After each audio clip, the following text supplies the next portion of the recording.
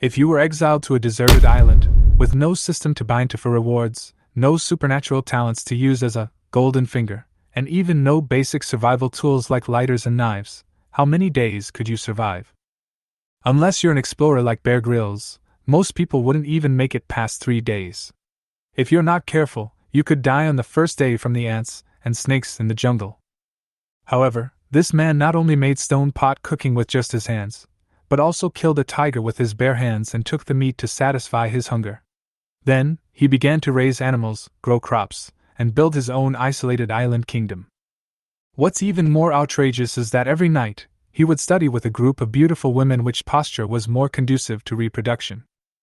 All of this is because humanity around the world is forcibly scattered by a mysterious force, each cast onto an isolated island measuring just a few square meters in the vast ocean. Surrounded by azure sea and blue sky, loneliness and survival become the sole themes.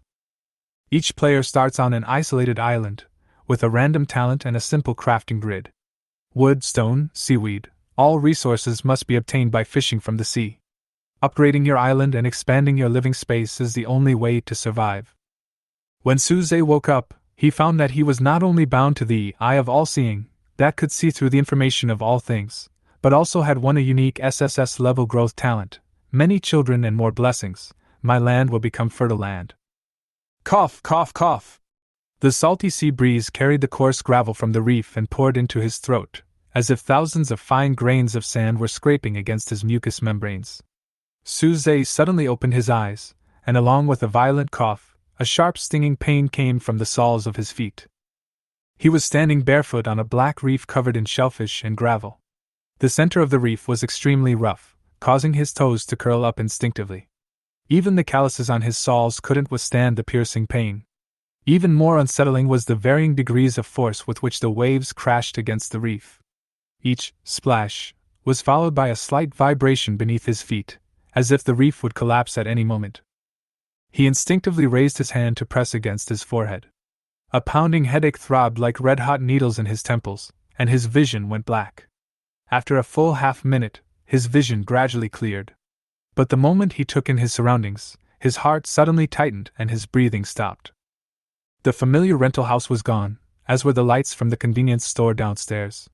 There was no trace of human civilization anywhere. Between heaven and earth, there was only the boundless blue ocean. The sea water, illuminated by the two strange balls of light in the sky, shimmered like broken gold, and the waves crashed against the rocks, making a splash, splash sound. This sound should have brought comfort, but now it was so empty that it was frightening. It seemed as if the whole world was left with only him and this dead sea. Looking up, the sky was a pure, cloudless blue. High in the sky hung two orbs of light of varying sizes, one warm, like the spring afternoon sun, yet not scorching, the other shimmering with a cold, silvery glow, casting its shadows on the ocean, shimmering the waves with a chilling glint. These two orbs coexisted in the heavens, defying all reason, creating an eerie and strange equilibrium. Where is this? Suze's throat was dry, and his voice was hoarse and low. He tried to move, but found that the reef under his feet was extremely narrow. With his arms outstretched, he could almost touch both ends.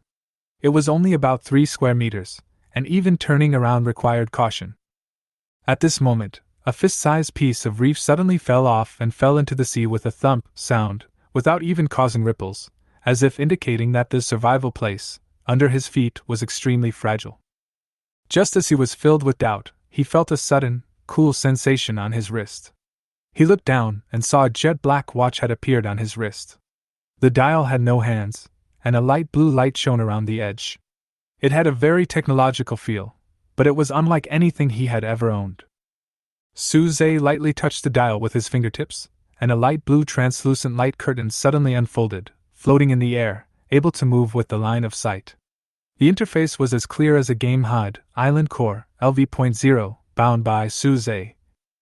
Personal status, health, 92 out of 100, slightly dizzy, no fatal injuries, stamina, 78 out of 100, slightly weak, hunger, 65 out of 100, need to eat as soon as possible, thirst, 58 out of 100, need to drink water as soon as possible. Island information, area 3 square meters, rough rock platform, upgrade requirement, wood 0/10, stone 0/10. Fertility, 0. Structural stability, 60/100, minus 1 point per hour. Island status, online, no system protection. System risk warning, the sea area is a high incidence area for random disasters, and will trigger the following events from time to time: undercurrent erosion, 15% chance per hour, reducing the island area by 0.5 at a time, stone scale juvenile impact, 30% chance of impact, reducing structural stability by 15 points, small storm surge, 3 random times per day, structural stability drops by 25 points. Backpacks/inventory, slots, 10 out of 10. Item, worn fishing rod X1, durability 10/10, channel, world channel, 1000 messages refresh/second, regional channel, ID, S01-114514, 10,000 users online. Channel messages such as, the undercurrent swallowed up half a square meter, stone scales hit the reef, who has stones, the protection period is over and my island was robbed, etc. pop up frequently, and the wailing continues. The words, random disaster, stabbed Suze's heart like 2 cold knives. He immediately understood that the real threat wasn't just the natural environment, but also the other survivors struggling to survive. The potential for attack and unpredictable natural disasters, this double unknown, was more suffocating than any countdown. Panic washed over him like a tide. He was only 23, a recent graduate, hadn't yet taken his parents to the sea, and his survival novel was unfinished. Was he going to die on this isolated island, either from a disaster or from the plunder of strangers? Calm down, Susie, calm down! He took a deep breath of the salty sea breeze and forced himself to close his eyes. As the author of 3 survival novels, he knew that panic was survival's greatest enemy. The pressure of survival without a countdown only forced him to be ready for the unknown at any time. At least he still had 3 square meters of reef, a fishing rod, and some experience.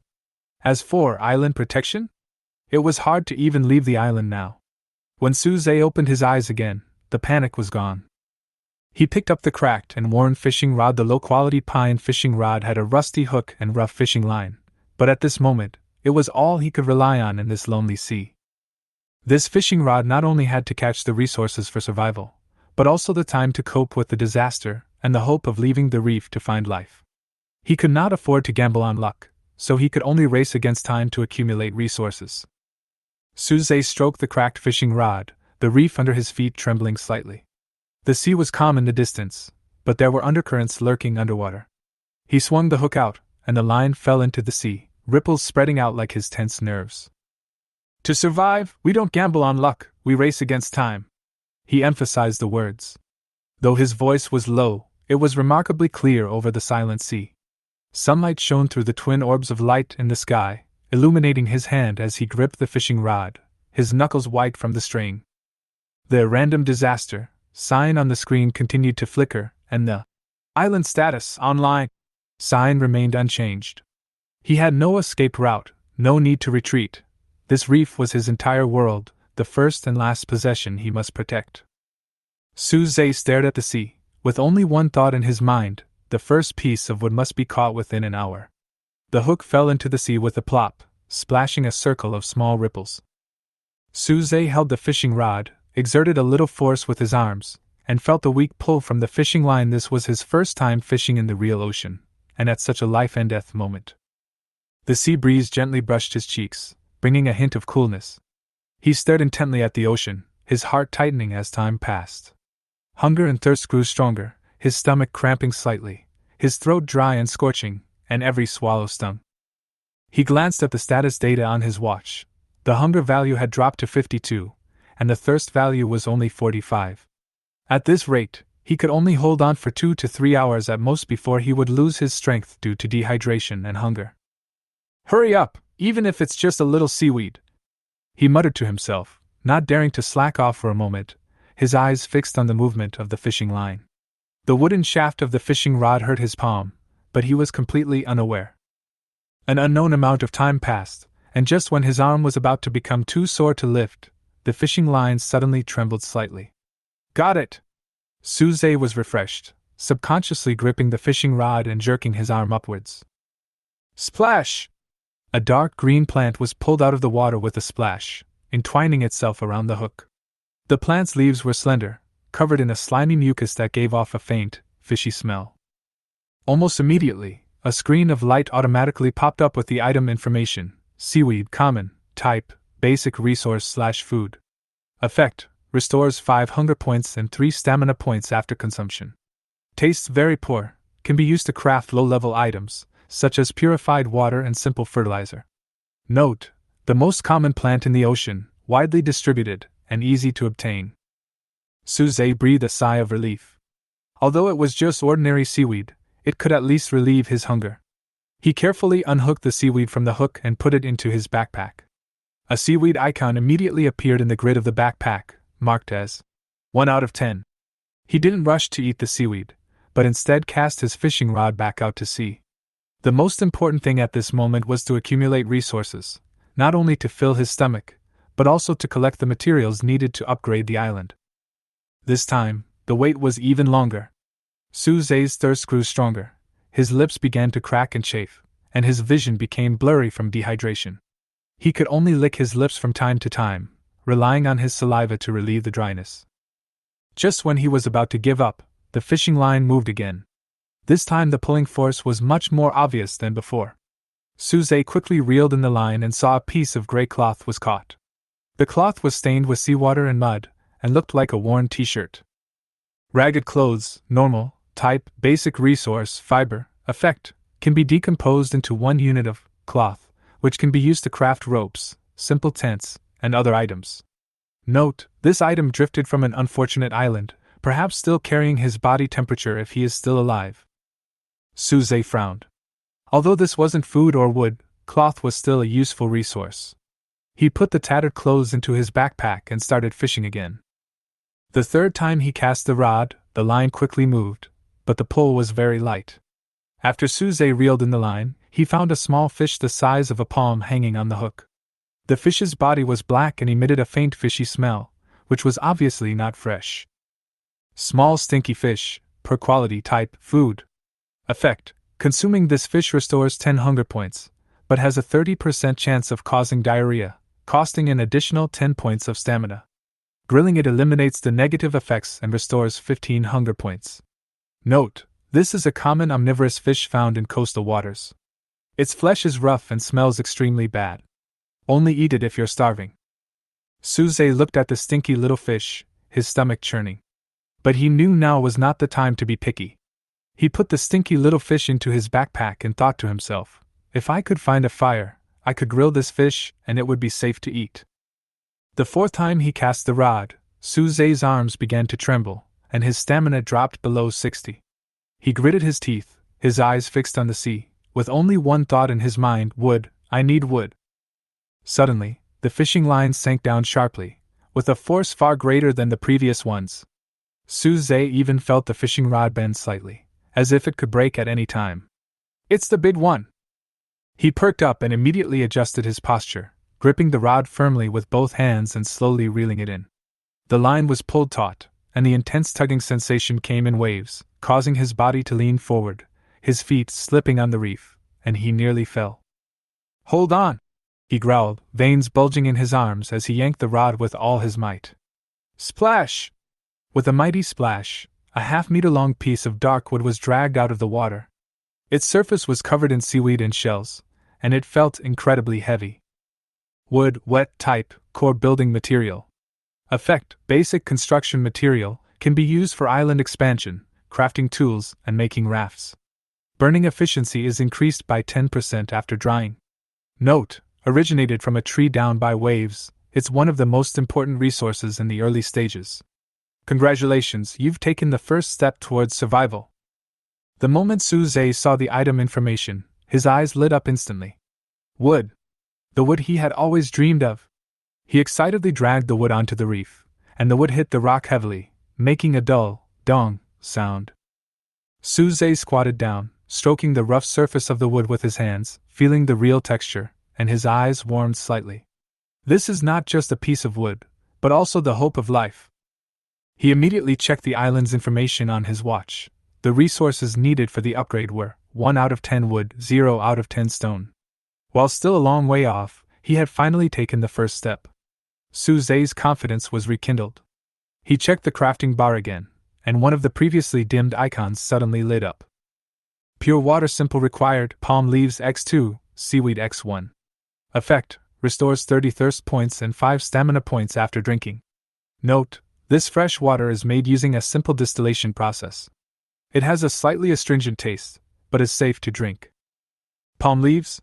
Suze was stunned, then realized that palm leaves might also be a resource that could be obtained through fishing. Without hesitation, he cast out his fishing rod again. This time, his movements were more determined, and his eyes were clearer. Hunger and thirst still tormented him, but he was no longer panicking, because he knew that as long as he persisted and continued to accumulate resources, he would be able to survive on this isolated island, and even live a better life. The waves continued to beat against the rocks, and the sun shone through the gaps in the clouds onto the sea, creating a dazzling glow. Suze held his fishing rod tightly, standing on the reef like a statue, his eyes fixed firmly on the sea ahead.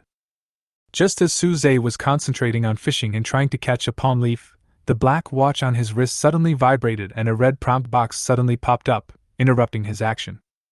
Talent Awakening Program starting, scanning host's vital signs. Normal, detecting host's mental strength. Meets awakening conditions, talent extraction. 10%. 50%. 100%. Suze's heart skipped a beat. He paused, his gaze fixed on the screen before him. Talent? He couldn't help but recall some scattered information he'd seen on the regional channel before. Someone had mentioned the word talent, saying that everyone would randomly gain a talent after awakening the island core. Talents varied in strength and directly affected the difficulty of survival. He hadn't had time to reflect on it then, but now it seemed to be true. Suze's breathing quickened. In this survival game, a strong talent often meant a higher chance of survival.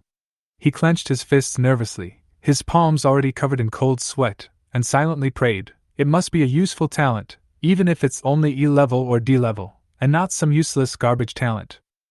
Talent extraction complete. As the prompt appeared, the light curtain suddenly erupted with dazzling golden light. The golden light spread out like a substance, enveloping Suze completely. A deep and solemn sound echoed in his ears, like the whisper of a god, heard only by him. Immediately afterwards, rows of golden characters appeared on the screen like a brand, each one emitting a terrifying pressure. Congratulations, host Suze. You have successfully awakened a unique SSS level growth talent. Many children, many blessings, my land becomes fertile. SSS level? Suze's pupils suddenly contracted, his face filled with shock, almost thinking he was hallucinating. He quickly rubbed his eyes and looked again. The words on the screen were still clear and unmistakable. Unique SSS level growth talent. These words were like a branding iron, deeply imprinted in his mind. He remembered that in the regional channel, someone had boasted that he had drawn the C-level talent, Fireball, which had already aroused the envy and jealousy of countless people. Someone else said that he had drawn the B-level, Quick Digestion, and felt that his future was bright. And the SSS level is the legendary strongest level. Not to mention, it's unique. Suze's heartbeat became more and more intense, almost jumping out of his chest. He forced himself to suppress his excitement, and clicked on the detailed description of the talent with trembling fingers. Talent name, many children, many blessings, my land becomes fertile, unique SSS level growth talent, core rule 1, bond establishment. When a female survivor voluntarily accepts the invitation and resides on Suze's island for a long period of time, based on island core certification, a bond can be established with him, which serves as the initial condition for the talent to take effect. Once the bond is established, the female survivor will be recognized by the system as an island resident and enjoy basic island rights. Core Rule 2, Fertile Land Stacking. Each successful bond permanently increases the island's fertile land level. Initial fertile land effect, per bond plus 20% resource output, plus 15% island upgrade efficiency, plus 5% rare item fishing chance. This effect stacks with each bond. Subsequent bonds have slightly decreasing increases, with the initial bond providing the highest increase, theoretically unlimited. Core Rule 3, Friendship Sublime. As the emotional connection between Suze and the bonded party deepens, trust, dependence, love, etc., the enhanced effectiveness of the bond will be further sublimated, providing additional special benefits, including but not limited to 1. Enhance the bonder's own talent effects. The degree of enhancement is linked to the depth of emotion. 2. Unlock island-specific special buildings, such as garden, alchemy workshop, sword training ground, etc. 3. Increase the probability of encountering special events or obtaining rare blueprints. 4. Slightly improve the basic attributes of Suze and all bonders, health, stamina, etc. Core Rule 4. Blessings of my land. As the lord of the island, Suze can actively mobilize the power of fertile soil to feed back to all bound people, temporarily enhance their talents, duration 10 minutes, cooldown time 24 hours, or speed up their injury recovery. Recovery speed increased by 50%, strengthening teamwork and survivability. Core Rule 5. Lasting blessings, unlocked later. Island level reaches 10, the number of bonds reaches 5, and at least 3 bonds have completed. Friendship sublimation.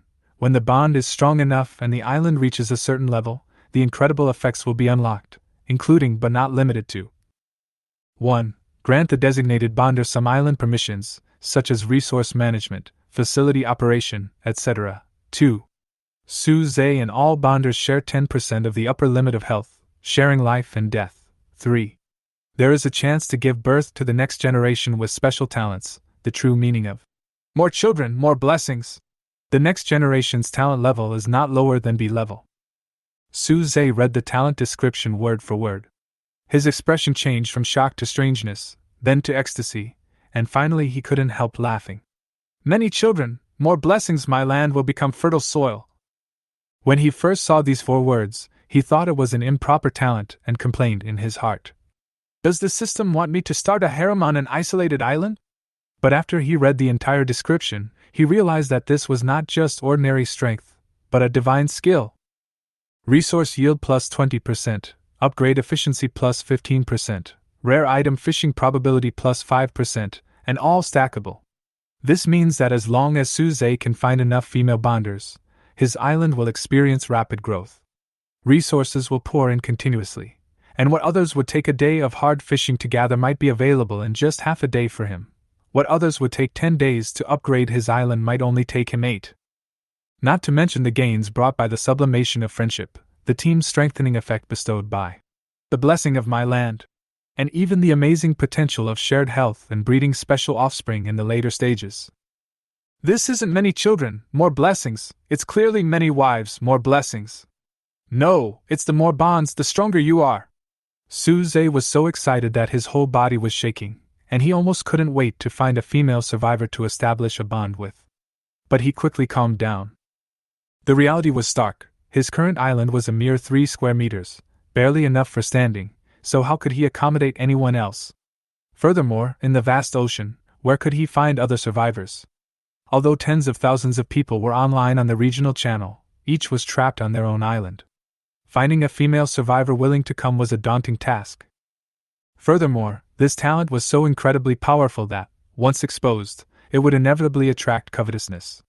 In this world where the strong prey on the weak, he understood the principle of possessing a treasure is a crime. Better than anyone else. He took a deep breath, forcibly suppressing his excitement, and decisively closed the talent interface, burying this secret deep in his heart. Now is not the time to announce it. Let's keep a low profile for now. Once we find our first bonder, we can activate the talent effect. Suze made up his mind, picked up the fishing rod again, and cast it into the sea. This time, his eyes were more determined, and a confident smile played on the corner of his mouth. He opened the regional channel and quickly browsed the information. Damn it! I got the F-rank talent, foot odor elimination. What the hell is this thing good for? Do you think I'm going to kill sea beasts with my foot odor? Wow, I only have E rank, quick digestion. I just ate some seaweed and I'm hungry the next moment. This is unbearable. Who has extra fresh water? I'll trade it for a piece of wood. Urgent. I'm going to die if I don't have any more water. I got a D level, nail hardening, which is barely enough to scrape bark. Is there anyone who can help me? Watching the wailing in the channel, Suze couldn't help but feel a sense of superiority. Compared to these people, his SSS level talent was a world away. Focus on fishing. First, gather the materials to upgrade the island, then find a way to find the bonder. Suze closed the channel and devoted all his energy back to fishing. The fishing rod was thrown into the sea again, and Su Zhe's eyes were more focused than ever. Inspired by his SSS-level talent, he was full of confidence in the future, and at the same time, he was more aware of the most urgent task at this stage: accumulating resources. Not long after, the fishing line moved slightly. Su Zhe quickly and skillfully reeled it in, but what he caught was not a fish, but a gray stone with a bumpy surface and covered in mud and sand. Stone, ordinary, type, core building material. Effect, basic construction material, can be used for island expansion, tool synthesis, building reinforcement, etc. Note, common reef fragments in the offshore area, with average hardness, but an indispensable resource in the early stages. Finally, some stone! Su Zhe exclaimed, immediately putting the stone into his backpack. At this point, the resources needed to upgrade the island had reached January 10th wood and 1/10 stone. While still far from the goal, at least there was progress on 2 basic materials. He looked back at the rock he just caught, subconsciously concentrating. He noticed before, when fishing for seaweed and wood, that as long as he focused enough, more detailed information about the item would pop up on the screen before him. He'd originally thought it was just a default function of the system, but now that he thought about it, perhaps this was a natural talent? As expected, with intense concentration, the light screen before him instantly changed. Beneath the simple item information, a few lines of small text suddenly appeared: stone, ordinary, detailed information, ingredients, calcium carbonate 65%, silicon dioxide 20%, other impurities 15%. Hardness 3 Mohs hardness. Processing options: 1. Direct use in construction. 2. Polishing into a stone axe, requires wood. 3. Calcination at high temperature to make quicklime, requires a furnace. Hidden properties: this stone contains trace amounts of iron. After crushing, a small amount of iron ore can be extracted through magnetic separation, extremely low efficiency, not recommended for initial use. Su Zhe's eyes suddenly lit up. There was actually hidden information. He immediately turned his gaze to the piece of wood he had caught earlier. After concentrating, a more detailed description popped up: wood, wet details, type, pine, offshore driftwood, moisture content, 65%, wet, combustion efficiency, 15, can be increased to 16.5 after drying. Processing options: 1. Directly used in construction. 2. Made into rafts, requires fiber materials. 3. Cut into spears, requires sharp stone materials. Hidden properties: the wood contains a small amount of resin, which can be extracted through distillation. Rosin can be used to make torches and waterproofing agents. This is too incredible! Su Zhe almost jumped up in excitement. This ability was tailor-made for survival. Not only could it display basic information, but it could also reveal processing directions and hidden attributes. This meant he could maximize the use of every resource, avoid waste, and survive more efficiently and precisely than anyone else. He then looked at the small, stinky fish in his backpack, concentrating intently. Small, stinky fish, low-quality details, species, omnivorous offshore fish, scientific name, blackfin anchovy, freshness, 60, slightly spoiled, toxin content, 0.3 mg per kilogram, may cause gastrointestinal discomfort after consumption.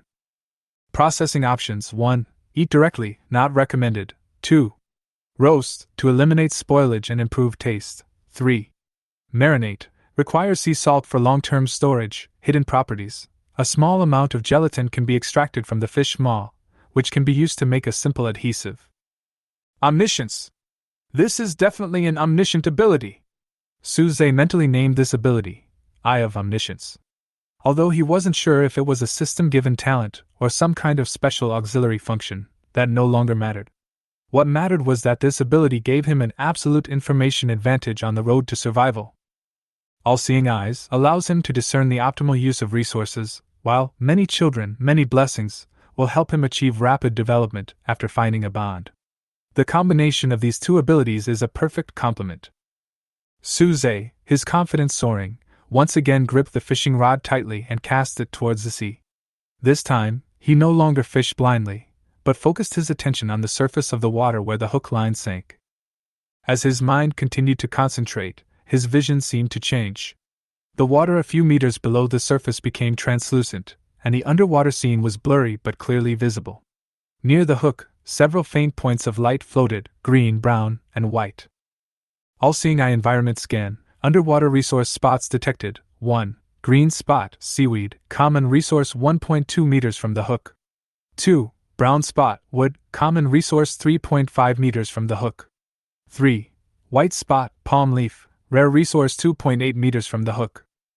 Palm leaf! Suze's eyes flashed. That white spot of light was exactly the palm leaf he needed.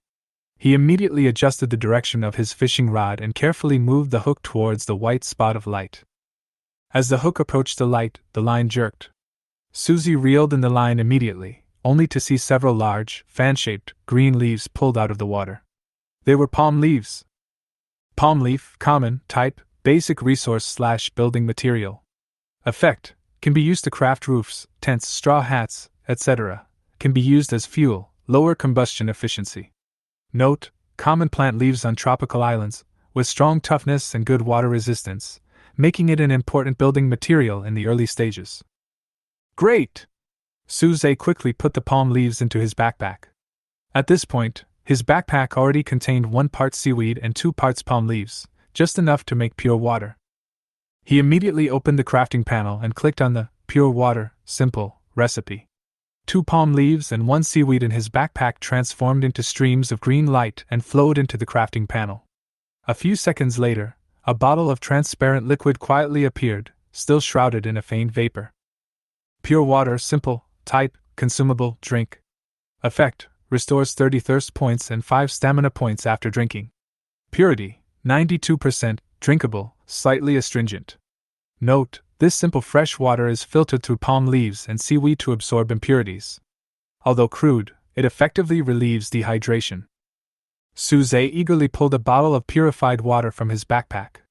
The bottle was made of transparent plastic, perhaps a system-generated product or recycled from some floating garbage dump.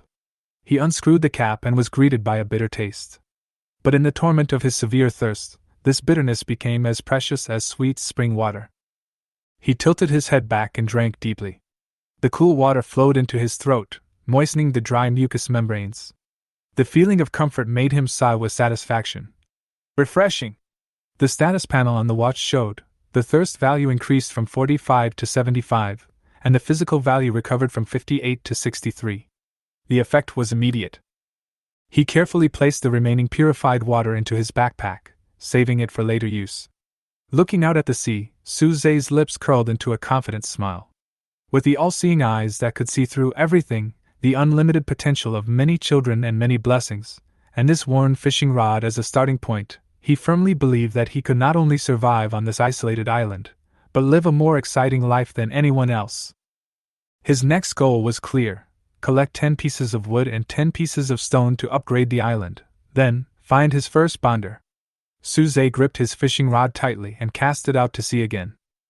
In the evening, the sun slowly sets, and the 2 sun-like balls of light on the horizon sink together. One still carries warmth, while the other has become dim, as if covered by a veil. Suze was still sitting on the rocks, having been fishing for nearly 4 hours. His arms ached, and his vest, soaked with sweat and sticking to his back, was chilled by the sea breeze. But he never stopped, his eyes fixed on the calm sea. Even though he was exhausted, he did not relax for a moment. He knew in his heart that every resource was related to survival. Thanks to his all-seeing eye, he was incredibly efficient at fishing. The light spots of underwater resources were clearly visible to him, allowing him to cast his line with pinpoint accuracy, resulting in a catch almost every time. At this moment, the resources in his backpack have become more and more: 9 parts of wood, 8 parts of stone, 5 parts of seaweed, 3 parts of palm leaves, 2 small smelly fish, and a piece of worn clothing. His watch also indicated that he was in reasonably good shape. Health 95, stamina 72, hunger 78, thirst 80. At least in the short term, there was no danger. Just 1 piece of wood and 2 rocks. He muttered to himself, a hint of anticipation in his tone. He took a deep breath and swung his rod again, aiming for a distant brown light. The brown dots of light represented timber resources. Suze cast his fishing line accurately, and the arc cut through the air, landing near the target. After a while, the fishing line moved slightly, and he quickly reeled it in. He successfully reeled in a half-meter-long piece of wood. Its damp surface indicated it had been freshly caught from the sea, and the system indicated it was a basic building material. Great! He excitedly put the wood into his backpack, bringing his total to 10 pieces. Now, only 2 stones remained. Without pause, he adjusted his direction and cast his rod toward another gray dot of light, the stone he had targeted. His movements were deft and swift. Within minutes, another stone was hooked. Now, the number of stones had reached 9. Just one more stone was needed, and the target was within reach. Suze's heartbeat quickened, his entire body tense and excited. He knew that if he caught just one more stone, he could upgrade his island, a quantum leap. He cast his line again, this time waiting longer than ever. His palms sweated, and he stared intently at the sea, afraid to miss a single movement. Finally, the line twitched slightly. He immediately reeled in another stone. At that moment, the tension in his heart finally relaxed. 10 stones! Finally! He excitedly pumped his fist in celebration, nearly throwing his rod off. He immediately opened the island's core interface and clicked Upgrade. The system pops up a prompt, asking you to confirm whether to consume 10 pieces of wood and 10 pieces of stone to increase the island area from 3 to 5, and informs you that violent vibrations may occur during the upgrade. Suze clicked Confirm, without hesitation. At that moment, the reef beneath his feet suddenly began to vibrate, and a low roar came from below. He immediately squatted down, clinging to the edge of the reef to prevent himself from being blown away. A circle of pale white light appeared under his feet, spreading like ripples. Light quickly enveloped the entire reef, followed by an even more violent tremor.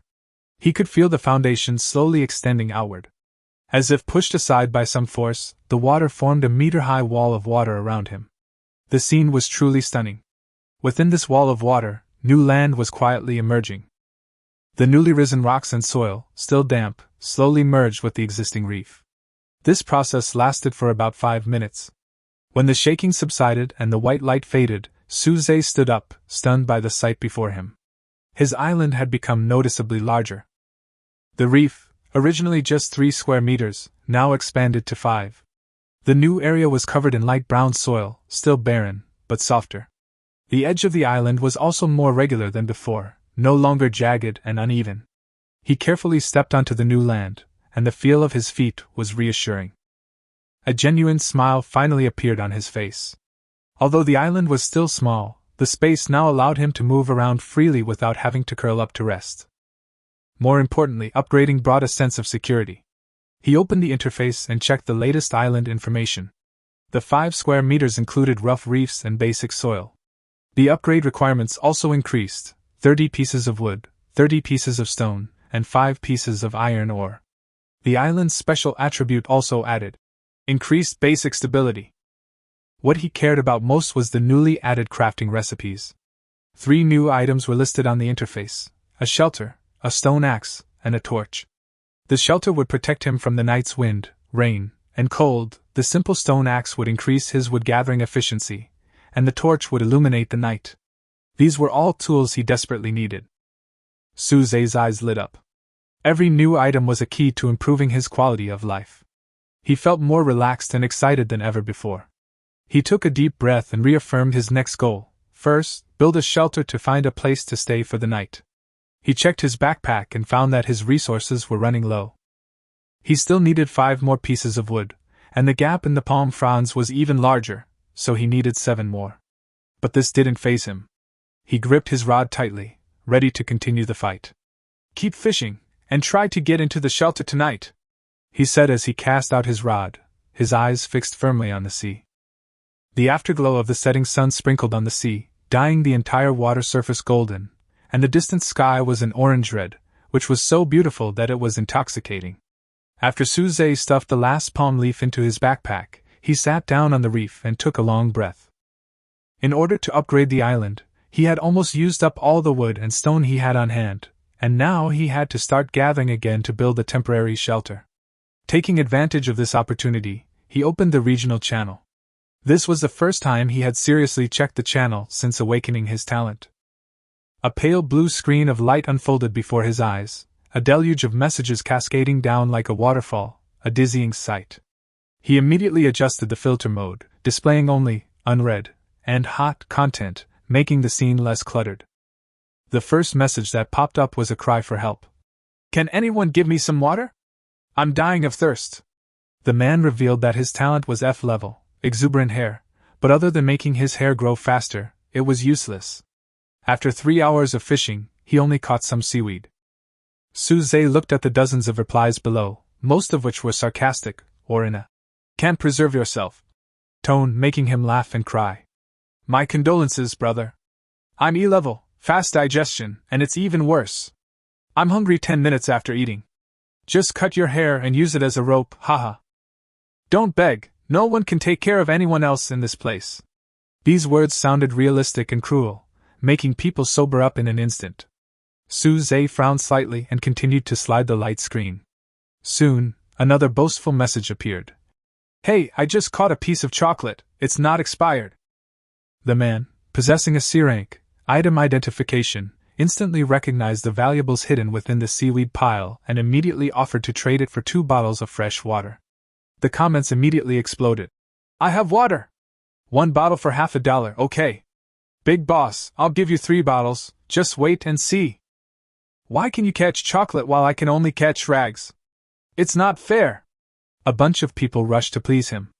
This made Suze realize once again that the difference in talent directly affects whether a person can live an easy life. The strong naturally have more resources. A C-rank talent can greatly improve survival efficiency, while F and E-rank players struggle to even get a sip of water. He subconsciously touched the watch on his wrist, feeling a sense of relief. Fortunately, he possessed the 2 talents, many children and blessings, and all-seeing eye. Otherwise, he might be like the others in the channel, scratching his head for food and drink. Just as he was about to scroll down, a more reasonable message asking for help caught his attention. Someone said he was willing to exchange flint for wood. "I drew a C-level fireball. As long as I have wood, I can grill meat. I'm willing to exchange 1 piece of flint for 2 pieces of wood." This message made Suze's eyes light up. Flint is an important material for making stone axes, and he just happened to be in need of such a thing. But he didn't rush to reply. He wanted to observe the trading trends in the channel first, and then decide whether to take action. Just then, a threatening message suddenly popped up, the tone extremely arrogant. "Boy number 7342, I know you have extra water. Send it to my island within 10 minutes, or I will come and destroy your island." The speaker was a player who had awakened the D-level, strength enhancement, talent. He also sent out the coordinates of his location, and was not afraid of being found. Someone immediately chimed in. "Brother Wolf is awesome. Anyone who doesn't listen to Brother Wolf is going against the Wolf Claw Squad." There were also some faint voices of objection. "Isn't this just robbery?" But they were quickly refuted. "The system doesn't care how you live, it only cares whether you live or not." Suze's eyes instantly grew colder. He hadn't expected that after only 1 day in this world, someone would already be bullying others with their innate talent. He silently memorized the ID and coordinates of this person called Wolf Brother, silently reminding himself to stay away from people like him in the future. The channel messages were still scrolling when another complaint suddenly drew his attention back. "I'm so surprised. My F-rank talent is foot odor elimination. What does this thing do? Smoked fish?" The man said he had just caught a small, smelly fish and nearly vomited it out when his foot got close to it, sparking a wave of complaints. "Eliminating foot odor? That's one of the most ridiculous talents ever. You could try paddling with your feet, it might help you speed up. Don't get too close if you're fishing, or you might smoke all the fish away." The entire comment section turned into a joyful rant. After reading all this, Suze shook his head slightly and then turned off the regional channel. Though disjointed, this information serves as a mirror, vividly capturing the various states of humanity in desperate situations. Some seek help, some boast, and some threaten others, demonstrating that the rules of survival in this world are gradually becoming clearer. The strong control the resources, while the weak can only linger. Everything depends on one's own ability. But now is not the time to lament life. He glanced at his watch. It was less than 2 hours until dark. He had to gather enough wood and palm leaves to build a temporary shelter before night fell. The island was cold and gloomy at night, and danger could come at any time, so he had to be prepared. "Keep fishing. He picked up his rod and swung it towards the sea again, activating his all-seeing eye. The resource points beneath the sea instantly became clear. This time, his target was clear, wood and palm leaves. The sea breeze gently brushed against his cheek, bringing a slight chill, but Su Zhe's eyes were remarkably resolute. He knew that to survive in this sea area, he couldn't rely on others, but only on himself to become stronger. The excitement in the regional channel was just the opening prelude to this survival game. The setting sun slowly sank below the horizon, its last rays fading from the horizon until it was completely swallowed up by the thick darkness. The sky grew dark and deep, and the two daytime light sources had long since vanished. The sea breeze became even more fierce at this time, blowing with a biting chill. The waves hit the reefs, the sound was louder than during the day, as if foreshadowing that some unknown danger was approaching. Su Zhe leaned against the lit torch, the flame seeming particularly warm in the darkness. He bit into a small, stinky, roasted fish, staring blankly at the flames in front of him while checking the regional channel for news. The radio channels were unusually noisy at night, and many people panicked in the darkness and cold. Messages for help were refreshed one after another, and fear spread throughout this new world. Suddenly, a series of constantly refreshing distress messages made Su Zhe frown. It was a girl named Lin Wei, and the distress signal was getting weaker and weaker. Help! My island is sinking! The coordinates are near 173, 285. Can anyone come and save me? The sea water has reached my feet. There is less than 1 square meter left on the island. Is there anyone nearby? Please! I can't hold on any longer. Someone come to save me. Judging from the frequency and tone of the messages, Lin Wei's physical strength is rapidly depleting and she may lose contact completely at any time. Su Zhe's heart tightened, and he quickly called up the map in the island's course system and entered the coordinates. The map showed that the location was about 1.5 kilometers away from the island where he was. This distance didn't sound far. But in the pitch-black night, coupled with the rough seas, the risk suddenly increased several times. He activated his skill, all-seeing eye, and focused his attention on the distress message. A blue light flashed, and he began to analyze the message in depth. Message analysis: results indicate the sender is a female, extremely panicked, and the message's authenticity is 98%, virtually eliminating the possibility of a hoax. Her actual coordinates may fluctuate within a certain margin of error, but the distance is generally around 1.5 kilometers. Navigating at night without a lighthouse is extremely risky. The analysis also offered a suggestion: either forego the rescue and prioritize saving lives, or wait until daylight when the risk was lower. Of course, they could set out now, but they needed to be fully prepared. Su Zhe, contemplating the analysis, fell into deep thought. Reason told him not to act rashly, but his conscience and a certain expectation urged him to make a decision. He is not the kind of person who would stand by and watch someone in need. What's more, Lin Wei might be the key to activating his talent of many children and good fortune. Once the bond is established, the system effect will be brought into play. But the risks were equally enormous. Sailing at night was not only prone to getting lost, but also risked encountering deadly storms and waves, potentially sweeping both the raft and the crew to the bottom of the ocean. He checked his resource pack. Only 25 pieces of wood and 2 pieces of cloth remained, far from the 30 pieces of wood and 10 pieces of cloth required to build a raft. No time to wait! We must gather materials now! Su Zhe made up his mind and set off. He picked up his fishing rod and, in the firelight, cast his hook again towards the sea. He activated his all-seeing eye, searching the surface for recyclable materials, rags, old canvas, broken planks, anything that could be combined into a single material. Time flew by as he fished, each pull of the line a life-saving ray. Cold sweat broke out on his forehead, his heartbeat quickened, yet he dared not slack off for even a moment. Half an hour later, he finally caught 3 pieces of worn-out clothing and 2 pieces of wood. After breaking down the clothing, he got 3 pieces of cloth, which, combined with the original 2 pieces, left him 3 pieces short of his goal. Quick, another one! He whispered to himself, casting out his hook again. This time, he was lucky enough to catch a piece of old, salt-stained canvas. After decomposing it, he successfully obtained 4 pieces of fabric. All right. Su Zhe practically jumped up, immediately opening the crafting interface and confirming the recipe for simple raft. As the resources were consumed, a green light flashed, and a spliced raft gradually appeared in the center of the island. It was made of a dozen thick wood tied together, equipped with simple ropes and a wooden paddle.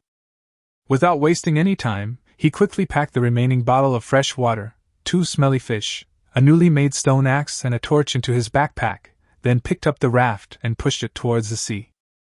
The raft swayed slightly in the waves and looked extremely unstable, but Suze didn't care about that. He took a deep breath, jumped onto the raft, grabbed the oar, and paddled towards Linway. Under the veil of night, only the faint light of the torch in his hand illuminated the sea surface within a few meters. And in the distance, darkness lay like a monster, as if waiting for its prey to fall into its trap. Waves occasionally crashed against the raft, making a crashing sound, and the deep roar of some kind of sea beast could be heard from afar, sending chills down one's spine. But Suze didn't look back. He gripped the oar tightly and moved forward bit by bit. The wind was biting and the sea was murky, but the faith in his heart was stronger than ever. "Linway, you must hold on. I'm coming." This was his only thought at the moment. The raft drifted slowly on the dark sea. Suze held the oar in one hand and wiped the cold sweat from his forehead with the other.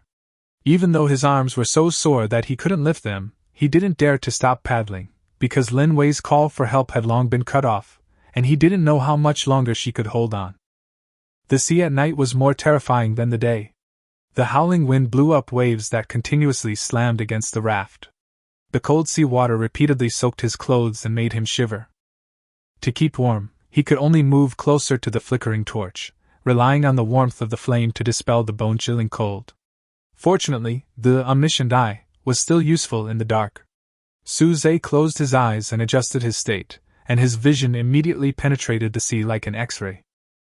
The scene a few meters below the surface became crystal clear. He scanned his surroundings and saw only a few small fish swimming about, no large, dangerous sea beasts approaching. However, the danger wasn't over so easily. The next challenge was the direction. Although he remembered the coordinates Linway had sent him, relying solely on feeling was too easy to go off course in the dark night without starlight or landmarks. So he had to open the Island Core map system from time to time to check if the distance between the red and green dots had changed. Judging from the map, he was slowly approaching his target, but the speed was much slower than he had expected. He glanced down at his watch. He had been at sea for an hour, and at the current rate, it would take at least another half an hour to reach his destination. By this point, he was already exhausted, his arms trembling slightly, and every stroke of the oars seemed like a desperate struggle.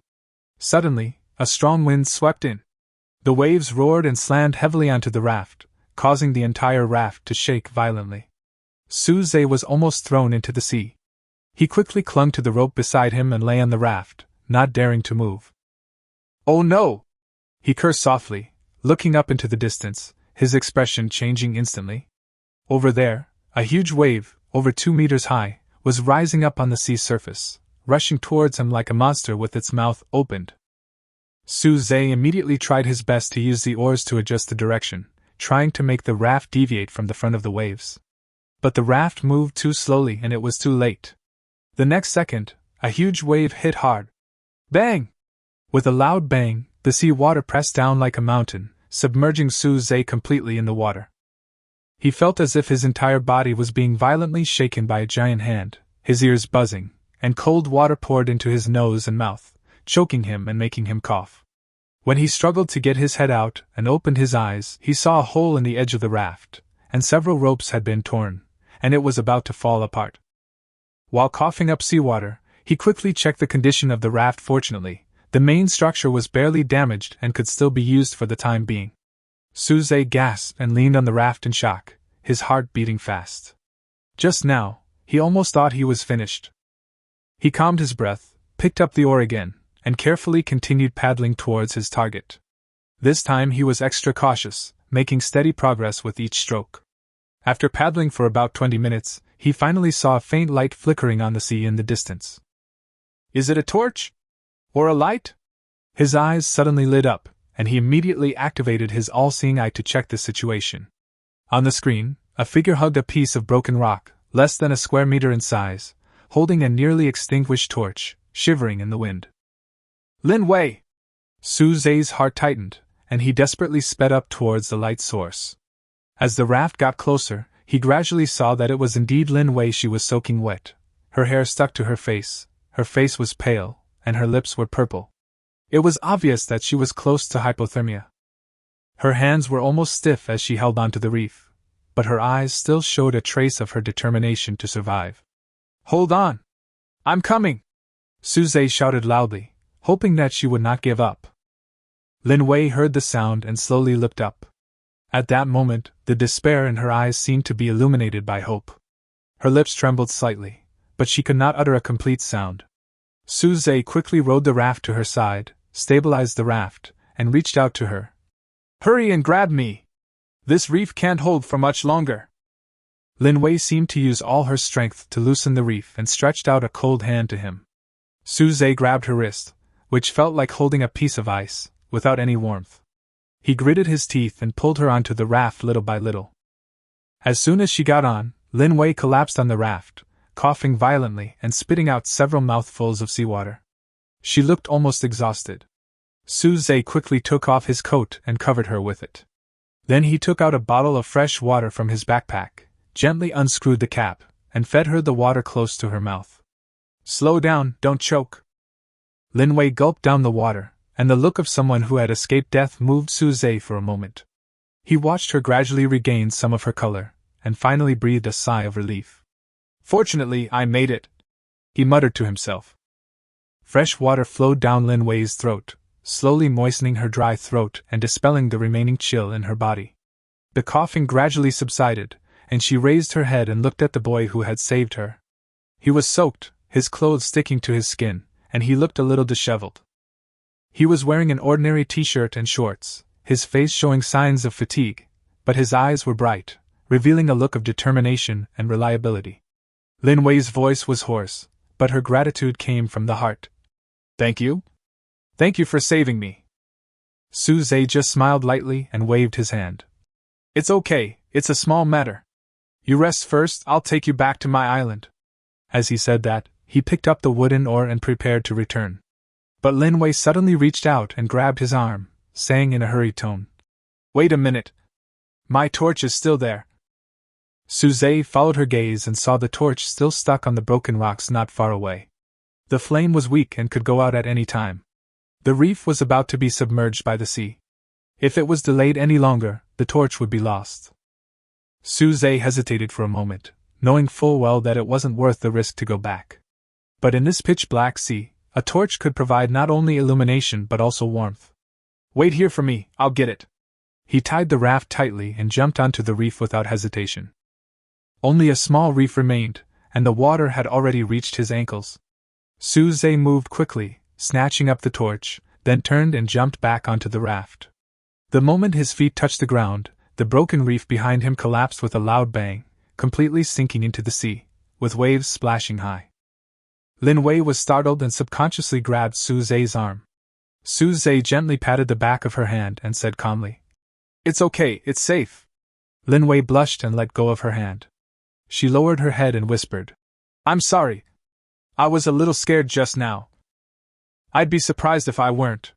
Su Zhe smiled in response, not taking it to heart at all, and then picked up the oar again and started rowing. The dim light of the torch reflected on Lin Wei's face. Even in her distress, her face was still beautiful and charming, with willow eyebrows, almond eyes, fair skin, and a hint of tired beauty. Su Zhe secretly glanced at her a few times and felt that she seemed familiar, but he couldn't remember where he had seen her before. By the way, my name is Su Zhe. He took the initiative to speak, breaking the silence. Lin Wei responded softly. My name is Lin Wei, and I'm from Jiangqing University. Jiangqing University? Su Zhe was stunned, then said in surprise, Me too. I'm in the computer department, how about you? From the Chinese department. Lin Wei was also stunned. She obviously didn't expect to meet a schoolmate in such a place. What a coincidence. Su Zhe smiled. Then how did you get teleported to the sea? Lin Wei's eyes dimmed, and she spoke in a low voice. I was reading in the dormitory when a blue light suddenly flashed, and I passed out. When I woke up, I was already on that sinking reef. My talent is B-level, plant growth induction, and I originally thought I could rely on it to be self-sufficient. But my island is too small to grow any plants. I only caught some seaweed after a whole day of fishing. Before I could gather enough materials for upgrading, the island started to sink. When she said this, Lin Wei's eyes were filled with tears and her voice was a little choked. Su-zhe frowned slightly, but a ripple of emotion welled up in his heart. B-level plant growth promotion? This is no ordinary talent. He quickly comforted him. Don't worry, it's all in the past now. Although my island is not big, it has risen to 5 square meters and there is also a soil area. If you want, you can stay and we can survive together. Lin Wei raised her head, her eyes showing obvious surprise. Are you really willing to let me stay? Of course. Su-zhe nodded. In a place like this, you can't survive alone for long. We have to support each other. Lin Wei's tears finally fell, but this time, they were from being moved. She nodded heavily. Thank you, Su-zhe, I will help you. I will help you grow a lot of plants, and we will never go hungry again. Su-zhe smiled lightly and said nothing more. However, he had already started to think about it.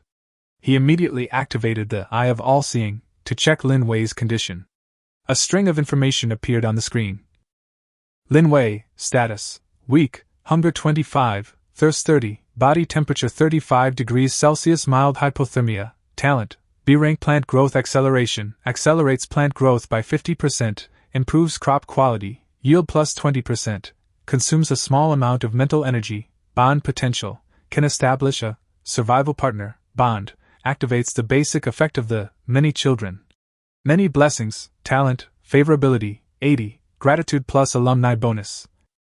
Seeing the prompts of favorability 80 and bond can be established. Su-zhe was secretly happy. It seemed that Lin Wei had completely trusted him, and the next step was to find an opportunity to establish a bond. The raft slowly moved forward, the flames flickering on the sea. The two were silent, yet both felt something. Lin Wei leaned against the edge of the raft, watching Su-zhe paddling, and her heart gradually calmed down. She knew that her fate had changed from this day forward. From the moment Su-zhe rescued her, their fates were firmly tied together. Su-zhe silently thought, upon returning to the island, the first thing he would do would be to let Lin Wei rest and recover, and then quickly establish a bond. By activating the many children, many blessings, talent, his island would usher in a new round of leaps forward. After more than an hour of bumpy ride on the sea, Su-zhe finally saw the small island in his memory. In the dark night, a beam of fire stood out on the sea level, like a lighthouse guiding the direction. He pointed ahead and told Lin Wei beside him. We're almost there. That's my island. Hearing this, Lin Wei couldn't help but look up, her eyes gleaming. Having drifted at sea for so long, she longed for a place where she could settle down in peace. Su-zhe sped up the rhythm of paddling, and the raft gradually approached the edge of the island. When it was almost at the shore, he stopped, carefully stabilized the raft, and jumped onto the shore first. Then, he turned around and stretched out his hand, pulling Lin Wei up as well. As soon as her feet touched the ground, she felt the warmth coming from the ground, slowly dispelling the chill in her body. Lin Wei looked down at the soil beneath her feet. Although it wasn't fertile, it was much more reassuring than the cold rocks. She exhaled, feeling as if she had finally arrived home. In this moment of silence, Su-zhe's wrist suddenly vibrated. He looked down and saw a golden notification box pop up on his watch, and the light illuminated half of the island for a moment. Prompt messages popped up one after another. Female survivor Lin Wei has been detected to be willing to stay, meeting the conditions for establishing a bond. Do you want to establish a survival partner with her? Su-zhe didn't hesitate at all and immediately chose yes. Immediately, the system sounded a series of notifications. The bond with Lin Wei has been successfully established, and you have become her island master. The talent, many children, blessings, my land becomes fertile, has been activated for the first time. Fertile soil level +1, resource output +20%, island upgrade efficiency +15%, rare item fishing chance +5%. Lin Wei's talent, plant growth, benefits from fertile soil, increasing plant growth by 10% and crop yield by 5%. As the prompt fell, a golden rain of light sprinkled across the island. Su-zhe looked down at his feet. The originally dry soil had darkened a little and was slightly moist. A few weeds on the beach seemed to have been injected with chicken blood. In just a few seconds, they became lush green, and the leaves were obviously larger than before. A faint damp smell began to fill the air, as if the entire island was beginning to come alive. Lin Wei looked at these changes in surprise, then turned to look at Su Zhe, her eyes full of questions. What is going on? Su Zhe suppressed his excitement and remained calm. This is the change brought about by my talent. As long as there are female bonders on the island's growth environment will be enhanced. He briefly explained his abilities, but didn't mention details like SSS level talent, or can be stacked. After all, in this dangerous world, being able to hide a trump card means a better chance of survival. Lin Wei suddenly realized and looked around in shock. Your talent is too strong, you won't have to worry about resources in the future. It is indeed useful. Su Zhe smiled and pointed to a relatively flat piece of mud. When you recover some strength, you can try to plant some plants there. He then pulled a dark, grilled fish from his backpack and handed it to her. Eat something first, don't rush into work. Lin Wei took the fish and frowned at the smell. But she was so hungry that she didn't care about the smell or the appearance, and just ate it with big mouthfuls. Su Zhe poured some more fresh water and handed it to her. He sat aside watching her wolf down the food, and felt an indescribable sense of satisfaction in his heart. This was the first time he had truly helped someone since he came to this world, and it was also the first time he had activated his talent. Seeing Lin Wei eating peacefully, he suddenly felt that this world of survival, full of dangers, was not so bad. After Lin Wei finished eating the fish and drinking water, her complexion recovered a lot, and she became more energetic. She put down the kettle and looked at Su Zhe seriously. Thank you for saving me. I will try my best to help you, she said with determination. I will plant a lot of plants to make our island full of vitality. Then I'll leave it to you. Su Zhe nodded with a smile, his tone relaxed, but he had already made plans in his mind. He pointed to a half-finished shelter made of wood and stones in the distance. I was planning on building a simple hut, but unfortunately I'm short of palm leaves. Tomorrow we'll go fishing and find some materials to finish the shelter. At least we'll have a place to sleep. Okay. Lin Wei nodded vigorously, a glimmer of hope rekindled in her eyes. As the night deepened, the sea breeze blew gently. Although the island was quiet, a warm feeling gradually rose in the hearts of Su Zhe and Lin Wei.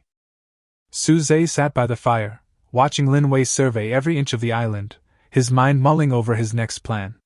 He would take advantage of his talent boost to quickly fish for more resources and complete the shelter. Then, he would assign Lin Wei to plant cultivation to ensure a stable food source. The next step was to upgrade the island, craft tools, build facilities, step by step towards true self-sufficiency. He knew this was just the beginning. As more and more bound people came, his talents would continue to grow, and the island would become increasingly powerful. One day, he would transform this seemingly isolated island into a true base of survival, a paradise on the sea. And Lin Wei sat quietly beside him, watching the flames flicker, feeling a sense of security in her heart. She knew she was no longer fighting alone. With Su Zhe by her side and such a powerful talent, she believed that she could not only survive, but also live better and better. The two leaned against the campfire, talking from time to time and exchanging ideas with each other. Chapter 13 Night Talk and Vigil. Dusk fell rapidly over the sea. After the two balls of light sank below the surface, thick darkness instantly enveloped the island. The flames of the bonfire flickered in the night breeze, stretching Su Zhe and Lin Wei's shadows long, casting them on the newly laid palm leaf roof like a swaying ink painting. Su Zhe added the last piece of wood to the fire, and sparks crackled and exploded, splashing tiny fragments of light. He checked his watch. His health was only 62. He just spent a lot of energy building the shelter, and Lin Wei was in even worse shape, her face still pale from having survived a disaster. Let's take turns keeping watch tonight. He gathered the dry palm leaves into a small pile and placed it next to Lin Wei. You go to sleep first, I'll keep watch for the first half of the night, and I'll call you when it's time. Lin Wei tightened her grip around the palm frond, her eyes scanning the pitch-black sea. In the distance, the low growls of unknown sea creatures drifted in, like thunder rumbling across the deep. I'm a little afraid of the dark, she said softly, a touch shy and embarrassed. Can you wait until I fall asleep before you move away? Suze paused for a moment, then nodded. He leaned his stone axe against the shelter's doorframe and sat down on a log beside the fire. The firelight reflected on Lin Wei's face. Her eyelashes were long, and when they drooped, they fluttered gently like small fans. Perhaps she was too tired, but after a while, her breathing became even, and she leaned her head against the wooden pillar of the shelter and fell asleep. Suze didn't dare let his guard down. He activated his all-seeing eye, his gaze piercing the night sky as he scanned the ocean within 100 meters of the island. The water was silent, with only a few scattered green dots, seaweed, drifting slowly. There was no immediate danger. He leaned over the fire and began to review his experiences over the past few days, from a 3-square-meter reef to a 5-square-meter island, from being alone to having Lin Wei by his side, from a broken fishing rod to a stone axe. Every step had been a matter of life and death, yet he had survived thanks to talent and luck. He touched the watch on his wrist, and the talent icon for many children, many blessings, glowed a faint golden light in the light screen. Lin Wei's arrival not only activated his talent, but also brought warmth to the concept of survival, no longer just cold resource values, but someone who would pass him fresh water, nervously shout, "Be careful," when he fought, and rely on him when he was afraid at night. After an unknown amount of time, Lin Wei suddenly gasped, her body twitching violently, and cold sweat broke out on her forehead. Don't sink," she muttered, her hands flailing in the air, as if she were still struggling to hold on to the sinking reef. Suze hurried over and patted her shoulder gently. "Lin Wei, wake up, it's okay, you are on the island." Lin Wei suddenly opened her eyes, her pupils still filled with fear. Only when she saw Suze's face did she slowly recover, and tears suddenly welled up in her eyes. "I dreamed that my island sank again, the sea water flooded up to my neck, and I shouted for help but no one answered." Suzy handed her a dry palm leaf to wipe her tears, then draped his coat over her, the coat still warm from the campfire, wrapped around her cold shoulders. "It's all over," he said softly. "Our island is strong now, and I'm here to protect it. It won't sink." Lin Wei sniffed, looked at the flickering bonfire, and suddenly said, "Suze, you used to be really amazing, didn't you?" She paused and explained.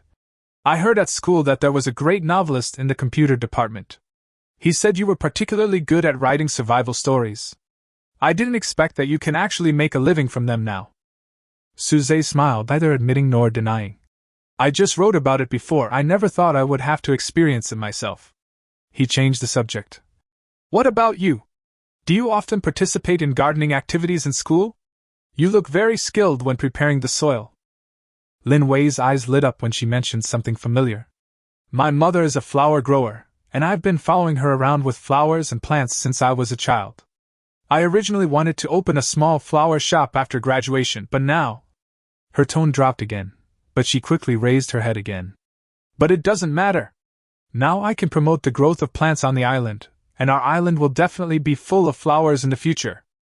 The firelight reflected her smiling face, and Suze's heart suddenly warmed. He looked at the sea in the distance, and said softly, "Yes. When we upgrade the island to a bigger one, we will build a real garden and plant your favorite flowers." Lin Wei nodded vigorously, her eyes sparkling. The night wind was still chilly, but the two people by the campfire felt like they had a warm fire in their hearts. Chapter 14. A Rare Harvest.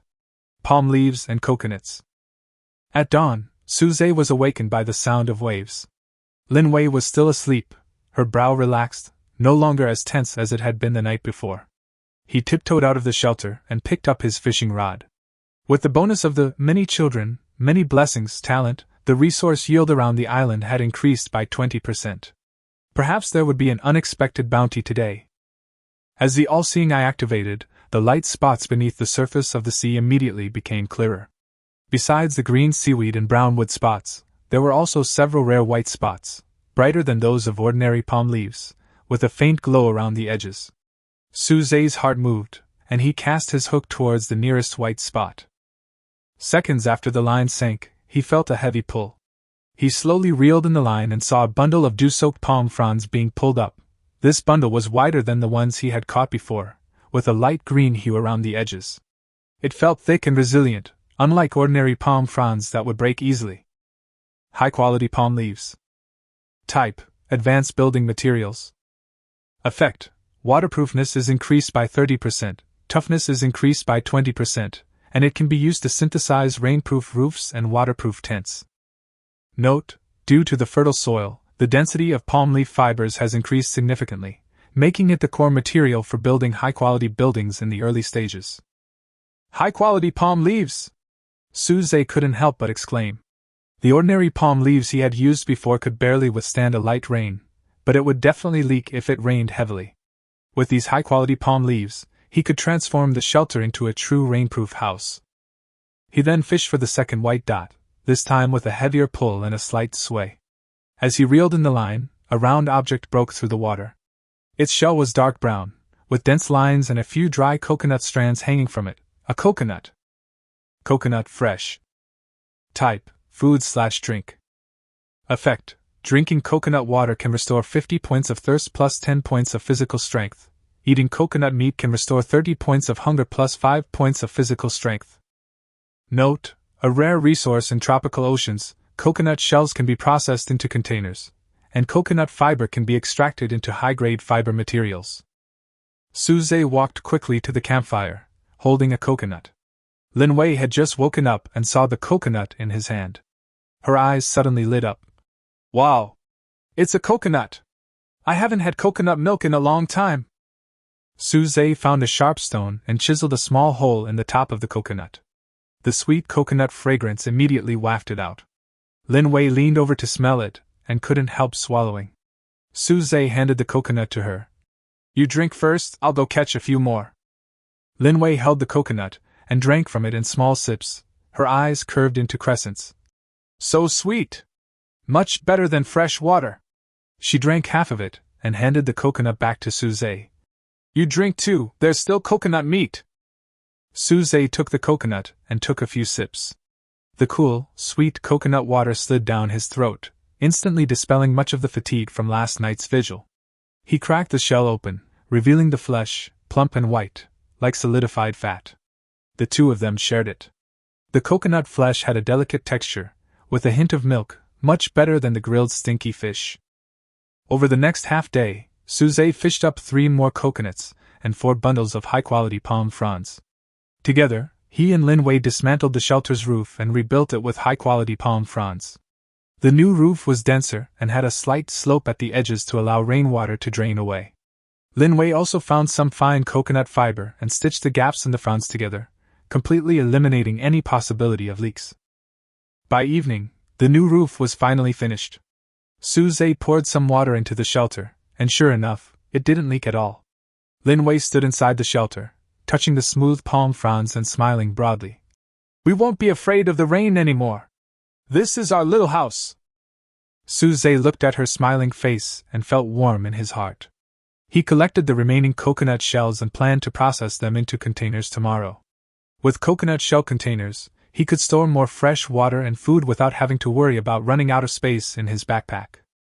By the campfire, the two shared grilled fish and leftover coconut meat. The sea breeze blew, carrying the fragrance of palm leaves from the new roof, and Suze suddenly felt that this isolated island that had once made him despair was truly beginning to feel like home. Chapter 15, 10 square meters. The prototype of a home. The next morning, Suze opened the core interface of the island, looked at the numbers in the resource column, and took a deep breath. 42 pieces of wood, 38 pieces of stone, and 5 pieces of iron ore, an unexpected harvest caught yesterday, which was just enough to upgrade the island. Lin Wei, let's upgrade the island! He shouted, and Lin Wei immediately ran over from the planting area, her eyes full of anticipation. The moment Suze clicked the upgrade button, the island beneath him suddenly emitted a low rumble, even louder than the first upgrade.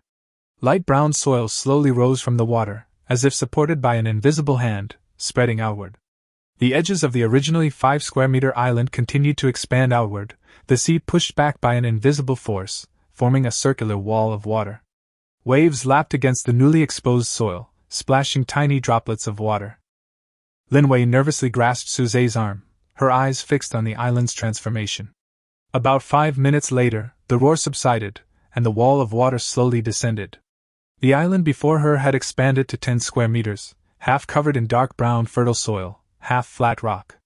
The newly added soil was exceptionally fertile. Pinching it with her fingers felt like moist earth clinging to her fingertips, far more suitable for planting than the previous soil.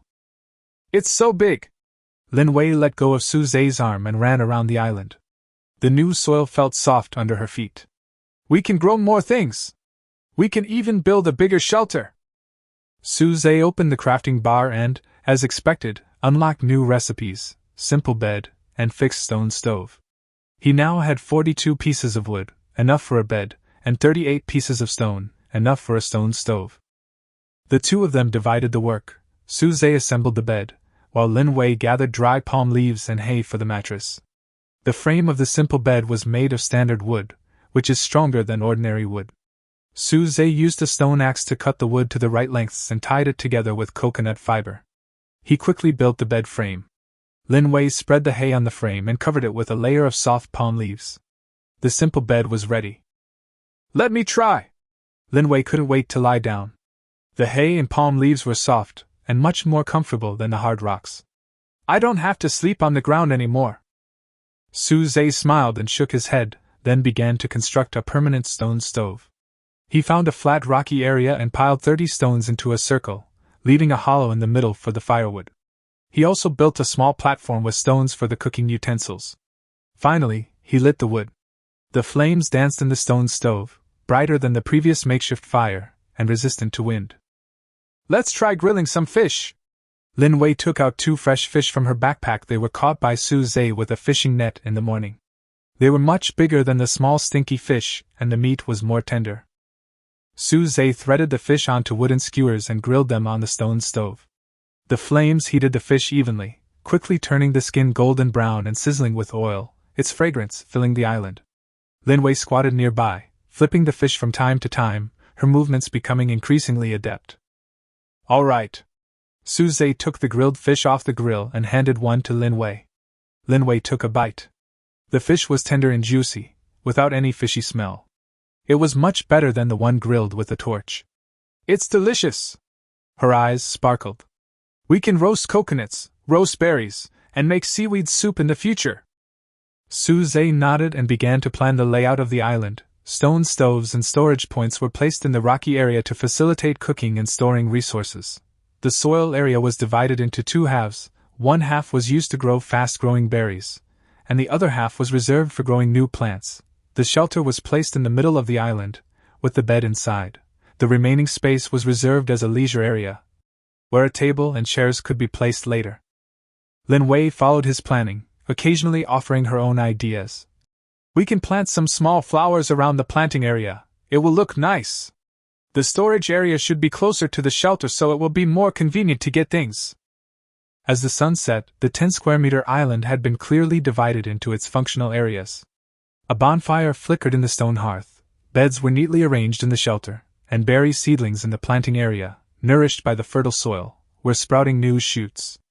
Su Zhe and Lin Wei sat on the rocks in the recreation area, gazing at the distant sea, grilled fish in hand, the sweet taste of coconut milk still lingering in their mouths.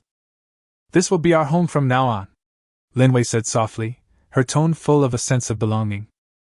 Su Zhe turned his head to look at her. The light of the setting sun fell on her face, soft as a painting. He nodded. Yes, our home. Chapter 16. The First Sea Beast. Special Challenges for Novices. Night, like ink-soaked silk, slowly enveloped the sea.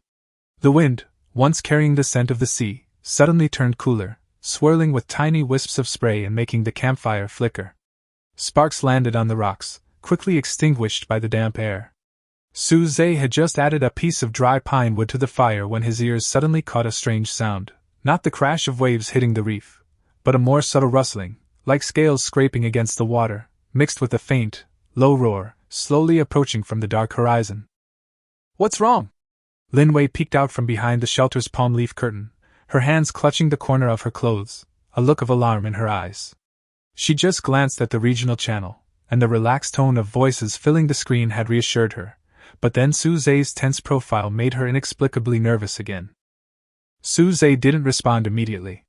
His fingertips subconsciously pressed against the watch on his wrist, and the pale blue halo of the all-seeing eye instantly spread across his vision. The dark sea surface seemed shrouded by a transparent curtain of light. 50 meters underwater, a black figure swam swiftly, a half-meter-long body covered in scales as hard as asphalt. Its head was pointed like a chisel, and 2 rows of fine fangs gleamed coldly in the moonlight. The pale gray bone spurs on its back swayed slightly with its movements, leaving a faint salty smell in the water. It was far more ferocious than the sea beast he had seen described on the channel before. Spiny fin hunter, LV.1 elite. Type: low-level sea beast, special individual in the novice stage. HP: 120/120, normal LV.1 thornfin hunter only has 80 points. Attack power: 18, normal LV.1 thornfin hunter only has 12 points. Defense: 6. The scales are hard. The defense of the scaleless abdomen is minus 50%, and the defense of an ordinary individual is only 4 points. Skill: sprint, short-range burst speed, causing 1.5 times the damage, while the normal individual sprint damage is only 1.2 times. Note: a stronger individual among the offshore predators, extremely sensitive to the scent of living creatures, and far more aggressive than ordinary sea beasts of the same level. It is a rare and difficult challenge for novices, and is not a common target. It's a sea monster, and it's more powerful than usual. Su Zhe's face darkened slightly. He reached out and grabbed the stone axe leaning against the shelter door. The axe handle was slippery from the cold sweat on his palm. You stay inside and don't come out. Pull the curtain shut. I can handle it. Lin Wei quickly retreated to the shelter, but didn't pull the curtains shut, leaving a gap to stare outside. She couldn't help but open the regional channel again. The information refreshed rapidly, and the tone was mostly relaxed, in stark contrast to Su Zhe's current nervousness. ID coconut shell brother, haha. Newbie benefits confirmed. I've been squatting for 2 hours and haven't even seen a single sea monster. I can sleep peacefully tonight. ID Xiaoyumei, when I encounter a small sea worm, it will burrow into the sand, and it will stop moving after I shovel it in. Is this also called a sea monster? ID Uncle Stone, I just caught a small fish with thorns. It is said to be a juvenile stone-scale fish. Its teeth have not even grown yet. It will curl up into a ball when touched. It poses no threat at all. ID You all encountered them? I only hear the waves here. Do sea monsters spawn in different areas? The chat room was filled with relief, with only the occasional complaint that this sea beast they encountered was too weak, not even enough for training. There was no sense of crisis at all. Lin Wei looked at these messages, then at Su Zhe's braced expression outside, and realized that the creature Su Zhe had encountered was indeed a rare, tough nut, during the novice period. The thornfin hunter quickly swam to the vicinity of the island. Unlike ordinary sea beasts, it did not hesitate. It circled the reef halfway, spraying small sprays of water from its nose, obviously accurately locking onto Su Zhe's scent. Suddenly it leaped from the sea, its black body like a black arrow shot from a string, straight towards Su Zhe's shoulder. Its fangs almost grazed his sleeve, and the bone spurs on its back drew a cold arc in the moonlight. It was much more ferocious than the juvenile fish curled up into a ball described in the channel. Be careful! Lin Wei couldn't help but shout from the crack, and the torch in her hand almost fell to the ground. Su Zhe had anticipated the attack and swerved to the side, narrowly avoiding it. The spiny fin hunter missed its pounce and landed heavily on the reef with a dull thud, sending the gravel tumbling in a circle.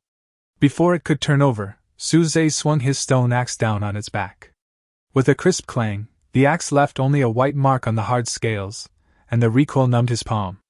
This was a far cry from the one shovel kills sea worms described on the channel. The thornfin hunter screamed sharply in pain, and swung its tail like a whip, hitting Su Zhe's calf hard. His! Su Zhe gasped, a numbing pain radiating from his leg. His watch displayed a message, health 78 out of 100, physical damage, triggering the minor paralysis, debuff, reducing movement speed by 10%. He glanced down at his calf.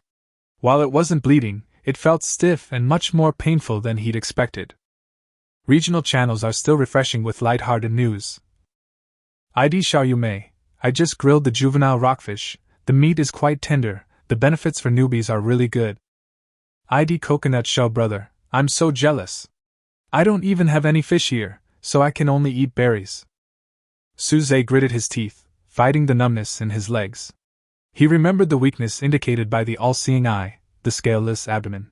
No one in the chat had mentioned finding the weakness earlier. Clearly, the sea beasts others had encountered didn't require this step. The thornfin hunter arched its body again, fangs bared, clearly about to activate its charge. This time, it aimed for Suze's chest. At the moment when the thornfin hunter suddenly rushed out, Suze suddenly squatted down, avoiding the fatal blow, and at the same time, the stone axe chopped fiercely at its soft belly.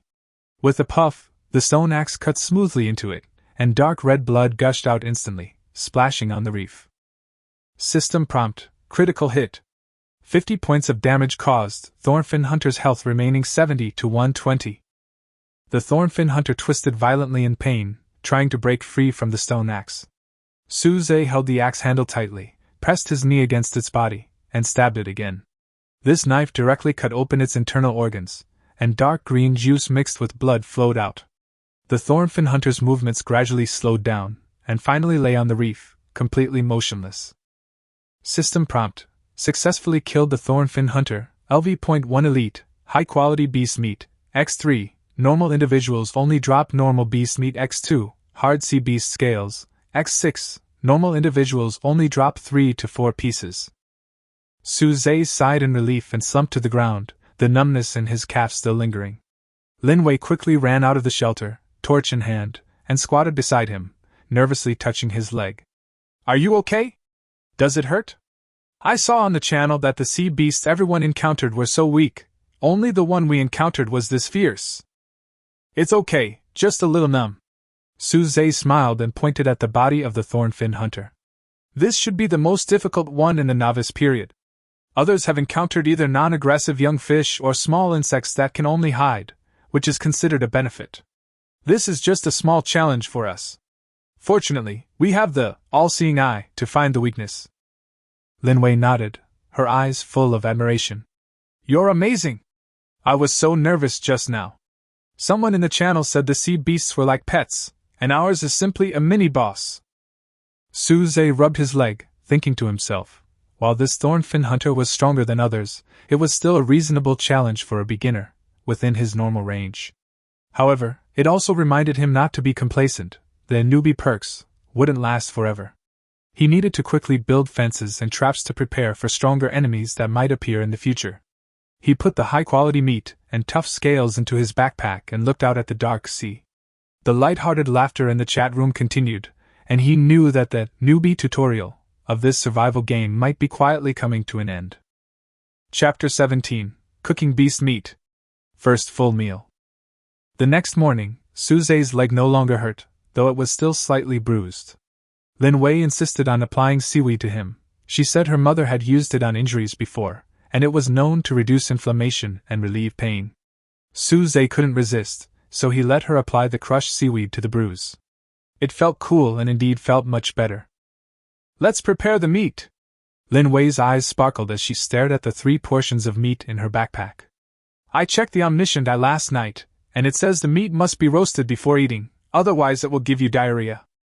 Suze nodded, took out a stone axe, and cut the meat into small pieces. The meat of the thornfin hunter was very firm and light red in color, without the fishy smell of ordinary sea fish. Linwei added firewood to the stone stove, making the fire burn vigorously, and found a few clean wooden sticks to skewer the meat. Working together, the two quickly skewered the meat and grilled it on the stone stove. The heat of the flames evenly coated the meat, and the juices slowly seeped out and dripped into the fire, creating a sizzling sound. The aroma quickly filled the entire island. Linwei flipped the meat from time to time and, imitating Suze's example, sprinkled some ground seaweed on the meat. She had ground it in the stone mortar yesterday, supposedly to enhance its flavor. "Is it ready?" Linwei stared at the golden roasted meat and swallowed. Suze picked up a piece and touched it with his fingers. The skin was already crispy and the meat inside was cooked. "It's ready to eat." He handed a bunch to Linwei and took one for himself. Linwei took a bite and her eyes lit up. "Delicious! Even better than grilled fish. The meat is so tender and a little sweet." Suze also tasted it. It was indeed delicious, roasted to a crispy outside and tender inside, and the freshness of the seaweed powder just neutralized the fishy smell of the meat, making it not greasy at all. The two of them praised it as they ate, and the 3 portions of beast meat were quickly eaten, even the bones were gnawed clean. So satisfying! Linwei touched her stomach, her face full of happiness. This is the most satisfying meal I've had since I came to the island. Suze smiled and glanced at the status on his watch. His hunger bar was full, and his stamina had also recovered to 95, which was more than what he recovered from eating grilled fish. Beast meat is more nutritious than fish. We can catch more sea beasts in the future. He paused, then added, but sea beasts are very dangerous, so we need to prepare our defenses first.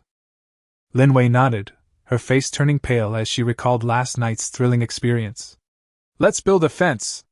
Use wood and stones to surround the island so the sea beasts can't get in. Suze opened the crafting panel and looked up the recipe for a simple fence. It required 50 parts wood and 20 parts stone. He currently had 18 parts wood and 15 parts stone, which was still quite a bit short. Today, we'll focus on fishing for wood and stone, and try to have the fence finished by tomorrow. Linwei nodded vigorously. I'll help you. I can use plant growth induction to speed up the growth of berries. That way, we don't have to worry about food and can focus on gathering resources. After finishing their meal, the two immediately set out, Suze, fishing with his rod, focused on catching wood and rocks, while Linwei went to the planting area to stimulate the growth of the fast-growing berry seeds she had planted yesterday. Thanks to the combined effects of the fertile soil and the plant growth stimulation, the berry seedlings grew rapidly. In just half a day, they were half a meter tall and had even bloomed small white flowers. It's almost there. It will bear fruit in another day. Linwei excitedly called Suze to come and see, her eyes full of a sense of accomplishment. Suze walked over and looked at the green berry seedlings. Feeling very happy with a stable source of food, they can more peacefully improve their strength and deal with future dangers. By evening, Suze had caught 35 pieces of wood and 10 pieces of stone, which, combined with what he had left, was almost enough for the fence. Linwei picked some mature seaweed, planning to grind it into powder tomorrow to use for roasting more meat. The two leaned against the campfire, gazing at the distant sea. The satisfaction of having enough food and drink, coupled with the anticipation for the future, made this night particularly warm. Suze knew that as long as they continued to work hard, this small island would become safer and more like home. Chapter 18. First Trade. Fresh water for stones. As the first rays of light in the morning shone on the sea, Suze was awakened by the vibration of his watch. It was an information prompt from the regional channel that someone was buying fresh water at a high price. He opened the channel, and messages flashed quickly. Who has fresh water? I'll trade 20 pieces of wood for 1 bottle. Urgent. I have stones. 30 pieces for 1 bottle of fresh water. Is there any big guy who can give me fresh water? I'll trade it for an F-level talent scroll. Suze was stunned. He now had plenty of fresh water after upgrading the island yesterday. He unlocked the recipe for the simple distillation device. He used wood and palm leaves to synthesize one that could distill seawater into fresh water, producing 3 bottles a day, 500 milliliters each bottle, plus the rainwater collected yesterday. He now had 5 bottles of fresh water in his backpack, which was enough for himself and Linwei, with some left over. We can exchange fresh water for stones. Suze's eyes lit up. He was still short of 15 pieces of stones to build a fence. If he could get them through trading, he could save a lot of time. Linwei leaned over to check the channel and nodded. Great! I saw someone offering 30 stones for a bottle of water. We can trade with him. Suze found the person who sent the message, whose ID was Brother Stone. The message said, I'm buying fresh water for a long time. 30 stones for 1 bottle. If you're interested, please send me a private message. Suze sent a private message. I have 1 bottle of fresh water in exchange for 30 stones. Can I trade now? The other party quickly replied. Sure. You put the fresh water in the trading column, and I'll put the rocks. The system guarantees it, it's safe. Suze opened the trading system and put in a bottle of fresh water. The other party quickly put in 30 rocks. The system prompted. Both parties confirmed the transaction is correct. Do you want to complete the transaction? The moment Suze clicked Confirm, His backpack was down 1 bottle of fresh water and up 30 rocks. Great! Enough stones, Suze said excitedly. Now he had 45 pieces of stones, which was more than enough to make a fence. Lin Wei was also very happy. It turns out that trading is so convenient. In the future, when we have excess resources, we can exchange them for what we need. Suze nodded and glanced at the channel again. Someone was still collecting berry seeds, sea beast scales, and even talent scrolls. He thought to himself, I could catch more sea beasts in the future and trade the scales for metal ore. When the berries ripen, I can trade the seeds for rare materials. Trading not only replenishes resources but also gathers information. For example, someone in the channel said that the Eastern Sea has a lot of iron ore, but there are more sea beasts. Let's build a fence first. Suze put away his watch. After that, we'll go to the Eastern Sea area to see if we can catch some iron ore so we can make iron tools later. Lin Wei nodded vigorously and followed Suze to move the wood and stones. Making a simple fence was simple. Cut the wood into 1-meter high posts, inserting one every half a meter. Then, use coconut fiber to tie the horizontal wood to the posts. Finally, use stones to secure the bottom of the posts to prevent them from being knocked over by sea monsters. After a busy morning, the two finally finished the fence. The fence encircled the 10-square-meter island, with narrow gaps between the wooden posts, making it impossible for sea beasts to get in. Lin Wei also hung a few torches on the fence, which, when lit at night, provided both illumination and a deterrent to sea beasts. We will be much safer from now on. Lin Wei leaned on the fence, looking at the island inside, her face full of relief. Suze nodded, but he didn't relax in his heart. This is just a low-level defense. If he encounters a more powerful sea beast or a survivor with bad intentions, the fence may not be enough. He glanced at the sea beast scales in his backpack and decided to exchange them for some metal ore next time he trades, so that he can synthesize an iron axe and iron sword as soon as possible to improve his combat effectiveness. Chapter 19: Lin Wei's Breakthrough. Berry Production. The next day after the fence was built, Suze went to the Eastern Sea to fish for iron ore early in the morning, while Lin Wei stayed on the island to continue to promote the growth of fast-growing berries. Yesterday's berry seedlings had already blossomed, their small white flowers particularly striking in the sunlight. Lin Wei squatted in the planting area, gently placing her hands on the seedlings, concentrating on activating her plant growth induction talent. A pale green light seeped from her palms, slowly penetrating the seedlings. With the added bonus of the fertile soil, she could clearly feel that the talent consumption was lower than before, and the growth rate was much faster. The growth rate of the seedlings can be seen with the naked eye. The small white flowers slowly wither and produce small green berries. The berries grow bigger little by little, and the color changes from light green to dark green, and finally to dark red, like small rubies, hanging on the branches, looking particularly tempting. It's ripe! It's ripe! Lin Wei shouted excitedly. She picked a berry, wiped it with her hand, and put it in her mouth. It was sweet with a little sourness and delicious. Fast-growing berries, ripe. Type: food. Effect: each pill restores 10 hunger points, no negative effects. Note: due to the dual nourishment of fertile soil and plant growth stimulation, the yield increases by 30% and the sweetness increases by 15%. Lin Wei counted the berries. The plant had 56 in total, more than the all-seeing eye had predicted. She carefully picked the berries and placed them in the storage box. From now on, she could harvest this many berries every day and never have to worry about going hungry again. When Suze came back from fishing for iron ore, he saw the storage box full of berries and his eyes lit up. So many! You are amazing! Lin Wei smiled sheepishly. It's the fertile soil that helped me, otherwise I wouldn't have been able to give birth so quickly. She picked up a berry and handed it to Suze. Try it, it's so sweet! Suze took the berry and put it in his mouth. It was indeed sweet, even better than ordinary fruit. We can plant a few more plants in the future, he said, and try to grow other plants, such as vegetables or herbs. This way, we will have a guaranteed supply of food and medicine. Lin Wei nodded vigorously. I'm ready! When I traded yesterday, I exchanged 2 berries for some vegetable seeds. I'm planting them today. After dinner, the two of them opened up a new plot in the planting area and planted the vegetable seeds. Lin Wei activated plant growth induction, again, and a light green light enveloped the seeds. Soon, tender green sprouts emerged. That's great! Lin Wei looked at the new sprouts, her face full of accomplishment. From now on, we can eat vegetables. We don't have to eat fish and animal meat every day. Suze felt a warm glow at her joy. Lin Wei's plant growth talent, combined with the fertile soil effect of fertility blessings, had ensured a more stable food supply for the island. He recalled what he had seen on the channel yesterday. Many people were still struggling to find food, some even suffering from diarrhea after eating spoiled food. By comparison, they were already quite fortunate. Let's make a storage box this afternoon, Susie said.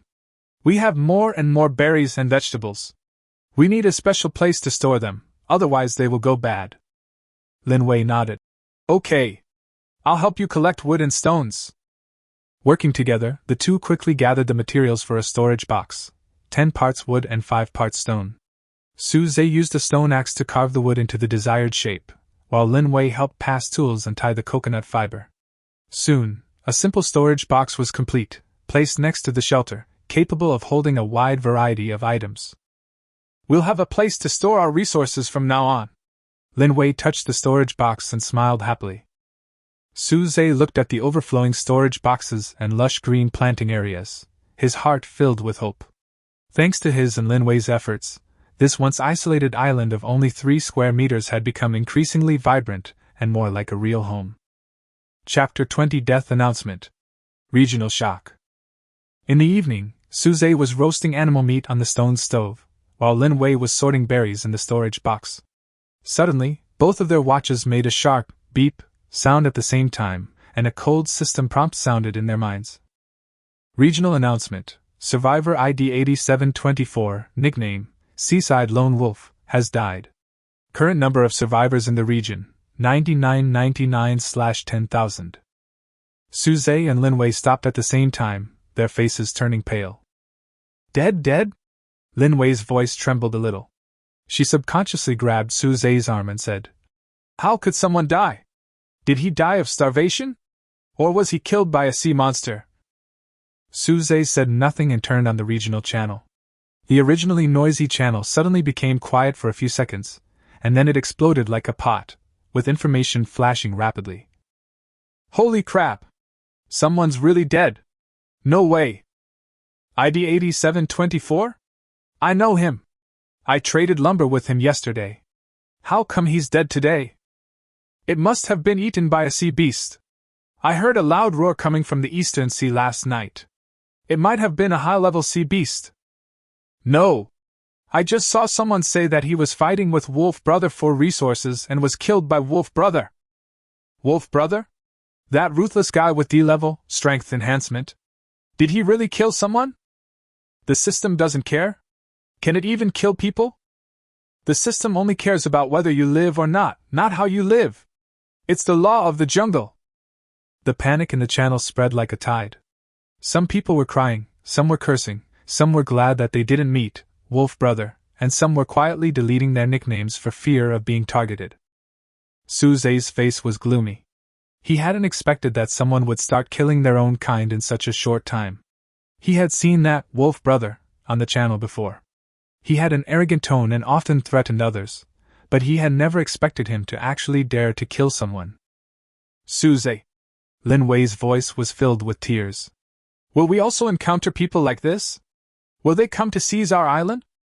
Suze held her hand tightly, speaking as calmly as possible. Don't worry, we have a fence and stone axes. As long as we are careful and don't easily expose our resources, we will be fine. He paused, then said, Besides, our strength will become stronger and stronger. Once we have synthesized iron tools, we won't have to be afraid even if we encounter that kind of people. Lin Wei nodded, but she still held Suze's hand tightly, her eyes filled with fear. She remembered that during the transaction yesterday, someone said that Wolf Brother liked to seize islands with female survivors, and she felt even more scared. Suze turned off the channel, not wanting Lin Wei to see any more panicked messages. He handed her the roasted meat and said, Eat something first and don't overthink it. We have a fence now, plenty of food and water. As long as we improve our strength quickly, we'll be safe. Linwei took the meat, but she had no appetite. She looked at the dark sea, feeling as if a pair of eyes were staring at them from the shadows. Su Zhe knew that this death announcement was not only a shock but also a warning. This world was more cruel than they had imagined. Besides sea monsters and natural disasters, they also had to be wary of their own kind. He had to speed up, quickly crafting an iron axe and iron sword, and building stronger defensive structures to protect himself and Lin Wei. That night, Su Zhe stayed vigil. The light from the campfire danced on the fence, illuminating his tense profile. He knew that from this day forward, their battle for survival would face a new enemy, the human heart. Chapter 21, Ranking Predictions. Top 1000. The panic caused by the death announcement gradually subsided like the ebbing tide, but it left a lingering sense of oppression on the regional channel. The next morning, Su Zhe had just scooped up half a bucket of seaweed with his fishing net when his wristwatch suddenly vibrated. A striking golden notification box directly covered the screen in front of him, temporarily suppressing even the scanning interface of the omniscient eye. System Preview. This region's Island Area Ranking and Island Facility Rating Ranking will be officially launched in 24 hours. Ranking Rules. Real-time statistics of the island's core certified effective area, including soil and rock areas, facility functionality and integrity, and data is updated every 10 minutes. Reward Mechanism. Survivors who rank in the top 1000 on either list will receive a system reward of Basic Resource Pack X1, including 50 pieces of wood and 50 pieces of stone, and Random Blueprint X1. Survivors who rank in the top 1000 on both lists will receive an additional Primary Enhancement Potion X1, which slightly improves basic attributes. Databases. Based on the current island core records, subsequent newly added facilities/areas will be included in the statistics in real time. As soon as the notification box popped up, the regional channel instantly exploded like a lake after a stone was thrown into it. The information refreshed faster than the death announcement, and all kinds of emotions mixed together. ID, Raft Brother, Leaderboards. There are also rewards. Basic resource packs. I don't even have enough wood right now. I want to get into the top 1000. ID Bear Grylls. My island is only 8 square meters, and the only facilities are a shabby shelter. Can I even make it into the top 5000? I'm crying. ID Iron Axe Boss. Haha, the first 1000 are easy, right? My island is already 12 square meters, and I have an iron axe, so feel free to enter. ID Asking for a mentor. Does anyone know how the facility rating is calculated? I only have a stone stove. How many points can I get? ID Fisherman. Will there be a fishing boat in the random blueprint? I dream of fishing for rare resources in the open sea. Su Zhe turned off the noisy channel and swiped his finger across his watch, bringing up the detailed data interface for the island core. On the pale blue screen, various pieces of information were clearly laid out, each revealing the advantages of the fertile soil effect. Island information real time. Current area 10, 5 for advanced soil area plus 5 for reinforced rock area, with more than 85% of survivors in the area. Note, most survivor islands are still 5-8. Island facilities. Simple shelter, rainproof made of high-quality palm leaves. Waterproofing is increased by 30%, facility score plus 12. Fixed stone stove, with ventilation design, combustion efficiency increased by 20%, facility score plus 8. Simple bed, contains a hay mattress, increases physical strength recovery speed by 10%, and increases facility score by 5. Simple fence, wooden reinforced structure, can withstand the impact of LV.1 sea beasts, facility score plus 6. Simple storage box, can store 15 slots of resources in a classified manner to prevent spoilage, facility score plus 4. Small planting area, contains 1 mature berry bush and 2 vegetable seedlings. The fertile soil effect increases yield by 25%, and the facility score is plus 13. Total facility score, 68 points, 50 base points plus 18 facility bonus points, more than 90% of the survivors in the area. Note, most survivors have a facility score of 40 to 55 points. Special bonus, fertile soil effect, resource output rate plus 20%, indirectly improves facility maintenance efficiency, with an additional implicit bonus of 5 points, not displayed on the surface. Can we make the top 1,000? Lin Wei leaned over, her finger tapping the number. 68 points. Her eyes full of anticipation. Last night, she'd been dreaming about winning the fishing boat blueprints so she and Su Zhe could explore further afield, and the leaderboard rewards had only intensified that desire. It should be no problem. Su Zhe nodded with a smile, his fingertips running across the planting area entry. Our advantages lie in the completeness of our facilities and the planting area. Many people are still worried about food and don't have the energy to build so many facilities. Moreover, the fertile soil makes the berries grow quickly. Even if the area is not top-notch, the rating can still make a big difference. Lin Wei's eyes lit up, and she immediately pulled Su Zhe's sleeve. Then let's hurry up and collect resources today. Didn't you say you wanted to synthesize a furnace? With iron ingots, we can make iron axes, and then upgrade the island faster. The two of them immediately got to work, with a clear division of labor. Su Zhe shouldered his stone axe, boarded the reinforced raft, and paddled toward the eastern waters. Someone had previously mentioned in the regional chat that the eastern waters had a higher spawn rate for iron ore. While there were more sea beasts, the all-seeing eye provided early warning, so the risk was manageable. Lin Wei remained on the island, crouching in the planting area, her hands glowing a pale green as she focused on nurturing the newly planted vegetable seedlings. The fertile soil had reduced the cost of her plant nurturing talent by 15%, and the seedlings were spreading their leaves at a visible rate, growing taller than yesterday. Su Zhe's iron ore fishing in the eastern waters went more smoothly than expected. His all-seeing eye could clearly discern the glint of iron ore beneath the seabed. Using a modified hook, wrapped with sea beast scales for added weight, he cast accurately and reeled in 8 sacks of iron ore in less than half an hour. He encountered 2 level 1 juvenile sea beasts, but he easily dispatched them with his stone axe. Compared to the elite thornfin hunters he'd encountered earlier, these little creatures seemed like a beginner's bonus. Their attack power pitifully weak. By afternoon, Su Zhe had finally gathered all the materials for the furnace: 50 parts stone, mined from the reef, crushed and sifted with a stone axe, 25 parts iron ore, fishing in the eastern waters, and 10 parts clay, excavated from the crevices of the reef, highly malleable after kneading with water.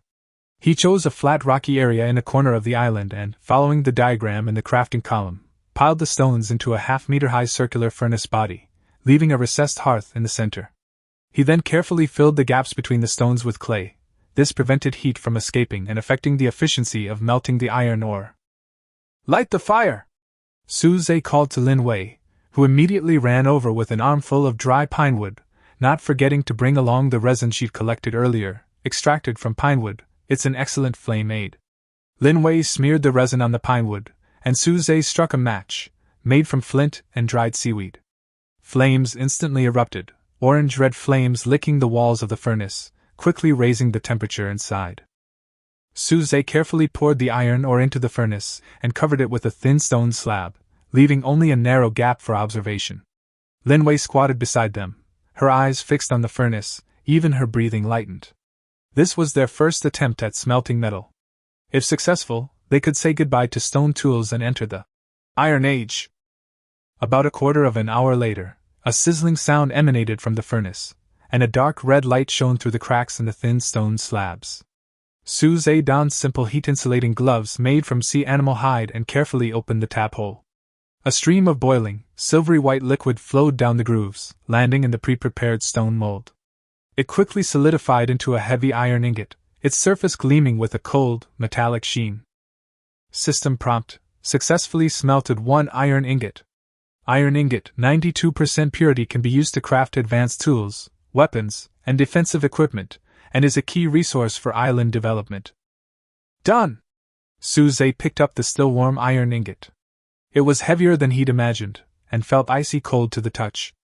Lin Wei came over, carefully touching the edge of the ingot, then quickly retracted her hand, her eyes filled with surprise. Amazing! We can make iron axes in the future. They'll definitely chop wood faster than stone axes. By sunset, Su Zhe had smelted 15 iron ingots, enough to craft an iron axe and half a set of iron bracers. He carefully placed the ingots in his storage box, while Lin Wei brought him some freshly roasted berries. Have something to eat first. A lot of people on the channel are showing off their island stats. Do you want to take a look? Su-Zhe took the berry and took a bite, the sweet juice spreading throughout his mouth. He opened the chat channel, and sure enough, it was filled with boasting. Someone posted a screenshot of their 12-square-meter island, someone boasted about crafting an iron sword, and someone else formed a team and shouted, "Let's get in the top 500! Su-Zhe didn't join in the discussion, simply closing the channel quietly. The leaderboard rewards were tempting, but instead of showing off, it was better to seize the opportunity to improve your skills. After all, the rewards were real.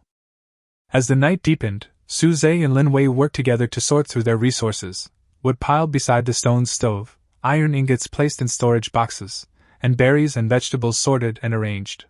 The firelight illuminated their profiles as they surveyed their overflowing piles of resources and glanced at the leaderboard countdown, 12 hours, notification on their watches. Their hearts brimmed with anticipation. Perhaps tomorrow's leaderboard would bring them unexpected surprises. Chapter 22: Storm is Coming. Temporary Shelter and Various Channels. 6 hours before the rankings were opened, the originally clear sea suddenly turned cloudy. Leaden clouds, like cotton wool soaked in ink, rolled in rapidly from the northeastern horizon. Within half an hour, they had completely obscured the sky. The sea, once shimmering with a faint golden gleam, darkened to a deep indigo. The wind, tinged with a salty smell, suddenly took a sharp turn. No longer the gentle breeze of before, it carried a biting chill, swirling with spray and foam. It slammed against the island's fence with a muffled thud, like someone repeatedly striking a wooden post with a thick wooden club. Su-Zhe had just placed the last iron ingot into the storage box when he was startled by the sound of the wind outside the window. He walked to the fence, pressed his fingertips to his watch, and the pale blue halo of the omniscient eye instantly spread out. In his field of vision, the sea's surface in the distance had already risen to a wave over a meter high. The crests of the waves were covered with white foam, and they were rushing towards the island. The humidity in the air was astonishingly high, and even breathing was damp and sticky. "It's going to rain heavily!" Su-Zhe turned around and shouted towards the shelter. Lin Wei was squatting in the planting area checking the berry bushes. When she heard the sound, she immediately stood up, holding 2 ripe berries she had just picked in her hand. "The leaderboard opens in 6 hours, why is it raining now?" Lin Wei trotted over, her tone tinged with worry. She just glanced at the regional chat room, which was filled with chatter about leaderboard rewards. No one mentioned the weather, so it was clear this storm had come unexpectedly. "Don't panic, reinforce the shelter first." Su-Zhe's voice was steady, and he quickly calculated in his mind, the roof of the shelter is made of high-quality palm leaves, which are quite waterproof, but the gaps at the edges may leak rain. The wooden pillars of the fence have been hit by sea beasts before, and they need to be fixed with stones. The most important thing is to dig drainage ditches, otherwise rainwater will accumulate on the island, which will soak the freshly smelted iron ingots, and may also flood the planting area. The two of them sprang into action. Su-Zhe, carrying an iron axe, unloaded spare standard lumber from the storage box. These had been reserved from the iron ingots smelted in Chapter 21, and were now being used to reinforce the shelter's roof. He cut the lumber into short columns and placed them diagonally under the roof's wooden beams. He then used coconut fiber to tie the loose palm leaves back together, pulling each knot tightly. Lin Wei, holding stones, built a half-foot-high dam around the edge of the shelter to prevent rainwater from flooding into the house. She then ran for a shovel and followed Su-Zhe to dig a drainage ditch along the edge of the island. The drainage ditch needs to be dug deeper, following the slope of the reef into the sea. Su-Zhe taught Lin Wei how to adjust the angle of the shovel. That way, rainwater won't accumulate on the island. Look at the planting area over there. It's closer to the drainage ditch, so it can be irrigated without flooding the roots. Lin Wei learned quickly. She squatted on the ground and carefully shoveled the soil to the side. Occasionally, her fingertips touched the damp rocks, and she flinched at the chill, but she didn't stop. She had personally nurtured the berry bushes in the planting area. Each one was like her treasure, and she couldn't let the rain ruin them. Before the two men finished digging the drainage ditch, raindrops as big as beans began to fall. It started as a few scattered drops, but soon it became a torrential downpour. The dense, woven strings of rain formed a curtain, shrouding the entire island in mist. The wind grew stronger, carrying the rain at an angle, slapping painfully on my face. The wooden posts of the fence swayed slightly in the wind, and the torches hanging from them had long been extinguished by the rain, leaving only smoking charcoal. Hurry into the shelter! Suze pulled Lin Wei into the house. Just as they closed the door curtain, they heard a rustling sound from the roof. Rainwater seeped in through the gaps in the palm leaves and dripped onto the ground, forming small puddles. It's leaking! Lin Wei quickly picked up a clay pot to catch the rainwater, while Suze found a dry palm leaf, kneaded some clay, climbed onto the bed, spread the palm leaf over the leaking gap, and then sealed the edges with clay. Luckily, it's just a small gap. We just reinforced the roof, otherwise the leak would be even worse. When Suze climbed down, some clay stained his forehead. Lin Wei couldn't help but reach out to help him wipe it off, and the worry in her eyes eased a little. The wind and rain outside were getting stronger and stronger. The waves hit the edge of the island, splashing over the fence and landing in the stagnant water on the island, stirring up circles of ripples. Every once in a while, Suze would lift the curtain to take a look at the gutter. His all-seeing eye could clearly see that the rainwater flowed quickly into the sea along the ditch. There was no water accumulation, and he felt a little relieved. Look at the channel, many people are panicking. Lin Wei handed the watch to Suze, and the information in the channel was refreshed rapidly. ID, help! My shelter is full of holes. The rain is pouring in and my wood is rotting. ID, can anyone tell me how to dig a drainage ditch? There's half a foot of water on the island, and all my berries are drowned. ID, I told you a long time ago that I would reinforce the shelter. I built a wall with stones. It is not afraid of wind and rain at all, and you can even use it to keep warm. ID waiting for the rain to stop. When will this rain stop? The leaderboard is open in 4 hours, and I haven't even finished sorting my equipment yet. ID envy, does anyone have a shelter that doesn't leak? I'd trade 2 pieces of wood for a place to shelter from the rain. Suze glanced at them and turned off the channel. Don't worry about them, we just need to do our own thing. He walked to the furnace. The furnace was made of stone and coated with clay on the outside. The rain did not seep in. Although the charcoal inside was a little wet, it could still be salvaged. When the rain stops, we will dry the furnace and continue to smelt iron ingots. Lin Wei nodded and leaned against Suze, listening to the sound of wind and rain outside, but she was not so panicked. With Suze around, it seemed that no matter how strong the wind and rain were, they could handle it. Although their shelter was leaking a little, it was much better than the situation of those people in the channel. They also had enough food and fresh water, which was enough. The wind and rain raged for a full 4 hours, only to gradually abate 2 hours before the leaderboards opened. When the rain stopped, the sky remained gray, but the wind had softened, and the waves had calmed. The island, however, was a shambles. 3 wooden fence posts had been blown askew, several vegetable seedlings in the planting area had been knocked over by the rain, the fire in the stone stove had gone out, and a shallow pool of water still clung to the ground. Thankfully, the damage wasn't too great. Suze was the first to leave the shelter, taking a deep breath of the fresh, earthy air after the rain. He first checked the drain to make sure it wasn't blocked, then picked up an axe, straightened the crooked wooden pillar, and fixed it firmly to the reef with a stone. Lin Wei squatted in the planting area, her hands glowing a pale green. The power of plant growth stimulation slowly seeped into the fallen seedlings.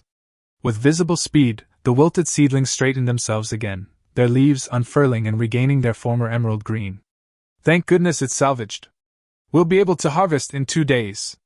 Lin Wei breathed a sigh of relief, a smile breaking across her face. After working for over an hour, the two finally restored the island to its original state. Just as they had moved the last stone back into place, Suze's watch suddenly vibrated violently, and a golden notification box popped up, instantly illuminating the island after the rain. System notice: the Island Area Ranking and Island Facility Rating ranking for this region are now open. Real-time data has been updated. Click to view rankings and reward previews. Suze and Lin Wei exchanged a glance, each seeing anticipation in the other's eyes. Their efforts had paid off. This storm hadn't broken them. It had only made them more prepared. Suze clicked on the leaderboard, his fingertips hovering over the screen, wondering, what kind of ranking and rewards would they get this time? And how much would these rewards help them with their upcoming night fishing and exploration? Chapter 23 Night Fishing Adventure. Glowing Jellyfish. When the leaderboards opened, Suze's name indeed appeared in the top 1,488th in the Island Area Ranking, and 315th in the Island Facility Rating Ranking. The system rewards were quickly distributed: a basic resource pack, 50 pieces of wood, 50 pieces of stone, and a random blueprint, a simple fishing boat. It's a fishing boat blueprint! Lin Wei jumped up excitedly. We can make a fishing boat! We can explore further afield! Suze was also very happy. The recipe for simple fishing boat required 100 parts of wood, 30 parts of iron ingots, and 50 parts of fiber. He now had 80 parts of wood and 15 parts of iron ingots, which was still a little short, but he would be able to get it soon. To quickly complete his fishing boat, Suze decided to go fishing at night. While the nighttime seas were dangerous, they were more productive, and he might even catch some rare materials. Worried about his safety, Lin Wei insisted on going with him.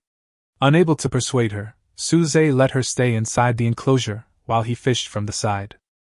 The night was dark, with only the faint light of the torches on the fence.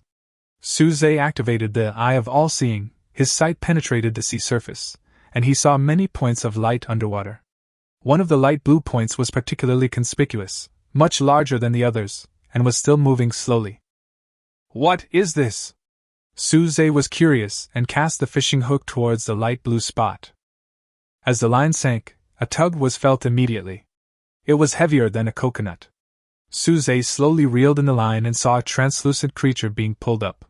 It resembled an upside-down bowl, 30 centimeters in diameter, its body filled with a pale blue liquid that emitted a soft blue light. Its tentacles drooped and swayed gently, making it look particularly beautiful. Luminous jellyfish, harmless. Type: special resource.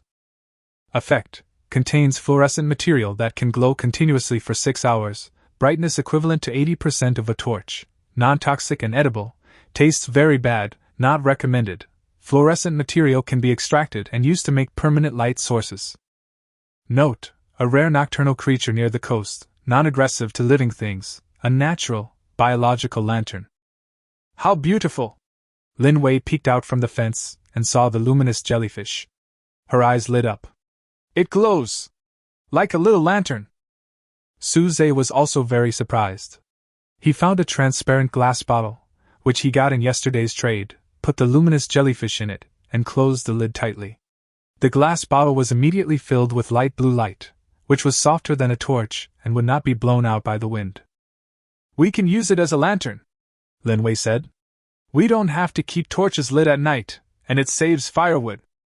Suze nodded and placed the glass bottle in the shelter.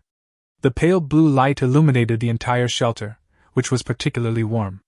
He fished for a while and did not encounter any more glowing jellyfish, but he caught 5 iron ingots and 10 fiber, which brought him one step closer to synthesizing a fishing boat. It's late, let's go back and rest. Suze put away his fishing rod and helped Lin Wei into the shelter. The blue light of the luminous jellyfish danced around them, not as glaring as a torch, making people feel particularly at ease. Lin Wei leaned on the bed, looked at the glowing jellyfish in the glass bottle, and said softly, Suze, it's great to have you here. If it weren't for you, I would have died a long time ago. Suze sat beside her and touched her head. We are partners, and it is our duty to help each other. In the future, we will go to many places together and see many sights. Lin Wei nodded vigorously, her eyes sparkling. She gazed at the soft blue light of the luminous jellyfish and slowly fell asleep, a smile on her lips. Suze sat beside her, watching her sleeping face, then glanced at the jellyfish in the glass bottle, his heart filled with warmth. This night becomes particularly peaceful and beautiful because of this luminous jellyfish. Chapter 24: Emotions Heat Up. Overcoming difficulties together. The morning sea breeze, a cool breeze after the rain, carried the faint fragrance of palm fronds as it brushed past the island's railings. Suze crouched beside the dock, sanding the last wooden oar of the fishing boat with fine sandpaper. The blueprint for the simple fishing boat reward from the leaderboard lay spread out on the rocks nearby, its edges still stained with oil from last night's grilled fish. The oar was hewn from deep-sea hardwood, a warm, dark brown in the morning light. He had carefully rounded the handle to prevent it from rubbing against his hand. Suze, have a drink of water. Lin Wei's voice came from behind, tinged with a cheerful smile. She held a coconut shell cup, a few fresh mint leaves floating on the rim. They'd grown them this morning in the plantation, supposedly to help with fatigue. Suze took the cup, his fingertips touching her hand. It was a touch of coolness, yet warmed his heart more than the morning sea breeze. Thanks. Suze took a sip, the coolness of the mint mixed with the sweetness of the fresh water sliding down his throat, and most of the fatigue from last night's vigil dissipated. He looked at Lin Wei and found that she was still holding a small bag of berries in her hand, stuffing them into her mouth one by one, her cheeks puffed up, like a little squirrel storing food. Open it slowly, no one is trying to steal it from you. He couldn't help but reach out and wipe the berry juice from the corner of her mouth. When his fingertips touched her cheek, he could feel her momentary stiffness. Lin Wei's ears suddenly turned red. She quickly lowered her head and stuffed the remaining berries into Suze's hand. Here, eat them. I picked them this morning. They are sweeter than the previous ones. Suze looked at her red ears, and his heart seemed to be gently brushed by a feather. The tension in the wind and rain and the fatigue from night fishing seemed to be washed away by this touch of red. The two sat side by side at the dock, gazing out at the distant sea. The morning light dyed the water a pale gold, and occasionally a small silver fish leaped out of the water. Drawing a brief arc, Lin Wei suddenly pointed to a small dot in the distance.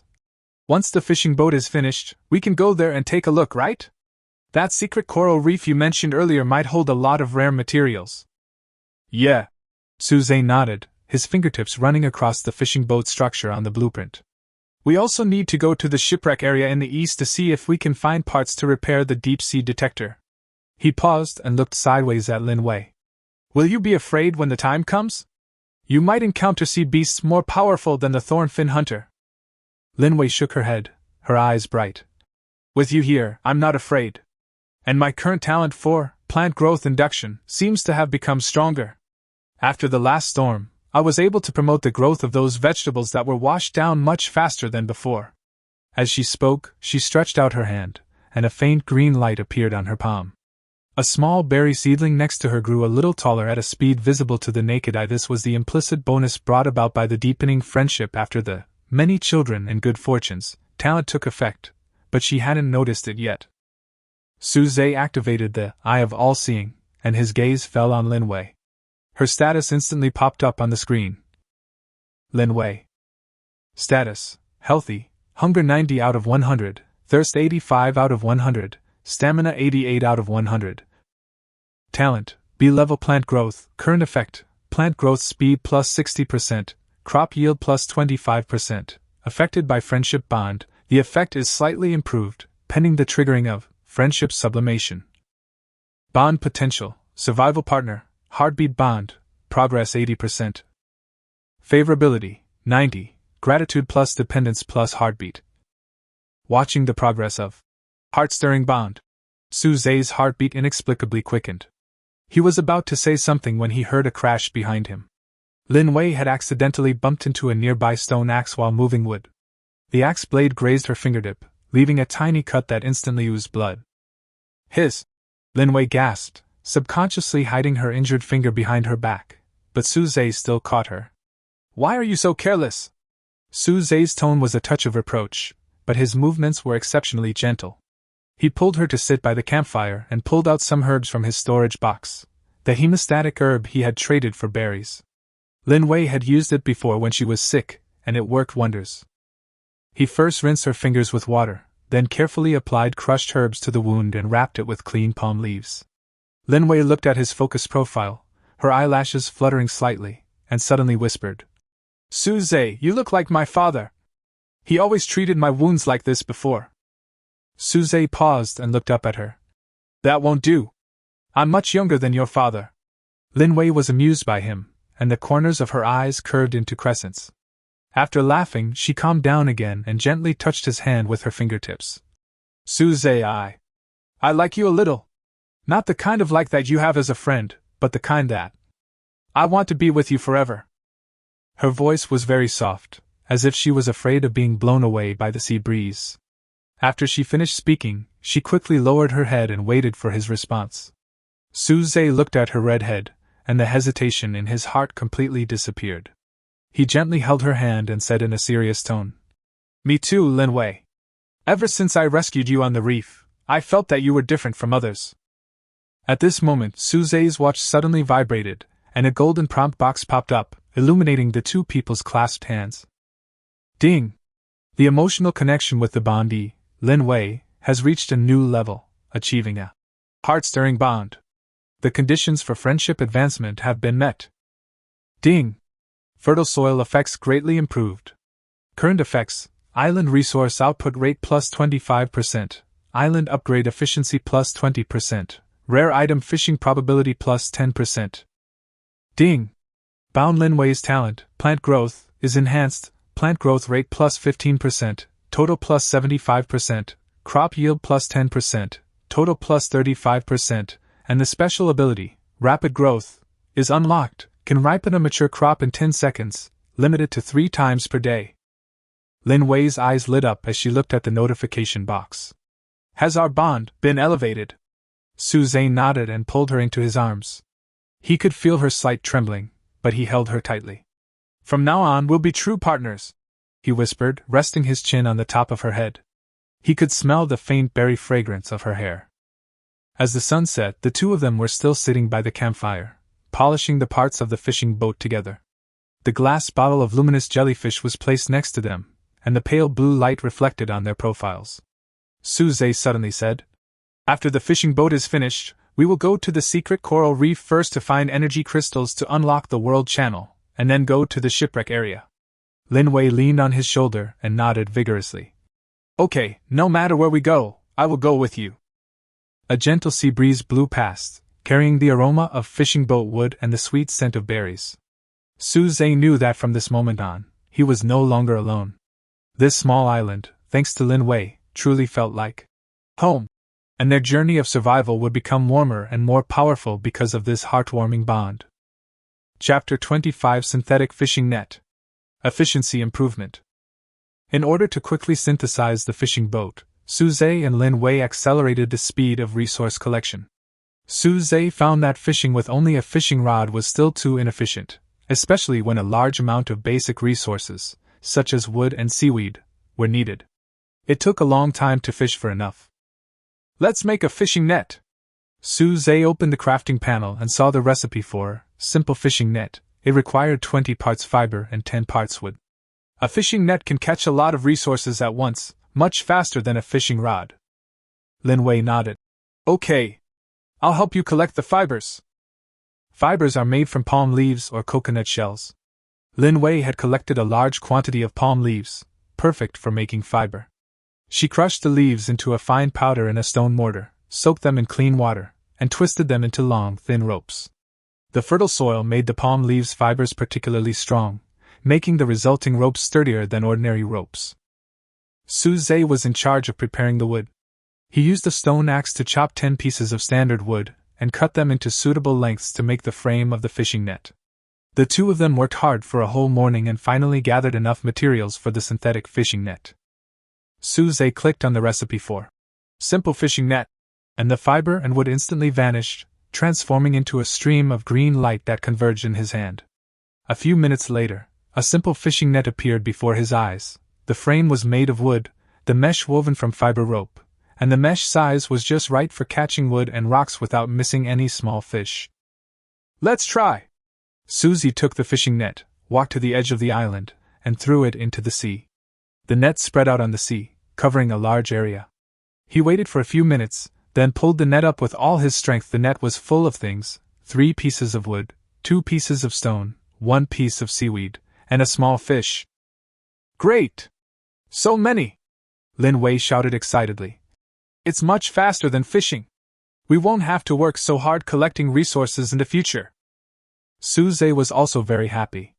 He sorted the resources in the fishing net and threw it into the sea again. This time, he caught more: 5 pieces of wood, 3 pieces of stone, 2 pieces of seaweed, and 2 small fish.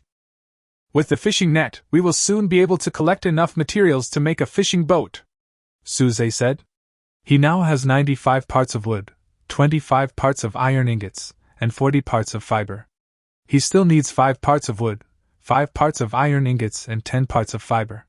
If he uses a fishing net, he can collect enough in one day. For the next half day, Suze and Lin Wei took turns using their nets to collect resources. Lin Wei handled the haul, while Suze sorted and organized the items. The two worked in perfect harmony, achieving remarkable efficiency. By evening, they had gathered all the necessary materials for a fishing boat: 100 pieces of wood, 30 pieces of iron ingots, and 50 pieces of fiber. "Tomorrow we'll make a fishing boat," Suze said excitedly. "With a fishing boat, we can go farther, catch more rare materials, and even see that hidden coral reef." Linwei nodded vigorously, her eyes full of anticipation. She looked at the abundant resources, then glanced at Suze beside her, her heart filled with happiness. She knew that as long as they worked together, the future would definitely get better and better. That night, the two of them gathered resources in the shelter, preparing to build a fishing boat the next day. The blue light of bioluminescent jellyfish danced around them, the glow of a campfire flickered outside, and the air was filled with the fragrance of berries. Suze and Linwei leaned against each other, discussing their future plans, their hearts filled with longing. Chapter 26: Explore the surroundings. Find a message in a bottle. As the morning light pierced the mist above the sea, Suze had already polished the last oar of his improvised fishing boat. The hull was made of 30 pieces of standard lumber, its edges wrapped with coconut fiber soaked in rosin, making it more than twice as waterproof as a raft. A small sunshade in the center provided protection from the scorching midday sun. Linwei squatted beside the boat, securing the coconut shell containers of fresh water one by one and stuffing 2 skewers of grilled animal meat into her backpack. Her fingertips were still stained with the juice of the berries she had forced to grow last night. "Do you want to bring a crossbow?" Linwei asked, her eyes fixed on the simple crossbow she had just crafted in the corner of the island. The crossbow was carved from hardwood, the bowstring was made of extremely resilient vines, and the arrow was a sharpened iron fragment. Suze leaned the iron axe against the side of the boat, and reached out to touch the crossbow. "Take it with you. If you encounter a sea beast, you can use it to distract it from a distance." He picked up the glass bottle containing the luminous jellyfish, the blue light of which was still flickering softly. "Take this with you too. If you come back late, it can serve as a light." The two men pushed the fishing boat out to sea through the shallows, their oars sending tiny splashes of water swishing through the water. Suze sat at the stern, paddling, while Linwei lay at the bow, curiously watching the schools of fish skimming beneath the surface. The morning light shone on the sea, dyeing it a pale gold. Occasionally, a silver flying fish leaped from the water, tracing a fleeting arc. "How far can the all-seeing eye see?" Linwei suddenly asked. Suze focused his attention, and the sea surface in his field of vision instantly became translucent, revealing underwater light spots within 100 meters, green seaweed, brown wood, gray stone, and a few fast-moving silver spots, likely schools of fish. "About 100 meters, anything further will be blurry." Suze adjusted the oars and rowed towards the east. Someone on the local channel had mentioned huge tracts of wood to the east, and he thought he'd try his luck there while his fishing boat was still freshly built. After about half an hour of paddling, the fishing boat entered a relatively calm sea. The water here was clearer, and one could see the sand several meters below. Suze was about to have Linwei use her nets to scoop up some resources when his all-seeing eyes suddenly spotted an unusual point of light, not the usual green or brown, but a faint, dark red, like a gem buried in the sand, lying motionless 10 meters underwater. "There's something over there." Suze stopped paddling and pointed in the direction of the light. Linwei immediately came over and looked in the direction he pointed, only to see a vast expanse of blue. Suze took a deep breath and swung the fishing net toward the light. As the net sank into the water, he could clearly feel something hard touching the bottom of the net. "Pull!" Suze shouted, and together with Linwei, they tugged at the fishing net. Ripples formed on the surface of the water, and a half-meter-long glass bottle was pulled up. The bottle was covered in rust, and the mouth was tightly sealed with dark red wax. A few strands of dried seaweed were still wrapped around the bottle, and it looked like it had been submerged in the sea for a long time. "It's a message in a bottle!" Linwei's eyes lit up. She reached out to touch it, but was afraid it would break. Suze carefully carried the bottle aboard and gently pried open the wax seal with the tip of his axe. The wax seal was very hard, and it took several pries before it cracked. A stale smell with the salty taste of seawater hit her face. He tilted the bottle downward, and a tightly rolled parchment slipped out. The parchment was a yellowish-brown hue, its edges slightly worn, but the writing and images on it were remarkably clear. A simple map was drawn on the paper, with the outline of the sea marked with black lines. In the center was a dot marked with a red symbol. Next to it was a string of twisted characters, either Chinese nor English, resembling some ancient hieroglyphics. "What is this?" Lin Wei frowned, her fingers lightly brushing over the symbols. She majored in Chinese and enjoyed reading ancient books, but she had never seen writing like this before. Su Zhe immediately activated his all-seeing eye, and a pale blue light instantly covered the parchment. Text parsing. Detected text fragments from a lost ocean civilization. Parsing progress 10%, 50%, 100%. Core information 1. Warning. The shadow of the abyss is active in the sea area between coordinates 182,301 and 188,307. It is active at night and hides during the day. It likes to feed on living things. Stay away. Core information 2. The map marks the point. Coral Reef Secret Realm, where energy crystals and special minerals exist, but be wary of the guardian creature, giant chitin, LV8. Core information 3. There is spatial fluctuation in the sea area. Resource tides may occur on the 1st and 15th day of each month, increasing the refresh rate of rare resources by 50%. Su Zhe read the analysis results to Lin Wei, and her eyes widened. Shadow of the abyss? Giant chitin? Sounds so dangerous. It's certainly dangerous, but there are energy crystals in the coral reefs. Su Zhe tapped the red dot on the parchment. Someone on the World Channel said before that energy crystals are the key ingredient to unlocking high-level synthesis formulas and can also be used to post on the World Channel. He paused, then looked at the resource tide information. The 1st and 15th day of every month. Today is the 7th day, and the 15th day is in 8 days. Maybe we can get something good then. Lin Wei carefully folded the parchment and put it into Su Zhe's backpack. Shall we go now? Su Zhe shook his head and glanced at the fishing boat. Our boat is too simple. It is not enough to deal with the LV8 sea monster. Moreover, there are only 10 crossbows and the stone axe is only a primary one. Let's upgrade our equipment and synthesize a stronger boat before we explore again. Lin Wei nodded, leaned against Su Zhe, and looked at the sea in the distance. With you here, I'm not afraid of anything. Su Zhe felt warm in his heart, held her hand tightly, and picked up the wooden paddle again. Let's go back first, and try to synthesize the furnace today. With iron ingots, we can make better weapons. The fishing boat slowly sailed toward the island.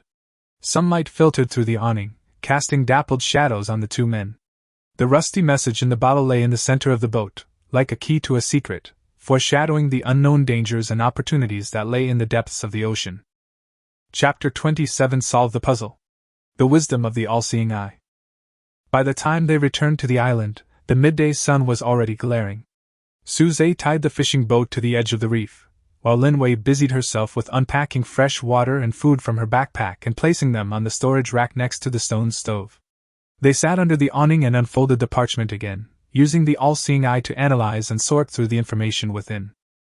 Look at the description of this shadow of the abyss, out at night, hidden by day, preys on living creatures. Could it be the roar of the sea beast we heard earlier? Lin Wei pointed at the warning in the analysis information, her brows slightly furrowed. Su Zhe remembered the low roar he heard in the darkness a few nights ago, and a chill ran through his heart. It's possible. The thornfin hunter we encountered before was level 1. We don't know how strong this shadow of the abyss is. We definitely can't touch it for now. His eyes fell on the map coordinates. He entered them into the watch's map function, 182,301, and the distance instantly appeared on the screen, approximately 5 kilometers. That's not too far, but our fishing boat is slow. A round trip would take 3 hours, and there are no resupply points along the way. It's too risky. Lin Wei suddenly pointed at the red symbol on the parchment. I think I've seen this symbol before in the ancient books in the library. Her eyes lit up, and her speech quickened. Last year, when I was helping my mentor sort through ancient maritime documents, I saw a similar pattern. It seemed to mean guardianship. Some tribes use this symbol to mark sacred places or dangerous forbidden areas. Su Zhe's mind stirred, and he activated his all-seeing eye again to scan the symbol. A new interpretation immediately popped up on the screen, symbol's meaning added. Guardian and gift. It is speculated that the coral reef secret realm was a resource storage point for an ancient civilization, and the giant stone turtle was its guardian creature. Killing it would yield a large amount of rare resources. So that's how it is, Suze suddenly realized. In other words, as long as we can defeat the giant stone turtle, we can take all the resources inside? But a level 8 sea beast is definitely not easy to deal with. Lin Wei pulled Suze's sleeve, her tone filled with worry. We're having a hard time even dealing with a level 2 thornfin hunter right now, let alone a level 8. Suze nodded, folded the parchment, and put it in his pocket. So we have to improve our strength as quickly as possible. First, we need to synthesize a furnace, smelt more iron ingots, make an iron sword and some simple armor. Then, we need to upgrade the island again, expand the planting area, and ensure sufficient food. Finally, we need to set a few traps, so that we can be prepared in case we encounter a sneak attack from other island owners. The two immediately got to work. Lin Wei went to the planting area to tend to the berry seedlings. The cluster she had just started yesterday was already bearing red berries, and today 2 more seedlings had sprouted. She squatted in the soil, her hands glowing a pale green. Her fingertips gently brushed the leaves of the seedlings, and the seedlings grew taller at a visible rate, their leaves becoming even greener. Suze, with an axe in hand, searched for clay in the rocky area at the edge of the island. His all-seeing eye revealed that clay was often hidden in the crevices of damp rock, requiring tools to dig. He used his iron axe to pry open a loose rock, revealing dark brown clay beneath. He squeezed it, finding it soft and sticky, exactly the material needed for a furnace. After digging about 10 units of clay, Suze returned to the center of the island and began constructing the furnace. Following the blueprint in the crafting grid, he used 50 units of stone to build a half-meter-high circular furnace, leaving a recessed hearth in the center. He then filled the gaps between the stones with clay to prevent heat from escaping during smelting.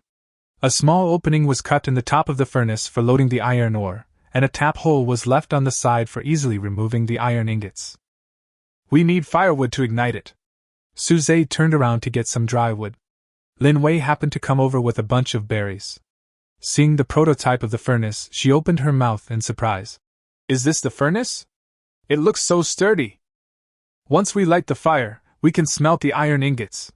Suze took the berry and took a bite, the sweet juice spreading in his mouth. Lin Wei leaned over to him, watching him add firewood to the furnace, and suddenly said, By the way, I just saw a small crab in the planting area. Maybe we can use it as bait to catch some bigger fish. Suze's eyes lit up. Good idea! After the furnace is lit, I will go to the beach to dig some sandworms and catch a few crabs with a fishing net. I will try night fishing at night.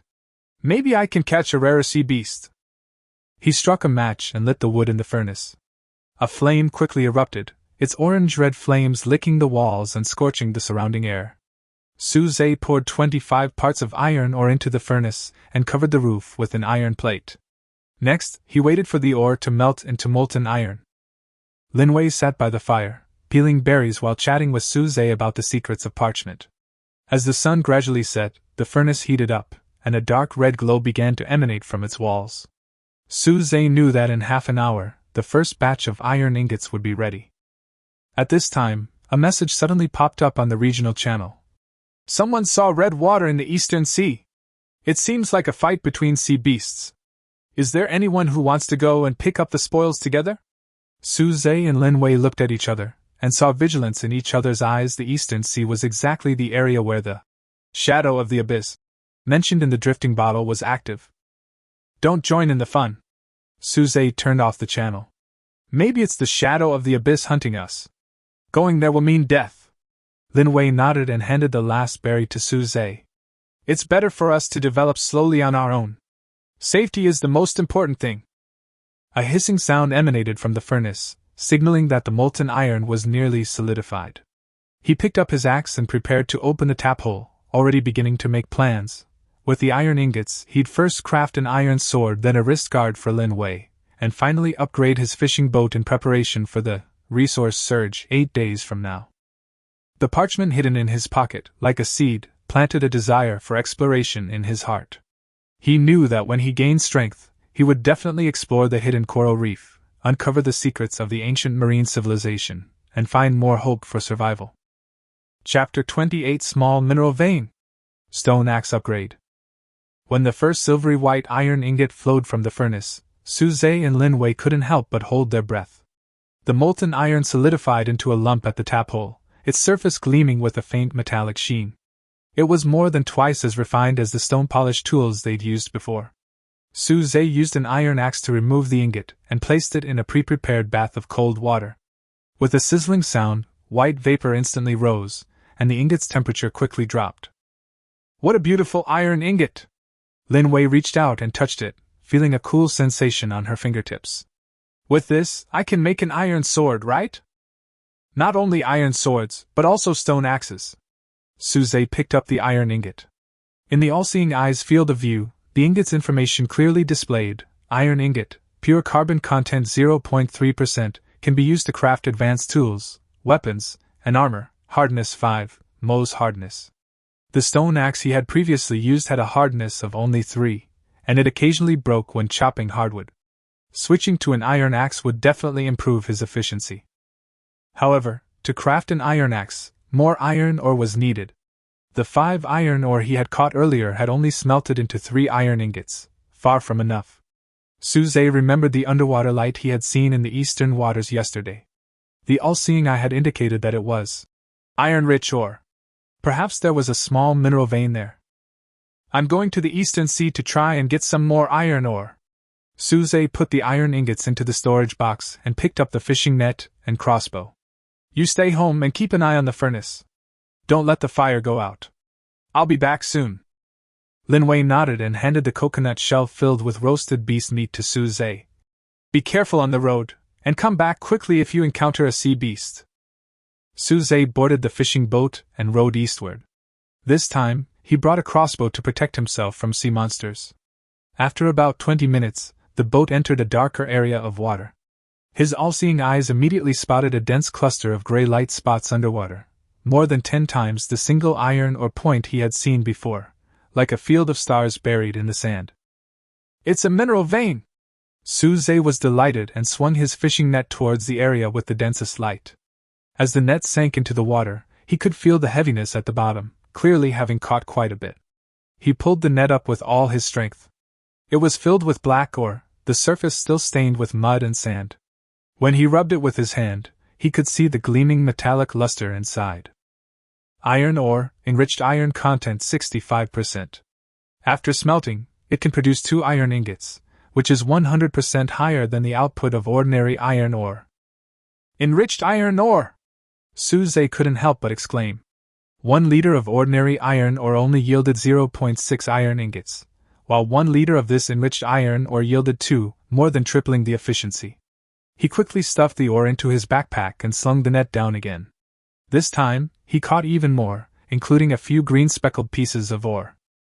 Copper ore, rare, contains 58% copper, can be used to synthesize bronze tools, has good conductivity, can be used to make simple circuits. Copper ore! Suze was even more surprised. He had seen the recipe for a bronze axe in the crafting column before. It required iron and copper ingots, and was harder than an iron axe, but he had never found copper ore. He carefully put the copper ore away, planning to smelt it with the iron ingots when he got home to see if he could make a bronze axe. Just as Suze was about to throw the fishing net for the 3rd time, the all-seeing eye suddenly swept across a fast-moving black shadow. It was a half-meter-long sea monster, its body covered with green scales, with 2 long tentacles on its head, swimming quickly towards the fishing boat. Blue-scaled tentacle beast, LV. 3 attack 20, defense 8, skill, venom jet, sprays paralyzing venom for 5 seconds, note, common guardian beast of offshore mines, has a special sensitivity to metal ores. Not good! Suze immediately drew his crossbow and aimed at the sea beast's head. The green-scaled tentacle beast suddenly accelerated, leaping from the water and opening its mouth to spew a cloud of pale green venom. Suze quickly dodged to the side. The venom splattered against the side of the boat with a sizzling sound, instantly corroding small holes in the wood. Such a strong poison! Suze's heart tightened. Before the sea beast could land, he pulled the trigger of his crossbow. The iron arrowhead, with a whistling sound, accurately shot into the sea beast's eye. The green-scaled tentacle beast let out a shrill roar and fell heavily onto the boat, its body twisting violently. Suze picked up his simple iron axe and chopped it down hard on the sea monster's belly. With a thud, the axe bit deep into the soft belly, and blood instantly flowed out. The sea monster's struggles grew weaker, and finally it stopped moving completely. System prompt: successfully killed the green-scaled tentacle beast, LV. 3, gaining 80 experience points, 5 beast meat, 8 green scales, and 1 venom sac.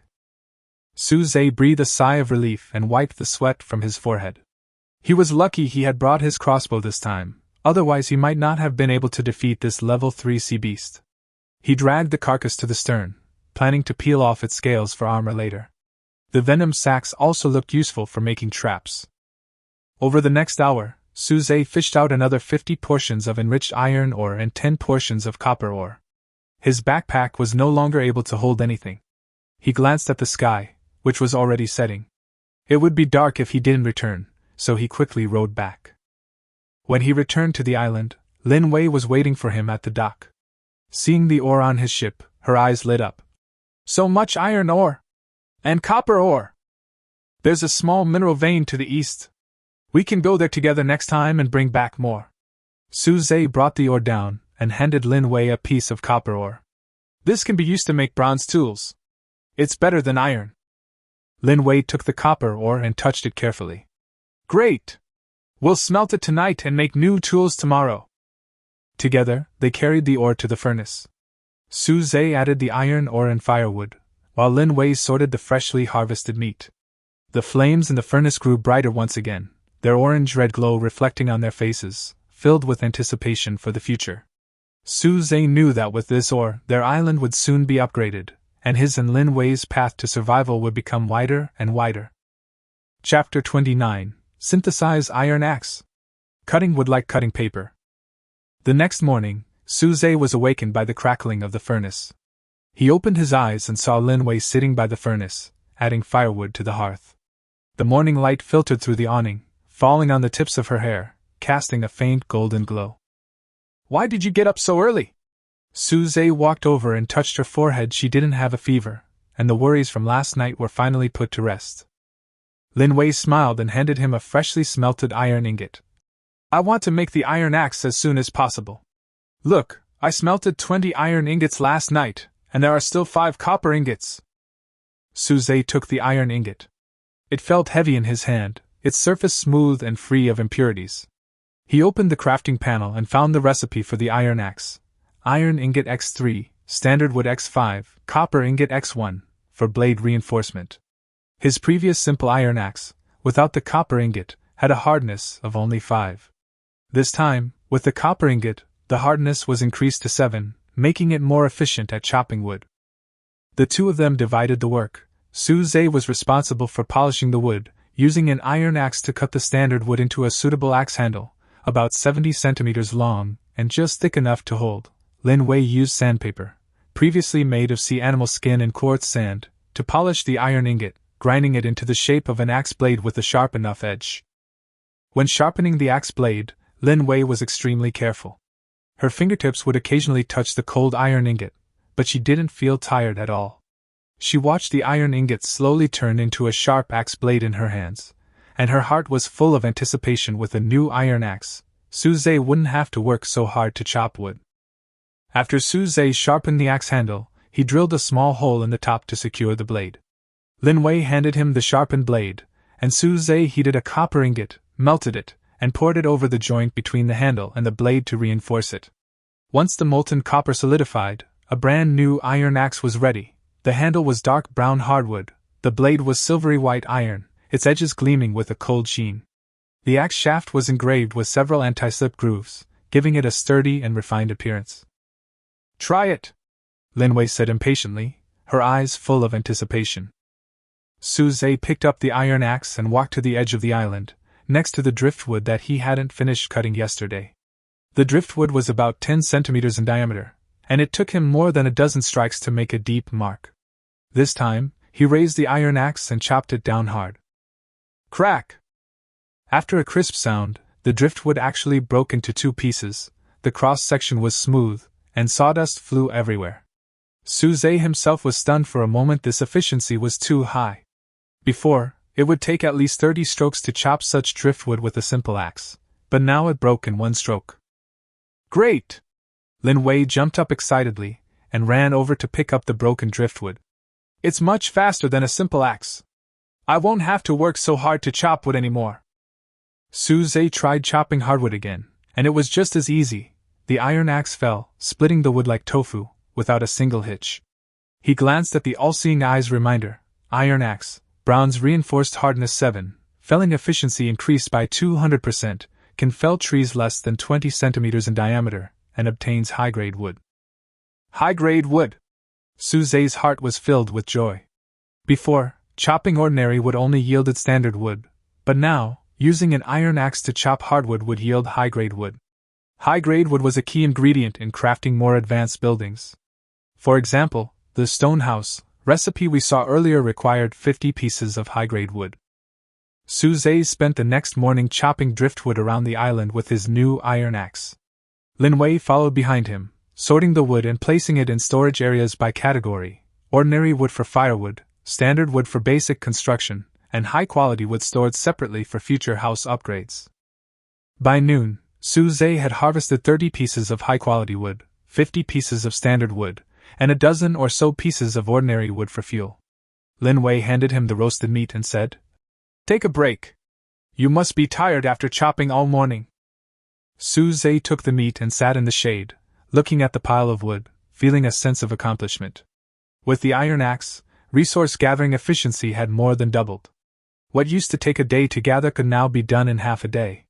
He remembered someone in the regional chat saying it took an hour to chop a piece of hardwood, but now he could chop a piece in just a minute. This difference was entirely due to the bonus of the all-seeing eye and the iron axe. "Let's upgrade the fence this afternoon," Su Zhe suddenly said. "The previous fence was made of ordinary wood, and it would be easily damaged by stronger sea beasts.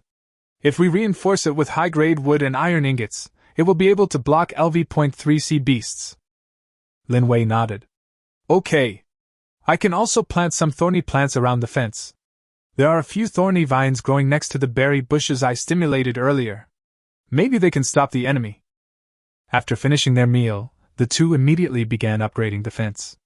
Su Zhe used an iron axe to replace all the previous wooden posts with thicker, higher quality lumber, inserting one post every meter. He then used iron ingots to secure the horizontal lumber to the posts, forming a half-meter high fence. Lin Wei, on the other hand, wrapped thorny vines around the fence. The thorns were so sharp that they would lacerate skin with the slightest touch. The upgraded fence looks much stronger. The all-seeing eye prompts, reinforced fence, defense value 30, can resist the impact of LV.3 and below sea beasts, and causes 5-second piercing damage to melee units. Great! We won't have to worry about the fence being damaged if sea monsters come again, Lin Wei said happily, leaning against the fence. Su Zhe walked over and put his arm around her shoulders. "We will build stronger defenses in the future, such as stone walls and arrow towers, to make this island the safest place." As the sun set, the fence upgrade was complete. Su Zhe looked at his island, a 10-square-meter plot of land with a sturdy fence, a stone stove emitting smoke, a vibrant planting area, and Lin Wei, smiling brightly at his side. He knew this was just the beginning. As resources accumulated and strength grew, this small island would eventually become their safe haven in the vast ocean. Chapter 30 Island Upgrade. 20 square meters. When Su Zhe fixed the last piece of high-quality wood to the fence, his watch suddenly vibrated. It was a reminder from the island core: the current island resources have met the upgrade conditions. Do you want to upgrade the island from 10 to 20? Upgrade requirements met? Su Zhe opened the island's core interface with surprise. The resource bar displayed: wood 50/50ths, stone 50/50ths, iron ingot 10/10ths. Previously, upgrading to 10 square meters only required 30 wood, 30 stone, and 5 iron ore. This time, upgrading to 20 square meters required double the resources, and also required iron ingots. Fortunately, he had found enough iron ore in the mine yesterday, otherwise he would have had to wait a few more days. "Lin Wei, let's upgrade the island!" Su Zhe shouted, and Lin Wei immediately ran over from the planting area, her eyes full of anticipation. The moment Su Zhe clicked "Confirm," the island beneath his feet suddenly emitted a low rumble, louder than the previous two upgrades. Lin Wei subconsciously grabbed Su Zhe's hand, and Su Zhe held her tightly. Looking around vigilantly, there might be vibrations during the upgrade, and he had to avoid being thrown out. A faint white light began to emanate from the edge of the island, spreading like ripples, covering the entire island. Then, the land beneath my feet began to slowly expand outward. The seawater was pushed back by an invisible force, forming a circular wall of water, over 2 meters high and a truly spectacular sight. Inside the wall, new soil and rock rose from the water, still moist with moisture, gradually merging with the original island. The entire upgrade process lasted about 10 minutes. When the vibration stopped and the white light dissipated, Su Zhe and Lin Wei stared in amazement at the sight before them. The original 10 square meter island had expanded to 20 square meters. The newly added area was half dark brown fertile soil and half flat rock. A few small, unknown grasses grew on the fertile soil, making it look even more fertile than the previous soil. "It's so big!" Lin Wei let go of Su Zhe's hand and ran around the island. The fertile soil under her feet was soft and comfortable to step on. "We can grow more berries and vegetables, and build a bigger shelter." Su Zhe walked over to the newly added rock area and struck it with his iron axe. The rock made a crisp sound and was harder than the previous reef. The all-seeing eye tip, reinforced rock area, hardness 8, can be used to build stone buildings, may contain hidden mineral veins. "Maybe there's a mineral vein here." Su Zhe's mind moved. He struck the rock a few times with his iron axe and saw a tiny crack with a faint metallic luster. He didn't dig for the time being. He opened the island core interface first and checked the upgraded information. Island information. Current area, 20, 10 for high-grade soil area plus 10 for reinforced rock area. Resources required for upgrade, wood 100, stone 100, iron ingot 30, bronze ingot 10, required for next upgrade. Fertility, 15, fertile soil effect plus 15%, resource output rate increased by an additional 5%. Special attributes, improved basic stability, enhanced ability to withstand wind and waves, plus 10% chance to unlock hidden mineral veins. Synthesis bar new recipe. Stonehouse, requires high-grade wood 50, stone 50, iron ingot 20. Simple storage box, requires standard wood 10, iron ingot 5. Meat drying rack, requires 8 standard wood, 5 vines. Seeing the newly added recipes, Su Zhe's eyes lit up instantly. Stone houses are stronger than the previous simple shelters and can withstand heavy rain and strong winds. Simple storage boxes can store more resources without having to pile things on the ground, and meat drying racks can make fresh meat into bacon, extending its shelf life. "Let's make some simple storage boxes and meat drying racks first," Su Zhe said to Lin Wei. "As resources grow, we need a dedicated place to store them.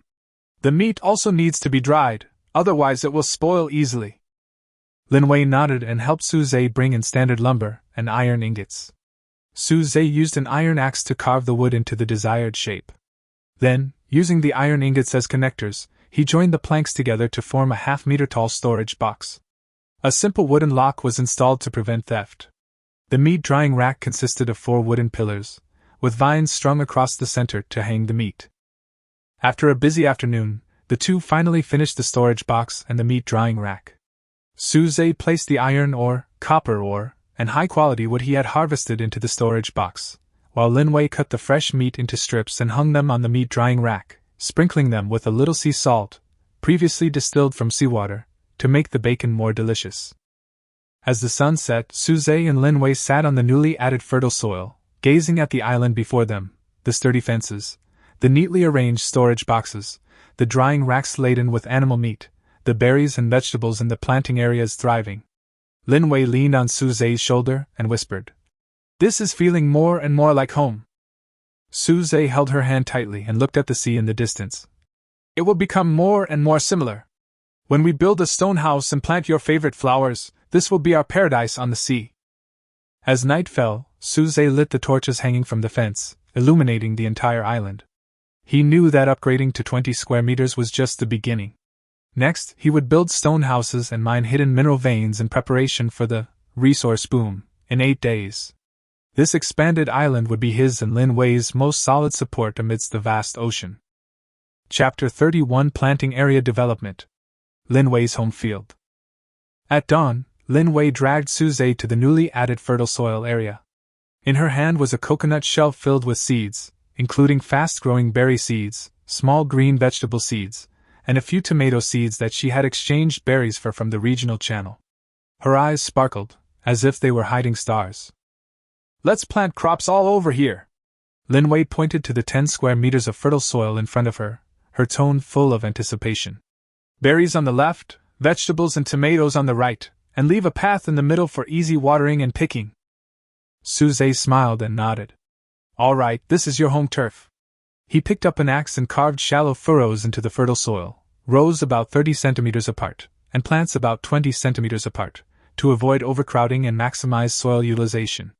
Lin Wei followed behind him, dropping seeds one by one into the furrows and covering them with soil with her hands, her movements gentle as if she were protecting a treasure.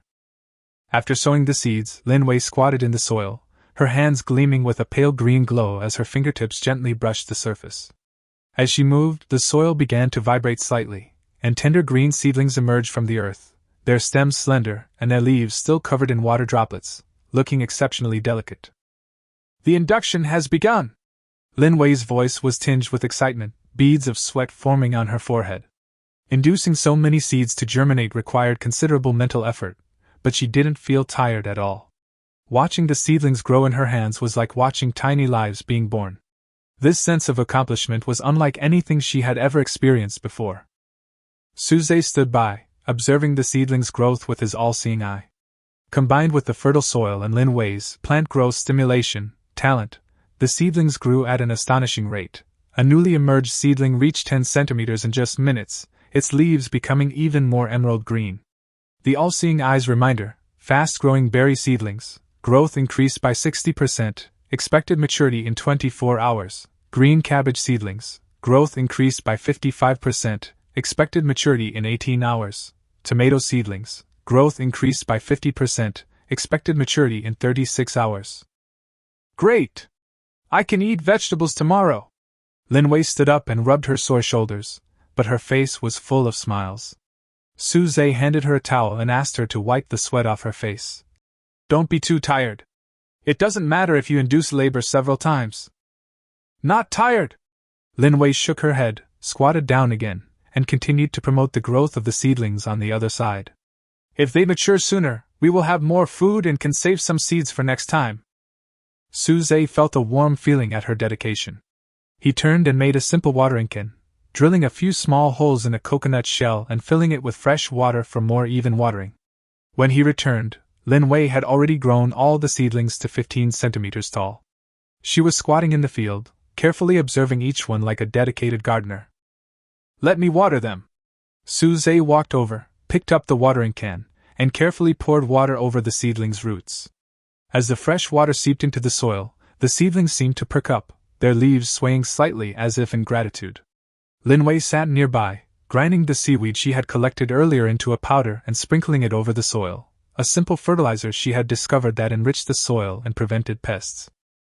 At noon, the two of them sat under the awning to rest, eating roasted meat and berries.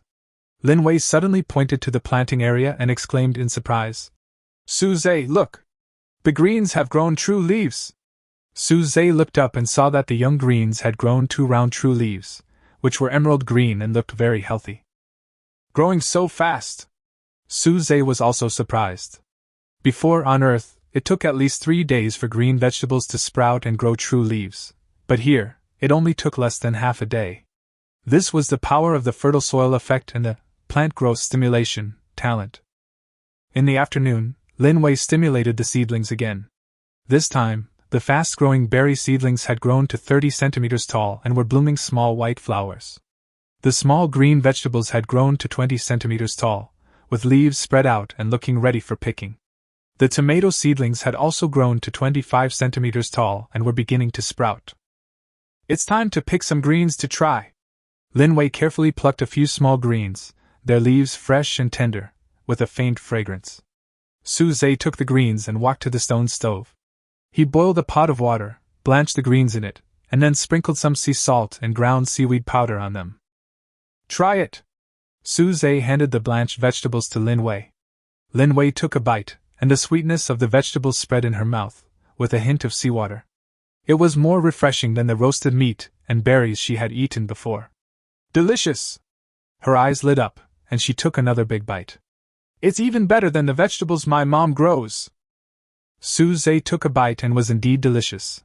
The fresh greens had the fragrance of earth, without a trace of bitterness. He watched Lin Wei happily eat, and his heart was filled with satisfaction. With a stable source of vegetables, their diet would be more balanced, and their bodies would be healthier.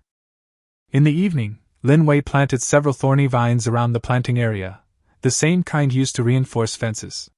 This would prevent sea beasts from entering the planting area and also thwart sneak attacks from other island owners. Suze built a gravel path in the middle of the planting area to facilitate future harvesting and management. As night fell, Suze lit a torch, illuminating the entire planting area. The seedlings glowed a faint green in the flames, like a small oasis. Lin Wei leaned against Suze, looking at the planting area before her, and whispered, "In the future, we can also grow corn, potatoes, and even rice, turning this into a large farmland." Suze held her hand tightly and looked at the sea in the distance. "Yes. As long as we work together, this place will become what we want."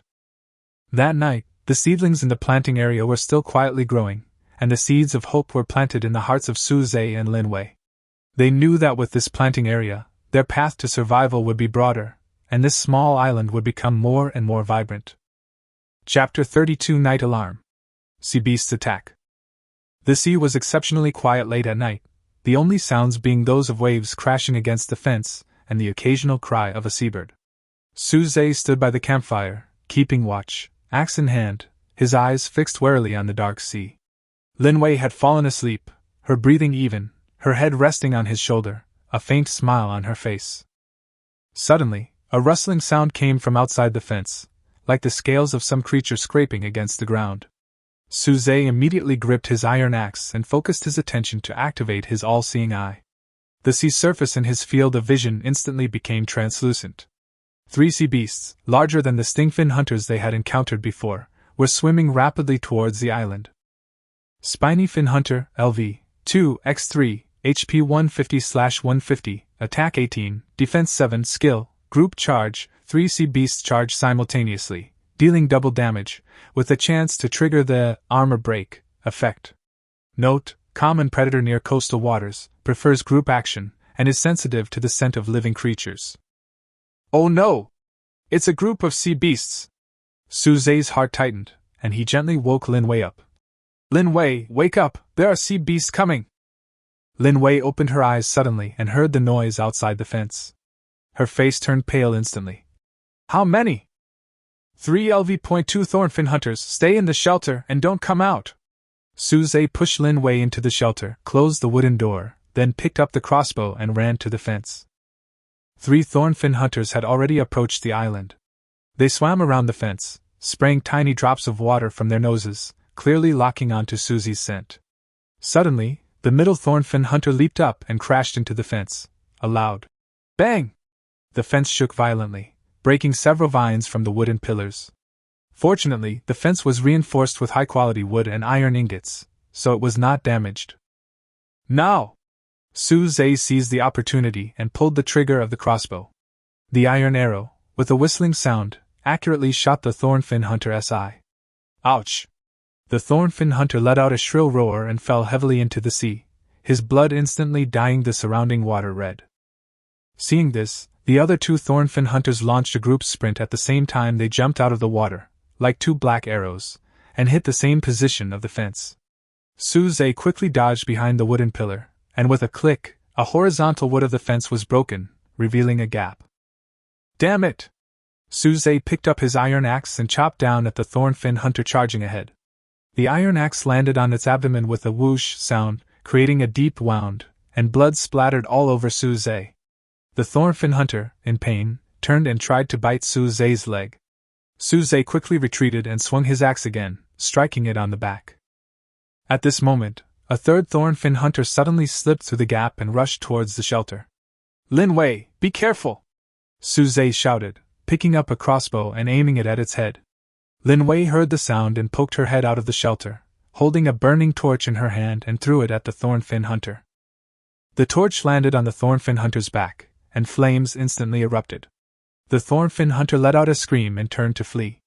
Suze seized the opportunity to rush over and strike its neck with his iron axe. With a snap, the thornfin hunter's neck was severed, and its body fell heavily to the ground. After dispatching the third sea beast, Suze turned to deal with the remaining one. The thornfin hunter was already severely injured, with only 50 health points left. Seeing its companions killed, its eyes were filled with fear, and it turned to flee. Suze didn't give it a chance. He picked up a crossbow and shot an arrow through its heart.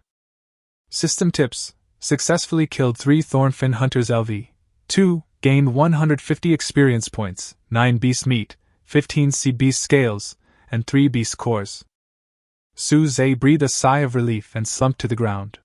His arms were shaking slightly from the exertion, and blood was slowly seeping from a wound on his leg caused by the thornfin hunter. Linwei quickly ran out of the shelter, holding some herbs in her hand, and squatted beside Suze, saying nervously, "You're injured. Let me see."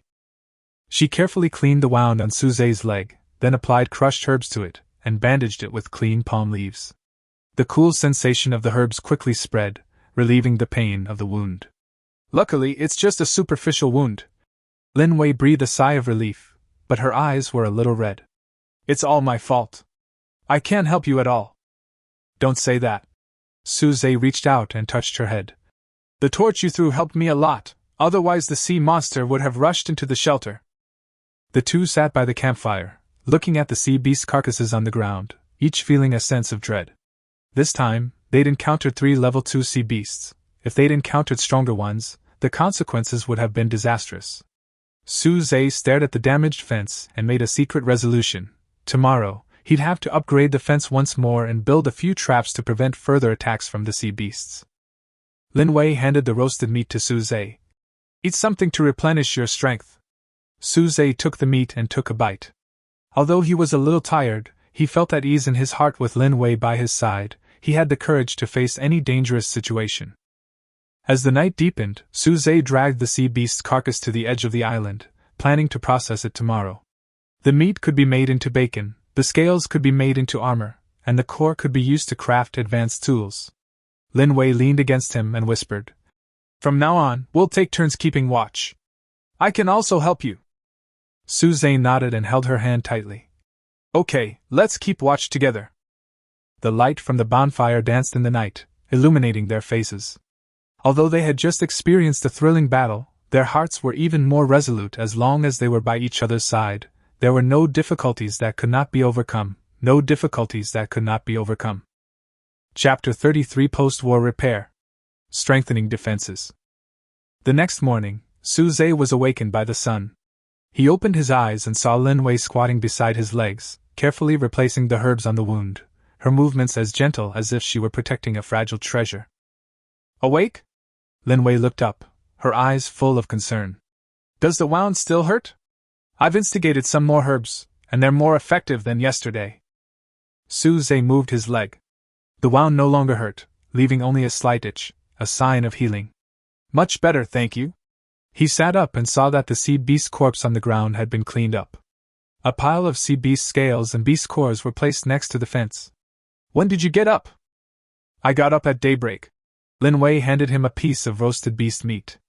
"I've cut up the sea beast meat and hung it on the meat drying rack. I've also sorted out the scales and cores. Do you think you can use them to make armor?"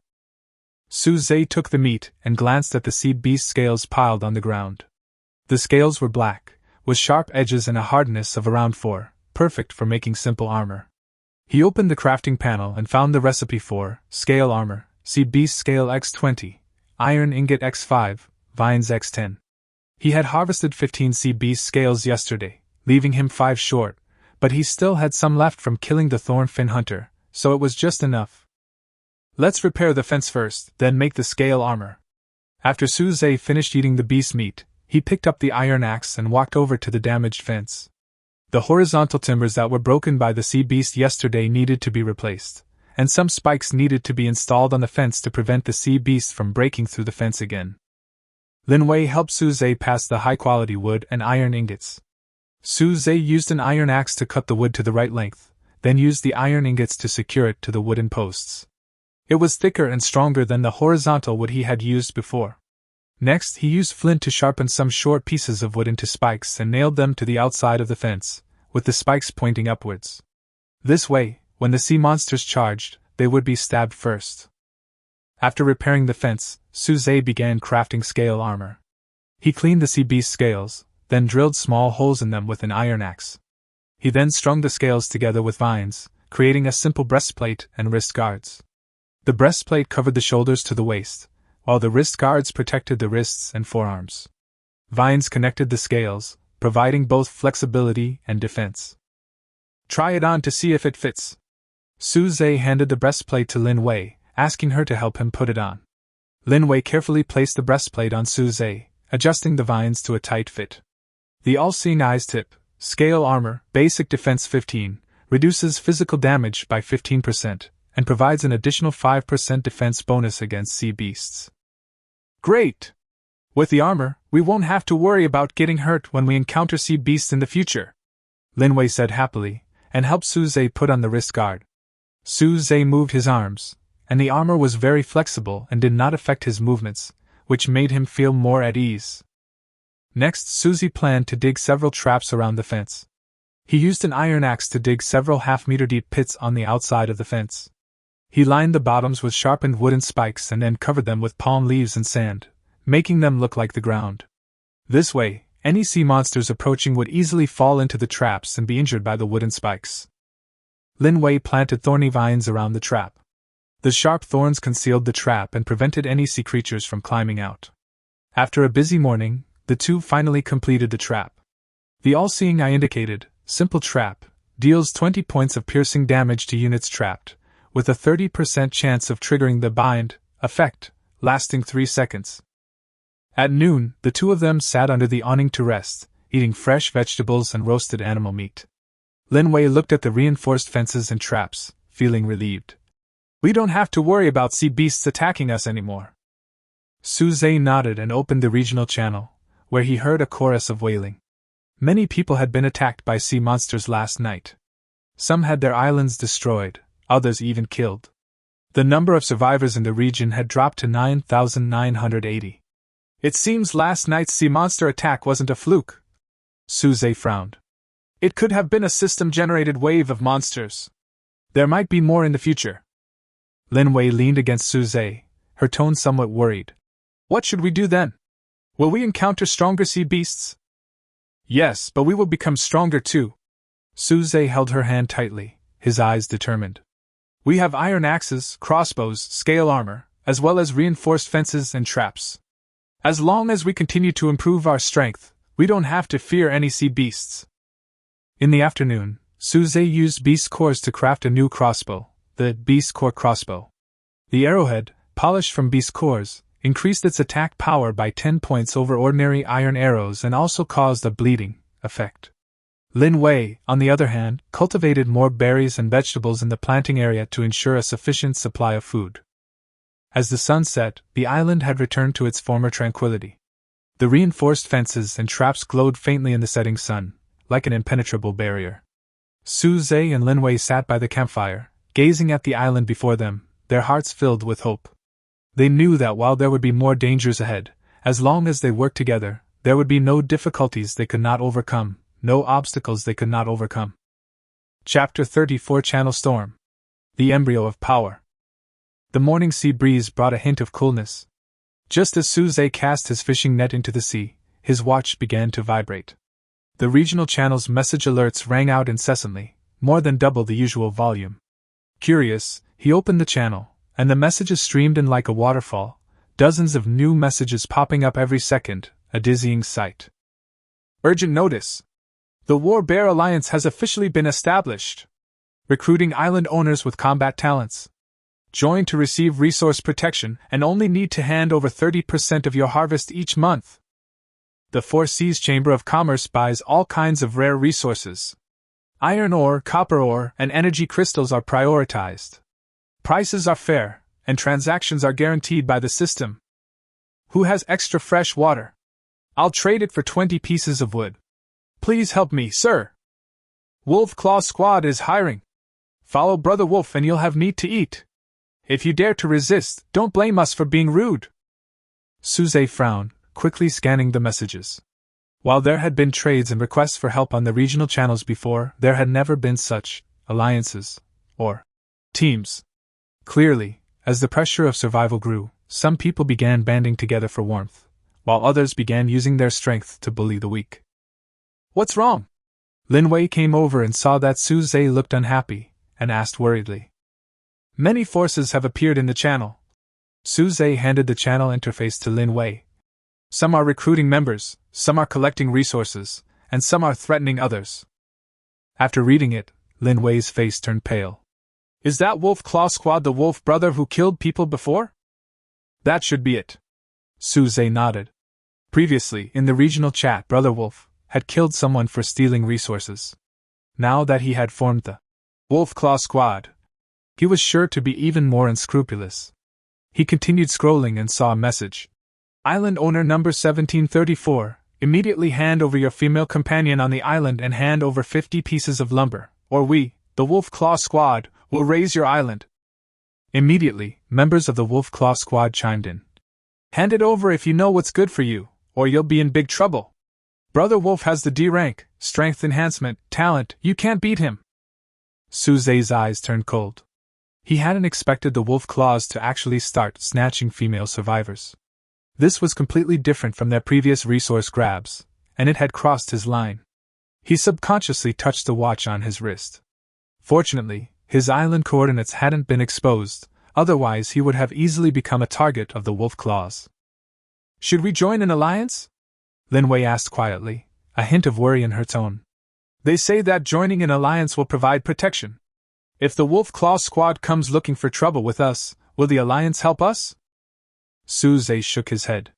"Most alliances are out to plunder resources. Take the War Bear Alliance for example. They require us to hand over 30% of our harvest every month. Our current resources are barely enough for our own use.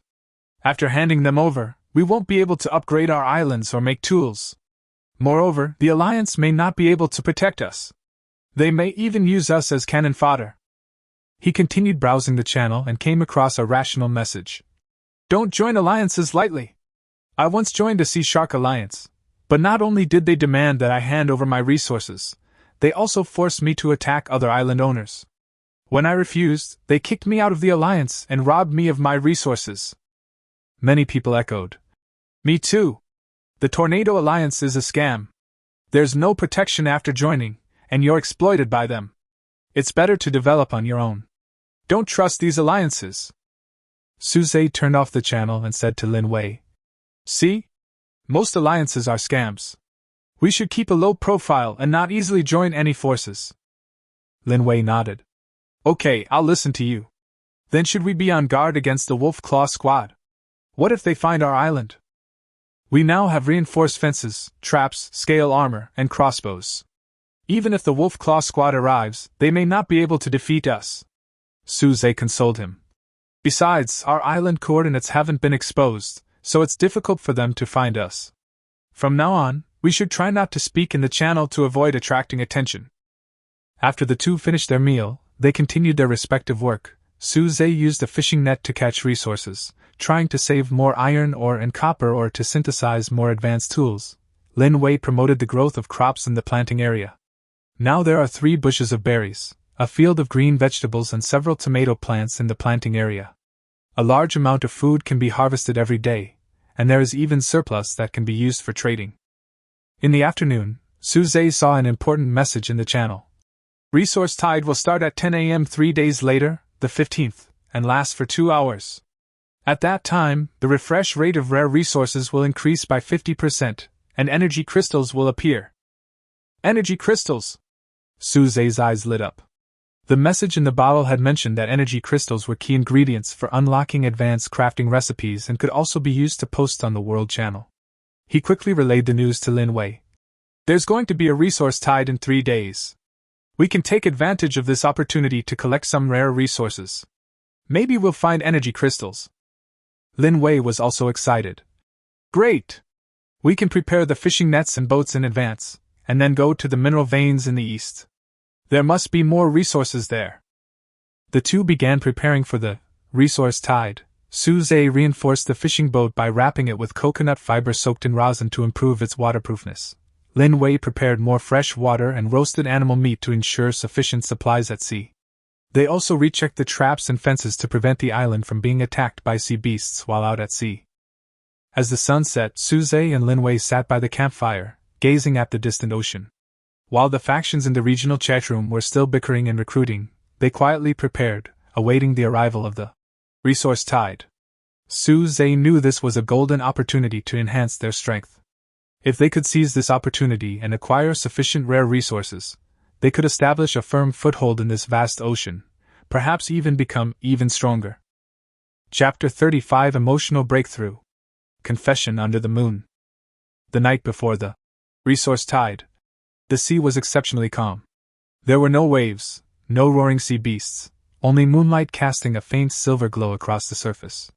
Suze and Lin Wei sat on the rocks at the edge of the island, freshly roasted berries in hand, gazing at the distant starry sky. The bonfire had gone out, leaving only the glass bottle containing the luminescent jellyfish beside them, its blue light softly illuminating their faces.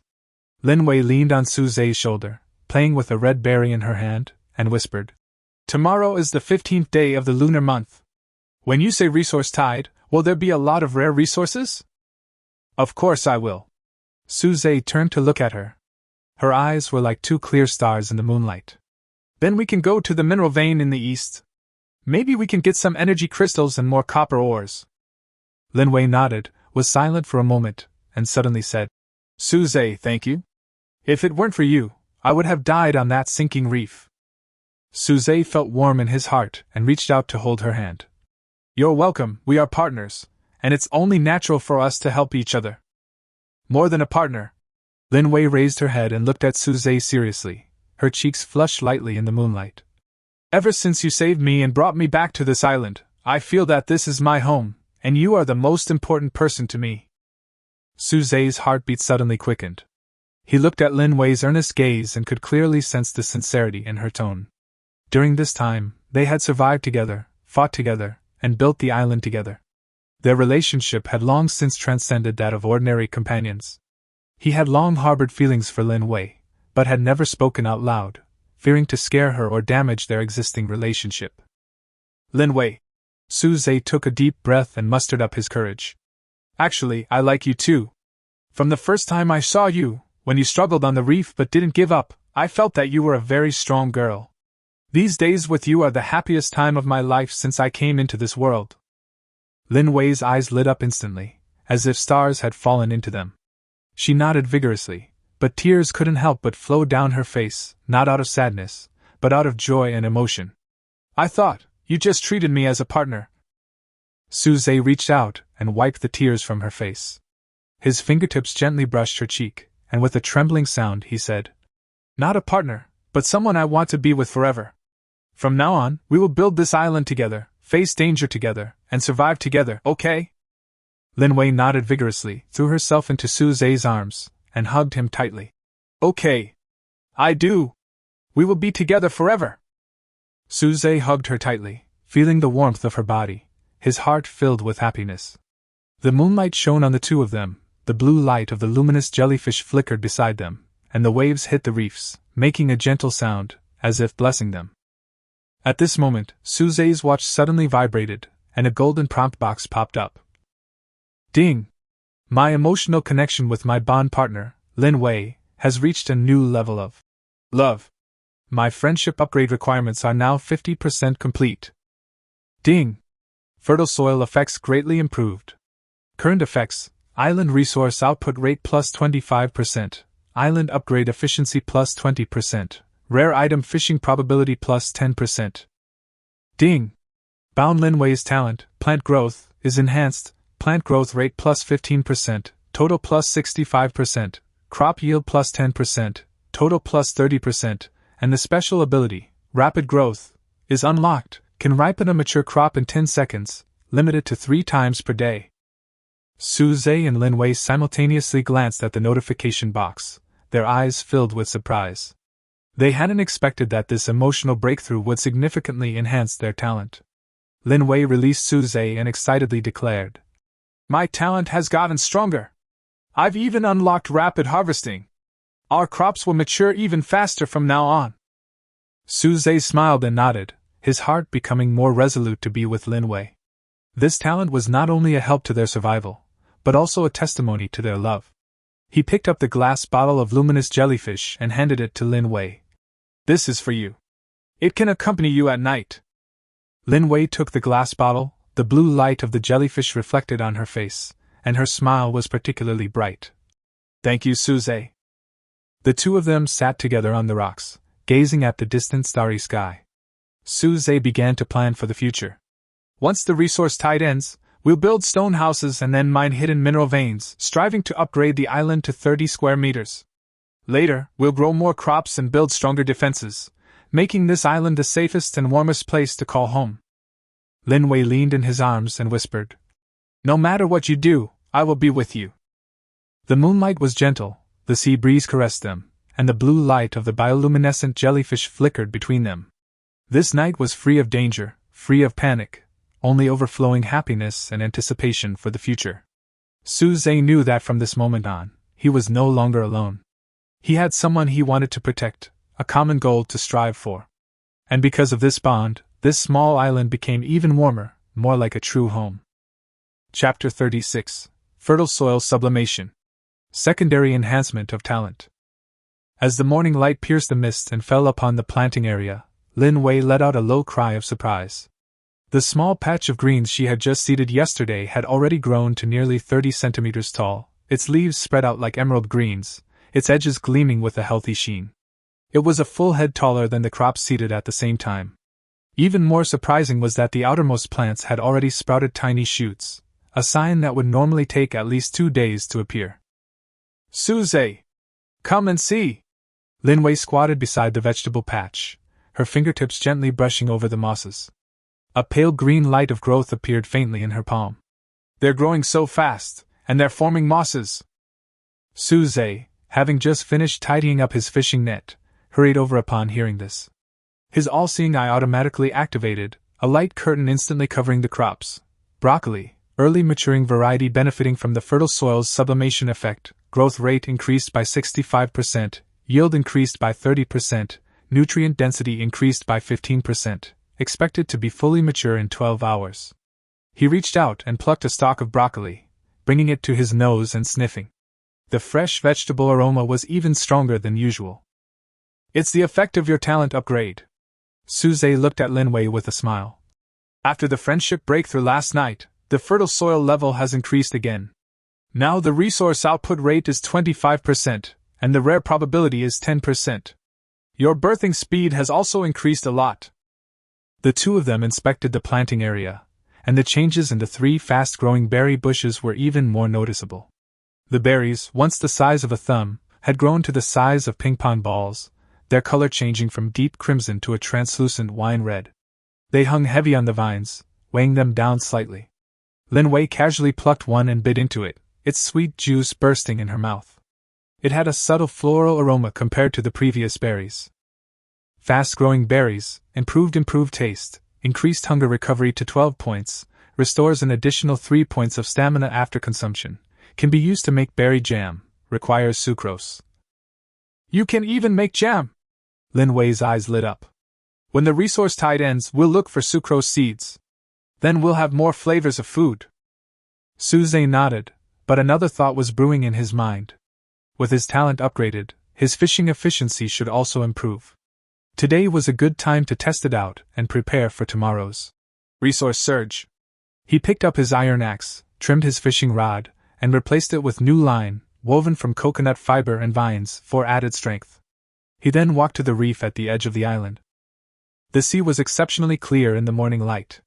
His all-seeing eyes scanned the water, revealing more points of light than usual. In addition to the usual green, seaweed, and brown, wood, there were also several shimmering lavender, a color he had never seen before.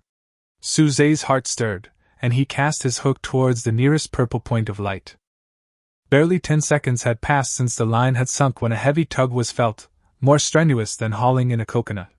Suze adjusted his position, gripping the rod with both hands and slowly reeling the line in. With a splash of water, a translucent shell emerged from the water. It was covered in lavender veins, and in the sunlight it shone like pearls.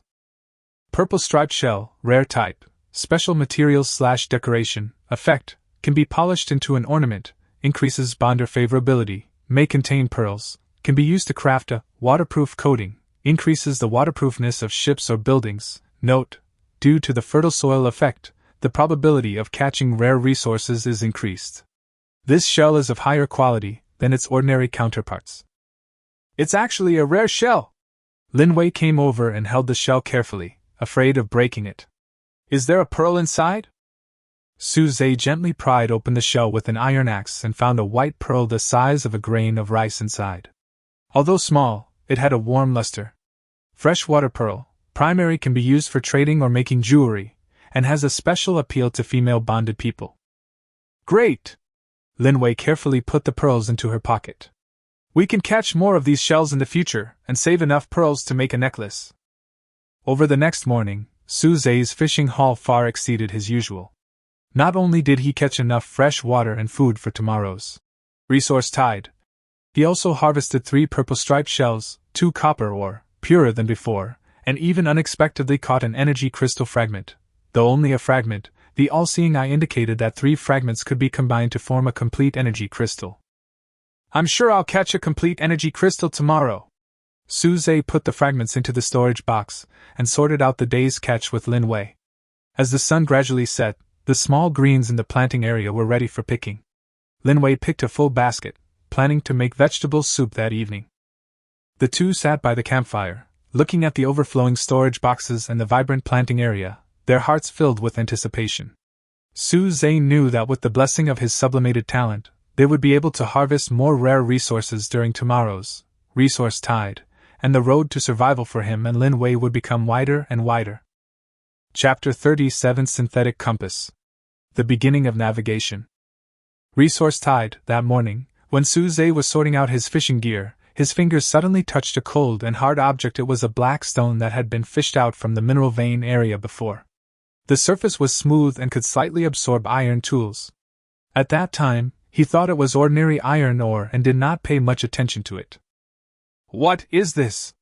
Linwei came over and curiously touched the stone with the iron nail, and the iron nail actually stuck to it lightly. Suze's mind moved, and he activated the Eye of All-Seeing. Natural magnet, pure, contains 70% magnetism, can be used to make compasses, positioning accuracy plus or minus 1 degree, not affected by the magnetic field of the sea. It's a magnet! It can be used as a compass! Suze exclaimed in surprise. When planning to visit the hidden coral reef, he had been worried about getting lost without a reference point. With a compass, he could pinpoint his direction, no longer relying on the sun and stars to determine his location. He immediately opened the crafting panel and found the recipe for a simple compass: natural magnet X1, standard wood X3, copper sheet X1, for fixing. The copper sheet could be pressed with the previously smelted copper ingots, and there was enough standard wood, so he could craft it right away. Linwei took the initiative to polish the magnet. Using fine sandpaper, made from sea animal hide and quartz sand, she gradually polished the surface, rounding it into a round shape and smoothing the edges to avoid scratching her hands. Suze, in turn, used an iron axe to carve a standard piece of wood into a palm-sized square box. He then dug a groove in the center to hold the magnet. After Linwei polished the magnet, Suze heated and melted the copper ingot, poured it into a mold, and made a thin copper sheet. He then used the copper sheet to fix the magnet in the groove of the wooden box, and then engraved marks for the 4 directions of east, south, west, and north around the wooden box using simple symbols to replace them, with the sun in the east, the moon in the west, flames in the south, and water droplets in the north. Finally, Suze installed a freely rotating shaft at the bottom of the wooden box, ensuring that the magnet could rotate flexibly and always point south. Thus, a simple compass was made. The wooden box was dark brown, the magnet had a black sheen, and the copper sheet added a touch of metallic texture. It looked both simple and practical. Let's see if it's accurate, Linwei said impatiently. Suze walked to the edge of the island with a compass and determined the direction of east based on the position of the sun. As expected, the compass needle pointed accurately to the south, with a very small error. It's so accurate, Suze said excitedly. With it, we won't get lost when we go to the secret coral reef, and we won't be afraid to explore farther seas in the future. He immediately pulled out his simple map, charcoal on parchment, and following the compass, corrected his previously marked coordinates. The mineral vein was 1.5 kilometers east of the island, the coral reef secrets were 5 kilometers southeast, and the active shadow of the abyss area was 3 kilometers northeast. Every coordinate was clearly and accurately marked, eliminating the need to worry about directional deviations. Let's go on a trial voyage now, Linway suggested. See if the compass works well at sea, and familiarize ourselves with the areas where resource tides may appear. Suze nodded, and the two boarded the fishing boat and headed towards the mineral vein area in the east. Suze sat at the stern and rowed, while Linway held the compass and occasionally reported the direction. Now it's due east, consistent with the map. A little bit north, adjust it. The fishing boat sailed steadily on the sea, the compass needle always pointing steadily to the south, even in the slightest wind and waves, without any noticeable deviation. Following the compass's guidance, Suze quickly reached the mineral vein area. The dense gray light spots underwater were exactly the iron ore veins discovered earlier. We're really here!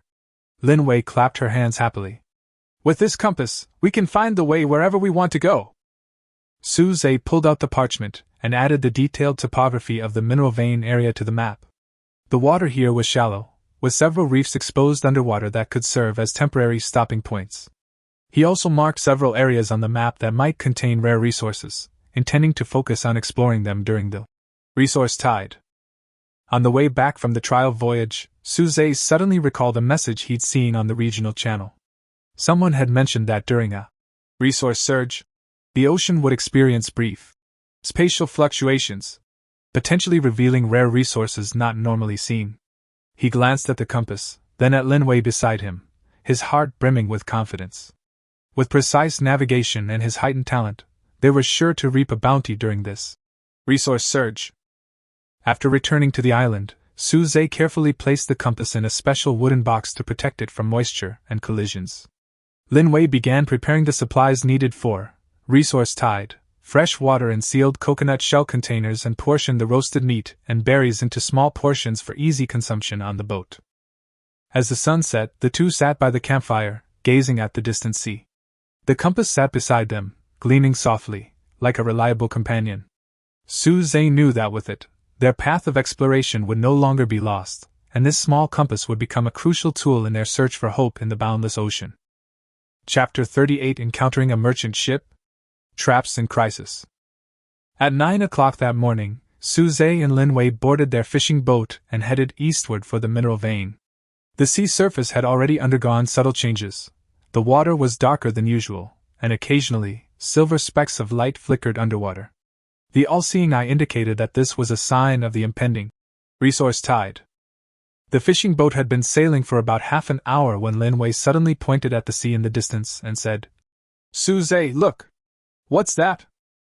Suze looked in the direction she pointed and saw a medium-sized wooden sailboat coming towards them. A gray flag with a simple anchor pattern was hung on the hull. Several figures could be vaguely seen on the sailboat, waving at them. "Is it the boat of another island owner?" Linway was a little excited. This was the first time they encountered a boat other than the castaways at sea. Suze frowned and activated his all-seeing eye to scan the sailboat. The screen popped up instantly, and the information on it made his face change suddenly. Ship name: disguised merchant ship, actually a pirate ship. Ship structure: added hidden ram, located under the bow, used to ram small ships, with hidden compartments on both sides of the hull, for storing weapons. Creatures on board: 5, status, hungry, hidden greed, malice, talents, 1D level, strength enhancement, 2E level, fast paddling, 2F level, night vision. Risk assessment: high. The target may use trading as bait, approaching and launching an attack to plunder resources and personnel. Oh no! It's a trap! Suze immediately turned the boat around and rowed in the opposite direction. That's a pirate ship, not a merchant ship. They want to steal our resources. Linway's face turned pale instantly, and she quickly helped Suze row. The sailboat sensed their intentions and suddenly increased its speed. The people on the sailboat no longer pretended and shouted at them. "Stop! Otherwise we will sink your boat!" Suze ignored him and paddled with all his might. While the fishing boat was faster than the raft, it was still much slower than the sailboat, which was closing in on them. The all-seeing eye showed that the sailboat's ramming angle had already been exposed, heading towards the side of the fishing boat. If it was hit, the fishing boat would definitely sink. "What should we do?"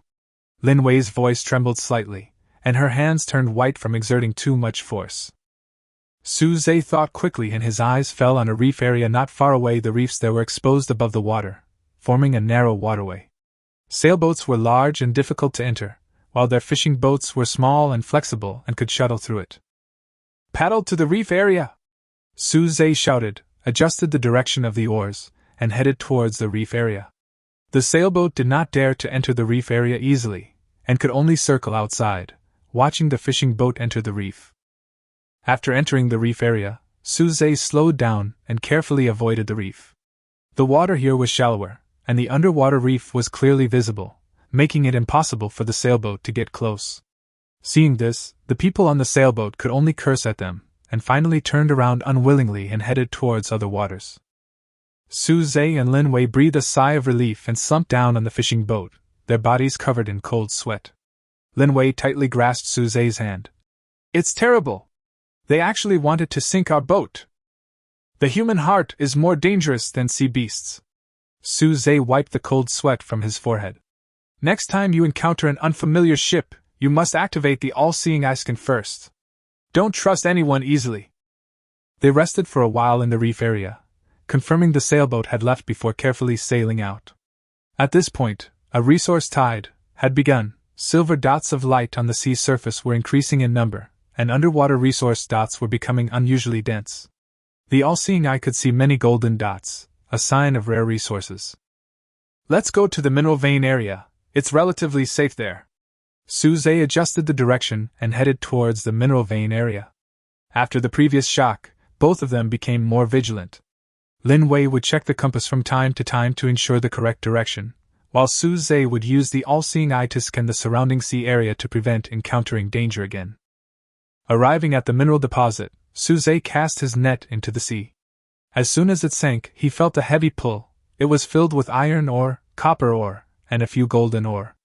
Gold ore, rare, contains 60% gold, can be used to craft high-end jewelry or trade, and is extremely valuable. "It's gold ore!"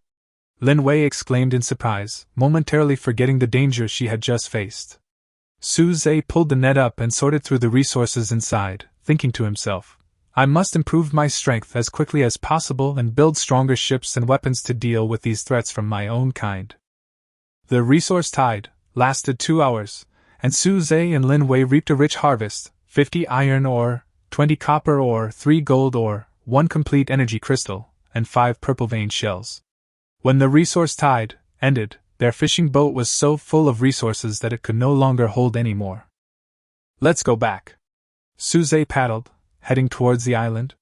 Under the setting sun, the fishing boat left a long trail of water on the sea.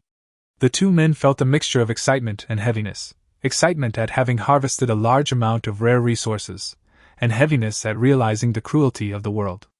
Not only did they have to face sea monsters and natural disasters, but they also had to guard against their own kind. Suze held Lin Wei's hand tightly, his eyes firm. "We will become stronger in the future, and no one will bully us." Lin Wei nodded vigorously and leaned on his shoulder. She knew that as long as she was with Suze, there would be no difficulties that could not be overcome and no obstacles that could not be overcome. Chapter 39: Lin Wei's illness. Searching for herbs. The night after returning from the resource tide, Lin Wei began to feel unwell. First, she felt cold all over, even near the campfire. Then she started coughing, her face turned pale, and her forehead was burning hot. Clearly, she had a fever. How could this happen? Suze anxiously touched her forehead, which was frighteningly hot. "Did you catch a cold in the reef area during the day?" Lin Wei shook her head weakly, her voice hoarse. "Maybe it was because of the rain before, plus I was too tired from paddling today." Suze immediately activated his all-seeing eye to scan Lin Wei's body. Condition: moderate fever, temperature 39.5 degrees Celsius, upper respiratory tract infection, physical strength 30 out of 100, weak, need to take antipyretic herbs, such as sea perilla, cooling grass, as soon as possible, otherwise complications may occur. We need sea basil and cooling grass. Suze helped Lin Wei into the shelter, let her lie on the bed, and covered her with a thick palm leaf quilt. Wait here. I'll go to the beach to find some herbs and be back soon. Lin Wei held his hand, her eyes full of worry. Be careful, there may be sea beasts on the beach at night. I will. Suze held her hand tightly, picked up the iron axe and crossbow, turned around and rushed into the night. The seashore at night was exceptionally quiet, its only sounds being the crash of waves against the rocks and the occasional roar of a sea beast. Using the glass bottle of luminous jellyfish as a light, Suze searched for herbs along the coastline. The all-seeing eye suggested that sea basil typically grows in the crevices of rocks in the intertidal zone, with pale purple leaves and a delicate fragrance. Cooling grass, on the other hand, grows in the sand near the sea, with tiny, emerald green leaves that feel cool to the touch. He searched the intertidal zone carefully and finally found a few sea basil plants in the crevice of a huge reef. The pale purple leaves shimmered in the moonlight, and up close he could smell a faint fragrance. Suze carefully pulled the sea basil plants up by the roots and placed them in the cloth bag he was carrying. The search for the cooling grass wasn't as smooth. He searched the sand for over half an hour but couldn't find any trace of it. The all-seeing eye suggested that the cooling grass might grow in the sand closer to the ocean, but the water there was deeper, and sea beasts might roam at night. We must find the cool grass. Suze gritted his teeth and walked towards the deeper sand. At this moment, the all-seeing eye suddenly swept across a fast-moving black shadow. It was a LV.2 thorn fin hunter, swimming towards him quickly. Suze immediately picked up the crossbow and aimed at the fin hunter's head. The fin hunter suddenly jumped up and pounced on him. Suze dodged to the side and pulled the trigger at the same time. The iron arrow accurately shot the fin hunter's eye. The fin hunter screamed and fell heavily to the sand. Suze took the opportunity to rush over and hit it hard with the iron axe in the abdomen, completely killing it. System prompt: successfully killed the thorn fin hunter, LV. 2, gaining 50 experience points, beast meat X3, sea beast scale X5. Suze didn't have time to deal with the sea monster's carcass. He continued searching for the cooling grass. After searching for about 10 minutes, he finally found a few plants of the herb amidst a patch of sand covered by the sea. The leaves were tiny, emerald green, and indeed, they felt cool to the touch. He quickly pulled them up and placed them in his bag. When they returned to the island, Lin Wei was already drowsy and asleep, her forehead still burning. Suze immediately lit a fire and placed sea basil and cooling grass in a stone pot, adding a small amount of fresh water to make a herbal soup. When the soup was ready, he carefully woke Lin Wei and fed her with a spoon. The herbal soup had a slightly bitter taste. Lin Wei frowned after taking a few sips, but she forced herself to drink it. Suze sat by the bed, watching over her, occasionally wiping her forehead with a wet palm leaf to help cool her down. In the middle of the night, Lin Wei's temperature finally dropped, and her cough eased a lot. She slowly opened her eyes and saw Suze sitting by the bed, his eyes bloodshot. Obviously he had been guarding her for a long time. Suze. Lin Wei's voice was still a little hoarse. Have you been awake all this time? I'm not sleepy. Suze smiled and reached out to touch her forehead. The fever has gone down. I feel much better. Lin Wei reached out and held Suze's hand tightly. Thank you for making you worry. We are a family, there is no need to say that. Suze held her hand tightly. Go to sleep quickly. Everything will be fine when you wake up tomorrow. Lin Wei nodded, leaned on Suze's shoulder, and soon fell asleep. Suze sat by the bed, looking at her sleeping face, his heart filled with relief. Fortunately, he found the herbal medicine, otherwise, he really didn't know what would have happened. He secretly decided that he must pay more attention to Lin Wei's health in the future, and not let her suffer like this again. The next morning, Lin Wei had basically recovered.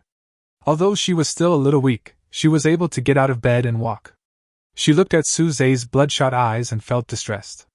She took the initiative to help him sort out the resources he had harvested yesterday, and cooked a pot of vegetable soup for him to replenish his energy. The two sat by the campfire, drinking vegetable soup and chatting about yesterday's experience. Lin Wei said softly, "Let's go looking for resources together from now on. I will never let you take risks alone again." Suze nodded and held her hand tightly. Okay, let's do it together.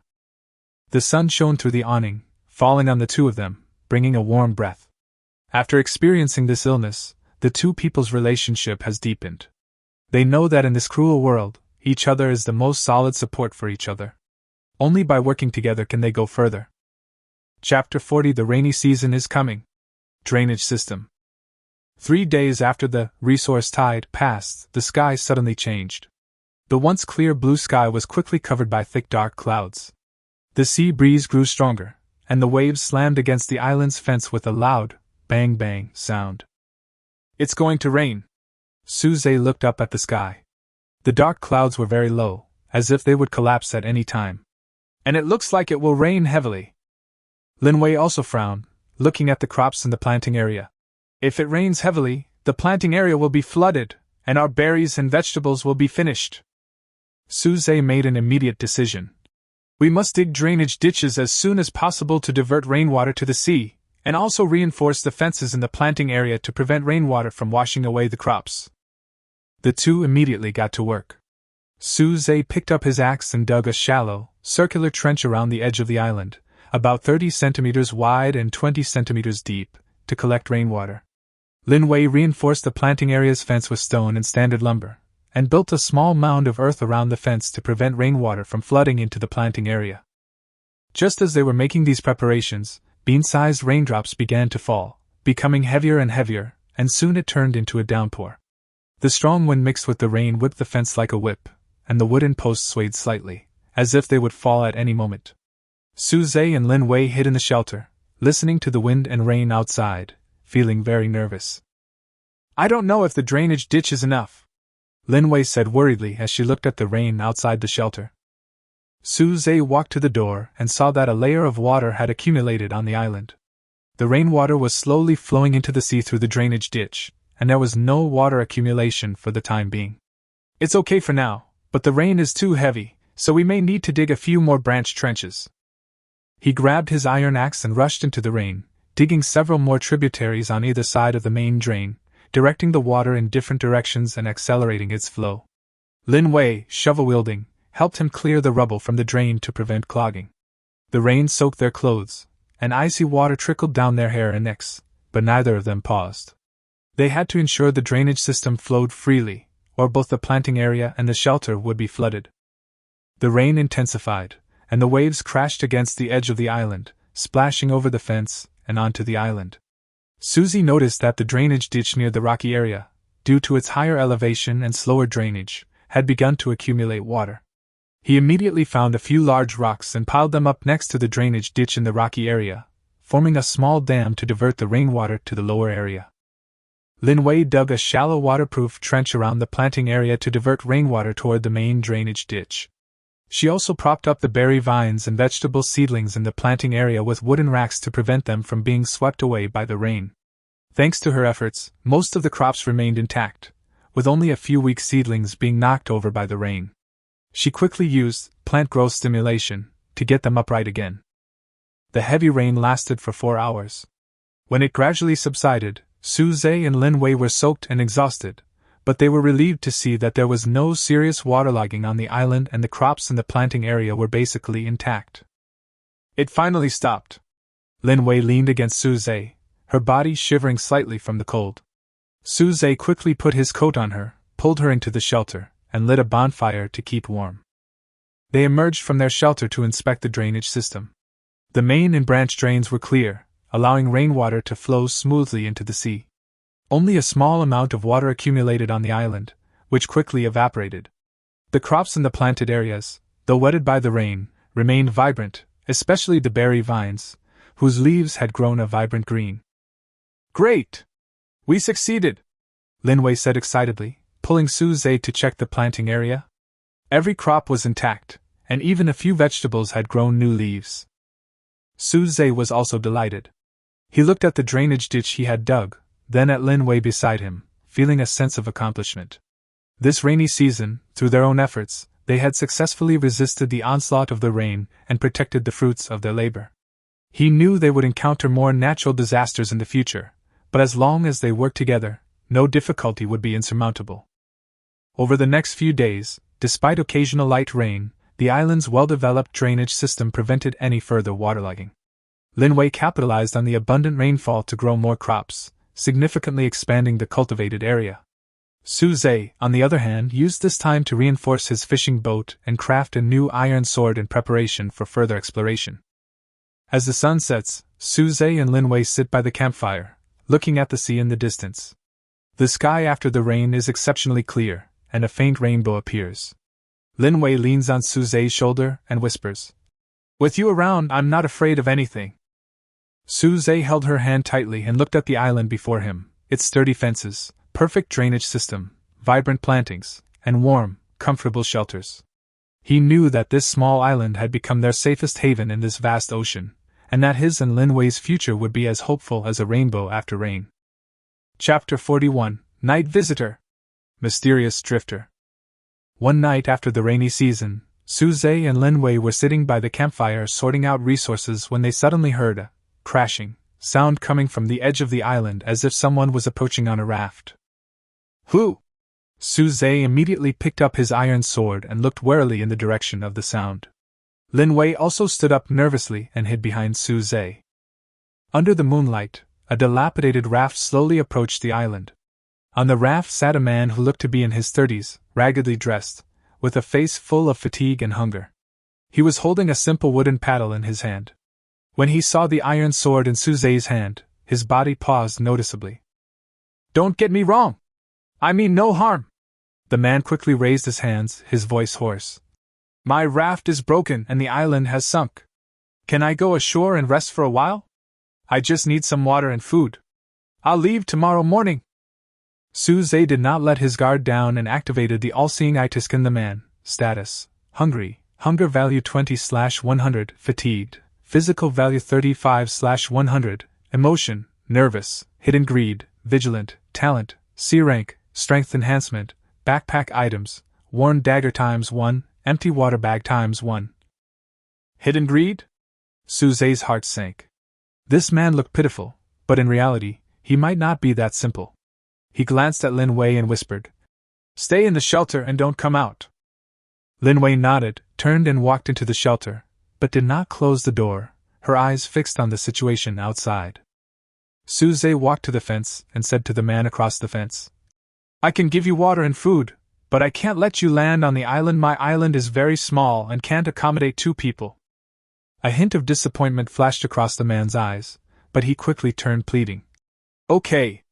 As long as I have water and food, it's fine. Thank you, brother.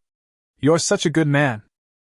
Suze took out a bottle of fresh water and a piece of roasted animal meat from the storage box, tied it with a rope, and handed it to the man on the raft. The man took the water and food, immediately opened the water bag and drank it, and then devoured the roasted animal meat, looking really hungry. "Thank you. Thank you so much." After the man finished eating, a smile appeared on his face, but his eyes kept glancing at the planting areas and storage boxes on the island, and his greedy look was difficult to conceal. Suze saw this and became more alert. "Rest for a while and leave quickly. It's not safe at sea at night." "Okay. Okay." The man agreed, but did not row the raft immediately. Instead, he stared at the spikes on the fence, as if thinking about how to climb over it. After about 10 minutes, the man suddenly stood up and rushed towards the fence, still holding the worn dagger in his hand. "Boy! Hand over your resources! And the women on your island! Or I will kill you!" Suze was prepared. He dodged to the side and raised his iron sword, aiming it at the man's chest. "Don't come over here! If you come over again, I won't be polite!" The man didn't expect Suze to react so quickly. He was stunned for a moment, but soon said viciously, "Just you? I have sea level, strength enhancement, talent, you can't beat me at all." He pounced again and stabbed Suze's shoulder with the dagger. Suze gripped the iron sword tightly and slashed at the man's wrist. The man screamed in pain and the dagger fell to the ground. Suze took the opportunity to kick him in the chest and kicked him back onto the raft. The raft shook violently, and the man almost fell into the sea. "Get lost!" Suze raised his iron sword, his eyes icy. "If you dare to come any closer, I'll throw you into the sea to feed the sea monsters." The man looked at Suze's cold eyes, then at the iron sword in his hand. He knew he was no match for him, so he picked up the dagger and paddled away in a panic, cursing. "Just wait! I won't let you go!" Suze watched the man's raft disappear into the night. Then he breathed a sigh of relief and turned to walk into the shelter. Lin Wei immediately ran over and nervously checked his body. "Are you okay? Did he hurt you?" "I'm fine." Suze touched her head. "Fortunately, I was prepared, otherwise it would have been dangerous." Lin Wei leaned in Suze's arms, her voice still trembling. "Let's never give water and food to strangers again. It's too dangerous." "We can't generalize, but we must remain vigilant," Suze said. "We'll have to step up our night watch and place more traps around the fence to prevent further sneak attacks." Over the next few days, Suze added several traps around the fence, made of wooden spikes and vines. If someone stepped on them, they would be injured by the spikes and the vines would bind them. He also placed an iron sword by the bed for easy access. Lin Wei also became more vigilant. Every time Suze went out fishing, she would stand by the fence and watch. Once she found any unfamiliar boats or people, she would immediately alert Suze.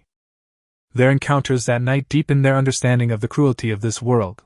Not only did they have to face sea monsters and natural disasters, but they also had to guard against those with ill intentions. But it also strengthened their belief that as long as they worked together and remained vigilant, they could survive in this world, and even better. Chapter 42: Synthetic Crossbow. Long-Range Deterrence. After surviving the mysterious drifter's sneak attack, Suze realized that relying solely on his iron sword and crossbow wasn't enough for long-range defense. The crossbow's range was only 50 meters, and its slow reload speed made it difficult to defend against groups of enemies or fast-moving targets. He opened the crafting panel, searching for a more powerful long-range weapon, and quickly found the recipe for the simple crossbow. Simple crossbow, synthesis requirements: tough vines times 5 bowstring, elastic wood times 3 bow body, iron arrowheads times 10 arrows, copper sheets times 2, reinforcement parts, effect, range 80 meters, attack power 30, reloading speed increased by 50%, can fire 3 arrows continuously before reloading. Note: the best among primary long-range weapons. Has a strong deterrent effect on single targets. Tough vines and elastic would need to be found in the forest area to the east. Suze looked at the recipe and said to Lin Wei, "Someone mentioned in the regional channel before that there is a floating forest 10 kilometers to the east, with a lot of elastic wood and tough vines there." Lin Wei nodded. "We will go tomorrow. I will help you collect materials. And be careful, there may be many sea beasts there." The next morning, the two boarded a reinforced fishing boat and headed eastward toward the forested area. After about an hour, they finally sighted the floating forest, composed of countless floating trees, their roots entwined to form a vast floating platform covered in vines and low shrubs. "This is it!" Suze docked the fishing boat at the edge of the floating forest, picked up the iron axe and crossbow, the simple crossbow he used before, and said, "I'm going to collect the materials. You stay on the boat and pay attention to the surrounding movements." Lin Wei nodded, picked up another crossbow, and looked at the surrounding sea vigilantly. Suze reached the floating forest. The trees here were indeed hardwoods with excellent elasticity. Breaking them with his hands, he could clearly feel the wood's toughness. He used his iron axe to cut down 3 pieces of elastic wood and gathered 5 pieces of tough vines from between the trees. These vines were thicker than ordinary vines and extremely tough, perfect for making bowstrings. Just as he was about to return to the fishing boat, the all-seeing eye suddenly caught sight of a fast-moving black shadow, a level 3 green-scaled tentacle beast, swimming rapidly towards the fishing boat from underwater. "Lin Wei, be careful!" Suze shouted, drawing his crossbow and aiming it at the green-scaled tentacle beast's head.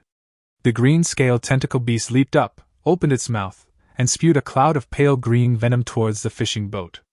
Lin Wei reacted quickly, grabbing a piece of wood to block the venom. The venom splattered on the wood with a sizzling sound, corroding small holes in it. Suze seized the opportunity to pull the trigger of his crossbow. The iron arrowhead, with a whistling sound, accurately shot the green-scaled tentacle beast in the eye. The green-scaled tentacle beast let out a shrill roar and fell heavily to the sea. Suze quickly ran back to the fishing boat, picked up the iron sword, and slashed at the green-scaled tentacle beast's abdomen. The green-scaled tentacle beast struggled a few times before completely stopping. System prompt: successfully killed the green-scaled tentacle beast, LV. 3, gaining 80 experience points, 5 beast meat, 8 green scales, and 1 venom sac. I was so scared. Lin Wei patted her chest, her face still a little pale. It's okay, Suze comforted. Let's go back quickly and make the crossbow. After returning to the island, the two immediately began crafting a simple crossbow. Suze was in charge of crafting the bow's body, using an iron axe to carve the elastic wood into the desired shape, creating a curved bow with small holes drilled at each end for the bowstring. Lin Wei was in charge of processing the tough vines, soaking them in hot water to soften them, then twisting them into strands to create the bowstring. After the bowstring was made, Suze fixed it to both ends of the bow and reinforced the joints with copper sheets to prevent it from breaking during use. Finally, he installed iron arrowheads on wooden arrows to make 10 arrows, which he placed in a special quiver. A simple crossbow was made in this way. The bow body was made of dark brown elastic wood, the bowstring was made of black tough vines, and the quiver contained 10 iron arrows shining with cold light. It looked both sturdy and majestic. Try the range, Lin Wei said impatiently. Suze, crossbow in hand, walked to the edge of the island, aimed at a distant reef that emerged from the water, and pulled the trigger. The iron arrow whistled as it accurately struck the reef, the shaft piercing deeply into the reef, leaving only a small tail. So far, at least 80 meters. Lin Wei excitedly ran over to check. The attack power is also very strong, much more powerful than the previous crossbow. Suze test-fired a few more arrows, finding both accuracy and range to be ideal. He handed the crossbow to Lin Wei. Try it too. If you run into danger next time, you can use the crossbow to attack from a distance, and I'll defend in close combat. Lin Wei took the crossbow and, following Suze's instructions, aimed at the distant target and pulled the trigger. Although her first arrow missed, after a few practice sessions, she quickly mastered the technique and could accurately hit targets within 50 meters. Great! Lin Wei said happily. With the crossbow, if we encounter sea beasts or people with bad intentions in the future, we can attack them from a distance without having to get close to danger. Suze nodded and placed the crossbow and quiver at the entrance of the shelter for easy access. He knew that with this simple crossbow, their defense capabilities would be improved to a higher level, and they would be able to deal with danger more calmly in the future. Over the next few days, Suze and Lin Wei practiced their crossbows daily. Lin Wei's shooting skills grew increasingly proficient, even reaching a small target 80 meters away. Suze, on the other hand, used this time to craft more arrows and add a simple sight, made from shells and wood chips, to the crossbow, further improving its accuracy. Under the setting sun, Suze and Lin Wei stood at the edge of the island. Lin Wei, holding a crossbow, aimed at the distant sea and pulled the trigger. The iron arrow whistled and struck a passing seabird. Although it didn't kill it, it still demonstrated the crossbow's power. The two smiled at each other, their hearts filled with confidence for the future. With powerful weapons and each other's company, they would surely create their own miracle of survival in this vast ocean. Chapter 43: Regional Mission. A life-or-death battle with the initiative at hand. The morning mist clung to the reef like a thin veil, tinged with a salty, fishy smell. Suze squatted beside the dock, patching the bottom of his makeshift fishing boat with deep-sea hardwood. This damage had been discovered after yesterday's storm. He had reinforced the edges with iron ingots salvaged from the mine. While still a simple fishing boat, it was more resistant to collisions than before, and its smoother bottom gave it a 30% increase in speed. The nearby detector suddenly began to emit a rapid beep, and a red dot popped up in the center of the screen.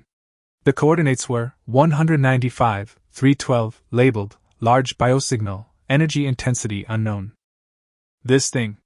Suze had just activated the Eye of All-Seeing, when his wristwatch suddenly vibrated and numbed. A Scarlet System announcement directly covered the detector interface, and even Lin Wei almost dropped the berries in her hand. Regional Emergency Mission announced. Objective: kill the mutated giant crab LV-5. Target coordinates: 195, 312, mission time limit: 24 hours. Mission rewards: 1 rare treasure chest, plus 100 regional reputation, unlock. Advanced synthesis permission. Ability to synthesize LV-3 and above tools/weapons. Failure penalty: none. However, the target area will spawn Shadow of the Abyss. After the mission, increasing the threat. The moment the announcement popped up, the regional channel erupted like a bomb. The Wolf Claw Squad message flooded the screen the fastest, with a naked sense of dominance. ID Wolf Brother. Wolf Claw Team. Assemble. Coordinates, 195, 312. Anyone with an iron sword and ranged abilities, come. We're only 10 kilometers from our target, and we'll arrive in 1 hour. Don't even think about getting there if you're late. ID Wolf Claw Little Brother 1, I just reinforced the raft, and brought 5 stone axes. No matter how hard the giant crab shell is, it can't withstand it. ID Wolf Claw Little Brother 2, anyone who competes with us is against the Wolf Claw Squad. When the time comes, we will even tear down your island. ID Passerby, you guys are too crazy. I'm 12 kilometers away from my goal, I'm going to try it too. ID Requesting a Carrier, Brother Wolf, please help me. I have E level, quick stop bleeding, which can save my teammates. Suze turned off the channel and ran his fingertips across the detector screen. He had spotted the giant crab a full 5 minutes before the system announced it. Those 5 minutes were his chance of victory. Although his simple fishing boat was slower than the Wolf Claw team's reinforced raft, he knew a shortcut. Bypassing the eastern reefs would save him 3 kilometers and allow him to use the ocean current to accelerate his progress. This would allow him to arrive 20 minutes earlier than the Wolf Claw team. We have to go now. Suze grabbed the iron sword and spoke quickly. I know a shortcut that can get us ahead of them. Bring your crossbow and quiver. I've already dismantled the trap. Also, take some of the herbs you used to induce birth. The giant crabs have high attack power, so be careful not to get hurt. Without hesitation, Lin Wei turned and began to pack. She carefully stuffed 20 iron arrows into her quiver and pulled 10 portions of fast-growing hemostatic grass from her storage chest, a herb she'd cultivated with plant stimulation, which heals 40% faster than ordinary herbs. She also packed 20 portions of roasted beast meat, wrapped in palm leaves, for quick stamina replenishment. Suze, on the other hand, loaded 5 reinforced traps, made of sea beast scales wrapped with wooden thorns, increasing the trigger damage from 20 to 25, onto the fishing boat and inspected the oars. The blades were made of deep-sea hardwood, offering more power, which was the reason he dared to take the shortcut around the reef. At 8:10, Suze pushed his makeshift fishing boat out to sea. As soon as the boat touched water, it drifted forward half a meter on the morning current. He jumped aboard, and Lin Wei sat at the bow, clutching a vine seed. She was there to help her see the reef. As the fishing boat entered the reef, Lin Wei's all-seeing eye was sharper than usual, always able to call out in advance. Reef to the left, switch to the right. Suze adjusted the oars with reflexive movements, and the boat glided past the edge of the reef, splashing water on the planking without damaging the reinforced bottom. Occasionally, the rafts of other survivors could be seen on the sea. Some were taking the longer route, while others were stuck on reefs and left far behind. Lin Wei looked at the distant shadows and couldn't help but say, "It seems like they're almost leaving us behind." Faster. Suze gritted his teeth and paddled vigorously. He knew that the Wolf Claw team's raft was carrying 5 people. Although it was fast, it was heavy with so many people. They would definitely not dare to cross the reefs and would have to take the long way. At 9 o'clock sharp, Suze's fishing boat finally broke free from the reefs. The water before them suddenly darkened. A huge black shadow slowly moved in the deep black water. It was the mutant giant crab. Its carapace was a deep purple, and its 2 huge claws were longer than Suze's iron sword. Every movement stirred up a circle of turbid waves. All-seeing eye instantly pops up detailed information. Mutated giant crab, LV. 5 HP 500/500, attack 40, defense 20, skills, giant pincer slap, area damage 30% chance to stun for 2 seconds, carapace hardening, defense plus 50%, last 10 seconds, weaknesses, eyes, defense minus 70%, abdominal soft armor, defense minus 50%, carapace thinner at joints. Set the traps first. Suze parked the fishing boat beside a large reef 100 meters away. Lin Wei immediately squatted on the reef and scattered vine seeds into the sea. Her hands glowed with a pale green light. Several resilient sea vines sprouted rapidly, weaving a net on the seabed, just in front of the giant crab. Suze buried 5 traps around the sea vines and covered them with sand, leaving only a few vines exposed to look naturally grown. Ready! Lin Wei picked up her crossbow and aimed at the giant crab's left eye. The iron arrow shot out with a whistling sound, piercing its eye socket with pinpoint accuracy. Dark green fluid instantly seeped out. The giant crab let out a roar that shook the sea surface and scrambled towards the fishing boat, much faster than Su Zhe had anticipated.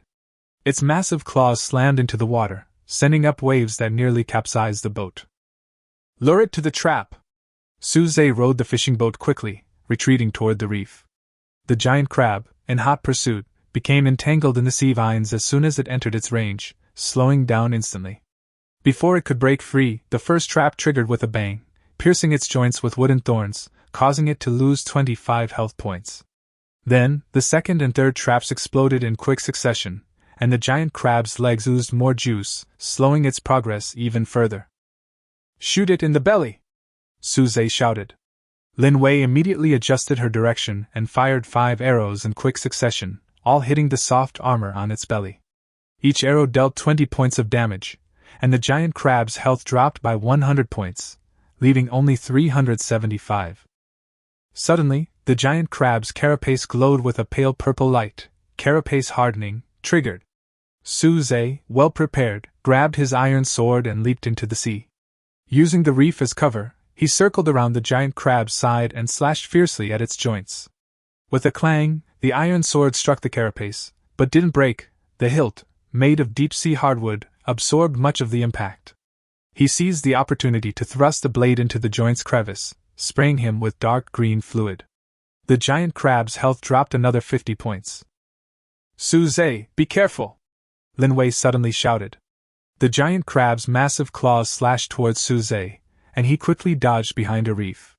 The claws slammed against the rocks, sending debris scattering across the ground. Lin Wei seized the opportunity to fire 3 arrows, all piercing the giant crab's other eye. Its health dropped another 70 points, leaving it with only 255. At this moment, the Wolf Claw team shouted in the distance. We're almost there! We've seen the giant crab! Su Zhe's eyes sharpened. He seized the opportunity when the giant crab was confused due to blindness, and climbed onto its carapace. He stepped on the gap in the carapace and stabbed it fiercely towards the wound in the eye. The iron sword went straight through its head. The giant crab let out a final roar, its body suddenly stiffened, and fell heavily to the bottom of the sea, its health value reduced to 0. System prompt: Congratulations on completing the regional emergency mission and successfully killing the mutated giant crab, LV. 5. Rewards: Rare Treasure Chest X1, Regional Reputation plus 100, and unlocked. Advanced Synthesis Permission. As soon as the Wolf Claw team's raft arrived and saw the corpse on the seabed, Brother Wolf's roar could be heard across the sea. Who the hell stole our prey? Su Zhe ignored him and quickly opened the rare treasure chest it contained: deep sea ore, refined grade, X5, and advanced fishing boat blueprint. The speed and defense of the advanced fishing boat are much stronger than the simple fishing boat, and the deep sea ore is the key material for synthesizing LV.3 weapons. That's great! With a high-end fishing boat, we can explore farther seas, Lin Wei said excitedly. As the fishing boat entered the reefs, Lin Wei glanced back at the frustrated Wolf Claw team in the distance and couldn't help laughing. We were almost 20 minutes faster than them. Su Zhe nodded, gripping the refined ore in his hand, his heart filled with peace. This time, he was able to get ahead of the enemy and kill them, thanks to his early discovery, his courage to take risks, and the tacit cooperation between him and Lin Wei. He knew that with advanced synthesis privileges and refined ore, he would soon be able to create even more powerful weapons. And with this first move, the path to survival in this sea area would become more stable and broader. Chapter 44: Island Beautification. The Romance of a Small Flower Garden. In the days following the slaying of the mutated giant crab, Su Zhe and Lin Wei were busy sorting through quest rewards and upgrading their equipment. The blueprint for a high-level fishing boat required 100 high-grade wood, 50 iron ingots, and 10 deep-sea ore. While some materials were missing, crafting was currently unavailable. However, the high-level crafting privilege had been unlocked, and Su Zhe crafted a level 3 iron sword, increasing its attack power to 40, and a stronger set of scale armor, increasing its defense to 25. Lin Wei used this time to keep her planting area in perfect order. She'd already harvested several batches of fast-growing berries, and the greens and tomatoes were growing well. She even had a few small red tomatoes, which were sweet and sour. That afternoon, Lin Wei suddenly said to Su Zhe, "Su Zhe, shall we plant some flowers on the island?" Su Zhe was stunned for a moment. "Growing flowers? Aren't our resources enough now? Planting flowers doesn't seem to be of much use, right?" Lin Wei took his hand and walked to the open space on the edge of the island, her eyes full of anticipation. "But it's a bit monotonous to see all green crops and gray rocks every day. If you plant some flowers, the island will be more beautiful, and we will be happy to see it. Besides, flowers can attract bees, maybe we can even have honey in the future." Su Zhe looked at her serious expression and felt warm in his heart. During this period, they had been busy trying to survive and had indeed neglected the fun of life. He nodded and said, "Okay. Let's make a small flower garden here and plant your favorite flowers." "Great!" Lin Wei jumped up excitedly and dragged Su Zhe along to search for flower seeds. They traded 5 tomato seeds on the regional channel for a few flower seeds from an island owner gifted with plant identification, pansies, daisies, and a unique flower called the starfish flower, said to grow only on offshore islands. Its petals were light blue and shaped like stars. Together, they cultivated a small, 2-square-meter flower bed on a clearing at the edge of the island. Su Zhe used an axe to loosen the soil, removing debris and weeds. Lin Wei planted pansy and daisy seeds along the edge of the bed, tailored to their growth needs, and starfish seeds in the center, as they require more sunlight. After planting the seeds, Lin Wei squatted beside the flower bed, her hands radiating a pale green light as she activated her plant growth acceleration talent. As she moved, the seeds quickly sprouted, their tender green tips poking out of the soil, slowly growing taller and sprouting leaves. In less than half an hour, the flower bed was covered in vibrant green seedlings. "It'll take a few more days before it blooms." Lin Wei wiped the sweat from her forehead, her face full of anticipation. "The starfish flower will definitely be beautiful when it blooms, with pale blue petals that look like stars." Su Zhe sat beside her and handed her a bottle of fresh water. "Thank you for your hard work. When the flowers bloom, we will put a table and chairs next to the flower bed so that you can watch the stars here at night." "Okay." Lin Wei leaned on Su Zhe's shoulder, imagining the scene of flowers blooming, her heart full of longing. Over the next few days, Lin Wei spent every day stimulating the seedlings in the flower bed. The seedlings grew rapidly.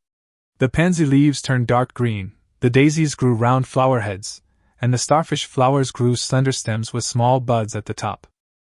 On the morning of the 5th day, Su Zhe just woke up and heard Lin Wei's excited voice. "Su Zhe! Come and see! The flowers are blooming!" He ran out quickly and saw that all the flowers in the small flower bed were in bloom. The pansies had small flowers in purple, white and yellow, like cute little faces. The daisies had yellow discs surrounded by white petals, fresh and elegant. The most beautiful were the starfish flowers, with light blue petals spread out like stars, shining with a faint luster under the sunlight, and with a hint of fragrance. "It's so beautiful!" Su Zhe couldn't help but admire it. "It's even more beautiful than I imagined." Lin Wei took his hand and carefully examined each flower in the flower bed, as if admiring a treasure. "Smell it, the starfish flowers have a fragrance. We can pick the petals and put them in the shelter in the future to make the shelter fragrant too." Su Zhe nodded, his heart filled with warmth. Although this small flower garden was small and could not provide food or resources, it added a touch of romance and warmth to this island full of survival pressures. He suddenly felt that survival was not just about staying alive, but also about being able to enjoy the beauty of life with the people he loved. That afternoon, Susie used standard wood and palm leaves to make a simple wooden table and 2 wooden chairs next to the flower bed. The wooden table was small, just enough to hold 2 bottles of fresh water and a plate of berries. The wooden chairs were cushioned with soft palm leaves, making them very comfortable to sit on. In the evening, the two sat on wooden chairs, looking at the flowers in the flower bed, feeling the sea breeze and chatting. The moonlight sprinkled on the flowers, the pansies and daisies glowed with a faint white light, and the starfish flowers glowed with a light blue light, like a small starry sky. Lin Wei leaned on Su Zhe's shoulder and whispered, "This place is like our secret garden, it's so beautiful." Su Zhe held her hand tightly and looked at the sea in the distance. We will plant more flowers in the future and turn the whole island into a garden. The sea breeze blew gently, the fragrance of flowers wafted, and the laughter of the two echoed in the night. This small flower garden not only beautified the island, but also warmed their hearts. Suze knew that in this cruel world, it was these small beauties that supported them to keep moving forward and find more hope. Chapter 45 Channel Transaction. Large Amount Resource Exchange. As the island developed and its power grew, Suze and Linwei accumulated more and more resources. Dozens of ripe berries and vegetables were harvested daily, a considerable amount of bacon made from sea beast meat was accumulated, and even gold ore and energy crystals were obtained from the resource tide. However, what they lacked most was the deep sea ore and high grade wood needed to craft advanced fishing boats. Deep sea ore, in particular, was only available by killing sea beasts of level 5 or higher, making it extremely difficult to obtain. Should we post a trade announcement on the regional channel? Linwei suggested. We can trade our surplus berries and bacon for deep sea minerals and high quality wood. Suze nodded, opened the regional channel, and edited a transaction message. Long-term bulk purchase. Deep sea ore, 1 portion equals 20 portions of berries or 10 portions of bacon. High-grade wood, 1 portion equals 5 portions of berries or 2 portions of bacon, also for sale gold ore and energy crystals. Interested parties please privately message, system guaranteed transaction. After the information was released, someone quickly sent a private message to Suze. I have 3 deep sea ores, can I exchange them for 60 berries? I have 10 high-quality wood. Can I exchange it for 20 bacon? How much is gold ore? I'll trade 5 iron ore for 1 gold ore. Suze screened his options, prioritizing those trading deep sea ore and high-grade wood. The first person he approached was an island owner with the ID Brother Miner. He had 5 deep sea ore and wanted 100 berries. Suze opened the trading system and placed his 100 berries in exchange for 5 deep sea ore. The other party also placed 5 deep sea ore.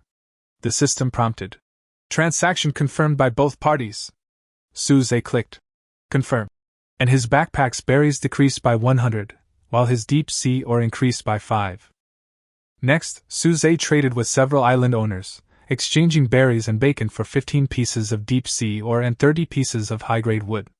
At this point, his backpack already had 20 pieces of deep sea ore and 80 pieces of high-grade wood, leaving him only 20 pieces of high-grade wood short of the 10 pieces of deep sea ore and 100 pieces of high-grade wood needed to build a high-grade fishing boat. We're still short of 20 pieces of high-quality wood, Suze said to Linwei. Wait a little longer, someone should come to trade. At this moment, an island owner with the ID Captain sent a private message. I have 50 high-grade wood and want to exchange it for one of your energy crystals. Is that okay? Energy crystals are very important to me. I can add 10 more iron ore. Suze was stunned. Energy crystals were a rare resource, and he only had one, obtained during the resource tide. The all-seeing eye indicated that they could be used to unlock speaking privileges on the world channel, or craft advanced tools. However, high-grade wood was also a key ingredient for crafting advanced fishing boats. 50 pieces of high-grade wood would be just enough, plus 10 pieces of iron ore. Yes, but I need to confirm the quality of your high-grade wood first, Suze replied. The other party quickly sent the high-grade wood information, and the all-seeing eye analyzed it. High-grade wood, high-quality low moisture content, hardness 6, can be used to craft high-grade ships or buildings, and its quality is better than ordinary high-grade wood. The quality is excellent. Suze agreed to the deal, opened the trading system, and placed 1 energy crystal in it. The other party placed 50 high-grade wood and 10 iron ore.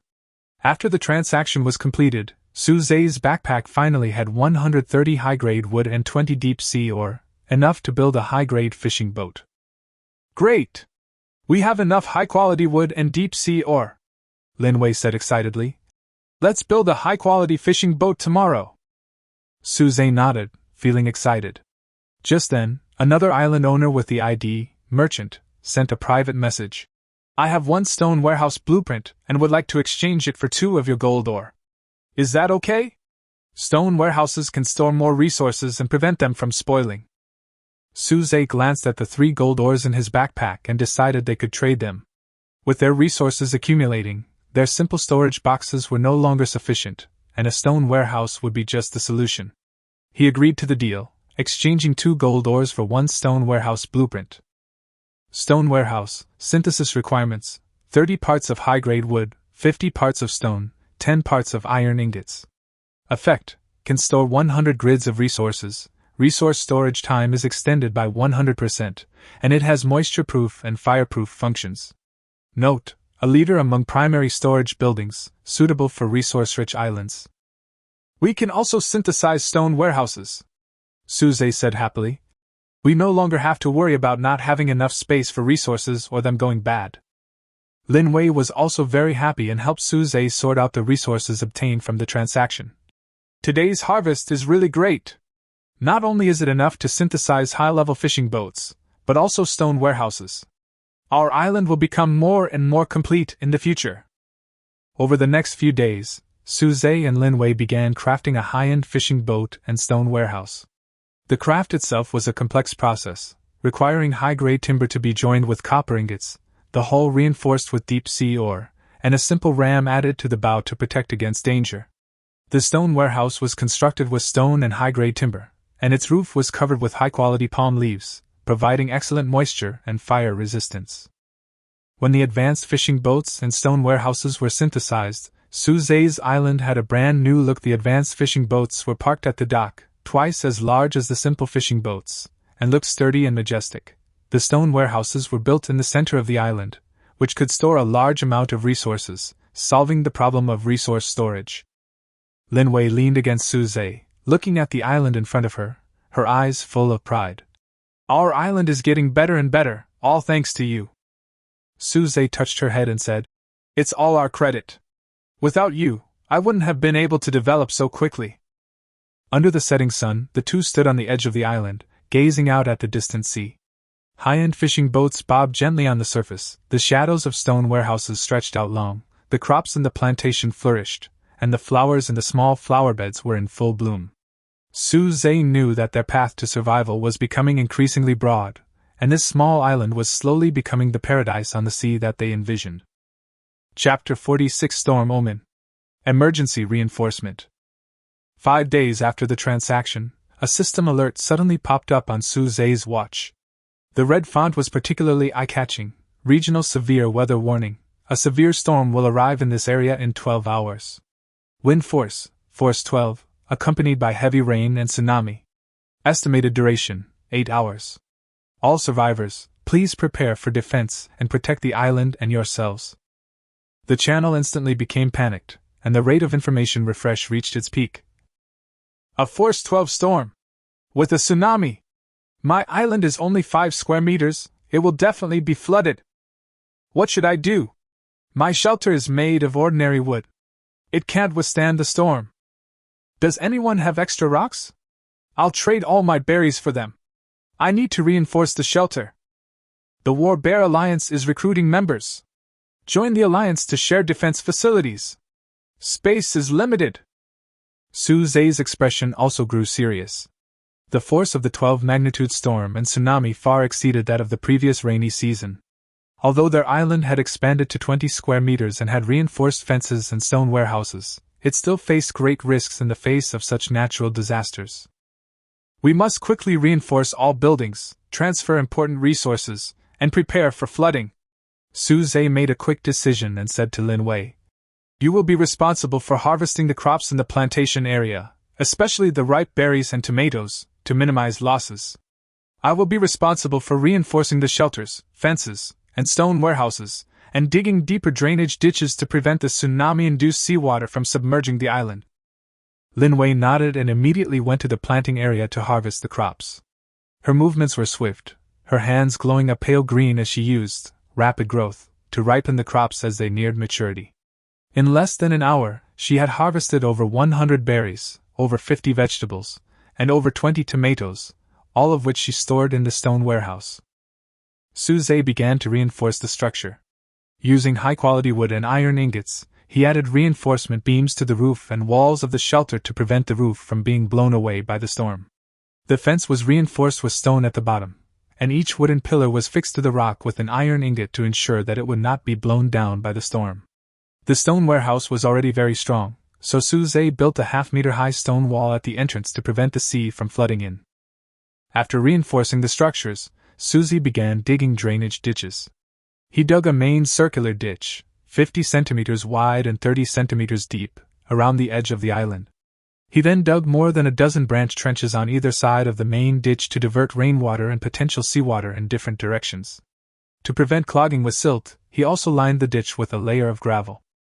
At this time, the sky has begun to darken, the sea breeze has become stronger and stronger, and the waves are hitting the fence of the island, making a bang-bang sound.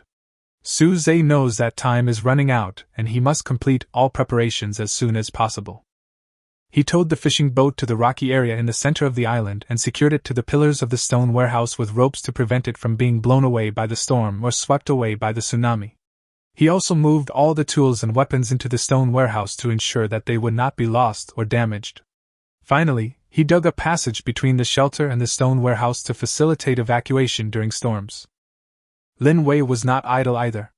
She sorted and organized the harvested crops and placed them high up in the stone warehouse to prevent them from being soaked by seawater. She also prepared enough fresh water and food and placed them in the shelter to ensure that there would be enough supplies during the storm. By the time all preparations were complete, the storm was still 2 hours away. Sitting in their shelter, Suze and Lin Wei watched the growing roar of the wind and waves outside. Though a little nervous, they felt more at ease. They had made every possible preparation and were confident they could weather the storm. "We'll be fine, right?" Lin Wei leaned against Suze, her voice trembling slightly. "Yes." Suze held her hand tightly, his eyes firm. "Our island is strong, and we are well prepared. The storm will definitely pass." Not long after, the storm arrived as expected. A howling wind swept across the sea, sending up waves more than 10 meters high that slammed against the island's fences. The wooden posts swayed violently, but thanks to the stone and iron ingot reinforcements, they remained in place. Torrential rain poured down, but the water quickly flowed through the drains into the sea, preventing any serious waterlogging on the island. Suze and Lin Wei hid in the shelter, listening to the storm outside and holding hands tightly. They knew that this storm was a severe test for their island and a challenge to their ability to survive. But they believed that as long as they were by each other's side, there was no difficulty that could not be overcome. Chapter 47 After the Storm. Reconstruction and Harvest. The severe storm lasted for a full 8 hours.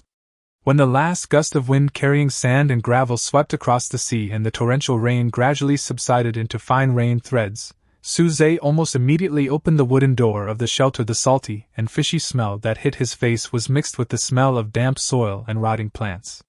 The scene before him was more messy than he had expected, but it also hid unexpected vitality. 3 outer wooden pillars of the originally reinforced fence had collapsed, and the horizontal iron bars had been twisted into twisted arcs by the strong wind. Several thorny vines were scattered in the mud like torn green ribbons. Half of the high-quality palm leaf roof of the shelter was blown off, revealing the blackened wooden beams underneath. Rainwater seeped into the house through the cracks, forming shallow puddles on the ground.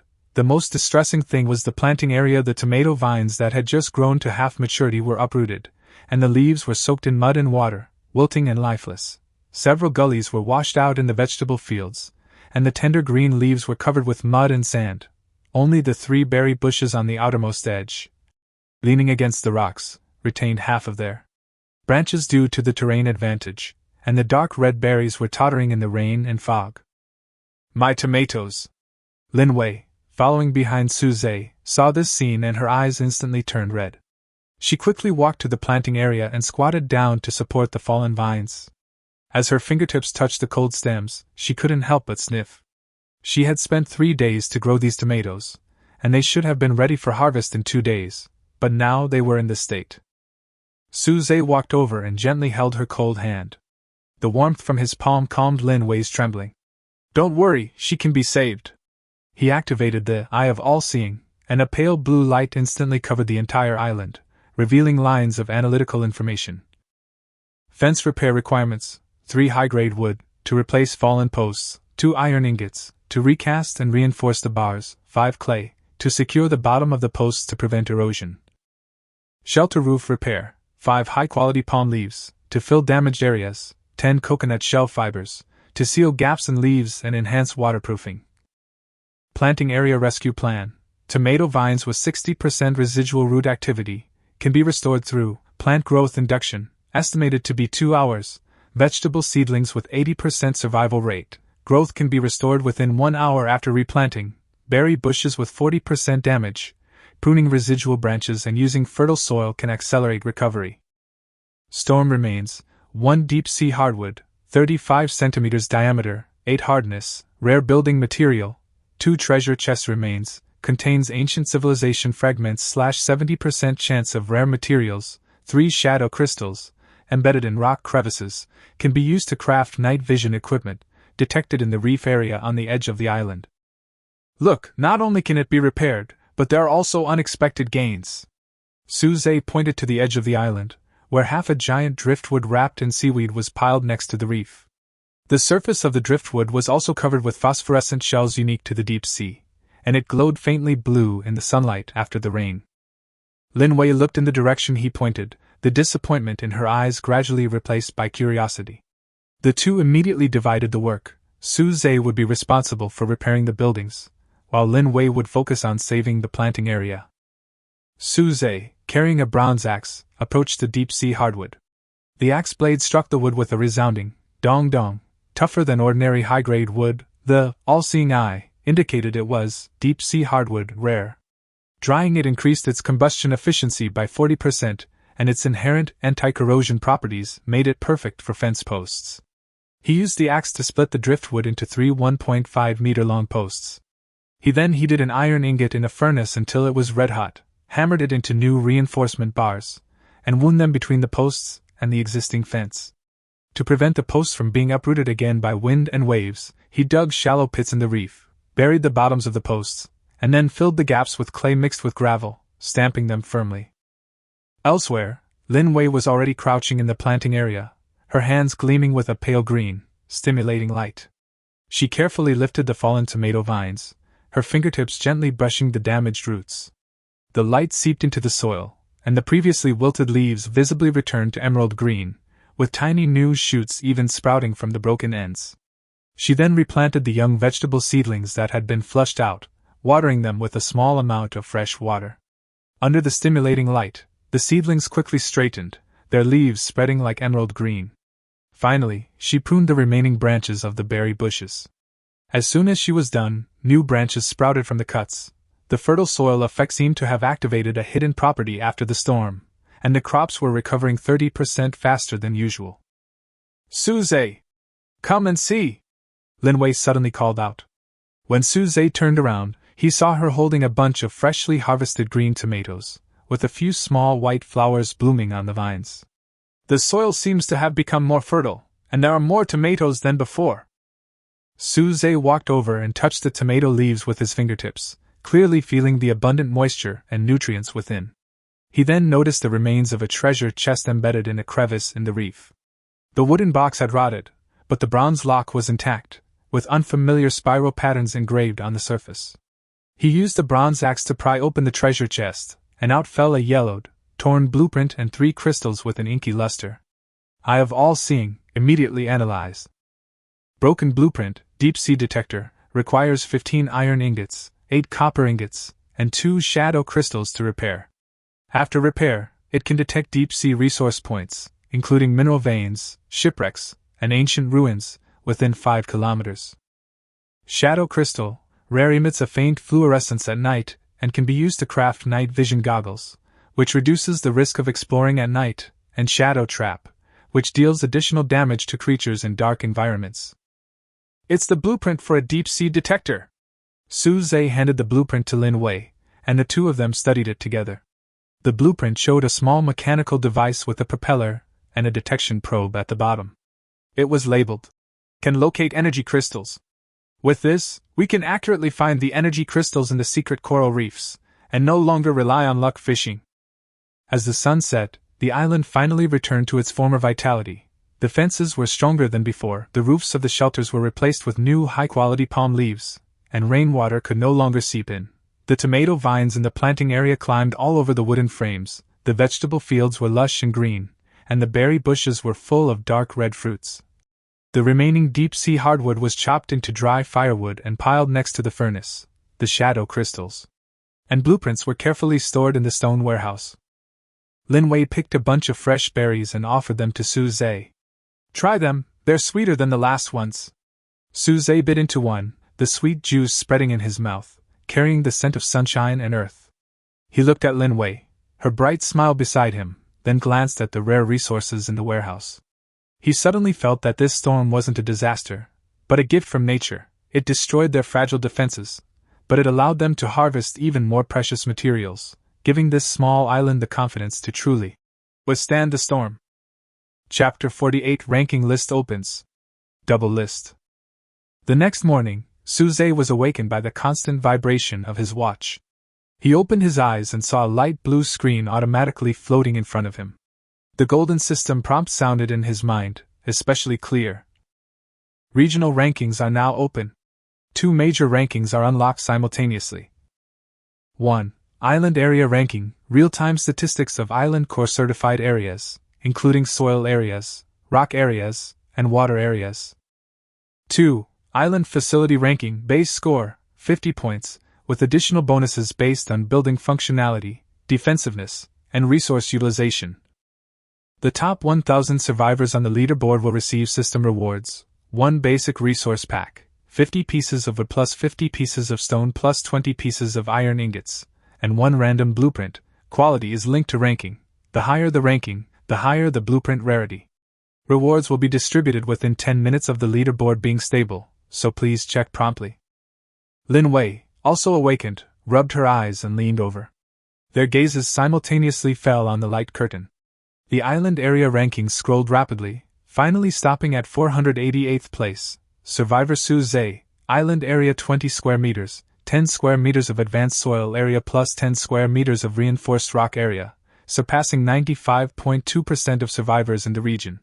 The island facility rating rankings were even more surprising. 315th place. Survivor Su Zhe, facilities include stone warehouse, plus 15 points, reinforced fence, plus 12 points, advanced planting area, plus 10 points, simple crossbow defense point, plus 8 points, small flower garden, plus 3 points, totaling 68 points, surpassing 90.7% of survivors in the region. We're all in the top 500! Lin Wei's voice was filled with joy, and she tapped the rankings on the screen. Look at the first place, Deep Sea Overlord. Their island is 120 square meters and their facilities score is 98 points. They must be a big team. Su Zhe smiled and nodded, his eyes fixed on the reward description below the list. Based on their rankings, the random blueprints were likely intermediate-level buildings or advanced tools, crucial for exploring the coral reef's secrets.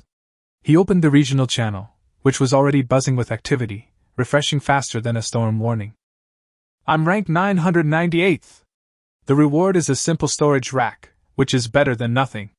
I envy the rankings of the big guys. Su Zhe? The one ranked 315th? Please take me with you. I have the C rank, Fishing Mastery, talent, which allows me to catch rare sea fish in exchange for resources. Ranked 488th for just 20 square meters. They must be cheating. My 18 square meters is only ranked 1200th. This isn't fair. Why are you being so jealous? They have stone warehouses and reinforced fences, and you only have a shabby shelter. Isn't it normal to have a low rating? Wolf Claw team is recruiting. The top 2,000 will be given priority. Weapons and ships are available. Follow Brother Wolf and you'll have no worries about resources. Su Zhe ignored the arguments in the channel, turned off the light curtain and began to count the resources. Currently there were 130 pieces of high-grade wood, 45 pieces of iron ingots, 15 pieces of copper ingots, 8 pieces of deep-sea ore, and 3 pieces of shadow crystals. Together with the basic resource package that was about to be obtained, it was enough to synthesize the buildings of the new blueprint. 10 minutes later, the system prompt sounded again. Congratulations on claiming your leaderboard reward. The basic resource pack has been stored in your backpack, and the random blueprint has been unlocked. Simple doc. Su Zhe clicked on the blueprint details, and the message immediately popped up. Simple dock, intermediate building. Synthesis requirements: 80 high-grade wood, 30 iron ingots, 10 copper ingots, 20 coconut shell fibers. Functional effects: 1. Reduces ship damage by 50% while moored, preventing damage from wind and waves. 2. Unlocks the fishing boat repair function, consuming a small amount of wood/iron ingots to repair damaged parts. 3. Upgrades fishing boats, requires 5 deep-sea oars, to increase sailing speed and defensive capabilities. Note: essential equipment for primary sailing, capable of withstanding the impact of wind and waves below level 10 on ships. It's the dock! Suze excitedly shook Lin Wei's shoulder. Before, we were always worried about our high-end fishing boats being washed away by the wind and waves. Now that we have a dock, we won't have to move the fishing boats back and forth next time we go to the secret coral reef. Lin Wei also came over to look at the blueprint, her eyes full of anticipation. Let's start synthesizing it now. I'll go collect the coconut fiber, and you'll be responsible for preparing the wood and metal ingots. The two immediately sprang into action. Lin Wei, armed with an iron axe, collected fallen coconut shells from the coconut trees at the edge of the island. Using a stone mortar, she separated the coconut fiber and soaked it in a freshwater pond. This treatment made the fiber stronger, making it less likely to break the wooden beams used to bind the dock. Suze, on the other hand, split the high-quality wood into standard sizes and used a furnace to heat iron and copper ingots, forging them into the connectors and pulleys needed for the dock. At 3 in the afternoon, the simple dock was finally completed beside the pier. It was a semi-open frame structure, with 2 retractable wooden gates on either side. The bottom was paved with thick wooden planks, with space in the middle just large enough to accommodate a high-end fishing boat. A copper pulley was installed on the top for hoisting the fishing boat in and out. A thin layer of deep-sea hardwood was also applied to the inside of the wooden gate to enhance its waterproofing. Suze pushed the high-end fishing boat into the dock, and the wooden gates slowly lowered. A light screen displayed, simple dock activated, fishing boat loss rate reduced by 50%. Current status, intact. Lin Wei leaned against the wooden pillar of the dock, looking at the fishing boat firmly fixed inside, and said with a smile, "From now on, we can explore the open sea with peace of mind. After repairing the deep-sea detector and finding the energy crystal in the secret coral reef, maybe we can even unlock the world channel." Suze nodded, but his mind was already planning further afield. The dock was just the first step. Next up, repairing the deep-sea detector, synthesizing night vision goggles, and upgrading the fishing boat's defenses to prepare for the giant chitons that inhabited the reef's secretive realm. He gazed out at the distant sea, where sunlight shimmered across the shimmering waves like a layer of gold. The island that had once brought him despair was now a home filled with hope, and the launch of the leaderboard was merely a new starting point in his and Lin Wei's journey to survival. Chapter 49: Light in the Distance. Abnormal Celestial Phenomenon. As night fell, Suze and Lin Wei sat on wooden chairs beside a small flower bed, clutching freshly grilled skewers of animal meat. The starfish in the garden glowed a pale blue in the night sky, juxtaposing with the stars overhead. The moon's shadow rippled across the small freshwater pond, and occasionally a small fish leaped out, sending up a tiny splash. The sea breeze, carrying the delicate scent of berries, washed away the day's fatigue. "Look, the stars are brighter today than usual." Lin Wei pointed to the sky, her finger tracing the path of the Big Dipper. Suze looked in the direction she pointed, and suddenly, a strange streak of light streaked across the northeastern night sky, not the fleeting flash of a meteor, but a streak of light with a pale purple tail, like a burning ribbon, lingering in the air for a full 10 seconds before slowly dissipating below the sea level. Wherever the streak of light passed, the air seemed to ripple slightly, even the waves on the sea surface calmed for a moment, and even the starfish flowers in the small flower bed dimmed a little. "What's that?" Lin Wei subconsciously grasped Suze's arm, her voice tinged with nervousness. Suze immediately activated his omniscient eye, and focused his vision in the direction where the light band disappeared.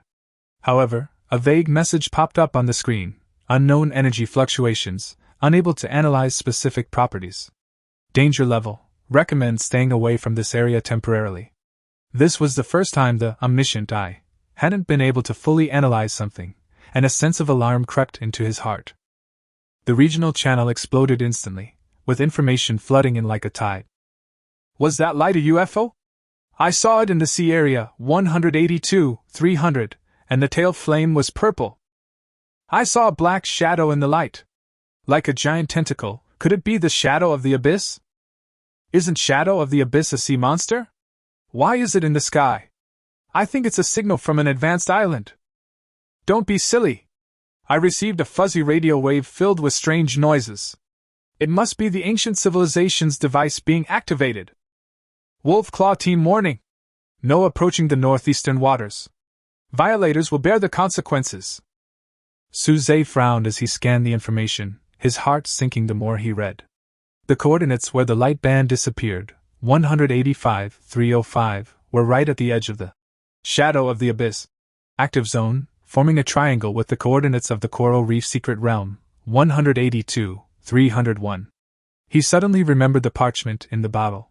In addition to the map of the coral reef secret realm, it also contained a lavender symbol similar to the light band. At the time, the all-seeing eye interpreted it as an energy node. Now, it seems that this stream of light may be related to ancient marine civilizations, or even the key to activating a device in the secret realm. It's a bit scary. Lin Wei leaned closer to Suze and rested her head lightly on his shoulder. Let's not go to the northeast anymore, okay? Well, not for now. Suze touched her hair and pulled her into his arms. Let's repair the deep-sea detector first and find more resources to improve our strength. Once we have a stronger ship and weapons, it won't be too late to go explore again. He turned off the channel, not wanting Lin Wei to see more panic messages. Instead, he pointed at the starfish in the small flower bed and said, Look, the light of the starfish is a bit similar to the light just now. Maybe they are absorbing the same energy to emit light. Lin Wei followed his words and shifted her focus, lightly touching the petals of the starfish with her fingertips. Then let's plant more starfish. From now on, at night, the whole island will glow like stars on the sea. Her tone gradually relaxed, and she even began to fantasize. When our island is a little bigger, we'll build a small pavilion in the sea of flowers, so we can watch the stars together at night and chat about school. Suze smiled and nodded, silently memorizing the coordinates of the streak of light and marking them on the map with a red pen. The triangle formed by the active shadow of the abyss zone and the coral reef secrets seemed to reveal a pattern. He pulled out the torn blueprints of the deep-sea probe and noticed that the symbols along the edges matched the lavender color of the light band. A sudden thought struck him. This streak of light might be a signal left behind by an ancient civilization, and the deep-sea probe would be the key to receiving and interpreting it. As the night deepened, the sea returned to calm, but that strange streak of light, like a seed, sowed a longing for exploration within Suze. He knew the world was far more complex than he'd imagined.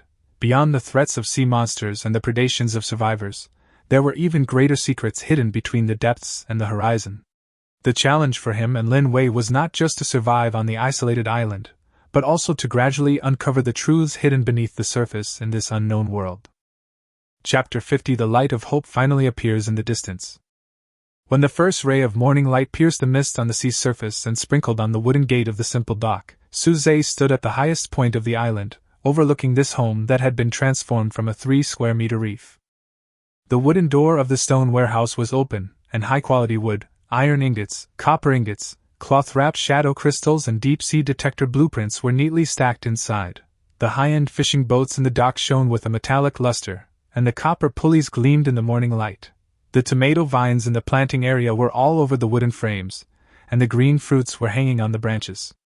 The vegetable fields were lush and green, and the dark red fruits on the berry bushes were covered with dew, like rubies. The starfish flowers in the small flower bed bloomed in the sun, and the light blue petals overlapped, attracting several colorful little butterflies. Lin Wei was squatting by the freshwater pond, using her talent for promoting growth to take care of the newly planted rice seedlings. The light green light flowed through her fingertips, and was reflected in the clear water, like a handful of broken jade. This is the 20th day since Suze came into this world. He remembered the stinging pain of stepping on a 3-square-meter reef upon waking, the suffocating feeling of the salty sea breeze filling his throat, the panic when he saw his watch read Hunger 65 out of 100.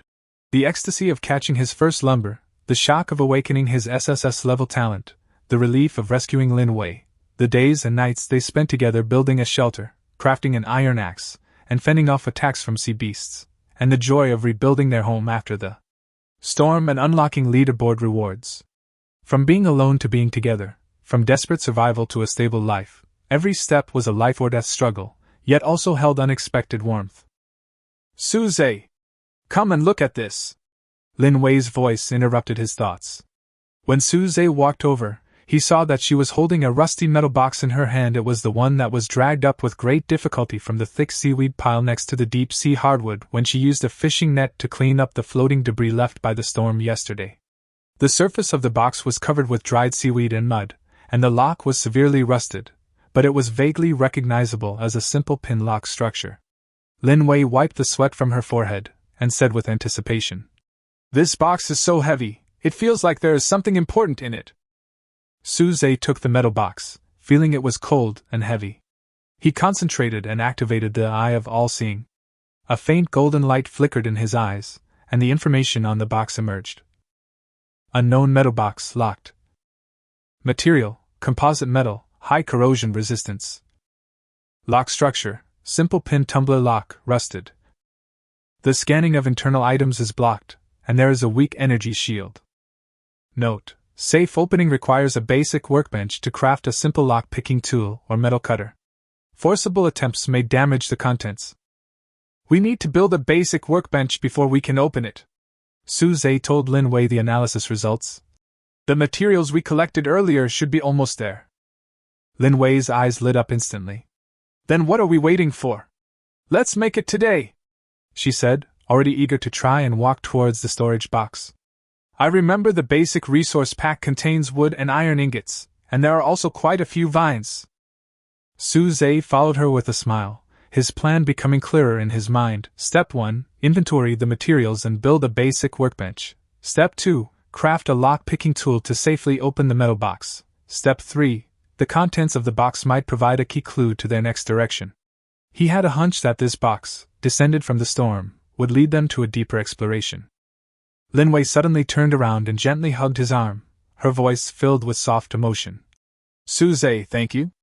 If it weren't for you, I would have died on that sinking reef. Now I have you, this island where I can grow rice and bloom starfish flowers. I feel more at ease than when I was in school. Suze held her slightly cool hand, and his fingertips could clearly feel the light green glow left on her palm from the growth of seedlings. It's the same for me. When I wrote survival novels before, I always imagined what home would look like. It wasn't until I met you that I knew this is my real home. He lowered his head and placed a light kiss on her forehead. The morning light flowed through his hair and fell on their clasped hands, stretching their shadows very long, as if extending to the distant sea. The two walked side by side to the furnace and began to count the materials. There was plenty of wood, a few iron ingots, and enough copper ingots and vines. Suze picked up the iron axe and prepared to go to the rock area to collect the last of the iron ore, while Lin Wei skillfully began to process the wood, cutting it into standard sizes. They all knew that a new day, a new hope, was slowly beginning with the appearance of this metal box. And this vast ocean, once a source of despair, was now filled with hope, waiting for them to use their own hands to continue writing their own maritime future. Chapter 51, Clues to the Metal Box. The Mystery of the Primary Workbench. The morning light was dim, and the sea surface was turning pale, dispelling the last trace of deep blue in the night. Suze opened his eyes, and the first ray of sunlight just passed through the gap in the wooden door of the shelter and fell on the rusty metal box that was fished out from the storm. The box lay quietly in the corner, its surface covered with dried seaweed and mud. Its cold touch was incompatible with the warmth of the island morning. Lin Wei was still sleeping, breathing evenly, with a tired but peaceful smile on her face. Suze stood up quietly, picked up the metal box, and walked to the embers of the campfire. He concentrated his mind. A faint golden light flickered in the depths of his eyes. The Eye of All-Seeing activated again, and information emerged. Unknown metal box locked. Material, composite metal, high corrosion resistance. Lock structure, simple pin lock, rusted. Scanning of internal items is blocked due to weak energy shielding. Note: safe opening requires a basic workbench, or simple lock-picking tool, or metal cutter. Forcible destruction may damage the contents. Basic workbench, Suze muttered to himself. He opened the crafting bar and found its recipe. Primary workbench. Synthesis requirements: iron ingot times 20, copper ingot times 10, standard wood times 50, tough fine times 20. Effect: unlock intermediate tool making, metal precision processing, and parts assembly functions. I still need 5 more iron ingots, but I have enough copper ingots, plenty of wood, and I've stockpiled quite a bit of vines. Suze quickly counted the resources in the storage box. The shortage of iron ingots needed to be filled as soon as possible. He picked up his iron axe and walked to the rocky area at the edge of the island. After repeated upgrades and excavations, a small layer of rock rich in iron ore had been exposed. His all-seeing eye swept over it, revealing several spots of metallic luster. Suze? So early? Lin Wei's voice came from behind. She rubbed her eyes and walked out of the shelter, and saw Suze chiseling the rocks. Well, we need some iron ingots. Suze turned around and smiled, telling her about the metal box. So we have to make a workbench first before we can open it. Lin Wei instantly perked up and squatted beside him to watch him work. That sounds so mysterious. What could be inside? Blueprints? Or something even more amazing? I hope it's good stuff. Suze chopped down with his axe, and several rocks rich in iron ore fell off. Lin Wei took the initiative to help pick up the ore and put it in a wooden basket nearby. After gathering the necessary iron ore, Suze lit the furnace and began smelting the iron ingots. Lin Wei worked on the wood and vines. She used a stone knife to cut the wood into standard sizes, soaked the vines in fresh water to increase their toughness, and then carefully wove them into strands to make them strong enough. The flames of the furnace danced, and the iron ingots gradually took shape. A sea breeze blew, carrying a salty, fishy scent, but it also dispelled the heat of labor. The two men worked in perfect harmony, occasionally exchanging smiles, creating a warm and peaceful atmosphere. When the last material was ready, Suze stood in the open space in the center of the island, took a deep breath, and chose synthesis. A flash of light flashed, and the material disappeared, revealing a simple table made of wood and metal. It had a flat surface, with a simple clamp and tool holder on one side, and a small melting pot on the other, suitable for heating small metal parts. Primary Workbench, LV.1. Craftable items, simple tools, pickaxe, shovel, precision parts, gears, springs, lock tools, leather processing, recipe required. Success! Lin Wei clapped her hands happily. Suze immediately found the recipe for simple lock-picking tool on the workbench. Simple lock-picking tool. Requirements: iron ingot X1, standard wood X1.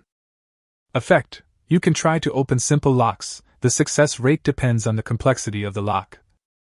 He quickly fashioned a thin metal probe and several torque wrenches, then picked up the metal box again, and carefully inserted the pick into the keyhole.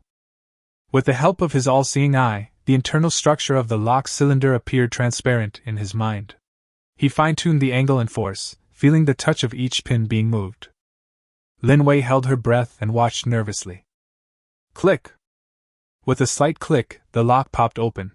Suze breathed a sigh of relief, exchanged a glance with Lin Wei, and gently opened the lid of the box. The box was not shining with gold as one might have imagined, but instead contained several items neatly arranged, a slightly old parchment, several metal parts of regular shape but unknown purpose, a small bag of seeds, and a translucent crystal the size of a pigeon egg that emitted a soft white light.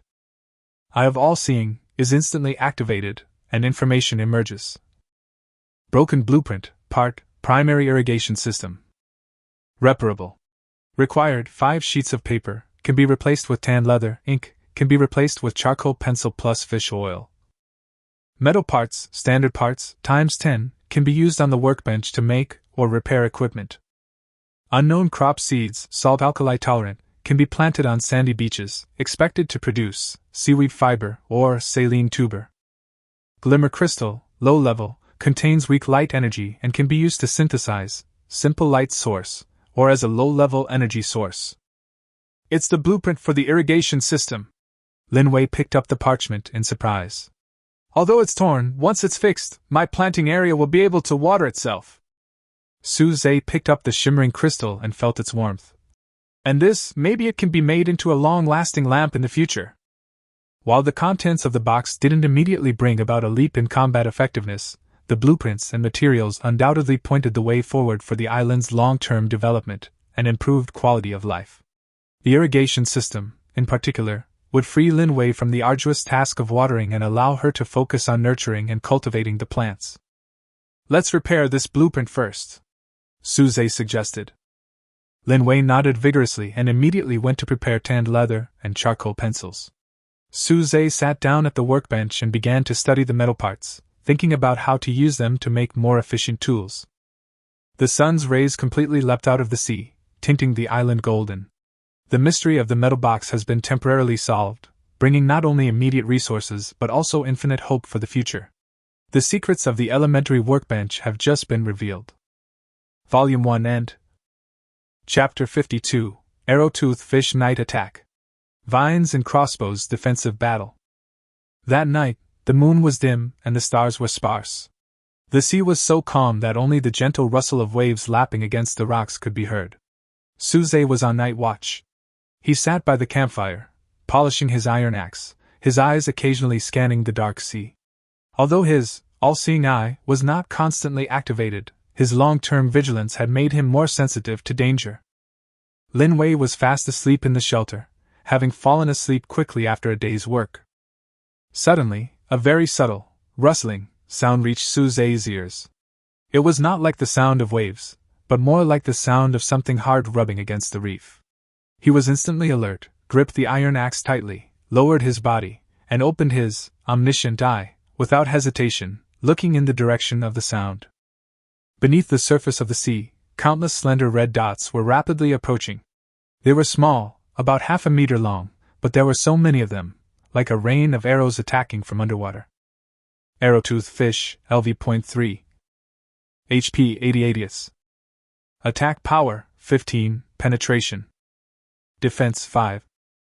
Skills, Group Charge. When the number is greater than 5, the impact force increases by 20%, Sharp Bite, has a low chance of causing bleeding effect. Note: this predatory fish is commonly found in coastal waters. It is sensitive to light and the scent of living things. Its teeth are sharp and can easily bite through wooden structures. Oh no! It's a school of fish!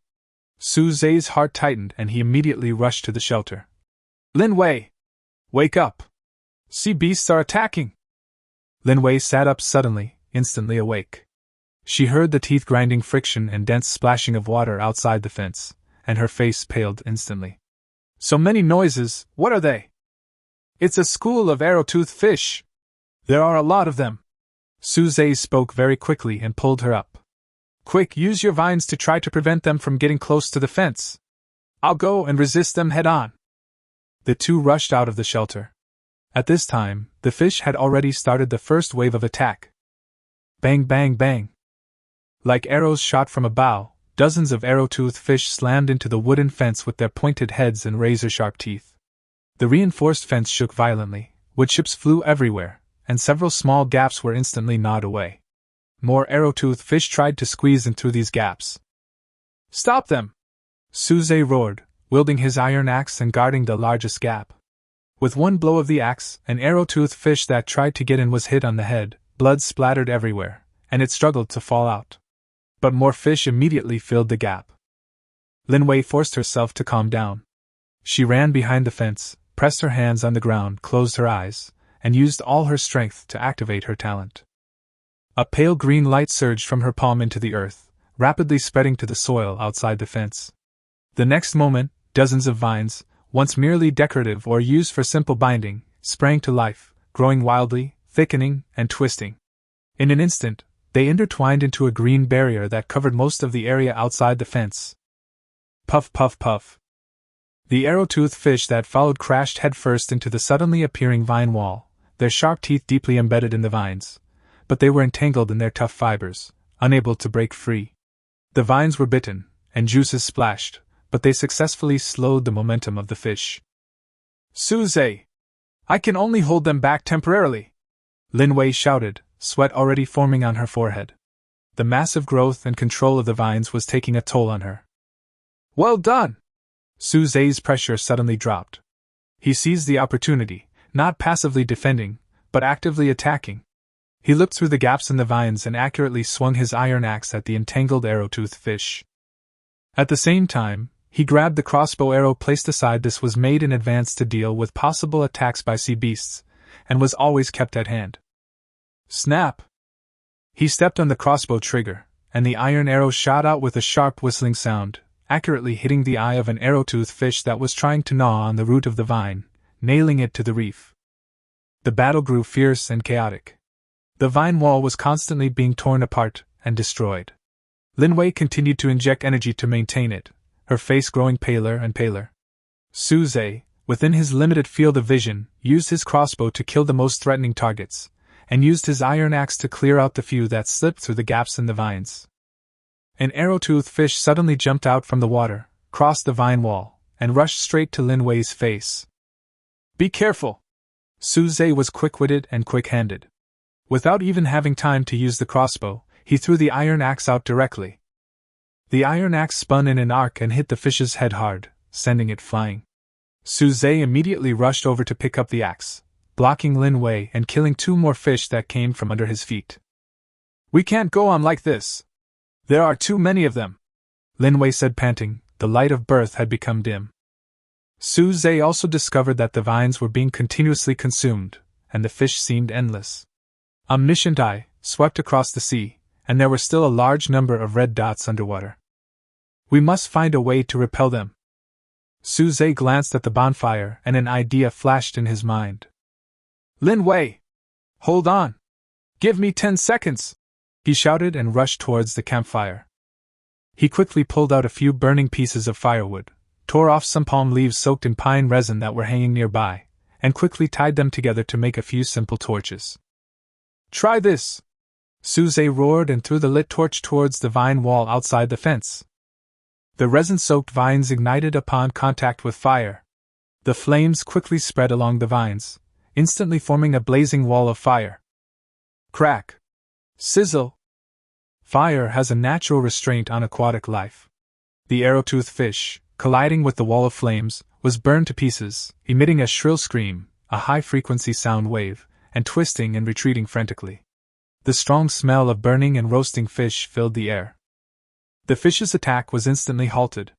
Instinctively fearing the flames, they began to hover on the surface of the sea, not daring to attack again. Suze took the opportunity to reload the crossbow and, together with Linwei, killed the arrow-toothed fish that were burned by fire and moved slowly. After a few minutes, the remaining arrow-toothed fish seemed to realize that they could not chew through this hard bone, and finally dispersed in disappointment and disappeared in the dark sea. The sea surface returned to calm, leaving only floating fish carcasses, burnt vine debris, and the pervasive smell of gunpowder and blood. Suze and Linwei collapsed on the ground, gasping for breath, their bodies covered in sweat, seawater, and splashes of blood. They looked at each other's miserable appearance, but couldn't help laughing. A sense of relief at having survived the disaster, and a tacit understanding of fighting side by side flowed in their hearts. System prompt: successfully repelled the school of arrow-toothed fish, LV. 3. Gained 240 experience points, 35 arrow teeth, 40 fresh fish meat, and 8 high-quality sea beast scales. "It seems our fence is not strong enough," Suze said in a deep voice as he looked at the fence that was gnawed and even had several cracks. Linwei leaned against him and nodded gently. "Well, and what if the next time it's not a fish, but a bigger sea beast?" This thrilling defensive battle completely exposed the shortcomings of the island's defenses. Upgrading the fortifications became urgent. Suze looked at the sharp arrow teeth on the ground and had a preliminary plan in mind. Chapter 53, Double Ranking Update. Top 100 of 20 Island Jumps. The next morning, sunlight dispelled the haze of last night's battle. Suze and Linwei rose early and began cleaning up the battlefield. The arrow-toothed fish carcasses were collected, the meat preserved for salting, and Suze deliberately saved the sharp fangs, thinking they might be useful for making arrows or traps. Repairing the fence was the top priority. The holes gnawed by the arrow-toothed fish needed to be patched, and the burnt vines needed to be cleared. Just as Suze was about to start with the wooden nails, the watch on his wrist suddenly vibrated with an unprecedented, continuous and violent vibration. At the same time, a dazzling system light screen automatically popped up and hovered in front of his eyes. A magnificent electronic sound effect sounded in his mind. Regional announcement: the dual rankings have been updated. The Island Area Ranking and Island Facility Rating Ranking have been updated in real time based on the latest data. This update introduces a dynamic ranking mechanism to more accurately reflect the development level of each island owner. The top 1,000 survivors on the list will receive rewards corresponding to their rankings. Rewards will be distributed through the system later, so please check back promptly. The list has been updated? Suze perked up. He'd seen the previous list before, and back then, his island was only 10 square meters, ranking hundreds of places outside both lists. After this period of development, especially with the upgrade to 20 square meters and the construction of stone warehouses, docks, and thorny sea-vine fences, he was confident his ranking would improve. He couldn't wait to open the light curtain. The first thing that caught my eye was the island area ranking. The list scrolled rapidly, then froze. Number 92, Suze. Island area, 20 square meters, 10 square meters for high-grade soil and 10 square meters for reinforced rock.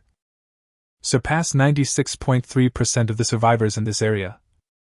92nd! Suze was delighted. Compared to the previous ranking of over 400, this was a huge jump. He looked at the top of the list. It was still the guy with the ID, Deep Sea Overlord, whose island area was a staggering 120 square meters. Omniscient Eye automatically scanned his information within the system's limits and returned a brief response, team size 10+, with a medium-sized sailboat and a primary defense tower. It seems that I am not the only powerful one. Suze took note of it silently. This reminded him that the world outside is huge and there are many strong people. Then, he clicked on the Island Facilities rating list. Number 78, Suze. Total facility score, 75 points. Score structure, stone warehouse, plus 15, simple dock, plus 12, thorny sea-vine fence, plus 10, advanced planting area, plus 18, resource recycling system, rice seedlings plus freshwater purifier linkage, plus 20. Surpassed 90.7% of the survivors in this area. 78th! This ranking was even higher than the area ranking. Suze carefully examined the scoring structure and understood. The stone warehouse, the dock, Linway's meticulously maintained high-end planting area, and their simple freshwater recycling system, using a still and rainwater collection, were all recognized by the system and awarded high scores. The bonus points for the resource recycling system were especially impressive, far exceeding his expectations. Ding! Congratulations on being in the top 100 on both rankings.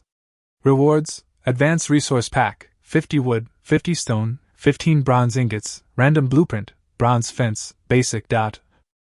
2 bonus light balls fell into his storage box. Suze checked them immediately. Bronze fence blueprint basic. Synthesis requirements: bronze ingots times 8, standard wood times 20/m. Effect: defense plus 25, greatly increases durability, effectively resisting regular attacks from LV3 and lower sea beasts. Can be combined with other defensive facilities, such as spikes and vines. Note: the first step towards a solid defense. Great! Suze couldn't help but exclaim. This was exactly what they needed right now. While the demand for bronze ingots was high, the reward package included 15 of them, enough to craft a nearly 2-meter bronze fence. They could replenish it later through trading or mining. Lin Wei, who was standing by, was also attracted by the system announcement. Seeing the rankings and rewards, a delighted smile spread across her face. Suze, we're in the top 100! And there's even a bronze fence! Yes. Suze nodded heavily. First, repair the damaged parts with ordinary wood, then collect materials as quickly as possible to upgrade the front fence section that is most vulnerable to impact to bronze. He seemed to have seen a more solid and secure island defense line. At this time, the regional channel had already exploded, and the information was refreshed at a dizzying speed. Holy crap! Boss Suze has broken into the top 100? Last time I saw him, he was only in the hundreds. 20 square meters? How did he do that? I fished like crazy every day and only managed to expand it to 8 square meters. Big boss, please help me. I can mine. I have D-level, mineral sense. Haha, maybe it's just some lucky bastard luck, or maybe they stole someone else's resources. A sour remark? Shut up upstairs. Boss Suze has helped people before. I've seen the channel records. He's much better than some scum who only knows how to blackmail. That Mad Wolf guy seems to have advanced a few places, now in the 80th place. Mad Wolf? The one who threatens people on the channel every day? Stay away from him. Suze took a quick look and saw the compliments, the jealousy, and the reappearance of the name, Mad Wolf, with a ranking that was equally high. He ignored the sour words, but the ranking of Mad Wolf made him secretly alert. This guy was not weak, and he acted arrogantly. Sooner or later, he would be a trouble. He turned off the channel and stopped paying attention to the meaningless discussions. Strength is the only real thing. He shared the rewarded blueprint with Lin Wei and began assigning tasks. I'll first patch the emergency gap in the fence with ordinary wood. Lin Wei, take a look at the planting area affected by last night's fire and see if it can be saved. Once we're done with that, we'll start smelting bronze ingots and upgrade the main gate fence first. Okay. Lin Wei was full of energy and immediately ran to check her beloved crops. Suze picked up his tools and began repairing the fence. The sun shone down on him and on the revitalized island. Ranking in the top 100 on both lists was like a shot in the arm, affirming their efforts and pointing the way forward. Continue to grow stronger and climb higher. Chapter 54 Channel Trouble. Resource blackmail by Mad Wolf. Repairing fences, clearing the battlefield, tending to crops. A busy morning left Suze and Lin Wei somewhat exhausted. At noon, they sat under the awning, sharing a roasted arrowtooth fish, which was surprisingly tender and fresh. Suze habitually opened the regional channel to see if there was any new information or trading opportunities. However, today's channel was filled with an unusual atmosphere of tension and panic. A lot of information is at ing and ID, or discussing things related to him. The ID is called Mad Wolf. Only a message posted by Mad Wolf himself was pushed to the front, with an arrogant and domineering tone. Mad Wolf. Listen up, all you losers whose islands are less than 10 square meters. From today on, you have to hand over 10 pieces of wood and 5 pieces of fresh water to me every day. Don't try to hide it, I have a way to find out who hasn't handed it in. If you don't hand it in, don't blame my mace for being rude. My island is currently 18 square meters, and I have 3 brothers under me. They are all talented in combat, and killing you will be a piece of cake. Attached picture. Hundreds of replies immediately followed this message. Brother Crazy Wolf. I'll pay. I'll pay. Please don't come to my island. My coordinates are 10 parts of wood, 5 parts of fresh water. I can't catch that much in a day. Can you give me less? Why should I give it to you? The system doesn't even collect taxes. Who do you think you are? This message was quickly drowned out by the insults of Mad Wolf and his followers. Boss, Mad Wolf, I have an E-level, quick digging talent. Can I join you? I don't want resources, I just want protection. Don't be afraid of him. If we unite, he won't dare to do anything to us. The person who said this was immediately threatened by Mad Wolf to be the first to talk to him. Wow. I only have 6 square meters. How can I upgrade my island after paying the resources? The channel was a chaotic mess, filled with voices begging for mercy, cursing, bargaining, attempting resistance, and taking the opportunity to surrender. Mad Wolf and several of his minions, whose IDs contained the character Wolf, were constantly shouting, their words crude and threatening. Suze's brow furrowed. This blatant extortion crossed his line. Global islanding was already difficult enough, and even if there was competition among the survivors, it shouldn't be such blatant plunder and oppression. At this time, Mad Wolf seemed to feel that he had intimidated enough, so he sent another message, calling out the person directly. Mad Wolf.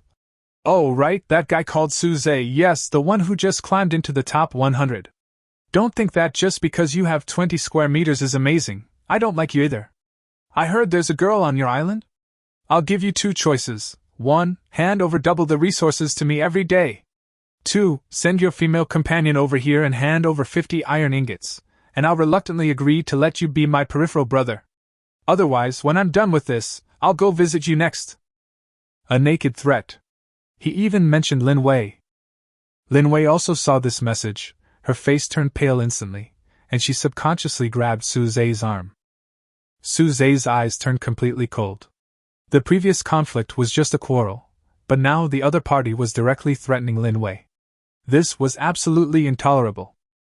He took a deep breath and tapped his fingers quickly on the virtual light screen. Suze. That crazy wolf, who do you think you are? Are you qualified to give orders here? Your resources are given to you by your parents. If you want wood or fresh water, go fish in the sea. If you want iron ingots, you can trade them with your life. As for the people on my island, why don't you try to move them? The tone is firm and there is no compromise. After the message was sent, the channel became quiet for a few seconds, and then exploded completely. Wow! Boss Suze is fighting against the Mad Wolf. Awesome! I've been annoyed with Mad Wolf for a long time. Support Boss Suze. We can't let him blackmail us. But Mad Wolf and the others are very good at fighting. Boss Suze is alone, right? It's over, we're mortal enemies now. At Suze, be careful. Mad Wolf is a vindictive man. Mad Wolf obviously didn't expect Suze to contradict him so directly, and in front of everyone in the regional channel. His reply almost popped out immediately, full of rage. Mad Wolf. Suze! You're looking for death. You're shameless. Fine. Just wait. If I don't destroy your broken island and chop you into pieces to feed the fish, I'm not Mad Wolf. And that woman of yours I must. The system automatically blocked some of the obscene language that followed, but the malice and murderous intent contained in it were not concealed at all. Suze simply turned off the channel and stopped watching his helpless and furious shouting. Suze. Lin Wei's voice was filled with worry. Don't be afraid. Suze held her hand, his tone calm and firm. For this kind of person, the more you give in, the more he will push his luck. Only when you hurt him and scare him, will he learn to restrain himself. And a glimmer of the all-seeing eye flashed in his eyes as he analyzed data. He's so eager to extort basic resources, especially iron ingots. It's likely that his ships or weapons were severely damaged in previous explorations and need repairs. He may appear strong on the outside, but he's weak on the inside. We don't need to be afraid of him. Having said that, Suze also knew that conflict was inevitable. Mad Wolf's strength should not be underestimated. With an 18-square-meter island and his men, there was bound to be a fierce battle. He looked at the fence he had just begun repairing, then at the 15 bronze ingots in the storage box. The plan to upgrade the defenses needed to be accelerated immediately. Let's go. Suze stood up, his eyes sharp. Let's go smelt the bronze ingots. No one can touch our home.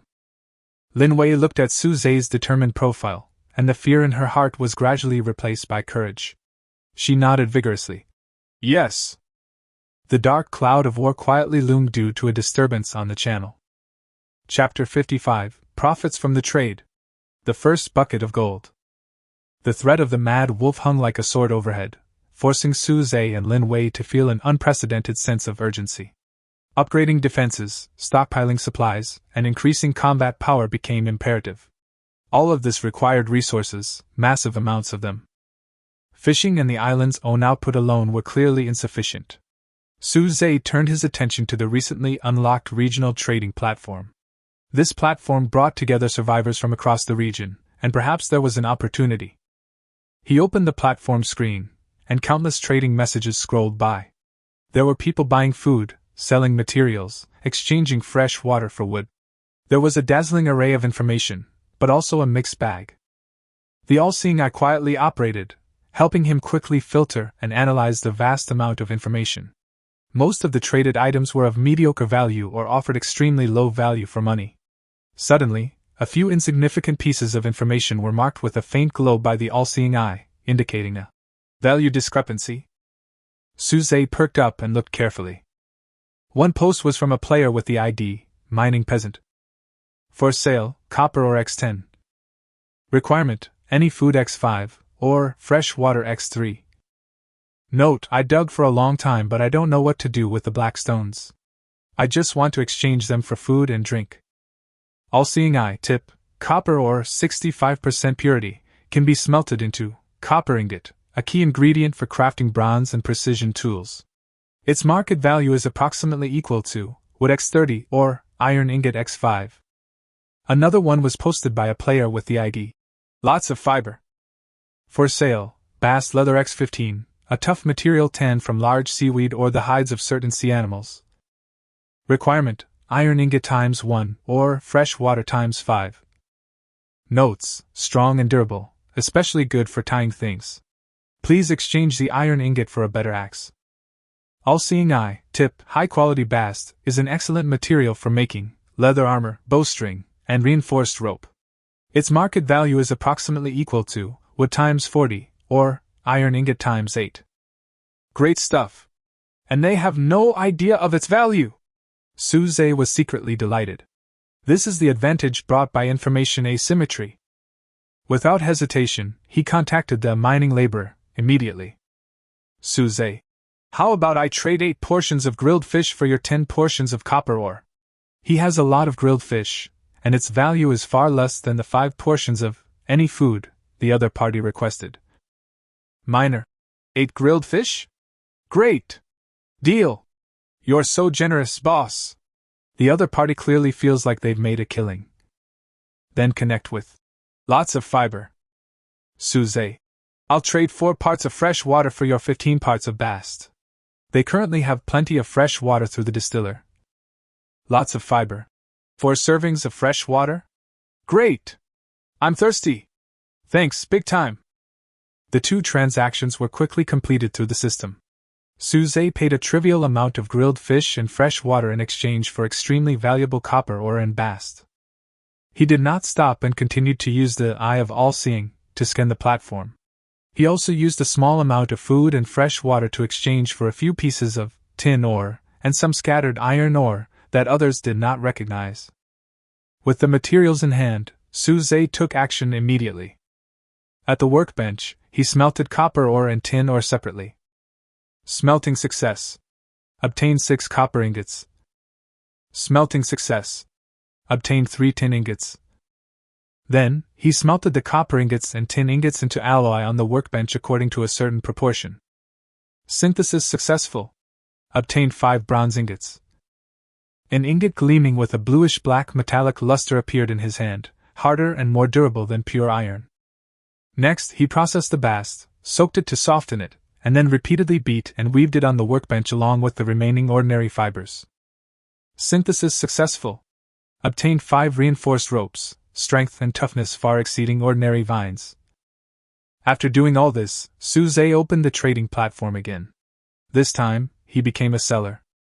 He posted the transaction information. For sale, bronze ingot times 1. Requirement, wood times 25, or iron ingot times 8. Note: high-grade metal material, essential for making powerful tools, weapons, and defense facilities. Quantity is limited. For sale, reinforced rope times 1.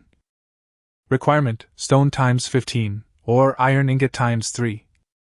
Note: the best choice for reinforcing buildings, making tools, and crossbow strings, strong and durable. Not long after the message was posted, private chat requests started to ring non-stop. Boss! Do you have any bronze ingots left? I want 2. I'll exchange them for 50 pieces of wood. Reinforced rope. My harpoon is broken. I'll trade 6 iron ingots for 2. Boss, Suze really has the goods. I saw you on the leaderboard before. Leave me a bronze ingot. High-level materials are always scarce resources. Especially for island owners who have developed their islands to a certain level and are in urgent need of upgrading tools and weapons, the temptation of bronze is huge. Suze responded calmly, giving priority to buyers who traded with iron ingots. Iron ingots are the most urgently needed resource for upgrading bronze fences and making crossbows. In just over an hour, 5 bronze ingots and 5 reinforced ropes were sold out. Suze looked at the newly added 120 pieces of wood, 45 pieces of iron ingots, and 60 pieces of stone in the storage box, and a smile appeared on his face. With this operation, he used grilled fish and fresh water, which he had almost no cost, as starting capital. By buying low and selling high, and taking advantage of information asymmetry, he netted a huge profit of basic resources. Not only did it completely offset the cost of repairing the fence, but it also provided a solid foundation for the next step of upgrading defenses and manufacturing weapons. Now, we have more than enough iron ingots to build bronze fences and replenish crossbow arrows, Suze said to Linwei. Linwei was stunned watching from the side, her eyes full of admiration. Suze, you are amazing! You changed so many things in such a short time. This is just the beginning. Suze's eyes were deep. With enough resources, we can strengthen ourselves faster. If the mad wolf doesn't come, it's fine. But if he dares to come... He didn't finish his words, but the confidence in his eyes said it all. This first pot of gold not only earns resources, but also provides the confidence to face threats. Chapter 56. A Call for Help from the Distant Sea. Bronze Fighting Figure. The salty sea breeze ruffled Suze's hair. He stood at the bow of the reinforced fishing boat, his gaze piercing the shimmering sea. The boat was fitted with a simple bronze ram, which gleamed coldly in the sunlight. This was the first line of defense against potential conflict. The purpose of this voyage was to explore further out to sea, searching for tin veins to smelt more bronze and counter the growing threat posed by the mad wolf. Linwei remained on the island, tending to the plantations and continuing to repair the damage caused by the arrowtooth fish's night raids. The coordinates on his watch directed him to sail approximately 1.5 kilometers northeast. The all-seeing eye remained open, a faint golden light flickering beneath his eyes, analyzing the distribution of underwater resources. Occasionally, white or gray dots representing wood or stone flashed by, but none of them were the metal veins he urgently needed. Suddenly, a strange sound, unlike the crashing of waves, drifted on the wind. It was the clang of metal colliding, accompanied by a short, angry female voice. "Get away! If you come any closer, I'll be rude!" Suze's heart trembled, and he immediately adjusted the direction of the fishing boat, speeding towards the source of the sound.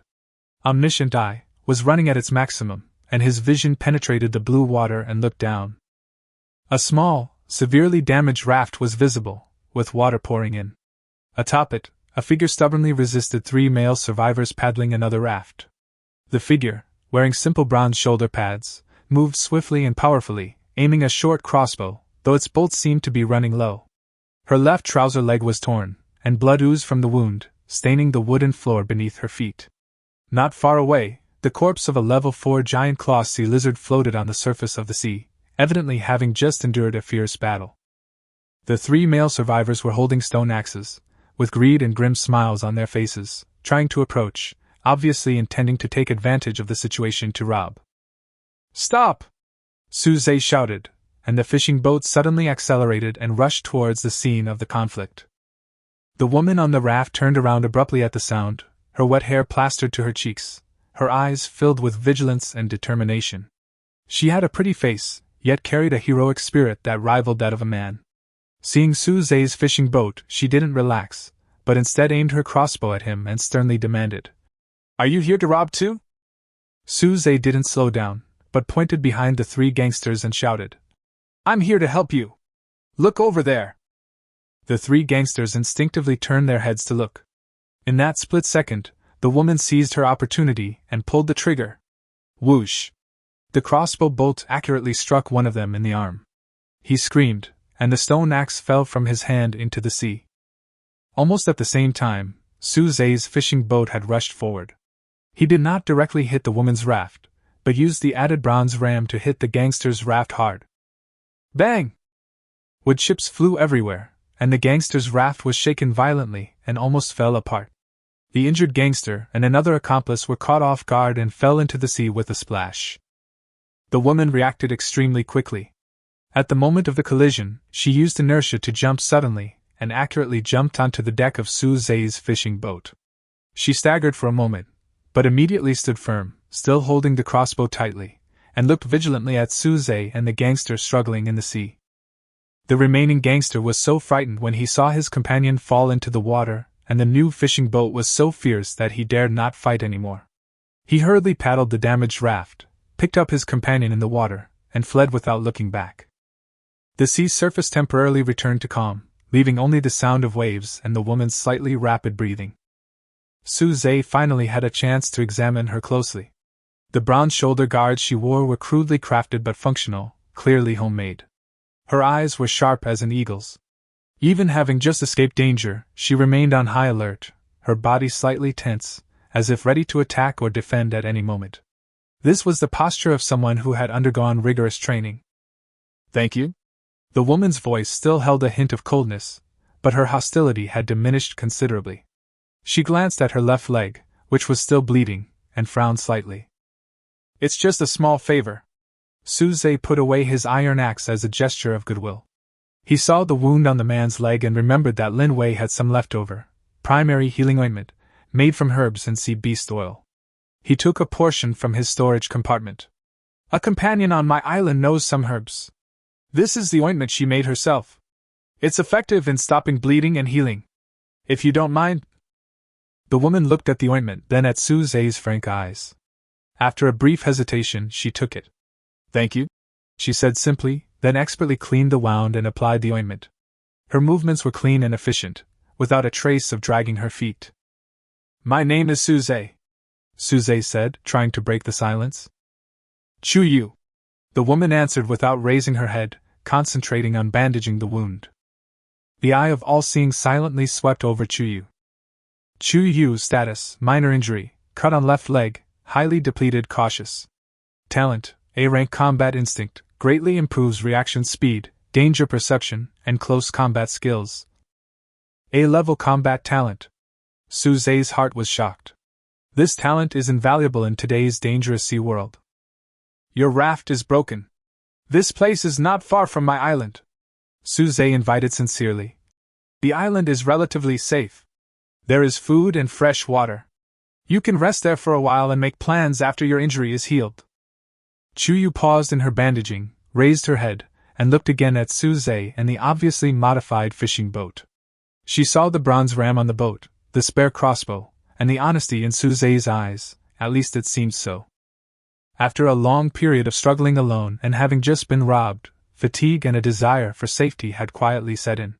The man before her had saved her, and he seemed to have no ill intentions, and his island seemed to be somewhat developed. After a few seconds of silence, Chuyu finally nodded, but her tone was still distant. "Okay.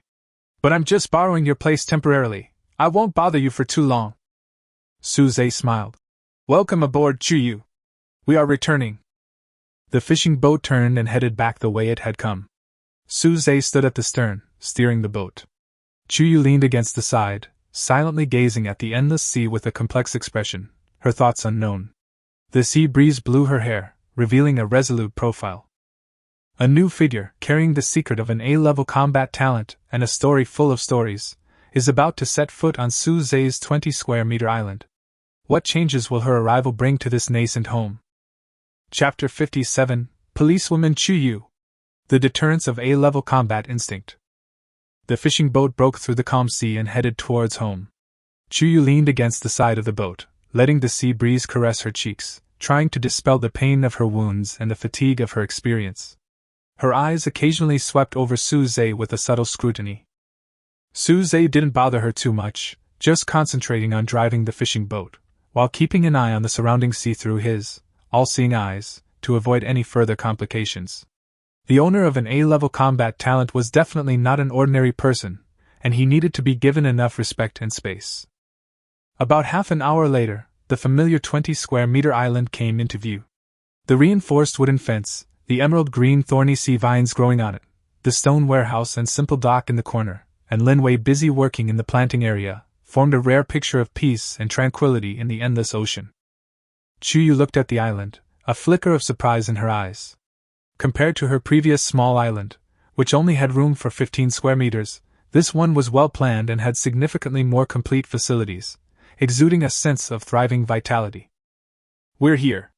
Suze skillfully docked the fishing boat next to the simple dock and tied the rope.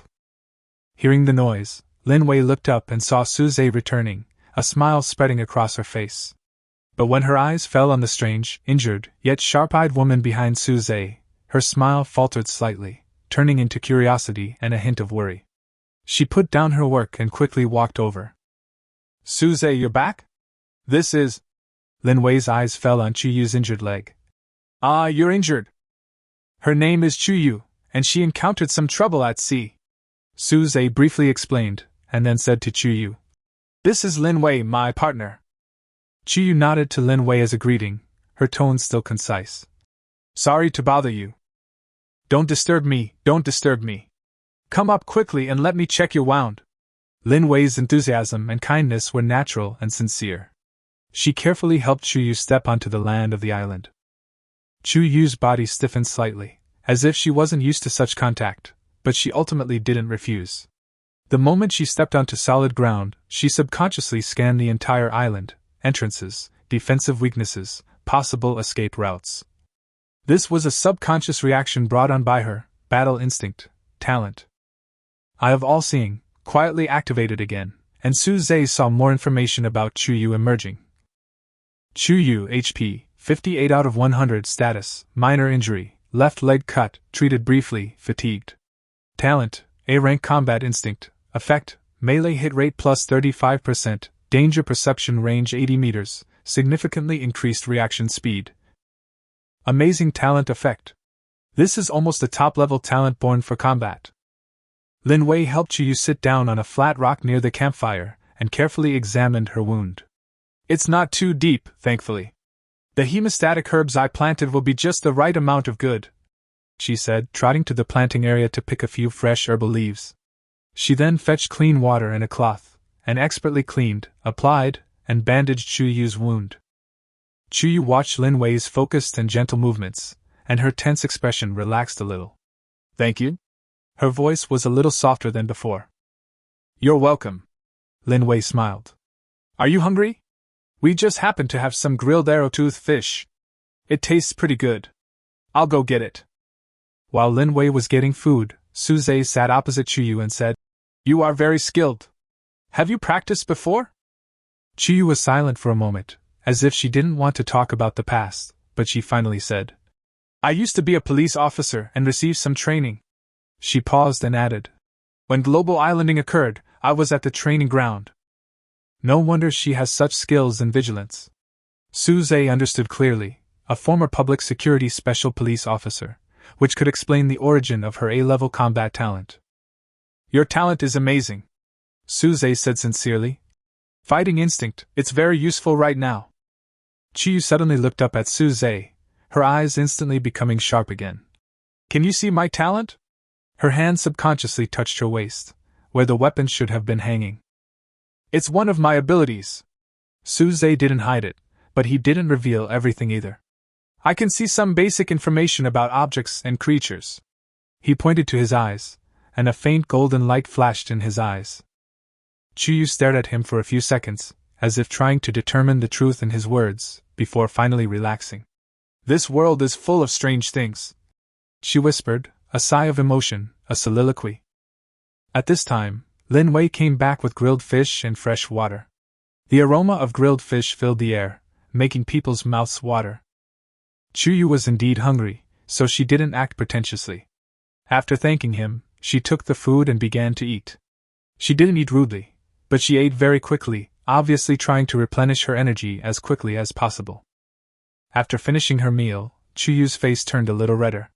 Su Zhe took the opportunity to explain the basic situation of the island to her, including the previous arrowtooth fish attack and the threat of the mad wolf. He also showed her the island's defense facilities' reinforced fences, crossbows, and the thorny sea vines that Lin Wei had cultivated. Chuyu listened very carefully, especially when she heard the threat from the mad wolf. Her eyes became sharp again. 18 square meters, a subordinate with combat talent, is indeed a problem. So, we are in urgent need of improving our defense and combat capabilities. Su Zhe looked at Chuyu and his tone became formal. Chuyu, your combat capabilities are a huge help to us.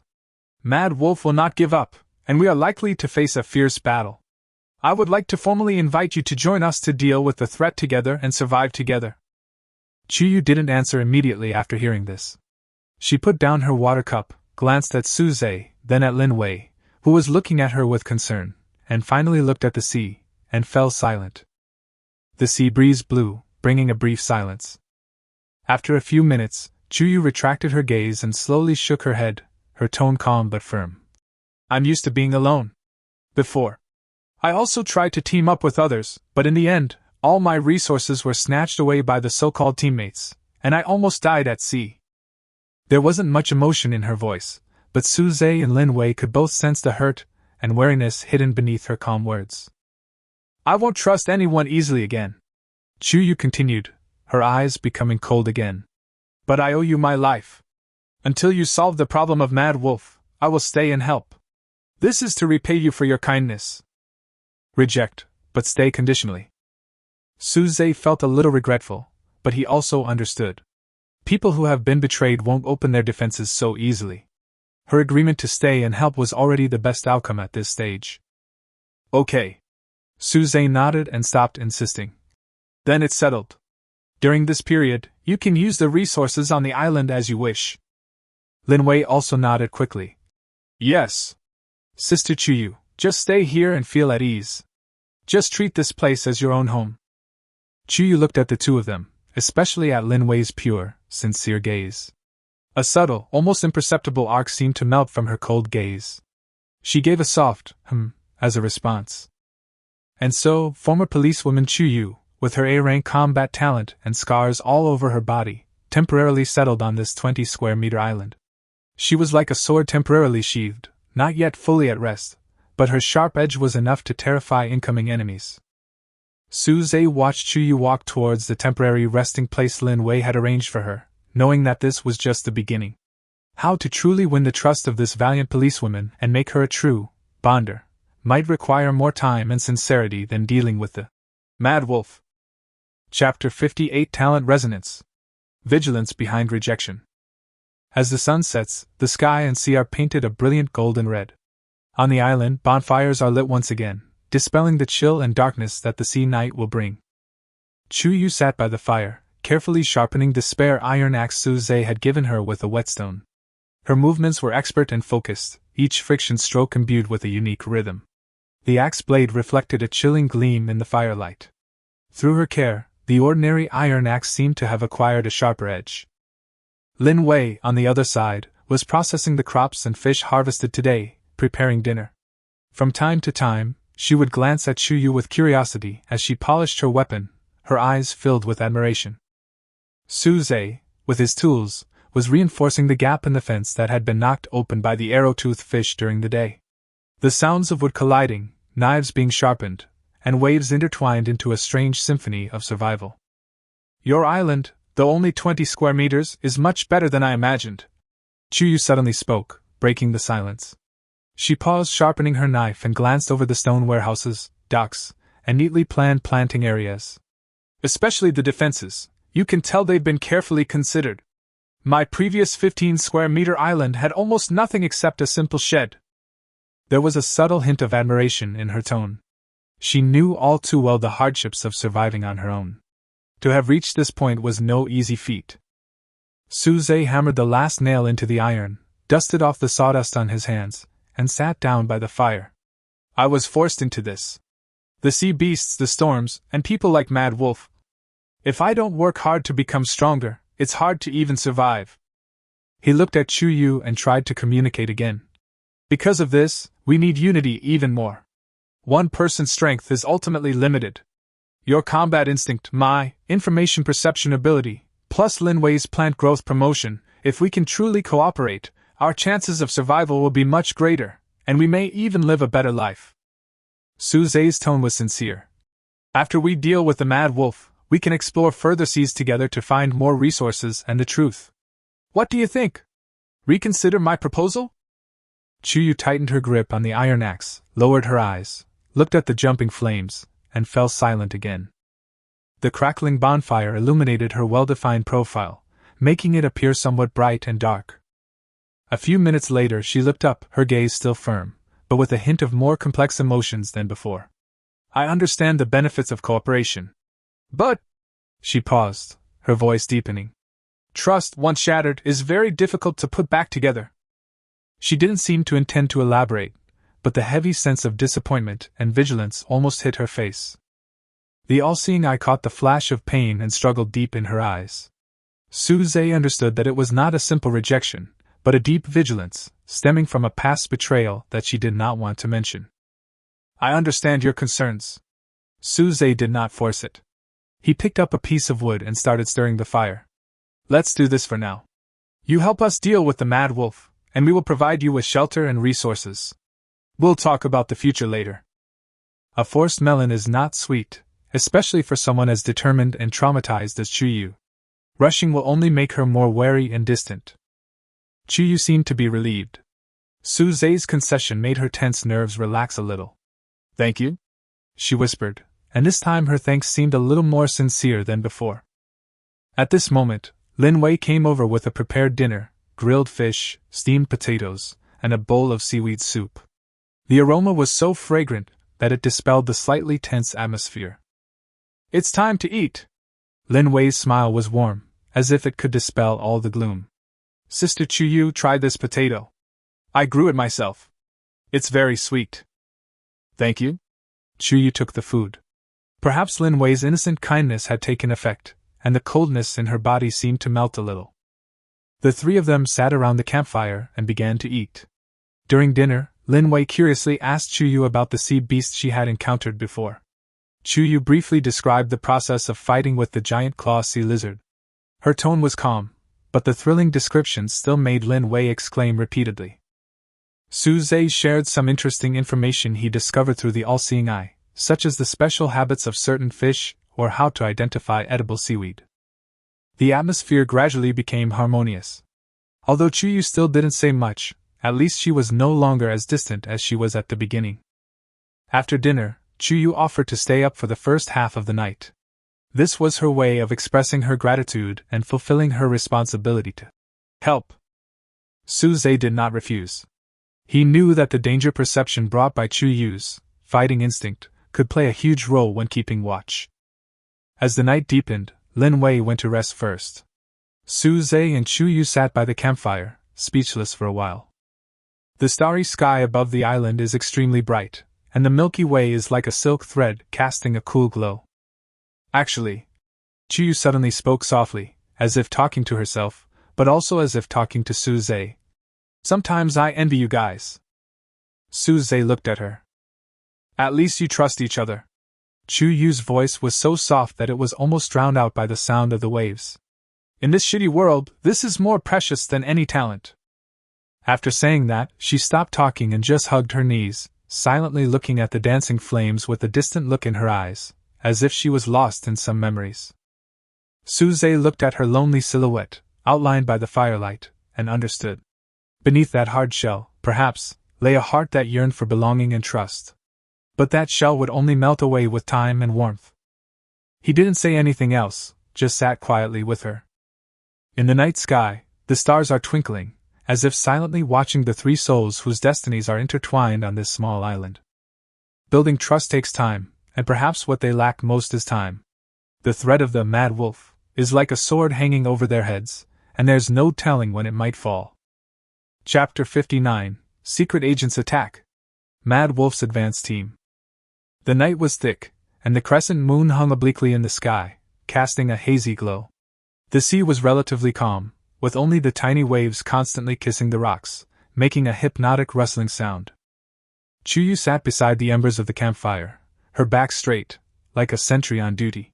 Her eyes remained sharp in the darkness, her battle instinct, talent making her perception like an invisible radar, quietly spreading outward from her own body into the surrounding darkness.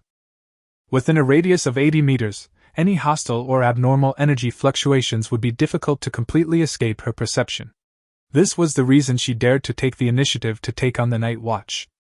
Suze and Lin Wei were already resting in the shelter. The day's toil and the strained emotions had quickly brought them to sleep. The island was serene, as if everything was immersed in a peaceful slumber. However, this tranquility did not last long.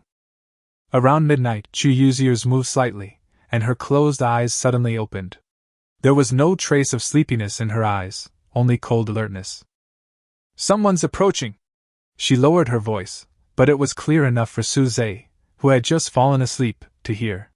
About 100 meters away, there are two rafts. They're not moving very fast, but their target is clear. They're heading for us.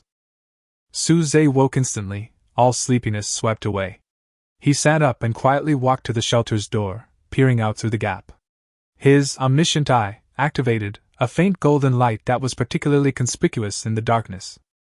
Sure enough, In the hazy moonlight, the shadows of two rafts were silently approaching the island from two different directions. There were two dark figures on each raft, paddling carefully to avoid making any noise. All-seeing eye quick feedback. Unknown survivor, LV. 2. Emotions, greed, malice. Equipment, stone axe. Unknown survivor, LV. 2. Emotion, nervous, bloodthirsty. Equipment, simple torch, stone axe. There are 4 similar messages in total, corresponding to the 4 uninvited guests. It's Mad Wolf. Suze made an instant judgment. With such sneaky behavior and clear malice, it couldn't be anyone else but Mad Wolf, who had threatened to cause trouble. They were planning a sneak attack at night. Wake up Lin Wei and prepare for battle. Chu Yu's voice was terrifyingly calm. She had already gripped the sharpened iron axe tightly, lowered her body slightly, and made a posture ready to pounce at any time. Suze immediately shook Lin Wei awake. Lin Wei drowsily opened her eyes, and upon seeing Suze's solemn expression, she instantly regained consciousness. A flicker of panic crossed her face, but it was quickly replaced by determination. She clutched the stone knife she had been using for self-defense. What's wrong?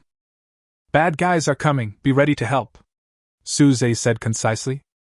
By this time, the 2 rafts had approached the edge of the island, and the people on the rafts seemed to think that the attack was about to succeed and no longer concealed their tracks. A hoarse voice rang out in a low voice, filled with excitement and cruelty. Quick! The boss said, chop the man up first, then take the woman back. Move quickly! Hee, this broken island looks like it still has some stuff, let's grab it all, another voice echoed. The 4 men jumped off the raft one after another, waded through the sea, and groped their way to the gap in the fence. They lit torches, and the flickering flames illuminated their hideous and greedy faces. Now!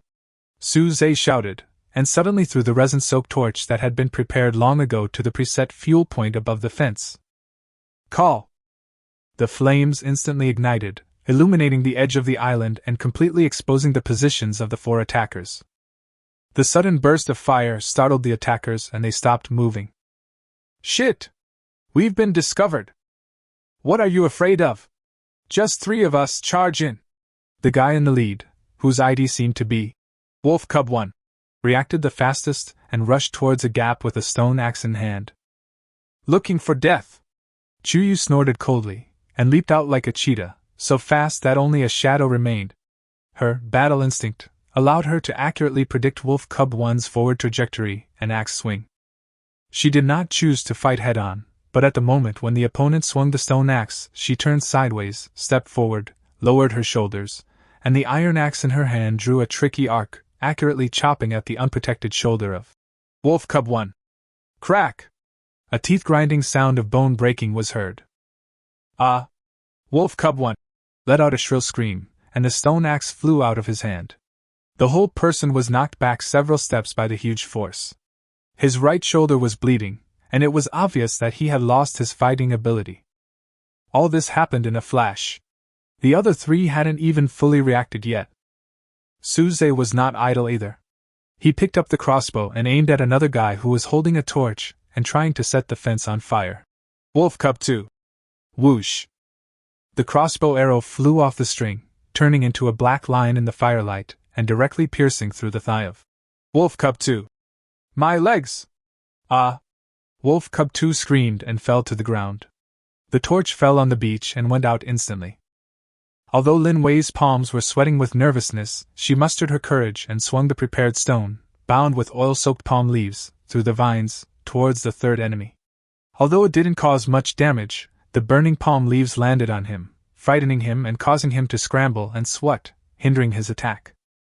The last man saw that 2 of his companions were seriously injured and 1 was blocked in the blink of an eye. He was so scared that he dared not fight anymore. He let out a strange cry and turned around to run towards the raft. Chi wanted to give chase, but Suze stopped her. Don't chase a desperate enemy, be careful of traps. Chuyu stopped and nodded, looking coldly at the 2 fleeing figures dragging their injured companions, climbing onto the raft in a hurry, and paddling hastily into the darkness. The battle lasted less than 5 minutes from start to finish. Peace returned to the edge of the island, leaving only the crackling sound of flames and the faint smell of blood and burnt food in the air. Lin Wei looked at the bloodstains and a discarded stone axe on the ground, as well as a few pieces of wood that the other party had dropped in panic. She patted her chest with lingering fear. Are they Mad Wolf's men? Yes, the advance team. Su Zhe nodded solemnly. We are here to test the situation. It seems that Mad Wolf can't wait any longer. Chu Yu wiped the blood off the iron axe, her eyes cold. They are weaker than we thought. But the fact that Mad Wolf sent them here means his main force may arrive soon. We must prepare in advance. After this brief defensive battle, the three of them seemed to have developed a tacit understanding of fighting side by side. Lin Wei, in particular, looked at Chu Yu with eyes full of admiration and reassurance. Chu Yu walked to Su Zhe's side, looked at the blood on the ground, and said in a tone more serious and earnest than ever before. Su Zhe, the Mad Wolf will not give up. We must formulate a detailed defense plan as soon as possible. This time, she said we. Su Zhe nodded heavily. Okay. We'll start when it gets light. The looming shadow of crisis is also bringing temporary allies closer together. The real test is about to come. Chapter 60. Temporary Alliance. Three People's Defense Plan. The dawn was breaking, and the sky where the sea met the sky was a pale pale. After the tension and fighting of the second half of the night, none of the three men could sleep. They sat around the dying campfire, and in the dim light of dawn, they began to discuss their plan to deal with the Mad Wolf. The outline of the island and its main facilities were simply drawn on the ground with branches. The atmosphere was solemn and focused. Mad Wolf's main force is definitely much stronger than those four scumbags last night. Chu Yu spoke first. She pointed at the front of the island on the beach with a branch. They will most likely attack from the front. This place has a wide view and is the easiest to land. We need to deploy the strongest defenses here. Su Zhe agreed. That's right. Our resources are limited, so we must concentrate our efforts on defending key areas. He looked at the bronze fence blueprint he had synthesized last night. There are 15 bronze ingots as a reward, which is just enough to prioritize a 2-meter-long bronze fence. I'll install it at the most vulnerable point at the main gate. Bronze fence, primary, defense value plus 25, greatly improved durability, can effectively resist the regular attacks of LV.3 and lower sea beasts. This is undoubtedly the most reliable physical barrier at present. Besides physical defense, we also need active killing and blocking. Chu Yu continued, her thinking clearly trained in tactical thinking. Lin Wei, can your vines produce thorny or poisonous varieties? They can be placed outside the fence and on the beach. Lin Wei thought about it carefully and nodded. I can give it a try. When I was nurturing the thorny sea vine before, I felt that the juice of some mutants had a slight paralyzing effect. I can concentrate my efforts on cultivating this kind. As long as they dare to step on it, I can make them feel pain and numbness. Very good. Su Zhe's eyes lit up. This is called a biological defense position. Wei, I'll leave this to you. No problem. Lin Wei was full of energy, as if she had found her unique value in this defensive battle. Then it's the long-range attack. Su Zhe looked at the crossbow that he had saved many times. I'll be responsible for the long-range support of the crossbow. Prioritize shooting at the targets that pose the greatest threat or killing the enemies who try to break through the fence. Chu Yu, you have the strongest melee ability, so you need to be in charge of the front. Once someone breaks through the fence or vines, you must immediately get close to intercept them. Okay. Chu Yu agreed concisely. This was the area she was best at. What else can I do? Lin Wei asked actively. She didn't want to just hide behind. Su Zhe thought for a moment and said, Wei, besides promoting the growth of vines, you also need to take care of logistics. Prepare enough healing ointments and bandages in advance. In addition, you can make some simple Molotov cocktails. Use empty coconut shells or shells, fill them with resin and oil, and light them when needed to throw them out. This will create chaos and stop the enemy. Molotov cocktail! I can do that! Lin Wei nodded immediately. She was very confident in making these items. Chu Yu also added, we can also dig some pits on the beach, insert sharpened bamboo sticks or wooden spikes into them, and camouflage them with sand and seaweed.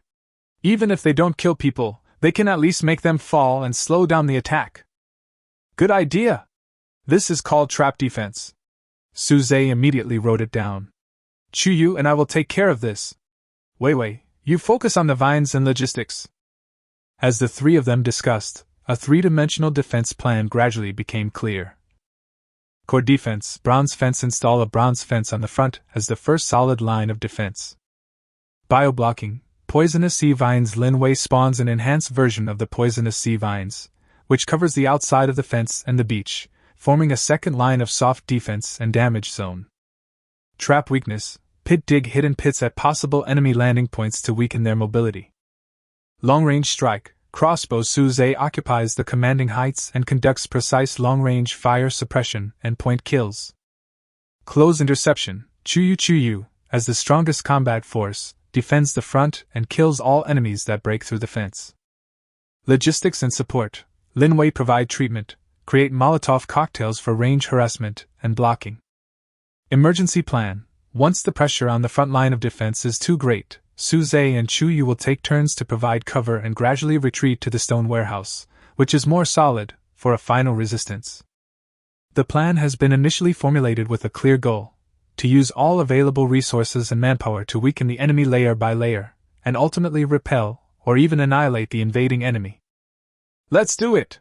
Suze stood up and felt that the sense of urgency in his heart was diluted a lot by the clear plan, and was replaced by high morale. Chuyu also stood up, gripping the iron axe tightly in her hand, her eyes sharp. I will defend the front.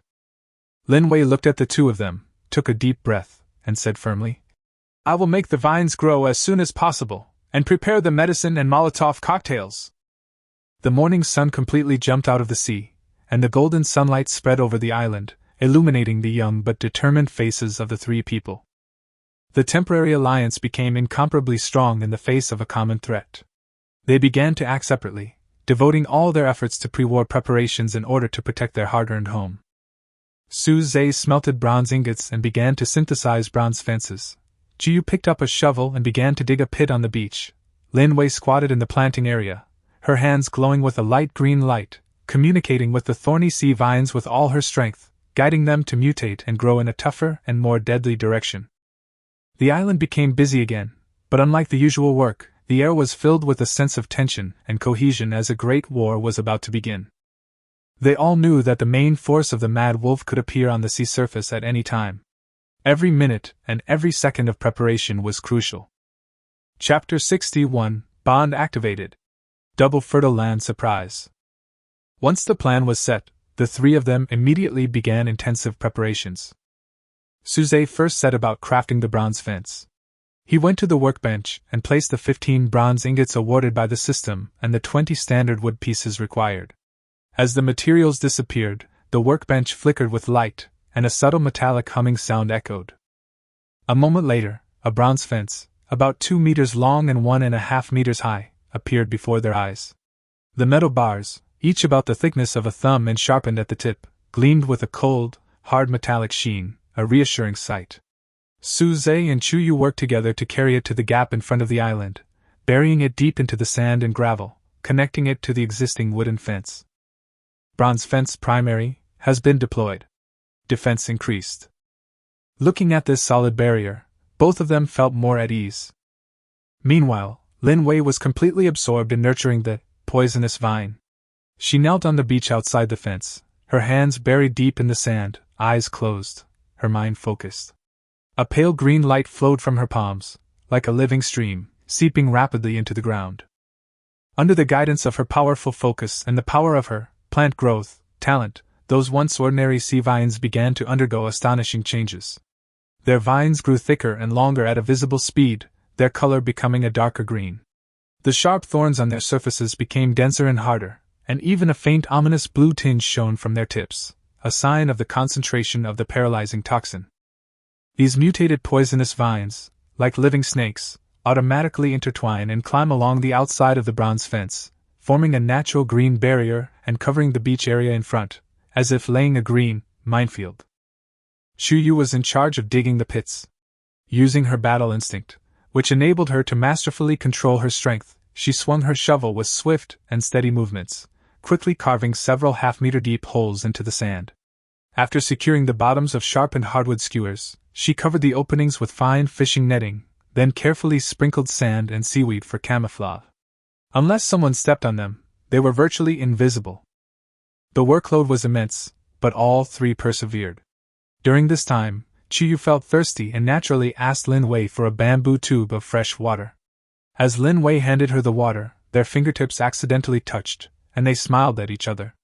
The slight gap created by their unfamiliarity seemed to melt a little more through their shared labor. Suze saw it and felt a little moved. By dusk, the main defenses were finally complete. A bronze fence stood in front, beyond which lay hideous poisonous vines and hidden traps. Crossbows were adjusted to the optimal shooting angle, and a pile of Molotov cocktails were neatly stacked in convenient locations. The three of them were exhausted, so they sat by the campfire to rest and eat grilled fish to replenish their energy. At this moment, Chuyu seemed to have made up her mind. She stood up, walked to Suze, raised her hand with the watch on it, and gently touched the cool surface of the watch. I, Chuyu, voluntarily apply to establish a deeper connection with this island. I am willing to contribute my strength to jointly resist external enemies until the threat of the mad wolf is lifted. Her voice was clear and firm, as if she was making some solemn declaration. As soon as she finished speaking, the watches on Suze and Lin Wei's wrists simultaneously emitted an unprecedented, deeper and more pleasant vibration. A golden light curtain, more dazzling than ever before, automatically popped up and hovered in front of the three people. A grand and joyful system prompt sounded in everyone's mind. Ding! The survivor, Chuyu, has detected her sincere recognition and willingness to protect the island, and has voluntarily established a deep cooperative relationship with the island. The temporary bond, Chuyu, has been established. The effect of the talent. Many children, many blessings, my land becomes fertile soil. Has been enhanced. Current number of bonds, 2. Fertile soil level +1. The stacking effect is taking effect. Current fertile soil effect. Island resource output rate +40%. Island upgrade efficiency +30%. Rare item fishing chance +10%. High quality drop rate from killed sea beasts +10%. Ding! Because the bonded, Chuyu, has an exceptional talent, A-level, special feedback is triggered, the effectiveness of her talent, battle instinct, is slightly improved, danger perception range +20 meters. The island has unlocked the primary guard tower. Construction blueprint, subsequent materials must be met before synthesis. A series of system prompts were like the sound of nature, which stunned Suze and Lin Wei, and then they were filled with great surprise. It worked! Sister Chuyu! Lin Wei jumped up happily and grabbed Chuyu's arm. That's great! Suze couldn't hide his excitement. He hadn't expected that Chuyu's approval of the temporary bond would actually trigger a talent bonus, and the effect would be so significant. Double the fertile soil effect. This was truly a timely help. What surprised him even more was that the changes on the island were immediate. The ground beneath my feet seemed to have become richer, softer, and more vibrant. In the nearby planting areas, the berry bushes and potato crops sprouted at a visible rate, becoming even more lush and green. Some of the fruits even expanded instantly, emitting an alluring aroma. Is this the effect of your talent? Chuyu felt the subtle changes in the ground beneath her feet, and her perception of the surrounding environment suddenly became much clearer in her mind. The danger perception range increased from 80 meters to 100 meters. An expression of shock and disbelief could not help but appear on her cold and beautiful face. She finally understood why Suze's island had developed so quickly, and why he was so eager to form an alliance. This talent was truly incredible. Yeah. Suze nodded with a smile. Now we are real comrades in arms. Chuyu took a deep breath, feeling the increased strength and clearer perception within her body, and nodded solemnly. This time, her eyes were no longer filled with a sense of responsibility to repay the favor, but rather a genuine recognition of this land and its guardians. It seems that I have to work harder and not let this fertile soil down. Chuyu clenched her fists, with a rare hint of high morale in her tone. The golden sunset enveloped the island, and the three of them. With the temporary bond achieved and the double fertile soil added, the small island's defenses and future development potential were instantly elevated to a whole new level. Confidence in fighting against the mad wolf has never been higher. Chapter 62, Bronze Crossbow. A qualitative change in long-range combat power. The fertile soil bonus brought by the bond was immediately noticeable. The next day, while Suze was fishing as usual, he felt as if the fishing rod in his hand had been blessed. The heaviness that once required effort to drag was reduced, replaced by a smooth and pliant feel. In the all-seeing eye's field of view, the high-quality light points beneath the sea seemed to be much denser. The morning's harvest far exceeded usual levels. Not only had the amount of basic resources caught increased by nearly half, but they also harvested several pieces of high-quality iron ore and a rare piece of tin ore. These were strategic resources urgently needed to craft more advanced weapons and tools. Double fertile soil, it's really amazing! Suze looked at the basket full of harvest, overjoyed. Chuyu's joining not only brought powerful melee combat power, but also all-round resource acceleration. With sufficient ordinary resources, Suze immediately began to implement the next step of the defense plan, upgrading long-range weapons. He had previously accumulated some bronze ingots through trading and rewards, which came in handy at this moment. He threw tough vines as bowstrings, elastic wood, and precious bronze ingots in front of the workbench, and selected the icon on the workbench that had already lit up but could not be synthesized due to the lack of key materials. Synthesis: bronze crossbow arrow. Requirements: tough vines X10, resilient wood X5, bronze ingot X3. Effect: crossbows with bronze arms and arrowheads have a more stable structure and stronger tension, with penetration increased by 40%, effectively penetrating the armor of LV.3C beasts, and increasing range by 20%. A flash of light passed, and a more powerful crossbow with a metallic gleam appeared on the workbench. In the quiver next to it, 20 sharp bronze crossbow arrows were neatly arranged. The arrowheads had 3 edges that could penetrate armor, and they had terrifying lethality. Success! Suze picked up the new crossbow. It felt heavy and powerful in his hand. He called Chuyu and handed her the new crossbow. Try to feel it. Chuyu took the bronze crossbow and expertly checked the trigger, nocked the arrow, and wound the string. Her movements were seamless and professional. She aimed at a floating plank 100 meters away and pulled the trigger. Whoosh, whoosh. The sound of the crossbow arrow piercing the air was even sharper and more piercing. It crossed the distance almost instantly, and hit the target with pinpoint accuracy. Unlike the impact sound of the iron-headed crossbow arrow, the bronze crossbow arrow directly tore through the wooden board, penetrated through, and deeply nailed into the reef behind, the arrow tail still trembling endlessly. Such strong penetrating power!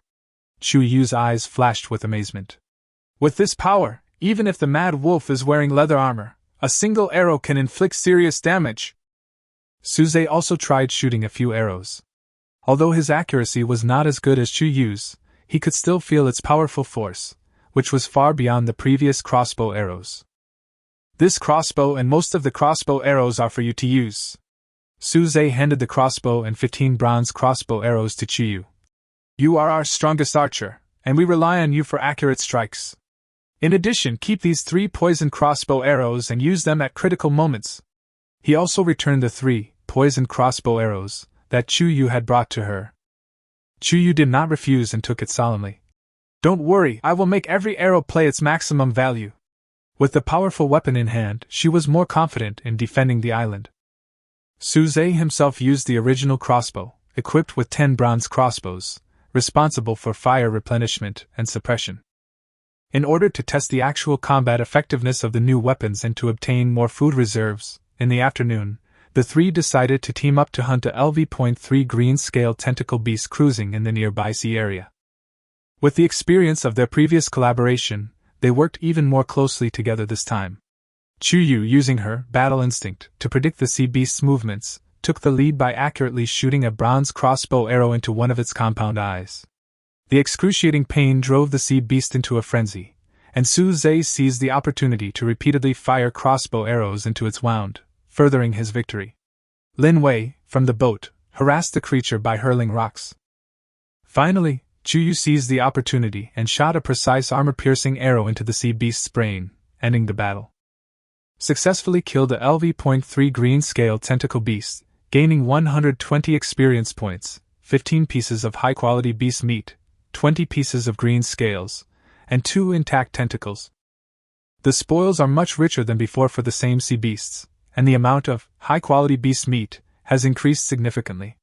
This is the embodiment of the high-quality drop rate of killing seed beasts plus 10% in the fertile soil effect. This crossbow is so useful. Chuyu stroked the bronze crossbow, unable to let it go. The powerful weapon and enhanced talent made her feel that her combat power had been elevated to a new level. Suze looked at his harvest with a smile on his face. Not only are the crossbows useful, but our luck has also improved. It seems that Chuyu, you are really our lucky star. Upon hearing this, Chuyu's lips curled up slightly, and she quickly returned to her usual coldness, but her eyes softened a lot.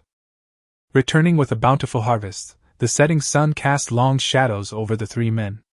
The deployment of the bronze crossbow and the success of their first coordinated hunt had elevated the team's cohesion and combat effectiveness to a new level. The long-range threat has been greatly increased, and we have one more trump card to deal with: the Mad Wolf.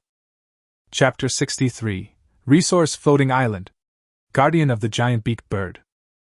With the bronze crossbow and double fertile soil bonus, Suze's mind became active. Defensive preparations are important, but proactively acquiring more resources can better support the upcoming war of attrition and even achieve a reversal. He recalled that when he had previously scanned the surrounding sea area with his all-seeing eye, he had spotted an unusual light spot about 2 kilometers northeast, emitting a rich green, representing abundant vegetation/life resources, and gray, representing mineral resources. He hadn't explored it before due to distance and lack of strength, but perhaps now was the time to give it a try. About 2 kilometers to the northeast, there might be a resource point, perhaps a small floating island. During dinner, Suze proposed an exploration plan to Chuyu and Lin Wei. There might be wood and special minerals we desperately need on it. But there are probably powerful guardian beasts, so the risks are not small. 2 kilometers, a bit far, but our fishing boat has been reinforced, so we should be able to make it. Chuyu pondered. There is always a risk, and there is always a reward. I agree to go. We need to plan our tactics in advance. I'll go too. Lin Wei immediately raised her hand. My vines may be able to help, and I can take care of the wounded. She didn't want to be protected behind every time. Suze looked at Chuyu and saw that she had no objection, so he nodded in agreement. Okay, let's go together. We can take care of each other. The next morning, the three men prepared weapons, medicine, fresh water, and food, and set off northeast in their fishing boat. The waves were a bit strong, but the reinforced boat was very stable, and they escaped unscathed. After nearly an hour of sailing, the outline of a small island gradually became clear. It was not large, only about 300 to 400 square meters, and it was dotted with a dozen trees I had never seen before, their trunks a metallic tin white, and a few low shrubs laden with bright red fruit. All-seeing eye remote scan. Tinwood, a mutant tree with hardwood rich in tin. It is an excellent material for making advanced tools and weapons, and can also be smelted to extract small amounts of tin ingots. Sweet fruit tree, the fruit is juicy and sweet, can quickly replenish physical strength, and restore hunger value plus 20. Warning, high energy life form detected in the center of the island, LV.6 giant beak bird. It possesses a strong sense of territory, its beak is as sharp as iron, and it specializes in swooping attacks. A level 6 giant beaked bird. Suze's face was solemn as he immediately shared the information with the two. It's right in the center of the island. It's quite large, with a wingspan of about 1.5 meters. Its beak is like a chisel. The fishing boat slowly stopped 100 meters from the floating island, not daring to approach any closer. From afar, a large gray-brown bird could be seen perched atop the tallest tinwood tree in the center of the island, its sharp eyes warily watching the three uninvited guests. Breaking in by force is definitely not an option. Chuyu observed the environment and quickly formulated a strategy. Suze, you drive the fishing boat around the side of the island and use crossbows to attract its attention. When it dives to attack you, there will inevitably be a flaw. I will quietly land from the front, and when it is attracted and turns to attack you, I will try to attack its wings to limit its ability to fly. Lin Wei, you prepare on the boat. If I am in danger, use Molotov cocktails to interfere with the giant beak, or come to my rescue. A very classic. Feint to the east and attack in the west. Tactic, which makes full use of the environment and the characteristics of each person. Okay. Suze and Lin Wei nodded in agreement. The action plan began. Suze steered the fishing boat to the right of the island, raised his crossbow, aimed at the giant-beaked bird in the treetops, and shouted loudly to attract attention. The giant-beaked bird was indeed enraged, and it let out a sharp cry. Its huge wings suddenly spread out, blocking out a small piece of sunlight. It jumped down from the treetops, like a gray cannonball, and swooped down towards the fishing boat, its iron beak pointing directly at Suze. The speed is extremely fast, and the wind is howling. Now, Chu Yu had already taken the opportunity to wade ashore and lurked behind the rocks in front of the island. Just as the toucan was about to dive and hit the fishing boat, she suddenly jumped out from behind the rock, pouring all her strength into the iron axe in her hand and slashing fiercely at the base of the toucan's left wing. Phew! The axe was timed with impeccable precision and delivered with incredible force. Feathers flew, blood splattered. MHMPH! The toebeak let out a wail of extreme pain, and its dive trajectory instantly skewed, crashing headfirst into the reef next to the fishing boat with a loud bang, cracking the reef. It struggled to fly again, but its left wing was severely injured and it could only flap its wings and could not balance. Suze wouldn't let this opportunity go, and immediately fired a barrage of arrows at it. Lin Wei also mustered up her courage and threw the prepared Molotov cocktail towards the giant bird, further restricting its range of movement.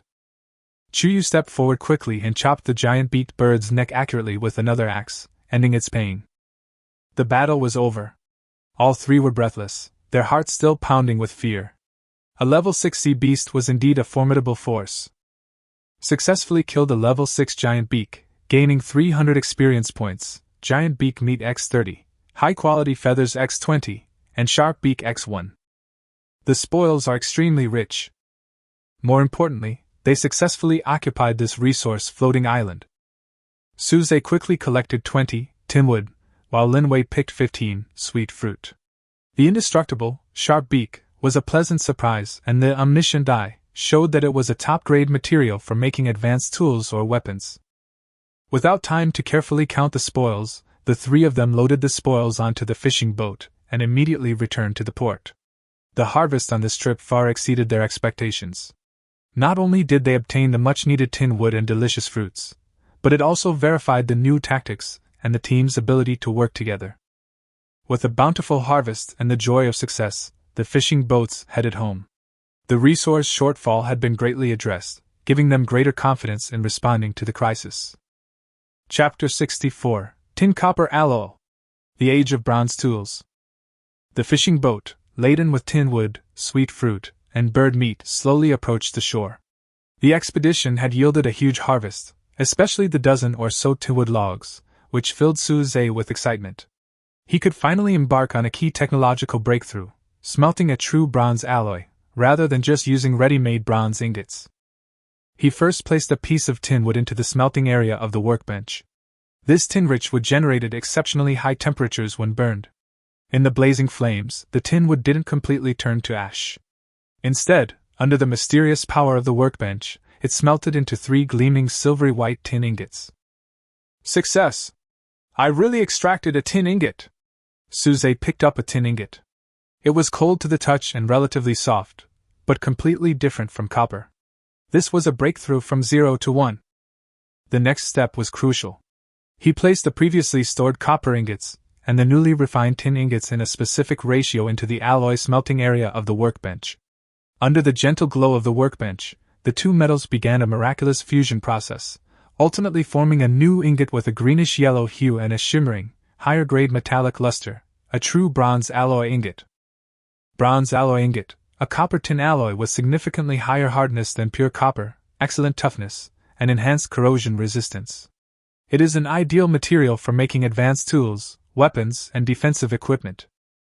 With the birth of the first batch of bronze alloy ingots, several new and more complex synthesis icons instantly lit up on the workbench, as if opening a door to a whole new field for him. Without hesitation, he first selected the blueprints of the most urgently needed bronze axe and bronze pickaxe. Bronze axe requirements: bronze alloy ingots x2, tough wooden handle x1. Effect: attack damage plus 25, chopping efficiency plus 80%. Bronze pickaxe requires 2 bronze alloy ingots, one tough wooden handle. Effect plus 70% mining efficiency, allowing for efficient mining of tin, copper, and other minerals. The synthesis process went very smoothly. Soon, an axe with a cold, shimmering blade and smoother lines, and a pickaxe with an incomparably sharp tip and a sturdier body appeared in Su-Zei's hands. He attached the sturdy wooden handles he had prepared to them. Chu-Yu, try this! Su-Zei handed the brand new, bronze axe to Chu-Yu. Chu-Yu took the axe, weighed it casually, and walked over to a thick piece of driftwood that had been chopped down a dozen times by the iron axe. With a single swing of her arm, the bronze axe drew a sharp arc. Snap! With a crisp sound, the thick wood was split directly by her axe. The cross-section was surprisingly smooth. This power, this efficiency. Chu-Yu couldn't help but admire it again. The contrast was too obvious. It's totally incomparable to the iron axe. It's amazing! Su-Zei also picked up the bronze pickaxe and went to the rock formation at the edge of the island. The ore that previously required a lot of effort to chisel out could now be easily pried off with the bronze pickaxe tip, and the efficiency was more than doubled.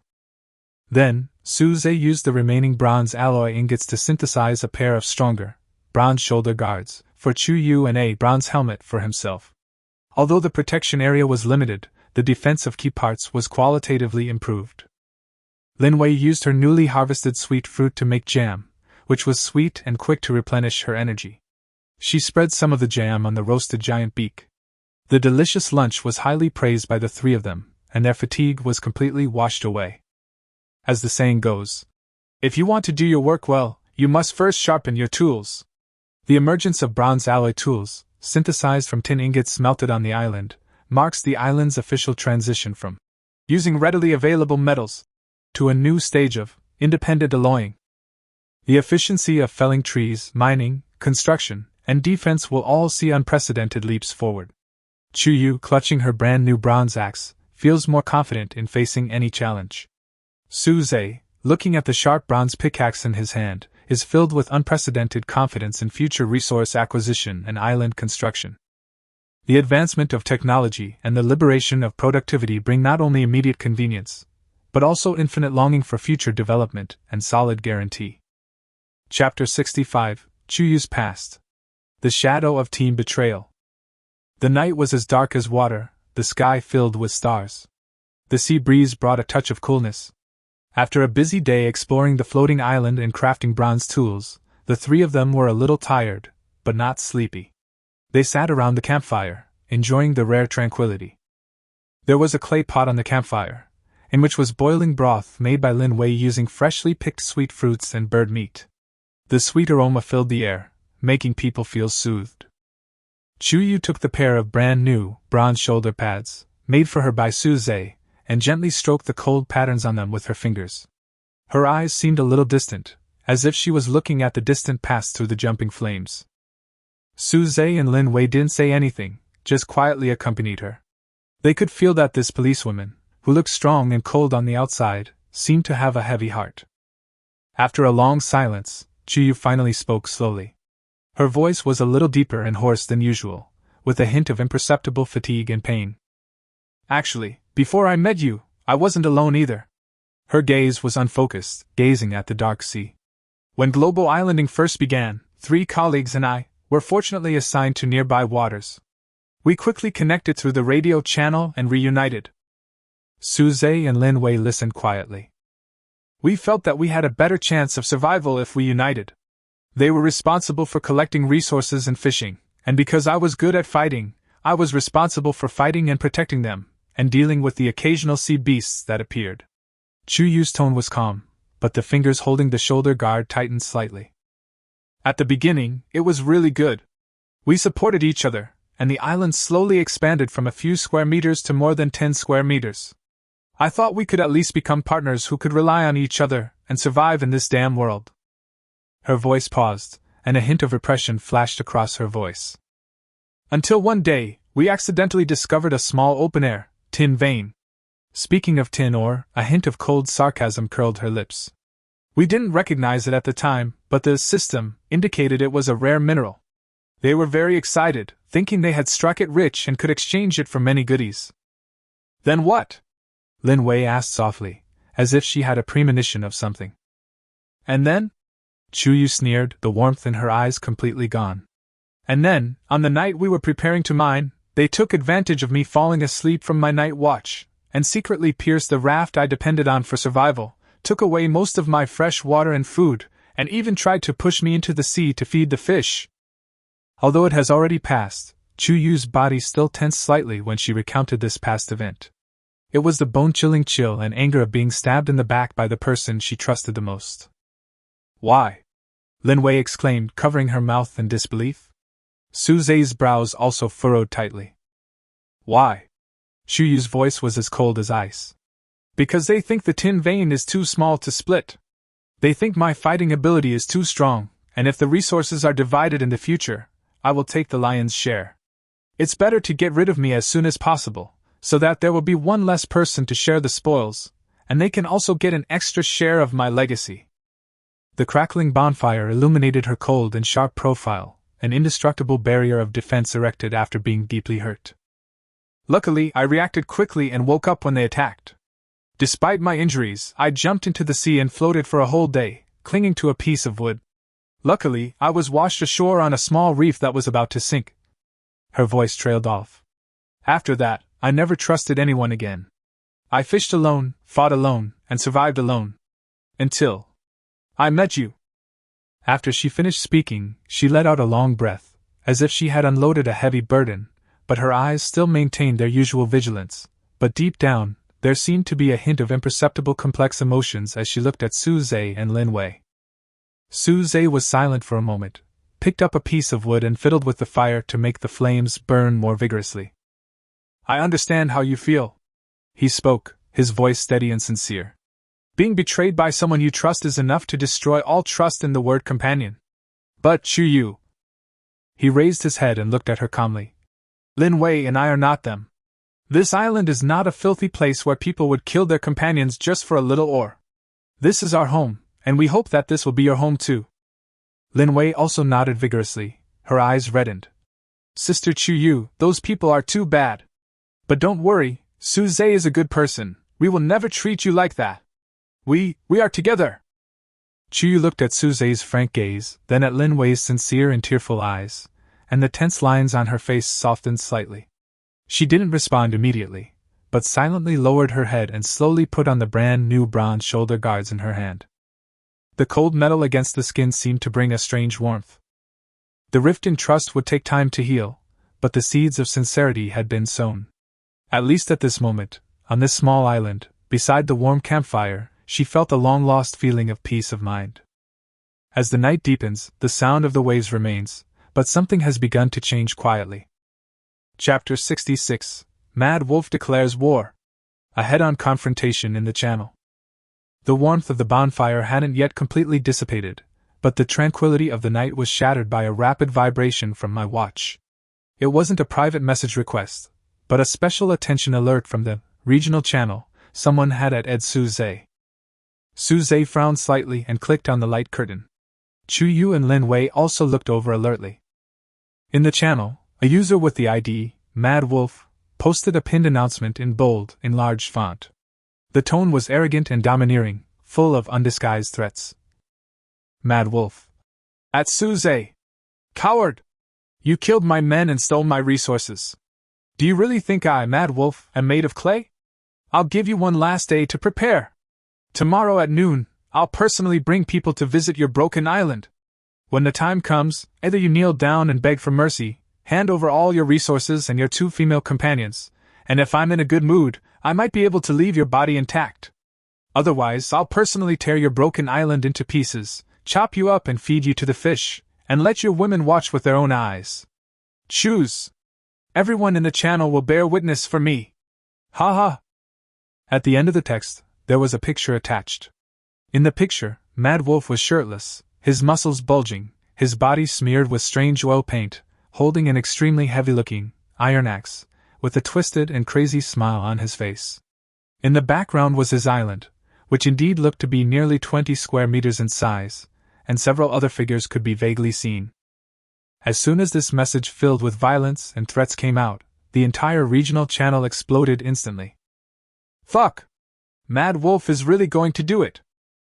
Tomorrow at noon? Now Boss Suze is in big trouble. Mad Wolf seems to have gotten stronger again. That axe looks so scary. At Suze, run! A wise man never suffers a loss. Run? Where to run? It's even more dangerous at sea. Alas, what a pity. Boss Suze seems to be a pretty good person. Hey, there's something interesting to watch. The chatter in the channel was rife, with some expressing concern, others watching the excitement, and some gloating. Panic and anticipation intertwined and spread. When Lin Wei saw the message, her face turned pale instantly, especially when she saw the words. Let your woman see it with her own eyes.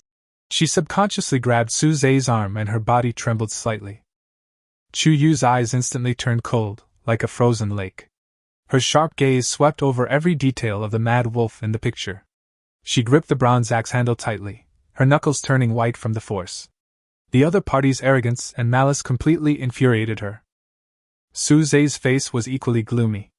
Mad Wolf's threat was direct and cruel, not only targeting him, but also Lin Wei and Chu Yu. This was something he absolutely could not tolerate. He took a deep breath, suppressed the anger in his heart, and tapped his fingers quickly and forcefully on the virtual light screen. Everyone held their breath, waiting for his response. Suze. At Crazy Wolf. No matter how loudly you shout, you're still a piece of shit. Your men can handle a beating, so I hope you can hold your own. You want my island? You want my people? Tomorrow at noon, if you have the guts, come. I'll be waiting for you on the island, and we'll see who ends up being fed to the fish. I'll hang your head on the fence as a decoration. Tough. Domineering. Never back down. After the response was sent, there was a moment of silence in the channel, and then the information was refreshed at a speed that almost exploded the screen. Awesome! Boss Suze is tough. Fuck! Too tough. Just challenge me to a fight. This is a fight to the death. At Suze, come on! Kill that bastard Mad Wolf. Support Suze. We've been bullied by the Mad Wolf enough. But Mad Wolf seems very powerful. Suze's response was like a shot in the arm, encouraging many survivors who had been suppressed by the Mad Wolf forces for a long time, but it also made more people worry about tomorrow's battle. Almost the next second after Suze sent the message, Mad Wolf's reply popped up, filled with exasperated rage. Mad Wolf. Suze! You're looking for death. Just wait for me. Tomorrow. Tomorrow is the day you die. I'm going to tear you apart with my own hands. The following words were even more filthy, full of all kinds of disgusting insults and threats, but Suze was too lazy to read them anymore. He immediately closed the channel interface and looked at the two women beside him. Although Lin Wei's eyes still showed fear, they were more determined and supportive. Chu Yu nodded at him, her eyes icy with fighting spirit. He's anxious. Suze analyzed calmly. It seems that he suffered heavy losses before and urgently needs a victory to restore his prestige and replenish resources. Moreover, he specifically mentioned that it would be noon tomorrow. It is very likely that his frenzy talent has some limitations, or he needs time to make final preparations. No matter what he's prepared, we'll fight back. Chu Yu's voice was filled with murderous intent. Go according to the original plan and give him a surprise. Yes. Lin Wei also nodded vigorously. I'll go check the vines and medicine again. The final moment of preparation had arrived. The air was filled with the solemnity of the impending battle, but the eyes of the three men were remarkably determined. They were ready to face the storm. Chapter 67, Pre-War Preparations. Traps and Stockpiling of Supplies. News of the decisive battle hung like the sword of Damocles, instantly stoking the tension on the island.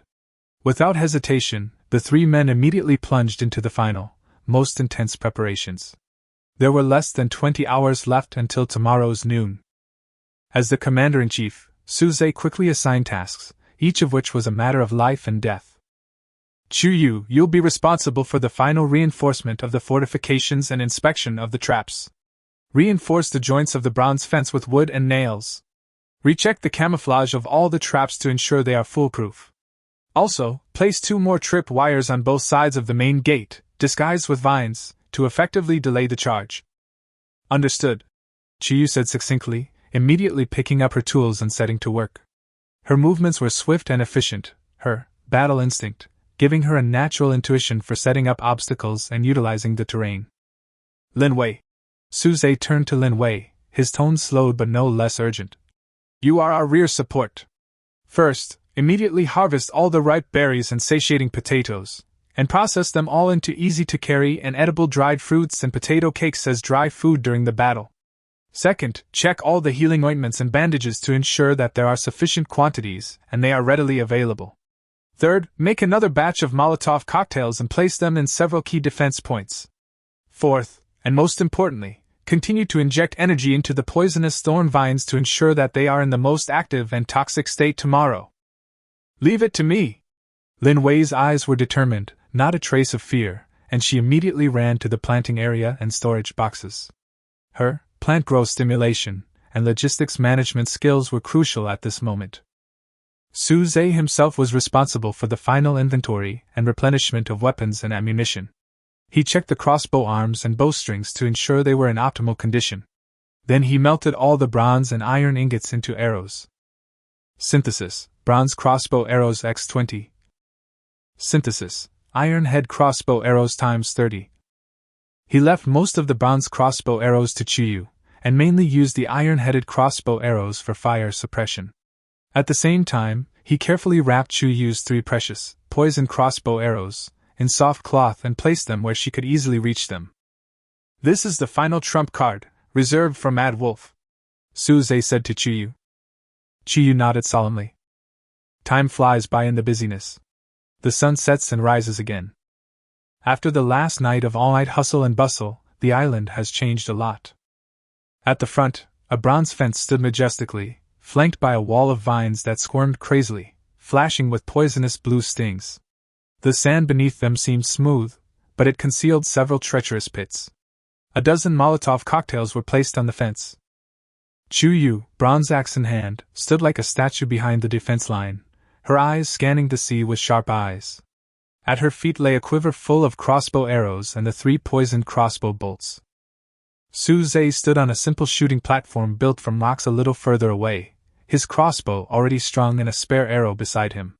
His gaze was calm, his all-seeing eye semi-activated, ready to analyze the battle situation at any moment. Lin Wei didn't stay in the relatively safe shelter, choosing instead to hunker down behind a small mound close to the front lines while still providing ample coverage. There, she found a pile of packaged medicine, clean water, food, and a basket of spare Molotov cocktails. She clutched a stone knife, knowing it wouldn't be of much use, but she was determined to contribute. In the channel, kind-hearted survivors kept sending private messages, reminding us that Mad Wolf's team seemed to have set off, with about 5 or 6 people. They also revealed that Mad Wolf seemed to have a slightly unnatural movement in his left leg, possibly an old injury. Suze thanked them one by one and told Chuyu the information. Left leg, right? Got it. Chuyu took it to heart. The sun gradually rose higher and the sea level remained calm, but the dead silence before the storm was suffocating. All possible preparations were complete. Supplies were stockpiled, traps were set, weapons were sharpened, and everyone's spirits were at their peak. The 3 of them looked at each other and saw determination and trust in each other's eyes. They held their breath, waiting for that moment to come. The sea breeze blew, bringing with it a salty smell, and also the faint sound of the paddling of rafts in the distance. Here we come! Chapter 68: Lin Wei's Growth. Upgrade of the healing ointment. At this tense moment when the war was about to break out, Lin Wei squatted behind her temporary medical point, frowning, staring at the few remaining doses of primary healing ointment in her hand. These ointments are made from the most basic herbs and sea animal oils. They are effective for daily minor scrapes and bumps, but when Lin Wei thinks of the upcoming brutal battle and the serious injuries that may occur, she feels that the efficacy of these ointments is far from enough. No, I have to do something more effective. A thought firmly formed in her mind. She couldn't just stand there and watch, she had to provide a more solid guarantee for Suze and Chuyu. She immediately recalled everything she knew. The sweet fruit bark she'd collected during her previous exploration of the floating island seemed to have mild anti-inflammatory and analgesic properties, The blood or glands of certain sea beasts Chuyu had brought back from battle also occasionally displayed special properties, and the plants she was most familiar with were the ones she nurtured. Her gaze fell on the hideous, poisonous vines. If the toxin were diluted and used in reverse, could it stimulate wound healing? Or perhaps numb the pain? It was a bold, even risky idea. But Lin Wei didn't hesitate. Possessing the gift of plant growth induction, she possessed a natural affinity and understanding for plant life. Add to that the fertile soil, effect that boosted all output on the island, and she felt she could give it a try. She carefully collected a small jar of poisonous thorn vine juice, took the spare sweet fruit tree bark and ground it into powder, and then added the high-quality sea beast oil that Su Zhe had traded for before and that she had always been reluctant to use as a base. There was no precise formula, relying solely on intuition and a sense of the ingredients' properties. She mixed the ingredients together, carefully controlling the proportions, especially the dangerous toxin content. Her hands once again glowed with a pale green light, not just inducing the birth, but also guiding and harmonizing the ingredients' medicinal properties. The effect of the fertile soil seemed to really enhance her attempt. The color of the mixture gradually changed from a strange blue to a deep and gentle color, and finally formed a dark green paste that exuded a strange fragrance. Unknown ointment, complex ingredients, containing a balance of life energy and weak toxins. Appears to have a good healing effect, but further verification is needed. It worked. Lin Wei was delighted. Without hesitation, she gently cut a small cut on her arm and then applied a little new ointment. A cool feeling instantly covered the burning pain, the bleeding from the wound quickly stopped, and a scab began to form at a speed visible to the naked eye. The effect is far better than primary healing ointment. Ding! Successfully developed a new type of ointment. Please name it. The system prompt sounded. It's called intermediate healing ointment, Lin Wei whispered excitedly. Named successfully. Intermediate healing ointment restores 30 health points, slightly speeds up wound healing, and has a slight paralysis effect, relieving pain. 30 health points. That's almost 3 times the effect of the primary ointment. It also relieves pain. Lin Wei immediately took action and made 5 intermediate healing ointment, with all the remaining materials. She quickly walked over to Su Zhe and Chuyu and stuffed the ointment into them. Su Zhe, Sister Chuyu! Come on, take this with you! This is something I just made, and it's much better than before. Her tone was a little tired, but more excited and proud. Su Zhe and Chuyu took the ointment in surprise. Their all-seeing eye and fighting instinct made them instantly aware of the extraordinary nature of the ointment. Wei, what are you doing? Su Zhe was surprised and happy. If you use it at a critical moment, it can replace several old copies, Lin Wei said anxiously, her face flushed with excitement and busyness. Chuyu looked at Lin Wei deeply, held the warm ointment tightly in her palm, and said solemnly, Thank you. This is very important. This ointment may be a life in battle. Su Zhe couldn't help but ruffle Lin Wei's hair. Well done, Wei. You've been a great help. Receiving their affirmation, Lin Wei's face lit up with a brilliant smile, all her fatigue swept away. She was no longer just a protected person. In her own way, she had become an indispensable member of the team, truly protecting everyone. At this warm and encouraging moment, Su Zhe's pupils suddenly shrank, and his eye of all-seeing was fully operational, looking towards the sea. They're here! Prepare to fight!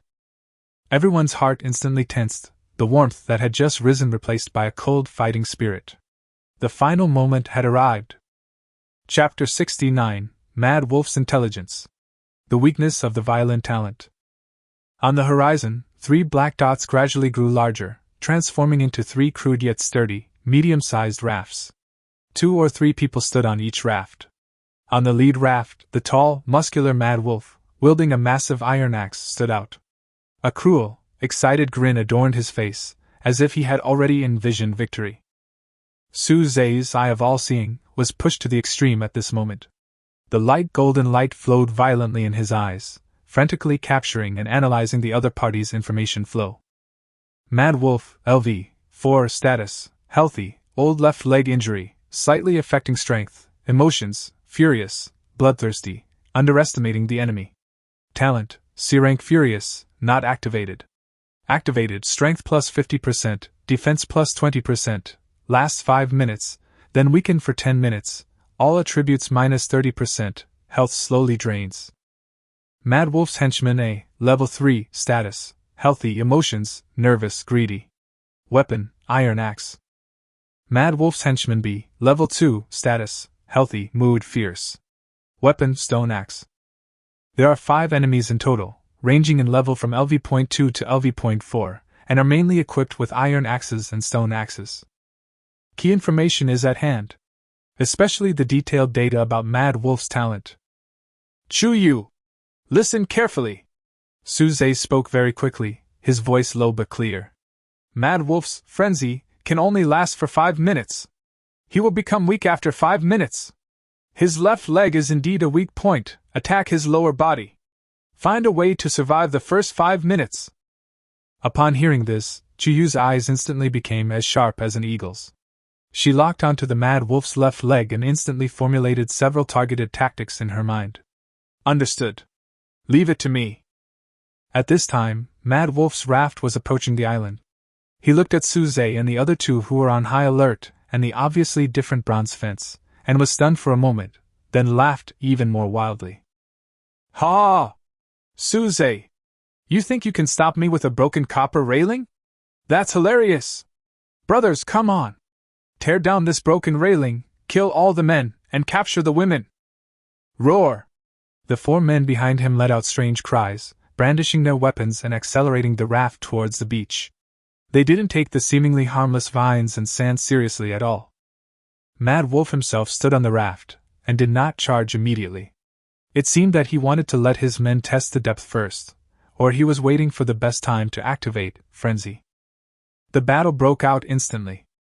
The 2 enemies in the front jumped off the raft with howls and rushed towards the fence on the beach. However, as soon as the first step was taken, something strange happened. Plop!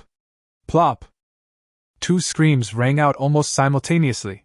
With incredible precision, the 2 men had stepped into a cleverly camouflaged pit. Sharp wooden spikes instantly pierced their feet and calves, causing blood to flow. They instantly lost the ability to move and collapsed on the beach, wailing. The enemy behind was startled and the momentum of the charge suddenly stopped. They looked at the beach under their feet in shock and doubt, and dared not rush forward rashly. Damn! There's a trap! Watch your step! A subordinate who looked like a small boss shouted a warning. What are you afraid of? Use your axe to smash those broken vines! Another subordinate was more ferocious and tried to use an iron axe to chop the poisonous vines blocking the fence. However, as soon as his axe touched the vines, they suddenly came alive and wrapped around him, and the sharp poisonous thorns easily pierced his skin. Ah! What is that? It hurts! It's so numb! The man felt a sharp pain in his arm, followed by a strong sense of numbness. The iron axe almost slipped out of his hand, and half of his body began to become uncontrollable. The power of the poisonous thorn vines is revealed for the first time. How could Suze, standing on the shooting platform, miss this opportunity? The crossbow had been aimed for a long time. Whoosh! An iron-headed crossbow arrow flew through the air and accurately hit the shoulder of the enemy who was struggling to get rid of the vines. Ah! Another scream. The man staggered backward, fell to the ground, and lost his fighting ability. In the first encounter, before they even touched the fence, 3 of Mad Wolf's 5 men had already fallen. The combination of traps and vines was surprisingly effective. Useless! A bunch of useless! Mad Wolf was furious on the raft, his face twisted with anger. They can't even touch the broken railing! The remaining 2 men looked at the miserable state of their companion, and were shocked and frightened. They hesitated to move forward, holding their weapons. Boss, this island is a bit weird. Asshole! Mad Wolf couldn't hold it in any longer. He knew he had to do it himself. If he dragged on any longer, his morale would be gone. He stomped his foot hard on the edge of the raft, and roared like a wild beast. Suze! I'm going to tear you apart with my own hands! Go wild! Go! As he roared, his muscles swelled and bulged at a visible speed, veins bulging, his skin turning crimson, his eyes bloodshot, emitting a terrifying, murderous gleam. Rage, talent, activated. A powerful sense of oppression instantly enveloped the entire venue. Chuyu! Be careful! He's coming! Suze warned loudly, and the crossbow arrow was firmly locked on the mad wolf that had entered a violent state. The strongest challenge has finally arrived. Chapter 70: Sea Monsters Invade. A Crisis of Double Misfortunes. The mad wolf, with frenzy activated, was like a ferocious beast in human form, emitting a terrifying aura. He couldn't even wait for the raft to reach the shore. With a roar, he suddenly leaped, his massive body actually crossing the last few meters of the sea, landing heavily on the beach, splashing a wave of sand. Seeing their boss so powerful, the two remaining men's morale was boosted a little, and they also started howling and tried to catch up from both sides. However, just when everyone's attention was focused on the mad wolf and the battle was about to break out, something strange happened again. Gurgle. The relatively calm sea suddenly, and without warning, began to churn violently. A large number of bubbles surged from the water, as if some giant monster was rapidly rising. Huh! The mad wolf, who was about to rush towards the fence, suddenly stopped and looked at the sea beside him in surprise and suspicion. Suze and Chuyu were also stunned. The next moment, there was a loud crash. A dozen or so level 2 arrow-toothed fish, scarred and with frantic eyes, suddenly burst out of the water near Mad Wolf's landing spot. They seemed to be driven away by something even more terrifying, or perhaps attracted by the strong smell of blood, the blood of the injured in the pit, becoming extremely aggressive. The closest target of these suddenly appearing sea beasts was the aggressive Mad Wolf and his two subordinates who had just landed. Damn it! Why at this time? Before Mad Wolf could finish his curse, several arrow-toothed fish had already opened their big mouths full of sharp teeth and bit towards him and his men fiercely. This is truly a disaster from heaven. Mad Wolf was forced to block with his violent iron axe. With a few clangs, he chopped several arrow-toothed fish away, but his attack was completely interrupted. His two men were even more unlucky. Their attention was focused on the front, and they hadn't anticipated the attack from the sea. The arrow-toothed fish immediately threw them to the ground, screaming in pain. Although they struggled desperately, they also suffered a series of wounds and were in a miserable state. The sudden intrusion of sea monsters made the originally tense battlefield situation instantly become chaotic and weird. Suze on the shooting platform was also stunned, but then a gleam of light flashed in his eyes. Opportunity! He immediately shouted to Chuyu and Lin Wei. This is a godsend. Let them fight each other first. Let's waste time on the Mad Wolf's fury. Chuyu immediately understood what he meant and stopped in her tracks, ready to attack. She gripped the bronze axe tightly and calmly observed the situation, searching for the best moment to strike. Lin Wei also held her breath, nervously watching this unexpected scene. Fuck! Get out of here! You damn fish! Mad Wolf was so angry he nearly vomited blood. His precious time in the frenzy had been wasted by a group of low-level sea beasts that suddenly appeared. He brandished his great axe, rolling on the beach like a whirlwind. Every chop could send an arrow-toothed fish flying or split it in two. His power in the frenzy was truly astonishing.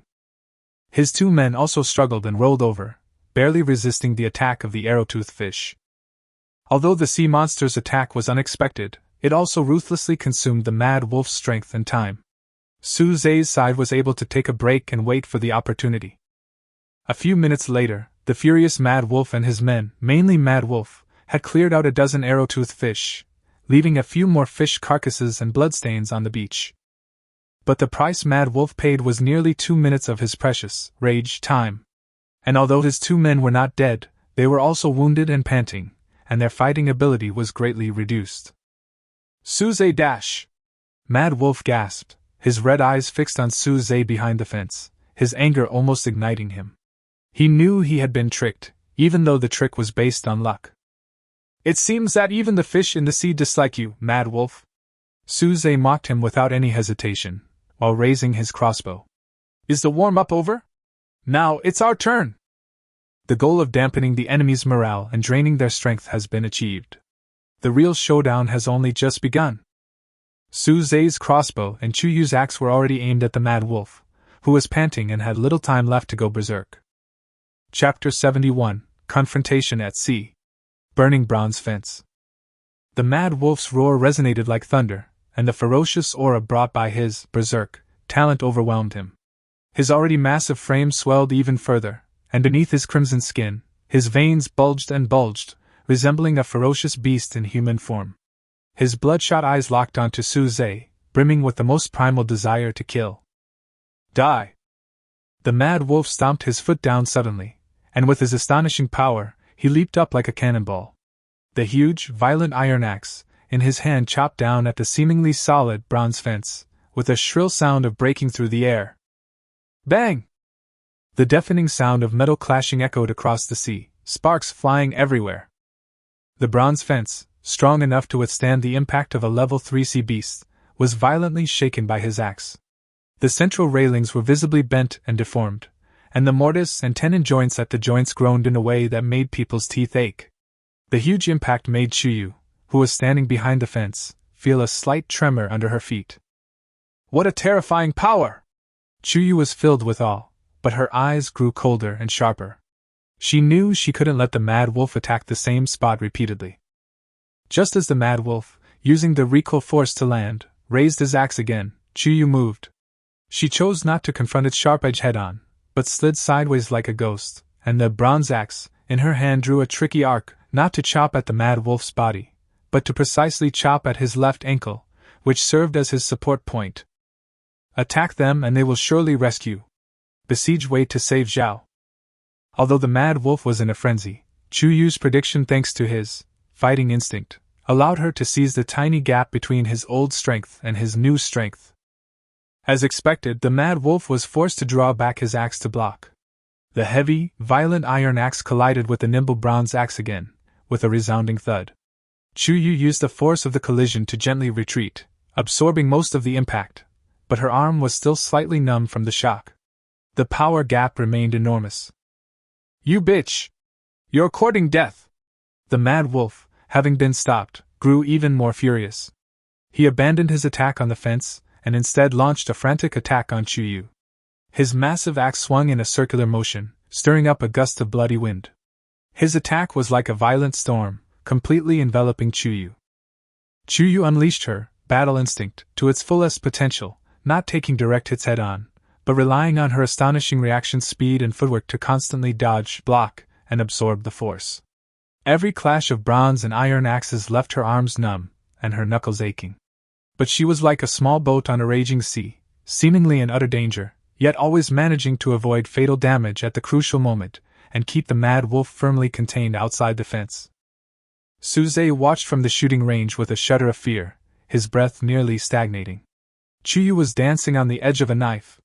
He immediately raised his crossbow, but the two of them were locked in a fierce struggle, their figures intertwined, making it extremely difficult to aim. Lin Wei! Suze shouted. Lin Wei, who had been nervously watching the battlefield, immediately understood and threw the Molotov cocktail she had prepared with all her might. Her target wasn't the mad wolf, but the beach in front of him. Snap! Snap! The two Molotov cocktails shattered, and the resin and palm leaves inside were instantly ignited, and two balls of blazing flames rose up, just blocking the space for Mad Wolf to dodge left and right. The scorching air waves made his movements pause slightly. Now is the time! A gleam of light flashed in Suze's eyes, and his eye of all-seeing captured this fleeting opportunity, and the crossbow that had been ready to fire suddenly fired. Whoosh! The iron-headed crossbow arrow did not shoot towards the mad wolf's sturdy upper body, but went straight to the side of his slightly slow left knee like a poisonous snake. Puff! The arrow penetrated the muscle with pinpoint accuracy. Although it failed to penetrate completely, the intense pain caused the mad wolf to howl in pain, disrupting his attack once again. Well done! Chuyu's pressure suddenly dropped, and she took the opportunity to counterattack. The bronze axe slashed upward at an angle, leaving a bloody wound on the right arm of the mad wolf, which was unable to block it, so deep that the bone could be seen. Ah! The mad wolf suffered a series of wounds. Although not fatal, they greatly dampened his spirit, and his rage almost overwhelmed his reason. He swung his axe fiercely to force Chuyu back. Looking down, he saw the arrow in his leg and the wound in his arm. Then he saw the flames still burning nearby, Suze standing in the distance, and his men groaning on the ground. He realized that he had suffered a great loss in front of this small island. He couldn't even break through. "I'm going to burn down this rotten den of yours!" The mad wolf went completely mad. He no longer stared at Chuyu, but suddenly raised his foot and kicked the burning debris on the beach towards the bronze fence and the palm leaf roof behind it. Flaming debris fell on the fence and roof. Although it failed to ignite the metal and wet leaves, black smoke billowed out, and the situation instantly became critical. If the fire spread, their shelter would be destroyed. "Put out the fire!"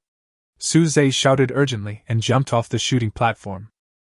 Lin Wei hurriedly splashed the spare fresh water, and Chuyu also wanted to turn around to help. "Leave me alone! Keep him busy! His rampage is almost over!" Suze, his mind remarkably clear, shouted. He remembered the information from the all-seeing eye. The mad wolf's rampage lasted only 5 minutes, and now most of that time had passed. He couldn't let him take advantage of the chaos to attack the defense line.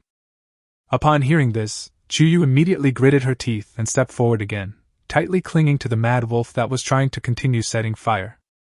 On the sea, the only 2 uninjured mad wolf men who were left looked at their boss going crazy but unable to take the island down. They also looked at the strange defenses on the island and the miserable state of their companions. They were so scared that they secretly began to paddle the raft, trying to retreat and escape. The battle was at a strange stalemate, a cacophony of flames, black smoke, roars, and the clanging of metal. The balance of victory and defeat was subtly swaying. Chapter 72: Capture the Thief and the King. Suze's precise sniping. Thick smoke, mixed with the stench of burnt fur and the scent of blood, filled the air above the island. The flames stubbornly leaped in the cracks of the bronze fence and on the edge of the roof. Although they didn't spread for the time being, they still consumed a lot of Suze and Lin Wei's energy. Chuyu's battle with the Mad Wolf reached a fever pitch. Mad Wolf, driven ever more frantic by his injuries, attacked with haphazard yet powerful force, each axe blow bearing down with devastating force, forcing Chuyu into a state of peril. Her forehead was covered in sweat, and her breathing was rapid. She was straining her energy, holding on, waiting for the moment Suze had promised. Suze used palm leaves to beat against a few small flames while staring at the Mad Wolf with his all-seeing eye. In his field of vision, a translucent countdown virtual frame, visible only to him, was flashing wildly. Berserk state remaining 18 seconds. Berserk state remaining 17 seconds. Now is the time. Chuyu! Now is the time! His rampage is about to end! Suze roared with all his might, his voice even drowning out the Mad Wolf's roar. Chuyu's spirits suddenly perked up. Her tense nerves caught the slightest stagnation in the Mad Wolf's attack that was a sign that the power was beginning to wane. Without hesitation, she made an extremely risky move. Facing the Mad Wolf's violent axe, she didn't block or dodge. Instead, she suddenly rolled forward and slipped under the wolf's armpit. At the same time, the bronze axe in her hand slammed down on the wolf's injured left leg. Ouch! The Mad Wolf howled miserably, his lower body limp, and he fell to one knee. The giant axe flew through the air, slamming heavily onto the beach, sending up a cloud of sand. This move was extremely risky, almost completely exposing his back to the enemy, but Chuyu's gamble was right. Mad Wolf's power was rapidly fading, and his reaction was also a beat slower. Suze! Chuyu rolled over and shouted without looking back, while leaping back with all her strength to create distance. No need to say more. Suze had waited too long for this opportunity. He had already fastened Chuyu's most precious, poisoned crossbow arrow, to the crossbow. At this moment, he half knelt on the ground, the crossbow arrow firmly resting on his arm. The light of his omniscient eye was brighter than ever before, frantically calculating the wind speed, distance, the posture of the Mad Wolf after his fall, and the gaps in his armor. The Mad Wolf was struggling to get up due to weak legs and loss of strength, revealing a gap in the leather armor on his chest that was slightly damaged by the previous attack. Right there!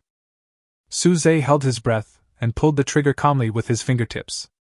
Whoosh! The sound of this poisoned crossbow arrow breaking through the air was far sharper than that of an ordinary arrow, like the sigh of death. It turned into a blurry black shadow and instantly crossed the distance of just over 10 meters with a speed and accuracy that surpassed all previous shooting. Phew! A dull and teeth-grinding sound of something entering the flesh was heard. The poisoned crossbow arrow penetrated the crack in the leather armor with incredible precision and pierced deeply into the right chest of the mad wolf. Half of the arrow's shaft was embedded in it. Ugh!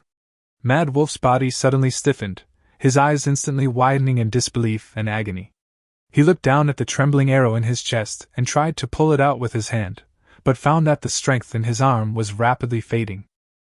Immediately afterwards, a strange dark green color quickly spread from the wound to the surrounding area, and wherever it passed, the skin turned blue and black and numb. The poison took effect. No. Impossible. The mad wolf's voice became hoarse and weak, and his violent state completely ended. What followed was an irresistible feeling of weakness sweeping over his body. His vision began to blur, and his body twitched involuntarily. He staggered and tried to retreat, but missed a step. Plop! He happened to fall into the pit that his own men had stepped into before. The sharp wooden spikes at the bottom of the pit mercilessly pierced his thigh and buttocks again. Ah! A scream that was so shrill that it didn't sound like a human voice came from the pit, and then quickly faded away. The winner is decided.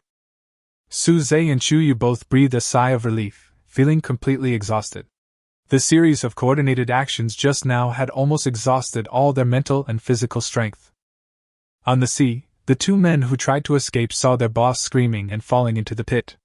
They were completely frightened and paddled the raft towards the sea like crazy, not even daring to look back. Chuyu forced herself to support her tired body and quickly walked to the edge of the pit, vigilantly pointing the bronze axe at the bottom of the pit. I saw the mad wolf lying at the bottom of the pit, his body covered in blood and sand, a crossbow arrow stuck in his chest, his thigh pierced by a wooden thorn, and dark green poisonous marks had spread to his neck. He was only breathing out but not in, his eyes were dull, and it was obvious that he was not going to survive. Suze also walked over and looked at the mad wolf dying in the pit. His eyes were complicated, with the joy of victory and a hint of indifference to the passing of life. You won! The mad wolf seemed to have a last burst of energy and uttered a few words with difficulty, his eyes filled with unwillingness and resentment, but in the end it all turned into dead silence. Regional announcement: Survivor ID, Mad Wolf, has died. Current number of survivors in the region, 9975/10,000.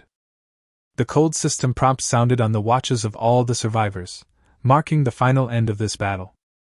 Chapter 73, Post-War Harvest. The Legacy of the Mad Wolf. The cold system announcement was like a huge rock thrown into a calm lake, causing huge waves in the entire regional channel. Regional channel, after a brief silence, the information exploded like a volcanic eruption. Dead? Mad Wolf is really dead. The announcement is out. Oh my god! Boss Suze is awesome. Haha. That bastard is finally dead. I don't have to pay protection money anymore. At Suze, you are awesome. From now on, you are the hero of our area. Too strong. He actually fought back and killed the enemy. That was Mad Wolf. Please hold your thigh. Is Boss Suze still accepting people? I knew Boss Suzy would win. Look at their island defenses. The information was refreshed so quickly that it was almost impossible to see clearly. It was almost one-sided cheering, praise and admiration for Suze. The haze that had long weighed on everyone's heads was swept away, and Suze's reputation reached an unprecedented peak at this moment. On the island, Suze and the other two watched as Mad Wolf's corpse vanished into tiny specks of white light, leaving behind a few glimmering objects. The tense atmosphere that had enveloped the battlefield finally dissipated, replaced by a sense of exhaustion and immense joy at having survived. We won! Lin Wei was the first to burst into tears, both out of fear and excitement. She ran over and tightly grasped Suze and Chuyu's arms, crying and laughing. Chuyu let out a long sigh, her tense body relaxing as she felt a wave of intense fatigue wash over her. However, a rare smile of relief appeared on her stern face. She looked at Suze and nodded, her words saying everything. Suze patted the back of Lin Wei's hand to calm her down, then walked to where the Mad Wolf disappeared and picked up the spoils.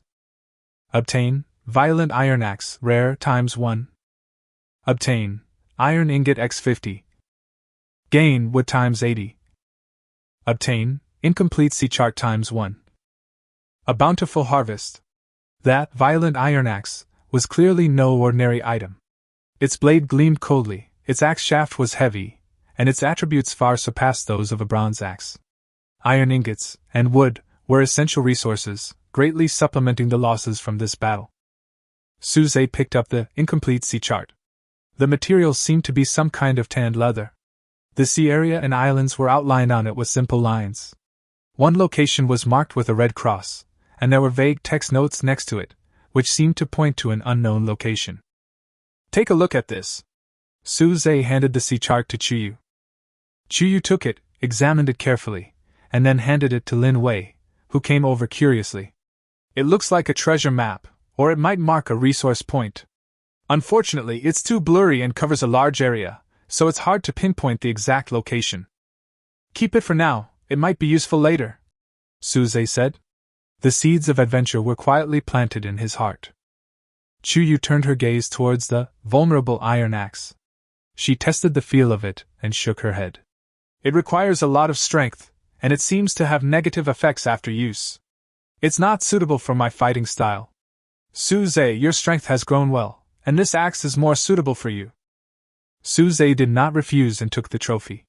The heavy feel of the sword indicated its powerful force, which would be a great supplement to his close combat ability.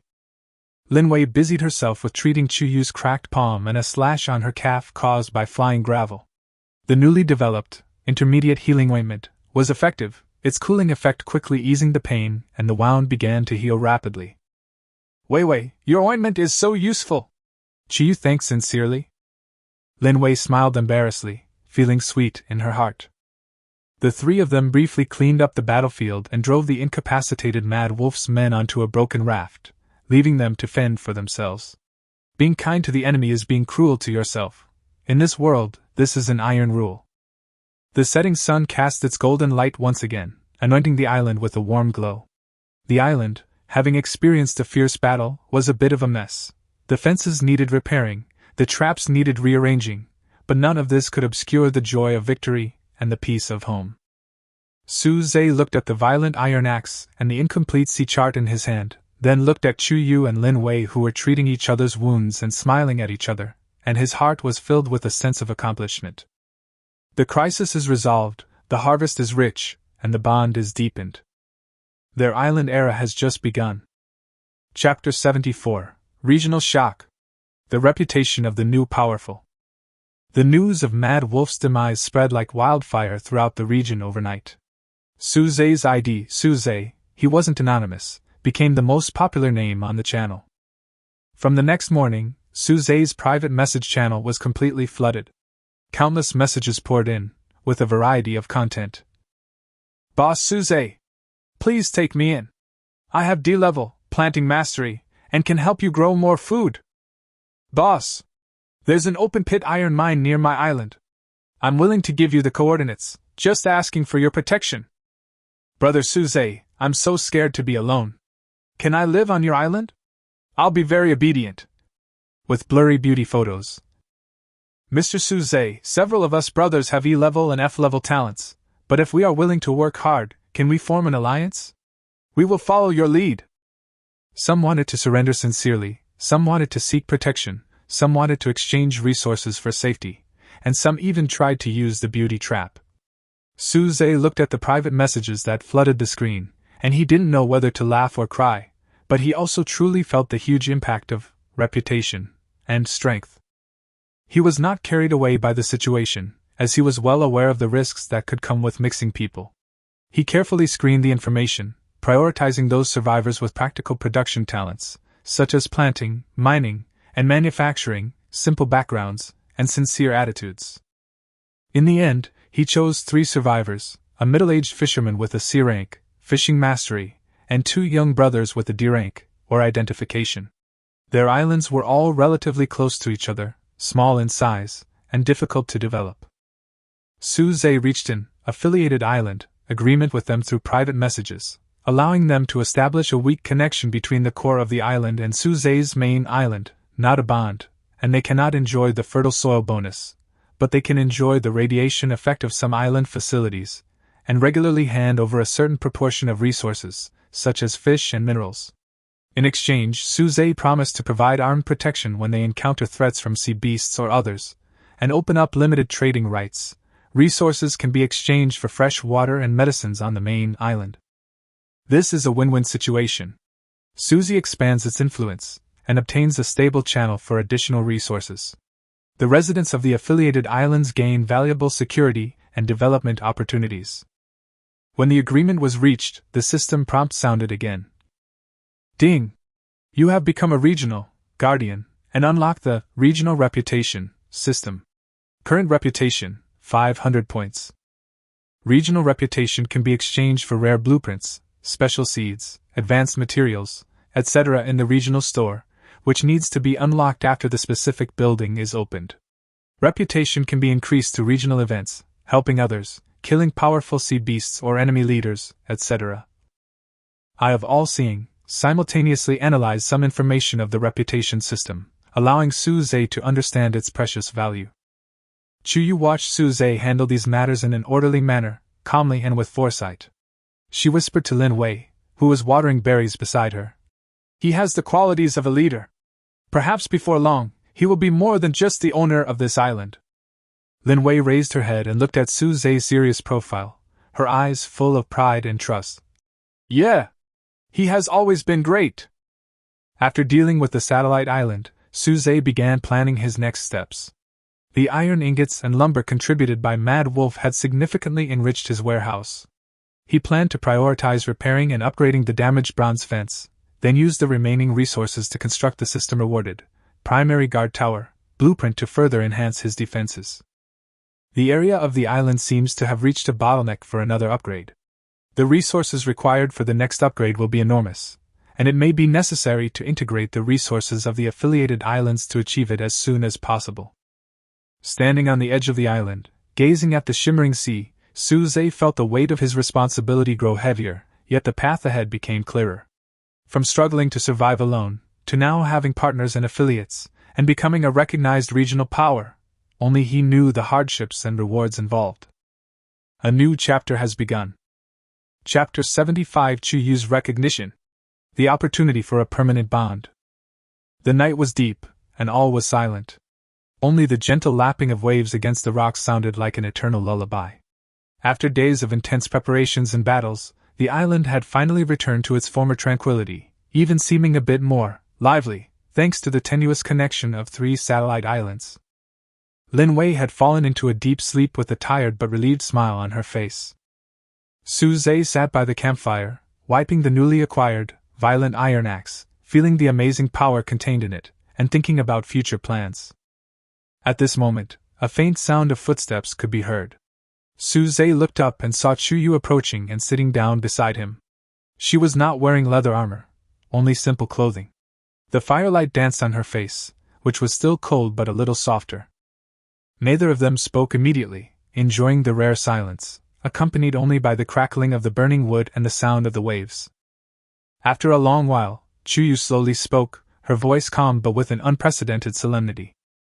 The Mad Wolf issue has been resolved. She paused, as if trying to organize her words. I was originally planning to leave. Suze paused slightly while wiping the iron axe, but did not look up, just listened quietly.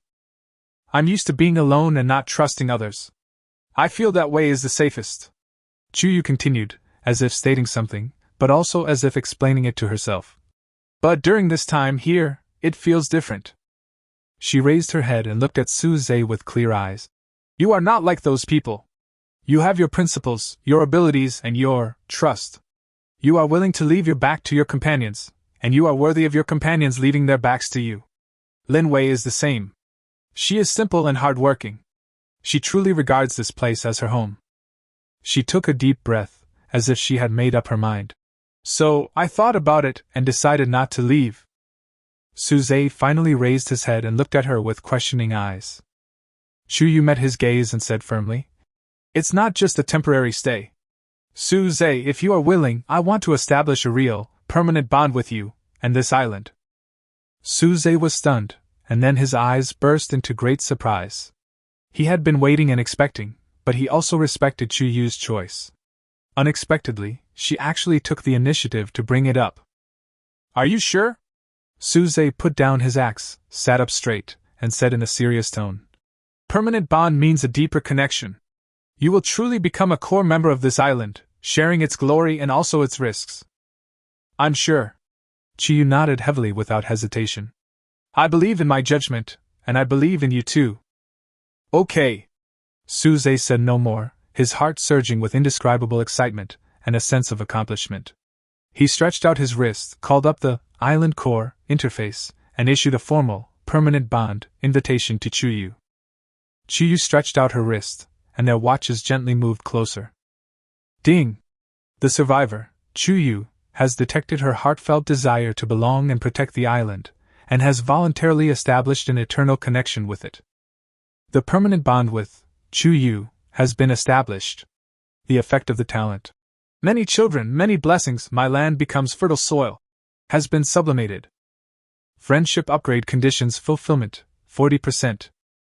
Bond effect enhancement. Chuyu's talent battle instinct is enhanced, melee damage plus 15%, and the danger perception range is slightly expanded. Unlock the island's unique building blueprint. Basic sword training field. Can slightly increase the speed of melee experience acquisition. Currently, the fertile soil effect has been comprehensively improved. Resource output rate plus 30%. Island upgrade efficiency plus 25%. Rare item fishing probability plus 12%. An even brighter golden light enveloped the two of them, then merged with the island's earth. At this moment, everyone could feel the ground beneath their feet grow thicker and more vibrant, and an indescribable sense of security permeated the air. Great! Sister Chiyu! Lin Wei, who had been asleep, suddenly jumped up, ran over happily and hugged Chiyu and Suze. There was no trace of sleep on her face, and it was obvious that she had been eavesdropping. We will be a family forever! Chiyu was hugged by Lin Wei. Her body stiffened at first, then slowly relaxed. A truly relaxed and warm smile appeared on her face. She patted Lin Wei's back gently with her backhand. Yes, family. Suze looked at the two people hugging each other and smiled. The bonfire crackled, illuminating the three people's warm figures. The island is no longer lonely, the bond is deeply rooted, and the fertile soil stretches out. They will walk hand in hand on the road ahead. Chapter 76 Island Upgrade. 50 square meters home. The afterglow of the setting sun dyed the sky a brilliant orange-red, and the sea shimmered like scattered gold. On the island, however, the scene was bustling with activity. The joy of Chiyu officially establishing a permanent bond had barely subsided when more substantial changes arrived. The fertile soil effect gain from the bond's advancement, combined with the rich legacy gain from defeating the Mad Wolf, 1,000 lumber, 500 iron ingots, etc., and the resources surrendered from the three affiliated islands, primarily fish and a small amount of ore, brought Suze's resources to an unprecedented peak. Island upgrade conditions have been met. Wood X100, Stone X100, Iron Ingot X30. Upgrade now? The notification popped up on the watch interface, causing Suze's heart to beat slightly faster. From the initial 3 square meters of reef, to 10 square meters, and then to 20 square meters, each upgrade meant a significant improvement in living space and new possibilities. And this time, it was a step towards the 50 square meter mark. Finally, enough! Suze took a deep breath, his eyes flashing with excitement and anticipation. He looked at Chiyu and Lin Wei beside him, their eyes also full of excitement. Is it time to upgrade? Lin Wei asked excitedly. Yeah. Suze nodded heavily, his eyes sweeping across the 20 square meter island that now seemed a bit crowded. Our home should become more spacious. He no longer hesitated and silently said in his mind. Confirm upgrade. Command received. Island upgrade process initiated. The familiar roar echoed from beneath my feet once again, but it was far more intense than any before. The entire island seemed to come alive, emitting a deep roar. The seawater at the edge was pushed back by an invisible force. New rock formations and fertile soil, like the back of a giant beast, broke through the sea surface, slowly rising, extending, and solidifying. The whole process lasted for nearly 10 minutes. When the shaking subsided and the dust settled, a brand new world appeared before the three people. The island's area had more than doubled, reaching a full 50 square meters. The various facilities that were once tightly packed together finally had spacious spaces and clearly defined areas. Upgrade complete. Island area, 50 square meters. Unlock new functional area planning options. Great! Finally, we don't have to squeeze together. Lin Wei was the first to cheer, pulling Chu Yu's hand and spinning around in a circle. Although Chu Yu didn't show her joy as much as Lin Wei, her slightly raised lips and shining eyes also revealed her inner joy. Su Zhe opened the management interface of the island core, and the new plantable area was clearly presented. Advanced planting area, 20. The land is obviously more fertile and seems to have a faint fluorescence, obviously benefiting from the special effect of fertile soil. Workshop area, 10. The ground is relatively flat and hard, suitable for placing workbenches and more complex manufacturing equipment in the future. Defense area, 10. Located on the side of the island facing the deep sea, the terrain is slightly higher and the view is wide. Living area, 10. Located on the inner side of the island, it is relatively sheltered from the wind and can be expanded to a more comfortable residence. Let's divide the work. Su Zhe immediately made arrangements, full of energy. Wei, the advanced planting area is now yours. Move our berry bushes, sweet fruit trees, and the newly acquired tomato seeds over there, and plant it out. No problem. Lin Wei was full of confidence. Her plant growth induction would be more effective with the addition of fertile soil, and she couldn't wait any longer. Chu Yu. Su Zhe looked at the policewoman. The defense zone needs to be established immediately. The primary guard tower, blueprint rewarded by the system, can be used just right. I have all the materials here. He traded 30 pieces of wood and 10 iron ingots to Chu Yu. Leave it to me. Chu Yu said succinctly, picked up the materials and walked towards the defense area. Protecting this home was her primary responsibility. Suzy himself oversaw the expansion of the living quarters.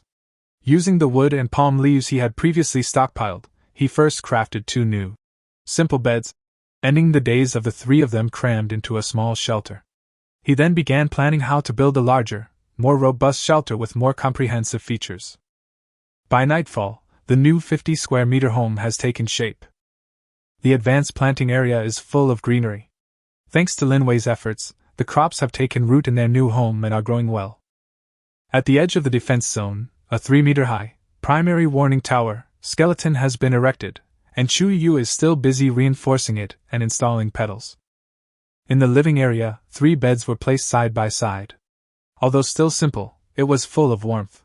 The central bonfire had been replaced with a fixed stone stove, which was more fuel-efficient and produced more concentrated heat. The 3 of them sat around the stone stove, sharing grilled fish and sweet jam. It feels a lot more spacious all of a sudden, as if I really have a home. Lin Wei held her face and looked around with satisfaction. Yeah. Chu Yu responded softly and added a piece of firewood. Besides, it's safer. Su Zhe looked at the 2 of them, then looked at the land that expanded step by step from the small reefs, his heart filled with a sense of accomplishment and responsibility. This is just the beginning, he said with a smile. Our home will become bigger and better. The sea breeze sweeps across the island, which has more than doubled in size, bringing with it the scent of the distant ocean and a boundless vision for the future. 50 square meters is a milestone, a new starting point. With the blessing of fertile soil and a united heart, their speed of development will be unmatched. Chapter 77: Unlocking Farmland. The Era of Large-Scale Planting. The excitement of the island upgrade lasted all night. The next morning, at daybreak, the 3 of them woke up early and continued to work on their new home. Su Zhe opened the island's core interface and discovered that as the island's area reached 50 square meters, the system had indeed unlocked new blueprints. One of them, with a flashing green spike icon, caught his attention: Primary Farmland. Primary Farmland Blueprint requires 50 wood, 30 stone, and 20 soil. Effect: creates a neatly organized farmland with concentrated soil fertility, slightly increasing crop growth and yield, and facilitating centralized management. Note: the initial soil on the island is not sufficient to support large-scale planting, and the soil needs to be converted/supplemented by reef reclamation or external acquisition. Farmland! Su Zhe's heart was filled with joy. Lin Wei's plant growth stimulation talent, combined with the fertile soil, if paired with specialized farmland, would significantly increase food production, achieving complete self-sufficiency and even generating a substantial surplus for trading. Wei Chue, we have a new target! Su Zhe immediately shared the good news with the two. Lin Wei's eyes lit up instantly. Farmland? Great! Then I can grow more things! She looked at the crops in the advanced planting area that were growing well but still a bit wild, and had longed to be able to plant them in an orderly manner like what she had seen on TV before. Chuyu also nodded. Food is the foundation. Sufficient reserves can cope with any emergency. Wood and stone are plentiful, but the key is soil. Reclaim reefs? Chuyu looked at the newly formed and existing reefs at the edge of the island. Let's give it a try. Su Zhe picked up the newly synthesized bronze pickaxe. This tool, which combines a tin wood handle with a bronze pickaxe head, is much more efficient at mining than a stone pickaxe. He walked to the edge of a planned workshop area, aimed at a grayish-white reef, and swung the pickaxe hard. Snap!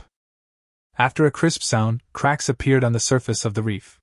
A few pickaxes plowed through the rock, and the stone crumbled away, revealing dark brown, slightly moist soil beneath.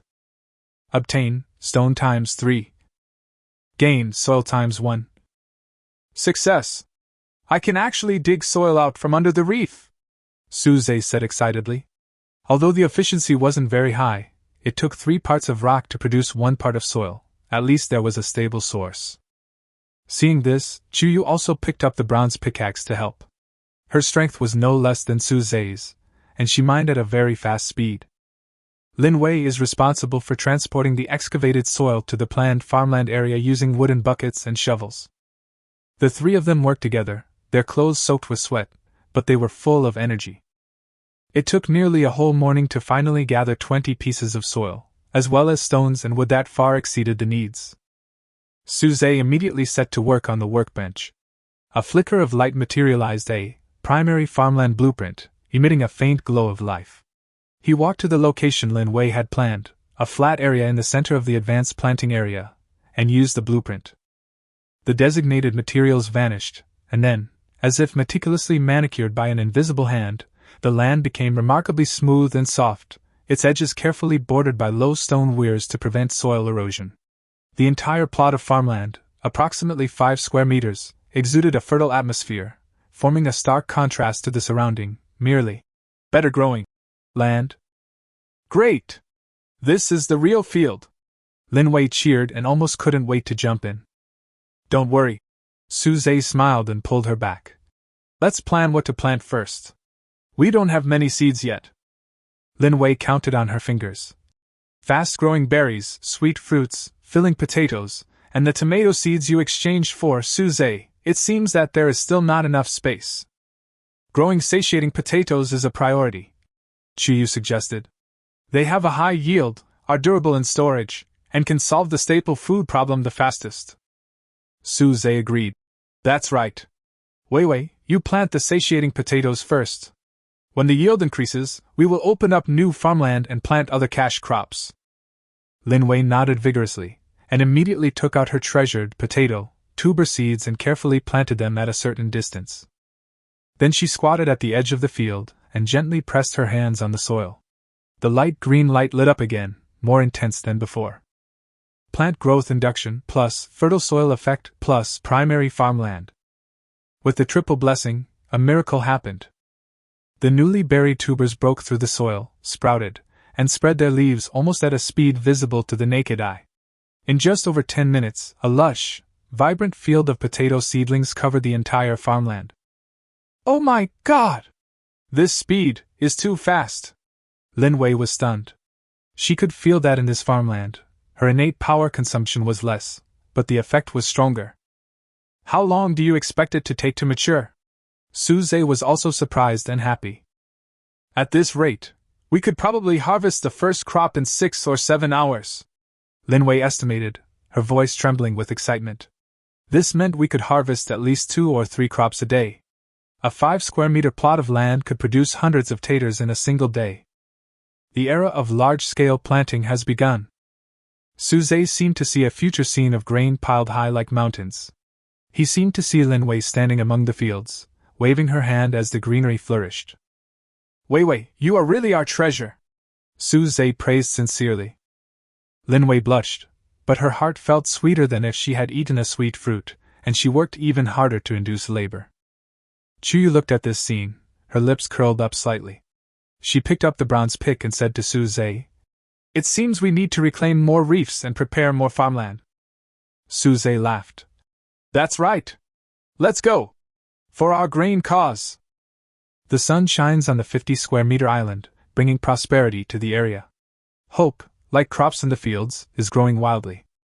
Chapter 78, Exploring the Shipwreck. Discovery of glass and logs. The first crop of satiating potatoes yielded an astonishingly good harvest, yielding over 60 fist-sized, heavy tubers. The ample food reserves gave the three of them confidence. While continuing to cultivate the second plot of farmland and reinforce the guard tower, Su Zhe's thoughts became more active. He took out the spoils he got from the Mad Wolf, the incomplete sea map. The leather material was rough, but a cross marked with red dye and a faint sailboat pattern were particularly eye-catching. After a careful scan, the all-seeing eye provided some additional information. Sea chart material, simply tan sea animal hide.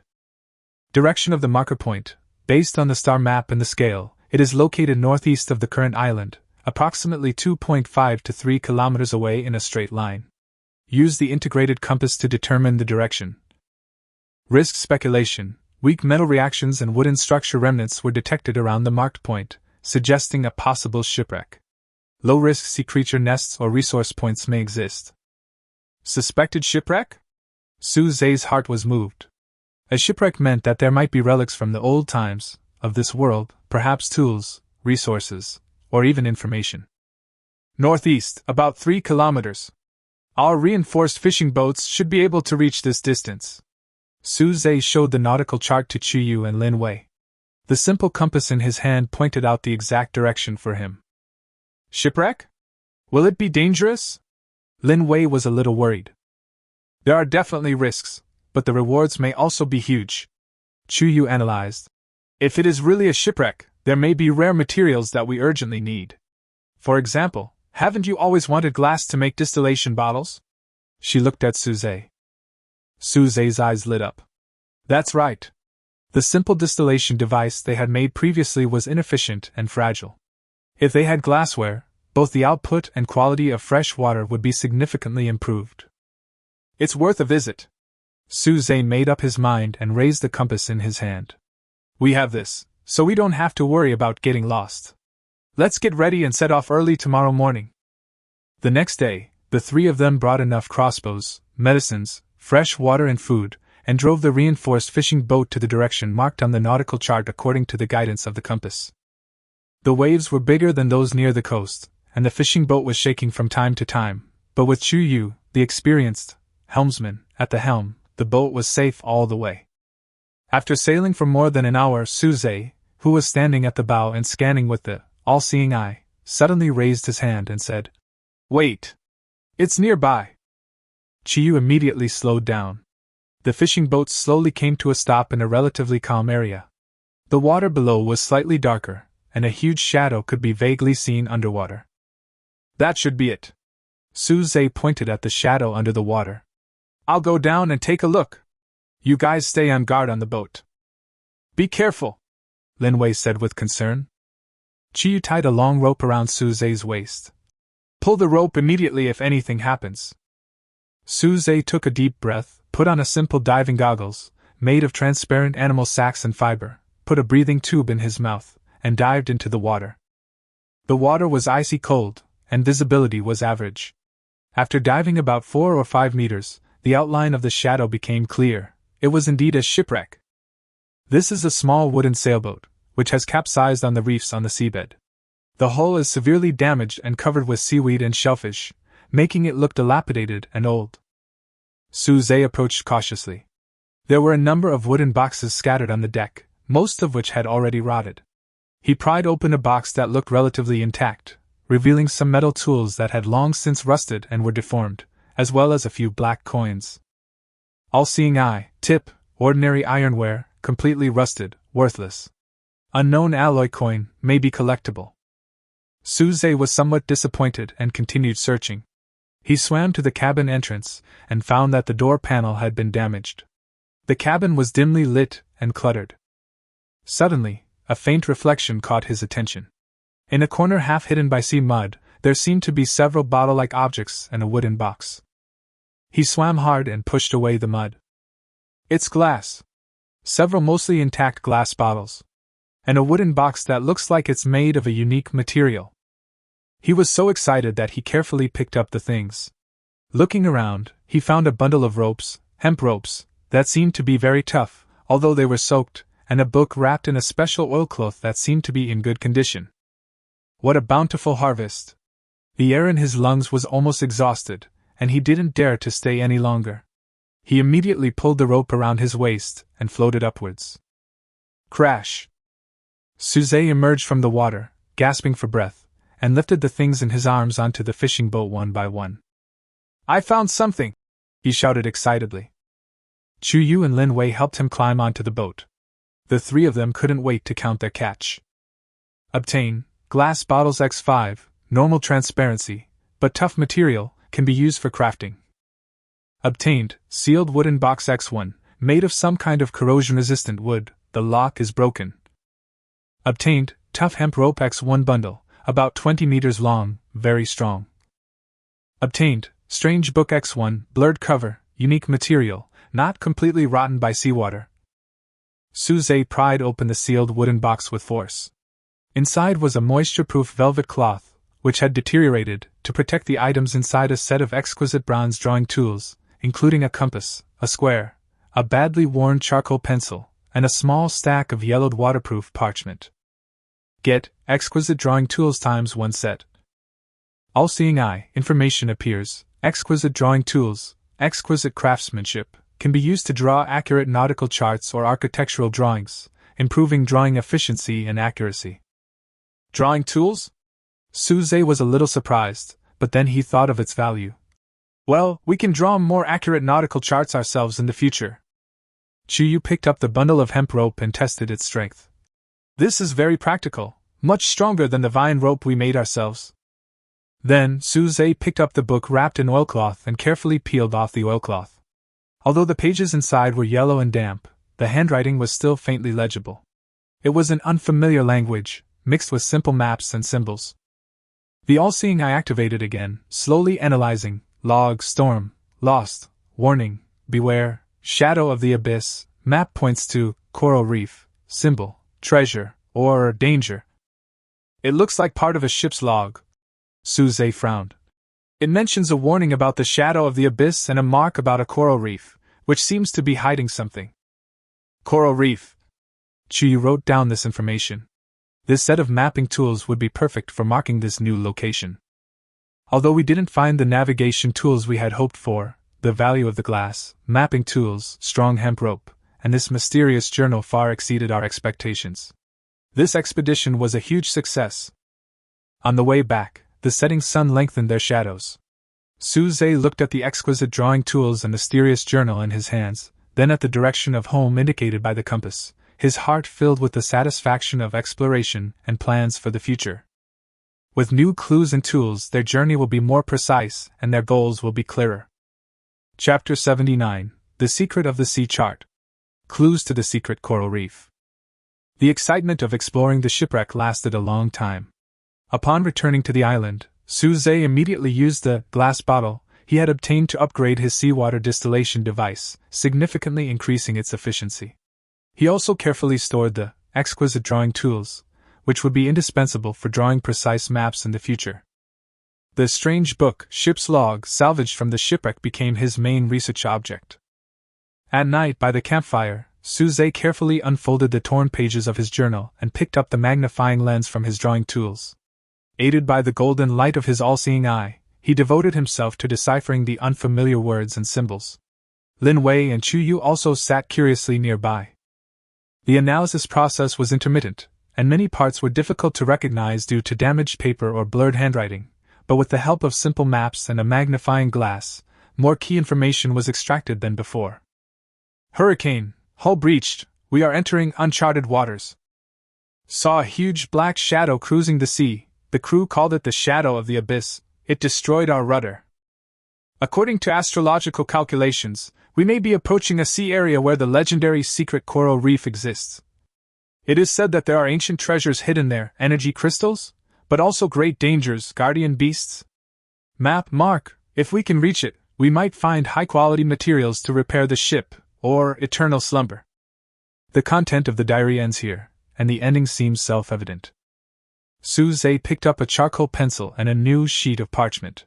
Drawing on the memory and analysis of his all-seeing eye, he began comparing and integrating the crude map in the journal with his existing incomplete chart, creating a new, clearer, and more expansive chart. In the center of the new chart, a coral-like pattern was clearly marked. It seems that this secret coral reef is just to our northeast, about 5 kilometers away. Suze used a compass to compare the newly drawn nautical chart, and came to this conclusion. 5 kilometers, that's already quite far. Chu Yu's expression was solemn. Although our fishing boat has been reinforced, its ability to withstand wind and waves is still limited. Sailing this far is quite risky.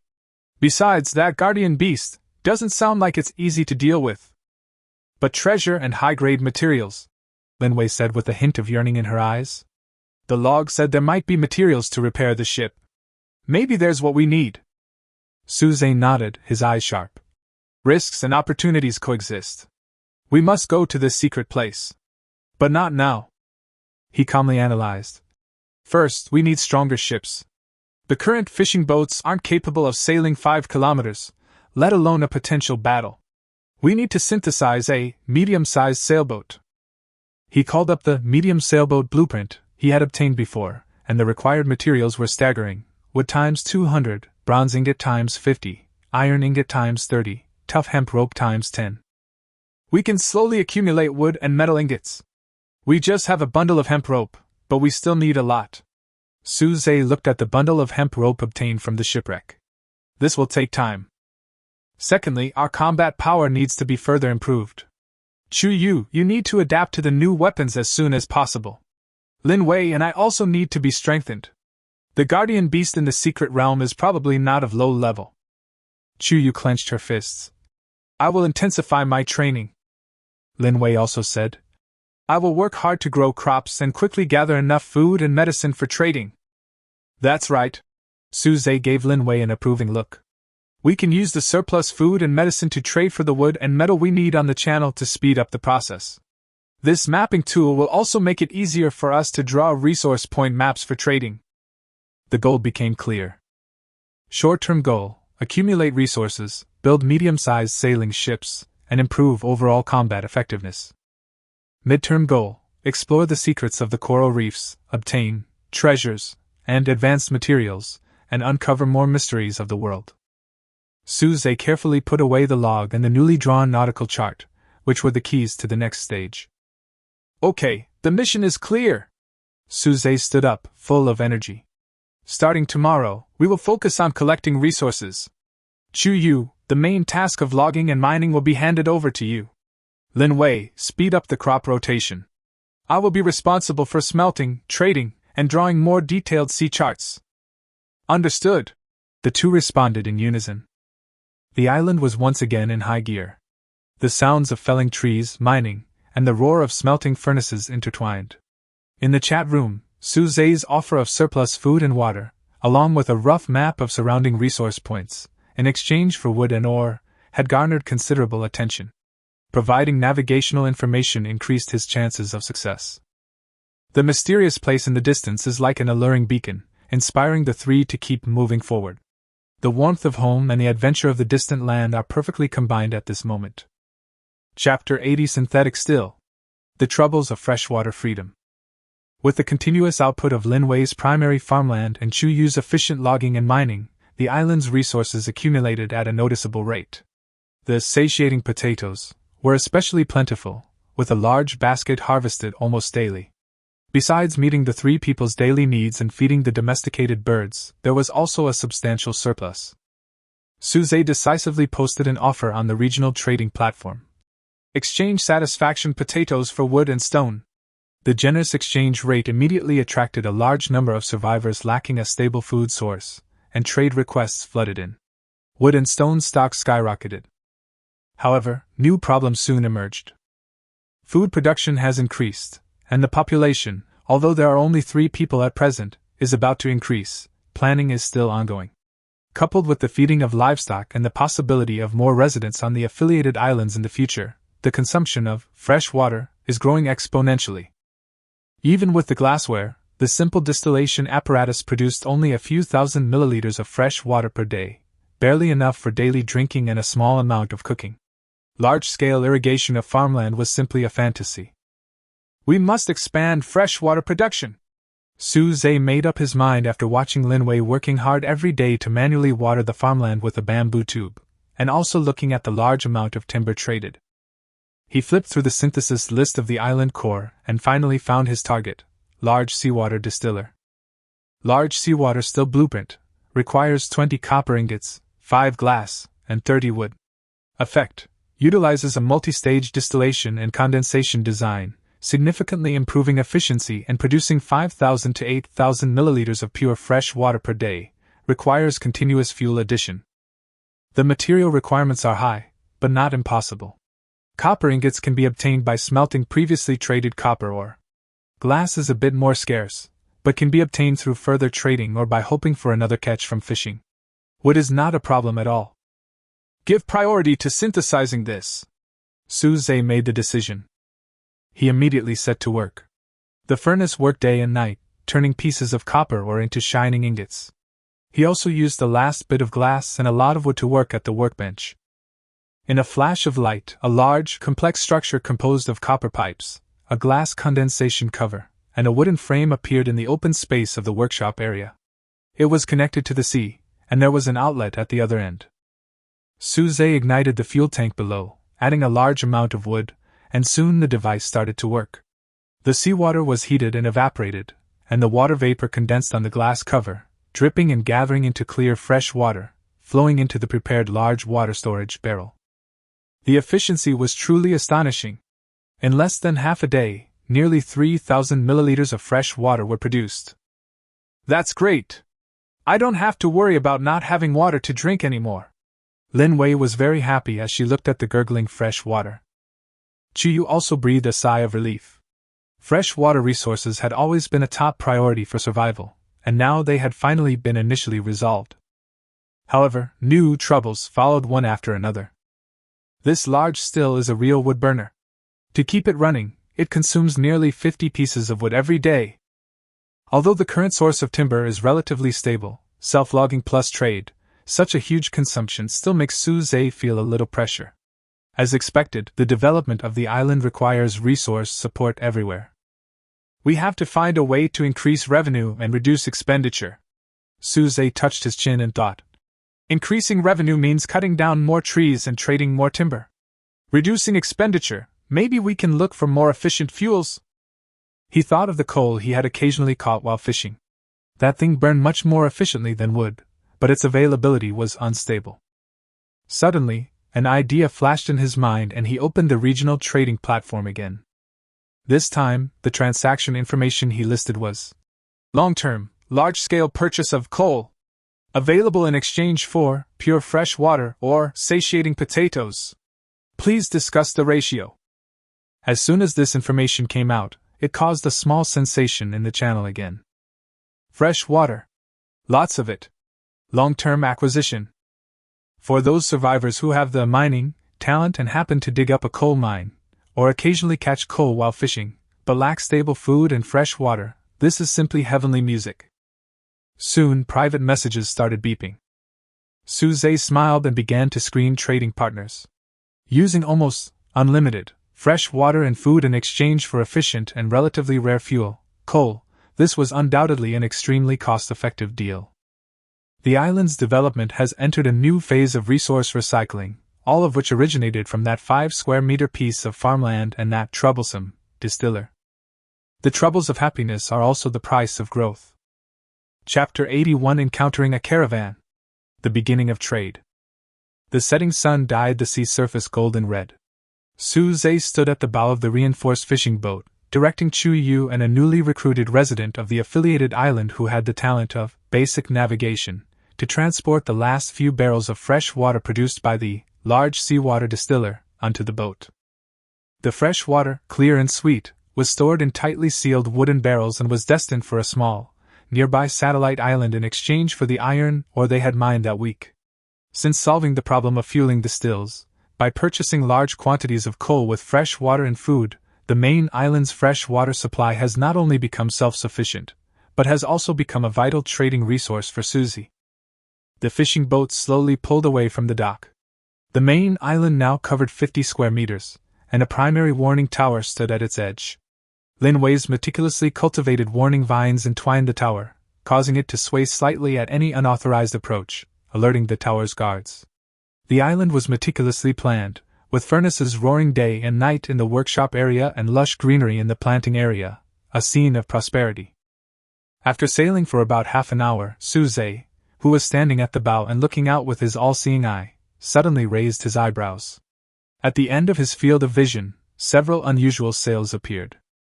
Those weren't scattered survivor rafts, but 3 medium-sized sailing ships of comparable size and uniform design. They formed a simple escort formation. Their hulls were clearly reinforced, and their sails, though old and patched, spoke of their experience. The center ship even flew a simple flag on its mast, a white anchor embroidered on a blue field. "There's a fleet! Be on guard!" Suze shouted softly, raising his right hand. Chuyu instantly dropped the rope and silently grasped the bronze crossbow beside her, her eyes piercing the distance. The resident of the affiliated island nervously steered the fishing boat, attempting to turn. The opposing fleet had evidently spotted them, too. The 3 sailboats adjusted their course slightly, slowly approaching in a semi-encircling formation, but displayed no overt hostility. At the bow of the center ship stood a tall, elderly man with graying hair, a weathered face, and a shrewd gaze. He wore a slightly worn but clean sailor's coat, his hands empty to signal harmlessness. "Relax, young man." The old man's voice was loud and clear, with the penetrating power of years of shouting at sea, and it came across dozens of meters of the sea. "We mean no harm. Judging from your boat and your posture, do you think you are the newly emerged island owner nearby?" Suze did not let down his guard, and his eye of all-seeing quietly focused on the old man. Old captain, level, status, healthy, emotion, cautious, curious, slightly anticipatory. Talent, B-rank trade mastery, slightly improves transaction efficiency, making it easier to discover equivalent values. Threat level, low. We're the Four Seas merchants, doing some small business in this area, exchanging supplies for survival.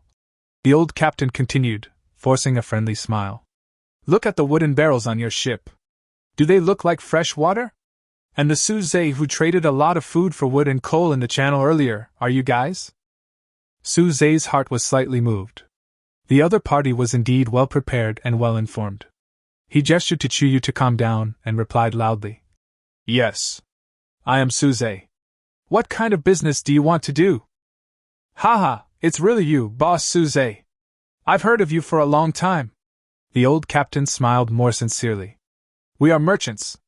We only seek wealth, not enemies. We have some good things on board, such as coal, with higher combustion efficiency, and high-quality seeds, with higher yields. We would like to exchange them for your fresh water and food. I wonder if you are interested? All-seeing eye simultaneously scanned the other ship's cabin, and feedback emerged: coal X200 plus, 50% more efficient than wood. High-grade tomato seeds X5 packs, yield plus 80%. Also detected a weak metal reaction: tin ore? Copper ore. Suze's mind raced. Coal was a strategic resource he needed in large quantities, and high-quality seeds were even more important to Lin Wei. Fresh water and food were precisely what he currently had in abundance. Can I take a look at the goods? Suze did not agree immediately. Of course, the old captain said readily, motioning for his men to pull out a small cloth bag from the cabin containing a few pieces of shiny black coal, and a small wooden box containing several unusually plump tomato seeds. We'll trade 1 part of coal for 2 parts of fresh water, or 1 bag of high-quality seeds for 10 parts of food, satiating potatoes. How do you do that?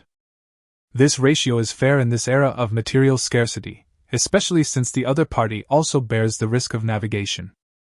Suze hesitated for a moment, and decided to show some strength and sincerity. I can trade. I will exchange 500 milliliters of fresh water for 250 portions of coal, and 100 portions of satiety potatoes for 5 bags of tomato seeds. This transaction volume far exceeded the old captain's expectations. He immediately smiled broadly. Great! Boss Suze is indeed worthy of his reputation. The transaction was quickly completed through the system. Suze's ship received 250 heavy bags of high-quality coal and 5 bags of precious seeds, while the caravan received fresh water and food to sustain its survival. The old captain watched Suze methodically arrange for his men to transport supplies, his eyes flashing with admiration. Before leaving, he lowered his voice and said to Suze, Boss Suze, you are a capable man. Next time we come, we may bring more scarce black iron ore or even silver ore.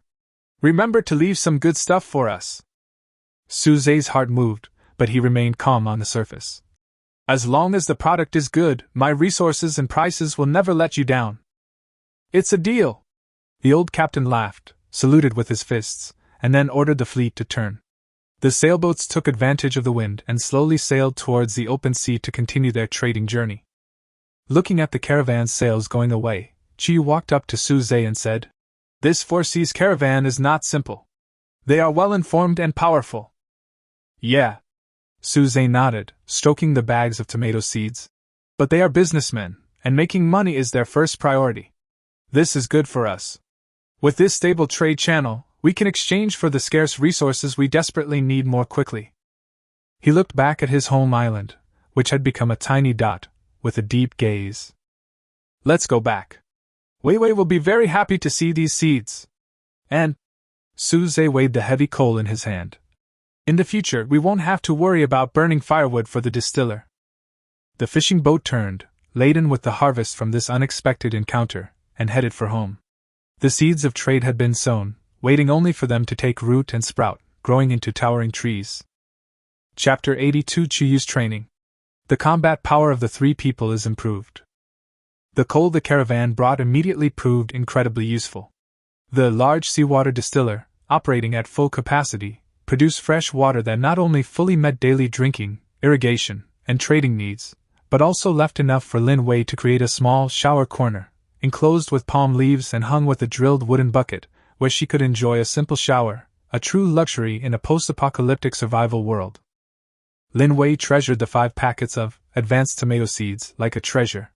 She marked out the most fertile patch of primary farmland, and carefully sowed the seeds and stimulated their growth.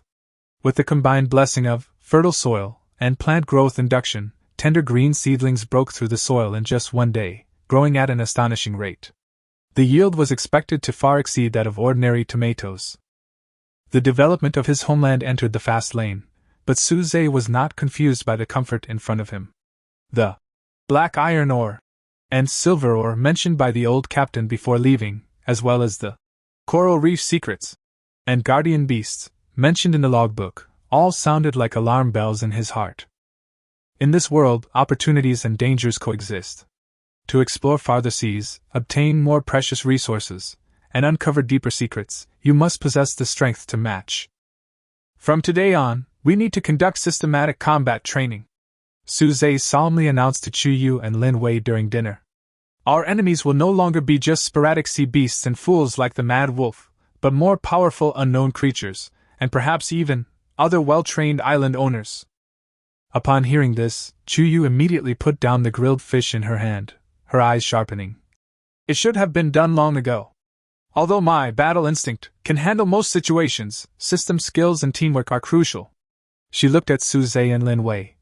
You too, especially your weaknesses. Lin Wei lowered her head somewhat embarrassedly, fiddling with the hem of her clothes. She knew she wasn't good at fighting and had always been the one being protected. Suze nodded. So, Chuyu, this instructor's task is now handed over to you. Starting tomorrow, give us special training. Okay. Chuyu didn't refuse and immediately got into the state. Suze, your strength has grown well, but your power-generating technique is crude and you only know how to act recklessly. Starting tomorrow, I will teach you how to use the violent iron axe more effectively, especially how to charge it and unleash destructive power beyond normal. She turned to Lin Wei again. Wei, you don't need to fight head-on, but you must possess basic self-protection and support skills.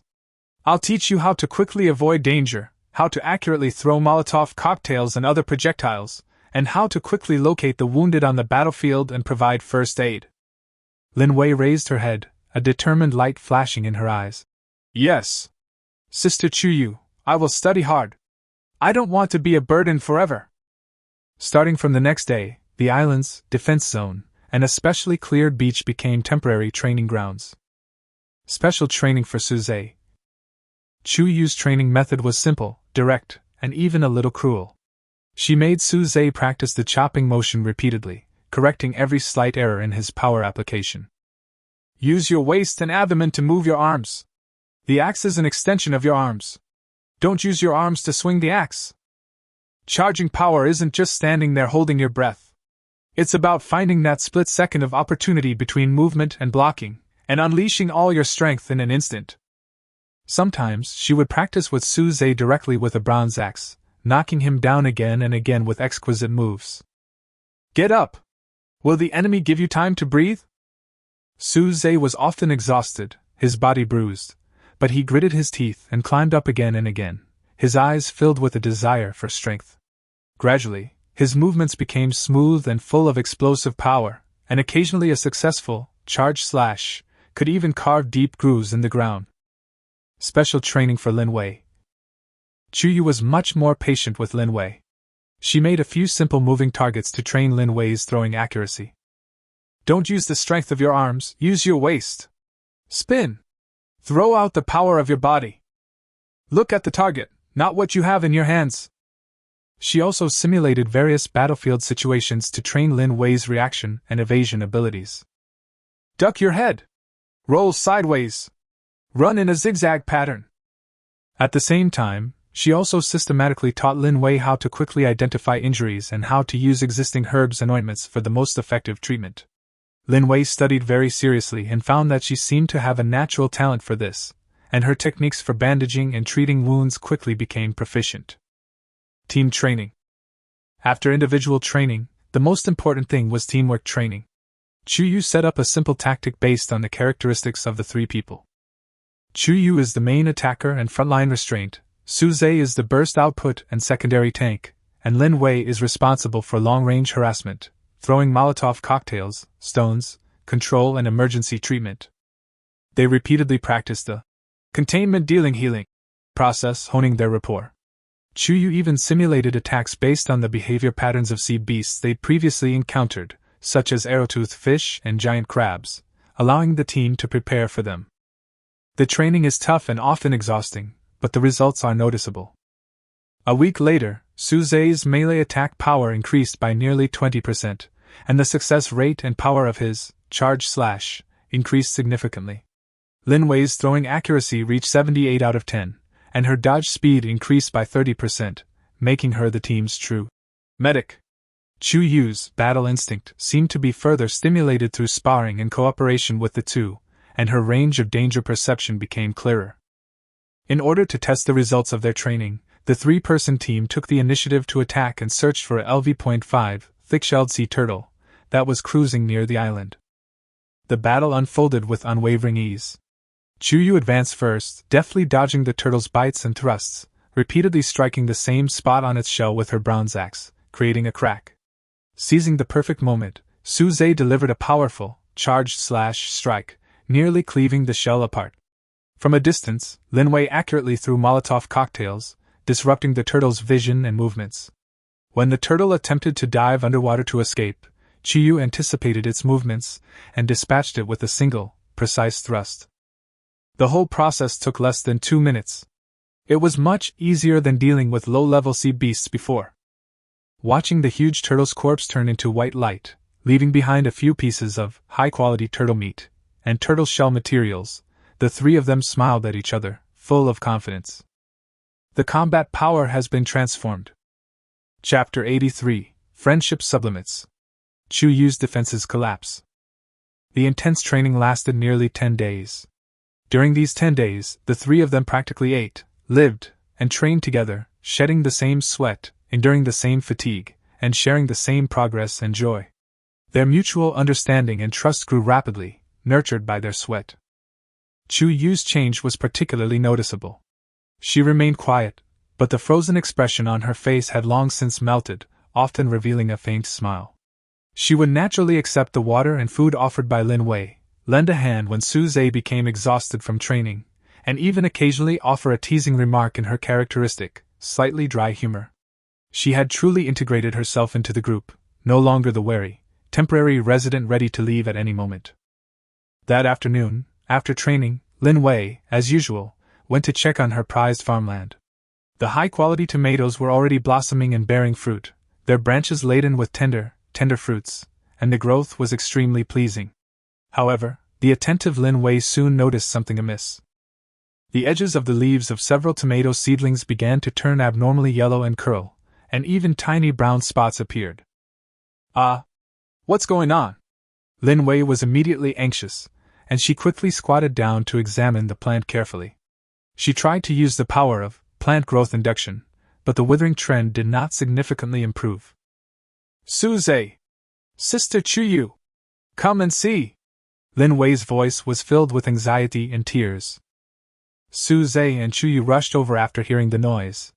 Su Zhe immediately activated his omniscient eye to scan the sick plants. Diagnosis: tomato leaf blight, early stage. Cause: fungal infection, possibly due to recent high humidity and insufficient ventilation. Treatment: apply sulfur powder to destroy the fungal growth environment, mixed with wood ash, to supplement potassium and enhance plant resistance to the roots. Note: sulfur powder can be extracted from volcanic rocks or obtained by burning certain sulfur-containing minerals. It's leaf blight. We need sulfur powder and wood ash, Su Zhe said in a deep voice. Sulfur powder? We don't seem to have any in stock. Lin Wei burst into tears upon hearing this. These high-quality tomato seeds were hard-earned, carrying great hopes for her. They were also a vital food and trading resource for the future. With the harvest just around the corner, and someone suddenly falling ill, how could she not be distraught? It's all my fault. I didn't take good care of them. Lin Wei sobbed in self-blame. Don't panic, Wei Wei. Chu Yu squatted down and gently patted Lin Wei's trembling shoulders. Her voice was unusually gentle.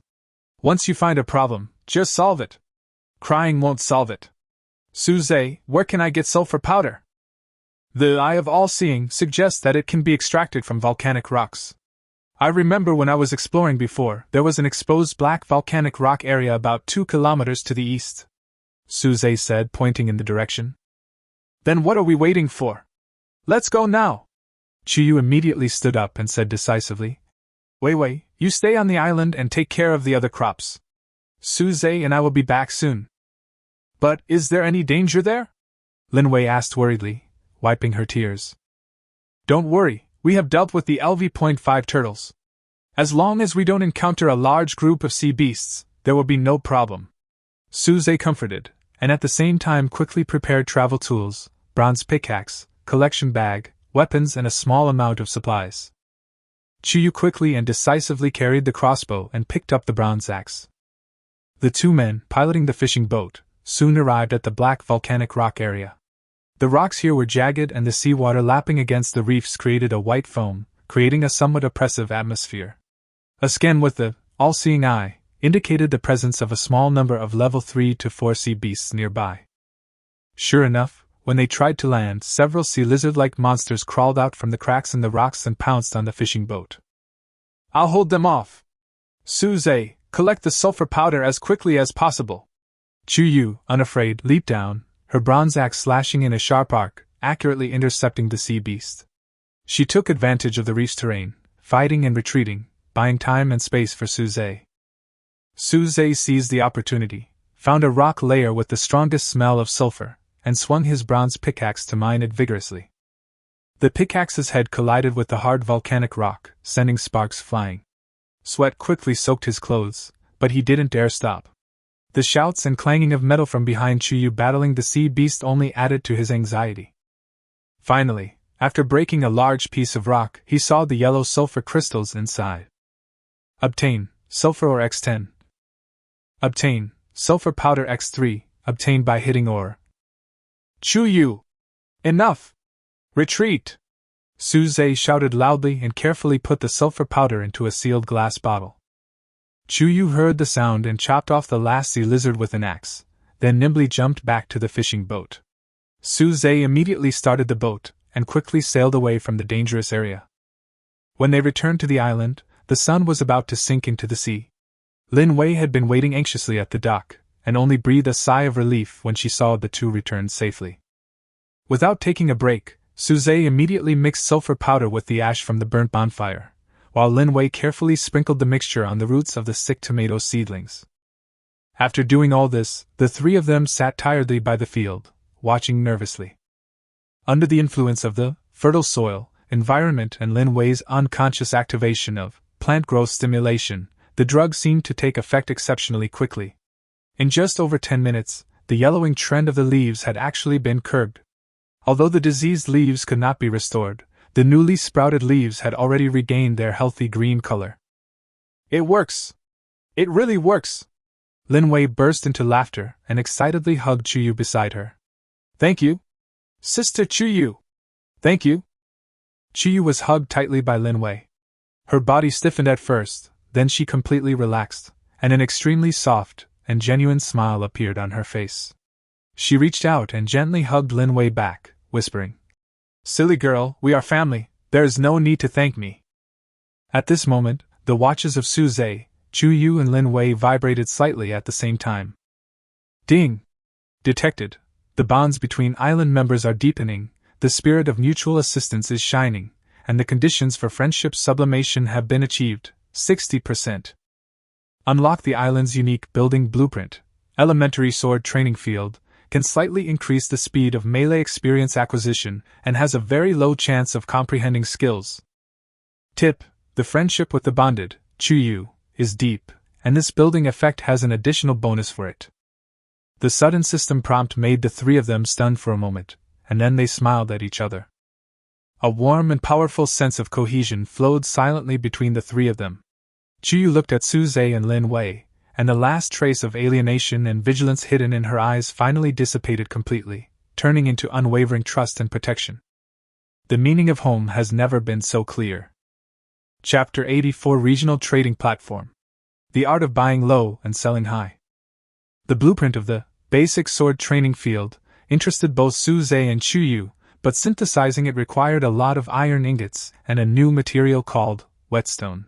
The latter required sandstone to make, and sandstone required special search for veins or synthesis with a large amount of stone, which could not be achieved quickly for the time being. So Suze turned his attention back to resource accumulation.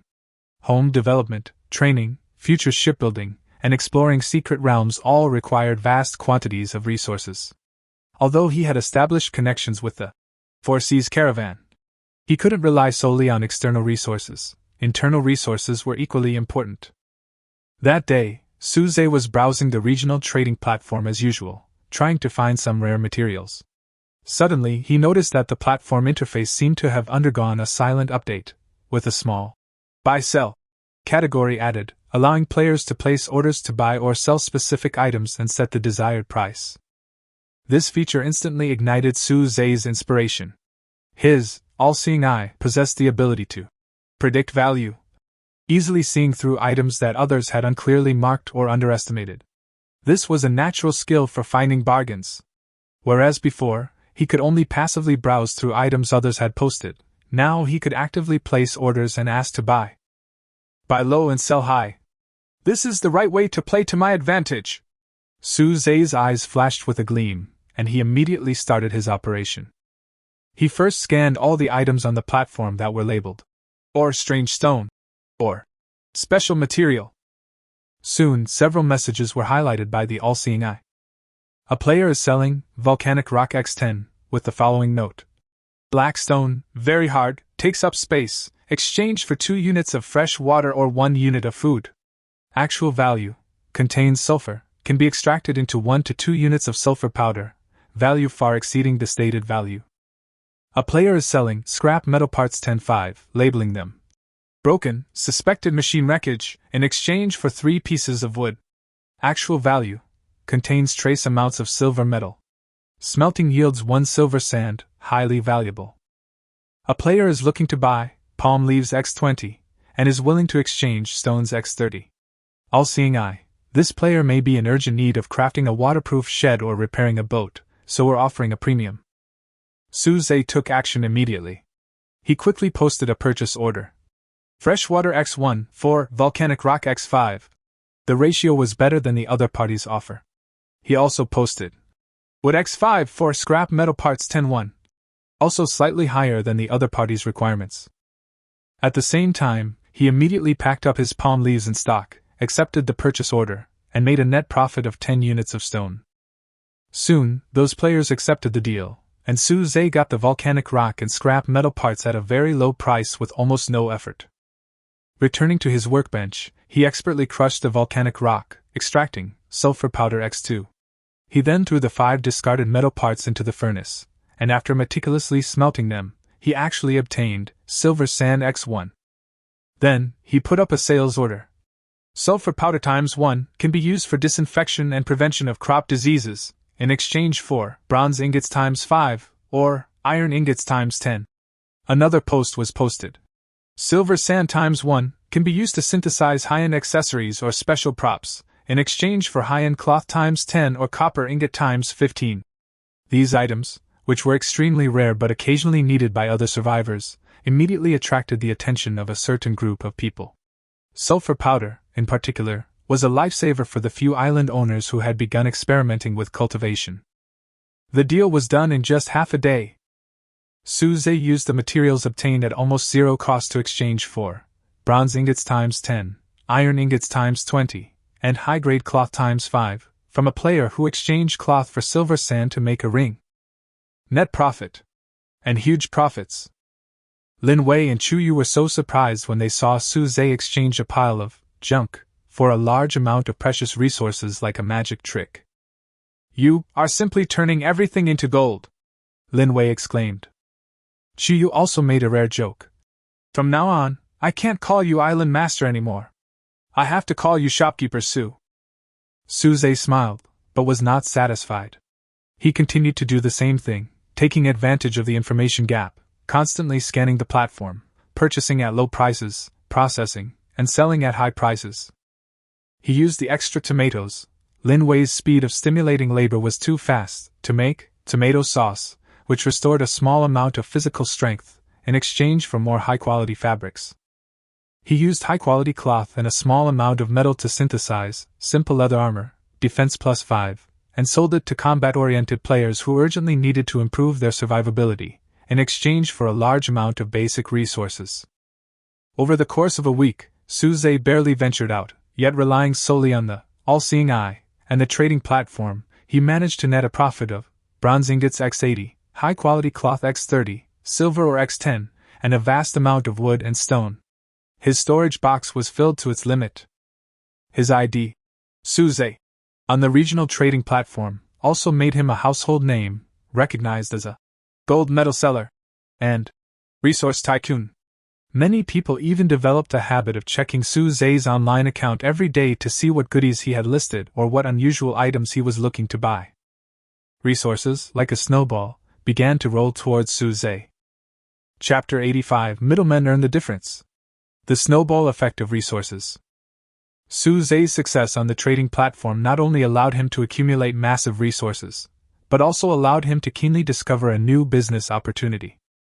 Through frequent transactions and scanning with his all-seeing eye, he noticed a phenomenon: the demand for coal in the region was quietly rising. Clearly, he wasn't the only one realizing the value of coal as a highly efficient fuel. Some rapidly developing island owners might have also synthesized fuel-consuming devices, or simply desired a more durable heat source. However, the ways to obtain coal are very limited. Either you rely on fishing with a very low probability, or you need the mining talent and the chance to find a coal mine. This results in a very small amount of coal circulating in the market, and a large price fluctuation. Suze thought of the old captain of the Four Seas merchant caravan. They were well informed and traveled extensively, so it was highly likely they had found coal mines or purchased coal from other regions. Before leaving last time, the old captain had hinted that he might bring coal next time. A bold plan formed in Suze's mind to be a middleman and make a profit from the difference. He immediately took action and placed a new purchase order on the regional trading platform, but this time it was not for the purchase of physical goods, but for a pre-sale. Pure fresh water available for pre-sale in bulk. Coal pre-orders now available. Exchange rate: prepay 1 unit of coal, cumulative, and you will be entitled to exchange for 2 units of pure fresh water, 500 milliliters per unit, in the future. Note: supply is limited, first come first served, and the maximum amount accepted for pre-order is 1,500 milliliters of fresh water. As soon as this post came out, the channel was quiet for a while, and then it exploded. Prepaying for coal? Locking in future redemption rights? What is this operation? But soon, players who desperately needed fresh water but struggled with the stable source of it, or who had a small amount of coal but were reluctant to spend it, were tempted. 2 parts fresh water for 1 part coal might seem like a disadvantage on a normal basis, but with a pre-order option, it effectively locked in precious fresh water resources, avoiding the risk of future price increases or shortages. Especially with Su Zhe's reputation as a gold medal seller. As a guarantee, people believe that he will never default on his debts. Soon, private messages flooded in. Boss Su Zhe, I'm pre-ordering 5 portions of coal. Here are 5 portions of coal, I'll give them to you first. I'll order 3. The coal will be traded right away. Are there any spots left? I'll order 10. Su Zhe calmly screened his trading partners, only accepting those who paid directly in coal. In just a few hours, he received a full 1,500 reservations for the corresponding amount of fresh water, that is, 750 units of coal. All he paid was a promise of future delivery. A few days later, the sails of the Four Seas merchant caravan appeared on the sea level as expected. Seeing Su Zhe again, the old captain smiled and said, Boss Su Zhe, we have brought some good stuff this time. 1,000 portions of high-quality coal and 50 portions of black iron ore. I wonder how much you can eat. Su Zhe was delighted, but his expression remained calm. I want all the coal. I also want the black iron ore. How about the price being the same as last time? The old captain was slightly surprised by Su Zhe's generosity, and immediately nodded. Great! The transaction was completed quickly. Su Zhe paid for the corresponding fresh water and food, and took home 1,000 pieces of coal and 50 pieces of black iron ore. Now, he has 1,000 units of physical coal on hand and owes others a debt of 750 units of coal, that is, he needs to pay for 1,500 units of fresh water. But he did not immediately repay the debt with physical coal, but instead made a second move. He places another order on the trading platform, this time a sell order. High-quality coal for sale. Extremely efficient combustion, essential for distillation, smelting, and heating. Exchange rate: 1 part coal for 3 parts wood. Quantities are limited, so hurry and buy now. At this time, coal is scarce in the market, while wood is relatively easy to obtain. Although this ratio may seem exaggerated, it is undoubtedly a lifesaver for players who are in urgent need of fuel but cannot dig up coal. Especially those who had pre-ordered fresh water from Su Zhe before, they thought that since they could get fresh water in the future anyway, why not use the extra wood to exchange for some coal for their own use? So, the buying spree appeared again. Su Zhe took out 500 pieces of coal and quickly exchanged them for 1,500 pieces of wood. Next, he took the third step. He used the 1,500 pieces of wood he had just acquired to aggressively purchase iron ore through the platform and other channels. Because wood was a hard currency, he offered a slightly more generous rate and quickly acquired 300 pieces of iron ore. In the fourth step, he smelted 300 pieces of iron ore into iron ingots x 150. Step 5. He put the iron ingots up for sale. At that point, demand for iron ingots was high, for crafting weapons, tools, and buildings, and prices remained high. Su Zhe traded iron ingot x1 for wood x20 or stone x15, quickly selling out all 150 ingots and earning a massive supply of basic resources. After this series of dazzling operations, Su Zhe took inventory. He paid off his previous debt by paying for 1,500 units of fresh water from the still's constant supply. He still has 500 pieces of coal and 50 pieces of black iron ore strategic reserves left. Through this transaction, he made a net profit of over 6,000 pieces of wood and 4,000 pieces of stone, as well as a new resource called black iron ore. All his operations are based on his accurate judgment of information gaps, keen grasp of market demand, and the core competitiveness of the stable upstream channel of 4C's caravan, and the unlimited fresh water provided by his own distillers. Chuyu looked at the piles of wood and stone, as well as the black ore, in the warehouse. She was silent for a while before she sighed sincerely. Suze, your snowball is rolling. It's really terrifying. At this rate, it may not be long before our island becomes the richest place in this sea. Suze stood at the door of the warehouse, looking at the spectacular, resource mountain, in front of him, with ambition flashing in his eyes. Resources are just the first step, he said softly, clenching his fists. Next, it's time to forge our swords and shields. It's time to put medium-sized sailing ships on the agenda. The primitive accumulation of capital has been completed. The powerful productive forces are about to be transformed into even more powerful military and exploratory forces. Chapter 86: Invitation from the Black Iron Alliance. A careful decision. The island's development entered a rapid phase. With nearly unlimited fresh water and a wealth of newly harvested basic resources, Suze began planning the construction of the medium sailboat. The 200 wood required for the blueprint was no longer a problem, and 50 bronze ingots and 30 iron ingots were gradually accumulating amidst the relentless roar of the furnace. The only thing missing was 10 strong hemp ropes. He had only recovered a single bundle from the previous shipwreck exploration. Just as Suze was thinking about whether to explore the shipwreck again or purchase hemp rope through the trading platform, an unfamiliar medium-sized raft with a sail embroidered with a cross-black hammer flag approached the island's security range. The island residents on guard in the tower immediately signaled the arrival of the attack. Suze and Chuyu arrived at the dock, watching the arrivals with caution. There were only 3 people on the raft, led by a young man with a haughty expression and simple leather armor. He wasn't high-ranking, but his eyes carried the air of superiority that came from a powerful faction. "Excuse me, who is the island master of Suzy?" the young man asked loudly. His tone was polite but lacked real respect. "I am." Suze took a step forward and answered calmly. "Who are you?" "We are the envoys of the Black Iron Alliance. The young man puffed out his chest, as if he was extremely confident in this title. "Our leader, Lord Blackrock, has noticed the recent rise of Island Master Suze in the region and has sent me here to deliver an invitation." He took out a rough letter made of animal skin from his arms and handed it over. Suze took it and unfolded it. The handwriting on the letter was rough, but the content was straightforward. "To the Island Master Suze, I am Blackrock, leader of the Black Iron Alliance. Seeing your considerable strength and reputation in the regional channels, I sincerely invite you to join the Black Iron Alliance and grant you the title of Elder. You will enjoy priority in the allocation of Alliance resources and be protected by our Alliance. You will only be required to submit 1/10 of your resources each month to support the Alliance's development. If interested, please reply within 3 days. No further requests will be accepted." The signature is Hei Yen, and there is a red handprint below.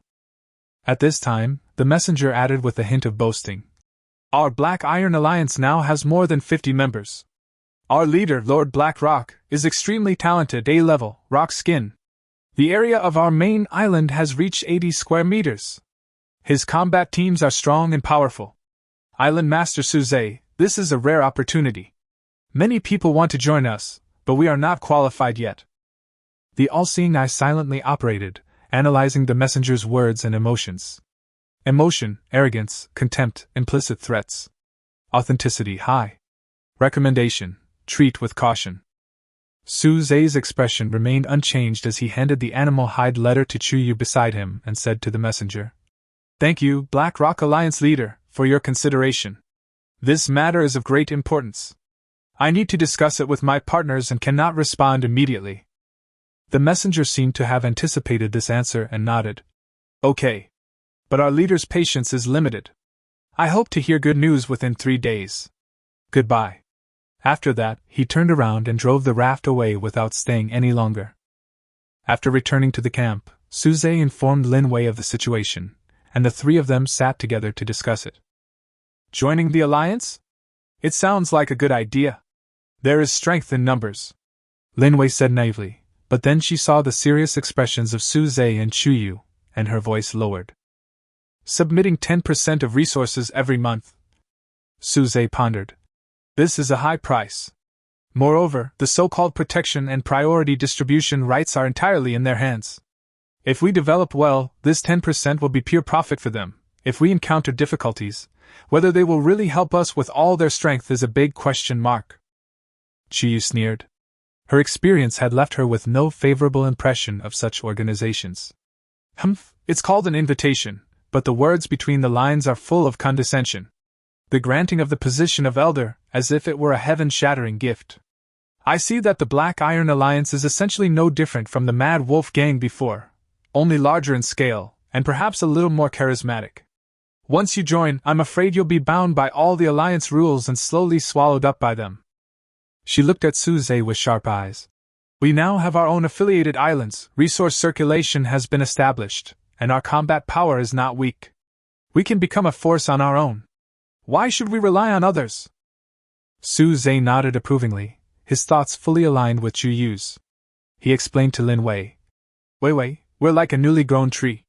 If we take the initiative to hide in someone else's greenhouse to avoid the wind and rain, we might be temporarily safe, but we'll forever lose the opportunity to grow freely and become a towering tree. And who knows if the owner of that greenhouse wants to use us as fruit trees to be grafted or even cut down.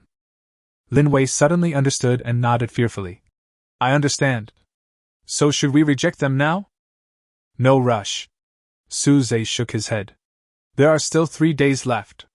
A direct refusal may immediately lead to hostility. Let's secretly gather intelligence about this Black Iron Alliance first. In the next 2 days, Su Zhe paid special attention to the information on the regional channel, and asked the resident of the affiliated island who possessed fishing mastery to inquire more when he went out. The feedback wasn't encouraging. The Black Iron Alliance had a poor reputation.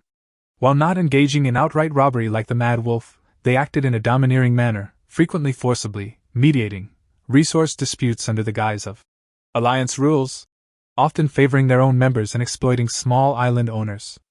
Demands for protection money, euphemistically called alliance dues, were also common. The leader, Black Rock, was said to have a violent temper. With his formidable defensive talents and a core team of combatants, he held the final say within the alliance. On the 3rd day, Su Zhe made a formal response on the regional channel, his tone polite but firm. Thank you for the invitation from the Black Rock Alliance and the Black Iron Alliance. However, Su Zhe has been disengaged for a long time and may find it difficult to adapt to the Alliance's rules. At present, he only wants to develop his own island peacefully and has no plans to join any alliance. I hope you will understand. If there is an opportunity in the future, I am willing to trade fairly and have friendly exchanges with your alliance. As soon as the reply came out, there was a lot of discussion in the channel. Some admired Su Zhe's courage, while others laughed at him for being ignorant of the current situation. Soon, the Black Iron Alliance's envoy sent another private message, this time with a cold and harsh tone. Island Master Su Zhe, I hope you won't regret your decision today. The endless sea is full of dangers. One cannot go far alone.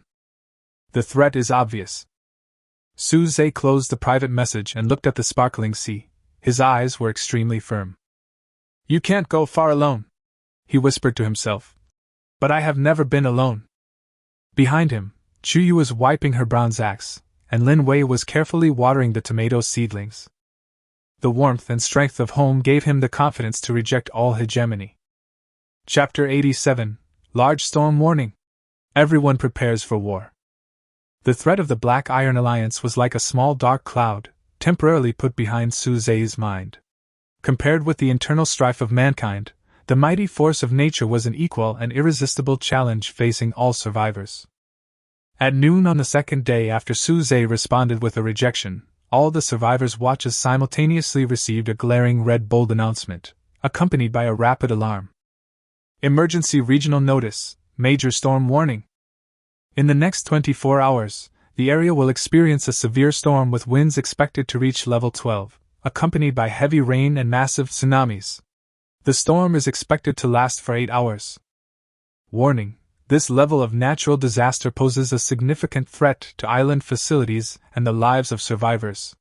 All survivors are requested to immediately prepare for disasters, reinforce all buildings, stockpile sufficient supplies, find a secure shelter, and do not go out to sea. Repeat: major storm warning. The announcement was repeated 3 times in a row. After a brief period of silence, the entire regional channel was instantly overwhelmed by huge panic. A Force 12 storm? Are you kidding me? My island is only 10 square meters. How can I withstand it? Help! My cabin can't hold on. Does anyone have extra rocks?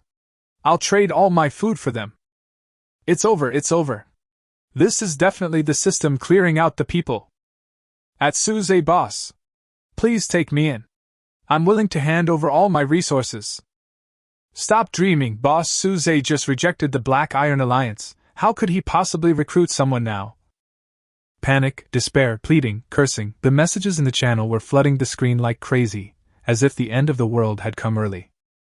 Suze, Chuyu, and Linwei's expressions instantly grew grave. A Force 12 storm, a terrifying force capable of unleashing monstrous waves and destroying coastal infrastructure. Although their island was only 50 square meters and had bronze fencing and guard towers, it was still unknown whether it could withstand such a powerful force. Start the emergency plan immediately, Suze said without hesitation, his voice calm and quick, like a reassurance, allowing the somewhat panicked Lin Wei and the sharp-eyed Chuyu to instantly find their backbone.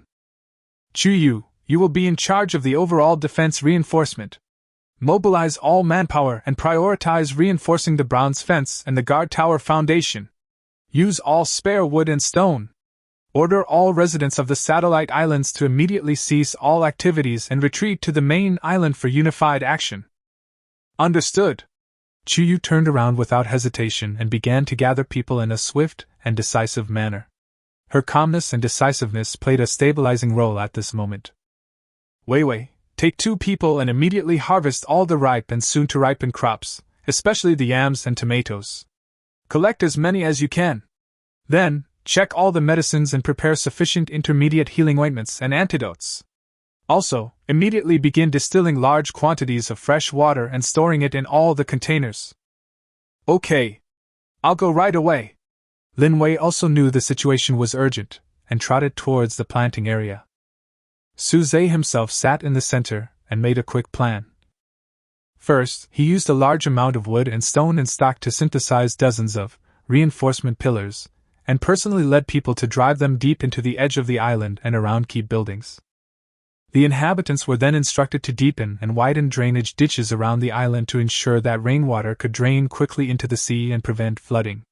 All non-essential supplies, especially food, fresh water, and valuable materials, were moved to the sturdiest stone warehouses and covered with waterproof palm leaves. The inhabitants were even ordered to temporarily extinguish furnaces to prevent fires during the storm. The entire island instantly transformed into a busy and efficient construction site. Everyone understood that this was a fight for survival. No one complained, no one slacked off, and under the command, everything was in perfect order. Residents of the satellite islands also gradually evacuated to the main island, bringing with them some of their accumulated resources and joining in the efforts to fortify their homes. Seeing the main island's vigilance and thorough preparations, their panic eased considerably. Suze also used the last time to use coal to burn a simple waterproof paint, a mixture of rosin and animal oil, and applied it to the key joints and roof of the building to further improve its waterproof performance. The sky gradually darkened, the sea breeze began to pick up, and the air was filled with an oppressive feeling of impending storm. The island's defenses were finally complete. The bronze fence was held firmly in place by reinforced pillars, and the joints were tied repeatedly with hemp ropes. The foundation of the guard tower was reinforced with stone blocks. The drainage ditch was dug nearly a meter deep. All supplies are properly stored. Everyone retreated into fortified shelters and stone warehouses. Suze stood at the door of the warehouse, looking at his home that was reinforced like a fortress, then looking at the sea in the distance where black waves had begun to surge, and took a deep breath of the salty air. This is the first natural disaster we've faced, he said to Chuyu and Lin Wei beside him, and to everyone else. As long as we get through this together, no difficulties will be able to scare us anymore. Everyone's eyes grew determined. Under the threat of disaster, the family's cohesion became stronger than ever. The 24-hour countdown is about to reach 0. Chapter 88. The storm is coming. The power of nature. The final moment has finally arrived. The sea level in the distance was no longer an arc, but a massive, inky black wall that grew ever taller, slowly advancing toward the island. The howling sea breeze suddenly died down, leaving the air oppressive and suffocating. It was the ultimate calm before the storm, filled with a heart-pounding terror. Here they come! The resident on the lookout in the guard tower let out a distorted cry of surprise. Almost at the moment he finished speaking. Woo-hum-hum! An indescribable roar, as if the very universe itself were roaring, crushed down from all directions. Immediately afterwards, the raging wind, like a physical hammer, slammed down on the bronze fences and shelters, emitting a teeth-grinding groan. The bean-sized raindrops no longer dribbled, but instead swept across like bullets, slamming densely into every surface with a crackling sound. The sky darkened completely, as if it had instantly entered night. Only the occasional flash of pale lightning could momentarily illuminate the apocalyptic scene outside. Monstrous waves rose like mountains, then slammed down with the power to destroy everything. Hold on to something! Su-zhe shouted in the warehouse, his voice sounding extremely weak amid the roar of the storm. Everyone took refuge in the sturdiest stone warehouses, pressing their bodies against the walls, feeling the violent vibrations from the ground beneath their feet. Every time a huge wave crashed against the edge of the island and the fence, it felt like a giant hammer striking their hearts. The entire island trembled, as if it would fall apart at any moment. Boom! A blinding flash of lightning was followed by a deafening thunderclap. The lightning seemed to have struck the sea surface not far away, causing a small chaotic vortex. Immediately afterwards, a wave higher than the previous one, driven by the wind, suddenly rushed over the reinforced bronze fence and rushed into the island like a waterfall. Water is coming in! Someone screamed. The turbid sea water instantly submerged the ankles and knocked over some wooden barrels and tools placed outside. Don't panic! Drain! Su-zhe remained calm and gave orders loudly. Fortunately, the drainage ditch was dug deep enough, and most of the seawater quickly flowed back into the sea along the ditch, but the interior of the island was still a mess. The soil in the planting area was washed away, and some small objects that had not been fixed in time were swept away. Oh no! The signal from Subsidiary Island 2 is gone! A resident responsible for monitoring the communication signals from the subsidiary island suddenly shouted, the color draining from his face. It was the farthest island from the main island, and there were only a pair of brothers gathering resources there. Chuyu heard this and stood up suddenly. Su-zhe! Su-zhe's face was gloomy. He knew what this meant. The island was likely to have been completely swallowed by the huge waves. At that moment, another terrifying cracking sound rang out from the edge of the main island. A reinforced pillar, having endured so much impact, finally broke under the weight of yet another massive wave. A small section of the bronze fence also twisted and deformed, revealing a gap. The violent storm immediately seemed to have found a breakthrough and poured in madly. Block the gap! Chuyu said nothing, grabbed a huge stone at hand that was going to be used as ballast, and moved towards the gap with difficulty against the strong wind that could blow people away. Su-zhe and 2 other strong residents immediately followed. They used their bodies to push against the wooden boards and stones, desperately trying to block the gap. The rain made it impossible for them to open their eyes, and the strong wind made it difficult for them to stand steadily. Be careful! Lin Wei exclaimed. I saw a heavy wooden box blown up by the strong wind and smashing towards the gap like a cannonball. At the critical moment, Chuyu suddenly pushed Su-zhe away and rolled backwards on the ground. Bang!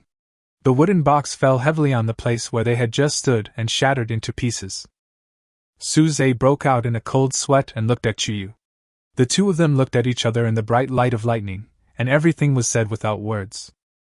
With the combined efforts of everyone, they finally blocked the gap temporarily with spare wood and stones, and tied it tightly with ropes. The storm continued to roar, seemingly endlessly. The roar of thunder, the howling of the wind, and the crashing of the waves blended together to create a symphony of destruction. Everyone, exhausted, slumped against the wall, listening to the roar of the world outside while guarding the small piece of land beneath their feet, swaying in the raging sea. This was a long night that they had never experienced before. Every minute and every second felt like a tug-of-war with death. 8 hours seemed as long as a century. Chapter 89: Rebirth After the Disaster. Losses and Unexpected Gains. When the roar of the storm gradually subsided and finally turned into the sound of drizzling rain, the sky was already getting light. The exhausted people supported each other and carefully walked out of the warehouse. The scene that came into view made everyone gasp. The island looked devastated, as if it had been severely ravaged by a giant's hand. The bronze fence was twisted and deformed in many places, and even a section collapsed completely. Although the main structure of the guard tower was intact, half of the observation deck on top was blown off. The planting area was muddy, and most of the crops were washed to the ground or even uprooted. Only the small piece of primary farmland in the advanced planting area was in a slightly better situation because of the stone dam. The furnace in the workshop area was soaked by rain and is temporarily unusable. There was scattered wood, broken palm leaves, and mud everywhere. The losses were devastating. A preliminary inventory revealed that at least 20% of the crops were lost. The bronze fences require extensive repairs, and the guard towers need rebuilding. More importantly, contact with the second satellite island has been confirmed lost, and the brothers are in grave danger. An atmosphere of sadness and depression permeated the survivors. Suze's heart was heavy, but he knew he couldn't fall down. He stood on a raised rock and said in a hoarse but powerful voice, "Our home is still here. We're still alive. As long as we're still here, we can take back everything we've lost. Now's not the time to grieve. Let's take action, clean up our home, and repair our island." His words ignited hope in everyone's hearts. Yes, compared to those who might have been destroyed in the storm, they were already lucky enough. Under Suze's command, everyone took action again. Chuyu led the strong residents to start clearing the ruins, repairing the fences and rebuilding the guard towers. Lin Wei led the female residents to rescue those crops that could still survive, clean the silt in the planting area, and replant. Suzy inspected the furnace and other facilities and assessed the damage. When the cleanup work was almost done, the residents who were responsible for salvaging the debris washed up on the edge of the island suddenly shouted in surprise. "Island owner! Come and see! So much wood! So many good things!" Suze rushed over upon hearing the noise. He saw a mountain of driftwood piled up on the beach at the edge of the island as the tide receded. Soaked in the seawater, the wood remained solid, making it an excellent building material. There were probably as many as 400 or 500 pieces. Not only that, but among the jumble of wood, there were also some shimmering, deep-sea hardwood, much harder than ordinary wood, a few pieces of never-before-seen amber ore, and even 3 ancient treasure chests washed up by the waves. 2 were wooden, and 1 was a slightly more delicate metal box. "It's the storm. The storm brought up things from the deep sea and damaged things from other islands," said a resident who looked like an old fisherman excitedly. "This is such a pleasant surprise. After such a huge loss, there is naturally a generous compensation." Suze immediately had these unexpected gains carefully transported back to the warehouse area. The 3 treasure chests were not opened immediately. Suze planned to wait until the cleanup work was completed before opening this gift from nature with everyone. After a busy day, the island had finally regained some semblance of order. Though battered and scarred, the main structure remained intact, its core functions intact. Fences were re-erected, new frames erected for the guard towers, and the planting areas were once again sown with seeds of hope. In the evening, everyone sat together. Although exhausted, their faces showed the relief of having survived the disaster and the joy of harvest. In the open space in the middle, the 3 treasure chests from the sea were placed. "Let's open the box, Suze," Chuyu said, with a hint of anticipation in her eyes. Lin Wei and everyone gathered around curiously. Suze nodded and opened the slightly exquisite metal box first. With a click, the lid opened.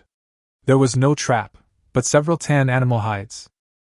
Obtain Advanced Fishing Rod Blueprint ×1, Requirements, Deep Sea Hardwood ×5, Bronze Ingot ×3, Hemp Rope ×2. Effect: Fishing Efficiency plus 100%, slightly increased probability of catching rare items. Great! Su Zhe was overjoyed. He was worried that the efficiency of ordinary fishing rods could not meet the demand. Then opened the first wooden box. Inside were several strange metal parts and a stone slab. Obtained, wind turbine blueprint, incomplete, ×1, missing parts, magnet ×3, copper coil ×2. Gain, attribute enhancement fruit x2, permanently increases physical strength by 10 after taking. Wind turbine? Su Zhe was surprised and delighted. This was the key to solving the power problem. Although the blueprint was incomplete, it pointed out the direction. And those two fruits that exude an alluring aroma are priceless treasures. Lin Wei took one pill and immediately felt her fatigue swept away. She felt refreshed. What a wonderful feeling! I feel full of energy. Su Zhe put the other heart away. Finally opened the second wooden box. Inside were several books wrapped in special oilcloth, which were not completely soaked by the sea water. Obtained, Strange Books X3, seems to contain some formula or knowledge, to be deciphered. The harvest far exceeded our expectations. The contents of these treasure chests are worth more than the damage caused by the storm. Su Zhe looked at the smiles on everyone's faces and raised the attribute fruit in his hand. Look! This is the rule of the sea. Danger always coexists with opportunity. As long as we can get through it, we can become stronger. Oh! Everyone cheered. The post-disaster haze has been swept away, and hope and enthusiasm have refilled everyone's hearts. Our homeland will surely become stronger and more prosperous after the baptism of this storm. Chapter 90. Open the treasure chest. Surprises. 3 days after the storm, the reconstruction of the homestead was largely complete. The bronze fence had been repaired and reinforced, and the guard tower had been re-erected, even taller and sturdier than before. In the planting area, the newly sown seeds, nurtured by Lin Wei, had already sprouted tender green tips, demonstrating their tenacious vitality.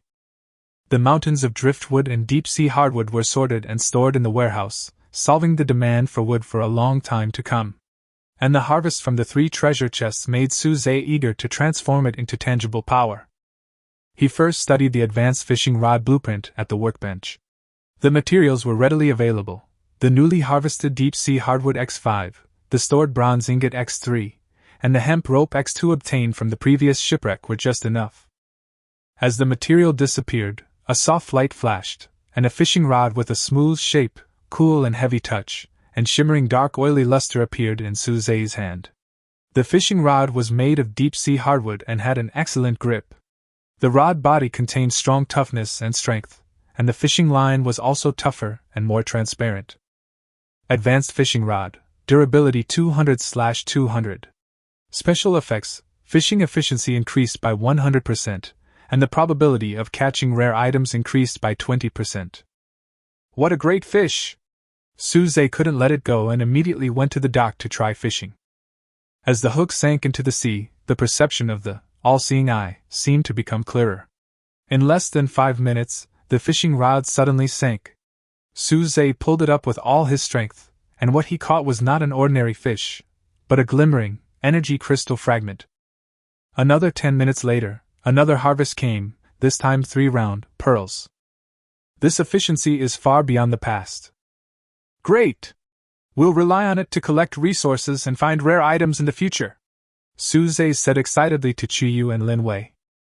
Next, he pulled out the wind turbine generator blueprint, incomplete. The blueprint depicted a device that used wind energy to drive a gear train, ultimately generating electricity.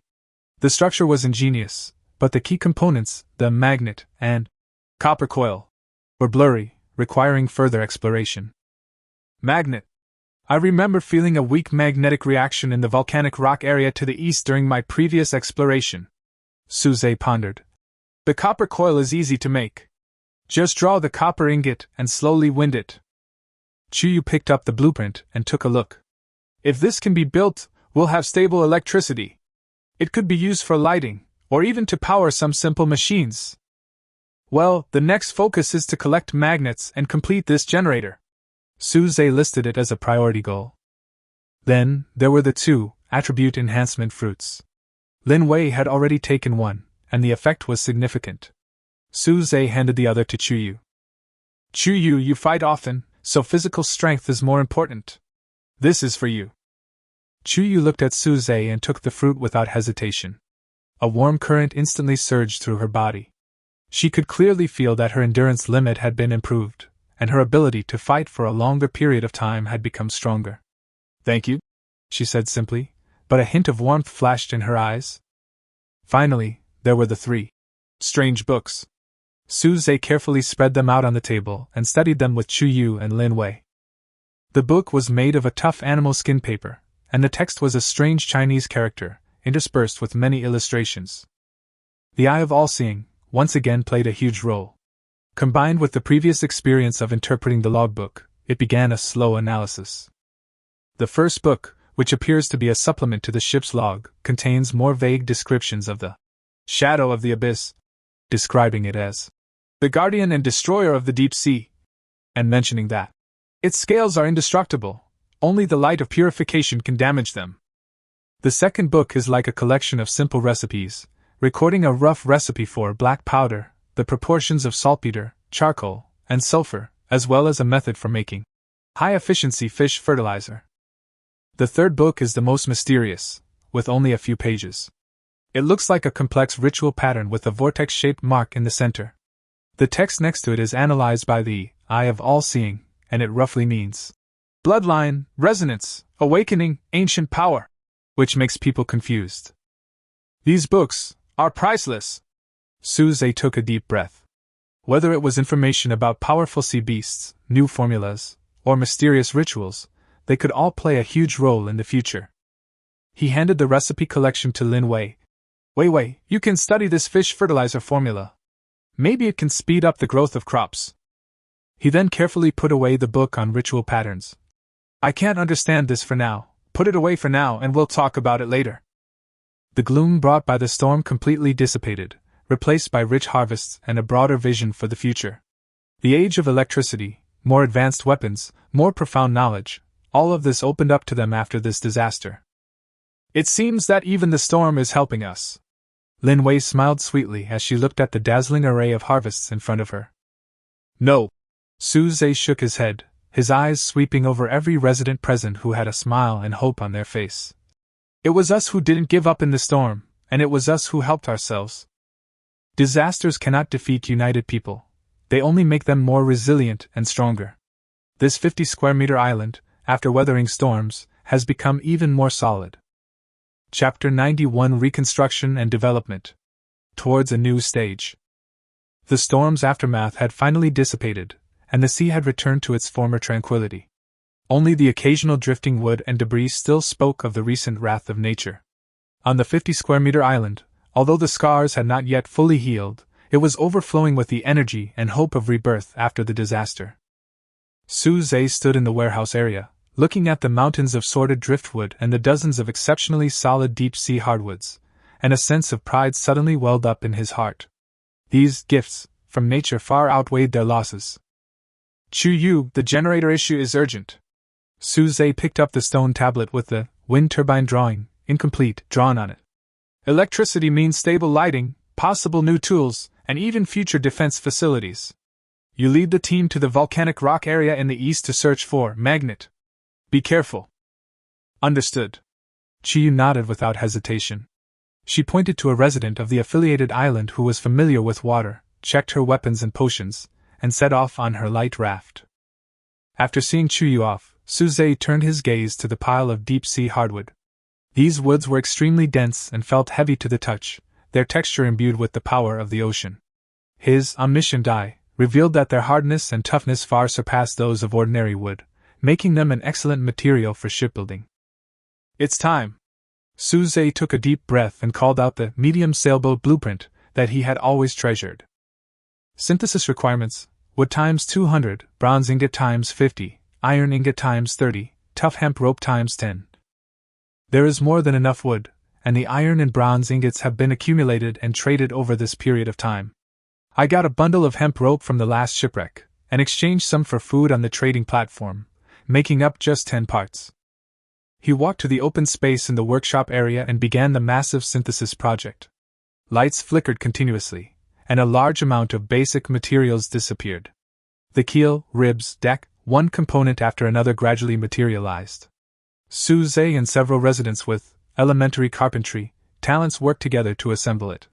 It was a huge project, filled with the sounds of hammering, grinding, and calibrating. Meanwhile, Lin Wei was also busy. She directed the staff to officially upgrade the primary farmland to advanced farmland. Not only was the new farmland larger, but the stone weirs along its edges were taller and more regular. The soil also seemed to have been optimized by the system, making it more fertile. More importantly, she had designed a simple, bamboo irrigation system that channeled fresh water from the distiller through split bamboo tubes to the fields, achieving a preliminary level of automated irrigation and significantly saving manpower. Even if I'm not around occasionally in the future, the crops won't be thirsty. Lin Wei wiped the sweat from her forehead, looked at the green crops swaying gently in the breeze, and smiled with satisfaction. The island's population quietly grew. After the storm, 2 survivors, who had lost their island in the disaster but possessed practical talents, joined the island. One possessed a D rank, mechanical maintenance skill, while the other possessed a rare C rank, animal affinity. After assessing them, Suze readily accepted them and assigned them to the satellite island, tasked with maintaining the nearly completed sailboat and attempting to tame some of the docile seabirds they had captured, paving the way for future communication or mounts. A few days later, Chuyu returned safely, bringing back 5 gray-black magnets and killing several sea beasts that had attempted to attack them. Under Suze's guidance, the copper coils were wound using copper ingots by the new members of the mechanical maintenance team. The damaged portion of the wind turbine was successfully repaired. They chose to erect it at the edge of the island's highest, best ventilated defensive zone. Atop the tall wooden tower, 3 blades began to slowly rotate in the sea breeze. Through the gear train and magnetic coil structure below, a weak electric current was generated, which was stored in several simple batteries connected in parallel, made of glass bottles, copper zinc sheets, and electrolyte. That night, when Chuyu turned on the switch, several bioelectric lamps, connected to batteries and made of glass bottles and luminous jellyfish extract, emitted a soft and steady white light, illuminating the center of the camp, and everyone cheered heartily. Bidding farewell to the flickering torches and dim oil lamps, the era of light finally arrived on this isolated island on the sea. Suze looked at the ship's skeleton, the brightly lit camp, the automatically irrigated farmland, and the busy and hopeful people. He said to Chuyu and Lin Wei beside him, "The storm didn't destroy us, but made us stronger. We are getting closer and closer to the secret coral reef." A week later, the island had fully recovered from the storm, even better than before. All facilities were functioning smoothly, and resource reserves were unprecedentedly abundant. Suze stood at the bow of the nearly completed medium-sized sailboat, his gaze already cast towards the azure horizon. Chapter 92, Ranking Update. Ranking Jump.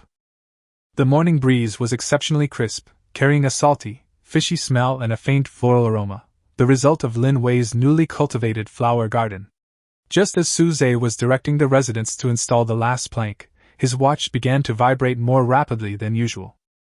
Regional announcement: the monthly island rankings will be refreshed at 12 p.m. today.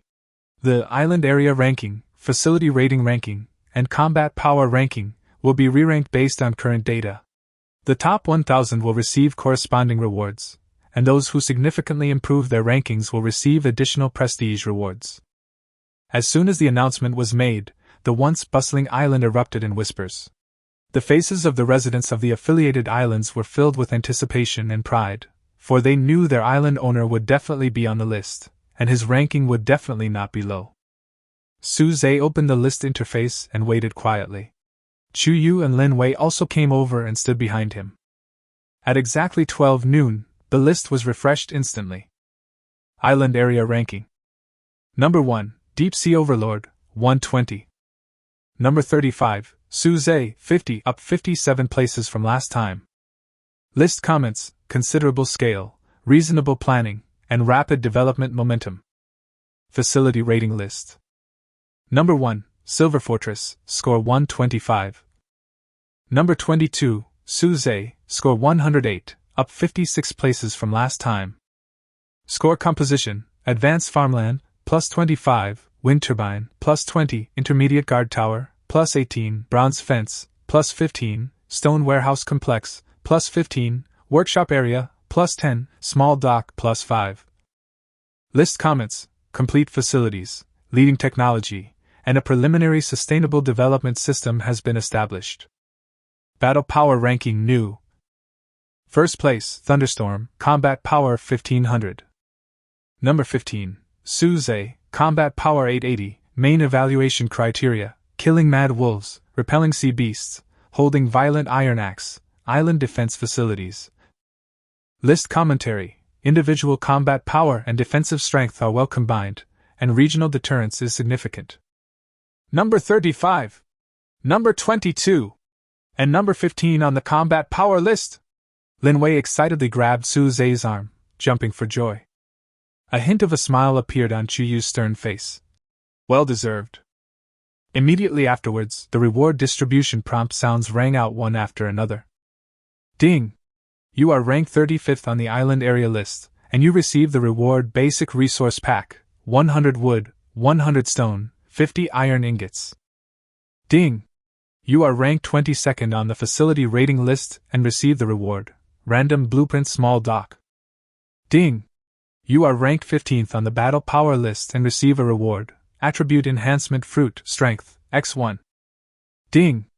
Because your ranking has jumped significantly this time, you've received an additional reward Regional Reputation plus 100. The generous rewards are dazzling. Small dock blueprints can better maintain and upgrade ships. Strength fruits can directly improve Suze's combat effectiveness, and reputation points are even more precious. In the regional channel, Suze's ranking change also caused quite a stir. Holy crap! Boss Suze has made it into the top 50? 35th on the area ranking. Number 22 on the facility list? How did he do that? What the hell is a wind turbine? 15th on the battle power list. Damn, I'm glad I didn't listen to the Black Iron Alliance and provoke him last time. At Suze, boss, are you still hiring? Please help me. However, not all attention was well-intentioned. Almost immediately after the list was updated, a private message arrived from an envoy from the Dark Iron Alliance. Island Master Suze, congratulations on your significant improvement in ranking. Our leader, Lord Hyan, once again sincerely invites you to join the Alliance. With your current strength, if you are able to join, you will definitely be ranked as a core elder, and the resources allocated to you will be incomparable to the past. I hope you will think twice and do not make mistakes. There was still a condescending tone of solicitation between the lines, but there seemed to be a subtle hint of fear as well. Suze snorted coldly, and his reply was still concise and firm. Those with different ideals cannot work together. Su has no intention of joining any alliance, so there is no need to mention this matter again. After the reply, the channel seemed quiet for a moment, like the calm before the storm. Chu Yu picked up the small dock blueprint and looked at it. This comes just in time, the new ship needs it. Suze put away the fruit of power, his eyes sharp. The more anxious they are, the more it proves that we are on the right path. Don't pay attention to them, just continue at our own pace. The shipyard will start construction immediately, and the next step is to completely perfect our sailboat. The improvement of strength brought glory, but also attracted deeper covetousness. However, Suze's steps would not stop because of this. Chapter 90 300 Days Celebration. The Team's Celebration. In order to celebrate the rebirth of their home after weathering the storm, to celebrate their outstanding ranking on the leaderboard, and to commemorate the three of them spending 100 days together, Suze decided to hold a small 100-day celebration. As the news spread, the entire island was immersed in a joyful atmosphere. The tension, fatigue, and depression of the past few days all needed a feast to wash away. Lin Wei was naturally the head chef for the celebration. She started preparing a day in advance and used her best skills. These satiating potatoes, produced from high-quality farmland, are roasted to a crispy outside and tender inside, with a fragrant aroma. The giant tomatoes are sliced and sprinkled with a little Lin Wei's homemade sea salt spice, which is sweet and sour and appetizing. The sweet berries are boiled into a thick jam and spread on grilled fish, which has an excellent flavor. There is also the sweet berry wine, brewed with newly harvested grains, with an extremely low alcohol content, which has a sweet and mellow taste. She even used plant dyes to color mashed potatoes and jam, and spelled out the word 100 days on a giant palm leaf, which was very creative. Chuyu was in charge of setting up the venue and ensuring security. She led her team in clearing the largest open space in the center of the camp, constructing simple tables and chairs out of wood. They also placed ample torches and bioluminescent lights around the perimeter, creating a bright and atmospheric atmosphere. Although it was a celebration, she still arranged for personnel to take turns manning the guard tower to ensure safety. The celebration officially began in the evening. All residents of the main island and its satellite islands gathered around a bonfire. The tables were laden with delicious food meticulously prepared by Lin Wei, the aroma filling the air and making everyone's mouths water. Suze stood up first, raised a wooden cup filled with fruit wine, and said loudly, "This first cup is a toast to ourselves. A toast to this home we built with our own hands on this sea. A toast to the sweat and hard work of each of us. Cheers!" Everyone responded in unison, cheering loudly. Then, Suze announced a fun competition. The fishing competition was a sure win.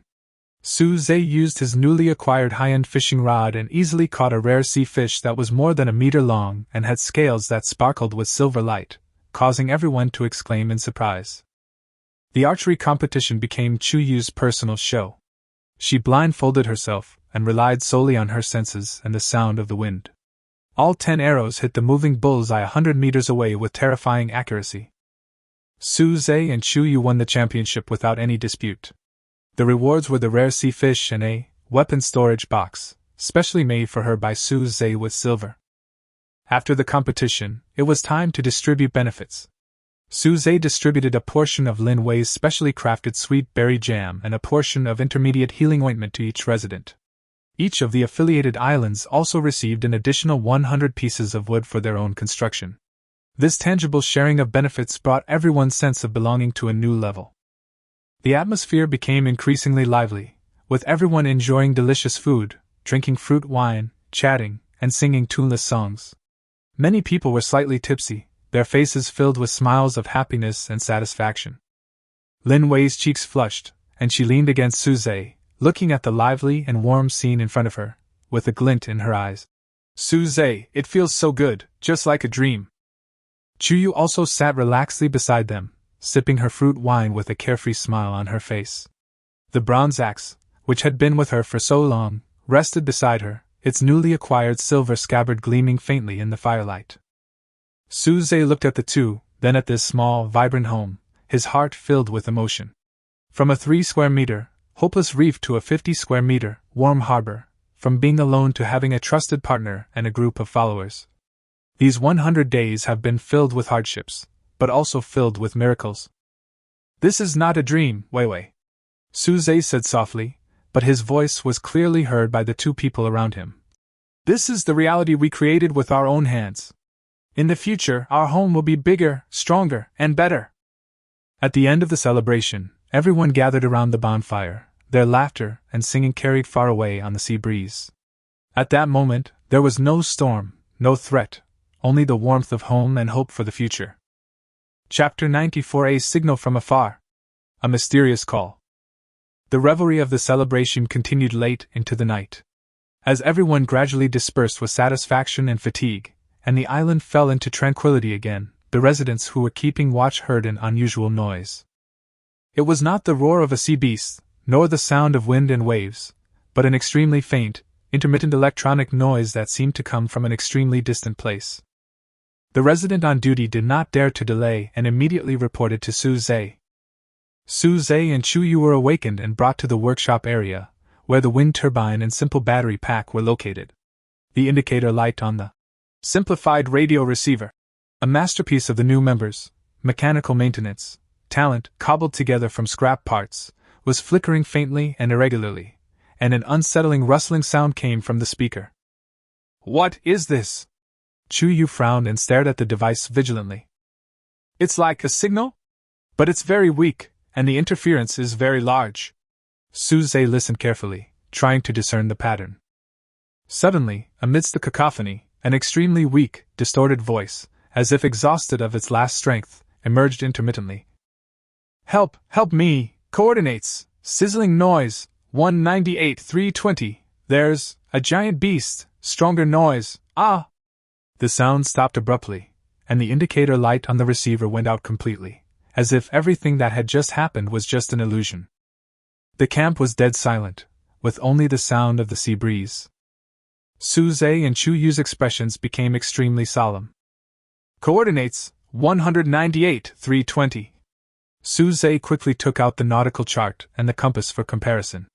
This direction is more than 10 kilometers away from us. It's far beyond our normal range of activities. A distress signal? A trap? Or? Chu Yu's eyes were sharp. Is it related to that secret coral reef? The dangers mentioned in the logbook made her think of it instantly. The voice didn't sound like a disguise of despair and fear. Suze recalled the intermittent cries for help, frowning. And they mentioned the behemoth. The all-seeing eye conducted a retrospective analysis of the signal, returning very little information. The signal source is extremely weak, estimated distance, 10 to 12 kilometers. Residual emotions in the message, extreme fear and despair. Authenticity assessment, high. Risk level, very high. 10 kilometers. Our medium-sized sailboat is basically completed and has sufficient wind and wave resistance. Maybe we can give it a try. Suze pondered. Exploring the unknown and possible survivors was quite attractive to him. It's too risky. Chu Yu objected. The distance is too far, the situation is unclear, and we don't even know if the signal source is human or ghost. What if it's a trap to lure in predators? Lin Wei was also woken by the noise. She rushed over and heard the discussion. Her face turned pale. 10 kilometers, will it be dangerous? Suze looked at the two worried people, thought about the desperate cry for help, and weighed the pros and cons in his heart. In the end, the desire to explore and a hint of humanitarianism prevailed. With proper preparation, the risk is worth it, he decided. The signal source is in the same general direction as the coral reef secrets. If it's truly a trap, we have new ships and sufficient combat power to handle most dangers.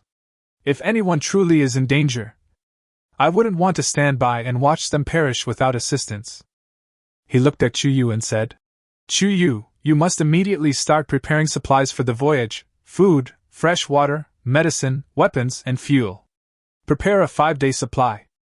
Then he said to Lin Wei, Wei, please speed up the production of a batch of crops that mature quickly, especially tomatoes and berries, so that they can be made into jams and dry food that are easy to store. Understood. Seeing that Suze was determined, the two said no more and immediately went their separate ways. Suze walked to the dock and looked at the medium-sized sailboat with smooth lines that was about to be completed with a deep gaze. The distant signal, like a glimmer of light in the fog, may point to rescue or to the abyss. But in any case, it has already sounded the horn for the next voyage. Chapter 95 Preparation for the Voyage. Once the decision was made, the entire island immediately began to operate efficiently like a sophisticated machine, making final preparations for the first voyage. Suze put all his energy into the final construction and upgrade of the medium-sized sailboat. The hull has taken shape, with smooth lines. The hull made of deep-sea hardwood has a black luster and looks extremely strong. Not enough. Suze examined the new ship. 10 kilometers of uncharted waters, we might encounter a battle. We need to strengthen our armaments. He called out the workbench and began to synthesize the weapons he had planned long ago. Bronze bow gun requires 20 bronze ingots, 10 iron ingots, and 15 wood. Synthesis successful. The heavy bronze cannon was firmly fixed to the preset base on the bow deck, its muzzle pointing into the distance, emitting a cold, murderous aura. Crossbow bracket X2 requires iron ingot X8, wood X10, resilient vines X5. Synthesis successful. 2 crossbow brackets capable of rapidly firing 5 bolts are mounted on the starboard and stern sides of the ship. Winding the bolts via capstan, their rate of fire far exceeds that of handheld crossbows. Lin Wei and her team worked tirelessly day and night to prepare supplies. Stomach-filling potatoes were roasted, mashed, mixed with jam, and pressed into easy-to-carry and store, compressed grain cakes. Giant tomatoes were boiled down into a thick, canned tomatoes. Intermediate healing ointment, antidotes, and Molotov cocktails were sorted and boxed. Barrels of fresh water were sealed and neatly stacked at the bottom of the cabin. Chu Yu was in charge of selecting the crew. She carefully selected 2 experienced sailors from the island's inhabitants, the calm and capable Old Chin, and the equally experienced candidate, provisionally designated as the first mate. They were familiar with the sea conditions and capable of handling the sailboat and keeping watch. She also selected several other crew members. Chuyu personally inspected each weapon, poisoning the crossbow bolts and sharpening Su Zhe's violent iron axe to ensure they were flawless. Su Zhe, using the incomplete chart, the compass, and the logbook, began to draw his first rough chart. On a tanned hide, he carefully marked the location of his island, the approximate locations of the previously discovered shipwreck and volcanic area, and the direction of his destination, the signal source coordinates, 198, 320. He also used dotted lines to indicate possible reefs and known areas of marine life. This is an extension of our eyes. Su Zhe handed the nautical chart to Lao Chun and gave him serious instructions. On the eve of departure, Su Zhe gathered all the members who stayed behind. The return date for this voyage is uncertain. It could be 2 or 3 days at the shortest, or 5 or 6 days at the longest. Su Zhe glanced at everyone. The island is now in your hands. While Chuyu is away, the defense will be commanded by mechanical maintenance and animal affinity. Be cautious and defend it first. He paused, then added, We'll do our best to report safety daily through the watch's private chat function. But 10 kilometers is a very long distance, and the signal might be intermittent, or even completely cut off. If we don't hear from you for more than 5 days. Su Zhe didn't say anything else, but everyone understood what that meant. The remaining members looked solemn and responded in unison. Don't worry, Island Master. We will defend our homeland to the death. We will wait for you to come back. They understood that this island was everyone's route, and must not be lost. Su Zhe walked up to Lin Wei, and the girl's eyes were full of worry and reluctance. Don't worry, we will come back safely. Su Zhe smiled and ruffled her hair. Take good care of the house and wait for us to bring back good news. In case we can't contact you, don't panic. Manage the island well, and we will definitely find a way to come back. Lin Wei nodded heavily and stuffed a small sachet she had secretly made with calming herbs into Su Zhe's bag. Be careful. Try to send a message back every day, even if it's just one word. The next morning, the rising sun dyed the sea a golden red. The medium-sized sailing ship, Morning Star, finally raised its sails. Su Zhe stood by the bow gun, Chuyu at the helm, Old Chin and the first mate each doing their part. The anchor was slowly hoisted, the sails filled with wind, and the ship, with a pleasant creaking sound, slowly pulled away from the dock, heading towards the azure unknown, breaking through the waves. Those who stayed behind stood at the dock and waved vigorously until the sail gradually became smaller and merged into the sea and sky. A new journey begins here. Chapter 96, First Voyage. Target Reef Area. The medium-sized sailing vessel, the Morning Star, cut through the azure sea, leaving a long white trail. The sea breeze rippled the sails, creating a rich sound. This was Su Zhe and Chuyu's first time sailing such a long distance, their target aimed directly at the coordinates of the signal's source, 198, 320, 10 kilometers away, and the possible existence of a hidden coral reef. After leaving the shelter of the main island, the water gradually darkened, and the waves grew noticeably larger. The sailboat heaved with the waves, and occasionally, cold seawater foam splashed onto the deck. Old Chin and the first mate, both experienced fishermen, were now nervously and attentively maneuvering the boat, constantly adjusting its course according to the rough sea chart and compass drawn by Su Zhe. The voyage went smoothly at first. Aside from the occasional sighting of leaping fish in the distance and low-flying seabirds, there were no dangers. The compressed grain biscuits and canned tomatoes Lin Wei had prepared provided ample energy, along with plenty of fresh water and even some sweet berry wine to dispel the damp chill of the sea. However, as we gradually approached the target coordinates, the surrounding environment began to change quietly. After several hours of sailing, we finally slowly approached the coordinate area marked by the desperate distress signal in the watch, 198, 320. Slow down, stay alert! Su Zhe stood at the bow, his brow furrowed. His all-seeing eye was operating at full capacity, scanning the surroundings. There were only a few red dots representing danger in his field of vision, but an oppressive atmosphere enveloped the sea. Chuyu held the bronze axe in her hand, scanning the sea like a hawk. I can't see any signs of ships or islands. Where did the signal come from? Old Chin pointed to the abrupt, broken remains of a wooden platform in front of him and shouted, Island Master! There's something over there! The sailboat approached cautiously. It was the ruins of a massive man-made structure, part of a small maritime settlement, or outpost, now completely destroyed. Blackened timbers twisted and splintered, the main platform largely submerged in the water. What remained was covered in claw marks and dents, as if violently ravaged by some colossal creature. Fragments still floated on the surface, telling of the recent devastation. This is it, Suze said in a deep voice, feeling heavy-hearted. The scene before him had already foreshadowed the fate of the person seeking help. They carefully navigated around the ruins. The all-seeing eye captured some remaining energy fluctuations and fragments of information. Scan, remnants of a high-intensity energy burst, thunder attribute, carbonized wood structure, residual biological tissue detection, does not match known sea beast atlases. Information fragment analysis. The barrier has been breached. It has awakened. Run away. Warning, don't get close.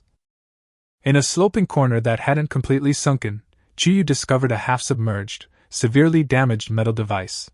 It consisted of a complex coil and a charred crystal, connected to a small, still faintly flickering energy core.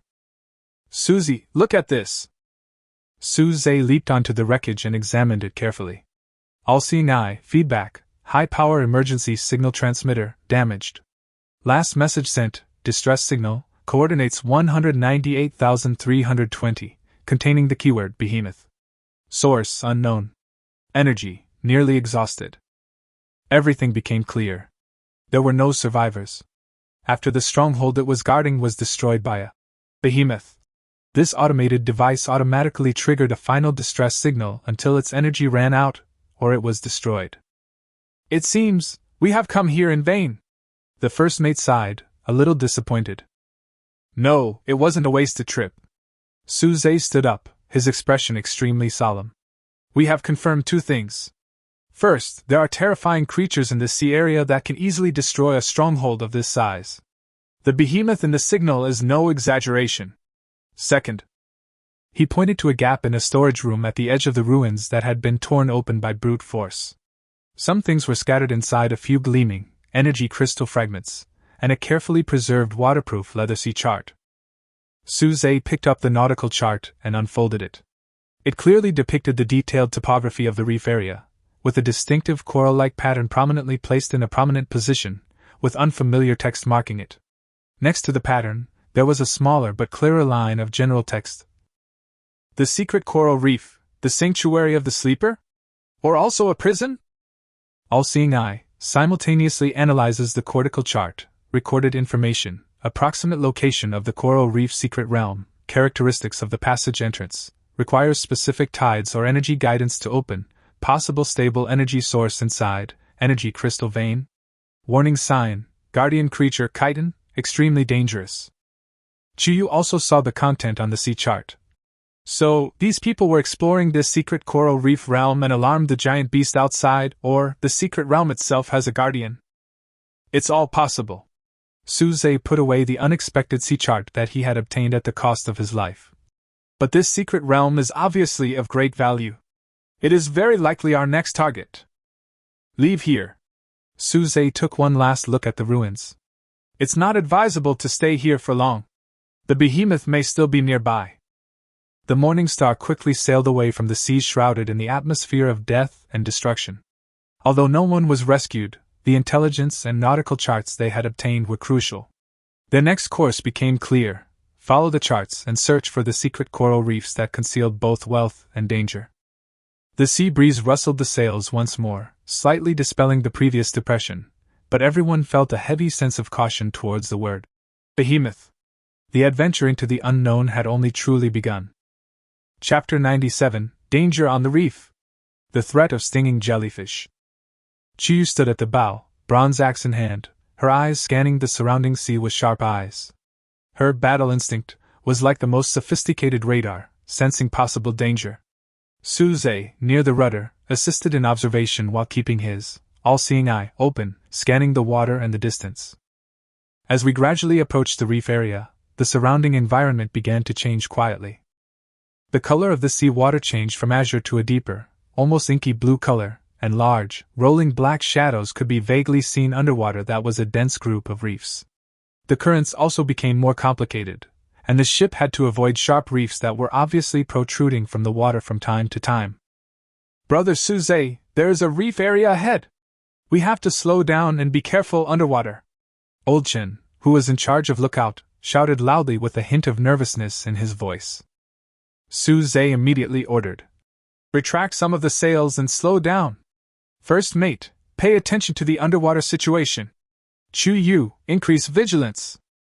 The sailboat slowed down, like a cautious pathfinder, sliding into the waters rife with traps. In the all-seeing eye's field of vision, the underwater world was filled with dots of light of various colors, mostly gray stone and brown sunken wood, but also interspersed with red dots representing dangerous creatures, and a few blue and purple dots representing unknown objects. "The terrain here is complex, and it does look like a place where things can be hidden." Suze concentrated and said, "The source of the distress signal, or the secret coral reef mentioned in the log, is likely somewhere in this area." Chuyu nodded and pointed to a huge reef in front of her left that protruded from the sea like a fong. "Let's go over there and take a look. There's a small backflow area behind that reef. If there's a shipwreck or a temporary landing place, it's likely there." The sailboat carefully adjusted its course, skirting several treacherous reefs and heading towards the huge reef. The deeper it went, the more oppressive the atmosphere became, with only the roar of waves crashing against the reef and the occasional strange noises of unknown creatures stirring underwater. Suddenly, a rapid warning came from the eye of all-seeing. "Warning! Multiple high-speed neutral/hostile lifeforms detected approaching. Target characteristics: LV.7 stinging jellyfish swarm 12 to 15 individuals. Paralyzing toxins, highly aggressive." Almost immediately after the notification appeared, the water on the starboard side of the ship suddenly surged. A dozen enormous jellyfish, translucent blue throughout, their tentacles dancing like twisted venomous snakes, suddenly emerged from the water and surrounded the sailboat. Their cores flashed with dangerous bioluminescence, and their long tentacles were densely covered with visible stinging cells. "Enemy attack! It's a poisonous jellyfish! Prepare for battle!" Suze roared and rushed towards the bronze cannon on the bow of the ship. Chuyu reacted even faster, and had already rushed to the crossbow at the stern. She stepped on the capstan, skillfully stringed the bow and aimed the cold crossbow arrow at the nearest jellyfish. "Be careful of their tentacles! Don't get touched! Lao Chen, first mate, prepare the antidote!" Suze shouted, having already lit the bronze cannon's fuse. He remembered that Lin Wei had prepared a potion and distributed it to everyone in case of emergency. Laugh. With a muffled sound, flames and thick smoke spurted out of the bronze muzzle, and the heavy stone bullet whizzed towards the most densely populated area of jellyfish, instantly blowing the two jellyfish into pieces, and blue venom and fragments splashed everywhere. Almost simultaneously, Chuyu's crossbow uttered a crisp click. Whoosh, whoosh, whoosh. 3 crossbow arrows shot out in a triangular formation, accurately hitting the core and tentacle base of another jellyfish, severely damaging it. However, there were too many jellyfish, and they were incredibly agile, deflecting or dodging most of the attacks with their soft bodies. Several jellyfish had already approached the side of the ship, their long, glittering tentacles lashing out at the people on deck like whips. The first mate was a little slow to dodge, and the tip of the tentacles swept across his arm. He screamed immediately, and his entire arm turned black and swollen at a speed visible to the naked eye. He staggered and almost fell. Obviously he was hit by the paralyzing toxin. "First mate!" Suze's eyes were bloodshot. "Don't come over! Apply this!" Although Lao Chen was also nervous, he did not slow down. He immediately took out a bottle of strong antidote from the medicine bag he carried with him and threw it over. At the same time, he waved his harpoon to block the tentacles of another jellyfish. He was in danger. Seeing this, Chuyu abandoned her crossbow and drew her bronze axe, slashing at a jellyfish tentacle attempting to climb onto the deck. A flash of axe, venom splattered, and the tentacle snapped. But the broken tentacle still twisted and twitched on the deck, emitting a sweet, fishy smell. It takes time for Suze to reload his shells, but the jellyfish is already in sight. The battle instantly enters the most dangerous boarding battle. The situation on the deck suddenly became extremely critical. The poisoned first mate endured the severe pain and numbness, and tremblingly poured the antidote thrown by Lao Chen onto the wound. The drug quickly took effect, and the black color began to fade, but he temporarily lost his combat effectiveness. Old Chen brandished his harpoon, desperately blocking the incoming tentacles and protecting Chuyu, who was operating the crossbow, and Su Zhe, who was urgently reloading the cannon. The other crew members lacked Old Chen and the first mate's extensive water experience and fighting skills, so to avoid causing trouble, they could only stay in the storage room and worry.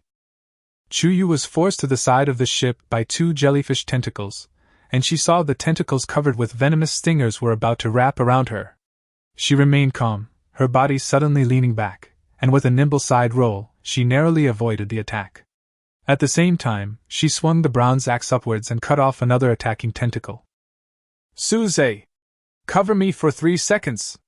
Chu Yu's voice was unusually calm. She had already loaded her crossbow again, but this time she wasn't firing an ordinary bolt, but one of the 3 poisoned crossbow bolts gleaming with a faint green light. She needed a moment to aim at the largest jellyfish in the swarm, the one that seemed to be the leader. Okay. Su Zhe didn't hesitate. Holding the violent iron axe, he stood in front of Chuyu like a door god, slashing or smashing away several tentacles that tried to approach. The iron axe collided with the tentacles, making a teeth-grinding snap sound, and venom splashed everywhere. 3 seconds seemed like a century. Finally! Whoosh! A poisoned crossbow arrow flew out like a green venomous snake, instantly crossing a short distance and piercing into the fluorescent core of the large jellyfish with incredible precision. Squeak! The jellyfish leader let out a sharp, piercing scream, its body trembling violently. An ominous dark green color quickly spread across its dark blue surface, and its movements became noticeably slower and stiffer. The poison in the poisoned crossbow arrows was apparently also effective against them. The leader was injured, and the entire jellyfish group's offensive was halted, showing a moment of chaos. Now! Concentrate fire! Chuyu gave the order calmly, her hands still moving as she restringed the crossbow. This time, she replaced it with ordinary crossbow arrows and quickly shot at the jellyfish in chaos. Su Zhe also immediately returned to the bow gun and quickly completed the reloading. Boom! Another stone bullet was fired, and although its accuracy was slightly off, it exploded in the jellyfish group, killing 2 more. Old Chen mustered his courage, and seeing the right moment, he hurled the Molotov cocktail he'd always kept at hand at a jellyfish attempting to scale the side. The glass bottle shattered, and the resin and oil inside instantly ignited, clinging to the jellyfish's translucent body and burning, transforming it into a twisted blue ball of fire that soon ceased to move. Seeing that their leader was seriously injured and their companions suffered heavy casualties, the remaining jellyfish seemed to finally feel fear. They emitted a silent wave, dived into the water, and quickly disappeared in the shadow of the deep blue reef. The battle started suddenly and ended quickly. The deck was a mess, strewn with jellyfish remains and blue venom. The air was filled with a mixture of sweet and burnt odors. Everyone was panting, their bodies more or less covered in venom. Fortunately, they had prepared leather armor and antidotes in advance, so no one was fatally injured. Count the casualties! Check the damage to the ship!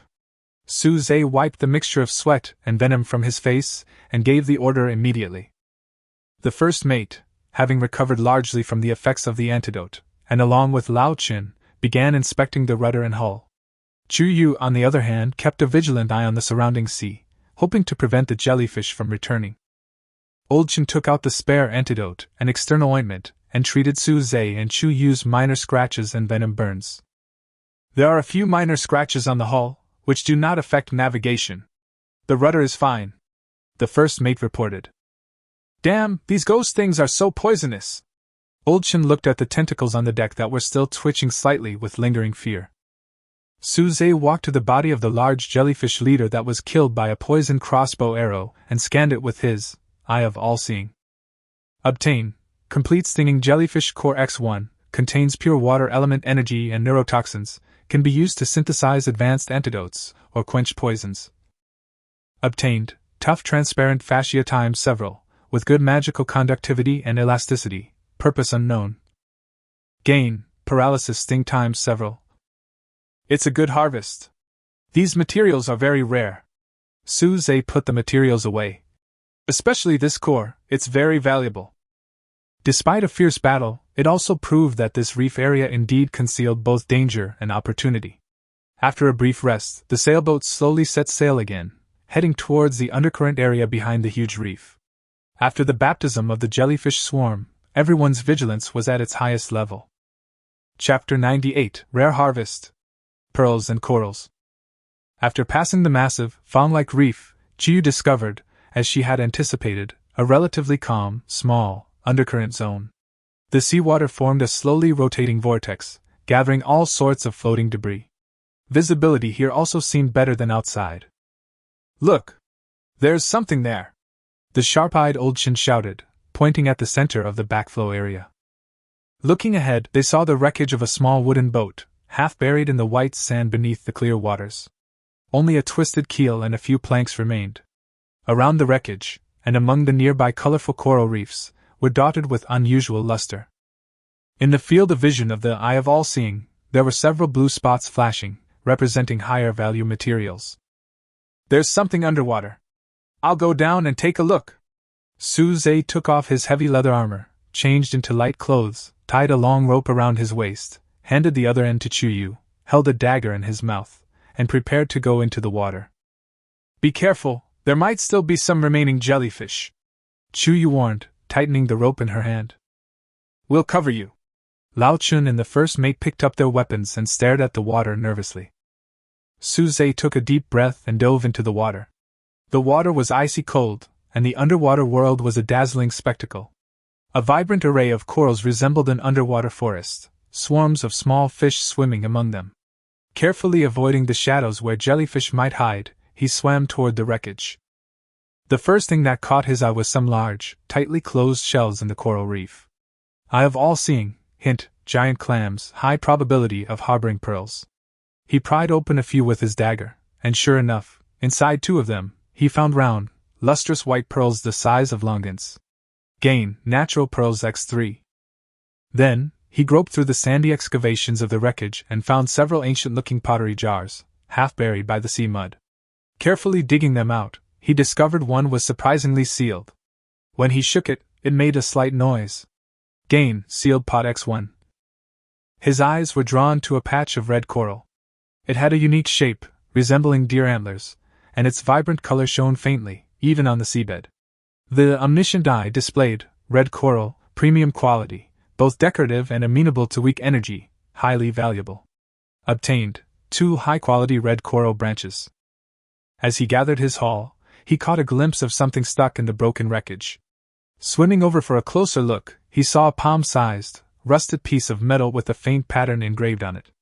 Gain, rusted metal plate x1.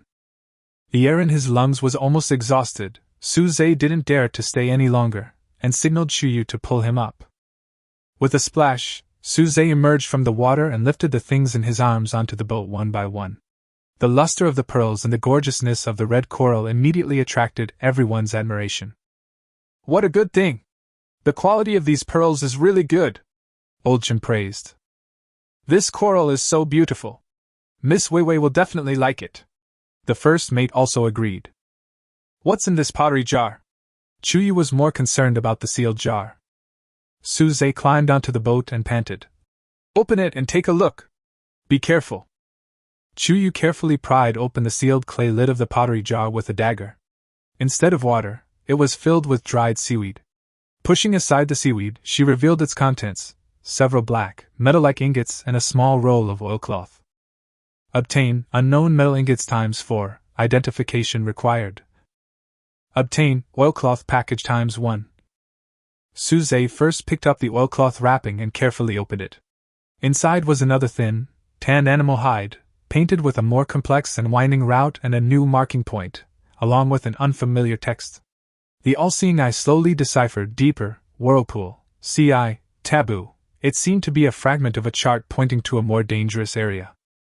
He then picked up the rusted metal plate and wiped away the debris. He could barely make out a simple star map and an arrow pointing towards a constellation.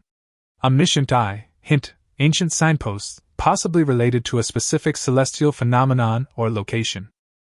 Finally, he picked up a black metal ingot and rubbed it hard a few times, revealing the silvery white texture inside. Obtain silver ore ingots times 4 high purity. Silver! Everyone was surprised. This was a crucial strategic resource, extremely useful for crafting advanced weapons and a possible future currency system. After counting the harvest, Suze carefully put away the largest pearl. This one is the best quality, give it to Wei Wei when we get back. He also put away some red coral branches separately. Give these to her too, she should be able to use them. Chuyu watched from the side and nodded slightly, acknowledging Suze's attentiveness. Suze put away the new chart fragment and the metal signpost. These clues seemed to point to a place deeper than the secret coral reef. We've rested enough, let's continue exploring. Suze looked deeper into the backflow area. The signal source, or the entrance to the secret realm, should be nearby. The sailboat slowly moved forward again, heading towards the most mysterious core of this reef area. The previous battles and gains made everyone even more excited about the next discovery. Chapter 99, Island Night Market? Regional Market. After leaving the treacherous reef area, the Morning Star, riding the evening breeze, entered relatively calm waters. The night, like a slowly unfurling piece of inky satin, dyed the sky and sea a deep, inky blue. Only the stars gradually lit up, like diamonds inlaid on the silk, gleaming with a cold and mysterious light. The shimmering sea surface reflected the starry sky, as if the ship were sailing through the Milky Way. The beauty was breathtaking. Suddenly, old Chen, who was in charge of the lookout, cried out in surprise, breaking the silence of the night. Island Master! There are lights in front of the left! So many points of light! Everyone immediately looked over with alarm. Dozens of lights dotted the distant horizon, flickering like fireflies in the night, faintly outlining the silhouettes of more than a dozen ships, large and small. They weren't moored in a haphazard manner, but had cleverly utilized several large reefs as natural barriers, creating a relatively calm area.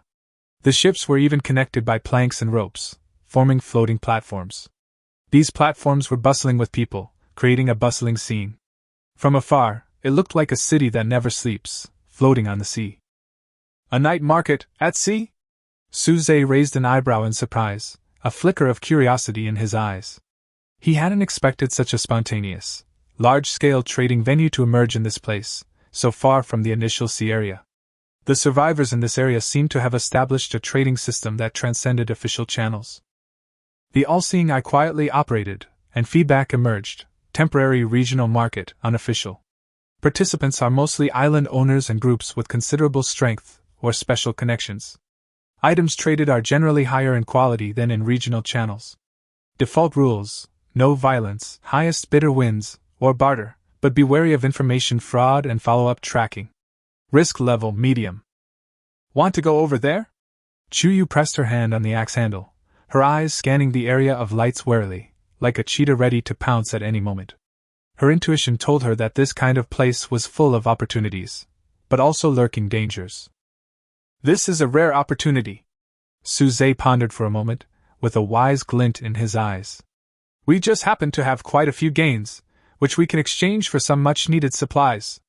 Stay alert and move closer. He knew that in a place like this, the slightest mistake could lead to an irretrievable situation. The Morning Star slowly approached. The market's full landscape gradually became clear. The largest ship had been transformed into a central platform. Its decks covered in tents and adorned with a variety of signs: dried exotic sea fish, shimmering minerals, and even crude weapons and leather armor. Smaller ships clustered around it like stalls, like stars surrounding the moon. Lighting came primarily from specially crafted lanterns filled with what appeared to be captured luminescent jellyfish. These lanterns emitted a soft blue-white halo, illuminating the traders' diverse faces, some etched with history, some radiating shrewdness, and others concealing a dangerous presence. Suze asked Lao Chen and the first mate to stay behind on the ship, while he, along with Chuyu, lightly leaped onto the largest central platform. Their arrival immediately attracted considerable attention. The Morning Star was clearly superior to most ships, and Suze and the other two held a distinguished demeanor, standing out from the crowd.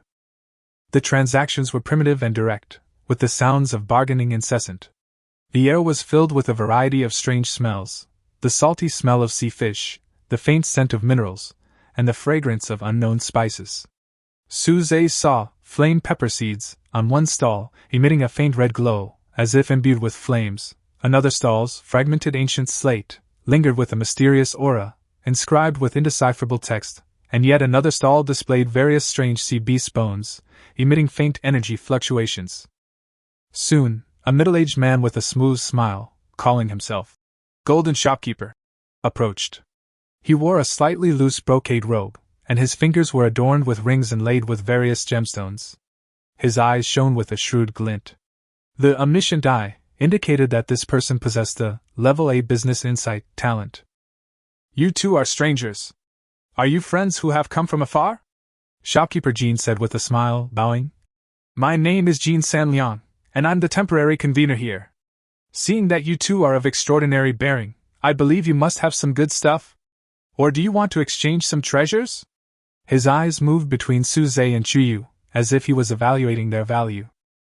Suze remained calm and took out a piece of high-quality red coral branch, and a few black pearls, from the package in Chuyu's hand. "Boss, take a look, how much are these worth?" His tone was flat, but with a confidence that should not be underestimated. Jean Sanliang's eyes lit up instantly. He took it and examined it carefully, marveling. "Excellent stuff. Red coral has excellent energy affinity, making it a top-quality material for jewelry and certain special potions. Black pearls are even rarer, containing the gentle essence of water elements. They are soothing and calming, and are quite popular among the nobles." He rubbed his hands, a calculating glint in his eyes. "What would you like to exchange, my friend?" After some bargaining, Suze traded 10 sections of colored coral for 5 packs of advanced tomato seeds, yield plus 80%, and a large quantity of iron ore. He also traded 3 large black pearls for a precious talent enhancement scroll, which slightly and permanently increases the effectiveness of a talent. These supplies were urgently needed, especially the talent enhancement scroll, which was a priceless treasure on the official forums. Finally, he traded a readily available item for a fragment of a ruins fragment map. Chuyu was drawn to a stall selling cookbooks. The stall was owned by a wrinkled elderly woman, her stall filled with a variety of exotic seafood and seasonings. She traded a few paralyzing stingers extracted from jellyfish for a copy of the seafood cookbook, which described a seafood stew that was said to significantly restore strength. She carefully kept it, thinking she could surprise Lin Wei and improve everyone's meals. Before leaving, Jean Sanliang looked at Suze meaningfully and whispered, "Friend, if you still have hard currency like energy crystals, the next time we meet, I can get the silver ore that you will definitely be interested in, or even rarer metals." His voice was very low, as if he was revealing a huge secret. Suze's heart moved, but his face remained calm. "If the goods are genuine, I will ask the shopkeeper for advice next time." He knew that energy crystals were important materials for upgrading the core of the island. Since the other party mentioned this, it meant that this market was more complicated than he had imagined. Leaving this sea city that never sleeps, and gazing back at the receding lights, Suze felt a profound reward. Not only had he acquired much-needed resources, but he had also glimpsed the complex ecosystem quietly forming among the survivors of this sea, a network that transcended channel transactions. This world was evolving at an astonishing pace, and the law of survival of the fittest was vividly demonstrated here. Chapter 100: The Shadow of the Black Iron Alliance. The Morning Star, laden with supplies from the night market, set sail under the moonlight. A cool sea breeze caressed the sails, creating a soothing melody of joy, as if commemorating the harvest. The crew beamed with joy. This trade had secured a vast supply of much-needed goods, ushering in a new era for the island's development. However, this tranquility didn't last long. As the sailboat approached a sea filled with foggy reefs, Chuyu's battle instinct suddenly sounded a warning. A large number of ships were lying in ambush ahead. Her body instantly tensed, like a cheetah poised for action, her right hand already on the axe handle. Almost at the same time, the warning from the all-seeing eye also surfaced in Suze's mind, energy signals from multiple ships detected, appearing to be surrounded. Identification mark, Black Iron Alliance. Threat level high. It is recommended to enter combat mode immediately. The next moment, 5 medium-sized warships and a significantly larger flagship, with a ferocious ram embedded in its prow, emerged from behind the foggy reef like ghosts, completely blocking the Morning Star's path. These ships were covered in a layer of black metal armor, which shone coldly in the moonlight, clearly undergoing special modifications. From the flagship's mast hung a black flag embroidered with a white anvil, the symbol of the Dark Iron Alliance. At the bow of the flagship, a tall, muscular, middle-aged man with a rock-gray skin was looking over with a sneer, his arms folded. Beside him stood the sinister-looking, venom-fang Kaisen, who was staring at Suze with a resentful look, as if he wanted to eat him alive. Suze! The burly man's voice was like a bell, with unquestionable arrogance. I am the leader of the Black Iron Alliance, Hei Yen! I give you face, but you are shameless. You have rejected my kindness time and time again, and you dare to kill my people and rob my mines? Do you really think that no one can control you in this sea? His voice echoed on the sea, with a strong threat. All-seeing eye, information, black rock, level 6, talent, A-rank rock skin, greatly boosts physical defense, reduces elemental damage. Combat power rating, very high. Weapon, black iron basilisk, attack plus 45, armor break. Danger level, extremely dangerous. Hyen continued to roar, his voice filled with violence. Now I'm giving you one last chance. Kneel down, kowtow, admit your mistakes, and hand over your ship, all your resources, and the girl next to you. I can consider sparing your life and letting you be a mining slave in the Black Iron Alliance. Otherwise, he suddenly drew the black iron heavy sword behind him and pointed at the Morning Star. Today, I will personally smash your broken ship and your shitty island to pieces and feed them to the fish. The cold murderous intent pressed down like a physical force, and the very air above the sea seemed to freeze. Ulchin and the first mate's faces paled, their grips on their weapons tight, beads of sweat oozing from their foreheads. They could sense the powerful aura emanating from the opposing ship, a murderous aura born of veterans. Suze's face was as gloomy as water as he slowly walked to the bow, his eyes calmly meeting Hei Yan's fierce gaze. The sea breeze rustled the corners of his clothes, but his body was as steady as a rock. His voice was not loud, but it was clear and powerful through the sea breeze. Hei Yan? It seems that the end of the Mad Wolf did not teach you to speak properly. He paused, his tone even with a hint of contempt. Want to annex me? With just these few broken ships of yours and these bunch of chickens and pottery dogs? You can try and see, will my cannons blow up your broken flag first, or will your stone head explode first? His voice was as calm as water, but with unquestionable confidence, as if he was stating an established fact. Before she finished her words, Chuyu silently stepped forward, her hand steady on the trigger of the bronze cannon, her cold gaze fixed on the waterline of the Black Rock flagship. Her eyes were as sharp as an eagle, as if ready to deliver a fatal blow at any moment. The two crossbows at the stern simultaneously raised their bolts, flashing coldly, aiming at the nearest Black Iron Alliance warship.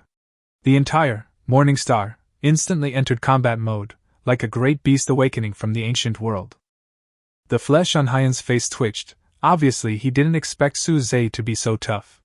He stared at Suze intently, then glanced at the bronze cannon that was obviously not easy to mess with, and the unusually calm Chuyu, and a look of weighing things in his eyes flashed.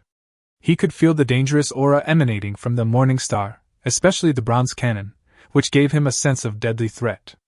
Finally, he swung his heavy sword in anger and chopped it hard on the side of the ship, leaving a deep mark.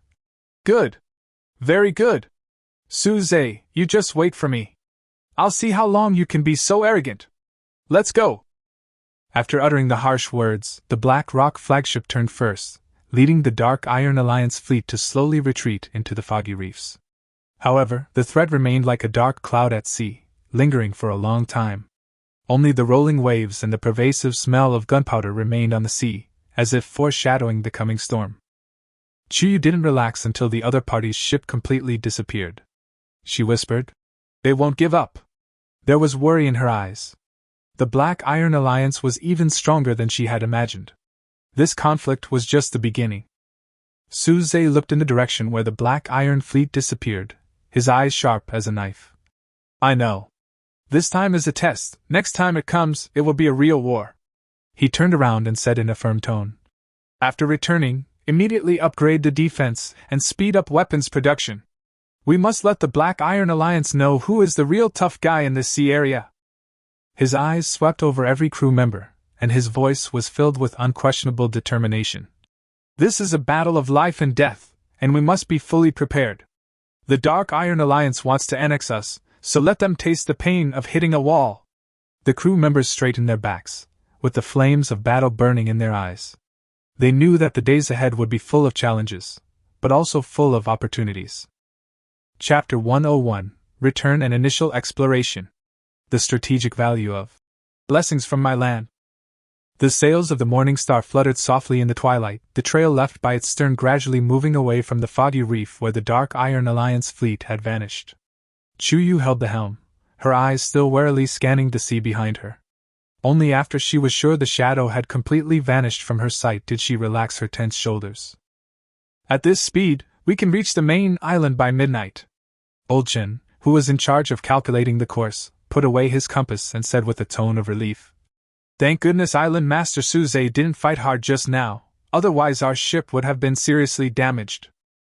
Suze stood at the edge of the deck, fingertips stroking his watch as he recalled the threat from the Black Iron Alliance. His brow furrowed slightly. "They won't give up, but for now, we need to return to the island to rest and digest our gains." In the cabin, Chuyu was carefully sorting out the supplies she had exchanged from the island night market. 5 bags of high-quality tomato seeds were wrapped in cotton cloth soaked in fresh water, the talent enhancement scroll was stored close to her body, and the black pearls were strung into a simple bracelet, which she said was to be used as a talisman for Lin Wei. Late at night, the lights of the main island finally came into view. The bronze fences gleamed coldly in the moonlight, and the warning vines on the guard towers drooped quietly, clearly indicating that the remaining residents were all well. The ship slowly approached the dock, and residents of the satellite islands, who had been waiting there, immediately stepped forward to help carry supplies. Their familiar greetings dispelled much of the fatigue of the long voyage. The next morning, Suze walked alone to the open space beside the workshop area. The sea breeze carried the fragrance of farmland plants. He immersed himself in his watch, focusing once again on the talent interface of many children, many blessings, my land becomes fertile soil. His bond with Lin Wei and Chuyu was deep enough, and the passive nourishment of fertile soil on the island had long been normalized. However, he had never had the opportunity to try the active skill called My Land Blessing. Blessing of the Land, active skill. The island master can mobilize the accumulated power of fertile soil to feed back to the bound one, significantly improving their talent effects or accelerating injury recovery for 10 minutes. Cooldown, 24 hours. Targeted repayment. This is the key to talent. Suze's eyes flashed, and he immediately asked someone to call Chuyu and Lin Wei. Lin Wei arrived the fastest. She had just finished watering the Xiaoguang tomatoes, and her fingertips were still stained with mud. Chuyu was holding a bronze axe, obviously having rushed over from the sword training ground, and the axe blade was still covered with unwiped morning dew. "I want to try a new use for my talent." Suze explained the effect of Blessing of My Earth clearly. Wait, you get ready first. I'll help you strengthen your ability to induce labor." Lin Wei's eyes lit up at the words, and she immediately ran to the nearby farmland and selected a newly sprouted ordinary tomato seedling. Suze took a deep breath, concentrating his mind on communicating with the earth beneath his feet. The fertile power born of his bond was instantly mobilized, transforming into an invisible emerald current that precisely enveloped Lin Wei. "Concentrate and use your reproductive power!" Suze shouted. Lin Wei immediately obeyed, placing her hands on the tomato seedlings. The next second, a miracle occurred. The seedlings, which normally take a day to grow to 10 centimeters, sprouted branches and leaves at a visible speed. The lavender buds blossomed in an instant, and finally, fist-sized red fruits were produced. The whole process took only 2 minutes, and the fruits were nearly twice as plump as ordinary tomatoes. All-Seeing Eye synchronously refreshes information. Lin Wei plant growth induction, temporary enhancement effect increased by 120%, can slightly change the crop gene sequence, success rate 30%. "It's amazing!" Lin Wei held the tomato in her arms, her voice trembling with excitement. "I can feel, it's like I can direct the plant to grow in a better direction." Suze endured the slight dizziness after mobilizing his strength and turned to Chuyu. "It's your turn, try to strengthen your combat instinct." A second golden current surged into Chuyu's body, and her eyes instantly sharpened like an eagle. She exerted a slight pressure on the bronze axe, and the blade gleamed with a faint cold gleam. She lashed out at the nearby wooden stake, a sharp, piercing sound echoing through the air. The stake, which would have taken 3 axe strikes, now had a crack 3 inches deep in it with just one blow. My perception range has expanded, and my reaction speed has also increased. Chuyu flexed her wrist and said in amazement. Just now, I was even able to predict the trajectory of the leaves in the wind. If this were a real battle, I would be able to deal with the LV-6C beast. 10 minutes later, the effect slowly faded, and both felt slightly weak, but the excitement on their faces was hard to conceal. Su-zhe rubbed his temples, and he had already made a plan in his mind. This skill must be saved for the critical moment, whether it was exploring the secrets of the coral reef or dealing with the counterattack of the Black Iron Alliance. It could become the trump card that turned the tide of the battle. Chapter 102: Lin Wei's Surprise. New Varieties of Crops. After experiencing the effects of Blessing of the Earth, Lin Wei's understanding of plant growth seemed to have opened a new door. No longer content with simply accelerating growth, she began to ponder how to optimize crops, particularly the packets of high-quality tomato seeds she'd exchanged from the 4C's caravan. After a week of growing in the fertile soil, they had already produced immature fruit, but Lin Wei always felt it could be even better. For the next 3 days, Lin Wei practically slept in the high-quality farmland. She first sorted the seeds, selecting the 10 with the fullest, most energetic kernels and planting them individually in the most fertile corner of the field. She then mixed the juice of Shaoguang tomatoes with fresh water and watered the seedlings 3 times a day. When inducing growth, she even deliberately incorporated the residual power of Blessing of the Earth. A small amount of lingering energy remained in the fertile soil after Su-zhe had used it the day before, attempting to guide the crops toward larger, sweeter, and more energetic growth. Su-zhe and Chuyu both saw it, and Chuyu even helped her set up simple insect-proof traps around the farmland. Su-zhe sent fresh fish fertilizer every day. It was made from the innards of rare sea fish caught with high-end fishing rods, and its fertility was 3 times stronger than ordinary animal manure. That afternoon, Lin Wei came to the farmland as usual, but found that the 10 tomato seedlings were different. Their stems were thicker than those of other tomatoes, the leaves were a rare dark green, and the fruits on the branches had a faint orange-red halo, which looked very much like the evening glow. Could it be successful? Lin Wei's heartbeat quickened as she carefully plucked a fruit. It felt heavy, nearly twice as heavy as a typical tomato. Breaking it open revealed the translucent flesh, juice dripping through her fingers. A sweet aroma instantly filled the air. She couldn't help but take a bite. The sweet and sour taste exploded on her tongue, without any of the sourness of ordinary tomatoes.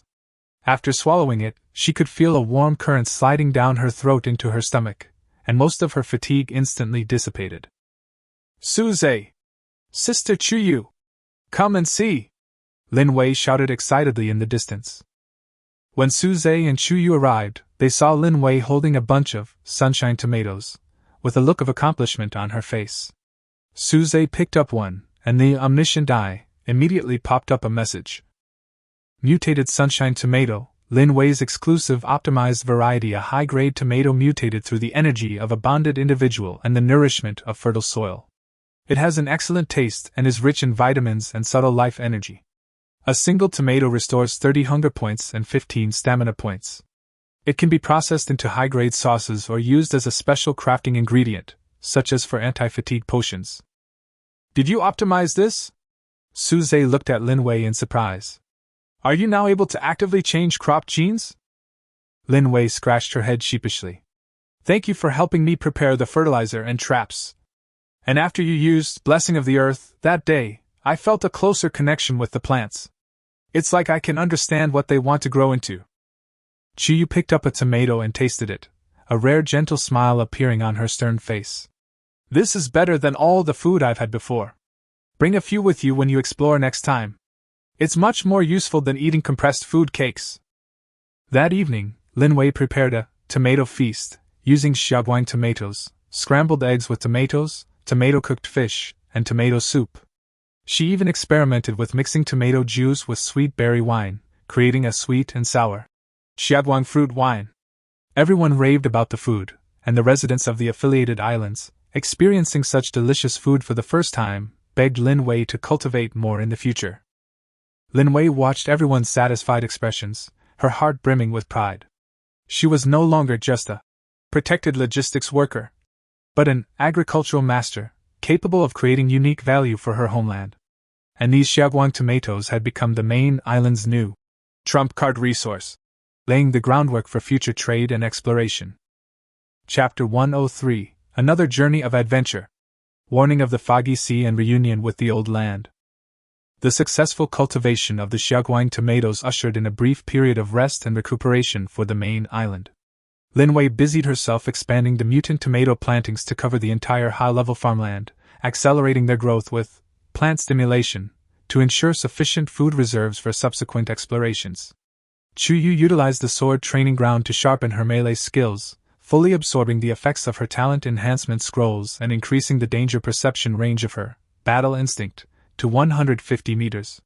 Su Zhe, consolidating resources, smelted the silver ore he had acquired into 10 silver ingots, adding a second bronze cannon to the Morning Star. His previous encounter with the stinging jellyfish in the reef area had made him acutely aware of the dangers of insufficient firepower.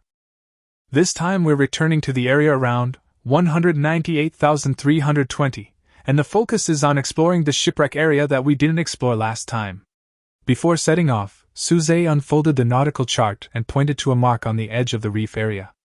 I didn't dare stay long after encountering the jellyfish last time, but the omniscient eye detected energy fluctuations from metal and wood over there, which is very likely an ancient shipwreck. And judging by the coordinates, the shipwreck area is only 10 nautical miles away from the coral reef secret realm, 182,301, so it's a good opportunity to find out more about the outer reaches of the secret realm along the way. Chu Yu nodded and increased the number of poison crossbow arrows to 20. The last swarm of poisonous jellyfish was very troublesome. This time, we need to bring more Molotov cocktails and antidotes. We should also ask Lin Wei to prepare some herbs that can repel sea beasts.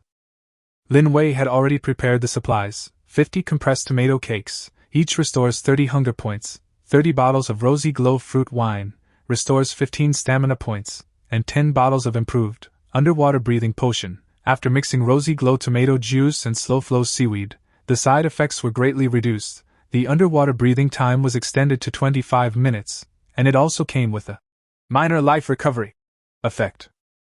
On the morning of the third day, the Morning Star set sail again. This time, along with Lin Wei, Chu Yu, Lao Qin, and the first mate, they also had a new resident of the affiliated island, Ah Shui. He possessed a D-rank underwater exploration talent. He had previously pinpointed the distribution of underwater reefs while helping to clear jellyfish debris from the reef area. This time, he was specifically responsible for exploring the shipwreck area. After 2 days of sailing, the familiar reef area came into view. Unlike last time, the sea was much calmer this time, with only a few luminescent jellyfish swimming in the distance.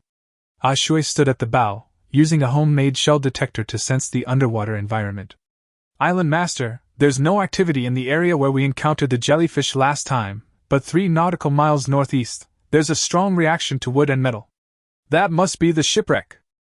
At this moment, Old Chin, who was in charge of the lookout, suddenly shouted, "There's a ship in front of the left. It's not from the Black Iron Alliance." Su Zhe raised his telescope and saw a medium-sized sailing ship with blue and white stripes nimbly shuttling between the reefs. A thin young man stood at the bow, holding a roll of nautical charts in his hand, as if he was mapping a route. The other side's mast was hung with a friendly sign made of shells, and there were no offensive flags. "It's an exploration team, not plunderers," Chu Yu concluded. She then stood at the bow and raised the white palm leaf flag they had agreed upon. The other ship hesitated for a moment before slowing down and raising the same string of shells. The 2 ships slowly approached, maintaining a safe distance of 50 meters. "Friends, are you also coming to this reef area?" The young man at the bow of the other ship spoke first, his voice bright and clear. "My name is Windwalker. I have the B-level talent, fast movement, and I specialize in mapping safe waterways. I was here a few days ago. There's a misty sea, 210,330, ahead that's particularly eerie. 9 out of 10 ships that enter will get lost." Su Zhe's heart trembled. This was completely consistent with the record in the logbook. He replied frankly, "We explored the 198,320 reef area last time, and this time we are specifically here to explore the shipwreck area and, by the way, to find out the surrounding conditions of the coral reef secret area. Have you been to the coral reef secret realm? A flash of surprise crossed Windwalker's eyes, but he lowered his voice. In the core area, there's a level 8 giant chitin with a shell so tough it could withstand a bronze cannon. The last time we caught a glimpse of it from afar, we were driven back by a swarm of jellyfish on the outskirts. By the way, this is the ruins fragment map we found in a nearby shipwreck. I don't understand it, but it might be useful to you. Suze took the animal skin and saw twisted lines and swirling markings on it. The eye of all-seeing couldn't decipher it for the time being. He gave him 5 bottles of xiaoguang fruit wine in return. This wine can restore your strength. You may need it when surveying. The 2 exploration teams parted amicably. Windwalker's ship continued its survey northward, while the Morning Star turned toward the shipwreck area.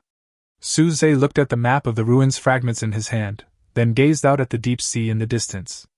The previous initial exploration, 198,320, was just the beginning.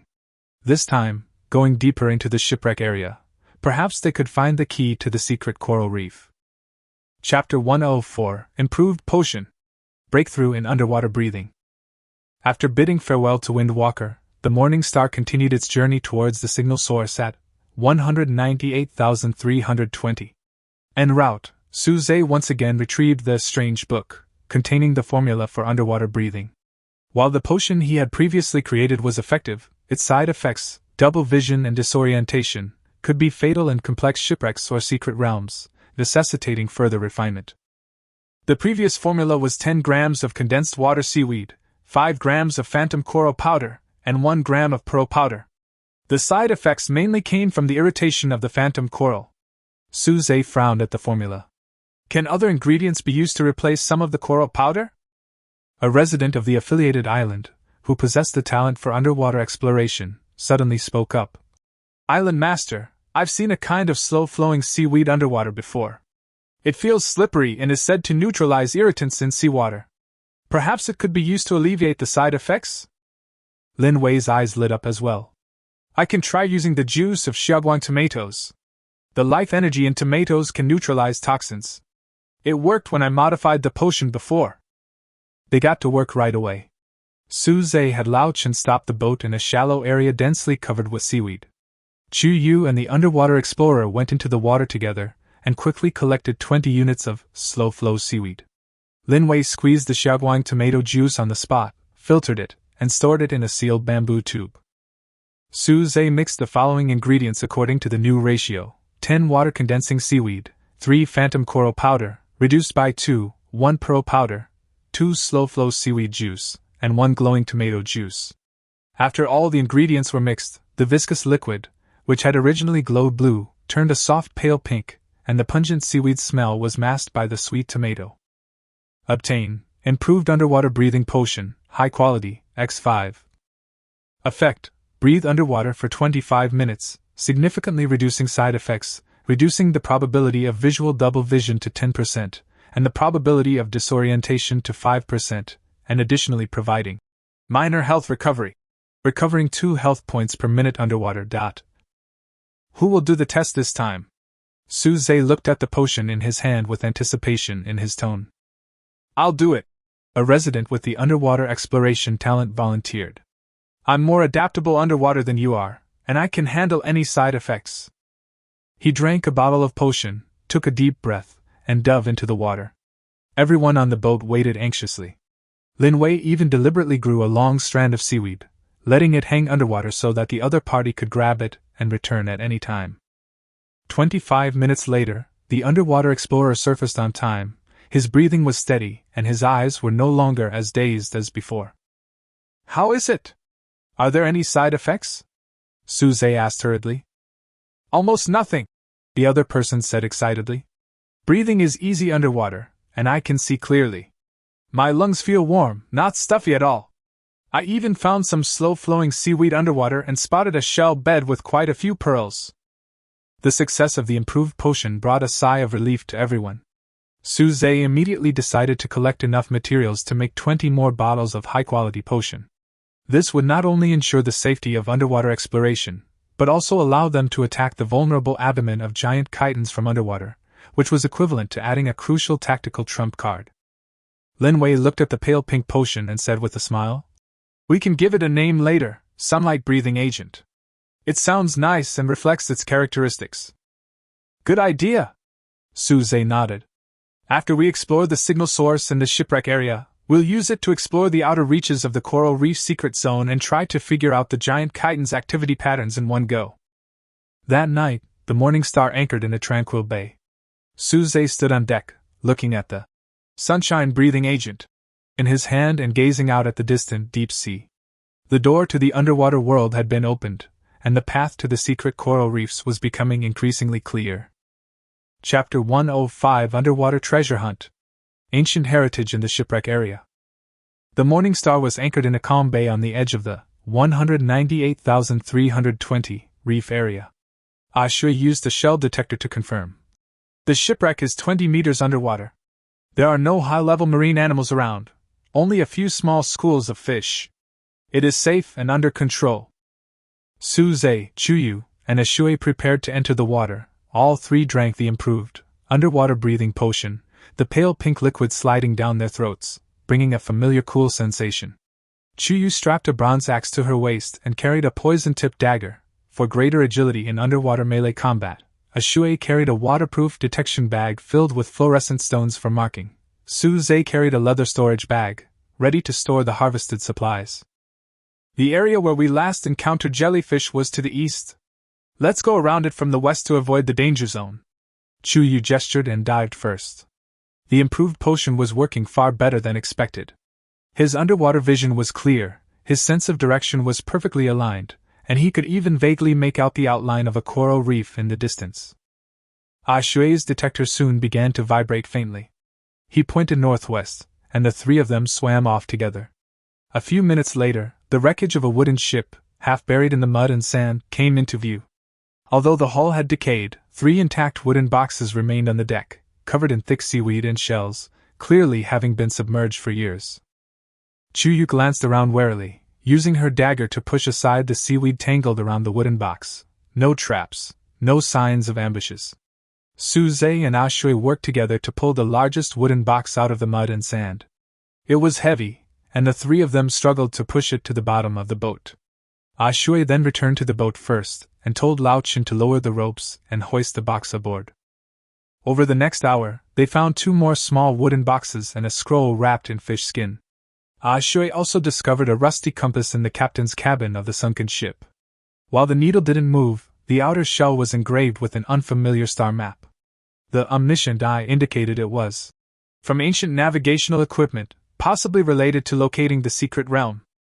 The three of them returned to the boat only after the effects of the underwater breathing potion were about to wear off. Lin Wei had already been waiting on the deck. Seeing them safely return, she immediately handed them a towel and some xiaoguang fruit wine. "Wipe it off quickly. Did you catch anything?" Su Zhe used a dagger to pry open the largest wooden box. Inside was a layer of waterproof tarpaulin. The items under the tarpaulin made everyone's eyes light up. 8 ancient gold coins, a golden sheen beneath the rust, their edges inlaid with tiny sapphires and engraved with hieroglyphics. Omniscient eye analysis. From an unknown ancient civilization, 90% purity, can be used as hard currency for cross-regional transactions or to craft special items. A wax-sealed, small iron box. Upon opening, 3 rubies, the size of pigeon eggs, were revealed. The crystals were pure, shimmering with a faint flame sheen. Contains faint fire elemental energy. Embedding weapons can increase fire damage, or be used to create cold resistance potions. A fish skin scroll. When unfolded, it is a detailed partial sea map, with the outline of the coral reef secret realm marked in the center, and hieroglyphs written next to it. Belly of the stone turtle, the key to the secret realm, and a line of small characters below. Eye of the whirlpool, the method to break armor. This scroll is so important. Lin Wei pointed excitedly at the nautical chart. The last time I analyzed the logbook, it mentioned that the giant chiton's abdomen was a weak point. Now it's finally confirmed. And the Eye of the Vortex is very likely the entrance to the secret realm. Chiyu picked up a ruby and placed it on the bronze axe blade. The fiery luster of the ruby intertwined with the cold light of the axe blade, making the axe blade glow with a hint of red. If it is embedded in the weapon, it should be able to break the hard shell of the stone turtle. Next time we go to the secret realm, we will be confident. Suze carefully put the scroll away and picked up the ancient compass again.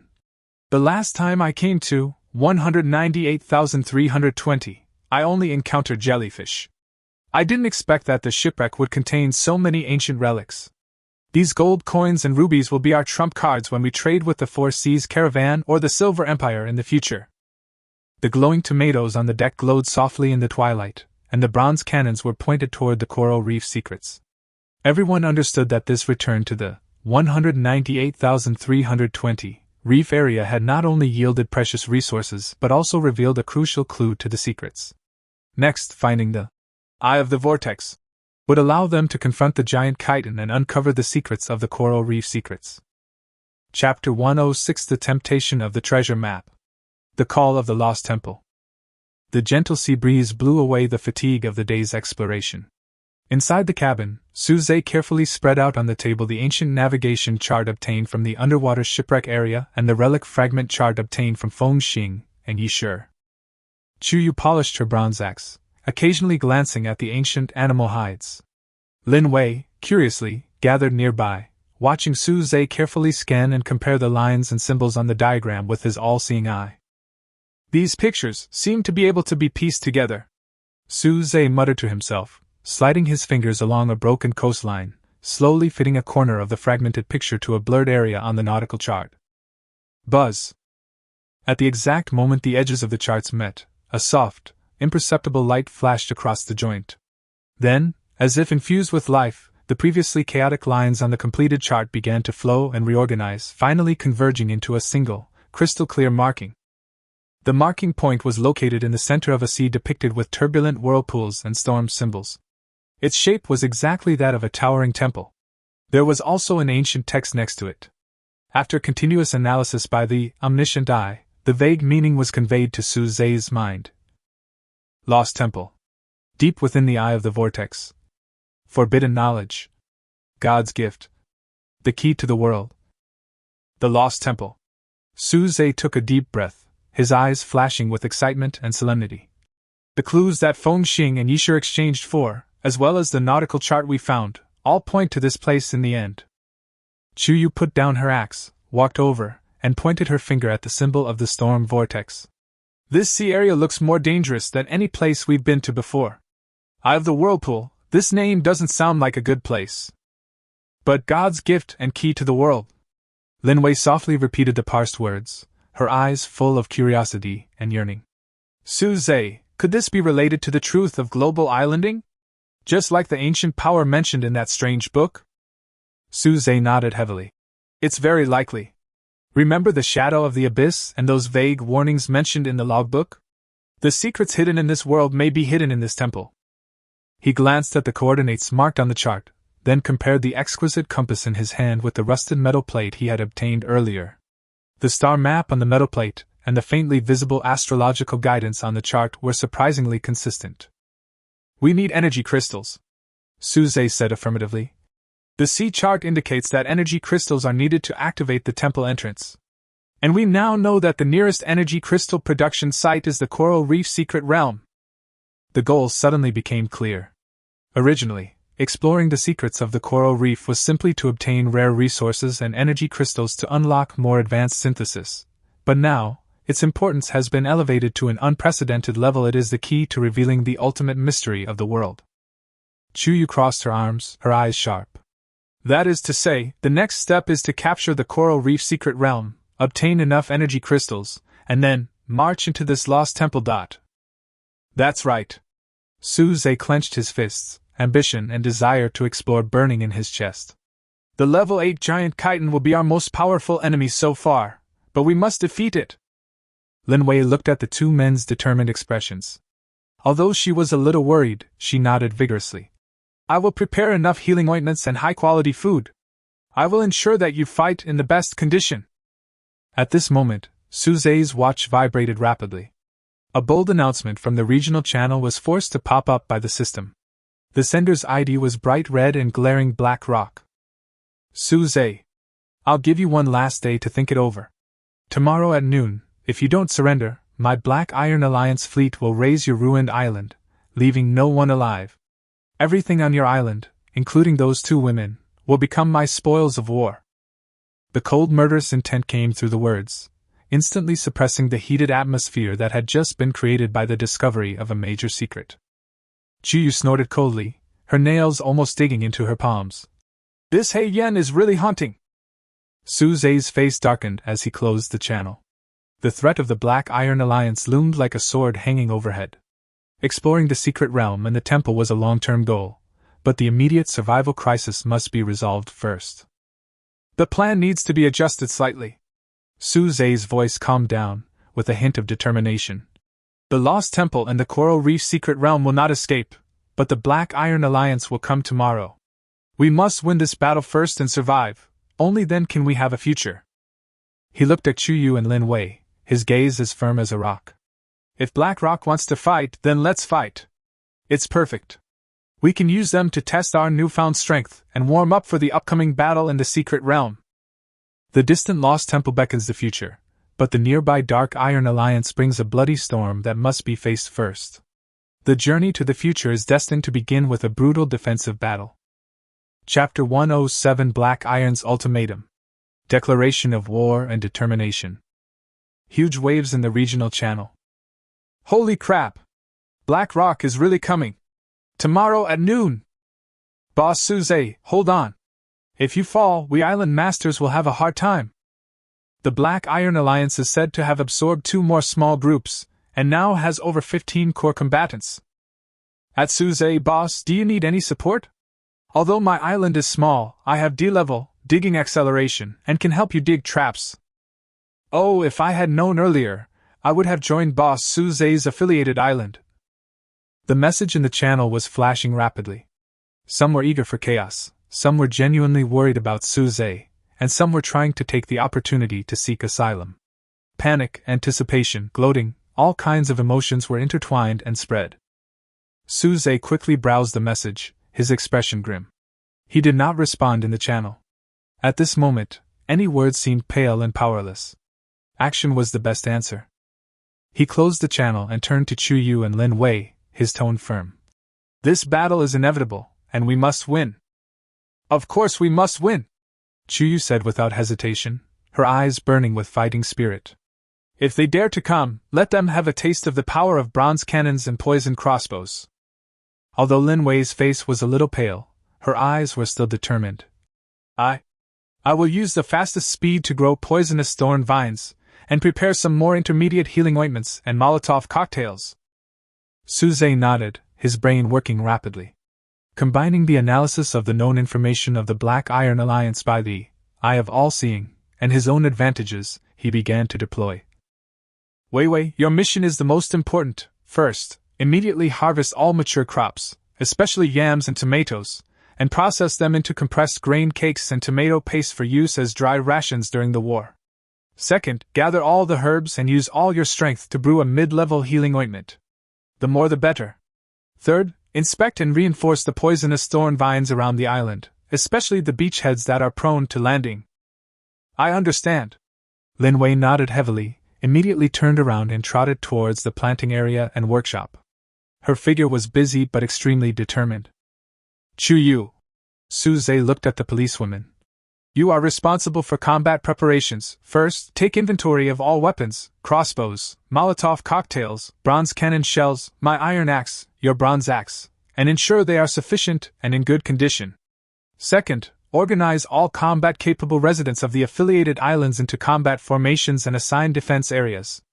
Third, set traps and tripwires at the docks and major landing points to slow down their landing. Leave it to me. Chuyu spoke concisely and immediately took action.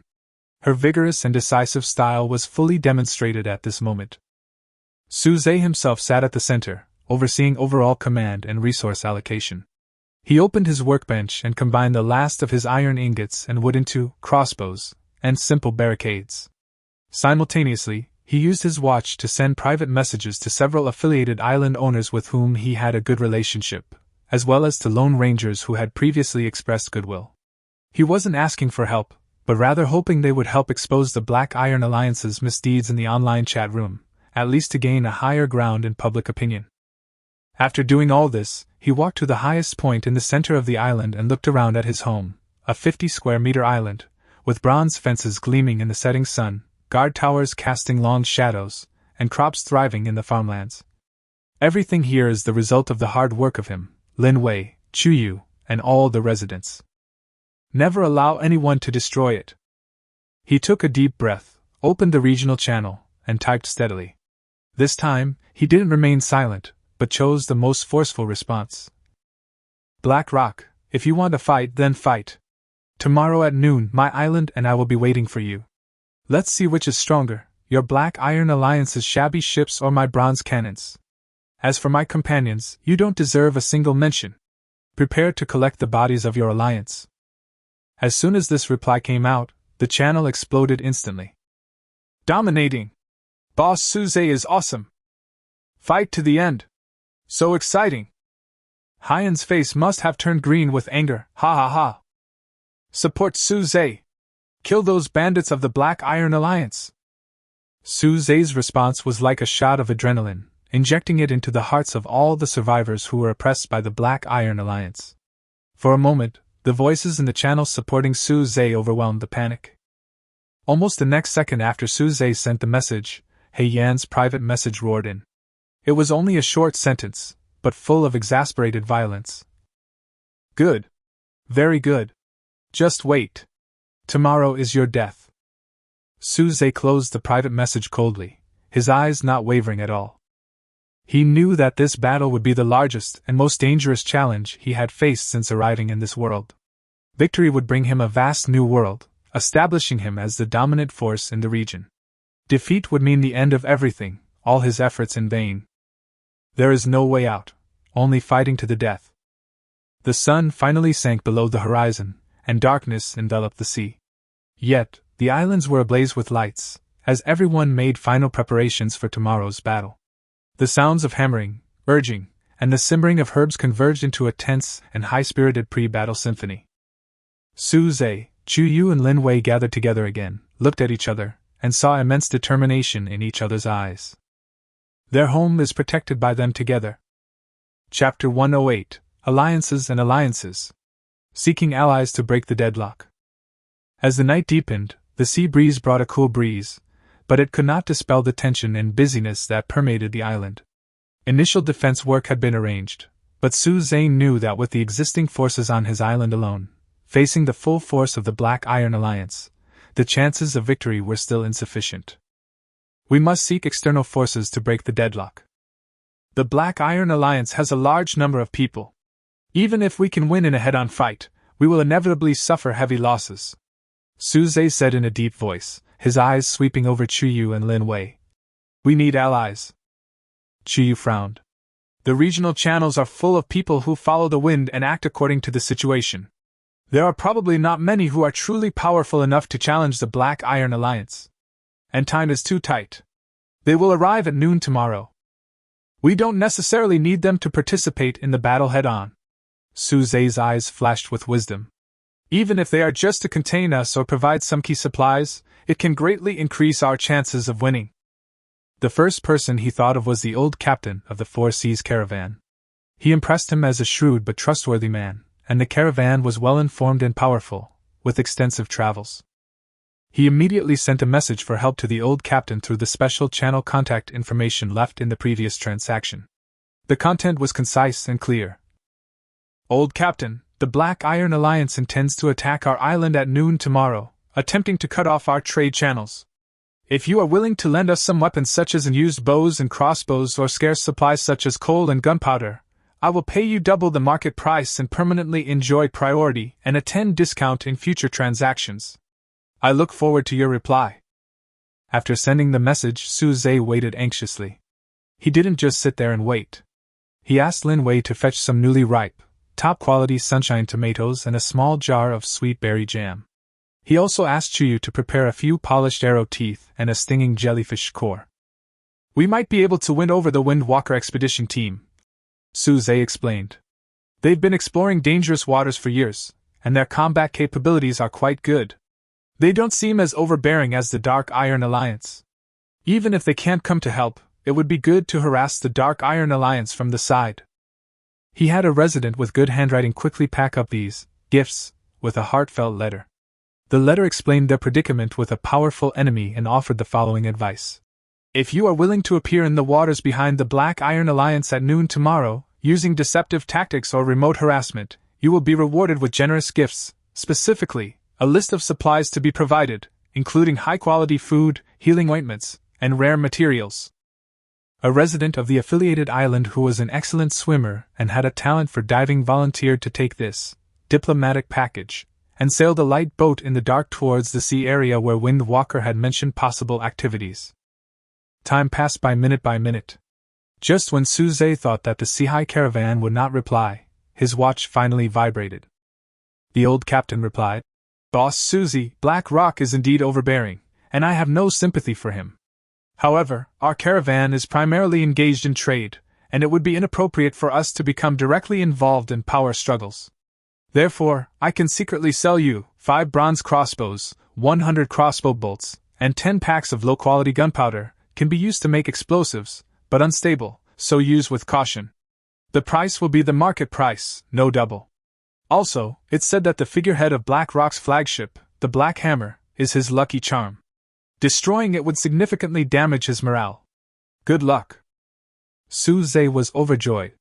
5 bronze crossbows and 100 crossbow arrows were enough to greatly enhance long-range firepower.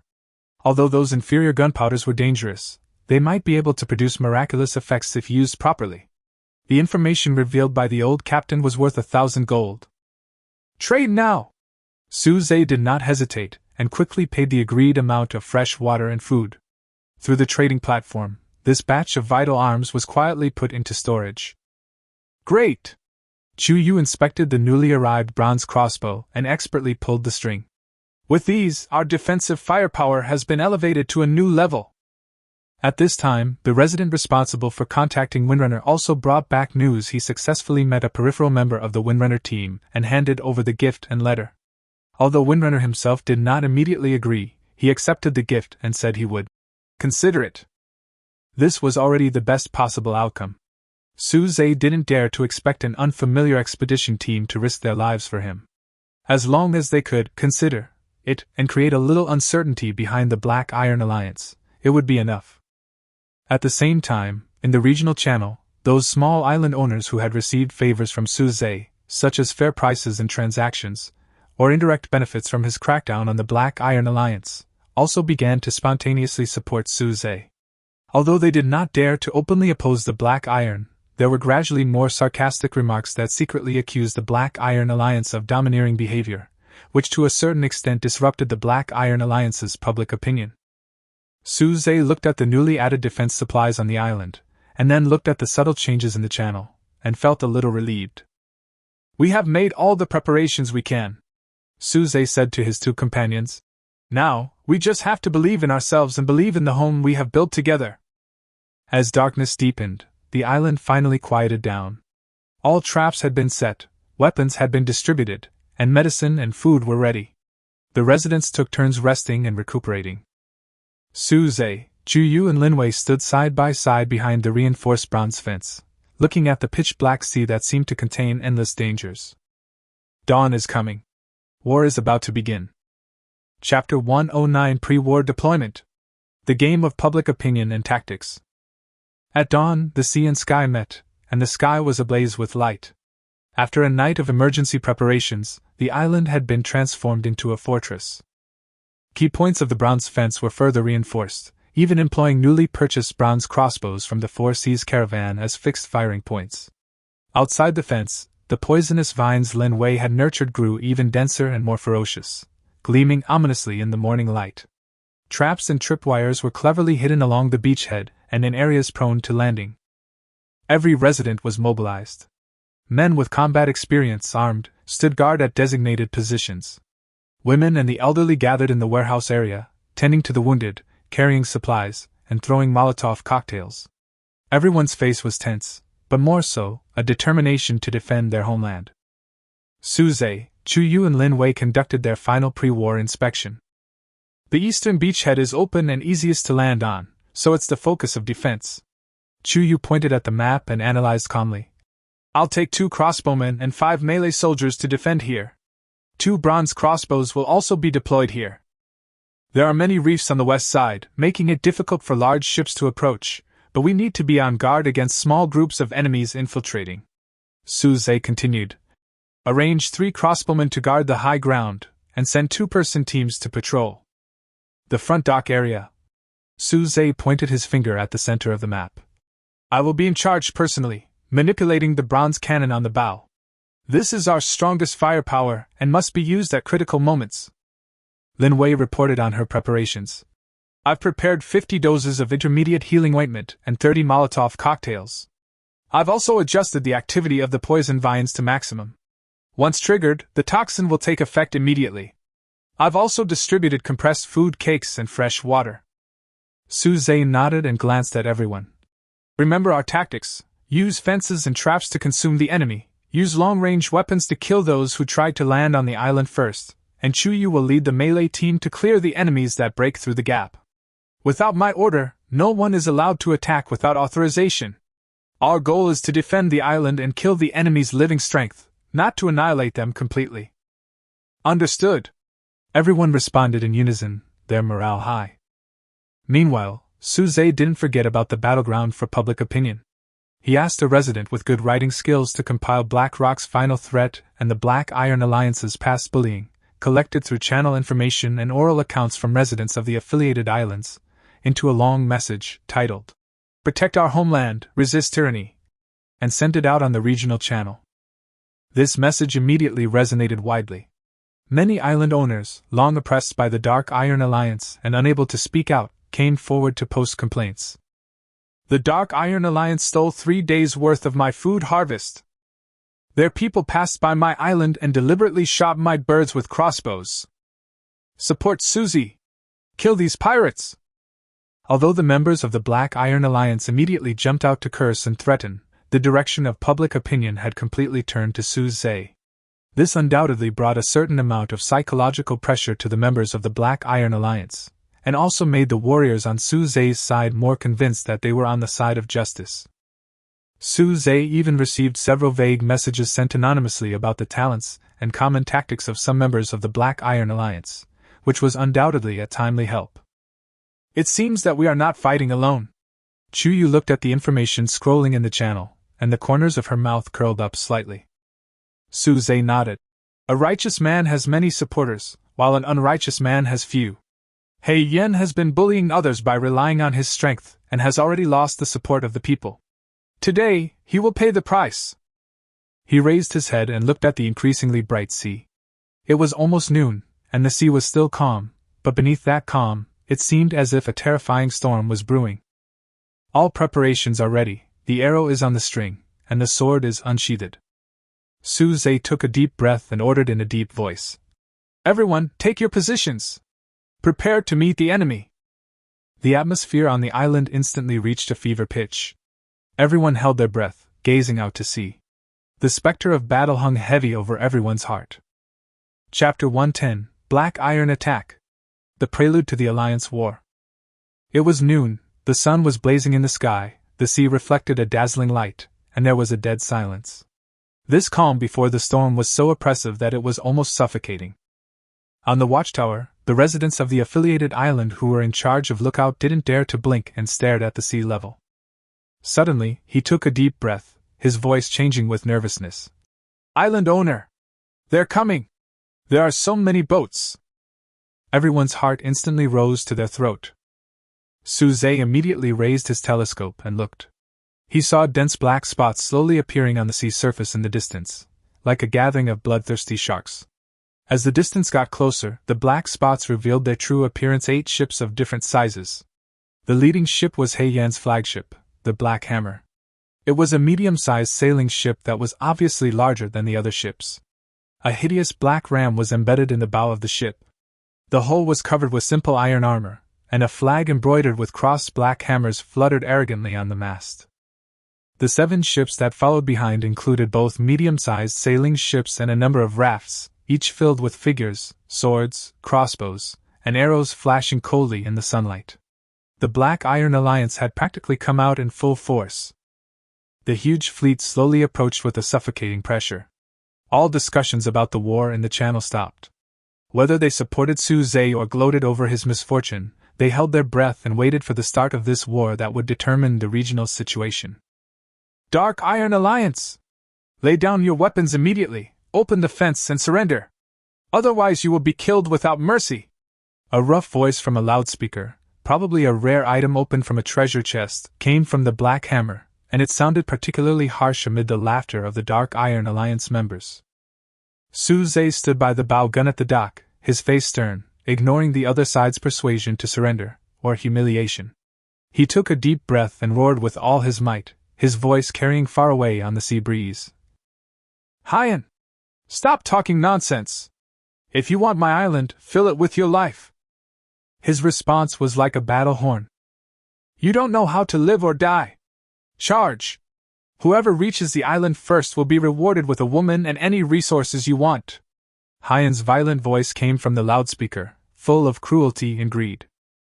The Black Iron Alliance fleet instantly accelerated, rushing towards the island like a wild dog on the loose.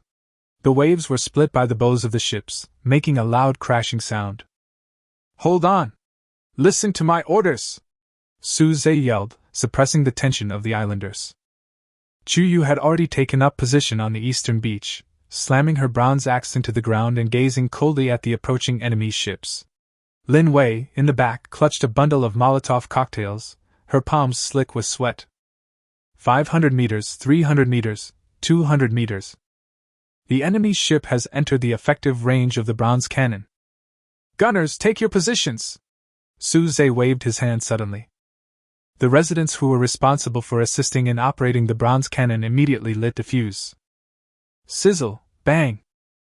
A deafening roar erupted, and a large amount of flames and thick smoke spewed out of the bronze muzzle. The heavy stone bullet whistled through the air, and with a scream of death, it accurately hit a medium-sized sailing ship that was in the front. Boom! Water splashed everywhere, wood ships flew everywhere. A huge hole was smashed directly into the bow of the sailboat, and seawater rushed in frantically. The enemies on the ship were immediately panicked and confused, and their speed dropped sharply. Well done! Cheers broke out on the island. The first shot hit the target, greatly boosting morale. Damn it! Aim at that cannon! Take the fucking cannon apart first! Hyan yelled angrily on the Black Hammer. More enemy ships swarmed in, and soon came within the range of the crossbows. Shoot! Chuyu ordered calmly. Whoosh whoosh. 2 bronze crossbows deployed to the east, along with 5 or 6 ordinary crossbows, simultaneously launched their bolts, sending them scattering like locusts towards the enemy ships and rafts attempting to approach the beach. Screams erupted, and several members of the Black Iron Alliance fell into the water, struck by arrows. The battle has begun. Arrows crisscrossed the air, and Molotov cocktails were thrown, igniting balls of fire on the sea. The Dark Iron Alliance, relying on their numbers, fearlessly attacked the island's defenses. Constant attempts to scale the bronze fences were pushed down or pierced by spears from the defenders. Suze nervously directed the artillery fire. Every roar of the slow-reloading bronze cannons temporarily halted the enemy's offensive. Chuyu, like a god of war, guarded the beachhead.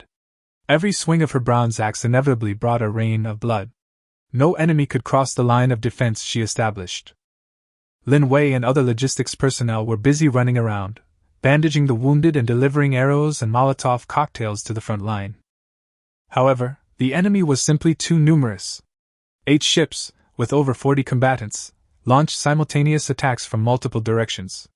The island's defenses were under immense pressure. Crossbows were frequently fired into the island, causing casualties.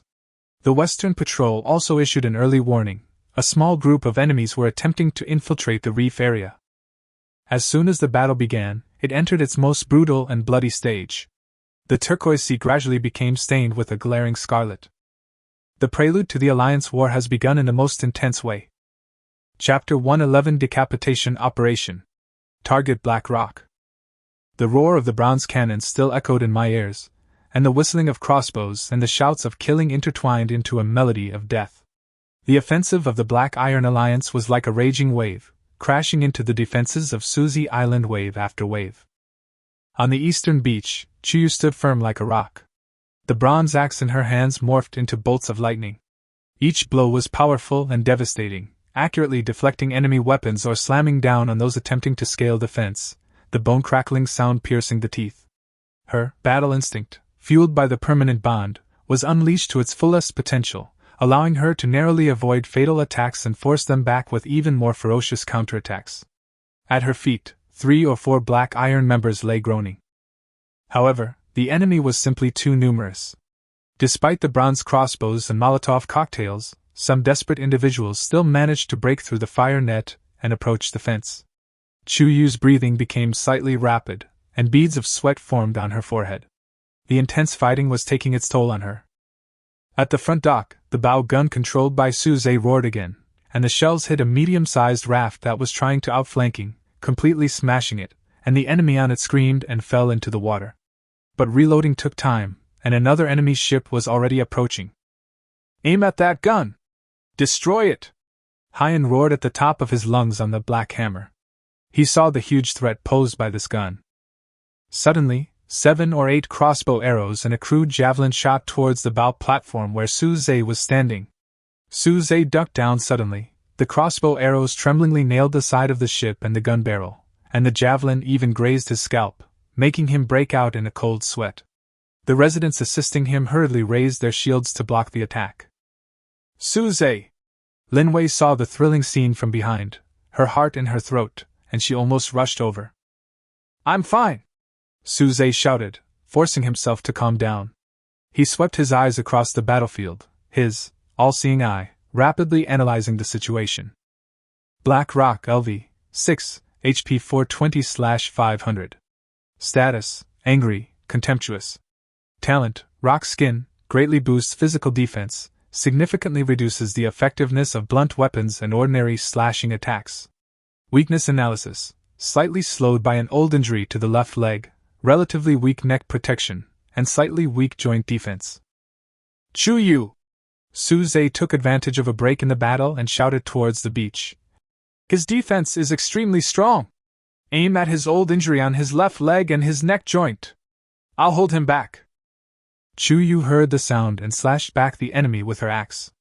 Her cold gaze instantly locked onto Hei-Yen, who was shouting from the bow of the black hammer. She took a deep breath, exerted force with her foot, and fiercely kicked a fallen enemy's spear towards Hei-Yen, disrupting his vision. Hyan easily swung his sword to deflect the spear, sneering. "A desperate struggle! Your attacks can't even scratch my skin!" At the moment he blocked, Suzy took the risk of leaning forward, aiming the spare light crossbow in his hand at Hei-Yen, and shot an arrow with a whoosh. This arrow was not aimed at the vital point, but at Hei-Yen's face, forcing him to block or dodge. As expected, Hyan subconsciously turned his head and swung his sword to block the arrow. This was his chance. Chuyu moved. She shot out from the beach like a cheetah, not directly at the black hammer, but at the deck of a nearby enemy ship entangled with the island. She touched the side of the ship with her toes, used the force to launch herself into the air again, and leaped directly at the black hammer. This happened so suddenly that no one expected Chuyu to be so brave and courageous that he dared to board the ship alone. "Stop her!" The men beside Hyan exclaimed and raised their weapons. While in midair, Chuyu's eyes were as cold as ice. With a sudden swing of his left hand, the last few Molotov cocktails that had been prepared long ago smashed towards the deck of the black hammer. Boom! The flames spread instantly. Although they didn't burn anyone directly, they successfully caused chaos and blocked most of the enemy's interception routes. Chuyu rolled onto the ground and without stopping, rushed straight towards the black rock. "Looking for death!" Hyan roared, wielding his heavy black iron sword, slashing him in the waist with a fierce wind. He was confident that under the protection of rock skin, no one could hurt him in the slightest. Chuyu, however, didn't take it head-on. Her battle instinct and bond empowered her to anticipate the sword's trajectory. She twisted her body at an impossible angle, slipping perilously close to the sword's edge, her jet-black hair severed by the wind. Meanwhile, the black iron axe in her hand didn't strike Hei-Yan's rock-hard body. Instead, it swooped down, fiercely striking the side of the knee on the leg that supported Hei-Yan, which had been injured. Ugh! He Yan was caught off guard, a sharp pain radiating from his old wound, which seemed to have weakened his defenses. He stumbled, his balance instantly broken, revealing a huge flaw. Now is the time. Su Zhe, who had been locking onto the fighter plane with his eye of all-seeing, raised the poisoned crossbow arrow, coated with dark green venom that he had treasured without hesitation, and pulled the trigger. Whoosh! The green shadow of death shot out like lightning, seizing the tiny moment when Black Rock's body was unbalanced and his old strength had been exhausted but new strength had not yet been generated, and penetrated into the gap between Black Rock's neck armor and helmet with incredible precision that was the relatively weak point of the rock skin defense. Puff! The sound of the poison arrow entering the flesh was barely audible, but it made the entire battlefield seem to be silent for a moment. Hyan froze, his eyes widening in disbelief. The poison took effect quickly, his face turning violet at a visible speed, the sheen of his rocky skin seeming to dim slightly. Intense pain instantly washed over him. No! Impossible! A strange hoarse sound came from his throat, and his health plummeted. The absolute defense he relied on was actually broken. How could Chuyu let this opportunity slip away? She endured the numbness in her arm from her previous extreme dodge, raised the bronze axe again, and with all her might struck He Yan's shoulder, which had become stiff from the poisoning. Snap! Even with rock skin, the defenses at the joints began to weaken after losing its energy and being poisoned. The sound of a shoulder blade shattering could be heard clearly, and the black iron heavy sword fell to the ground with a clang. Black Rock screamed and fell backwards. Alliance leader! The nearby Black Iron members were horrified and wanted to rush up to rescue. But Chuyu's axe blade was already at Hyan's throat. She swept her cold eyes over the enemies rushing towards her, and they stopped abruptly as if they were falling into an icy cave. Su Zhe also quickly commanded the crossbowmen in the direction of the dock to launch a deterrent shot to force back the enemy ships that tried to approach. Hyan collapsed to the deck, twitching in agony. The poison and severe injuries had completely depleted his fighting capacity, his eyes filled with fear, unwillingness, and disbelief. He had never imagined that his impenetrable defense would be breached in this way. Su Zhe stood at the bow, looking down at him, his voice cold. You lose. Don't kill me. Hyan struggled to utter words of begging for mercy. I'll give you all the resources, women, let me go.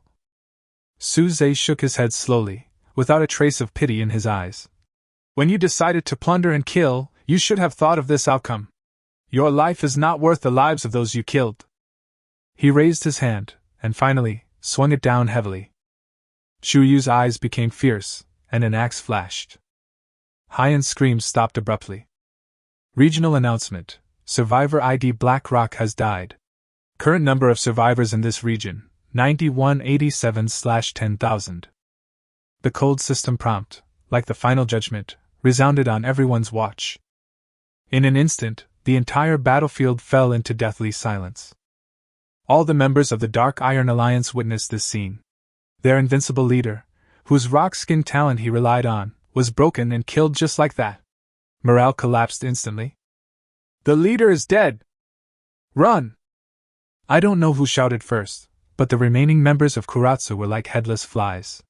They no longer cared about attacking and turned the ship around in panic, trying desperately to escape from this sea area that shattered their dreams.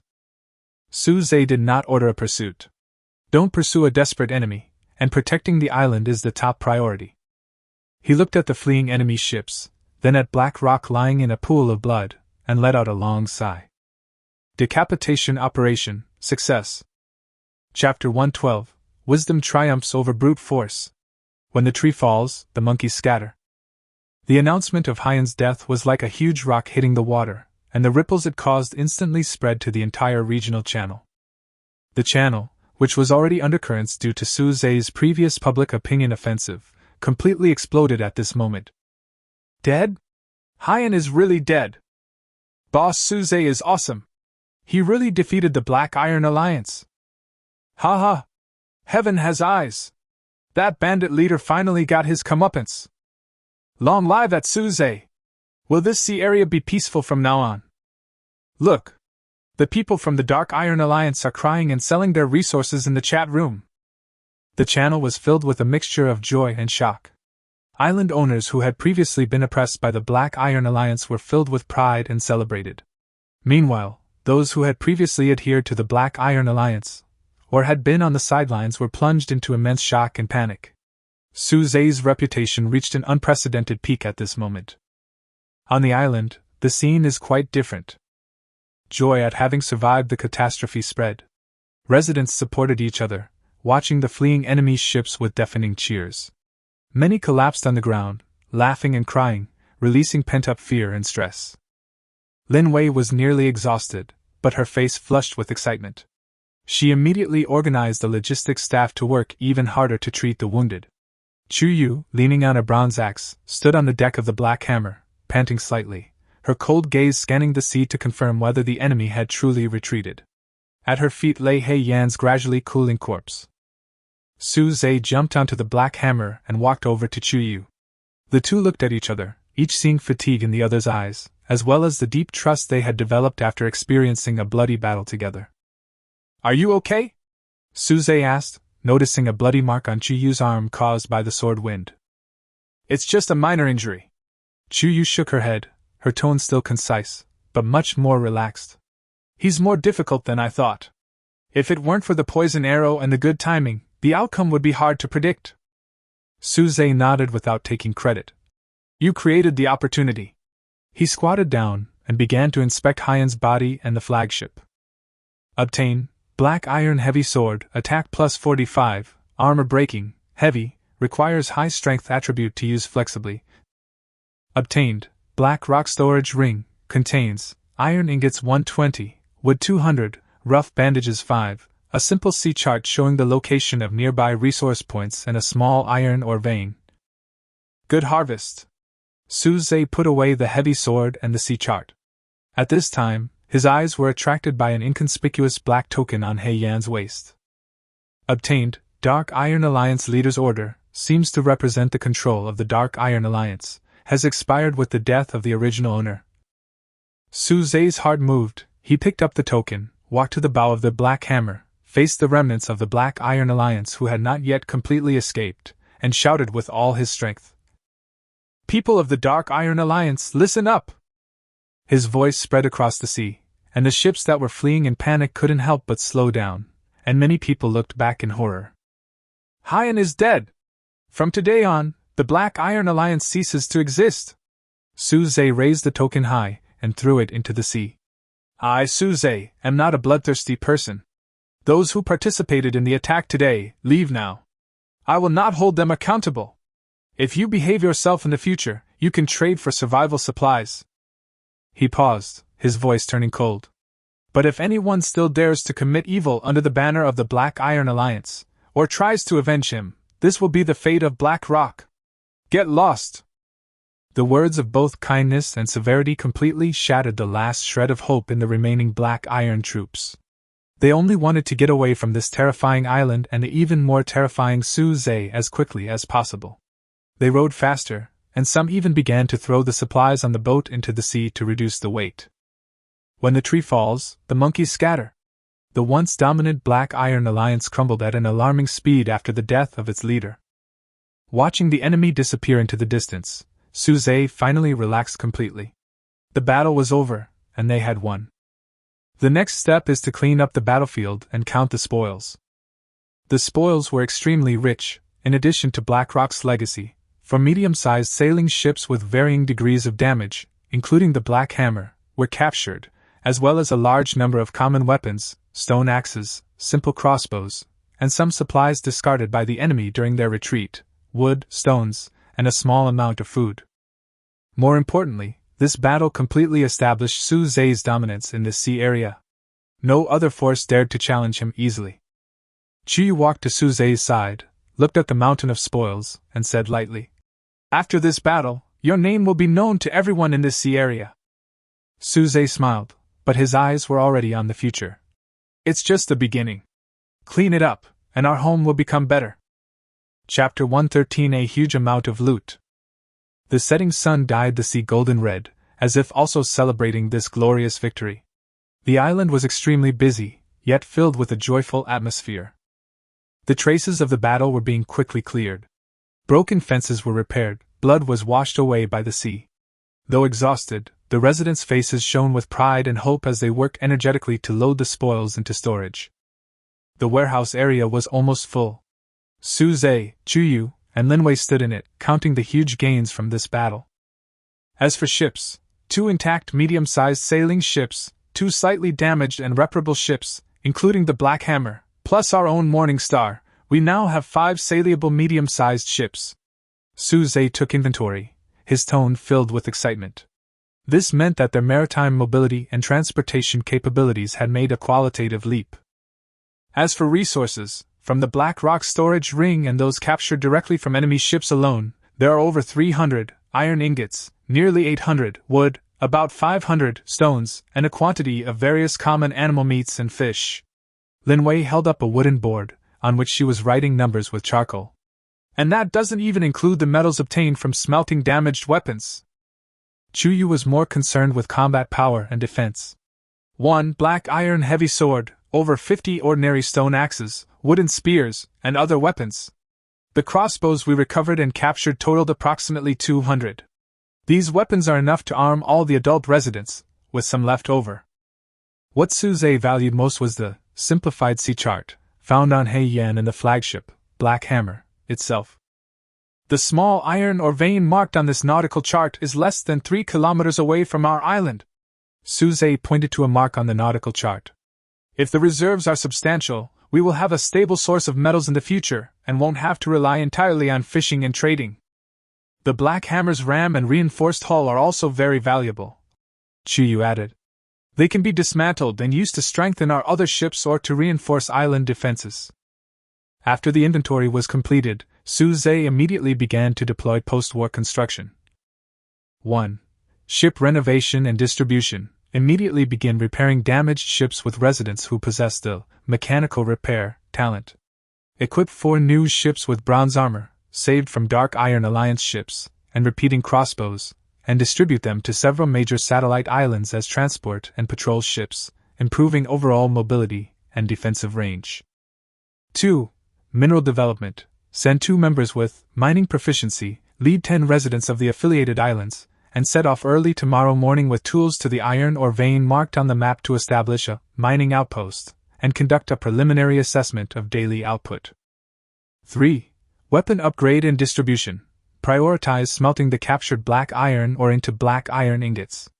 Use the first batch of black iron ingots to craft a more powerful black iron battle axe, attack plus 48, for Chuyu, and a black iron breastplate, defense plus 35, for Suze.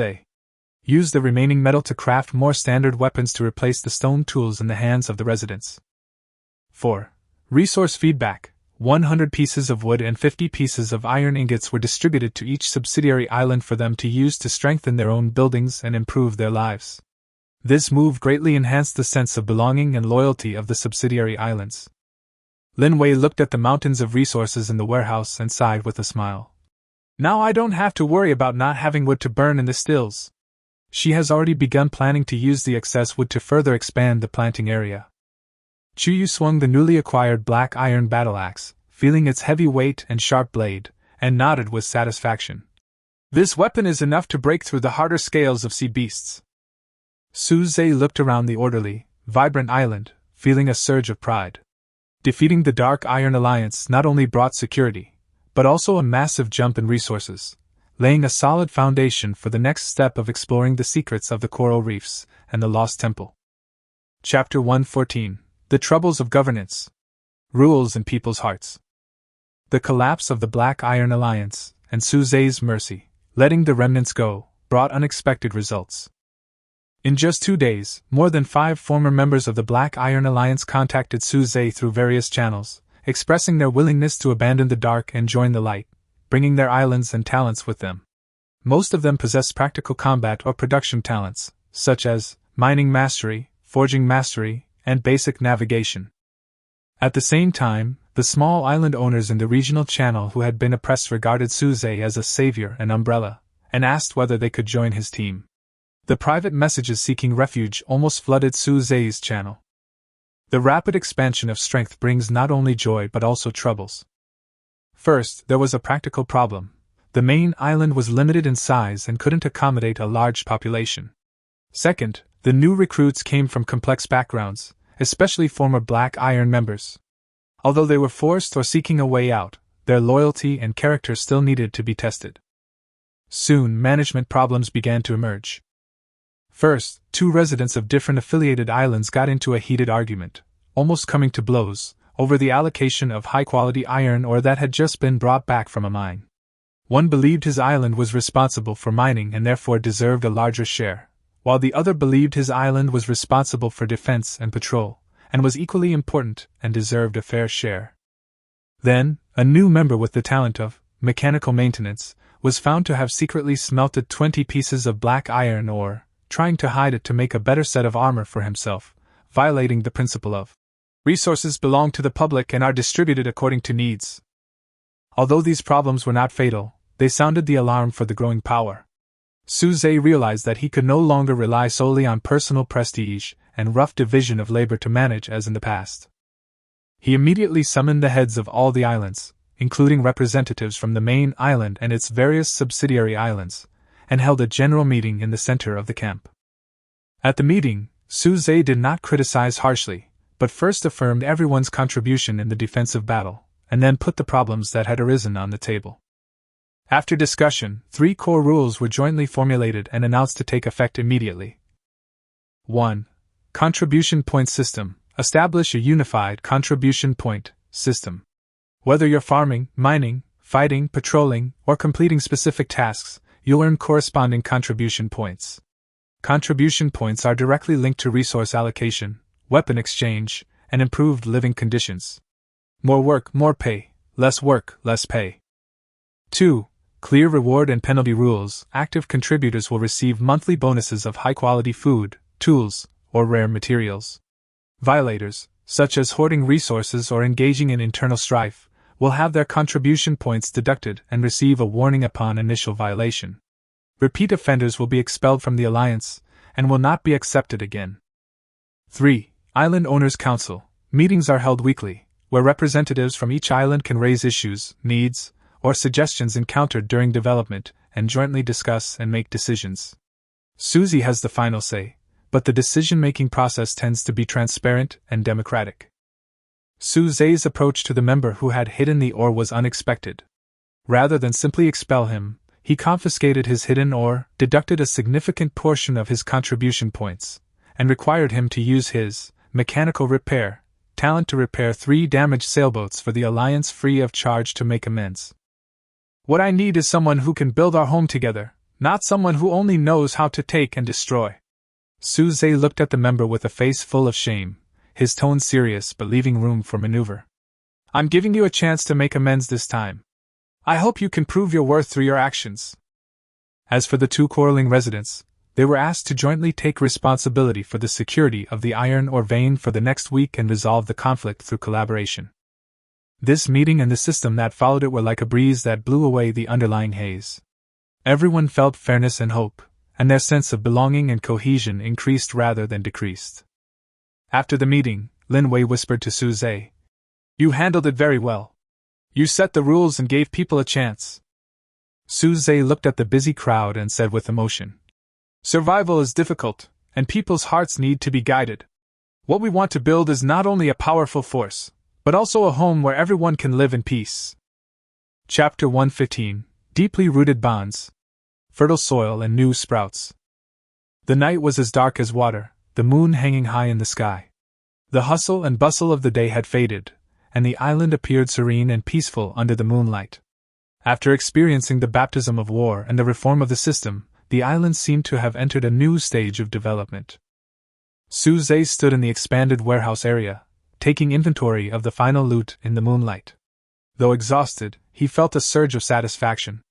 The battle aura and fertile soil bonuses granted by his permanent bond with Chuyu had played a significant role in this war, further strengthening the island's foundation. A sound of light footsteps came from behind him, carrying with it the faint, plant-based fragrance that was unique to Lin Wei. "It's so late, why aren't you resting?" Lin Wei walked over to him, her voice gentle. In her hands was a bowl of steaming hot soup, with a few slices of rosy tomatoes and precious shredded pork floating in it. I made some soup for you. You've worked hard today. Suze felt warm in his heart and took the bowl of soup. Thank you, you have been busy all day. I am checking the final figures so I have a better idea in my mind. Lin Wei looked at his focused profile and whispered. The way you handled things today, you looked like a real lord. Her tone was filled with admiration and a hint of imperceptible admiration. Suze smiled and shook his head. What's the matter with lord or not? I just hope everyone can live well. He took a sip of the soup, and the delicious taste refreshed him. Speaking of it, our bond. Thank you for your trust and support all the time. He was referring to the bond he first established with Lin Wei. She was the starting point of all this. Lin Wei's cheeks flushed slightly as she lowered her head and fiddled with the corner of her clothes. I should thank you for saving me and giving me a home. She paused, mustered up the courage to look up, a glimmer in her eyes. Also, seeing the island become better and better under your leadership, and everyone becoming more united, I'm very happy to be a part of this place. The atmosphere between them was warm and tranquil. The moonlight bathed them, seeming to soften the bond already forged. Though unlike Chu Yu's, which had suddenly blossomed after enduring trials of blood and fire, his friendship with Lin Wei, like a gentle stream, had already seeped into every inch of the island's fertile soil, a warm and enduring bond. Ding! Detecting a deepening emotional connection with my bond partner, Lin Wei. Trust and dependence are increasing. Friendship continues to deepen, increasing by 65%. Slightly improved bond effect. Lin Wei's talent plant growth has been slightly enhanced, growth speed plus 5%, rare crop mutation probability slightly increased. Island fertile soil activity has been increased, slightly shortened the growth cycle of all crops. The system's prompt sounded quietly. Although it did not bring about earth-shaking changes, it was a natural growth that came naturally, symbolizing the steady deepening of this bond. Suze felt a subtle warmth rising in his body and a deeper connection with the island. He smiled gently at Lin Wei. We made it better together. It will be even better in the future. Lin Wei nodded heavily, a bright smile blooming on her face, full of anticipation for the future. At that moment, Chu Yu also returned from patrol. Seeing Suze and Lin Wei standing side by side in the moonlight, she paused, not immediately moving forward to interrupt them. Her gaze lingered between them for a moment, a complex expression in her eyes, before she regained her composure and turned to walk silently back to her own quarters. The deep bond she had forged with Suze during battle had engendered in her an indescribable sense of belonging and a subtle, unprecedented sense of concern. The moonlight enveloped the island, illuminating Suze and Lin Wei who were whispering in front of the warehouse, and also illuminating Chu Yu who left alone but had someone in her heart, and even more illuminating this fertile land that thrived in adversity, and condensed the efforts and hopes of more and more people. A new chapter has begun. Chapter 116, Peak of Reputation. The beginning of a new regional order. The rising sun leaped above the sea, casting a golden-red glow across the water and dispelling the last vestiges of the night's chill. Having weathered the battle of the Black Iron Alliance, Susie's island, though slightly scarred, emerged stronger and more vibrant. The residents rose early to repair fortifications, tend to farmland, and inventory supplies. Each face was filled with the joy of surviving the catastrophe and a sense of confidence in the future. Suze stood on the reinforced bronze fence tower and looked out into the distance. After completely defeating the Black Iron Alliance and absorbing some of its legacy and personnel, his forces had become the most influential in this eastern sea area. The main island, a solid 50 square meters, boasts a comprehensive array of amenities: lush green farmland, wind turbine blades spinning steadily in the sea breeze, a workshop humming with activity, and the Morning Star stands at the dock, looking brand new. More importantly, it is surrounded by 10 satellite islands of varying sizes, like a moon surrounded by stars. 30 members of these islands live on these islands, each performing their duties in farming, mining, patrolling, and training, forming a nascent miniature maritime community. My watch vibrated, and the system announcement arrived as expected. Although it wasn't an official monthly update, the system seemed to have triggered a regional power assessment due to this war and its outcome. Regional power rankings, non-periodic evaluation version, have been generated. Rankings are based on the comprehensive strength of islands, area, facilities, combat power, affiliated forces, and the impact of recent major events. Congratulations to survivor, Su-Zhe, for reaching the top of the Eastern Sea Region Power Rankings. Awarded the title Guardian of the Eastern Sea Region. Unlocked permissions, regional trade dominance, can set basic transaction tax rates, slightly affecting the commission of regional trading platforms, priority access to rare resource information, refreshed permissions in this region. As soon as the announcement came out, the regional channel exploded instantly. Number 1 on the power list! Boss Su-Zhe deserves the title. After we kill the Black Iron Alliance, this sea will finally be peaceful. Support Su-Zhe. The title of Guardian. It sounds reliable. It's 10,000 times more powerful than a bandit like He Yen. At Su-Zhe boss, are you still hiring? I have D rank, weaving mastery, and can make fishing nets and ropes. Seeking asylum. I am willing to bring my island under the Lord's command and hand over resources regularly. However, amidst the cheers and calls for help, there were also some doubtful voices.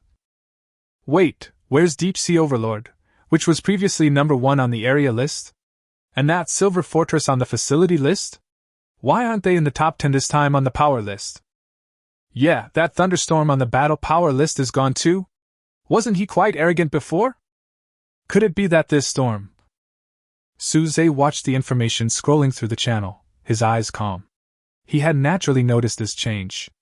Considering the information from the previous ranking update, back then, Deep Sea Overlord still held the top spot in terms of area with 120 square meters. Silver Fortress topped the facilities list with 125 points, and Thunderstorm topped the combat power list. The fact that they had all now disappeared from the top tier was no accident. The all-seeing eye, combining past information with logical deduction, offers a sober analysis. The possibility of a major storm inflicting devastating damage on large islands and high-profile forces is extremely high. Their defenses may not be fully able to withstand the combined damage of the storm and tsunami, or, due to their size, they may attract more damage than small and medium-sized islands. Factors such as conflict between factions or attacks by powerful sea beasts cannot be ruled out. The current regional power structure has been completely reshuffled by the Scourge and the destruction of the Dark Iron Alliance. In other words, the former giants may have been defeated and annihilated in the wrath of heaven and earth, and this has created space for the rise of forces like Su-Zhe that focus on balanced development, solid defense, and internal unity. Private message notifications began to ring continuously, with numerous small factions and lone rangers submitting applications for allegiance. Su-Zhe took a deep breath, knowing this was the inevitable consequence of expanding power, and a crucial moment for regional power restructuring. He remained calm and used his eye of all-seeing to screen them. He ultimately selected 5 small factions with unique talents and decent reputations, and approved their applications for affiliated alliances. The terms were clear: a monthly handover of 10% of resource output in exchange for Su-Zhe's protection, stable access to fresh water and food, and a promise of support in times of crisis. One of them possesses the gift of navigational mapping, enabling more accurate recording of waterways and reefs. The other possesses the rare B-rank skill, ancient text deciphering. While their skill level may be limited, they are still the talent Su-Zhe urgently needs to explore the mysterious clues. Their joining will undoubtedly make up for the shortcomings of Su-Zhe's forces in certain areas. Moreover, whenever minor frictions and arguments occasionally arise in the regional channel, people will at Su-Zhe, hoping that he will seek justice. Su-Zhe handled 2 such conflicts without favoring either side. Instead, he proposed solutions based on facts, resource compensation, and compliance with regional rules. This solution won the approval of both parties and widespread praise within the channel, earning him the nickname Fair Island Owner. Chu-Yu arrived at the foot of the watchtower at some point and looked up at Su-Zhe, who was handling matters above. Lin-Wei also came over and handed her a freshly picked xiaoguang tomato. He looks more and more different, doesn't he? Lin-Wei said softly, with pride in her tone. Chu-Yu took the tomato and took a bite. The sweet juice filled her mouth. She looked at Su-Zhe, whose figure became increasingly tall and steady in the morning light. She nodded and commented concisely and affirmatively. He is no longer the survivor who struggled to survive on the 3-square-meter reef. He is now the real overlord.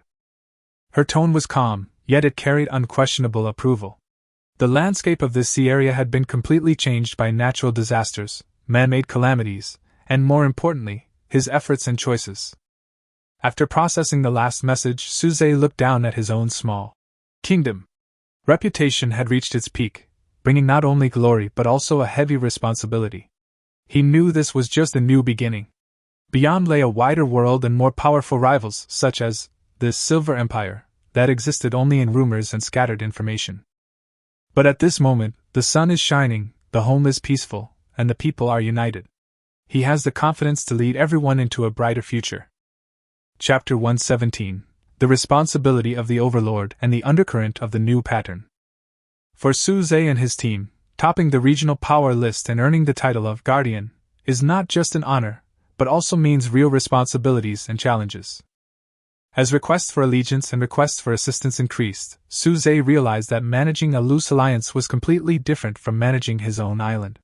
He needed to establish a clearer set of rules that could both protect the interests of the main island and make the affiliated forces follow willingly. In the afternoon, he convened the first internal alliance meeting in the newly built meeting tent. Participants included Chuyu, Lin Wei, several core members of the main island, and representatives of 5 newly joined affiliated forces. Everyone, Suze said straight to the point. Since you have chosen to unite, we will share weal and woe. We have only 2 core principles: consistency externally and fairness internally. He proposed preliminary alliance charters. 1. Mutual assistance obligation. If any member encounters an external attack, sea beasts or predators, surrounding members must provide timely support within their capabilities. The main island, as the core, assumes the responsibility for coordination and ultimate defense. 2. Resource circulation. Establish an internal contribution point system. Members can earn contribution points by completing alliance missions, such as exploring specific sea areas, providing rare materials, participating in collective defense, etc. These points can be redeemed for high-quality resources provided by the main island, such as sunlight tomatoes, intermediate ointments, and even the right to rent black iron weapons. 3. Information sharing. Members are required to regularly share information on surrounding waters, resource locations, and potential threats. The main island will summarize and analyze this information and pass on valuable intelligence to lower levels. 4. Dispute arbitration. Disputes between members may be submitted to the main island for arbitration. Suze will make a ruling based on the rules and the actual situation. Those who refuse to comply will be punished with a warning or even expulsion from the alliance. This plan, which both granted affiliated factions a degree of autonomy and channels for advancement, while also ensuring the core position of the main island and the overall cohesion of the alliance, was unanimously approved by the participants. The contribution point system, in particular, gave these smaller factions hope of acquiring scarce resources through hard work, rather than simply unilaterally surrendering them. After the meeting, the representatives left by boat one after another, with new expectations for the future on everyone's face. Chuyu watched their receding figures and said to Suze, "The rules have been established, but whether they can be fully implemented still needs time to test. Especially the word fairness, which is easier said than done." "I know." Suze nodded. "So we need to be strong and clear-headed enough. Only in this way can people be truly convinced, rather than just afraid of our military power." Lin Wei was more concerned about the actual output. "With so many more mouths to feed, even though they produce their own food, the pressure on us has increased. I need to open up another piece of farmland to grow fast-growing yams as a strategic reserve." "Thank you for your hard work, Weiwei," Suze said gratefully. "Food is one of our greatest strengths." As the islands scrambled to adjust to their new roles, discussions on regional channels about the disappearance of the once powerful figure continued. Gradually, fragments of information began to piece together. "I was a peripheral member of the former Deep Sea Overlord Alliance. On the day of the storm, the leader's flagship was directly smashed by the huge waves. The remaining people didn't hold out for long. I heard that the Silver Fortress was overwhelmed by a horde of frenzied LV-7 and above sea beasts, and their defense towers couldn't even hold up." "Thunderstorm?" "It seems they were fighting over a storm treasure chest, and ended up both sides suffering losses, allowing the latecomers to take advantage." These fragmented pieces of information vaguely confirmed Suze's suspicions: the unprecedented storm, compounded by existing power conflicts and the inherent dangers of the ocean, had resulted in a brutal reshuffle. Powers that were high profile, had numerous enemies, or had defensive weaknesses, even if they had once been powerful, could not escape the fate of collapse. Susie's island may not be the largest in scale, but it has balanced development, solid defense, and internal unity. It also seized opportunities before and after the storm, repairing treasure chests, obtaining blueprints, and absorbing population, and finally stood out in this great test of time and became the leader of the new era. However, Suze wasn't complacent. He knew full well that the status of regional hegemon wasn't a safe place to rest on. Internal integration took time, alliances needed to be cultivated, and externally, the power vacuum and resource legacy left behind by those vanishing leaders would inevitably spark new covetousness. Furthermore, there were still many unreachable behemoths. He stood at the dock, gazing at the brand new hull of the Morning Star. This ship would carry them to further waters, exploring the secrets of the coral reefs and searching for clues to the lost temple, but it would also inevitably encounter new challenges and opportunities. The seeds of a new regional order have already sprouted, and the responsibility of protecting and guiding this young seedling to grow has fallen on his shoulders. Chapter 118: The Sight of the Empire. The Powerful One in the Distance. The midday sun was scorching, and the sea reflected a dazzling light. Suze was in the workshop instructing a new member with the mechanical maintenance talent on how to use black iron or to maintain the gears of a repeating crossbow when his watch suddenly began to vibrate with an unusual, extremely subtle but continuous vibration. It was not a regional announcement, nor a private message, but a highly encrypted communication request, and the source ID was displayed as Silver Messenger. Suze's eyes fixed, he raised his hand to signal the members to continue working, and he walked to a quiet place aside and answered the call. A message popped up, the text concise, the format neat, and with an undeniable majesty. To the Island Master Suze. Our company, the Silver Empire, has taken note of your rapid growth and development in the East China Sea. In view of the potential and order you have demonstrated, we plan to send an envoy to your island in 3 days to discuss potential cooperation. We hope you will receive us with due respect. Silver Empire's Foreign Affairs Steward Dean Wei. At the end of the message, there is a complex emblem pattern made up of swords and gears intertwined. The all-seeing eye instantly activated, combining the information previously obtained from the remnants of the Dark Iron Alliance, scattered fragments in the regional channel, and the cryptic hints from the old captain of the Four Seas caravan, and quickly analyzed the feedback. Silver Empire, suspected to be a large, cross-regional alliance. The core island is estimated to be over 500 square meters. Advanced technology is mastered, preliminary estimates include steam power, precision metallurgy, and possible possession of artillery and other firearms. Core members are primarily A-level talent, with a tight structure and strict hierarchy. Intentions unknown, risk assessment high. Recommendation: approach with caution, demonstrate value, and conceal core secrets. Suze's pupils contracted slightly. Here it comes. Faster than expected. He knew that encountering such a behemoth was both a huge opportunity and an unpredictable crisis. He immediately used his watch to urgently summon Chuyu, Lin Wei, and several leaders of the main affiliated islands to the meeting shed, a newly built simple wooden shed used for collective discussions. After everyone arrived, Suze did not hide anything and directly told everyone the information about the Silver Empire. The atmosphere suddenly grew solemn. The 500 square meter main island, steam power, artillery, these words had a huge impact on them, who were still using sailing wooden ships and bronze weapons. What do they want to do? Annex us?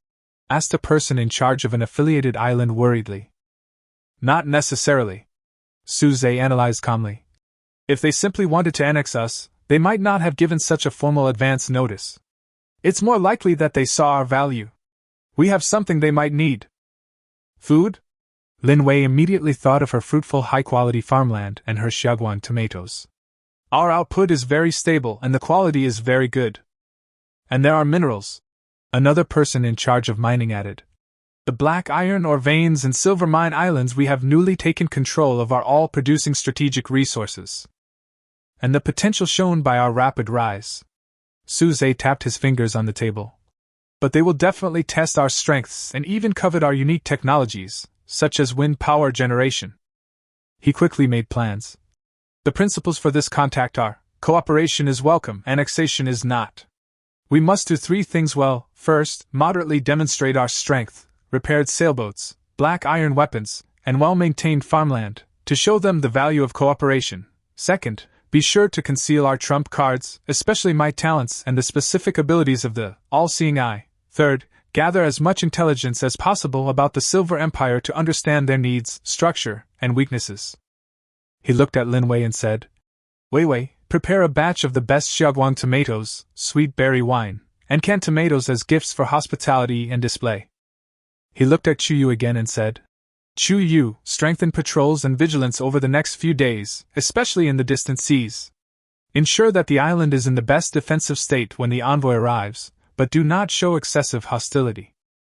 Everyone took command and immediately split up to take action. The island, like a precision machine, began to operate efficiently again. However, this time, they were no longer facing an enemy in front of them, but an unknown behemoth from the distant deep sea. Su Zhe walked to the dock, gazing at the azure, seemingly endless ocean. He knew that his title as Overlord of the Eastern Seas was perhaps just the beginning in the wider world. This meeting with the Silver Empire would determine his eligibility for a grander stage. Chapter 119: The Messenger's Visit. Pride and Temptation. 3 days passed in a flash. Early that morning, the crew member on lookout issued an early warning. A ship! A very fast ship! Coming from the west! Su Zhe, Chu Yu, and the others immediately went to the dock's guard tower. They saw a silvery white shadow on the distant sea level, breaking through the waves at an astonishing speed. Its speed far exceeded their medium-sized sailboat, and it even left a faint trail of white vapor behind it. All-seeing eye, remote capture information, Silver Empire standard high-speed reconnaissance boat, steam-powered hybrid. Length, approximately 15 meters. Armor, lightly reinforced silver alloy. Weapons, prow-mounted, suspected light ballista. Threat level medium, non-combat. The newcomers did not show direct hostility, but the level of technology they demonstrated has already brought silent deterrence. Soon, the reconnaissance boat came to a steady stop 100 meters from the main island, not rushing any closer. A small landing craft was launched, and 3 men in uniformed silver-gray uniforms approached the dock. The leader was a man in his 30s, with a stern face and an upright posture. He wore a finely crafted silver-gray uniform that seemed to be laced with metal wire, gleaming slightly in the sunlight. Behind him followed 2 followers, both sturdy and with sharp eyes. They wore oddly shaped short blades at their waists. They moved in unison, clearly well-trained. The landing craft docked, and the leading man swiftly leaped onto the dock. His sharp eyes swept over Su Zhe and the others who had come to greet them, as well as Chu Yu and the patrol members who were keeping watch behind. His gaze lingered for a moment on the black iron battle axe in Chu Yu's hand and the wind turbines standing on the island, then he looked at Su Zhe, the leader. I am Silver Armor, a third-class envoy under the command of the Silver Empire's Foreign Affairs Deacon. He spoke in a steady voice, but with a natural, condescending and distant feeling. Are you the Lord of Suzi Island? I'm Su Zhe. Su Zhe nodded neither humbly nor arrogantly. Welcome to my island, Silver Armor Messenger. Yin Jia nodded slightly as a return gesture and got straight to the point. Island Master Su Zhe, our company has noticed the order you have established in the sea area and the productivity you have demonstrated. The Empire appreciates capable partners. I have come here with 2 proposals. He held up 2 fingers. First, trade cooperation. The Empire has a steady demand for your specialized agricultural products. His eyes swept over the shimmering tomatoes in the nearby fields, as well as your iron and silver ores. We can exchange them for the materials you need. Second, he paused, his tone slightly more emphatic. The vassal agreement. If you are willing to lead your entire force to join the Silver Empire and become the Empire's vassal territory in the East China Sea, you will be awarded the title of Territory Master and enjoy internal resource quotas and technical support. You only need to complete the Empire's mobilization tasks on time and hand over a certain share of resources. He did not give the specific exchange ratio or details after the vassalage, and his tone was arrogant as if, this is a gift, as if he was waiting for Su Zhe to agree impatiently. Su Zhe's face remained calm, but he sneered inwardly. A vassal? Becoming someone else's wage earner and cannon fodder? Absolutely impossible. He paused for a moment before speaking. Thank you for your consideration, Silver Empire. I'm very interested in trade cooperation. We're willing to provide high-quality food, black iron ore, and even raw silver. As for vassalage, he shook his head slowly, his tone unwavering. My companions and I are more accustomed to independent development. There's no need to discuss this matter further. Injia's eyes moved slightly, as if he was a little surprised that Suze would reject the second option so straightforwardly, but the arrogance on his face did not diminish. Independent development? Island Master Suze, you must know that in this ocean, without a strong backer, the temporary prosperity is likely to be short-lived. Suze smiled slightly and said confidently, whether it is a flash in the pan, time will tell. At least for now, we have the ability to protect our homeland and are willing to share what we have with sincere partners. Injia stared at Suze for a few seconds, then suddenly changed the subject. Since Island Master Su insists, let's talk about trade first. The Empire is also very interested in energy technology. He looked at the wind turbine again. This device that utilizes wind energy, although primitive, has a good idea. I wonder if Island Master Su is willing to trade the relevant technical blueprints. Suze's heart was slightly alarmed. Sure enough, they were coveting technology. He remained calm and said, Sorry, this is our core facility. We have no trading plans at the moment. Let's talk about the trade of food and minerals first. A subtle flash of disappointment flashed across Shining Armor's eyes, but he quickly concealed it. He offered to trade high-grade metalworking tools and high-quality coal for the Xiaoguang tomato seeds and black iron ore. Suze insisted on exchanging finished tomatoes, canned goods and minerals, declined the seed trade, and expressed his hope to obtain some rare crop seeds or special blueprints in exchange. The exchanges between the two sides seemed calm, but in reality they were a silent test and confrontation. Yin Jiao tried to lower the price and obtain the core technology, while Suze held the bottom line and worked hard to gain the maximum benefit. Ultimately, the two sides reached a preliminary agreement for a small-scale trade, with the specific details to be finalized later. Before leaving, Yin Jiao once again surveyed the island, his gaze darkening. Island Master Suze, I will report your choice truthfully. I hope that we can have a deeper cooperation when we meet next time. Yin Jia's words were meaningful, and then he boarded the landing craft with his entourage and returned to the silver-white speedboat. Soon, the speedboat started and quickly disappeared into the sea with a low roar. Chuyu walked to Suze, looked into the distance, and said coldly, They haven't given up. Of course not. Suze's eyes were deep. We showed our muscles and also revealed our fat. Once they see the value, they won't let go easily. The next one who comes may not be a small third-class envoy. But regardless, the first contact was passed without any danger. They withstood the pressure and maintained the bottom line of independence. Chapter 120 Advanced Transaction. The Temptation of Technology Blueprint. After the silver-armored emissary left, the island returned to its usual rhythm, but everyone understood that beneath the calm lay a turbulent undercurrent. The encounter with the Silver Empire was like a stone dropped into the water, stirring up ripples that were far from subsiding. Suze increased the intensity and scope of patrols, particularly in the western waters. He also instructed Lin Wei to prioritize expanding the cultivation of Xiaoguang tomatoes and sweet berries. He also began systematically stockpiling black iron ore and raw silver ore shipped back from Silver Mine Island. These would be crucial bargaining chips in future negotiations.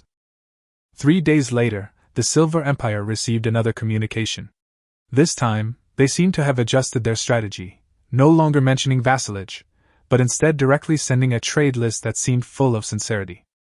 Silver Empire Trade Proposal, Grade A. We provide 1. Advanced Furnace Blueprint X1, significantly improves metal smelting efficiency and quality, capable of processing high melting point metals like black iron and silver. 2. Steam Power Core Drawing Basic Edition, ×1, a guide to manufacturing the core components of a small steam engine. In exchange for your 1. First payment, 500 units of Xiaoguang tomato, or crops of equivalent nutritional value, or 1,000 units of black iron ore. 2. Subsequent monthly rewards include 200 units of glowing tomato or 400 units of black iron ore, lasting 12 months. This list made Suze's breath catch slightly. Advanced furnace and steam power were the technical bottlenecks they most urgently needed to break through. Steam power, in particular, meant that ships would no longer be completely dependent on sails, and their speed and reliability would be greatly improved. However, the cost was also extremely high. 500 units of tomatoes represented nearly half of the company's current inventory, and 1,000 units of black iron ore represented a month's production. The subsequent ongoing payments felt like a shackle. All-seeing eye analysis of the proposal. The blueprint is highly authentic. The Empire's intentions are clear: to trade technology for a long-term, stable supply of primary resources, and potentially indirectly influence, or even control our development through technological output. Risks and opportunities coexist. They want to exchange our real basic resources for things we can't produce at the moment, and they also want us to pay tribute to them for a long time, said a person in charge of an affiliated island indignantly. But this technology is so important to us, another person in charge said with longing in his eyes. With a steam engine, we can go further. Suze pondered for a long time. A complete rejection would be unwise. It might lead to missed development opportunities or even forceful action. Accepting everything would put him on the ropes. Bargain, Suze finally decided. We want the technology, but the price must be renegotiated. A one-time payment is fine, but the long-term binding terms must be cancelled or significantly reduced.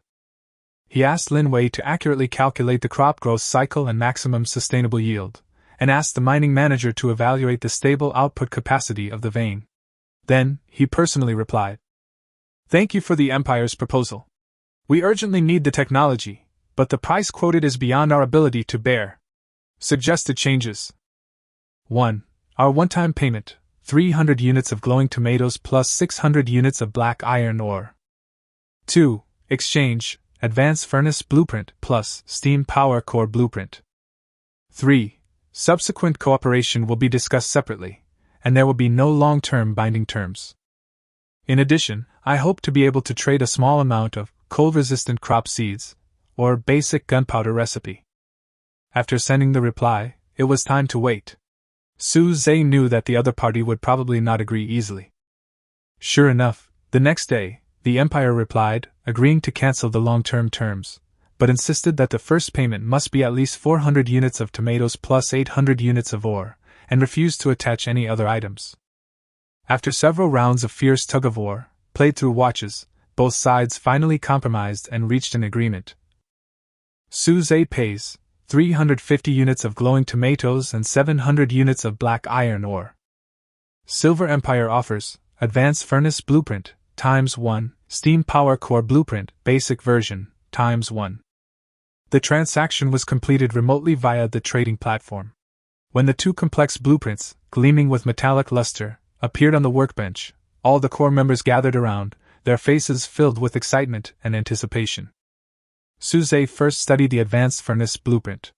The required materials were considerable: 50 black iron ore, 30 bronze ingots, 1 energy crystal, and a large quantity of refractory stone. He immediately ordered the mobilization of resources and prioritized construction. A few days later, an advanced furnace, twice as tall as the original primary furnace, with a complex structure and emitting a fiery aura, stood erect in the workshop area. Once operational, it produced immediate results: faster smelting speeds, higher fuel efficiency, and most importantly, the resulting black iron and silver ingots were of higher purity and extremely consistent quality. Suze immediately used the newly smelted high-purity silver ingots and combined them with the previously found deep-sea pearl to tailor a silver rapier for Chuyu. The blade was slender, flashing with streamlined silver light. It was lighter and faster than the black iron battle axe, and more suitable for the development of her battle instinct. Chuyu took the rapier and casually danced with it. The sound of it breaking through the air was crisp, and surprise flashed in her eyes. "Excellent! The weight and balance are impeccable." The steam power core blueprints were even more complex, involving precise components and knowledge of air pressure, requiring time to digest and prepare materials. But the door had been opened, and the dawn of a power revolution was already visible. Although this transaction cost a lot of resources, It allowed Su Zhe to achieve a critical cross-level breakthrough in his technology tree, truly touching the threshold of the industrial age.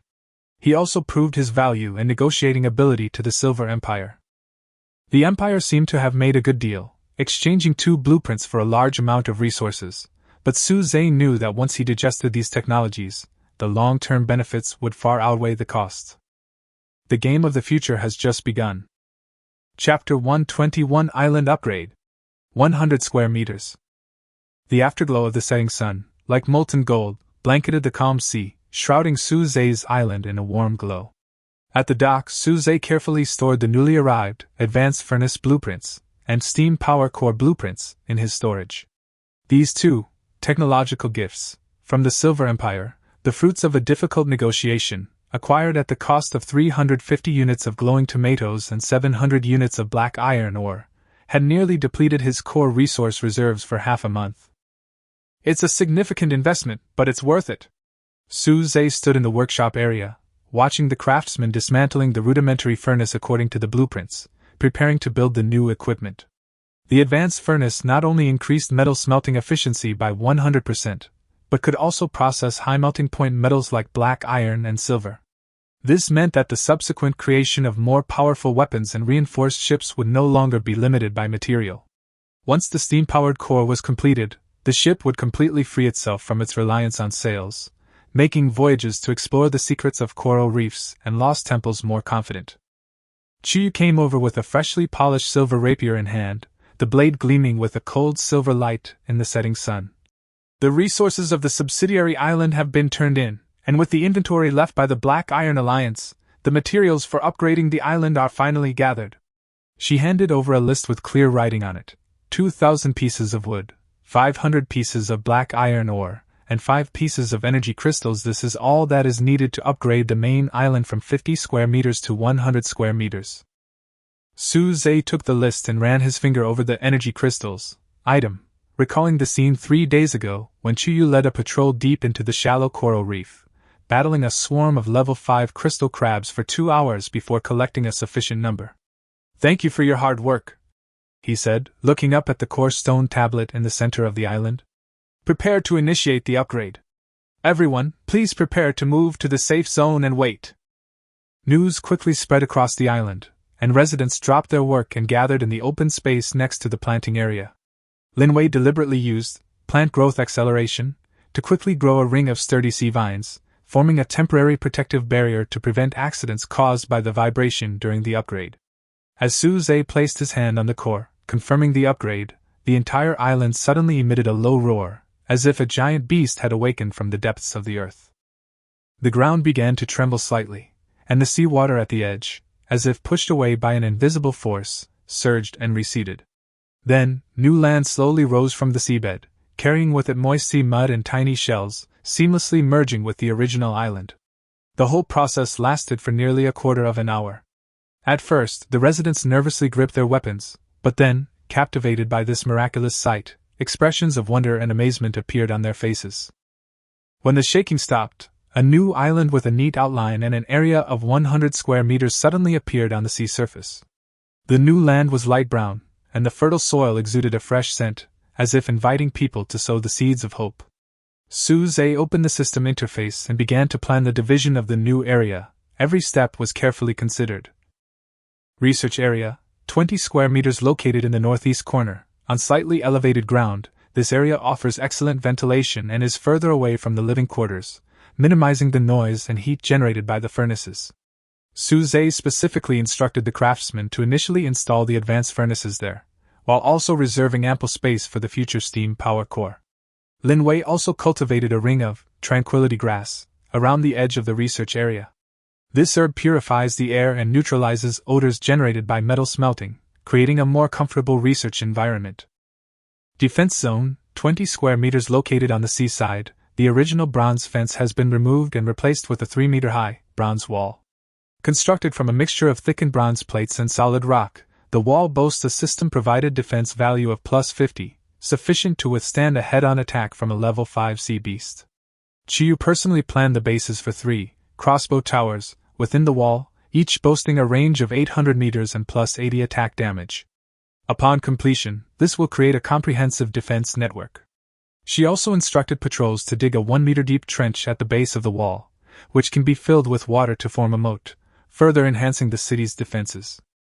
Leisure area, 10 square meters located between the living area and the planting area. Suze tripled the original flower bed, transplanted luminescent seaweed and colorful corals obtained from the night market, and added stone tables and chairs and a wooden pavilion. This will become a place for residents to relax and socialize after work. Warehouse, 10 square meters adjacent to the workshop area. The newly constructed, advanced storage, features black iron supports and waterproof wood. It houses 1,000 compartments, automatically sorting resources into categories like metal, wood, food, and potions. Old Chen, who manages the warehouse, rubs his hands with excitement. He no longer has to worry about finding supplies. The remaining 40 square meters were used to expand the existing living area, workshop area, and advanced farmland. 5 new wooden cabins were added to the living area, each equipped with simple beds and storage boxes to accommodate new members. 2 more basic workbenches were added to the workshop area to meet the needs of more artisans simultaneously. The advanced farmland was doubled in size. Lin Wei couldn't wait to plant seeds for her rosy tomato and yam in the new fields.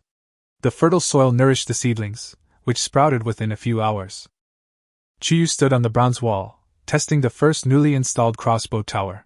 She pulled the trigger, and the crossbow arrow whistled out with a piercing sound, accurately striking the thick wooden target 100 meters away. The arrow's tip pierced the wood, leaving only a dark hole. Quite powerful. She nodded with satisfaction, turning to Suze and saying, "We'll need to arrange for 24-hour surveillance, especially at night, to prevent attacks from sea beasts or predators." Suze walked over to her, gazing at the shimmering sea in the distance. A sense of accomplishment welled up in his heart. From the initial 3-square-meter reef to the now fully functional 100-square-meter island, this wasn't just an expansion, it was a transformation of home. 100 square meters is just the starting point. He clenched his fists, his gaze determined. The energy crystals within the secret coral reef, the secrets within the lost temple, and the vast ocean beyond. We still have so much to do. Lin Wei came over carrying a basket of freshly ripened sweet berries and shared them with the two. Try some. They're grown in the new farmland, and they're much sweeter than before. Looking at the neatly organized island before her, she added with a smile. I've marked off a small plot of land next to the research area and plan to plant some medicinal herbs. This will give everyone more treatment options for injuries and illnesses. Suze and Chuyu exchanged a glance, each seeing relief in the other's eyes. This island was no longer simply a survival base. It was their shared home, a maritime town carrying hope and a future. As night deepened, the residents lit torches and held a simple celebration in the recreational area.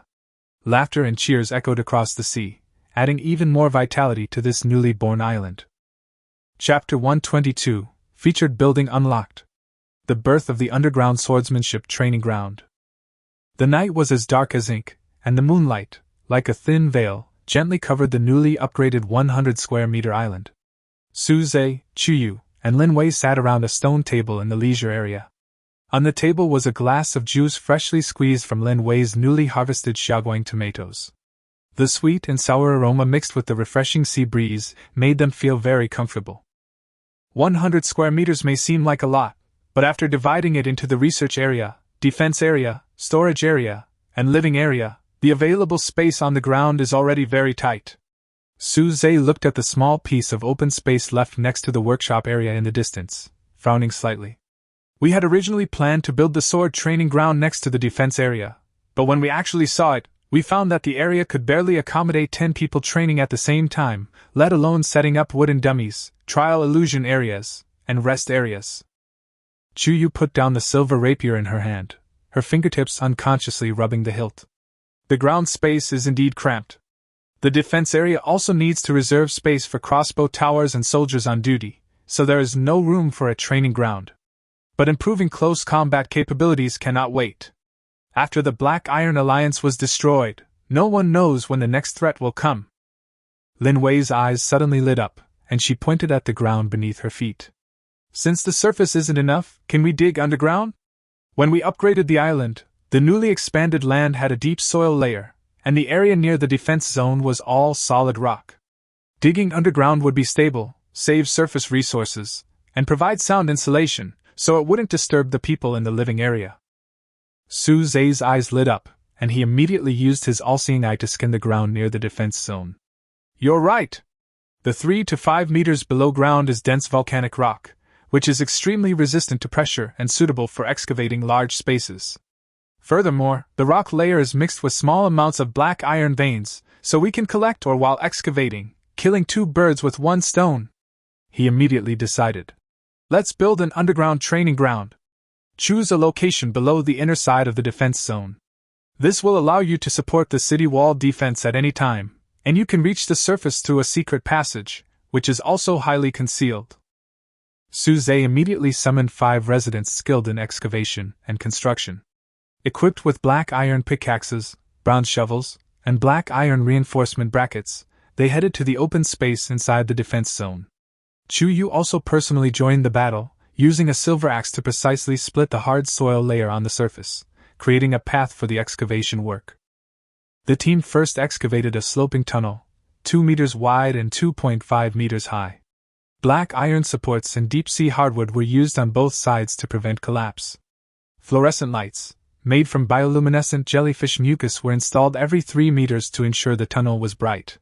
When they reached a depth of 4 meters, they began digging horizontally, ultimately creating an underground space 15 meters long, 8 meters wide, and 3 meters high. The total area was 120 square meters, larger than the originally planned surface training area and fully meeting training needs. The ceiling is secured with thick black iron brackets, then covered with a layer of rammed earth mixed with palm fiber, which is both load-bearing and insulated from rain and moisture. The ground is covered with special anti-slip rammed earth bricks, made from clay mixed with volcanic ash. They are soft and shock-absorbing, ensuring no injuries even if you fall during training. To address ventilation issues, Su Zhe also cut 2 concealed vents in the ceiling, leading directly to the tranquil grass on the ground, allowing for fresh air without exposing his position. After 3 days and 3 nights of hard work, a unique underground sword training ground was finally completed. It was not a simple cave, but a fully functional underground martial arts hall. In the north area, 8 wooden dummies wrapped in thick leather were placed. The vital points of the human body were marked on the dummies. Chu Yu also specially embedded a small amount of black iron fragments inside the wooden dummies to simulate the hardness of the enemy's bones. The central area is an open trial site, with faint energy patterns engraved on the ground, used to gather energy when activating the combat power trial. The south area features a weapon rack and a rest area.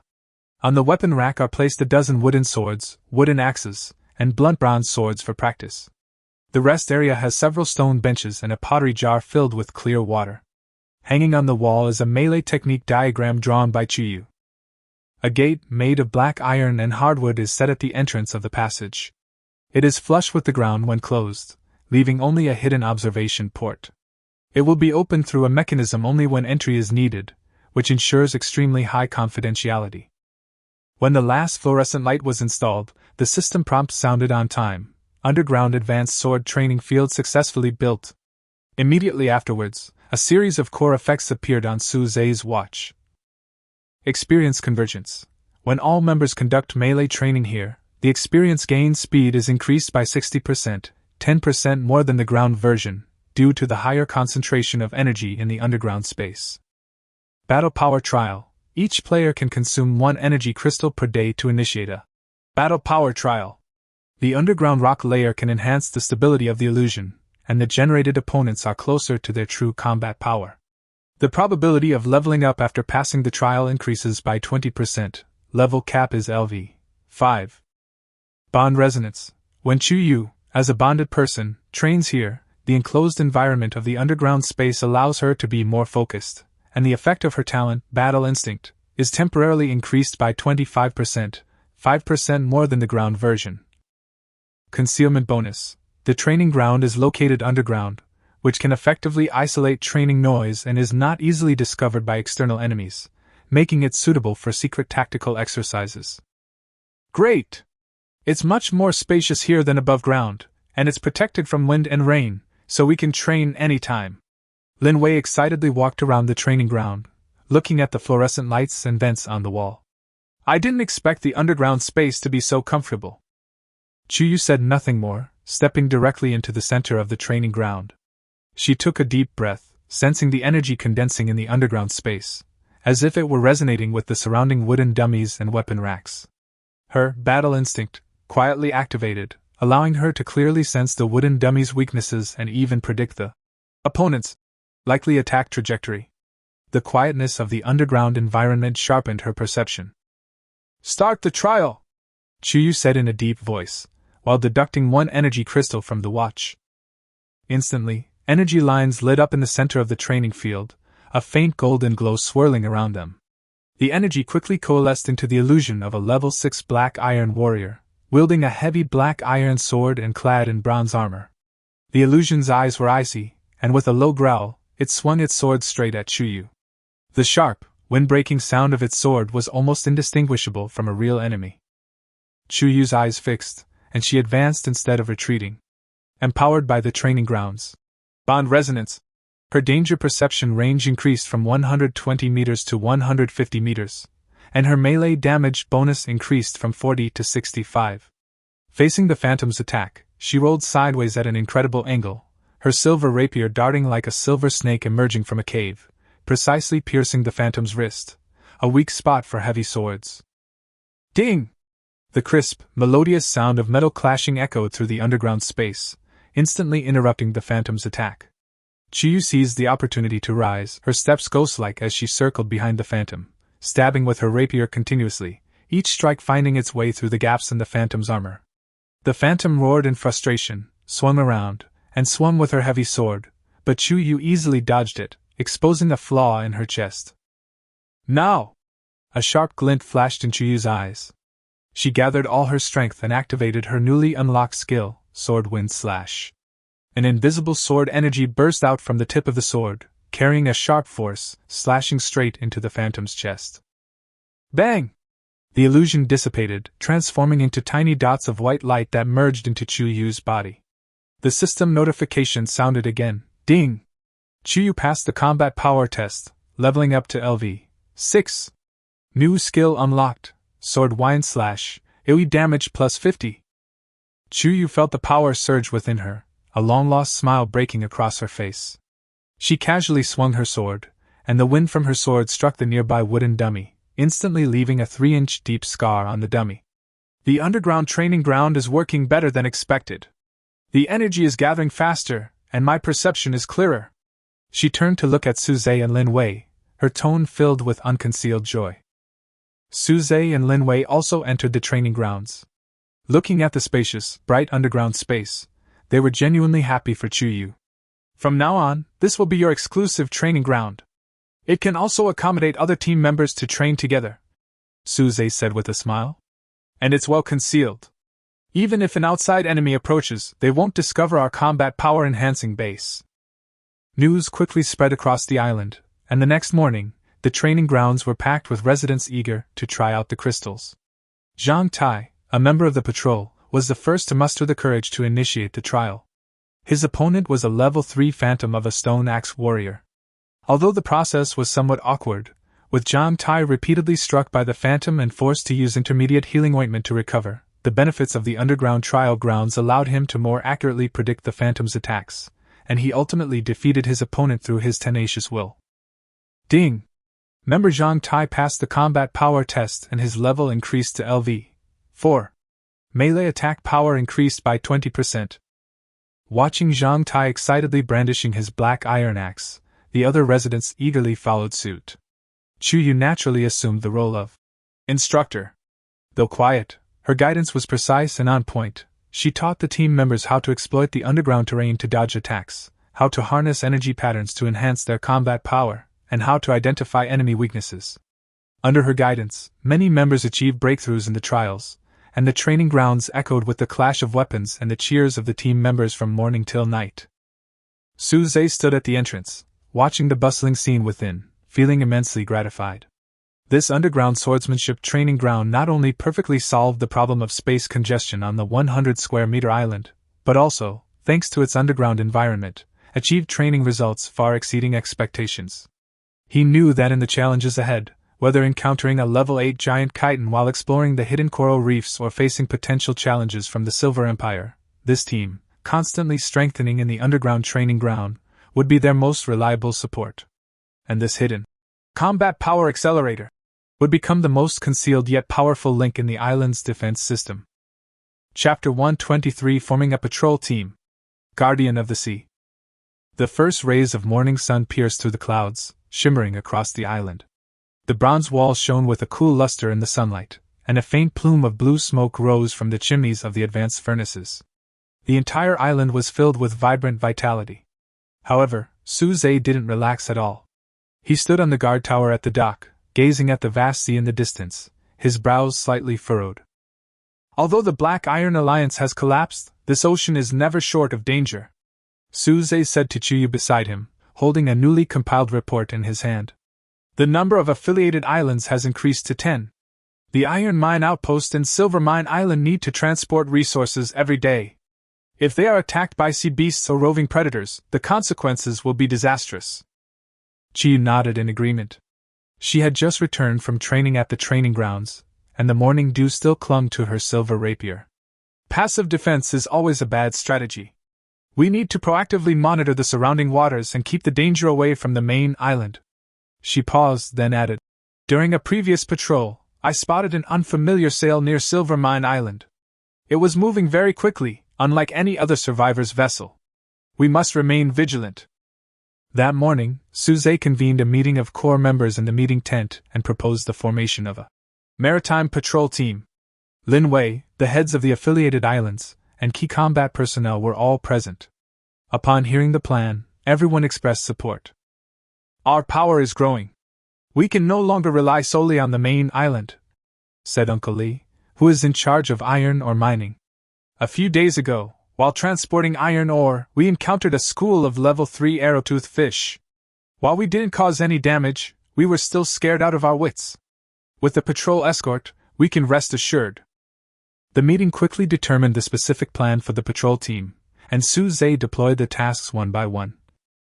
Captain Chuyu LV 6, responsible for overall command, team training, and emergency response. Leveraging her combat instinct and level advantage, Chuyu is able to sense danger the fastest and make the most accurate decisions. Team members: 10 of the most promising fighters were selected from the various satellite islands and the main island, including 5 at level 4 and 5 at level 3, including Zhang Tai, who had performed exceptionally well in the training grounds. Suze personally assessed them, not only for their combat prowess but also for their teamwork and adaptability.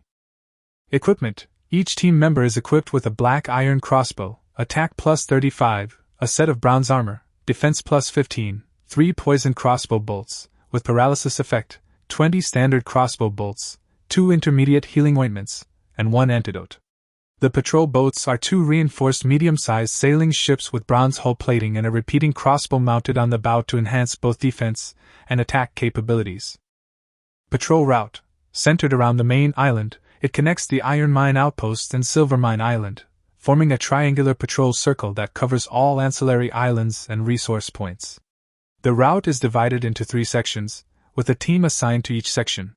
3 shifts are implemented to ensure 24-hour patrols. Rules of action: when encountering a small group of plunderers, less than 3 people, combat power lower than LV.4, you can directly expel or capture them, and the seized resources belong to the patrol team. When encountering a medium-sized threat, 4 to 6 people, combat power LV.4 LV.5, focus on containment and early warning, while seeking help from the main island. When encountering a powerful sea beast, LV.7 and above, or a large unfamiliar fleet, retreat immediately, use the speed advantage of the sailboat to get rid of entanglement, report the situation to Suze in a timely manner, and do not fight to the end. On the second day of the patrol's formation, Chuyu personally led the first crew out on the voyage. The sea was calm in the early morning, and the sunlight shimmered across the shimmering waters, dazzling like broken gold. The crew members stood on the deck, nervous yet excited. Zhang Tai gripped his black iron crossbow tightly, his eyes warily scanning the surroundings. This was his first official patrol mission. Maintain formation. Lookouts, keep an eye on the sea level and report any anomalies immediately. Chuyu stood at the bow, her voice calm and powerful. Our goal is to ensure maritime safety, not to provoke trouble. Remember the rules of conduct and do not act without authorization. As the sailboat sailed along its planned route, passing the affiliated islands, residents waved and greeted them, their eyes filled with anticipation and trust. This feeling of being relied upon strengthened the team members' resolve to protect the sea area. When the fleet was near Silvermine Island, the lookout suddenly sent a signal. 2 kilometers to the left, 2 unidentified rafts have been spotted, approaching Silvermine Island. Chiyu immediately raised her binoculars and spotted 4 gaunt, sallow-faced men sitting on 2 crude rafts. Each wielded a rusty harpoon, their eyes greedily fixed on the miners working on Silver Island. They're roving looters, trying to steal the ore, Chiyu said, making a split-second judgment. Approach them quickly, warn them, and if they refuse to listen, drive them away. The patrol sailboat quickly picked up speed and headed towards the raft.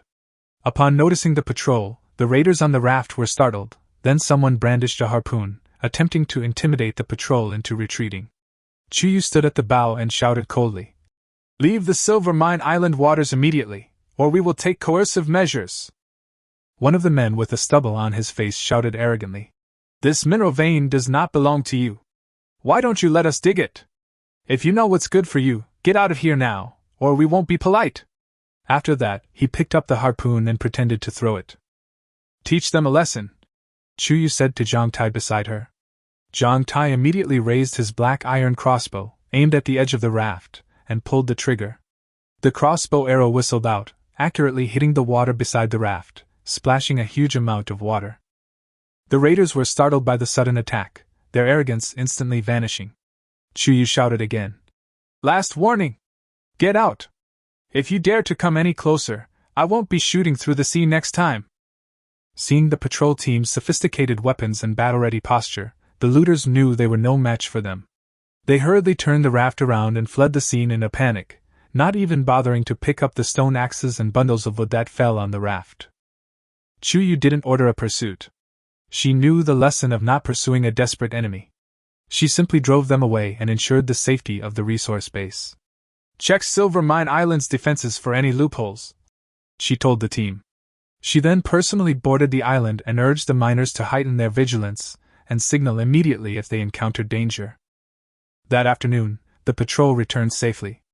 Although they had only driven out a group of petty thieves, the action was of great significance. It marked that Su Zhe's forces had officially acquired the ability to proactively maintain maritime security, shifting from passive defense to active offense.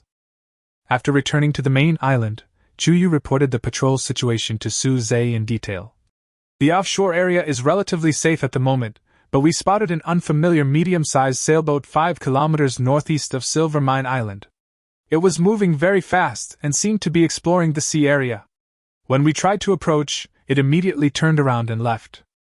Su Zhe nodded and recorded the situation. "It seems that this sea area is not peaceful. Besides us, there are other forces active." He patted Chiyu on the shoulder and said, "The patrol team is doing a good job. Keep vigilant and report any abnormalities in time." As the sun sets, the second squad of patrol members gears up for departure. The sailboat slowly pulls away from the dock and disappears into the distance. Su Zhe stands atop the watchtower, watching the receding ship. He knows that forming a patrol is only the first step. They need to continue to grow their forces to protect their homeland in this uncharted ocean. Chapter 124: Deep Sea Fishing. Surprises and dangers coexist. With patrols ensuring coastal safety, Su Zhe could finally carve out time to focus on exploration and improving his abilities. The technological blueprints acquired from the Silver Empire required vast quantities of rare resources to construct, and the deep sea often held unexpected treasures.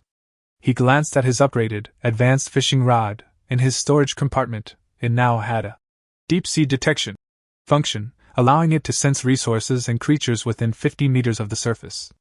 Combined with Lin Wei's improved underwater breathing potion, which extended his underwater breathing time to 25 minutes and provided a slight health restoration effect, the conditions were right for deep sea exploration. "Let's try our luck in the deep sea. We might find energy crystals or rare minerals, perfect for building the steam-powered core," Su Zhe said to Chiyu and Lin Wei. Chiyu nodded immediately. She had just reached level 6 in the training ground and was eager to test the effectiveness of her new skills in combat. Lin Wei smiled as she prepared enough food and potions, and even made a few cans of energy from xiaoguang tomatoes for easy replenishment at sea. The next morning, the three of them, piloting the Morning Star, which had undergone a preliminary steam conversion, headed for a deep-sea trench 5 kilometers away. The waters in this area were a deep, inky blue, with sunlight barely able to penetrate the seabed. A scan with the omniscient eye indicated underwater energy fluctuations are active. High-value resources are present, but also high-risk creatures. Please exercise caution. Looks like we've come to the right place. Su Zhe smiled as he picked up a high-end fishing rod, put on a bait made from the viscera of a rare sea fish, and cast the line into the deep sea. As soon as the fishing rod entered the water, a slight vibration was heard, and it was obvious that a creature was attracted by the bait. There's movement, Lin Wei said excitedly, her eyes fixed on the float of the fishing rod. Su Zhe gripped the fishing rod tightly, feeling the pull underwater, and thought to himself, "It's quite strong, it must be a big one." A few minutes later, the line suddenly tugged, the rod bending into a startling arc. Su Zhe was nearly thrown forward. "Chu Yu, help steady the boat!" he yelled, pushing off the ground with both feet and reeling in the line. Chu Yu immediately ran to the stern and used the anchor to secure the boat, preventing it from shifting during the tug. After a fierce struggle, the underwater, big guy, was finally pulled to the surface, a deep-sea fish nearly 2 meters long, its scales shimmering a faint blue, its mouth filled with sharp teeth. Omniscient eye tip. LV. 5 deep-sea light-scaled fish, delicious meat, energy essence can be extracted, and scales can be crafted into defensive accessories. Su Zhe pulled the light-scaled fish aboard. Just as he finished, he heard movement on his fishing rod again. This time, the pull was even greater than before, nearly snapping the line. "Be careful!" Chiyu immediately raised her silver rapier, keeping a vigilant eye on the sea, wary of any dangerous sea beasts. Su Zhe took a deep breath and reeled in the line. As the line gradually shortened, a huge shadow slowly emerged from the deep sea. When it completely emerged from the water, the three of them showed surprise. It was a giant pearl oyster, its shell covered with colorful lines, and it was as big as a round table. "A pearl oyster this big, there must be something good inside," Lin Wei exclaimed excitedly. Su Zhe carefully pried open the oyster with a bronze axe. Sure enough, 2 fist-sized, deep-sea pearls were hidden inside, shimmering with iridescence and emitting faint energy fluctuations. Omniscient eye hint. Deep-sea pearls, of excellent quality, can be crafted into deep-sea jewelry. Wearing them grants plus 15 defense and a slight resistance to mental interference. Furthermore, a well-sealed, ancient pottery jar was hidden at the bottom of the pearl shell. When Su Zhe opened it, he discovered a piece of metal engraved with strange patterns. It was the temple key fragment. "Great! This is the second fragment," Su Zhe said excitedly. He had previously obtained the first fragment in the shipwreck area, and now he was one step closer to collecting all 4 fragments. For the next hour, Su Zhe's harvest continued. Not only did he catch several rare fish, but he also obtained a high-purity, energy crystal, and some deep-sea minerals. Lin Wei cleaned the fish and grilled them. The three of them sat on the deck, enjoying the delicious food while admiring the deep-sea scenery, feeling particularly relaxed. However, just as Su Zhe was about to cast his third hook, something unexpected happened. As he cast the bait into the water, the rod felt an unprecedented force, nearly tearing from his grasp. Then, the sea suddenly surged, and a massive shadow rose rapidly from the depths, creating a massive splash. "Be careful!"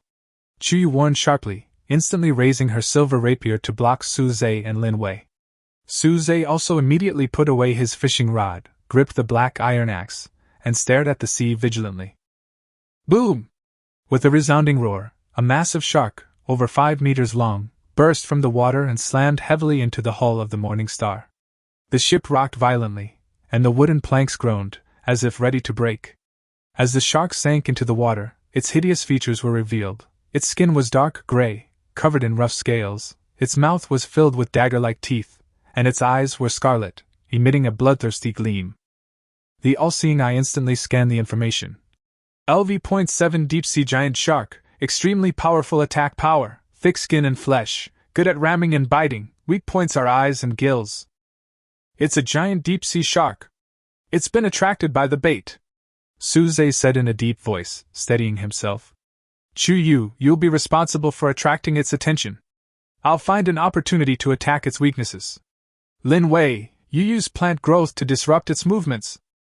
Chu-yu nodded and leaped onto the bowed deck, her silver sword flashing with a cold light. She shouted at the giant shark, trying to attract its attention. As expected, the giant shark was enraged and accelerated again towards the sailboat. Its huge tail fins slapped the sea surface, stirring up waves several meters high. Now! Chu-yu's eyes focused. As the giant shark approached the ship, she suddenly leaped up, gathering the power of sword wind slash in her rapier and stabbing it towards the shark's eyes. However, the giant shark reacted extremely quickly, jerking its head to avoid the fatal blow. The sword wind slash only left a shallow wound on its skin. It's too thick. Normal attacks are useless. Chu-yu landed on the deck, frowning. The giant shark rammed into the sailboat again, this time directly smashing several planks at the stern, and seawater began to pour into the cabin. Seeing this, Lin Wei quickly came up with a clever idea. She pulled a handful of powerful seaweed seeds from her storage bag, mixed them with her own plant growth energy, and violently scattered them over the sea's surface surrounding the giant shark. The seeds quickly germinated upon contact with the water, instantly growing into a thick, giant sea vine that wrapped around the giant shark's tail fin and body. While the sea vine couldn't completely confine the giant shark, it greatly limited its movement. The opportunity has come! Suze seized the moment when the giant shark was slow to move, raised the black iron axe, and jumped onto the giant shark's back. The giant shark twisted its body frantically, trying to throw him off, but Suze held on to its dorsal fin tightly, stabilized his body, then raised the axe and chopped it hard at the giant shark's eyes. Puff! The sharp edge of the black iron axe pierced the giant shark's eye, and blood gushed out instantly, dyeing the sea red. The giant shark roared in pain and became even more violent, rolling frantically, trying to shake off the enemy on its back. Chu-yu took the opportunity to circle around the giant shark, placed a poison crossbow bolt on the repeating crossbow, aimed at the shark's gills, and pulled the trigger. The crossbow bolt accurately penetrated the gills, and the poison spread rapidly, gradually slowing the giant shark's movements. Suze also exerted force again, repeatedly chopping the giant shark's eyes with the axe until its movements became slower and slower. After more than half an hour of fierce fighting, the severely wounded and poisoned giant shark finally stopped struggling and slowly sank into the deep sea. The three of them sat slumped on the deck, gasping for breath, their bodies covered in seawater and blood, but their eyes were filled with the joy of victory. Finally, solved it, Lin Wei said weakly. The plant growth stimulation had almost exhausted her physical strength. Suze handed her a can of energy and said with a smile, Thank you for your hard work. Without your sea vine, it would be difficult for us to subdue it. Chu-yu checked the damaged sailboat and said, The hull is severely damaged and needs to return to port for repairs as soon as possible. However, this time we have gained a lot.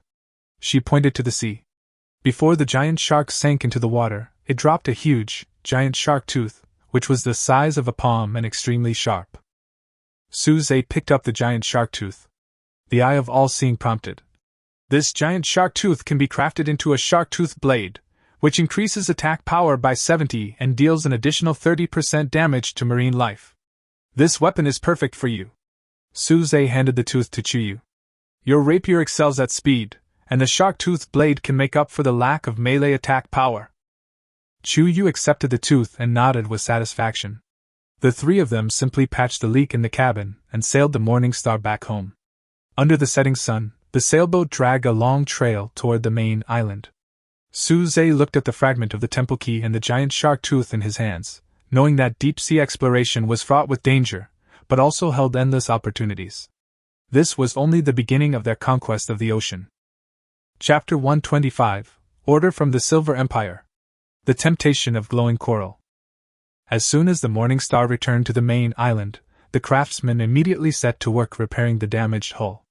Suze, Chu-yu, and Lin Wei busied themselves sorting through their deep-sea fishing haul, 2 deep-sea pearls, a high-purity energy crystal, a fragment of a temple key, a giant shark tooth, and numerous rare marine fish and minerals.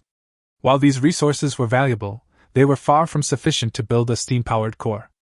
As Suze was contemplating his next exploration plan, his watch suddenly vibrated, a communication request from the Silver Empire. The sender was not the messenger in Jia he had contacted before, but was directly marked as Silver Empire Foreign Trade Department, which surprised Su Zhe. He answered the call and a formal purchase order popped up immediately. Silver Empire Purchase Order, No. SE 7784. Purchase items, luminous coral, x 100 pieces, must be active and more than 90% complete. Delivery period, 15 calendar days. Payment, advanced seawater purifier blueprint, times 1 plus, silver ingot, times 50. Note, the target species grows in the fluorescent reef area. Coordinates attached. This area is guarded by a level 8 luminous jellyfish king. Please be cautious. If you accept an order, please confirm within 24 hours. The order also included a partial preview of the advanced seawater purifier blueprint. This device can process 10,000 milliliters of seawater daily, converting it directly into drinking water without consuming wood or coal. The filtered wastewater has an extremely low salt content, allowing it to be used directly for agricultural irrigation. Upon seeing this, Su Zhe's eyes lit up. Currently, the island's freshwater supply relies primarily on large-scale seawater distiller, which consumes large amounts of wood daily, has limited production, and is even affected by drought. Once completed, the advanced seawater purifier would not only completely solve the freshwater problem, but also significantly increase the yield of farmland and herb gardens, and even accommodate more residents of the satellite islands. 50 silver ingots were equally valuable, enough to craft several sets of silver equipment, further boosting the team's combat effectiveness. However, the fluorescent reef area and LV.8 luminous jellyfish king, mentioned in the order's notes, made Su Zhe ponder. LV.8 sea beasts were even more formidable than the LV.7 deep-sea giant sharks they had previously encountered. The jellyfish king, in particular, was known for its ability to spray fluorescent toxins that paralyzed and dealt continuous damage, making the battle extremely challenging. 100 pieces of luminescent coral is no small amount, and they need to remain active, which means we have to harvest them right in the reef area. This will give the jellyfish king an opportunity. Chuyu looked at the order, brows furrowed. At level 8, my sword / probably won't be able to inflict fatal damage. We must make a careful plan. Lin Wei was also a little worried, but she soon discovered a key piece of information. The coordinates of the fluorescent reef area seemed to align with the Lost Temple route marked on the treasure map.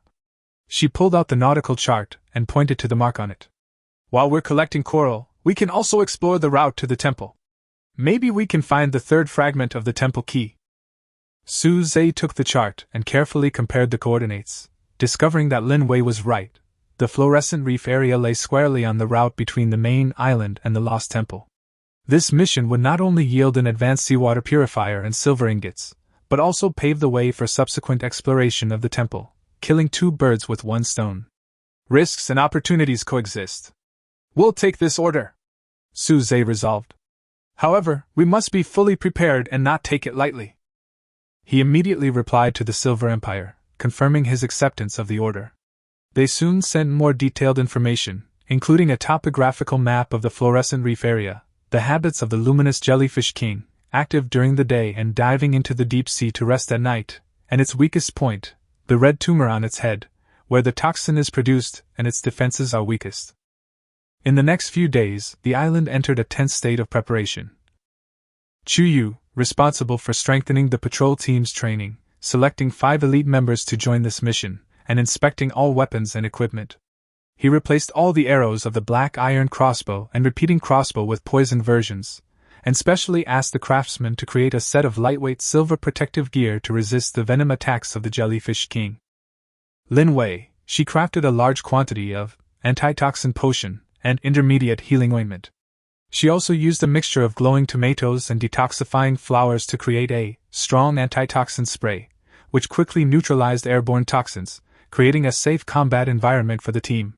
She also prepared sufficient food and fresh water to ensure adequate supplies while at sea. Su Zhe, he used an advanced furnace to smelt silver ingots and created a silver dagger, attack power plus 40, with armor-piercing effect for Chuyu, which was specifically used to attack the weaknesses of the jellyfish king. At the same time, He completely transformed the Morning Star, adding 3 layers of bronze protective plates to the hull and installing 2 bronze cannons on the bow to enhance defense and long-range attack capabilities. The day before departure, Suze called all the team members to a mobilization meeting. "This mission is full of dangers, but if we succeed, we will completely solve the fresh water problem and will be one step closer to the Lost Temple. Everyone must obey orders, cooperate with each other, and ensure a safe return." The team members all expressed their willingness to give their all. Zhang Tai excitedly said, "Don't worry, Island Master Suze. Following Captain Chuyu, we will definitely be able to capture the Jellyfish King." The next morning, the Morning Star, laden with equipment and supplies, slowly sailed away from the main island, heading for the fluorescent reef area. On deck, the crew members wore serious expressions, their weapons tightly gripped. Chuyu stood at the bow, scanning the sea with a sharp gaze, her combat instinct fully activated, sensing any danger. Suze manned the bronze cannon at the stern, ready to respond to any emergency. Lin Wei sat by the cabin, carefully checking the medicine and food, ensuring they were safe. The sailboat sailed smoothly across the sea. As it got closer to the fluorescent reef area, the color of the water gradually changed from deep blue to a dreamy light blue. Suze knew that they were about to reach their destination, and a fierce battle with the level 8 luminous Jellyfish King was about to begin. Chapter 126: The Challenge of the Fluorescent Jellyfish King. After 3 days of sailing, the Morning Star finally reached the fluorescent reef area. The scenery here was unlike anything they had ever seen before. The water glowed a faint blue-green hue, and the underwater corals were teeming with diverse shapes, some resembling branches, others like flowers. Under the sunlight, they shone with a dreamy glow, resembling an underwater wonderland. However, beneath this beautiful scenery lay a deadly danger. The all-seeing eye suddenly issued a warning. "High-intensity life signals detected, extremely high energy levels. Target confirmed, level 8 luminous Jellyfish King. Approaching the ship from the depths of the reef. Everyone alert!" Chuyu commanded immediately. She stood at the bow, clad in silver armor, wielding a silver rapier and a newly forged silver dagger. Her gaze was as sharp as an eagle's. Suze quickly ran to the bronze cannon, loaded it, and aimed it in the direction of the reef. Lin Wei distributed strong antitoxin spray to each team member, instructing them. "If you smell the sweet, fishy scent of the fluorescent toxin, use the spray immediately. Don't be careless." As soon as he finished speaking, the sea ahead suddenly began to churn, and a massive, translucent figure slowly rose from the coral reef.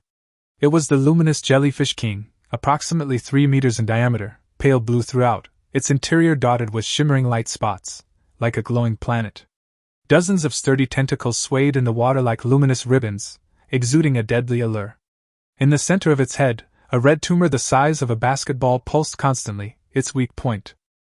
The Jellyfish King seemed to sense the intrusion and emitted a silent mental wave. The surrounding seawater instantly filled with a pale green fluorescent toxin, and a sweet, fishy smell filled the air. "Use the antitoxin spray!" Lin Wei shouted. The team members immediately pressed the spray cans, and a white mist spread out, neutralizing the toxin and creating a temporary safe zone. "Long-range attack, test its defenses!" Suze ordered. The crossbow operator immediately pulled the trigger, and the bolt shot towards the Jellyfish King with a piercing sound. However, the Jellyfish King's body was covered in a soft, gelatinous substance, and the bolt instantly deflected after hitting it, causing no damage. "The skin is too tough. Ordinary long-range attacks are ineffective," the team members said somewhat frustratedly. The Jellyfish King was enraged, and its thick tentacles lashed out, lashing out at the Morning Star. Bang! A tentacle slammed heavily into the bronze armor plate of the hull, making a loud noise. The hull shook violently, and the armor plate was dented. "This won't work. We have to attack its weaknesses." Chiyu frowned. She observed the Jellyfish King's movements and found that although its tentacles were flexible, the red tumor on its head would be briefly exposed after each attack. "Suze, I'll attract its attention. You and your team will use the bronze cannon to bombard its tumor. Be sure to be precise." Without waiting for Suze's response, Chuyu downed a bottle of underwater breathing potion and leaped into the sea. Her battle instinct still worked in the water, and like a nimble silverfish, she swam swiftly beneath the Jellyfish King, dodging its waving tentacles. Sure enough, the Jellyfish King was drawn in, and most of its tentacles swung underwater, attempting to grab Chuyu. Now! A sharp light flashed in Suzei's eyes. He immediately adjusted the angle of the bronze cannon and aimed at the red tumor on the head of the jellyfish king. Load the cannonballs. Listen to my command. 3, 2, 1, fire! Boom! 2 bronze cannons fired simultaneously, their shells whistling as they accurately hit the jellyfish king's tumor. An explosion ripped a hole through the tumor, sending green toxins gushing out. The jellyfish king let out a sharp hiss, and its movements became noticeably slower. It works! Keep attacking! Suzei shouted, and the team members immediately began to reload the shells. Underwater, Chuyu seized this opportunity. She gathered the power of Sword Wind Slash into the silver dagger in her hand, spinning like a top as she lunged at the jellyfish king's tumorous wound. Puff! The dagger pierced deeply into the tumor. Chuyu could feel it piercing the jellyfish king's poisonous core. A large amount of toxin gushed out of the wound, staining the surrounding water green. The jellyfish king went completely berserk, twisting its body wildly and waving its tentacles wildly, trying to attack Chuyu.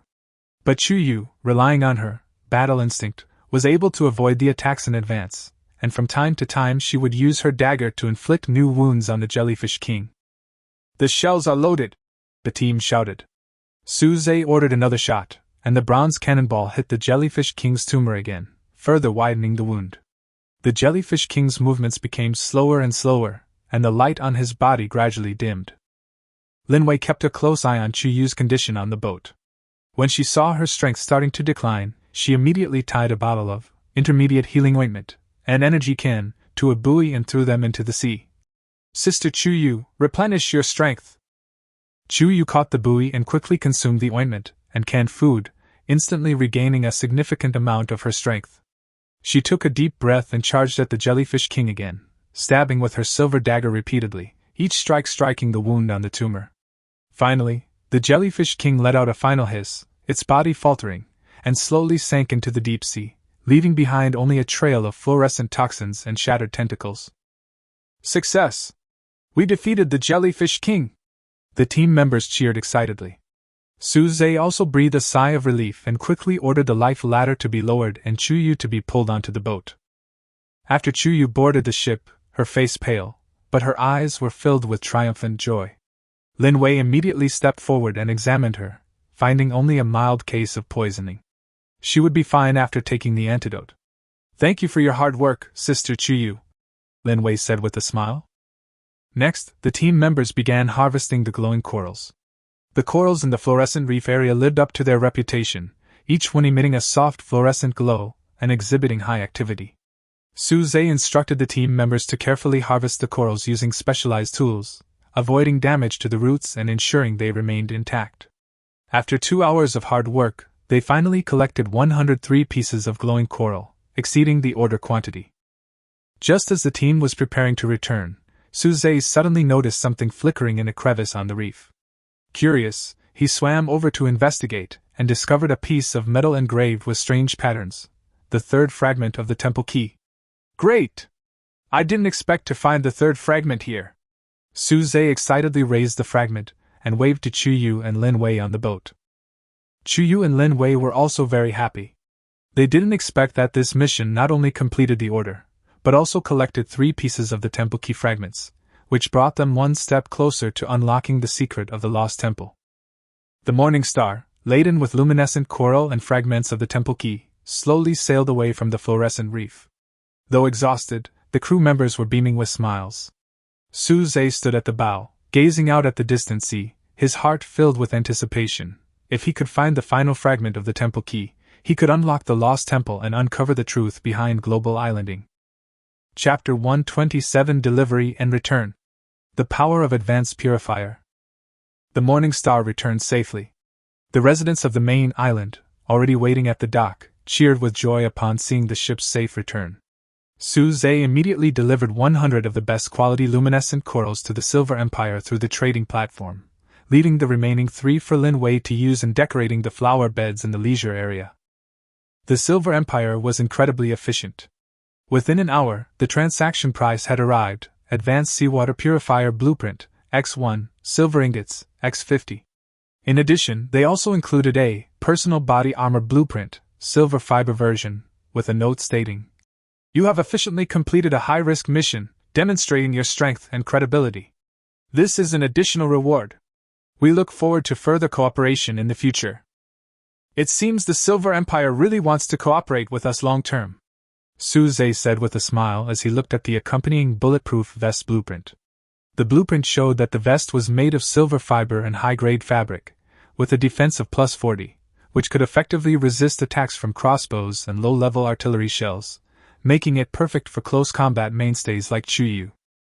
Chuyu picked up the blueprint, a hint of surprise flashing in her eyes. "With this bulletproof vest, we will be more confident in facing long-range attacks in the future." She immediately asked the craftsman to start making it according to the blueprint, and it is expected to be completed in 3 days. The next priority was to build the advanced seawater purifier. Suze gathered all residents skilled in mechanics and construction, and according to the blueprint, they began preparing the materials: 20 copper ingots, 5 glass, 30 special filter stones, and 10 silver ingots. With ample resources readily available, these materials were quickly assembled. The craftsman selected a clearing near the seaside near the research area and began constructing the purifier. The purifier's structure was more complex than expected. The main body was a 5-meter-tall cylindrical tank divided into 3 layers. The first, a coarse filtration layer filled with porous stone, filtered silt and impurities from the seawater. The second, a fine filtration layer, equipped with a fiberglass filter element, removes salt and harmful substances. And the third, an activation layer, containing energy crystal fragments that transformed the filtered seawater into mineral-rich drinking water. 2 pipes connected to the side of the tank, one for drawing in seawater and the other for discharging fresh water. A wastewater pipe at the bottom discharged the filtered brine. After 5 days of hard work, the advanced seawater purifier was finally completed. When Suze pressed the start button, the purifier emitted a low hum, and seawater was continuously pumped into the tank. After passing through layers of filtration, clear, sweet fresh water flowed out of the output pipe. Linwei eagerly took a sip and exclaimed in surprise, "It's not salty at all. It tastes even better than the fresh water from the distiller." The system prompt sounds, "Advanced Seawater Purifier" started successfully. It can process 10,000 milliliters of seawater daily, producing 8,000 milliliters of drinking water and 2,000 milliliters of wastewater, which can be used directly for irrigation. "That's great! We don't have to worry about fresh water anymore," Old Chen, who is in charge of the distiller, said excitedly. In the past, a large amount of wood was consumed every day, and the supply was often in short supply. Now with the purifier, not only can resources be saved, but the output has also increased several times.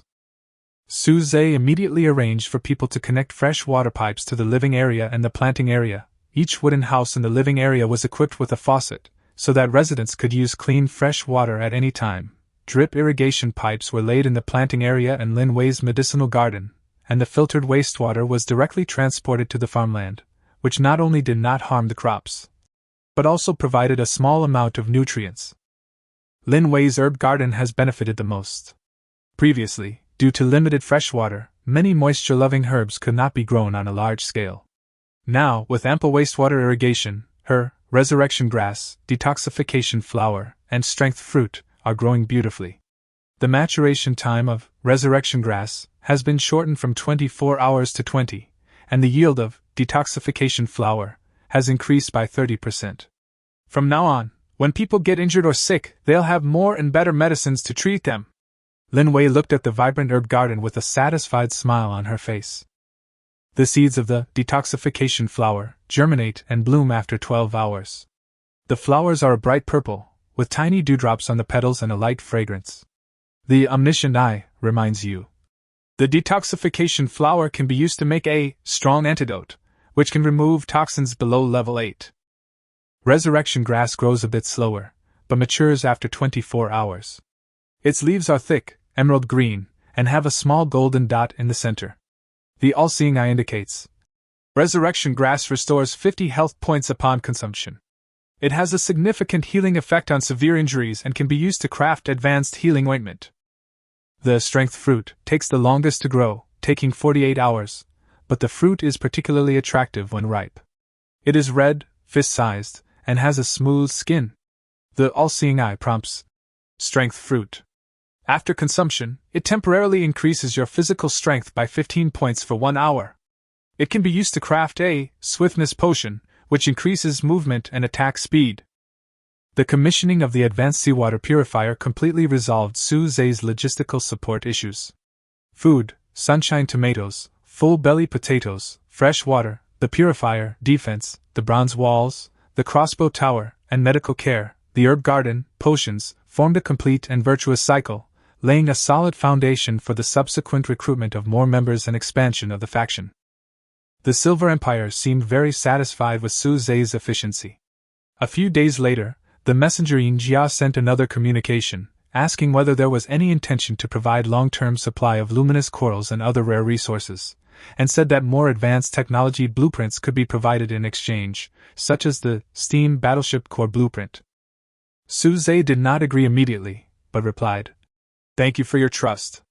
Long-term cooperation can be discussed, but the specific terms require further discussion. We are currently interested in rare metal smelting technology and advanced navigation system blueprint. If your country can provide them, we can consider increasing the quantity and variety of resource supply." He knew that cooperation with the Silver Empire must be equal, and he couldn't be led by the other side. Only by showing enough value and confidence could he take the initiative in subsequent negotiations. As the sun sets, the hum of the advanced seawater purifiers still echoes through the research area. Clear fresh water flows through the pipes, nourishing the farmland and herb gardens, and also nourishing this growing sea home. Su Zhe stands beside the purifier, gazing at the busy residents and prosperous islands in the distance. He knows that this is only the beginning of the game with the Silver Empire, and that more challenges and opportunities await them in the future. Chapter 128: Expansion and Development of the Herb Garden. With the commissioning of advanced seawater purifiers, the island's development entered a rapid phase. The number of affiliated islands increased to 12, and the total population exceeded 50. Every day, new survivors sent requests for reunion via the regional communication channel. However, this population growth also brought a new problem: a shortage of medical resources. A week ago, a miner at the iron ore outpost was seriously injured by falling rocks while working, fracturing his ribs. Lin Wei used up nearly all of her mid-level healing ointments, and had Su Zhe craft a special potion using energy crystals to barely stabilize the miner's condition. This incident made Lin Wei realize that relying solely on trade and occasionally acquired potions could no longer meet the growing medical needs. That afternoon, Lin Wei found Su Zhe, who was checking the progress of the steam power core in the research area, and seriously proposed her idea. "Su Zhe, there are more and more people on the island now. When people go out exploring, mining, and patrolling, it is inevitable that they will get injured or sick. The previous miners' injuries have made me very scared. I want to officially open a herb garden next to the research area. The previous herb garden was too simple, specializing in growing herbs for treatment, detoxification, and even temporary combat power boosts. This way, we can have a stable source of medicinal materials and no longer have to rely on external transactions." Su Zhe saw the determination and worry in Lin Wei's eyes and immediately expressed his support. "Your idea is very good. Medical care is an important part of ensuring everyone's safety and must be taken seriously. If you need any help, just ask. I will fully support you." Seeing Su Zhe's agreement, Lin Wei smiled happily. She had already made a detailed plan. "First, I need a special piece of land. About 5 square meters will be enough, preferably close to the research area and living area, so that it is convenient for care and access to medicinal herbs. Secondly, the soil must be very fertile. Ordinary soil may not meet the growth needs of rare herbs. Finally, I need more rare herbal seeds, such as resurrection grass, that can heal serious injuries, detoxification flower, that can detoxify powerful toxins, and strength fruit, that can temporarily increase physical strength. The current inventory is not enough, and these seeds may need to be traded with our specialties." Su Zhe noted everything down and made the decision on the spot. "Land is no problem. There's a 5 square meter vacant lot next to the research area. It has plenty of sunlight and is close to the wastewater pipe of the purifier, making it easy to irrigate. As for the soil, I'll have the craftsman improve it with energy crystal powder to ensure that the fertility is increased by more than 50%. As for the seeds, you make a list, and I'll have the trading team exchange them for Shugwan tomatoes and deep-sea pearls at the regional trading platform. We must find the best quality seeds. The next morning, Suze cleared the space adjacent to the research area and had craftsmen grind 5 energy crystals into powder, spreading the powder evenly over the soil. The energy crystal's power quickly became apparent, transforming the ordinary soil into a rich, dark black, emitting a faint energy aura, as if imbued with endless vitality. Lin Wei felt the soil with her hand and exclaimed in delight. Excellent! Even the most delicate herbs can thrive in this soil. At the same time, the trading team also received good news. They used 10 units of rosy tomatoes and 1 deep-sea pearl to exchange for 20 seeds each of resurrection grass, detoxification flower, and strength fruit, from an island owner with the talent of herb cultivation, and they can continue to cooperate for a long time in the future. Lin Wei spends a significant amount of time each day in the herb garden, meticulously tending to the herbs. She follows the planting instructions, regularly watering and fertilizing them, and even using plant stimulation to accelerate the growth of slower-growing herbs. Whenever she encounters a problem, she consults the island owner, who possesses the herb cultivation talent through the regional channel. The two quickly become friends, and he even gives her some special fertilizers that enhance the quality of the herbs. As the herbs continued to mature, Lin Wei began to try making various potions. Use the detoxification flower and a small amount of energy crystal powder to create a strong antidote, which is twice as effective as the previous ordinary antidote and can quickly remove common toxins such as jellyfish toxins and arrowtooth fish toxins. Use resurrection grass and glow tomato juice to make advanced healing ointment, which increases the HP recovery effect from 30 to 50 points and also speeds up wound healing. Use strength fruit and deep-sea pearl powder to prepare swiftness potion. After taking it, it can not only improve physical strength, but also increase movement speed and attack speed by 20% each. It is very suitable for use in battle. The creation of the herb garden has given the island its own independent medical care. Whenever a resident is injured or ill, Lin Wei provides prompt and effective treatment, eliminating the need to rely on limited supplies of medicine. Before patrols depart, members proactively visit the herb garden to collect strong antidote and advanced healing salve. Miners also keep swiftness potion handy while mining, just in case. Lin Wei felt a surge of accomplishment as she watched the herbs thriving in the herb garden and the smiles on the faces of the residents as they recovered. She was no longer just a logistics worker who only knew how to plant crops, but had become the island's indispensable logistics medical officer, using her talents to safeguard everyone's health. Su Zhe and Chu Yu were also pleased with Lin Wei's growth. Chu Yu often came to the herb garden to help Lin Wei carry fertilizer and build awnings, and their relationship grew closer.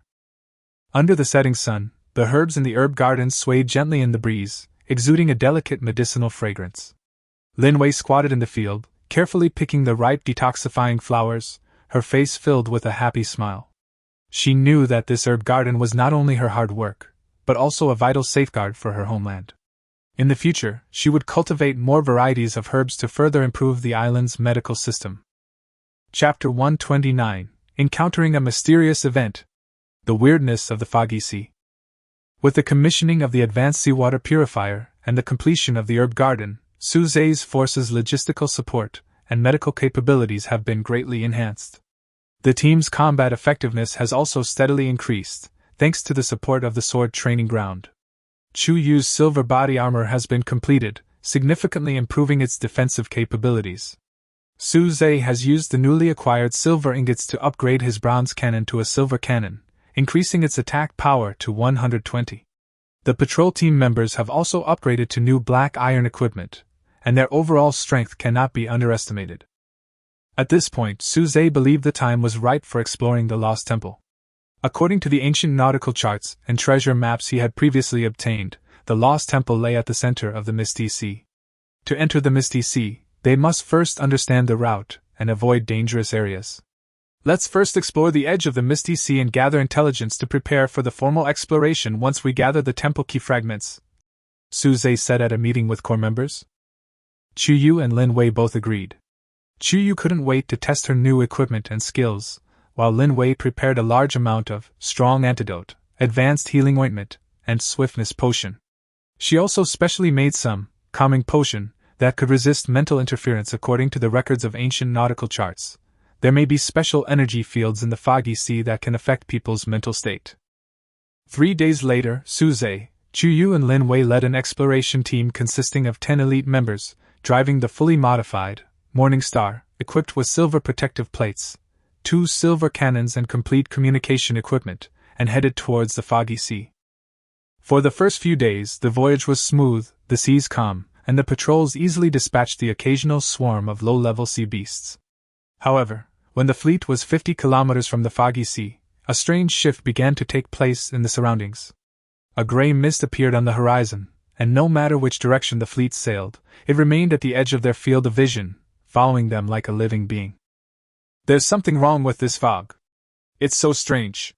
Chuyu stood at the bow, her battle instinct fully activated, but she could only sense vague energy fluctuations coming from the fog and was unable to determine the specific situation. "Everyone, be vigilant and turn off unnecessary lights to reduce the possibility of exposing the target." Suze opened the eye of all-seeing and tried to scan through the fog, but the scan results were a mess. "There is strong energy interference in the fog, and it is impossible to accurately detect the internal situation. We can only confirm that there are a large number of unknown biological signals inside, and the energy levels are generally high." The fleet continued its advance, gradually approaching the fog. When the Morning Star was still 10 kilometers from the mist, the ship's exquisite compass suddenly began to spin wildly, the needle losing its direction, and no amount of calibration would restore it to normal. "The compass is malfunctioning," the navigation team member cried in panic. "We can't determine our direction. We could easily get lost in the fog." Suze frowned. He had expected anomalies in the foggy sea, but he hadn't expected the interference to be so intense. "Activate backup navigation, use the stars for positioning," he said. However, the sky began to darken, and the clouds thickened, gradually obscuring the once clear stars, rendering the backup navigation method ineffective. "We can only rely on visual navigation. Everyone take turns looking out. Maintain the fleet's formation and don't disperse," Suze ordered. The team members picked up their binoculars and stared nervously at the sea ahead.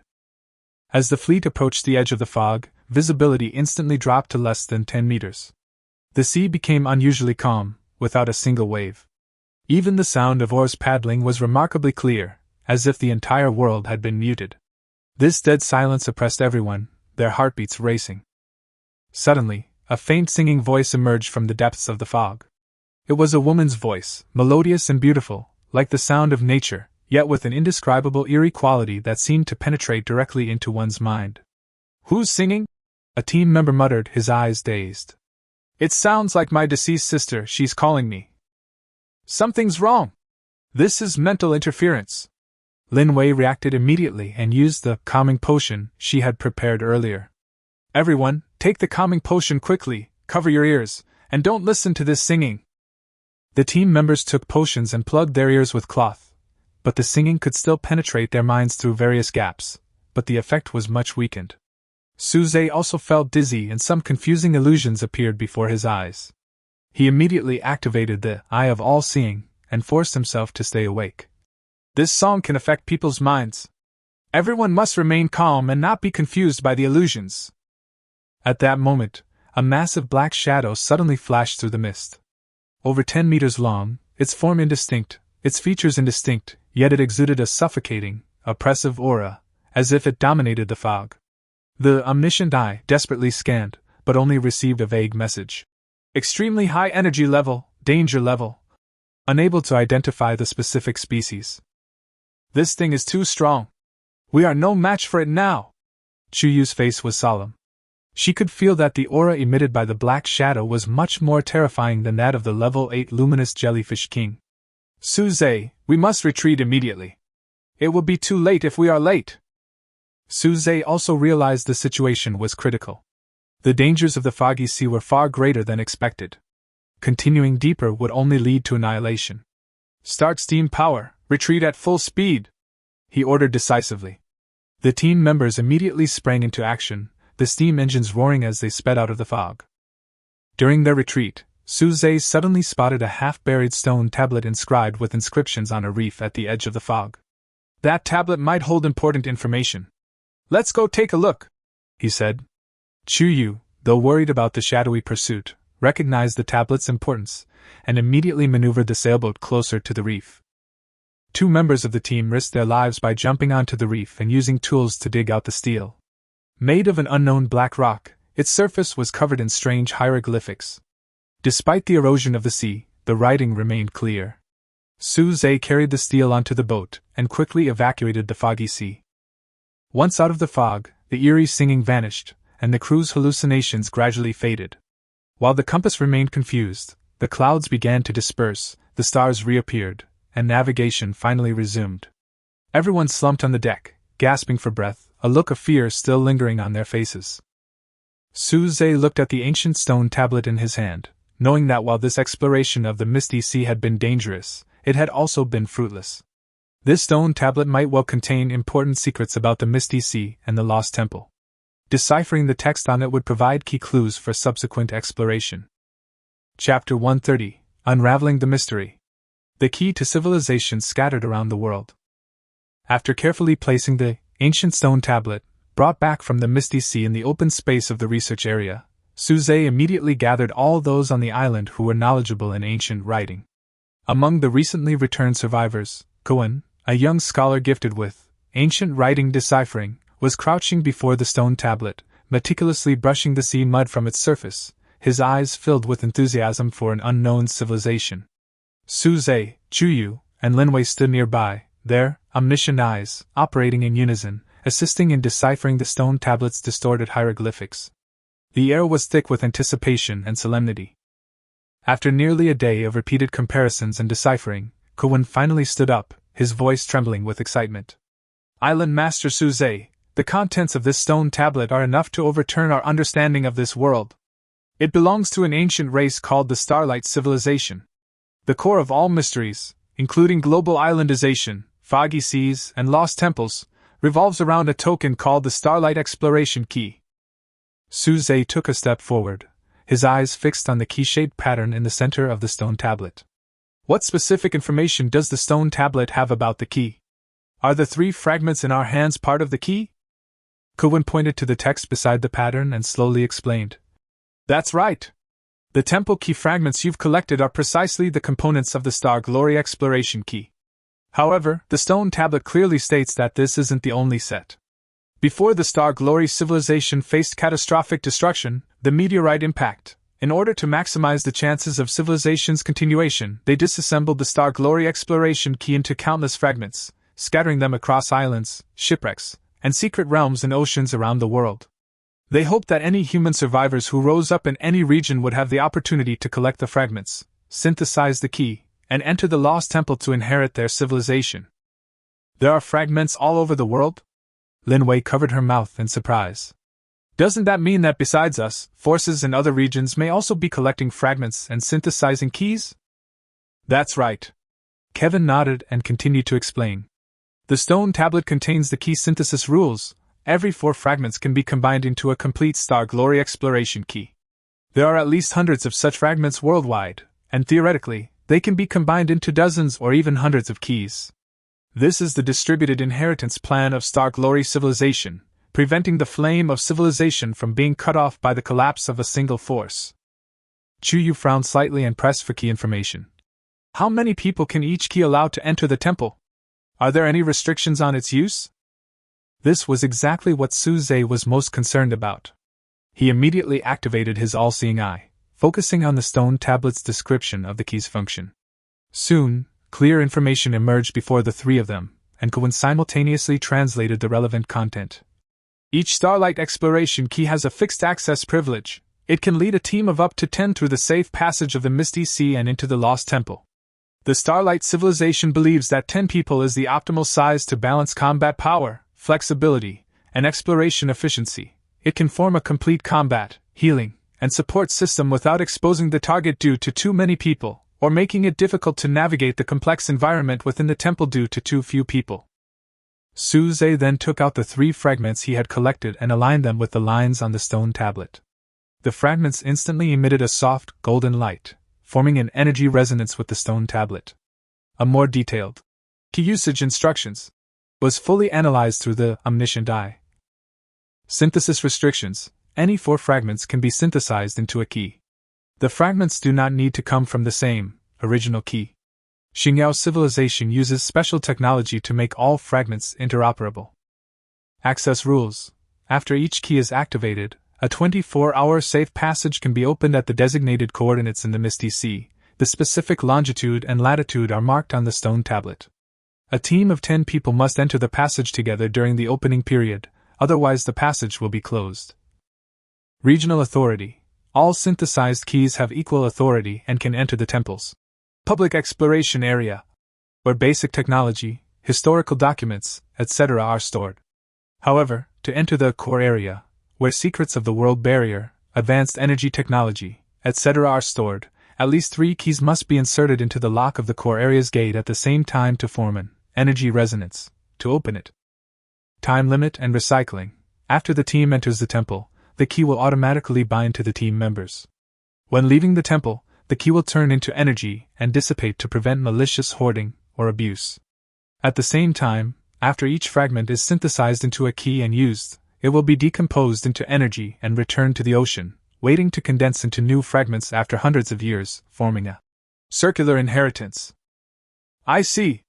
Su Zhe suddenly grasped the profound meaning of the Xingyao civilization.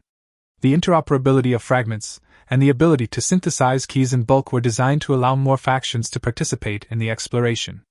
The 10-person team limit ensured safety and efficiency. The shared use of 3 keys in the core area prevented a single faction from monopolizing top secrets. The dissipation of keys upon use and the recycling of fragments ensured the continuity of civilization, rather than a monopoly by any single faction. Chuyu immediately recognized the strategic value of this. This means we don't have to obsess over finding a complete set of fragments. Finding just one more fragment will allow us to synthesize the first key. We can then form a 10-person team to enter the public exploration area and collect basic information. Meanwhile, other factions may also be able to synthesize keys. We can choose to cooperate with them, for example, by combining 3 teams to unlock the core area, but we must also be wary of them monopolizing resources. Lin Wei looked at the fragments in her hand and added, "A 10-man team is perfect for us. Su Zhe, Sister Chuyu, me, Kuwen, in charge of deciphering the text, Zhang Tai, main force in close combat, and then we can select 5 strong members with specialties from the patrol team and the affiliated islands, such as those who are good at mechanical maintenance or underwater exploration, and we can form a fully functional team. And since the key is bound to the team and dissipates after leaving, there's no need to worry about it being stolen by someone with ulterior motives." Kevin had made another discovery. He pointed to a faint map pattern in the corner of the stone tablet and said, "Look, it shows the world's major fragment-rich areas, in addition to the known shipwreck area near the Silver Empire, where the 4th fragment is marked. There are also the ancient altar in the Storm Sea, the glacial ruins of the Arctic island, and the lava caves of the volcanic island. Each area may contain dozens of fragments. This means that our future exploration will definitely not be limited to the eastern waters." Su Zhe quickly began to think. "Our most urgent task is to find the 4th fragment, synthesize the first key, and quickly enter the temple's public area to obtain basic technologies, such as the star engine blueprint that can improve ship power, and the energy enchanting technology that can strengthen weapons. These can greatly enhance our strength. At the same time, we must pay close attention to the movements of other forces. The Silver Empire may have already obtained some fragments. If they synthesize the key, they will inevitably try to monopolize the temple's resources. We need to unite with trusted forces such as the Windwalker Squad and the Four Seas Caravan in advance to form a check and balance." "There's another crucial point," Chuyu reminded. "The core area requires 3 keys to open, which means we must cooperate with at least 2 other key-holding factions. But we must choose our partners carefully. We can't go after predators like the Dark Iron Alliance, or will likely face betrayal in the core area. The Windrunners focus on charting waterways and exploring ruins, while the Four Seas Caravan focuses on trade profits. Neither of them has a strong ambition to monopolize resources, making them ideal partners." Lin Wei began planning the team's preparations. "I need to prepare enough anti-psychic interference potion to deal with psychic attacks in the Foggy Sea, advanced healing ointment to treat combat injuries, and energy cans to provide sustained physical support. I also need to equip everyone with a poisoned weapon and a bronze shield to ensure the team's survivability. In addition, the 10-person team needs a clear division of labor. For example, Suze will be responsible for command and global scanning, Sister Chuyu will be the main melee force, I will be responsible for treatment and logistics, Kowon will be responsible for interpreting the literature, and Zhang Tai will lead the other members to form a defensive formation. As the sun set, its golden afterglow filtered through the windows of the research area, lengthening the stone tablet, the fragments, and the figures of the people. Suze looked at the 3 shimmering fragments in his hands, then at the global distribution map of the fragments on the stone tablet. He felt an unprecedented sense of clarity and purpose. The distributed key system, left by the Xingyao civilization, presented both an opportunity and a challenge. It offered hope for the continuation of human civilization, but also made competition and cooperation between different factions inevitable.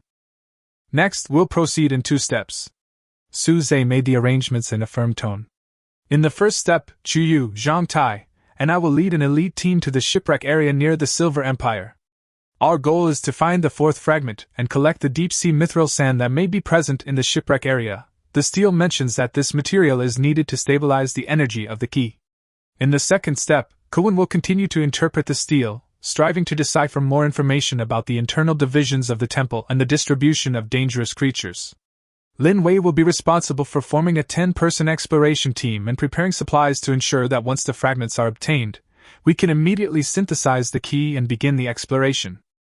Chu Yu, Lin Wei, and Kowon responded in unison, their eyes gleaming with anticipation for the future. They knew that collecting the 4th fragment was only the beginning. As more forces synthesized the key and poured into the Lost Temple, a global battle for the legacy of civilization was about to unfold. Their goal was not only to acquire the technology and resources within the temple, but also to unite with the forces of justice and jointly safeguard the secrets left behind by the Xingyao civilization, allowing humanity to truly control its own destiny, rather than repeating the Xingyao civilization's mistakes in the struggle. As the night deepened, the lights in the research area remained bright. Kowon continued to work at the stone tablet, attempting to decipher more details. Lin Wei took out a pen and paper and began drafting a roster and division of labor for the 10-man team. Suze and Chu Yu marked the route to the shipwreck area on the map, planning their responses to various possible scenarios facing the Silver Empire. The entire island was furiously preparing for the upcoming key synthesis and temple exploration. The keys scattered across the globe by the starry civilization were quietly stirring the ocean's landscape, setting off a civilizational relay race that spanned races and time. Chapter 131 Warning from the Silver Empire. The Forbidden Border. Suze stood atop a reinforced bronze wall watchtower, his gaze sternly fixed on the tiny dot representing advanced technology and unknown intentions.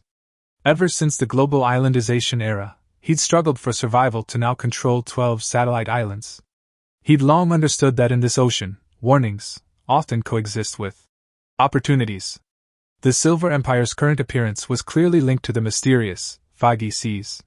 The silver-white steam reconnaissance craft didn't flee, but hovered for a moment in the waters within sight of the main island. Its hull reflected the midday sun, like a metal behemoth lurking on the surface, emitting a silent menace. Less than half an hour later, my watch suddenly vibrated, and an encrypted message from the Silver Emissary popped into view. Unlike the previous message from the Silver-Armored Emissary, which had a tentative business tone, this one was signed by the External Affairs Deacon, Inui. The words lost their smoothness and were filled with undeniable severity. Island Master Suze, our monitoring system indicates that 3 days ago, your vessel approached the border of the Misty Sea area and even collected rock samples from the area. Attached, analysis report on the composition of the misty reef that recently appeared in your island's research area. This is a formal warning. Immediately abandon any attempt to explore the area. The information paused for 3 seconds, as if deliberately giving Suze time to digest it, and then continued to scroll. You may not know that the sea area is not an ordinary dangerous place. 3 months ago, the Empire sent an elite exploration team consisting of 10 steam warships to go deep into the sea, with the goal of searching for the legendary remains of the starry civilization. In the end, only one severely damaged reconnaissance boat managed to return. The hull armor was torn with claw marks with a diameter of 3 meters, and only a piece of strange scale armor with a diameter of 1 and 2 meters remained in the cabin.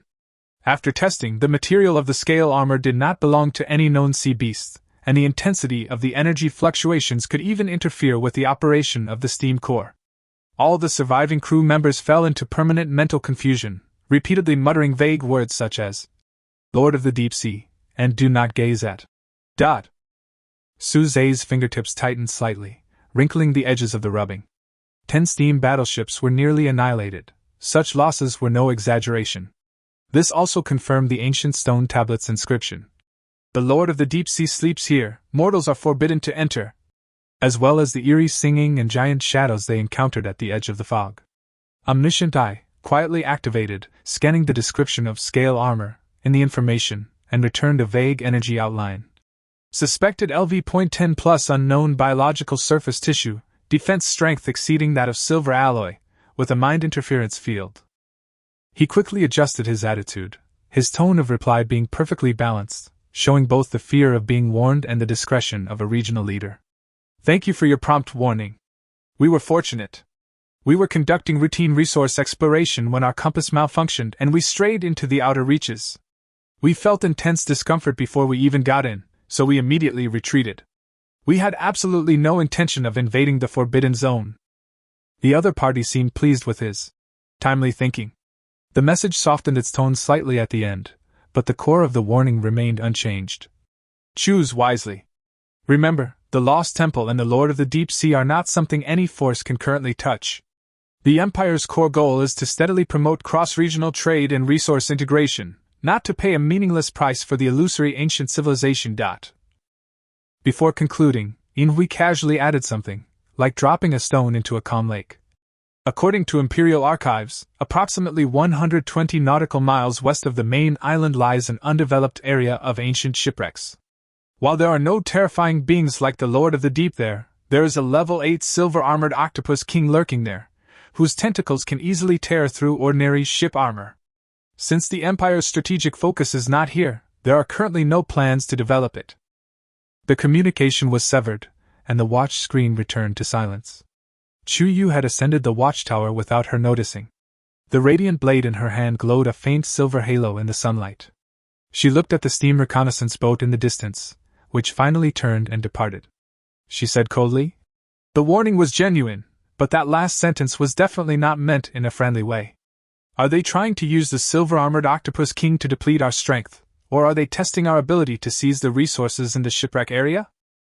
Suze put the rubbing away and cast his gaze toward the Western Sea, the direction of the shipwreck area Inhui had mentioned. Since defeating the Black Iron Alliance and doubling his influence, he'd become increasingly aware that the struggle with the Silver Empire was no longer a simple resource exchange. It was a struggle for control. "It's both. The Silver Empire doesn't want us to grasp the secrets of the Misty Sea too soon, but they also want to assess our true capabilities by observing the dangers of the shipwreck area. If we can defeat the silver-armored octopus king, they might consider us a potential ally worthy of cooperation and propose more binding terms. If we fail, they can reap the benefits and even take over the shipwreck area." Lin Wei also climbed onto the watchtower at this time, holding the freshly prepared anti-psychic interference potion in her hand. She worriedly gripped Suze's arm and said, "Should we still go, the level 8 silver-armored octopus king is even stronger than the luminous jellyfish king we encountered before. Moreover, the shipwreck area is likely to be full of reefs, which will be extremely demanding on the ship." "Go!" Suze declared decisively, his eyes gleaming with determination. From a 3-square-meter reef in the early days of global islandization to the current 100-square-meter main island and 12 satellite islands, his power was no longer a weakling to be manipulated. But not now. The Silver Empire's warning only confirms the value of the shipwreck area, an ancient civilization shipwreck, very likely connected to the Lost Temple, and perhaps even containing the final fragment of the Starlight Exploration Key. We need to accomplish 2 things first. First, completely transform the Morning Star into a steam-powered warship to improve its wind and wave resistance and combat capabilities. Second, utilize the output of the Silver Mine Island to upgrade all personnel to silver-grade equipment to ensure combat power sufficient to deal with LV-8 sea beasts." He raised his hand and stroked the lines of the bronze wall, feeling the cool metal against his palm. A clear plan emerged in his mind. The forbidden border drawn by the Silver Empire is not our destination, but the starting point for us to accumulate strength. Once we are ready, we will not only capture the shipwreck area, but also uncover the truth of the Foggy Sea area, that place they consider forbidden land, which holds the key to solving the mystery of global islandization. Beneath the watchtower, a patrol team was on their daily patrol aboard a reinforced, medium-sized sailboat. The fertile soil and stars emblem embroidered on the sails rustled in the wind. Su-Zhe knew that this silent battle with the Silver Empire had only just begun, and he must secure sufficient living space and development opportunities for his forces in this contest. After all, the journey from crisis to this point had not been about retreat, but rather the courage to find opportunities amidst risk. Chapter 132: Internal Trouble. Conflict in Resource Allocation. The main island was upgraded to 100 square meters, the number of satellite islands increased to 12, and the total population exceeded 50. However, this rapid expansion was like opening a Pandora's box. Behind the prosperity, unprecedented management challenges were quietly emerging. The order that once relied on personal prestige began to crack as the personnel structure became more complex and the division of labor became increasingly specialized. That afternoon, Li Shi, the person in charge of subsidiary island number 3, dedicated to iron ore mining, and Ant Wang, the person in charge of subsidiary island number 1, focused on high-end crop cultivation, rushed into the meeting shed almost one after the other, their faces filled with suppressed anger. Li Shi, with dark skin and calloused hands, slammed his hard hat on the stone table upon entering. His voice was as raspy as a millstone. "Island Master Su-Zhe, please judge the situation. We brothers on island number 3 toil away in the underground mines every day, the dust choking our throats. Last month, Lao Zhang was hit in the leg by a falling rock. And now, one portion of the iron ore we painstakingly dig out is only worth 1 contribution point, while a single Xiaoguang tomato grown on island number 1 is worth 2. This is so unfair." Ant Wang immediately put her hands on her hips and retorted, her voice sharp but clear. "Li Shi, you're being completely dishonest. Without the food and cash crops we grow on Island 1, how would you miners have the energy to work? After the storm last month, your mine was without food for 3 days. Who delivered the newly ripened yams overnight? Furthermore, our Xiaoguang tomatoes rely on Miss Weiwei's natural ability to stimulate growth and require meticulous care. They can contract leaf blight if you're not careful. How can that be easy? Your work is purely physical, while ours is technical and meticulous.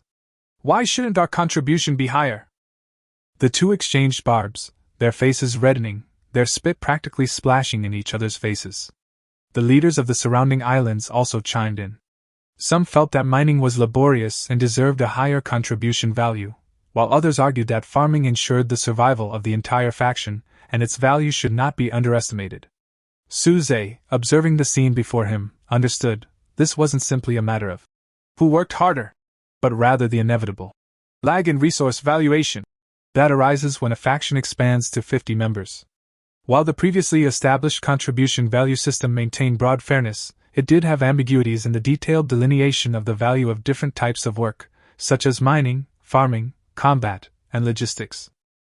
Before one crisis subsided, another arose.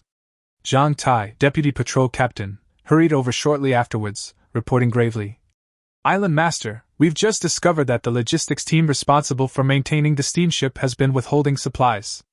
We were originally scheduled to replace the Morning Star with 30 loads of black iron ore, but we only received 25. The remaining 5 were embezzled by the logistics team captain, who used them to craft 2 black iron axes for his own subsidiary island." Su-Zhe's brow furrowed slightly. If the conflict between Li Shi and Ant Wang stemmed from a disagreement over ambiguous rules, then the logistics team's withholding of supplies was a blatant violation of the rules. Even more problematic, the team leader was a veteran member who had joined the alliance early on and had previously served in the fight against the Black Iron Alliance. Improper handling could easily alienate veteran members. However, if left unchecked, the authority of the rules would be eroded, only fostering further corruption. He didn't lose his temper immediately. Instead, he calmed Li Shi and Ant Wang down, and sent Zhang Tai to appease the logistics team. He then summoned all the island leaders and core members for an emergency meeting in the meeting tent. The meeting tent was no longer the simple wooden hut that could only accommodate 3 people, but a spacious hall that could accommodate more than 20 people, which indirectly confirmed the growth and change of power. The previous contribution value system was established when our faction was still small. Now it seems that it really can't keep up with the needs of development. Suze got straight to the point, his eyes sweeping over everyone present. I called everyone here today not to hold anyone accountable, but to work together to improve the rules, so that everyone who works hard feels fair, and everyone who fights for this faction has a goal to achieve. After all, we have grown from the initial 2 people to the current 50 people, not by the strength of any one person, but by the concerted efforts of everyone. He then proposed a new, fine-grained contribution value and resource management system. 1. Calculate contribution value by output value. Mining group, 1 standard iron or equals 1 contribution point, 1 black iron or equals 1.5 contribution points, 1 silver or equals 2 contribution points. If a new mineral vein is discovered, an additional 50 to 100 contribution points will be awarded. Planting group, 1 sativa potato equals 0.5 contribution points, 1 glowing tomato equals 2 contribution points, 1 rare herb, such as resurrection grass, detoxification flower, equals 3 contribution points. Cultivating new crop varieties will reward an additional 100 contribution points. Combat/patrol team. Contribution points are calculated based on the level of the sea beasts killed. LV.1 LV.3 sea beasts correspond to 1 to 3 contribution points per beast. LV.4 LV.6 sea beasts correspond to 5 to 10 contribution points per beast. And LV.7 and above sea beasts are calculated based on actual combat power consumption. Daily patrols accumulate contribution points on an hourly basis, with 1 contribution point per hour. Night patrols double this amount. Logistics/technical team. Contributions are calculated based on the quality and difficulty of the completed tasks. For example, repairing a medium-sized sailboat equals 30 contribution points, crafting a set of silver equipment equals 50 contribution points. This will be jointly approved by Suze and Linwei. 2. Establish a dynamic reward pool and a cross-island collaboration mechanism. 10% of the main island's resources will be drawn every month to establish a contribution reward pool. The top 3 islands will be ranked based on their total contribution value, with the top 3 receiving 50%, 30%, and 20% of the pool respectively. Rewards include high-quality food, rare materials, or priority exchange rights for weapons. Encourage cross-island collaboration.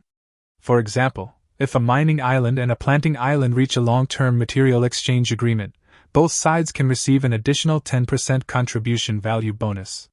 The combat team assists the mining team in clearing sea beasts around the mines, and both sides share contribution value based on the ratio of combat power input to resource benefits.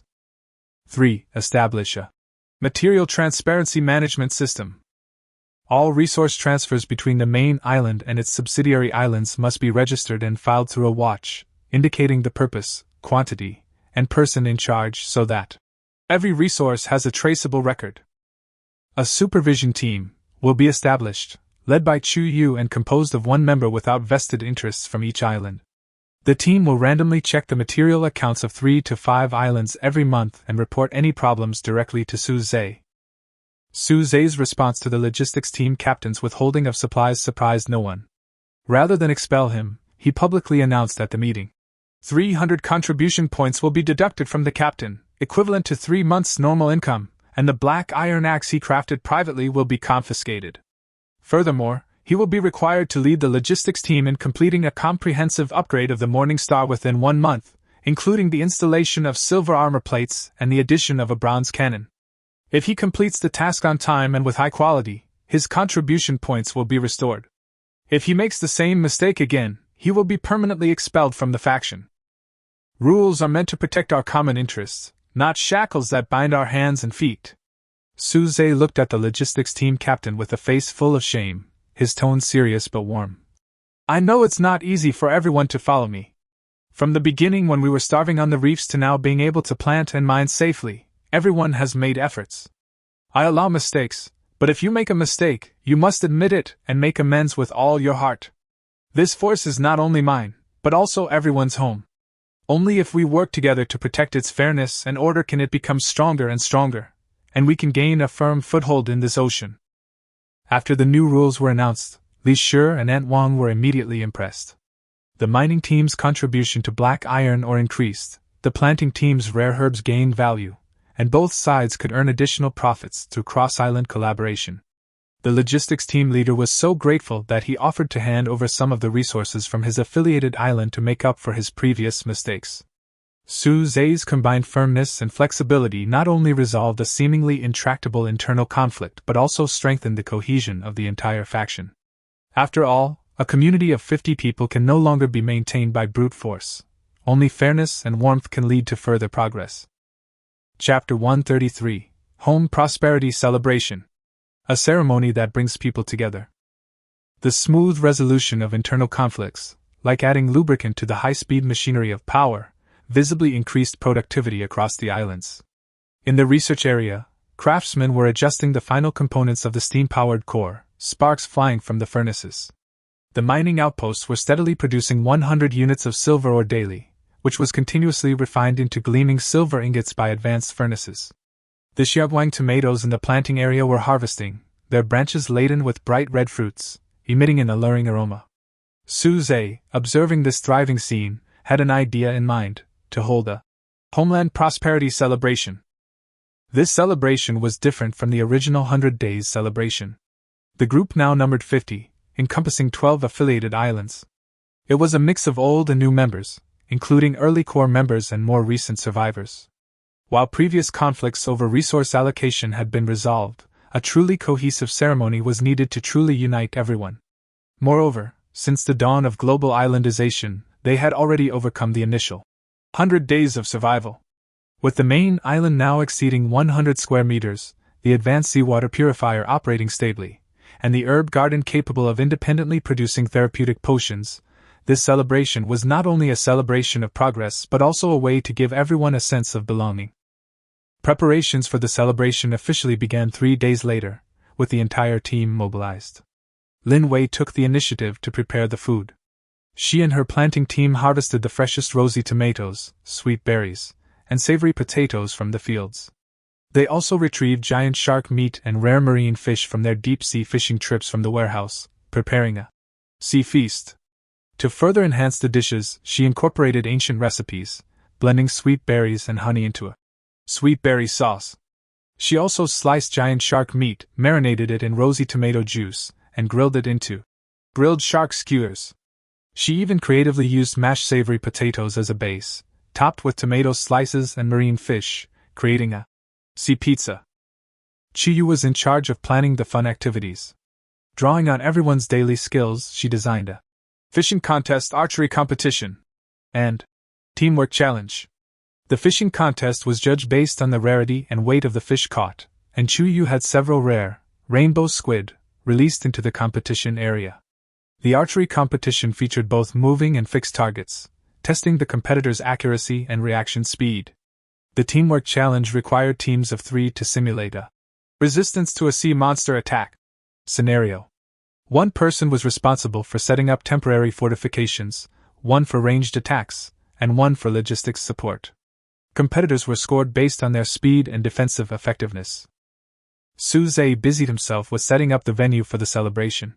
He chose to hold the event in the newly constructed recreational area, nestled against the bronze city walls and facing the sea, offering expansive views. Craftsmen had constructed a temporary stage from deep-sea hardwood, its backdrop adorned with fluorescent lights crafted from colorful coral and luminescent jellyfish slime. At night, the stage lit up like a dreamlike underwater world. Stone tables and benches surrounded the stage, each covered with a palm frond tablecloth and laden with snacks prepared by Lin Wei. At the edge of the recreational area, an achievement display area showcased everyone's achievements along the way, from the initial stone axes and rafts, to the later bronze cannons and steamship parts, and now the silver equipment and advanced potions. Each item bore witness to the growth of the group from 2 to 50. On the day of the celebration, at first light, residents, dressed in neat clothes, arrived by boat from the various satellite islands. The main island's dock was bustling with people, greeting each other and smiling.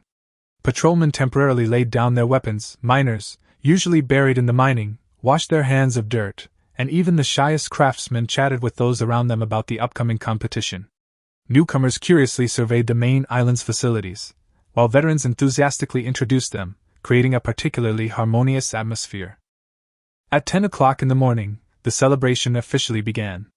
Suze stood center stage, surveying the familiar and unfamiliar faces in the audience. Lin Wei and Chu Yu, his earliest followers, patrol members who had distinguished themselves against the Black Iron Alliance, and recent recruits with practical talents. He picked up a microphone made of coconut shells, his voice gentle yet powerful.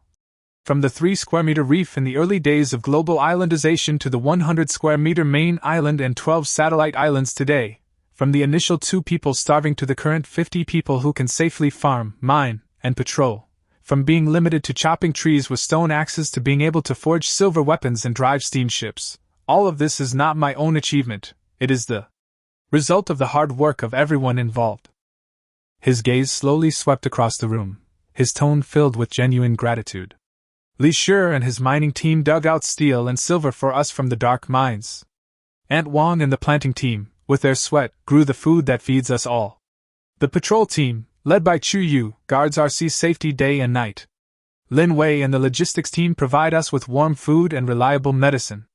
And every member who silently contributes, it is your efforts that make this home increasingly stable. Thank you all! Warm applause erupted from the audience, some even tearing up. Li Shi too clapped his companion's shoulder vigorously.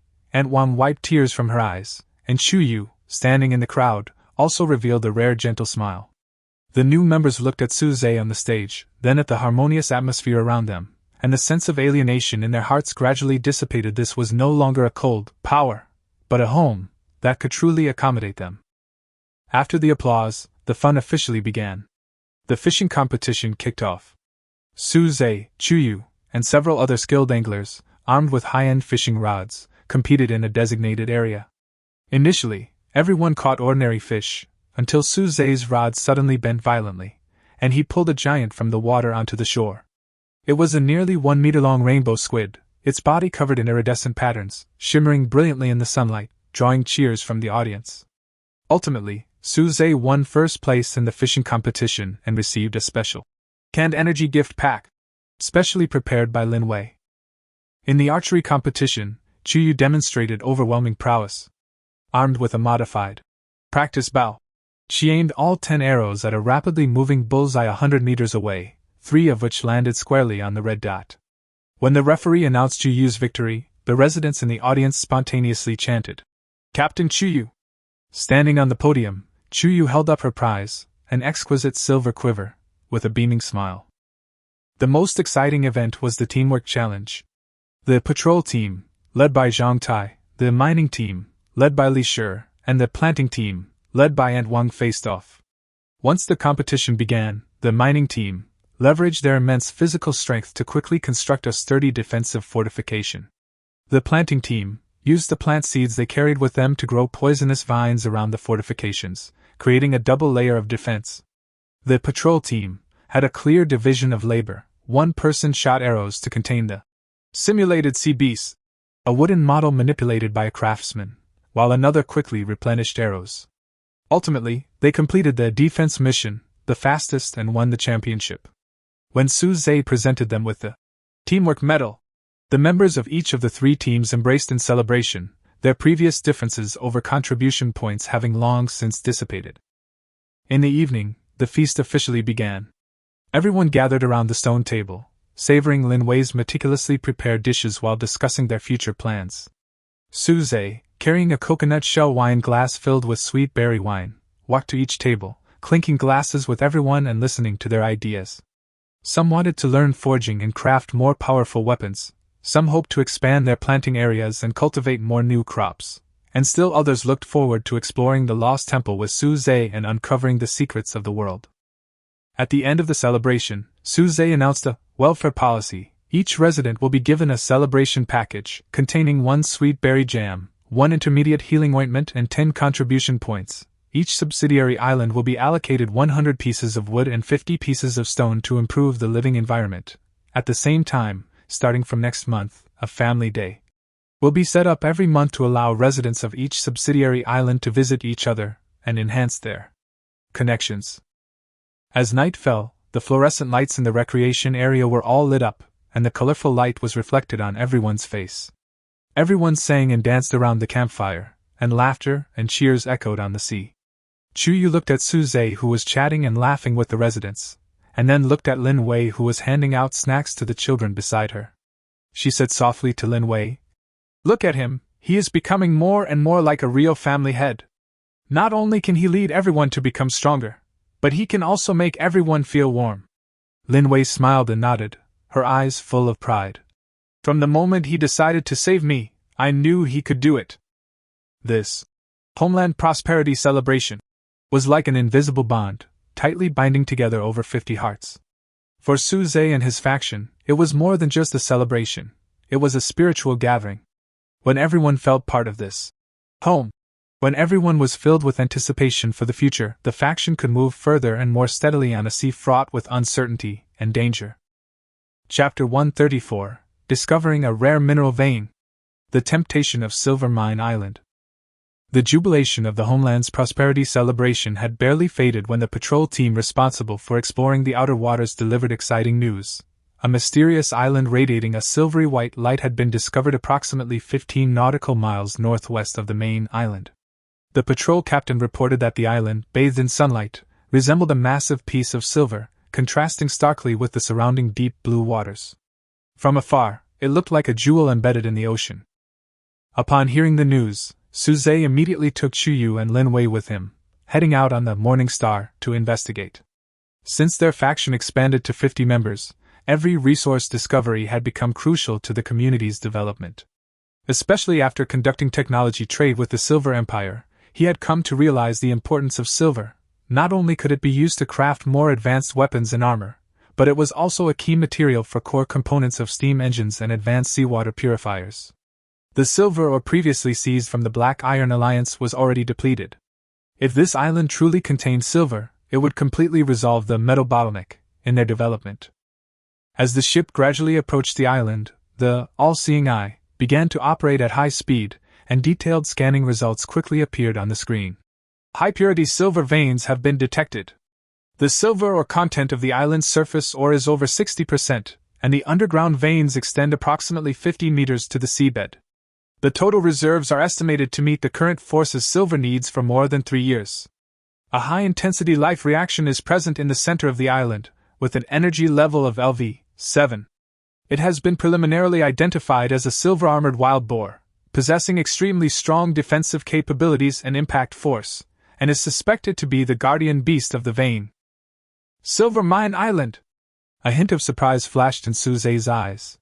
From initially relying on fishing to obtain small amounts of metal ore, to now discovering a sizable silver vein, the faction's resource acquisition capabilities have long since changed. Chuyu clenched a silver sword in her hand, her eyes filled with the desire to fight. A level 7 silver-armored wild boar is a good opportunity to test the results of our recent training. However, its defense is certainly not weak. We must formulate a careful plan and cannot just fight head-on. Lin Wei pulled out the powerful anti-venom potion and intermediate healing ointment she had prepared from her backpack and said seriously, "I have prepared healing supplies. I also brought some powerful seaweed seeds that can grow vines to entangle it and restrict its movement." The three quickly formulated a detailed battle plan. Suze would operate the bronze cannons aboard the Morning Star, providing long-range suppressive fire to draw the silver-armored boar's attention. Chuyu would take advantage of the boar's distraction to land on the island from the side, looking for an opportunity to attack its weak points. Lin Wei would remain on board, ready to provide support with plant-induced growth and to treat any injured members. Considering that a force of 50 required a stable supply of resources, this operation not only required defeating the Guardian Beast but also ensured the safety of subsequent mining operations. The ship slowly docked at the beachhead of Silver Mine Island. The sand was covered with fine silver ore, rustling underfoot. Suze adjusted the angle of his bronze cannon and aimed it at the dense bushes in the center of the island. Based on the scans, the silver-armored boar was likely hiding there. "Prepare to fire!" Suze commanded, and the artilleryman in charge immediately lit the fuse. With a loud boom, the heavy stone projectile whistled into the bushes. The moment the stone bullet landed, a deafening roar echoed from the bushes. Immediately afterwards, a behemoth, the size of a small armored vehicle, burst forth. Its body was covered in thick, silver bone armor, studded with sharp protrusions. Its two curved tusks gleamed like sharp scimitars, their icy gleams. Its four stout hoofs pounded the ground, causing it to tremble slightly with each step. This was the silver boar, its eyes fixed intently on the morning star, clearly enraged by the bombardment. "Now! Chuyu, go!" Suze shouted. Chuyu immediately leaped from the boat onto the beach, the silver sword in her hand gleaming brightly in the sunlight. She didn't charge directly at the silver-armored boar, but circled around to the other side of the island, using the rocks and trees as cover, constantly adjusting her position. Seeing someone land, the silver-armored boar turned and rushed towards Chuyu, its massive body smashing through trees in its path with a terrifying roar. Suze seized this opportunity and ordered another round of cannon fire. The bronze cannonballs accurately struck the silver-armored boar's back, but the expected, deep damage didn't occur. The cannonballs merely inflicted a shallow dent in its silver bone armor before being deflected. Strong defense indeed! Suze, awestruck, immediately changed his strategy, ordering the craftsman to load incendiary bombs, made of sulfur powder and pine resin, in an attempt to burn the boar's skin with flames. Meanwhile, Chuyu had already engaged in close combat with the silver-armored boar. Using her battle instinct as predictive abilities, she nimbly dodged the boar's charges and tusk attacks. Whenever the boar missed, Chuyu seized the opportunity to leap to its side and strike at its leg joints with her silver sword, where the bone armor was relatively weak. Dang! The sword's blade collided with the bone armor, making a sharp metallic clang. While it failed to directly pierce the armor, it did cause the silver-armored boar's movements to slow briefly. "Lin Wei, wrap your vines around its hind legs!" Chuyu shouted. Lin Wei immediately scattered powerful seaweed seeds from the boat at the boar's feet, activating her plant growth talent. The seeds quickly germinated upon contact with water, instantly growing into massive, thick sea vines that tightly wrapped around the boar's hind legs like countless ropes.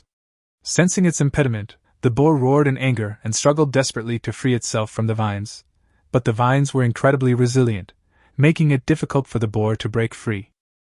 Suze seized this golden opportunity and ordered the incendiary bombs to be fired. The bombs landed on the silver-armored boar's back, and flames instantly spread. Although the silver armor was inflammable, the intense heat still caused the boar to howl in pain. Chuyu seized the opportunity to leap onto the boar's back, raising her silver sword. Concentrating all her strength, she stabbed at the gap in the armor on its neck, the weak spot detected by the all-seeing eye. Puff! The tip of the silver sword successfully pierced the silver-armored boar's neck, and blood gushed out instantly. The silver-armored boar's body convulsed violently, its struggles fading as it collapsed to the ground, completely dead. Chuyu jumped off the boar's back, panting slightly. A triumphant smile crossed her face as she gazed at the massive corpse on the ground. Done! This boar's bone armor can be used to create stronger armor. It'll be enough for the 50 of us to use for a while. After occupying Silver Mine Island, Suze immediately began planning subsequent development. He assigned 5 members with the mining mastery talent from various affiliated islands and assigned them to reside on the island permanently, equipped with mining tools, to establish a silver mining outpost. He also assigned 2 craftsmen to build a simple furnace on the island to refine the mine's silver ore into silver sand, which was then transported back to the main island for further processing. To ensure mining safety, Suze also assigned patrols to dispatch a boat daily around Silver Mine Island to prevent harassment from sea beasts or other forces. After all, a force of 50 people requires a steady supply of resources to operate. A few days later, the silver mining outpost reported good news: a steady daily output of 100 silver ore, refined in an advanced furnace into 50 high-quality silver ingots. These ingots were quickly put to use. The craftsmen used them to craft a set of silver breastplate, defense plus 40, for Suze and replaced the patrol members with silver crossbow bolts, attack plus 35, with armor-piercing effect. Lin Wei used the silver ingots to craft small silver ornaments, and gave them to the female residents of the various satellite islands, allowing everyone to experience the benefits of the bountiful harvest. The discovery of the Silver Mine Island not only completely freed Suze's forces from the silver shortage dilemma, but also gave them greater leverage in trade with other factions.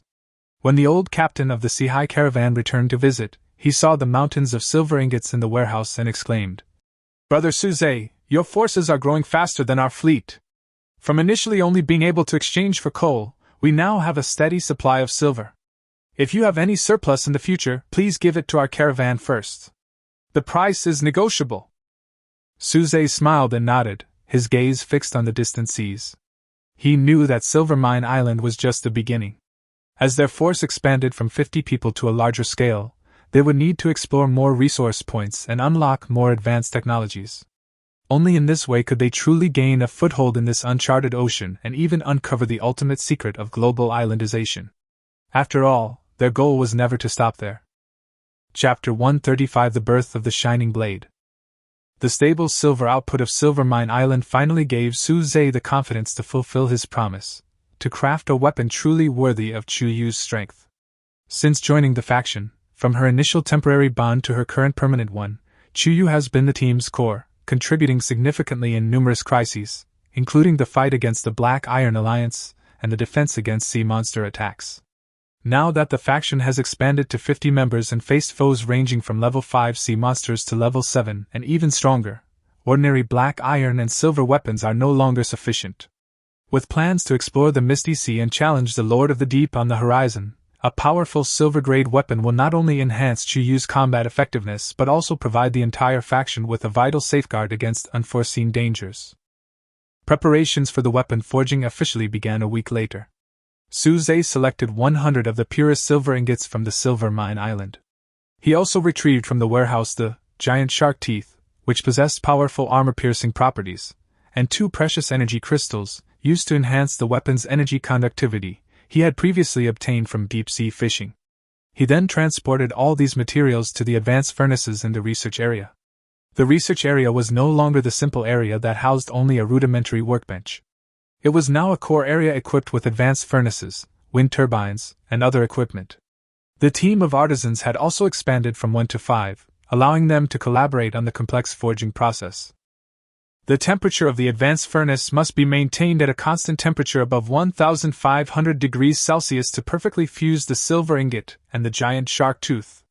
The energy crystals must be added during the final stages of smelting, otherwise the high temperature will easily destroy the internal energy structure. Suze explained to Chuyu beside him as he watched the craftsman adjust the furnace. Chuyu nodded, her eyes fixed on the silver ingot gleaming in the furnace. A hint of anticipation in her eyes. This would be her first high-end weapon and the key to her increased combat power.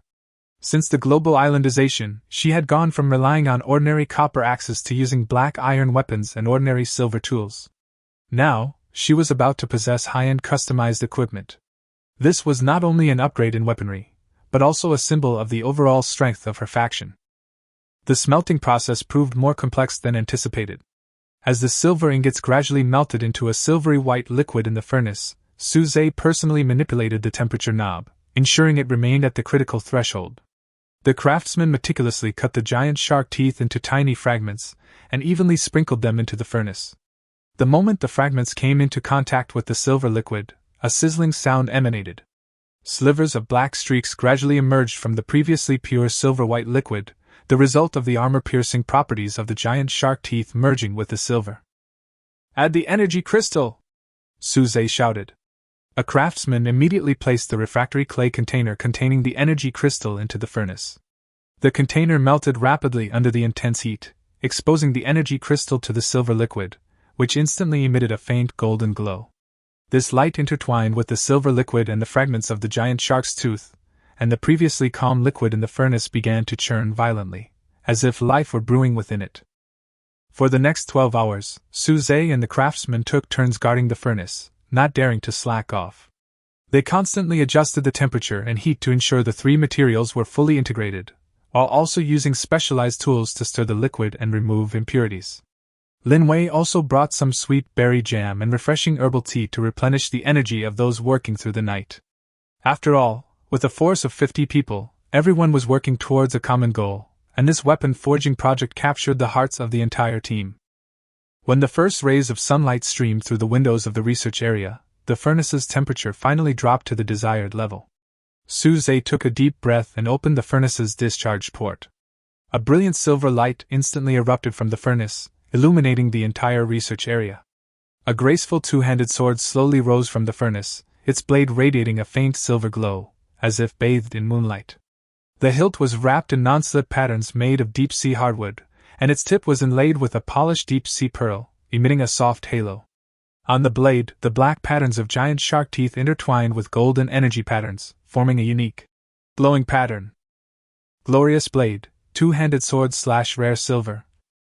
Attack power, plus 85. Characteristic 1. Radiance, deals an additional 50% damage to dark and undead creatures and sea beasts. In darkness, the sword automatically emits a faint glow, illuminating a 10-meter radius. This feature is crucial for future exploration of the dark environments of the foggy sea.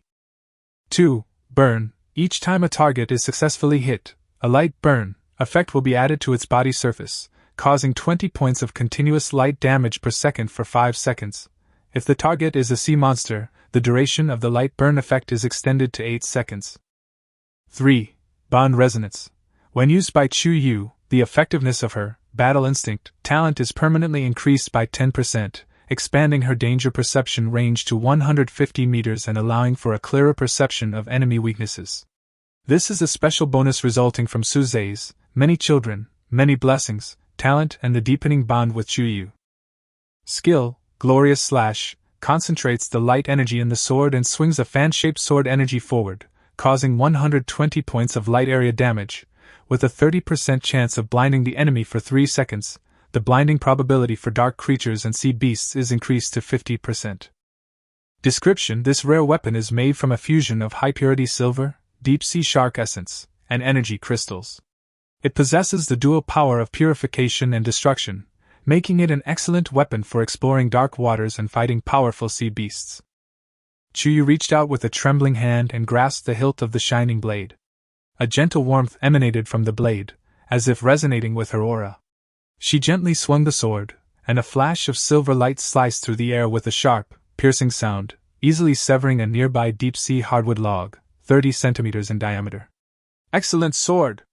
Chu-Yu couldn't help but exclaim in admiration, her eyes gleaming with excitement.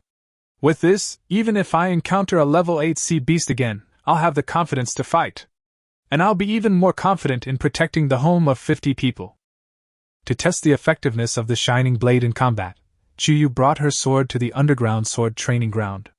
This ground, a unique building unlocked as her bond with Chu-Yu sublimated, now served as a central location for the 50-man faction's melee members to improve their combat power.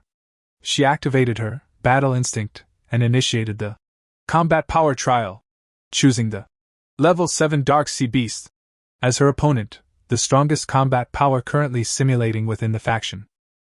As the trial began, a massive phantom of a dark giant emerged from the energy lines, brandishing 10 thick tentacles as it charged towards Chu-Yu. Chu-Yu advanced instead, the radiant blade in her hand gleaming brilliantly, its radiant ability instantly triggering.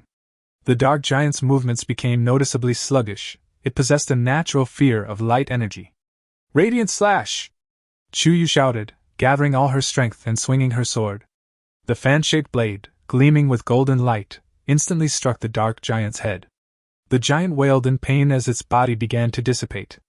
Chu-Yu seized the opportunity to charge forward, repeatedly stabbing the giant's tentacle joints with her sword. Each strike imparted a light burn effect, igniting golden flames across its body. Within 3 minutes, the dark giant's phantom completely dissipated, and the sound signaling a successful trial echoed through the training grounds. Amazing!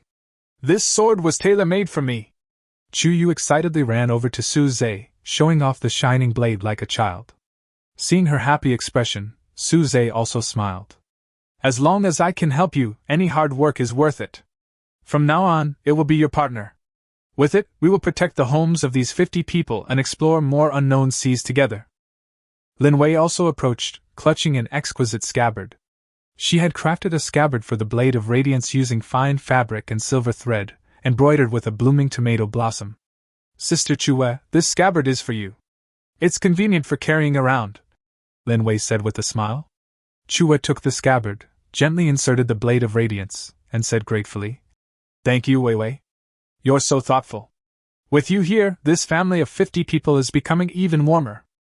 The birth of the shining blade not only made Chu-Yu's combat power achieve a qualitative leap, but also greatly boosted the confidence of the entire force. The craftsmen began to try to use the remaining silver ingots to create more silver equipment, and the patrol members were eager to use the new weapons as soon as possible to challenge more powerful sea beasts. Su Zhe knew that with the emergence of the Shining Blade, their pace of exploring the foggy sea and searching for the lost temple could be accelerated. After all, if a force of 50 people wants to gain a foothold in this ocean, it not only needs a stable supply of resources, but also a strong enough combat force as a guarantee, and the Shining Blade is the sharpest spear in this guarantee. Chapter 136: The End of the Voyage? The Mystery of the World Barrier. As their influence grew, the patrol's exploration range expanded. Su Zhe assigned the patrol a new mission: explore the uncharted waters east of the main island, create detailed nautical charts, and search for new resource points and possible survivors. However, about 50 nautical miles east, the patrol team encountered something incredible. Zhang Tai, the patrol boat crew member, recorded in his log.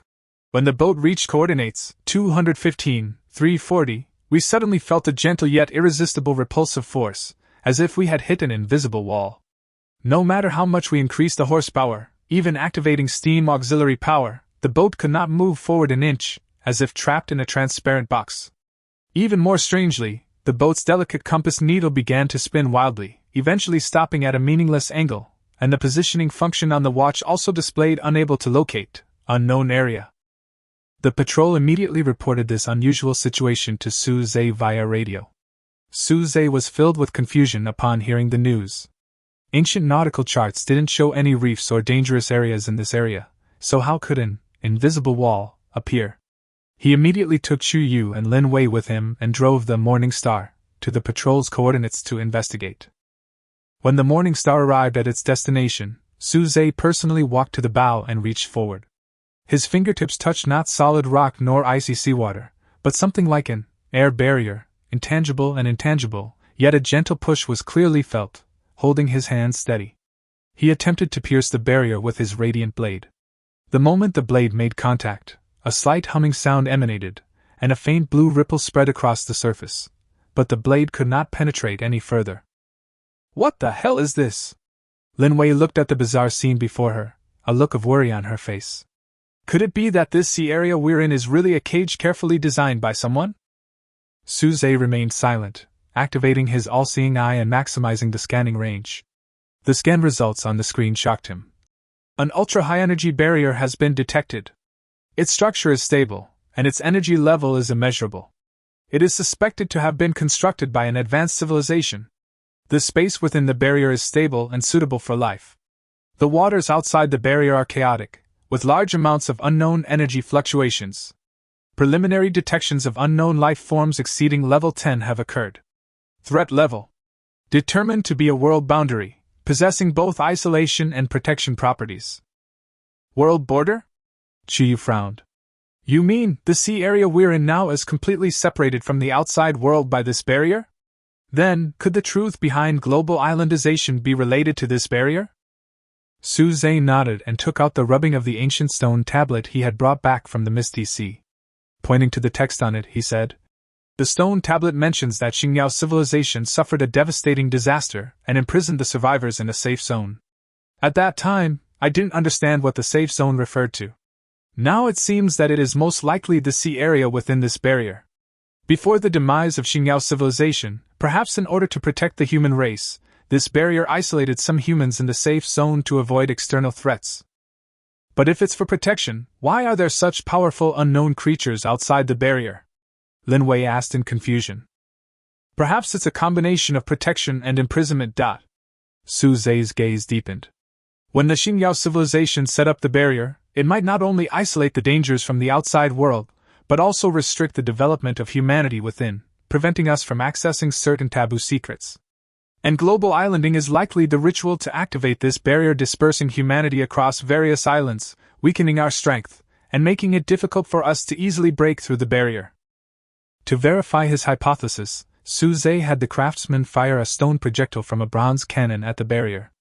The projectile didn't explode upon impact, but instead, as if absorbed by a sponge, slowly melted into the barrier and vanished. Only a faint ripple appeared on the surface of the barrier before it returned to calm. "This barrier's defenses are too strong. With our current level of technology, we simply can't penetrate it," Su Zhe said helplessly. At that moment, Lin Wei suddenly pointed to a certain spot on the barrier and exclaimed, "Look there!" Su Zhe and Chu Yu looked in the direction she pointed.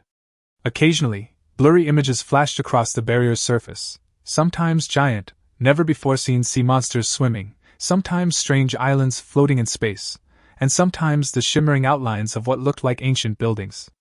These images were fleeting, as illusory as mirages. Could these images be the real scenes outside the barrier? Chu Yu speculated. Su Zhe nodded. Very likely. This barrier not only isolates space, but perhaps also occasionally transmits images from the outside world, like a one-way mirror, allowing us to see the outside world but unable to touch it. This discovery completely changed Su Zhe's understanding of global islanding. He realized that his previous goal, exploring the Lost Temple and uncovering the secrets of the Starry Civilization, was merely the first step in solving the mystery. The ultimate goal was to break through this world barrier, to understand the truth beyond it, to determine why the Starry Civilization had erected it, and to determine whether humanity still had a chance to escape. After returning to the main island, Su Zhe compiled all the information he had discovered into a book and convened a meeting with his core members. Upon learning of the existence of the world barrier, everyone fell silent. On the one hand, the barrier meant they were temporarily safe, free from the powerful threats from the outside world. On the other hand, the reality of being imprisoned also weighed heavily on everyone. Whether this barrier is meant to protect us or to imprison us, we can't just sit there and wait for death. Su Zhe broke the silence and said firmly, "We must speed up the pace of exploring the Lost Temple. There must be secrets about the barrier hidden there. As long as we can solve the mystery of the Xingyao civilization, we may find a way to break through the barrier and truly control our own destiny." Chu Yu and Lin Wei nodded in agreement. From that day on, the entire faction's development focus shifted again. The research area accelerated the development of the steam power core in preparation for long-distance exploration. The mining and planting teams increased resource output to ensure equipment upgrades and material reserves. The patrol team began to focus on exploring the route between the main island and the Foggy Sea, creating detailed nautical charts to pave the way to the Lost Temple. The mystery of the world barrier, like a seed, sowed a desire for exploration in the hearts of Su Zhe and his companions. They knew that the road ahead was full of unknowns and dangers, but in order to uncover the truth and gain true freedom, they must move forward courageously. Chapter 137, Invitation from the Silver Empire. Opportunities for the Maritime Chamber of Commerce. The discovery of the world barrier plunged Su Zhe into deep thought. He knew that relying solely on his own strength would be a drop in the bucket in his quest to break through the barrier and unlock the secrets of the Xingyao civilization. He needed to seek out more allies and acquire more advanced technology and resources, and contact with other major powers became a necessary step. Just then, another communication arrived from the Silver Empire. This time, it wasn't a warning, but a formal invitation bearing the Silver Empire's emblem.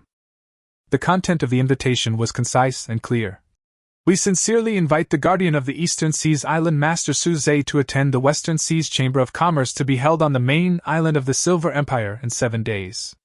This Chamber of Commerce is led by the Silver Empire and has invited more than 10 powerful forces from the surrounding waters, including the Golden Chamber of Commerce and the Storm Mercenary Group.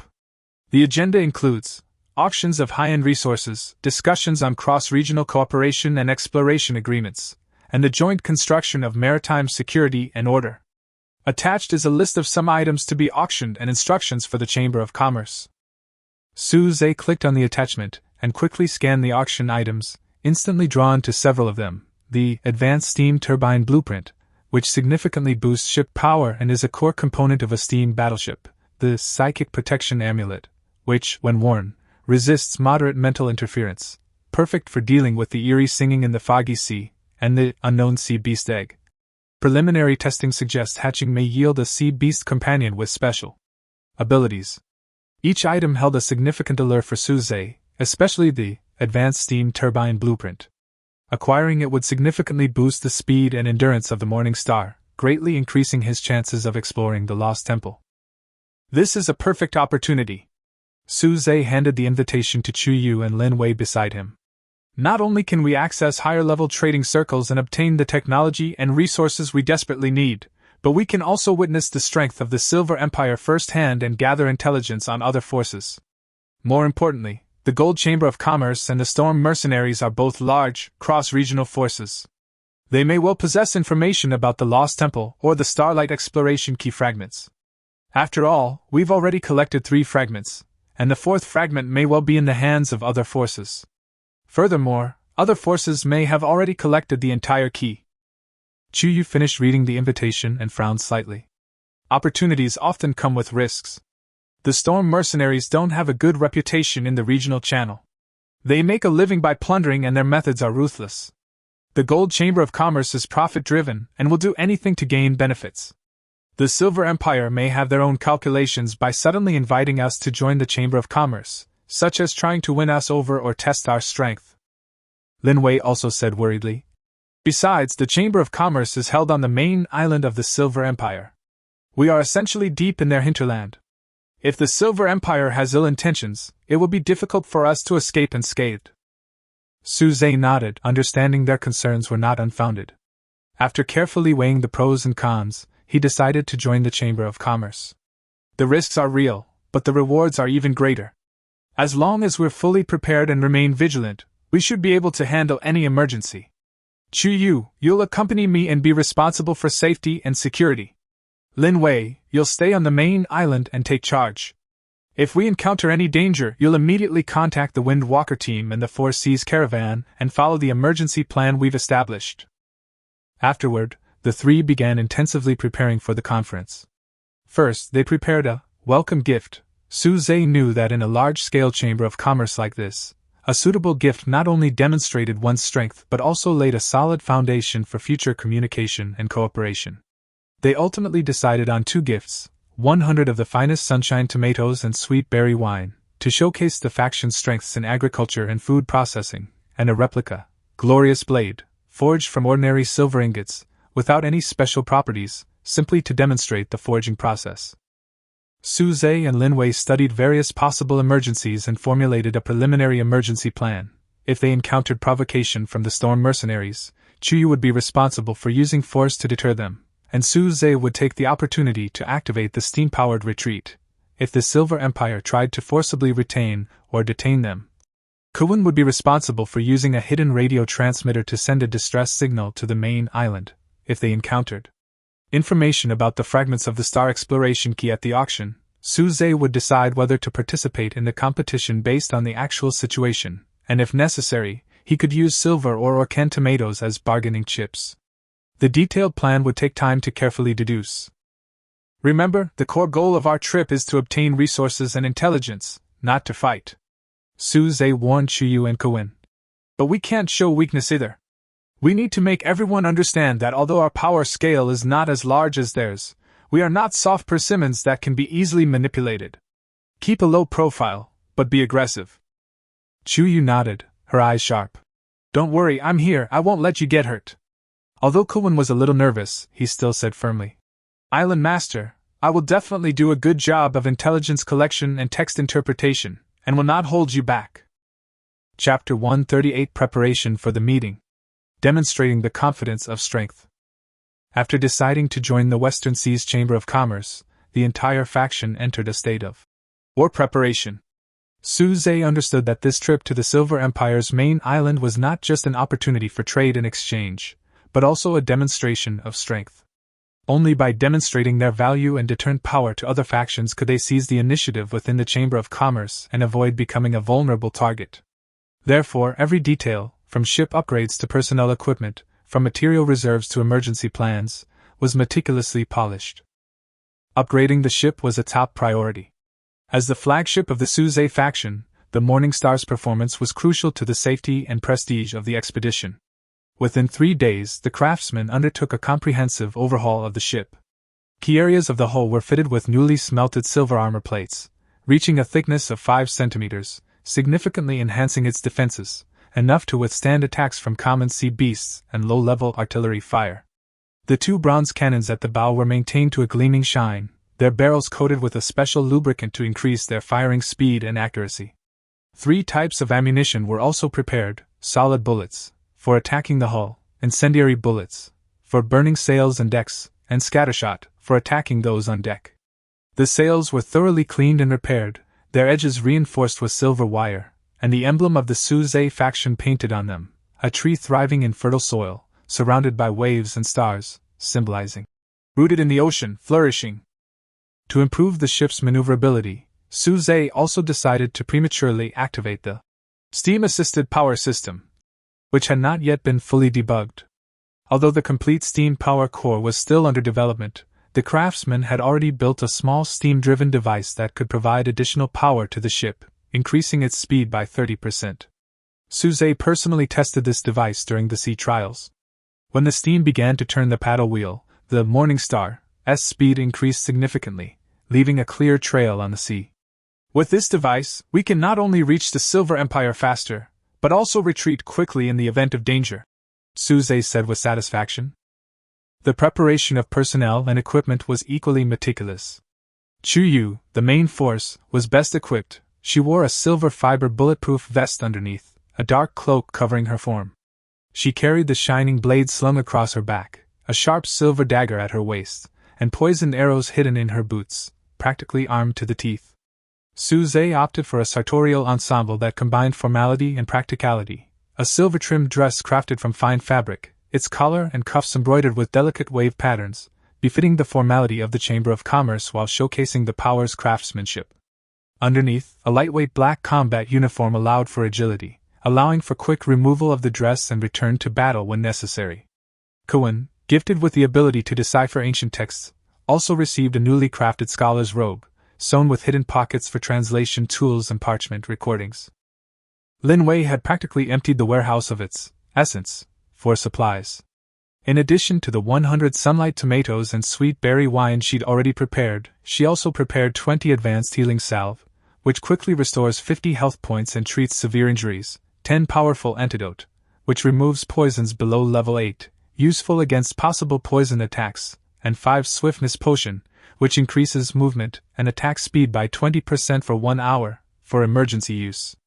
To prepare for a possible extended stay, she also prepared a week's supply of compressed food cakes, made from satisfaction potatoes and sweet berries, each restoring 30 hunger points, for the 3 of them, along with sealed fresh water bags. Su-Zhe also specially brought 10 samples of silver ore and 50 cans of sunlight tomatoes. Silver ore was a scarce strategic resource, while canned sunlight tomatoes were a unique food item. These 2 items were highly valuable in trade, useful both for needed supplies and as bargaining chips. The development of an emergency plan was paramount. Su-Zhe and Lin Wei spent a whole day analyzing various possible scenarios and developing corresponding response measures. 1. Encountering an attack. If you encounter an attack by pirates or other forces on the way to the Silver Empire, Chu-Yu will be responsible for commanding the battle, Su-Zhe will operate the bronze cannon for fire suppression, and Cohen will be responsible for driving the ship, using steam-assisted power to quickly escape the battlefield. If the enemy is too strong, immediately send a distress signal to the main island. And Lin Wei will join forces with the Windwalker team and the Four Seas caravan to send armed ships to respond. 2. Being harassed by the Silver Empire. If the Silver Empire makes unreasonable demands in the Chamber of Commerce, such as forced membership of affiliated forces, demanding core technology, etc., Su-Zhe will politely refuse on the grounds of maintaining independent development, and at the same time demonstrate his own strength, such as the high yield of Xiaoguang tomatoes and the reserves of silver or sand, to make the other party realize that cooperation is more advantageous than confrontation. If the other party forcibly puts pressure on him, Chu-Yu will demonstrate military deterrence, and at the same time Cohen will activate the hidden radio wave transmitter to transmit information to the outside world, using the existence of other forces to contain the Silver Empire. 3. Conflict with other forces. If there is friction with the Storm Mercenaries or the Gold Chamber of Commerce, try to avoid direct confrontation and resolve the conflict under the pretext of peaceful exchanges within the Chamber of Commerce. If the other party takes the initiative to provoke, Chu-Yu will teach them a lesson, but only briefly to avoid escalating the situation. At the same time, Su-Zhe will use the Eye of All-Seeing to collect information on the other party's weaknesses as a bargaining chip in subsequent negotiations. 4. Discover clues to the Star Glory exploration key fragments. If clues to the 4th fragment are found in the Chamber of Commerce, Su-Zhe will give priority to obtaining it through trading. If the fragment appears at an auction, he will participate in the auction based on his own resources, and cooperate with the Gold Chamber of Commerce when necessary, using the other party's financial advantage to bid for the fragment, and then exchange it with silver or canned tomatoes afterwards. If the fragment is taken by the Storm mercenary group, it will be temporarily abandoned. After the Chamber of Commerce ends, he will look for a suitable opportunity to obtain it through intelligence gathering. Remember, the purpose of our trip is communication and acquisition, not competition and conquest. Suze emphasized to Chuyu and Kawin at the final mobilization meeting before departure. But we must not let others think we are easy to bully. Keeping a low profile and concealing our strengths is the key to our foothold in the Chamber of Commerce. Chuyu nodded vigorously. Don't worry, I will protect your safety and won't let anyone hurt you. Kawin also said firmly. Island Master, I will definitely collect useful information to help you find clues to the fourth fragment. As the Morning Star slowly sailed away from the main island dock, Linwei stood on the shore, waving her arms vigorously, her eyes filled with worry and anticipation. Suze, standing at the bow, waved at Linwei and vowed to himself he would return safely, bringing much-needed resources and intelligence, taking a solid step toward expanding his power and unlocking the secrets of the Lost Temple. Chapter 139, Magnificent Maritime Scenery. An empire surrounded by islands. After 3 days of sailing, the Morning Star finally approached the Silver Empire's main island. As the ship passed a region of perennial lightning and thunderstorms, the Silver Empire had specially marked safe routes to avoid the center of the storms. A stunning scene appeared on the distant horizon. It wasn't just a single island, but a vast archipelago.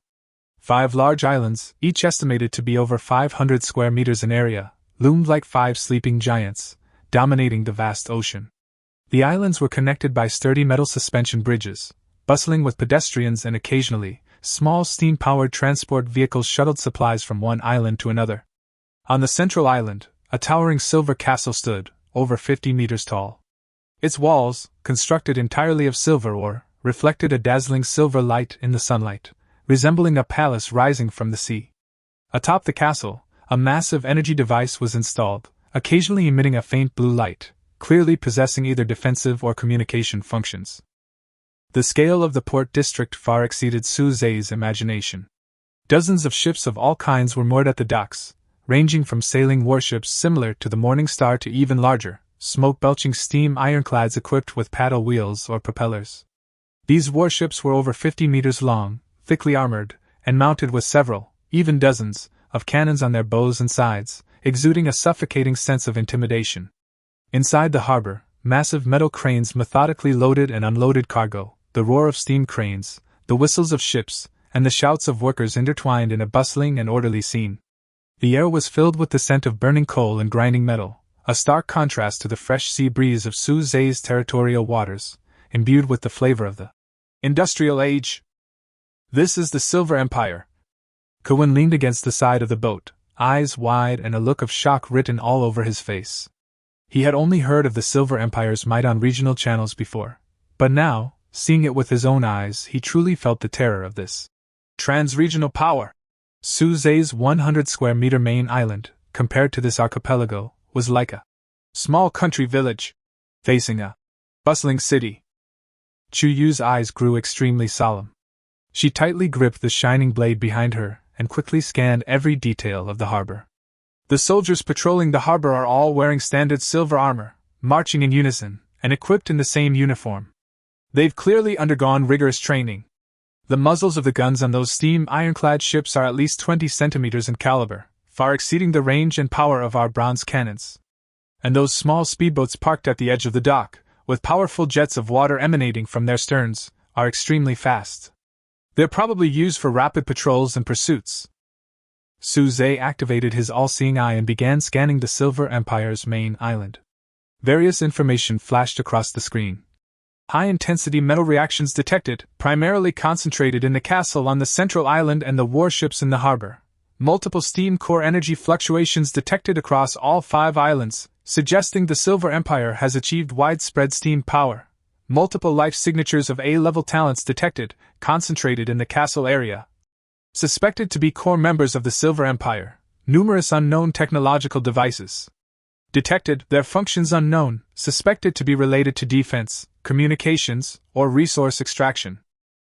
As the Morning Star slowly entered the designated harbor area, it drew numerous glances, some curious, some scrutinizing, some with undisguised disdain. Compared to the massive steam-powered ironclads, the Morning Star certainly seemed somewhat quaint, especially with its sail-powered design, which stood out from the surrounding steam-powered vessels. A low-ranking imperial official, dressed in a silver uniform and with a stern expression, arrived alongside the Morning Star in a small steamboat. He stepped onto the deck, glanced at Suze, Chuyu, and Kowin, and spoke in a formal tone. "Island Master Suze? I am an official from the Silver Empire Port Administration, and I've been ordered to guide you. Please follow me to the designated berth. Also, a reminder to abide by port regulations. Unauthorized photography and mapping of islands and military installations is prohibited.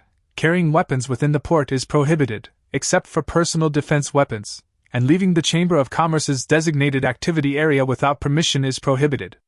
Tomorrow morning, someone will escort you to the Silver Castle for the Chamber of Commerce."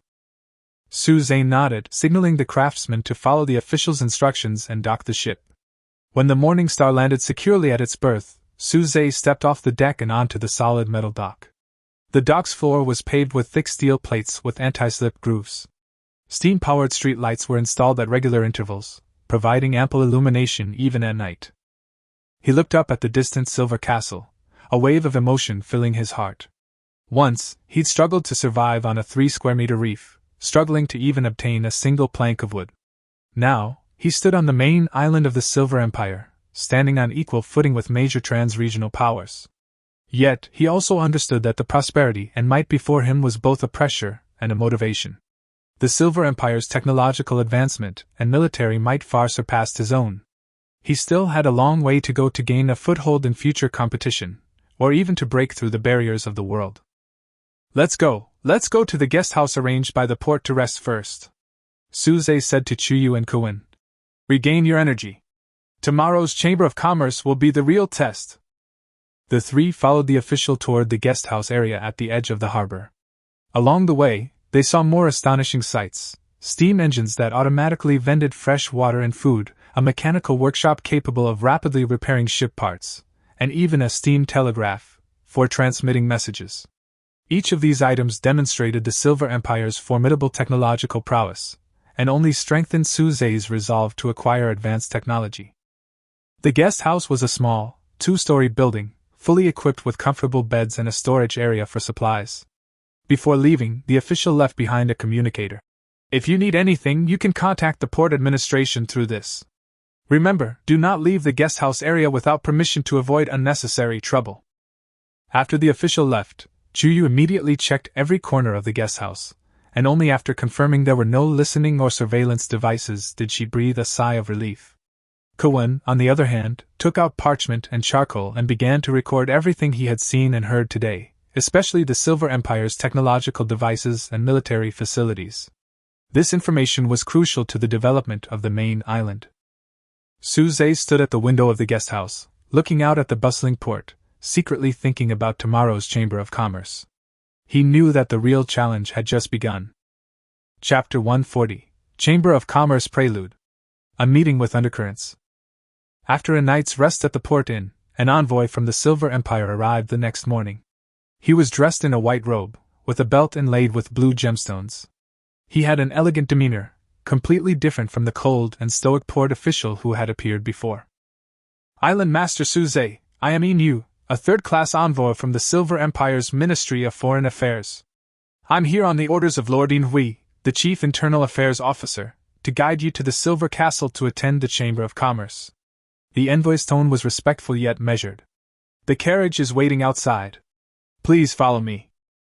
Suze, Chuyu, and Kowin followed Inu out of the guest house and saw a carriage pulled by 2 unicorn sea beasts parked on the side of the road. The carriage was made of silver and wood, decorated with exquisite carvings, and the wheels were made of rubber, which made it run smoothly and silently. "This is a silent carriage specially made by the Empire. It can avoid bumpy journeys and ensure the privacy of conversations," Inu explained. After boarding the carriage, Suze discovered that the interior was far more spacious and comfortable than it appeared from the outside. The seats were covered with soft animal hides, and in the corner stood a small fruit plate filled with rare tropical fruits. Inu didn't say much, only occasionally introducing Su-Zhe to the scenery along the way.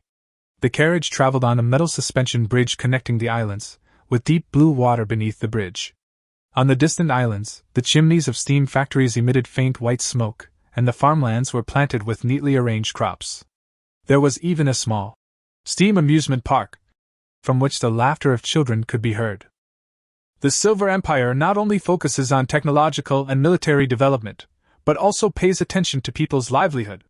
Su-Zhe thought secretly in his heart. This is different from his previous impression that large forces only know how to plunder. Over half an hour later, the carriage arrived at the Silver Castle on the central island. The castle's gate stood 10 meters tall, forged from a thick silver alloy. Intricate carvings depicted the Silver Empire's rise and rise. Once inside, the scene inside was even more breathtaking, a vast corridor carpeted in red, its walls clad in a unique alloy and studded with softly glowing light strips, clearly powered by electricity, not ordinary torches or oil lamps. Huge oil paintings adorned the walls on either side of the corridor, depicting scenes of the ocean, islands, and battles. Occasionally, a maid in ornate attire or a solemn-looking guard passed by, each graceful and silent, demonstrating a strict hierarchy and discipline. The envoy didn't lead them directly into the Chamber of Commerce's main hall, but instead led them into a spacious reception room. In the center of the room sat a large mahogany round table, surrounded by comfortable chairs. Hanging on the wall was a massive nautical chart, marking the locations and power distribution of dozens of surrounding seas. In the corner stood a small fountain, its water emitting a faint fragrance that invigorated the senses. "Please wait a moment, Lord Inhui will be here soon." After Inu said this, he bowed and walked out, closing the door of the reception room. Chuyu immediately walked to the window vigilantly and observed the movements outside. Kowin picked up the nautical chart on the table and quickly recorded the information on it. Su-Zhe sat on the chair, closed his eyes and rested, but in fact he was thinking about the purpose of Inhui's sudden meeting with them alone. A moment later, the reception room door opened, and a middle-aged man in a white robe trimmed with gold, holding a scepter inlaid with blue crystals, walked in. His face was dignified, his eyes piercing, and he exuded the undeniable aura of a superior, accompanied by a powerful energy surge. Su-Zhe's omniscient eye instantly scanned the man's information.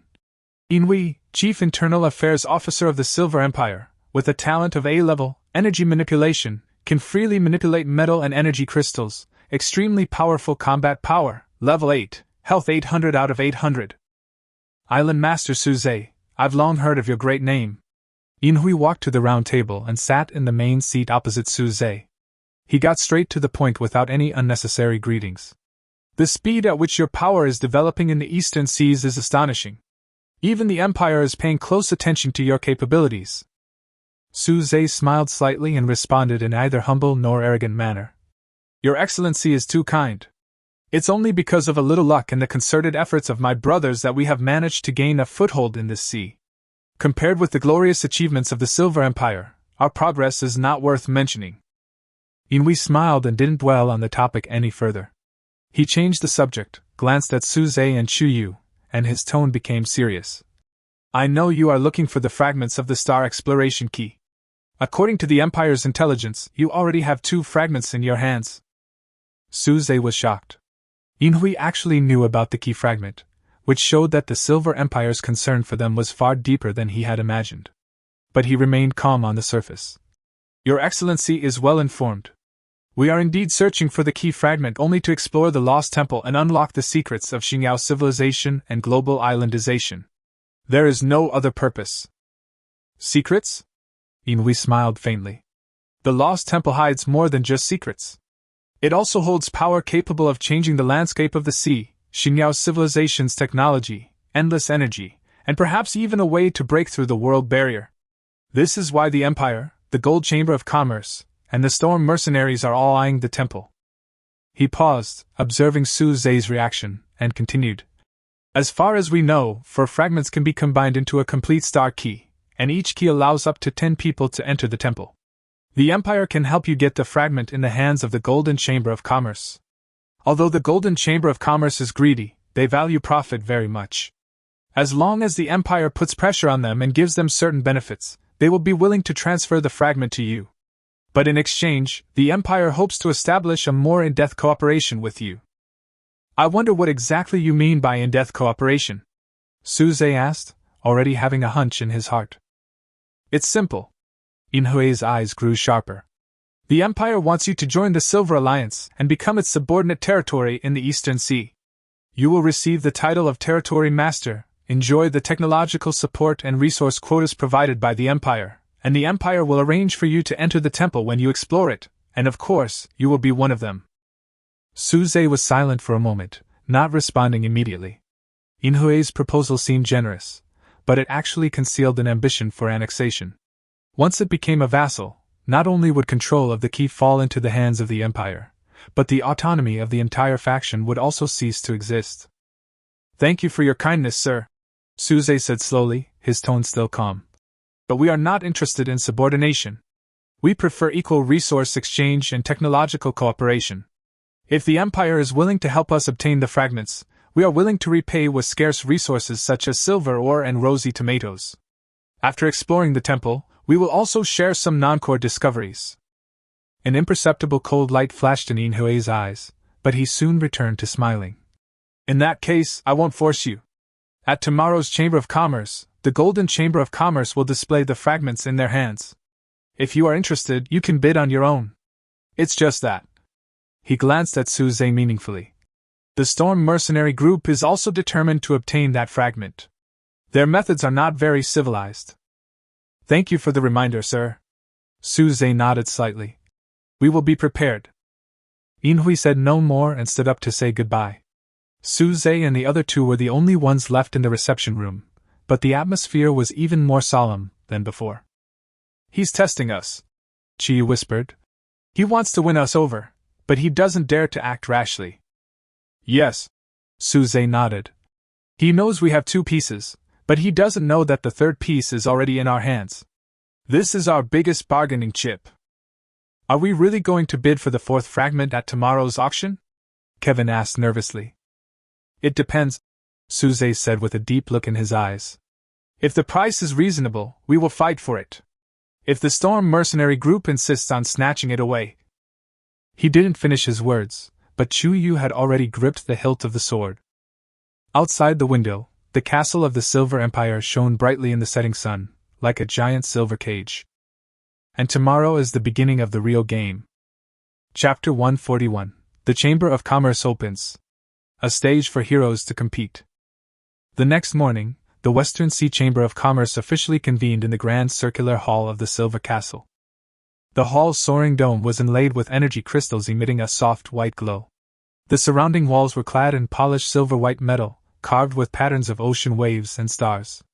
Representatives from over 100 factions in the surrounding seas gathered together, dressed in diverse attire and possessing varying degrees of aura. They sat in circular terrace seating. The hum of low voices echoed through the hall, and the air was a blend of sea breeze, metal, leather, and a faint hint of gunpowder. Inui stood at the central podium, still clad in his imposing white robe with gold trim, holding a crystal scepter. Without further ado, he briefly addressed the Chamber of Commerce and announced the start of the first phase, the resource auction. Rare items were presented on display by staff in silver armor, and an eloquent auctioneer called out the prices. The third lot is a set of steam power core parts from an ancient shipwreck. Preliminary appraisal by Imperial craftsmen reveals that it contains key valves and pressure bearings, making it extremely valuable for repairing or reverse engineering the steam core. Starting price, 100 pieces of standard steel, or an equivalent amount of rare resources. As soon as he finished speaking, bidding began to swirl. Steam technology was the key to advancing into more distant seas and increasing combat power, and countless factions were jealous. Suze calmly watched the price climb, his all-seeing eye quickly scanning the set of components, assessing its completeness and true value. 150 steel. 180 copies. Plus 10 copper ingots. 200 pieces of steel. When the price reached 250 parts of steel, the bidding died down. Suze raised his hand. 50 parts of high-purity silver ore. His voice was clear and steady. The hall suddenly fell silent. Silver ore is a currency harder than ordinary steel, especially high-purity silver, making it essential for crafting advanced weapons and precision parts. The value of 50 parts of silver ore far exceeds 250 parts of ordinary steel. The auctioneer was stunned for a moment, then looked at Inhui, who nodded slightly. 50 parts of silver ore, 1, 2, 3. Deal. Congratulations, sir. The gavel fell. The staff carefully carried the heavy components to Su Zhe's seat. Chu Yu examined them expressionlessly and nodded gently to Su Zhe. Kuwen quickly wrote down the details of the transaction and the bidder's information on the slate. Next, the Silver Empire produced a deep-sea map showing some safe routes through the Misty Sea, claiming to have been obtained at great expense. This map immediately piqued the interest of Thunderbolt, leader of the Storm Mercenaries. After a fierce bidding war, Thunderbolt ultimately secured the deal for 100 beast cores, a highly effective alternative to energy crystals, from LV7 and above sea beasts. Thunderbolt glanced around triumphantly and glared at Su Zhe in a defiant manner. Then, it was Su Zhe's turn to be auctioned. Next item, 10 copies of an exclusive resource from the Eastern Sea, giant sunshine tomato seeds. This species is extremely productive, and the fruit is rich in energy, quickly restoring strength. It's a high-quality supply for long voyages and battles. There's no starting price limit, and the highest bidder wins. As the auctioneer finished speaking, a commotion erupted from the audience. A stable source of high-quality food is a strategic resource for any force aiming for a long voyage. Forces primarily focused on combat, in particular, are well aware of the importance of logistics. 5 portions of black iron ore. 8 pieces of high-grade wood. 1 precision crossbow production blueprint. The bidding was incredibly fierce. Su Zhe sat firmly in his seat, watching calmly as all this unfolded. His purpose in offering the seeds wasn't just to exchange for resources, but also to demonstrate his unique value and irreplaceability. Finally, the Gold Merchant Guild's president, Jean Lin, a middle-aged, portly man dressed in a gorgeous golden robe and adorned with jeweled rings, stood up and said with a smile, "Our Gold Merchant Guild is willing to offer a first-come, first-served right to purchase the Temple Key Fragment in exchange for these 10 seeds." The hall instantly fell silent.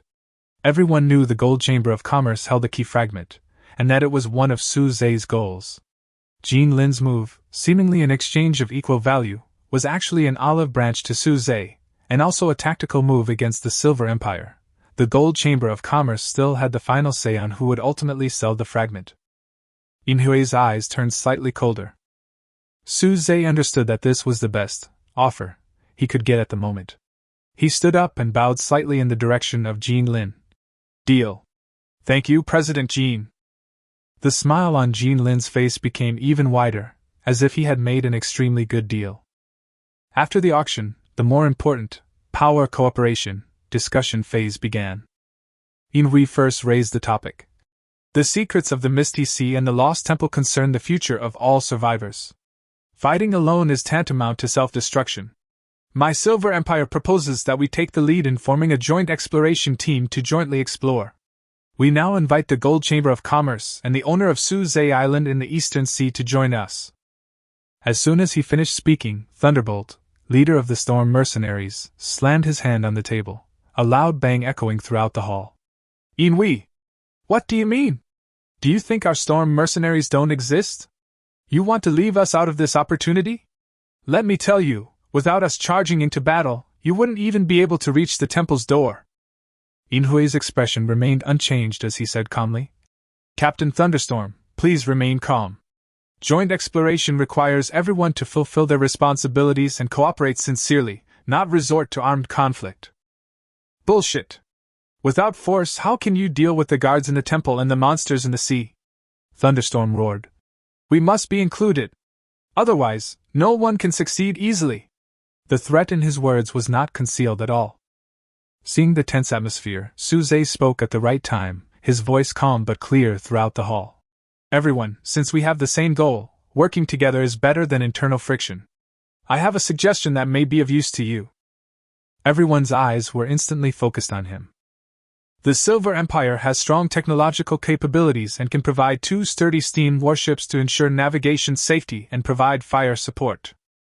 The Golden Chamber holds key fragments and ancient knowledge, responsible for navigation and interpretation of ruins. The Storm Mercenary Group is powerful and will naturally be responsible for the main frontal assault and protection work. As for us, Suze paused. We have limited resources and our combat power cannot be compared with yours, but we are good at logistical support. We can provide sufficient food, fresh water and healing potions to ensure that the exploration team has no worries. His words were flawless, seemingly placing him in a supporting, insignificant role, but in reality, he had firmly grasped the lifeline of the exploration team. Even the strongest warriors needed to eat and heal. Furthermore, he avoided direct physical conflict, preserving his own strength to the greatest extent possible. Inhui pondered for a moment, and nodded first. Yes. Island Master Suze is right. A clear division of labor can improve efficiency. Jean Lin narrowed his eyes and smiled. I have no objection. As long as we can reach the temple and find what we each need, any cooperation is fine. Although Lei Bao was a little unhappy about letting Suze take advantage, when he heard that he was in charge of the battle that he was best at, he snorted, as a sign of agreement. A temporary alliance, consisting of 4 major forces, each with its own ulterior motives, was initially formed in this undercurrent-filled Chamber of Commerce Hall. On the first day of the Chamber of Commerce, although Suze didn't directly obtain the fragments, he successfully bid for a much-needed technological component, exchanged seeds for priority purchase rights for the fragments, and even secured a relatively safe and key position for himself in the subsequent joint exploration. The first move was steady and precise. Chu Yu looked at Suze, who was silent beside her, and whispered, They are all calculating, but we seem to be in the game. Suze smiled slightly, tapping the armrest of the chair with his fingertips. Only when you are in the game can you break it. The fun has just begun. Chapter 142, Unexpected Allies.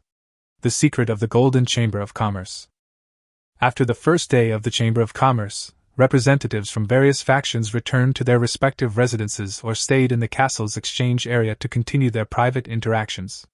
Suze was about to take Chu Yu and Kuwen back to the harbor guesthouse when a waiter dressed in the uniform of the Gold Chamber of Commerce quietly approached and respectfully handed over a pure gold card. Master Suze, our leader, the Golden Scale Guild, wishes to have a private conversation with you. The location is in the Golden Hall on the east side of the castle. Suze and Chu Yu exchanged a glance. All-seeing eye scanned the card and the waiter, but found no trap energy fluctuations. He nodded. Lead the way. The Golden Hall was a small reception room, lavishly decorated with soft carpets and walls covered with paintings depicting ancient caravan trade. The air was thick with the scent of precious spices. Guild leader Jean Lin had been waiting there for a long time. He had dismissed his attendants, a warm smile plastered on his chubby face, a stark contrast to the shrewd man he appeared at the auction. Island Master Suze, please take a seat. This must be Captain Chu Yu, right? He is indeed heroic. Who is this young man? Jean Lin greeted him warmly, his eyes lingering for a moment on the stone slab that Kuwen was holding. This is my scholar, Kuwen, who is responsible for text interpretation and information organization. Suze gave a brief introduction and sat down calmly. After a few pleasantries, the smile on Jean Lin's face faded slightly, and he became serious. Island Master Suze, let's not beat around the bush. I know you want the last piece of the temple key. I also know that the Silver Empire and the Storm Mercenaries have both contacted you. He leaned forward and lowered his voice. The Silver Empire desires the temple's powerful ancient weapons and energy technology, hoping to consolidate and even expand their hegemony. The Storm Mercenaries are a bunch of reckless men who only care about power. They only want to obtain the so-called legacy of the gods to become stronger and plunder more. They cannot be trusted. Suze didn't say anything, just looked at him quietly, waiting for what to say next. Jean Lin took a deep breath, a hint of enthusiasm flashing in his eyes. But our Golden Chamber of Commerce is different. We don't pursue force or hegemony. We pursue knowledge and truth. Our Chamber of Commerce has passed down the research of starry civilization from generation to generation. We believe that buried in the deepest part of the Lost Temple is not just weapons or power, but a database of ancient civilizations. It is very likely that it records the true cause of global islandization and how to break that damn world barrier. His tone became excited. We just want to interpret that forgotten history, figure out why we are here, and where the future lies. As for those treasures that were the result of fighting and killing, whoever wants them can take them. After saying that, he looked at Suze expectantly. Suze was silent for a moment, his all-seeing eye silently operating, meticulously analyzing Jean Lin's micro-expressions, heart rate, and energy fluctuations. The feedback revealed a predominance of sincerity and enthusiasm for ancient civilization, with a hint of concern, fearing Suze might not cooperate, but no overt signs of malice or deception. Why did President Jean come to me alone? Suze spoke slowly. Because you're different from them, Jean Lin said without hesitation. I've read your information. You didn't start your career as a plunderer. Your island is well developed, with an emphasis on logistics and medical care. You're even willing to accept and protect vulnerable survivors. This proves you're not a warmonger or greedy person. Furthermore, you hold 2 fragments, which is the basis for cooperation.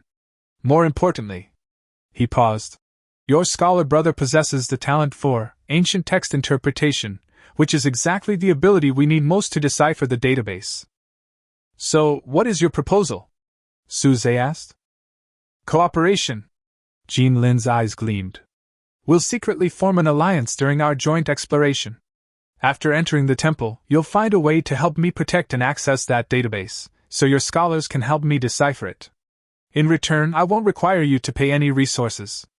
At the appropriate time, I'll trade you the fragment in the hands of the Golden Chamber of Commerce, and we'll share all the information we decipher about the truth of the world. We can also divide the other treasures of the temple equally, depending on the situation. How do you do it? This is an extremely tempting proposal. The Gold Chamber of Commerce seems to have given up the direct benefits of the fragments, but in fact it is targeting the more core information, and Suze can complete the key and obtain the ultimate truth about global islandization. Suze didn't agree immediately, but pondered for a moment. Joint exploration is inherently fraught with danger, and having multiple secret allies can indeed increase the odds of success, especially in counterbalancing the Silver Empire and the Storm Mercenaries. Jean Lin's goals overlap somewhat with his own pursuit of the truth, and in the short term, there would be minimal conflict. Okay. Suze finally nodded. But I have 2 conditions. First, the fragments must be delivered before entering the Foggy Sea, or at the latest when the temple entrance is activated. Second, information sharing must be complete and unreserved. That's great! Jean Lin was overjoyed and clapped his fat hands. Let's do as Island Master Suze said. I'll take care of the fragments, and I'll make sure you put all the keys together before entering the temple. As for the information, I, Jean Lin, guarantee with the reputation of the Chamber of Commerce that I will share it with you. He stretched out his hand. Suze also extended his hand and shook his. A secret agreement was reached under the open alliance of the 4 major forces. When leaving the Golden Hall, Chuyu asked in a low voice, Is he trustworthy? Suze's eyes were profound. At least for now, there's no fundamental conflict between our goals. He's not on the same page as Inui and Lei Bao. This secret agreement is a hidden move in this chaotic situation, and it's also the key to our obtaining the fragments and the truth. As for the future, we'll just have to wait and see. The light from the castle corridor lengthened the shadows of the 3 people. Tomorrow would be the last day to decide on the specific matters of the joint exploration. The real storm might just be brewing. Chapter 143, Chamber of Commerce Climax. Joint exploration finalized. On the last day of the Chamber of Commerce, the atmosphere was noticeably more tense than the previous 2 days. All factions knew that today's discussion would determine the future of the maritime landscape. In the circular hall, Inui once again took the podium and, without further ado, got straight to the point. After 2 days of discussions and consultations, we've reached a preliminary consensus on a joint exploration of the Misty Sea and the Lost Temple. Today, representatives from all parties will finalize the details of the cooperation and sign the exploration agreement. A draft of the agreement, drafted by the Silver Empire, was distributed to representatives of the 4 major factions through staff. Suze quickly scanned the terms, analyzing them word by word with his all-seeing eye, not missing any potential traps or ambiguous clauses. The core contents of the agreement are as follows. Time and assembly location: 7 days later, at noon, assemble and set off at the port of the main island of the Silver Empire. Participating in the deployment of forces and materials. Silver Empire, provide 2 medium-sized steam warships, both equipped with basic artillery systems, each with 20 skilled crew members and combat personnel responsible for fleet navigation safety, fire support, and overall command. Golden Chamber of Commerce provide a temple key fragment and the known information they have about the Misty Sea and the Lost Temple, including a replica of the sea chart, and be responsible for the preliminary interpretation of ancient documents during the voyage. Storm Mercenary Group send out 20 elite warriors, minimum level LV.6, including the group leader Thunderbolt, responsible for landing exploration, frontal assault, internal protection of the ruins and responding to sudden battles. Su Zhe's faction provides standard food, mainly xiaoguang tomato products and satiety potatoes, and fresh water for 50 people for 10 days, provide 50 portions of intermediate healing ointment, 20 portions of strong antidote, and 10 portions of swift potion, and be responsible for logistical and medical support during the exploration. Loot distribution principles. The distribution will be based on the contribution value of each party during the exploration process.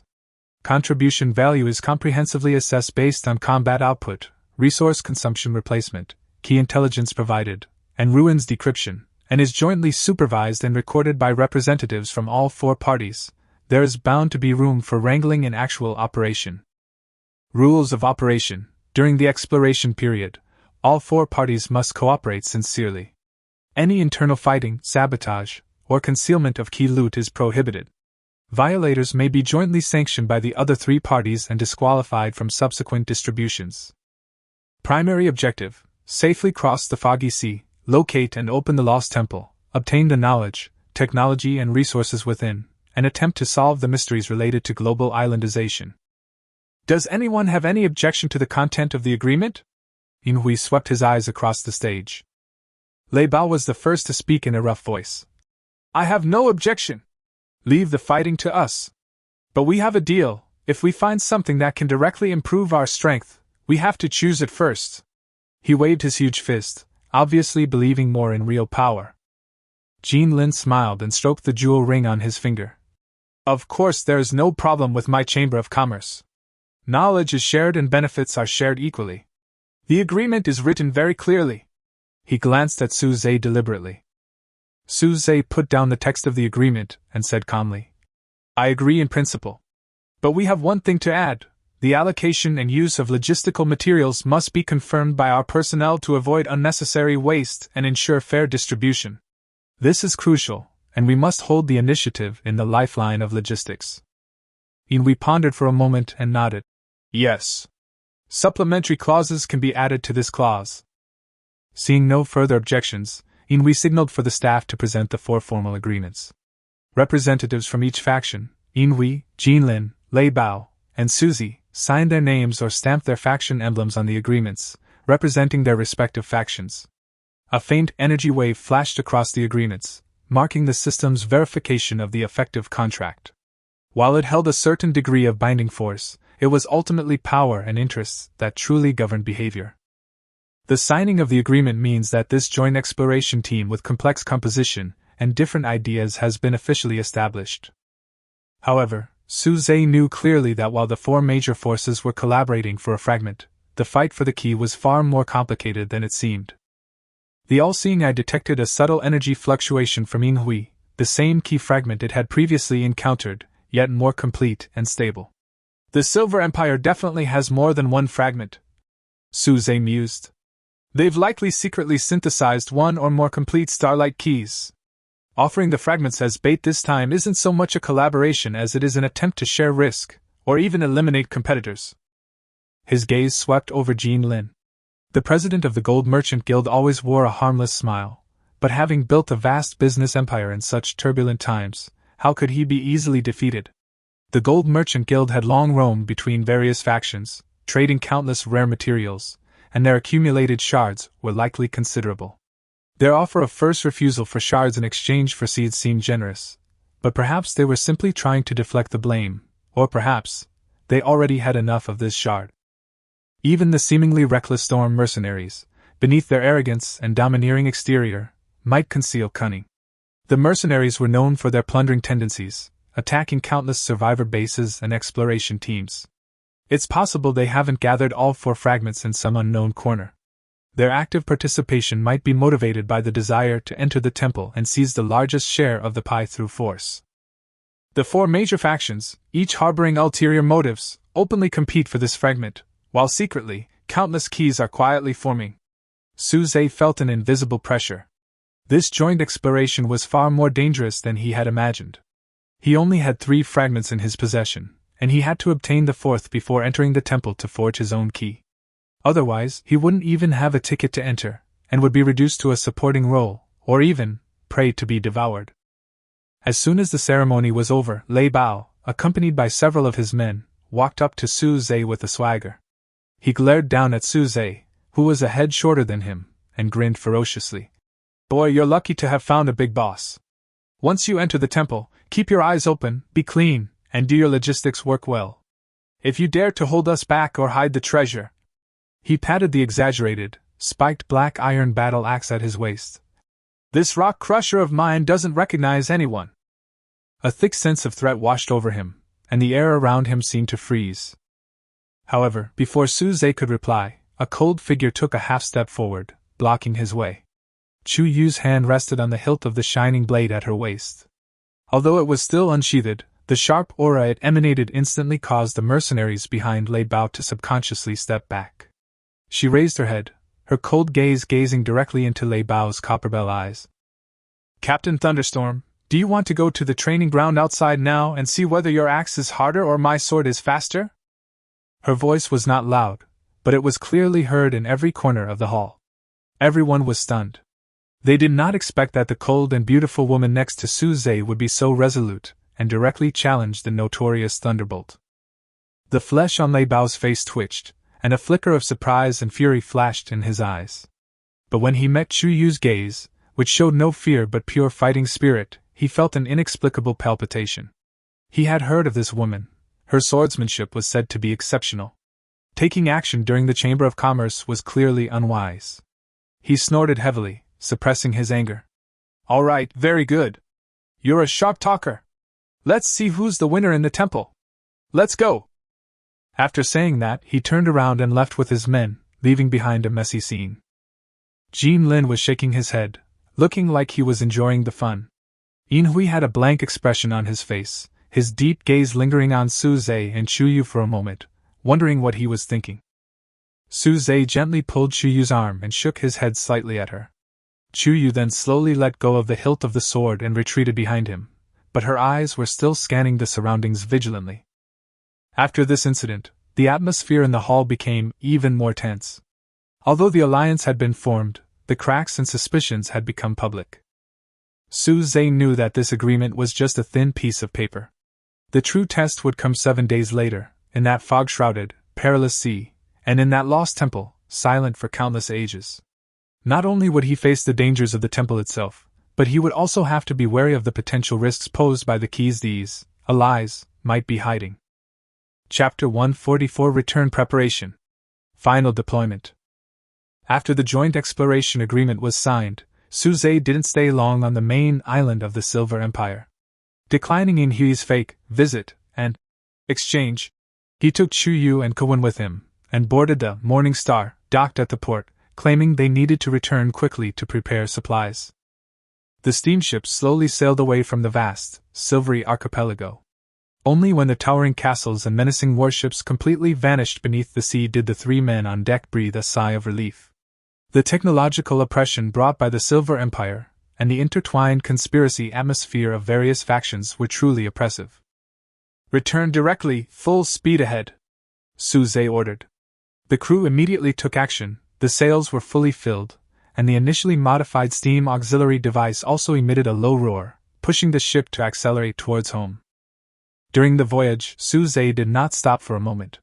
Together with Chu Yu and Kowun, he began to intensively plan the deployment after the return trip. First and foremost, the rear base must be stable. Suze contacted Lin Wei on the main island and briefly informed her of the Chamber of Commerce's results and the joint exploration plan. This is roughly the situation. 7 days later, we will set out with the joint fleet to the Foggy Sea. The success or failure of this trip is unpredictable. Suze's expression was solemn, stable but with a hint of dignification. Lin Wei's message came, filled with worry. Do you really have to go? It sounds too dangerous. We have to go. This is a key step in obtaining the last fragment and uncovering the truth, Suze said firmly. Wei, your mission is equally important to protect our home. While I'm away, you will be fully responsible for the operations of the main island and all the subsidiary islands. He gave detailed instructions. Defense upgrade. Immediately mobilize inventory resources to prioritize the reinforcement of the bronze walls in the main island defense zone and ensure all 4 crossbow towers are ready to fire. Increase patrol shifts and expand maritime patrols. Personnel deployment. 5 of the most experienced Level 4 members will be assigned from each of the affiliated islands. They will be temporarily led by Zhang Tai and stationed on the main island under the command of Lin Wei. 3 of the fastest medium-sized armed sailboats will also be deployed and kept on standby. Contingency plan. If we still haven't received our specific safety signal after 7 days of departure, Suze said in a very serious tone, do not hesitate, immediately activate the ARC project. Let all members who are willing to follow board the reserve boats, carry core resources and seeds, and head to the hidden safe reef area we discovered earlier. Take shelter temporarily and wait for further contact. Material reserves. Check and seal core facilities and resources such as advanced seawater purifiers, advanced furnaces, and medicinal garden seeds, and be prepared to quickly transfer or destroy them when necessary. I understand, Suze. Although Lin Wei's voice was still filled with worry, it was full of determination. Don't worry, as long as I'm here, home is here. I will wait for you to come back. You must come back safely. She knew that she had a heavy responsibility and must be Suze's most stable rear. Secondly, it is the preparation of the exploration team itself. Suze made a detailed list of supplies based on the requirements of the agreement and his own estimated needs. Food and water, sufficient canned xiaoguang tomatoes, compressed potato chunks, and sealed fresh water. Prepared by Lin Wei on the main island. Medical support, 50 portions of intermediate healing ointment, 20 portions of powerful antidote, 10 portions of swiftness potion, and 5 portions of Lin Wei's latest developed, tranquility potion, anti-mental interference, to deal with the fog song. Combat equipment, Chu Yu's blade of radiance must be carried, Suze's black iron axe must be upgraded and reinforced, and the 5 accompanying LV.5 team members must be equipped with the best black iron weapons and bronze armor. The 3 dark resistance potion purchased from the Silver Empire should also be distributed. Special items, Kevin's translation slate, spare energy crystals, and the set of broken steam core parts just photographed. Perhaps you can get some inspiration from the Imperial Engineer. At the same time, communication with secret allies is also crucial. Suze reconnected with Jean Lin of the Golden Chamber of Commerce through a dedicated channel, confirming the agreement to deliver the fragments before entering the Foggy Sea.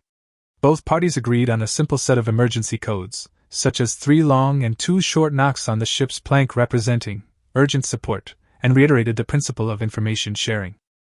Master Suze, don't worry. I, Jean Lin, always value credibility when doing business. Jean Lin's laughter came from the other end of the communicator. I look forward to uncovering the ancient mystery with you. After the call ended, Chu Yu checked the status of the ship and walked over to Suze. All the supplies have been checked and can be deployed immediately after returning.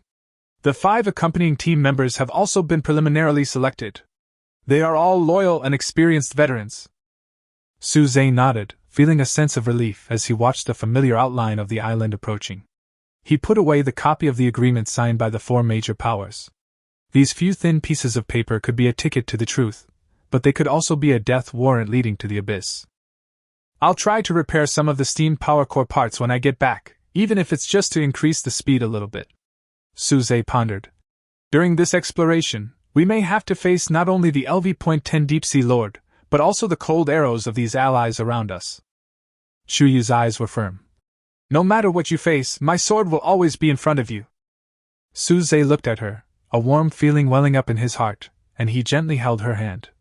I know. We are a unit, we must go together and return together. The morning star cuts through the waves, steaming homeward at full speed. Behind her lies a temporarily peaceful island and a worried family. Ahead lies a fog-shrouded unknown and a perilous alliance. The final preparations for battle have begun. Chapter 145. Everyone prepares for battle. The calm before the storm. After returning to the main island, Suze immediately convened a meeting of core members and informed Lin Wei, Chu Yu, Zhang Tai and the heads of the affiliated islands of the specific content of the joint exploration plan. In 7 days, we will form a joint fleet with the Silver Empire, the Gold Chamber of Commerce, and the Storm Mercenaries to explore the Lost Temple in the Misty Sea. Suze's voice echoed in the meeting tent, his tone serious. This trip is extremely risky. Not only may we encounter lords of the deep sea above LV-10, but we must also be wary of betrayal by our allies.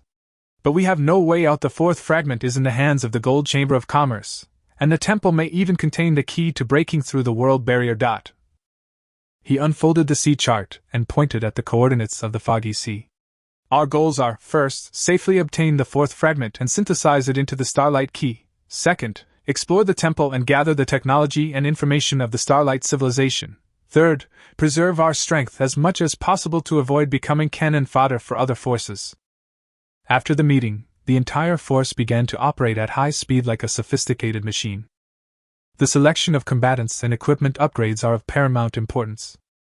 Suze personally selected a team of 10 people to participate in the exploration. Command/Scan Suze, LV.6, All-Seeing Eye Black Iron Axe. Melee Main Force, Chu Yu, LV.7, Shining Blade, Silver Body Armor. Logistics/Medical, various medical supplies prepared by Lin Wei. Text Interpretation, Kowin, Ancient Text Interpretation, Translation Tablets.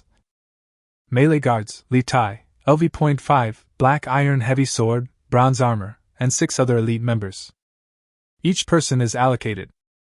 Darkness Resistance Potion, X1, resists mental interference. Strong Antidote, X2. Swiftness Potion, X1. Compressed Grain Cake, X10, restores 30 hunger points. Fresh Water Bag X5. Chu Yu was responsible for conducting emergency combat training for the team, focusing on practical subjects such as breaking through an encirclement in an encounter, forming formation switching, and poisoning first aid. Suze, on the other hand, used his all-seeing eye to simulate possible environmental traps and see beast attack patterns in the foggy sea to enhance the team members' response capabilities. The final transformation of the ship is also carried out day and night. The craftsman added a 4th bronze cannon to the Morning Star, stockpiling a sufficient supply of solid, incendiary, and scattershot rounds. The steam-assisted propulsion system underwent repeated adjustments, significantly improving its stability. Bronze armor plates were welded to key areas of the hull, increasing its defense by an additional 10 points. Suze also gave the craftsman the broken steam power core component he had previously acquired. While they couldn't completely repair it, they were able to reverse engineer some energy transmission techniques, slightly improving the efficiency of the steam engine. Lin Wei is fully responsible for logistical support. She practically lived in the herb garden and workshop, crafting potions and processing food day and night. Besides the 50 intermediate healing ointments required by the agreement, she also prepared an additional 30 as a backup. She used the newly harvested strength fruit to craft 10 strong swiftness potion, increasing its effectiveness by 30%. She even experimented with using the essence of resurrection grass to craft 3 first aid injections, instantly restoring 80 health points, but with significant side effects, as a last resort. At the same time, the main island's defenses were upgraded to the highest level. The bronze city walls have been completely reinforced, and the 4 crossbow towers are guarded at all times. The patrol team has been increased to 4 shifts a day, and the patrol range has been expanded to 20 nautical miles. All affiliated islands have entered a state of martial law, and people are not allowed to go out unless necessary. Resource extraction has been suspended, and all efforts are made to ensure the safety of the main island. Suze handed the detailed plan of the ARC project to Lin Wei and repeatedly reminded her. If we still haven't returned after 10 days, or if we receive a distress signal, don't hesitate and lead everyone to evacuate immediately. Survival is more important than anything else. Lin Wei's eyes were red, and she nodded vigorously. I will definitely guard the house and wait for you to come back. On the eve of their departure, Suze, Chu Yu, and Lin Wei abandoned their intense training and preparations, instead gathering for a rare moment near the small flower bed in the recreation area. Lin Wei prepared a steaming pot of immortality porridge, adding peace fruit that temporarily boosted defense by 10 points. Chu gave Suze her silver wristband, saying, "This wristband has seen me through many battles. I hope it will bring you good luck." Suze, in turn, used his remaining deep-sea pearls to craft 2 peace necklaces for Lin Wei and Chuyu. Under the moonlight, the three of them held hands tightly together. No words were needed, as their concern and determination for each other had already been understood. The next morning, as the sun rose, the Morning Star slowly pulled away from the dock. On deck, the entire 10-man team was present, well-equipped and with determined eyes. On the shore, the main island crew, led by Lin Wei, stood silently, waving goodbye. Suze stood at the bow and took a last look at the home that had been developed step by step from a 3-square-meter reef, with infinite emotion and responsibility in his heart. Set off! Chapter 146. Setting Sail in the Mist. The Assembly of the Four Fleets. The 7-day period passed in a flash. At dawn, a solemn and tense atmosphere enveloped the harbor of the Silver Empire's main island. The massive steam battleships, the Silver Hammer and the Rampart, stood ready for battle. Their silvery armor gleamed coldly in the rising sun, their cannons barked, and the imperial flag fluttered from their masts. The gold merchant's gilded galleon, the Golden Wave, was far more ornate, its hull intricately carved, and figures busily adjusted ancient instruments on its decks. The Storm Mercenaries' 3 black warships, the Blood Blade, the Bone Breaker, and the Predator, resembled 3 dormant beasts, their rammed horns glaring fiercely, their decks filled with fierce mercenaries, an undisguised display of force. Suze's ship, the Morning Star, was anchored nearby.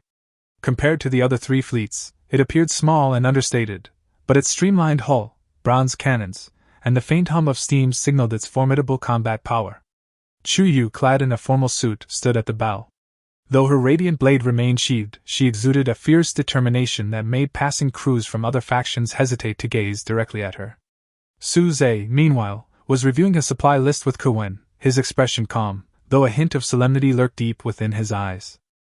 According to the Joint Exploration Agreement, each party dispatched the following personnel. The Silver Empire dispatched 2 warships, with a total of 40 elite crew members and combatants. The Gold Chamber of Commerce dispatched the Golden Wave, with a crew of approximately 15 people, including scholars, engineers, and guards.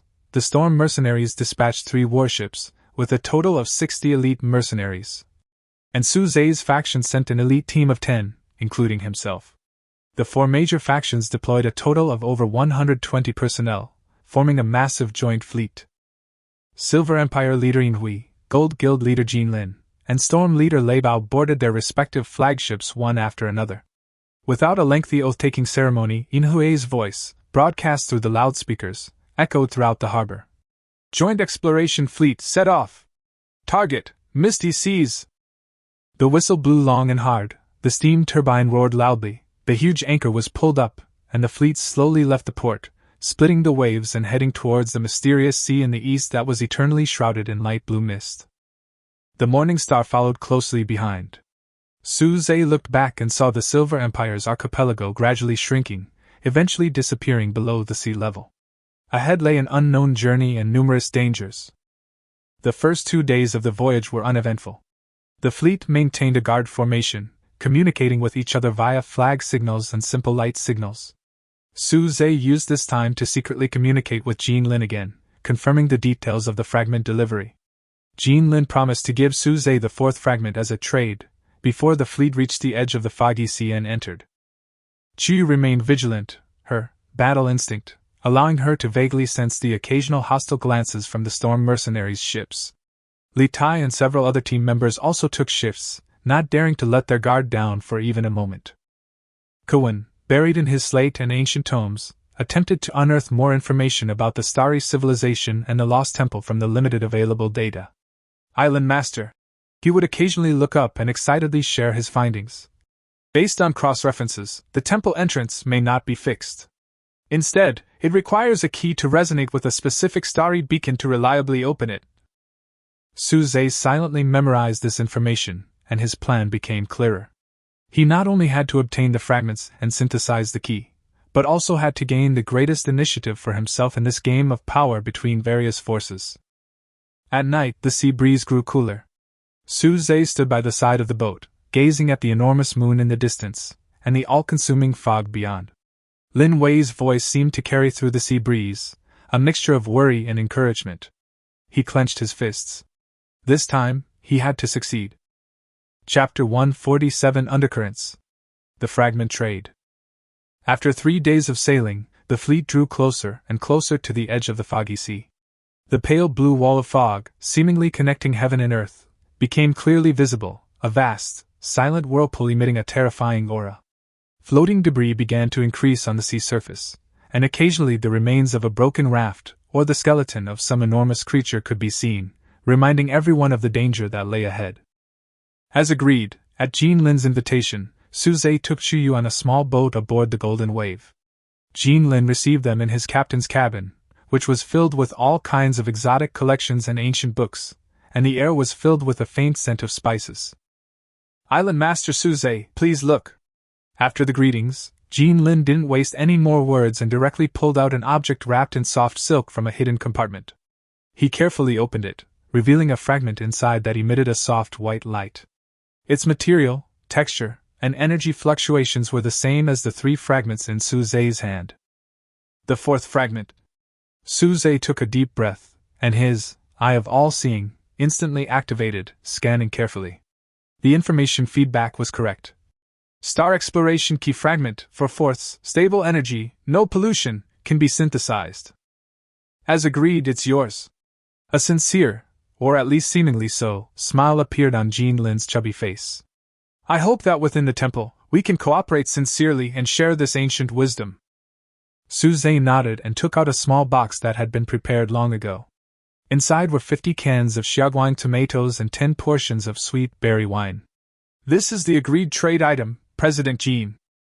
Jean Lin took it with a smile and handed it to the servant behind him without even looking at it. His attention was all on the fragment, or rather, on the meaning of cooperation that the fragment represented. The transaction was complete, and Su-zhe carefully stored the fragments. Just as they were about to leave, Jean Lin suddenly lowered his voice and said, "Be careful with Yinhui. The Empire definitely has far more fragments than he publicly admits. They've dispatched 40 people and possess at least 4 complete keys. And there's also Thunderstorm, that mad wolf. I've heard that his mercenary group of 60 people has been dispatched in full force, and they may have secretly synthesized 5 or 6 keys." Su-zhe's gaze narrowed, and he nodded in understanding. He had already suspected this through the subtle observations of the all-seeing eye, and Jean Lin's reminder only confirmed it. This exploration had been filled with deception and calculation from the very beginning. After returning to the Morning Star, Su-zhe immediately entered the cabin and locked the door. He took out the 4 fragments and placed them together. As if possessed by life, the fragments immediately resonated, emitting a powerful energy wave. The lines on the surface began to connect and extend, and a soft white light gradually merged and expanded. A moment later, the light faded, revealing a complete, ancient-looking bronze key suspended in midair. The key was about a foot long, its handle inlaid with a tiny, ever-changing gemstone. The key itself was covered in indecipherable runes, emanating a vast and ancient aura. Star exploration key, complete. Purpose: injecting energy into the specific coordinates, 182-301, can open a stable passage to the Lost Temple that lasts for 24 hours. Bind: you can bind up to 10 members. The list must be confirmed before opening the channel. Description: this relic left behind by the Xingyao civilization contains the authority to enter the Palace of Knowledge and Power. Holding the heavy key, Su-zhe felt a huge sense of responsibility and a hint of excitement. The ticket was finally in his hands. He walked out of the cabin, carefully put the key away, and nodded to Chuyu and Kuwen. Everything was ready, just waiting to enter the fog. Chapter 148. First entering the mist. Whispers and illusions. The fleet finally arrived at the edge of the foggy sea. Only from here can one truly appreciate its eerie and enormity. A pale blue mist, as thick as liquid glass, swirls slowly and heavily, completely obscuring vision. The air is filled with a strange, salty, decaying odor. Every breath is like tasting the rust of time and the secrets of the ocean's depths. Even more terrifying is the pervasive whispering, which reaches not through the ears but directly into the mind, sometimes alluring like a lover, sometimes like a nightmare's howl, roiling the mind and sending chills down the spine. All ships turn on the protective lights and maintain the highest alert. Follow the guidance of the golden wave and tighten the formation. Inhue's order came through the thick fog. Although the voice was amplified by the loudspeaker, it still seemed suppressed, and even carried a hint of tension that was difficult to conceal. A beam of golden light, blazing like the sun, suddenly lit up from the bow of the golden wave, clearly no ordinary searchlight. Secret patterns and energy symbols swirled within the light, surprisingly clearing the dense fog and illuminating a narrow, barely visible passage for the following fleet. It seemed the Golden Scale family had indeed made thorough preparations for this trip. The fleet began to slowly sail into the depths of the fog. In an instant, visibility plummeted to less than 10 meters. All around was engulfed in a hazy, eerie blue, as if the ship were mired in a viscous, colloid-filled sea, its resistance significantly increasing. Meanwhile, the faint whispers suddenly intensified, no longer chaotic, but becoming messages with clear intent, sometimes familiar relatives calling out names, sometimes threats and taunts from the abyss, and occasionally flashes back to the deepest fears of some crew members. Suze, come here, the forgotten treasure is waiting for you. Turn back. For a mortal to peek into the divine realm is a path to madness. Save me. It's so cold. This fog has no end. Blood. I want blood. Some of the weaker crew members had their eyes wide open and their mouths twitching. Some even knelt on the deck, covering their ears and sobbing. Without hesitation, Suze shouted the order. Everyone, take the darkness resistance potion and calming potion. Now! He also took a dose himself. The cooling effect spread rapidly, acting like a barrier, blocking out most mental interference. Chuyu, relying on almost instinctive willpower and the focus honed through combat training, merely frowned, remaining steady. As Kuan swallowed the potion, he quickly wrote in his notes. Direct mental penetration. Disrupts cognition and emotions. Suspected regional psychic field. Full left. 3 degrees to starboard. Avoid that vortex. Jean Lin's command pierced the fog once again. Most ships adjusted their course promptly, but the Storm Mercenary's predator was a bit slow to react. The next moment, a teeth-grinding sound of twisting metal emanated from the stern. The entire ship tilted violently, objects on the deck tumbling, and crew members stumbled and screamed. Damn it! It's not a reef! Something's entangled in the rudder blade. The mercenary's hoarse roar came from the communicator. It's dragging us down! Keep calm! Full power! Try to escape! Move closer to the blood blade! The thunderstorm's roar almost shattered the communicator. Amidst this chaos, Suze's eyes flickered with a faint golden light. His all-seeing eye had captured several massive, twisting black shadows underwater. Like tentacles or serpents, they coiled around the ship's rudder, then vanished in an instant. These aren't ordinary creatures. They're at least level 7 or higher, operating in groups, and possess advanced stealth and attack intelligence. He immediately broadcast the warning to the entire fleet. It was at this moment that the eerie, ethereal singing voice rang out once more. Clearer and more ethereal than ever before, as if singing from the side of every ship, easily penetrating the potion's defenses and reaching the deepest depths of everyone's soul. Amidst the mist, a shadow, immense beyond imagination, slowly emerged. It nearly obscured the entire sea level ahead, silent yet bringing an almost godlike oppression. Chapter 149 Lord of the Deep Sea. Gaze from Ancient Times.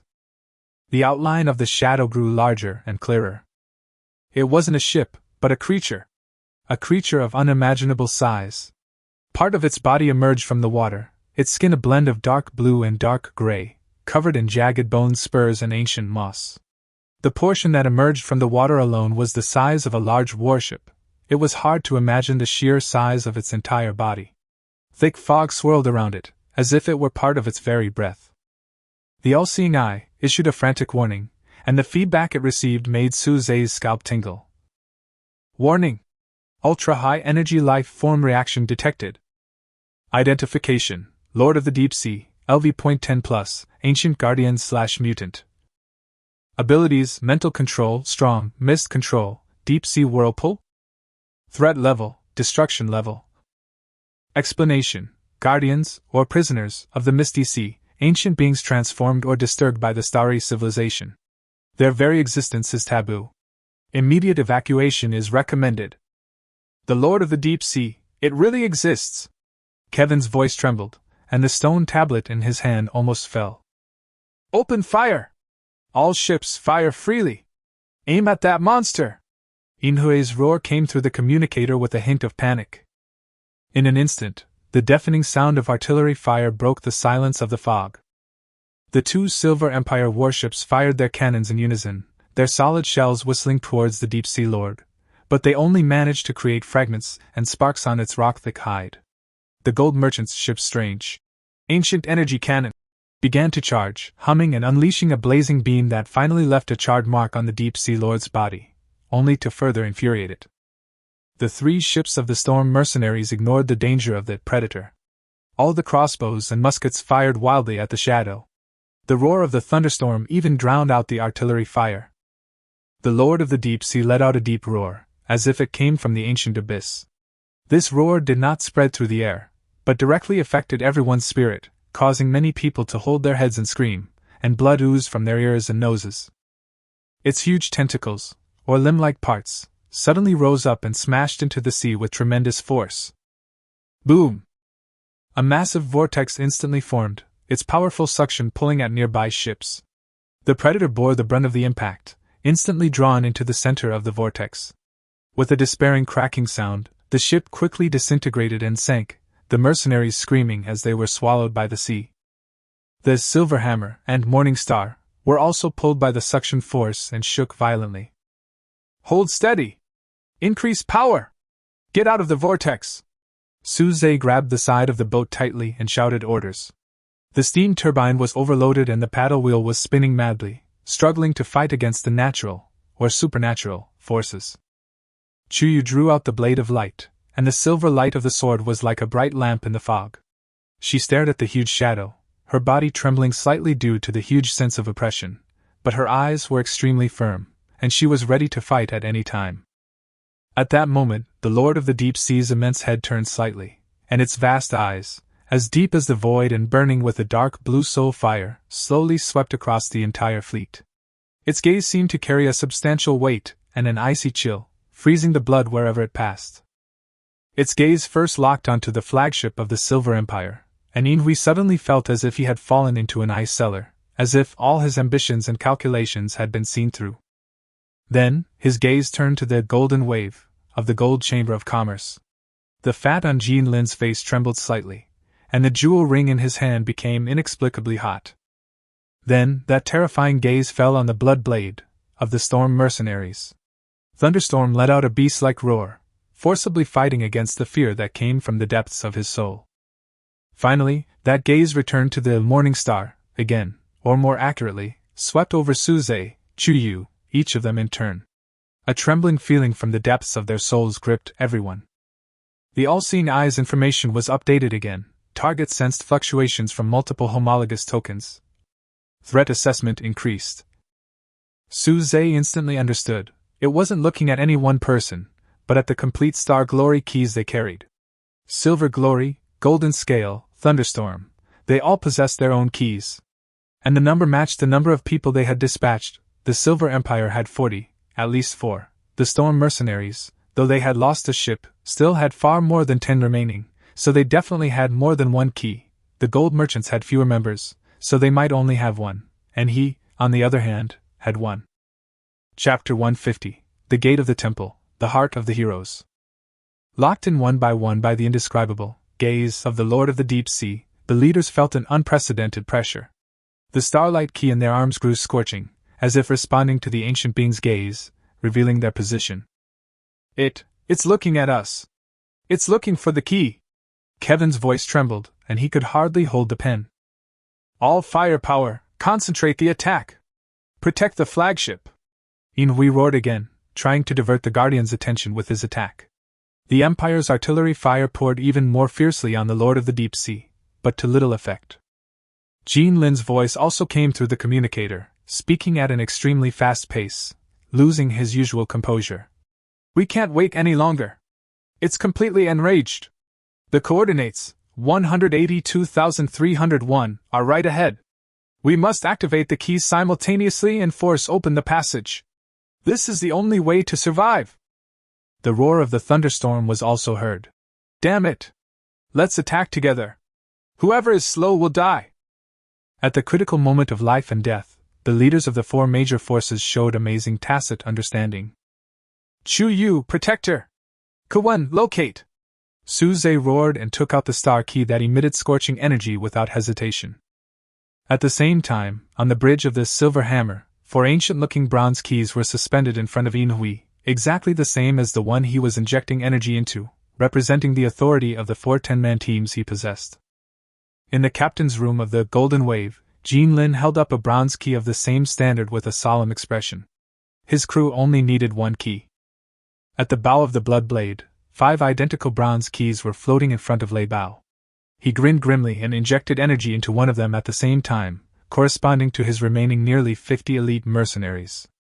The 4 keys, actually the energy generated by the activation of a total of 11 keys, seemed to be sensing each other, and their light shone brightly, penetrating the thick fog and becoming the most dazzling existence in this sea of despair. Now! Jean Lin's voice sounded sharply. The 4 leaders, representing all keyholders from all parties, simultaneously injected tremendous energy into the keys in their hands. Buzz, buzz, buzz, buzz! Multiple, 11 in total, dazzling energy beams shot up from the 4 flagships into the sky, like multiple pillars of light towering above the sky, suddenly shooting towards the virtual coordinate point calculated by Kevin. Multiple energies converged and merged in midair, causing a violent spatial tremor. A brilliant magic circle, vaster, more complex, and more dazzling than any before, suddenly unfolded in the air, slowly rotating. The space at the center of the magic circle shattered like glass, forming a vast, stable vortex of white light emitting heart-pounding energy fluctuations, the true temple entrance. Its scale was far beyond imagination, large enough to accommodate several warships side by side. This was clearly the result of the combined power of multiple keys. The passage is open! Go in quickly! Inhui was the first to react, and ordered the Imperial warship to rush towards the light gate at full speed at the top of his voice. The Gold Chamber of Commerce's ships followed closely behind. The 2 remaining ships of the Storm mercenaries let out crazy howls, and ran at full speed, even at the cost of crashing through the wreckage blocking their way, rushing towards the hope of life. The Lord of the Deep Sea roared with utter fury, its massive body going completely berserk. Countless gigantic tentacles descended like a blanket covering the sky, attempting to completely destroy these ants coveting the temple and prevent the passage from opening. The massive whirlpool reappeared, even more violent than before. 2 smaller escort boats were unable to evade it, and were instantly swallowed up. Let's go! Suze retrieved the nearly depleted key, and the light gate stabilized. He commanded the Morning Star, and with Chu Yu's protection and the full force of the steam engine, they weaved through the surging waves and falling tentacles, dangerously rushing towards the huge light gate. Just before entering the light gate, Suze looked back. The massive Lord of the Deep danced wildly amidst the fog and gunfire, the light of the numerous keys gradually dimming. The ships of the Silver Empire, the Gold Chamber of Commerce, and the Storm mercenaries all desperately rushed towards this only path of escape, even slightly colliding and grinding against each other. Human greed, fear, and the desire to survive were fully exposed at this moment. And further away, in the deep fog, something else seemed to be awakened by the huge energy fluctuations here, casting a prying gaze.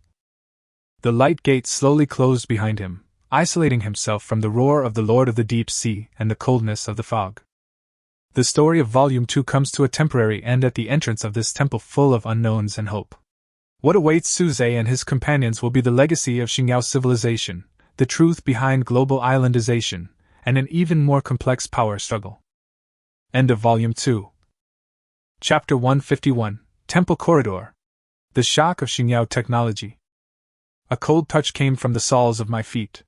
It was not seawater, but some hard, smooth metal with a faint blue luster.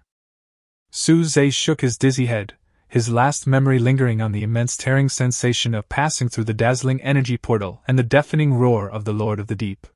The powerful energy seemed not only to tear at their flesh but also to disintegrate them along with the Morning Star. In a trance, he felt as if he and his companions were ripped from the cabin by a gentle yet irresistible force, and thrown into this unknown land. He quickly glanced around. Chu-Yu, Ko-en, and the rest of the team were nearby, having also just managed to steady themselves. But the Morning Star, on which they relied, was gone. They successfully entered the Lost Temple, but obviously the temple welcomed these uninvited guests in its own way. The scene before us was beyond anyone's imagination. This wasn't the ancient stone palace one had imagined, but rather an immensely broad metal corridor stretching endlessly upward, downward, left, and right. The walls were a silver-gray alloy never before seen, polished to such a smooth finish that they practically reflected a person's shadow. Countless fine blue strips of light inlaid on the walls flowed slowly, as if alive, providing the sole source of light, and bathing the entire space in a cold and mysterious azure glow. The air was filled with a strange smell, a mixture of ozone, metal, and some unknown spice, mixed with the scent of eons of dust. In the distance, a low, almost imperceptible humming sound came from the air, like the still-functioning heartbeat of this massive creation. Looking up, the corridor's ceiling was astonishingly high, with occasionally complex mechanical structures looming in the shadows. In some places, fist-sized transparent crystal nodes hovered, milky white energy swirling slowly within them like flowing water. This is the Xingyao civilization. Kevin's voice was filled with uncontrollable excitement and trembling. He almost threw himself to the nearest wall, his fingers stroking the cold metal and the glowing patterns. This kind of craftsmanship, this method of energy transmission, is unheard of. Look at these etched words and symbols. They are more complex and ancient than any stone tablet we have found before. Su Zhe activated the Eye of All-Seeing, and his vision was instantly covered by a massive flow of information. Scan, Star Alloy Corridor, Structural Integrity 82%, Energy Pathway Activity 17%, Multiple Damages. Low-intensity ambient energy radiation detected, harmless to humans. Remnants of multiple energy traps detected, some inactive, some dormant. Found the Star Glory basic text sequence, currently comparing it to the database. Comparison progress 1%. Warning, multiple high-energy life forms have been detected entering the same area, approximately 300 meters away, and in scattered directions. They were from the Silver Empire, the Gold Chamber of Commerce, and the Storm Mercenaries. They also managed to get in. Everyone, be careful and follow me closely, Su Zhe whispered, scanning the surrounding environment with sharp eyes. Chu-Yu, be alert. Ko-en, prioritize recording the text on the wall and the patterns of energy flow. Chu-Yu had already drawn the blade of radiance, the soft silver light emanating from the blade standing out against the shimmering blue. She nodded slightly, her body in an optimal fighting stance. Her battle instinct allowed her to keenly sense potential danger. The energy flow here is strange, sometimes strong, sometimes weak. Something about it makes me feel very uncomfortable. Ko-en quickly took out his slate and charcoal pencil and frantically traced and copied the symbols on the wall, muttering to himself. This is incredible. This is definitely not a simple decoration. It seems to be some kind of operating instructions or historical records. Just as the all-seeing eye suggested, after a brief shock, other forces immediately took action according to their respective goals. Inui of the Silver Empire held a compass-like instrument in his hand. The needle spun frantically for a moment before pointing to a branch in the corridor. The energy reaction is strongest here. Follow me, and prioritize finding the weapons depot or energy core. He led dozens of his elite troops, and without hesitation, broke away from the main force, advancing rapidly in one direction. The sound of his footsteps echoed in the empty corridor. Jean Linza of the Golden Merchant Guild and several of his scholarly subordinates were gathered around a wall covered in intricate inscriptions and star maps, engaged in a heated discussion. According to the fragments of the starry observations, the central control room should be in this direction. No, this pair seems to imply that we need to pass through the trial corridor first. They chose a passage with the densest inscriptions and proceeded cautiously, constantly recording and deciphering. Thunderstorm of the Storm Mercenary Group was the most brutal. He carried his exaggerated black iron battle axe and roared in a muffled voice. What are you all standing there for? Find it for me. Go to whichever door is bright, and which place has enough energy. If you see anything that glows and looks like a treasure, pry it all down for me. He chose a passage with the strongest energy fluctuations and rushed in carelessly. His mercenaries followed closely behind him. Someone even tried to pry the glowing strip on the wall with a knife, which instantly caused a slight electric arc to rebound, scaring the man back again and again. Island Master Suze. Jean Lin's voice came through the communicator, seemingly with a hint of interference. How about we share the basic interpretation of the text? A preliminary decipherment will benefit everyone. In this place, it's too risky to go alone. Suze pondered for a moment and responded. Yes. We will share with you the initially identified safe paths and basic warning information. In exchange, we need any information you decipher about the direction of the database or control center. Deal! Jean Lin agreed readily. After the call ended, Suze said to Chuyu and Kowin, let's set off too. Prioritize finding the central database. Understanding the operating mechanism here is more important than blindly robbing. Suze's team chose a relatively quiet passage, but one with an unusually stable and regular energy flow. Suze's all-seeing eye was fully operational, constantly marking the barely visible energy trap patterns on the ground, most of which were no longer effective, or indicating that there were dangerous energy pipelines hidden behind certain walls. Huge, transparent observation windows occasionally appeared on both sides of the corridor. Outside, instead of seawater, twisted, multicolored streams of energy appeared, seemingly flowing through cracks in space. Occasionally, tightly closed metal doors could be seen, each equipped with a complex lock and authentication system. While recording, Kowin excitedly said, Island Master, look here! These symbols appear repeatedly. Combined with the energy flow, I speculate that this corridor may lead to an ecological maintenance area or an information processing center. The Xingyao civilization can actually materialize energy to construct channels and defenses. This technology.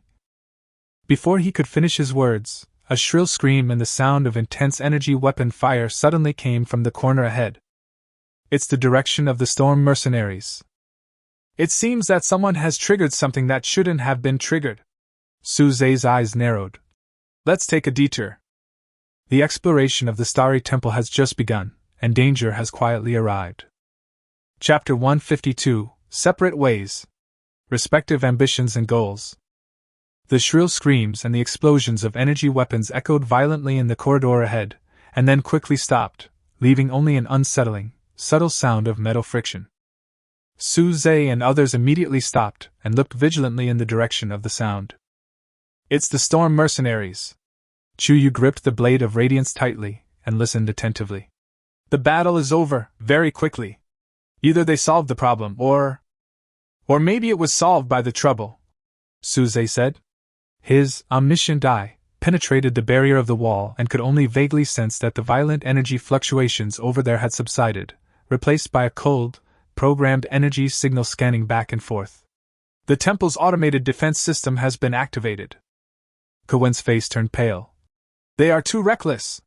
In a place like this. For them, plundering comes first. Suze shook his head. It just so happens that they attracted firepower and created an opportunity for us. Let's go to the other side. Based on the all-seeing eye's analysis of energy flow and Kowin's preliminary interpretation of the starlight text, Suze chose a channel with a stable energy signal and wall text that tended to record and store meaning. This channel was relatively narrow, but unusually clean, and the light bands on the wall flowed more regularly. Not far away, they met Jean Lin from the Gold Merchant Guild and his team at a fork in the road. Jean Lin was directing his scholars to carefully scan a huge inscribed tablet on the wall with some kind of instrument. Island Master Suze. Jean Lin smiled when he saw them. It seems we've chosen similar paths. How about it? Are you interested in collaborating again? There seems to be a large hub ahead, but the access control system looks very complicated. Suze's eyes swept across the inscribed tablet, and his omniscient eye quickly captured a few key words. Knowledge base, access rights, grading.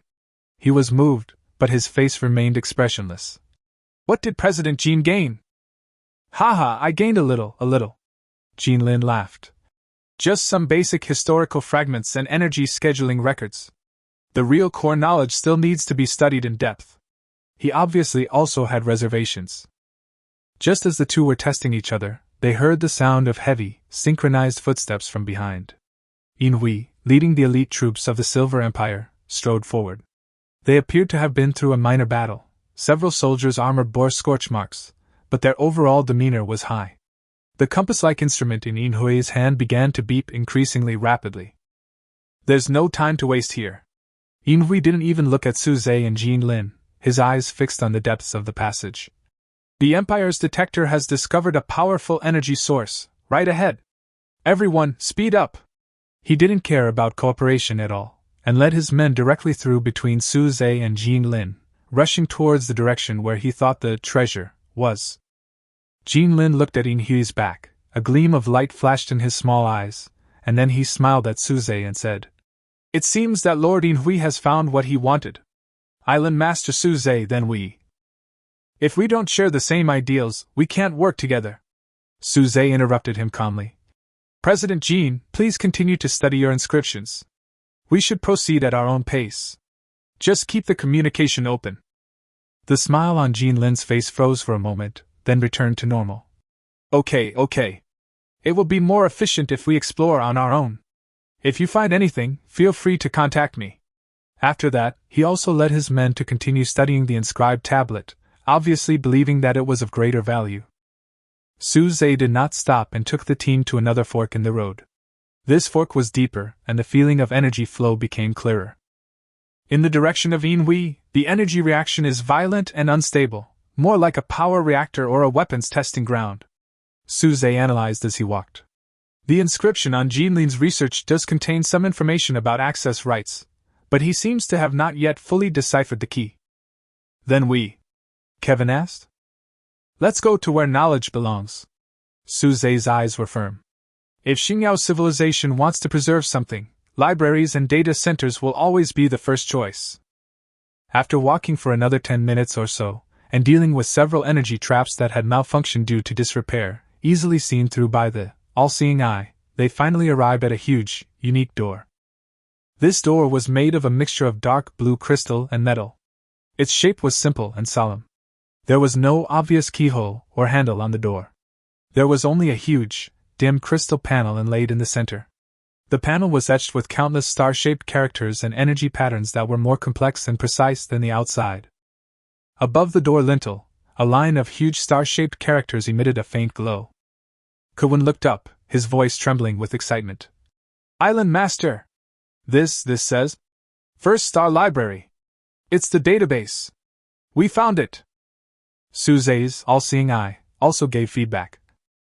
Scan, entrance to the Starry Civilization primary knowledge base. Status, energy barrier blocked, dormant state. Access requirements, Delta Authority level, or LV.10 or above life energy signature certification 4. Warning, forcible breakthrough will trigger the highest level defense mechanism. Basic knowledge base? Suze frowned slightly. Is there a more advanced one? And level 10 certification? I need 4 more?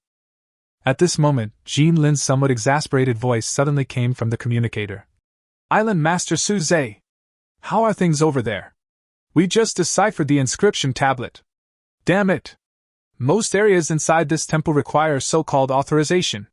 Without sufficient authorization, you can't even enter the door. Did you find anything?" Almost at the same time, Inhui's suppressed angry roar was heard from another channel. "Damn it! What the hell is this? Energy barrier? Blast it open with the energy cannon!" What followed was a loud explosion and an even more shrill alarm. Suze's heart sank. It seemed that everyone had encountered the same problem, the authority barrier. The Starry Civilization does not seem to welcome low-level visitors to touch its core at will. And Inhui's violent behavior may have once again awakened some terrible mechanisms of this sleeping temple. Chapter 153, Database Barrier. Revelation of Level Authority.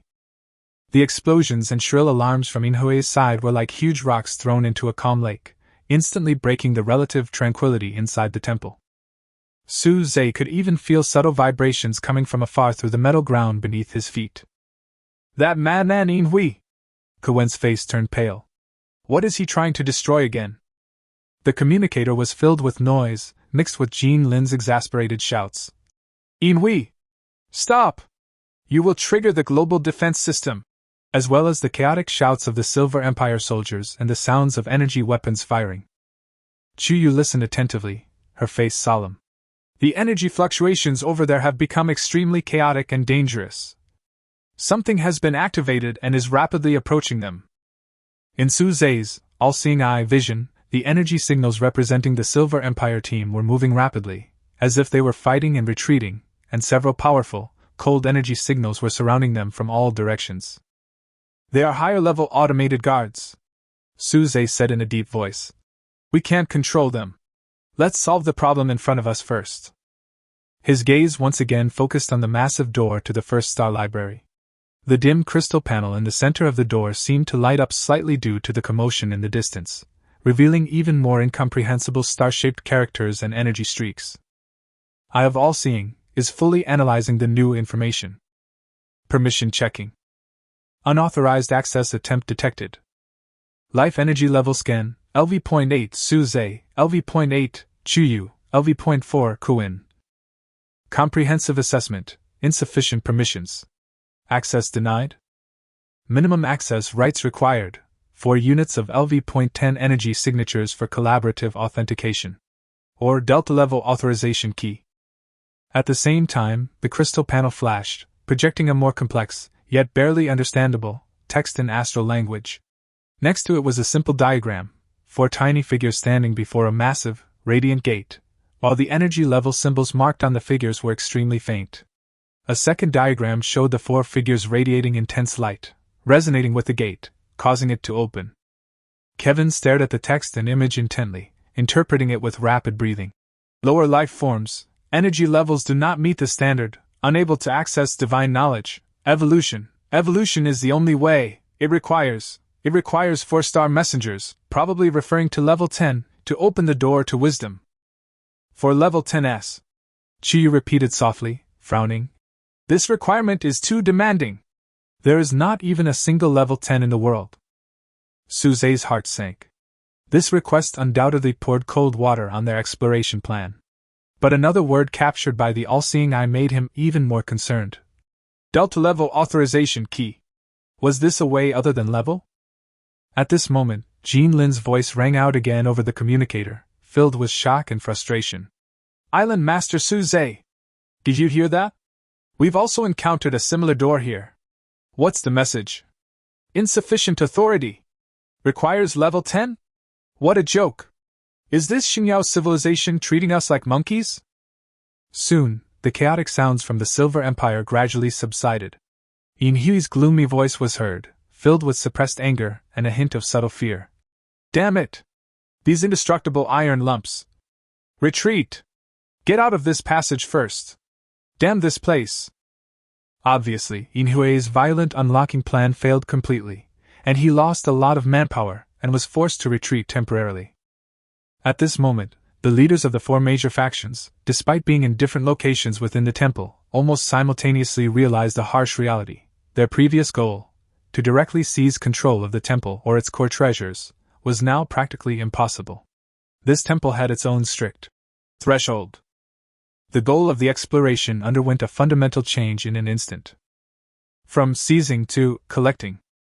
Collect all possible technological artifacts, resource samples, and information data outside the core area, improve your own strength as much as possible, prepare for the next exploration, or in other words, work hard to reach that damn LV.10 threshold.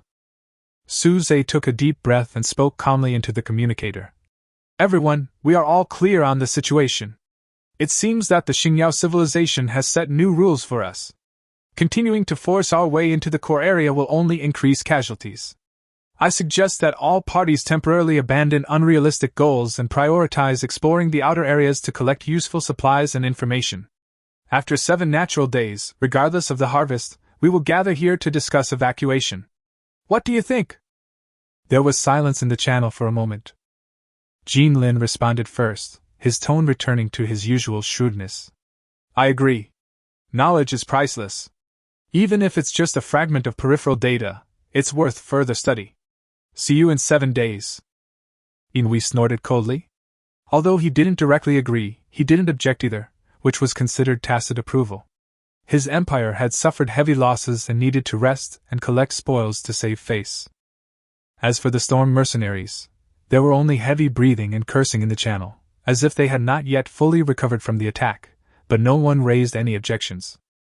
The short-lived alliance was in name only in the face of the barriers of reality, and all parties returned to the state of fighting each other.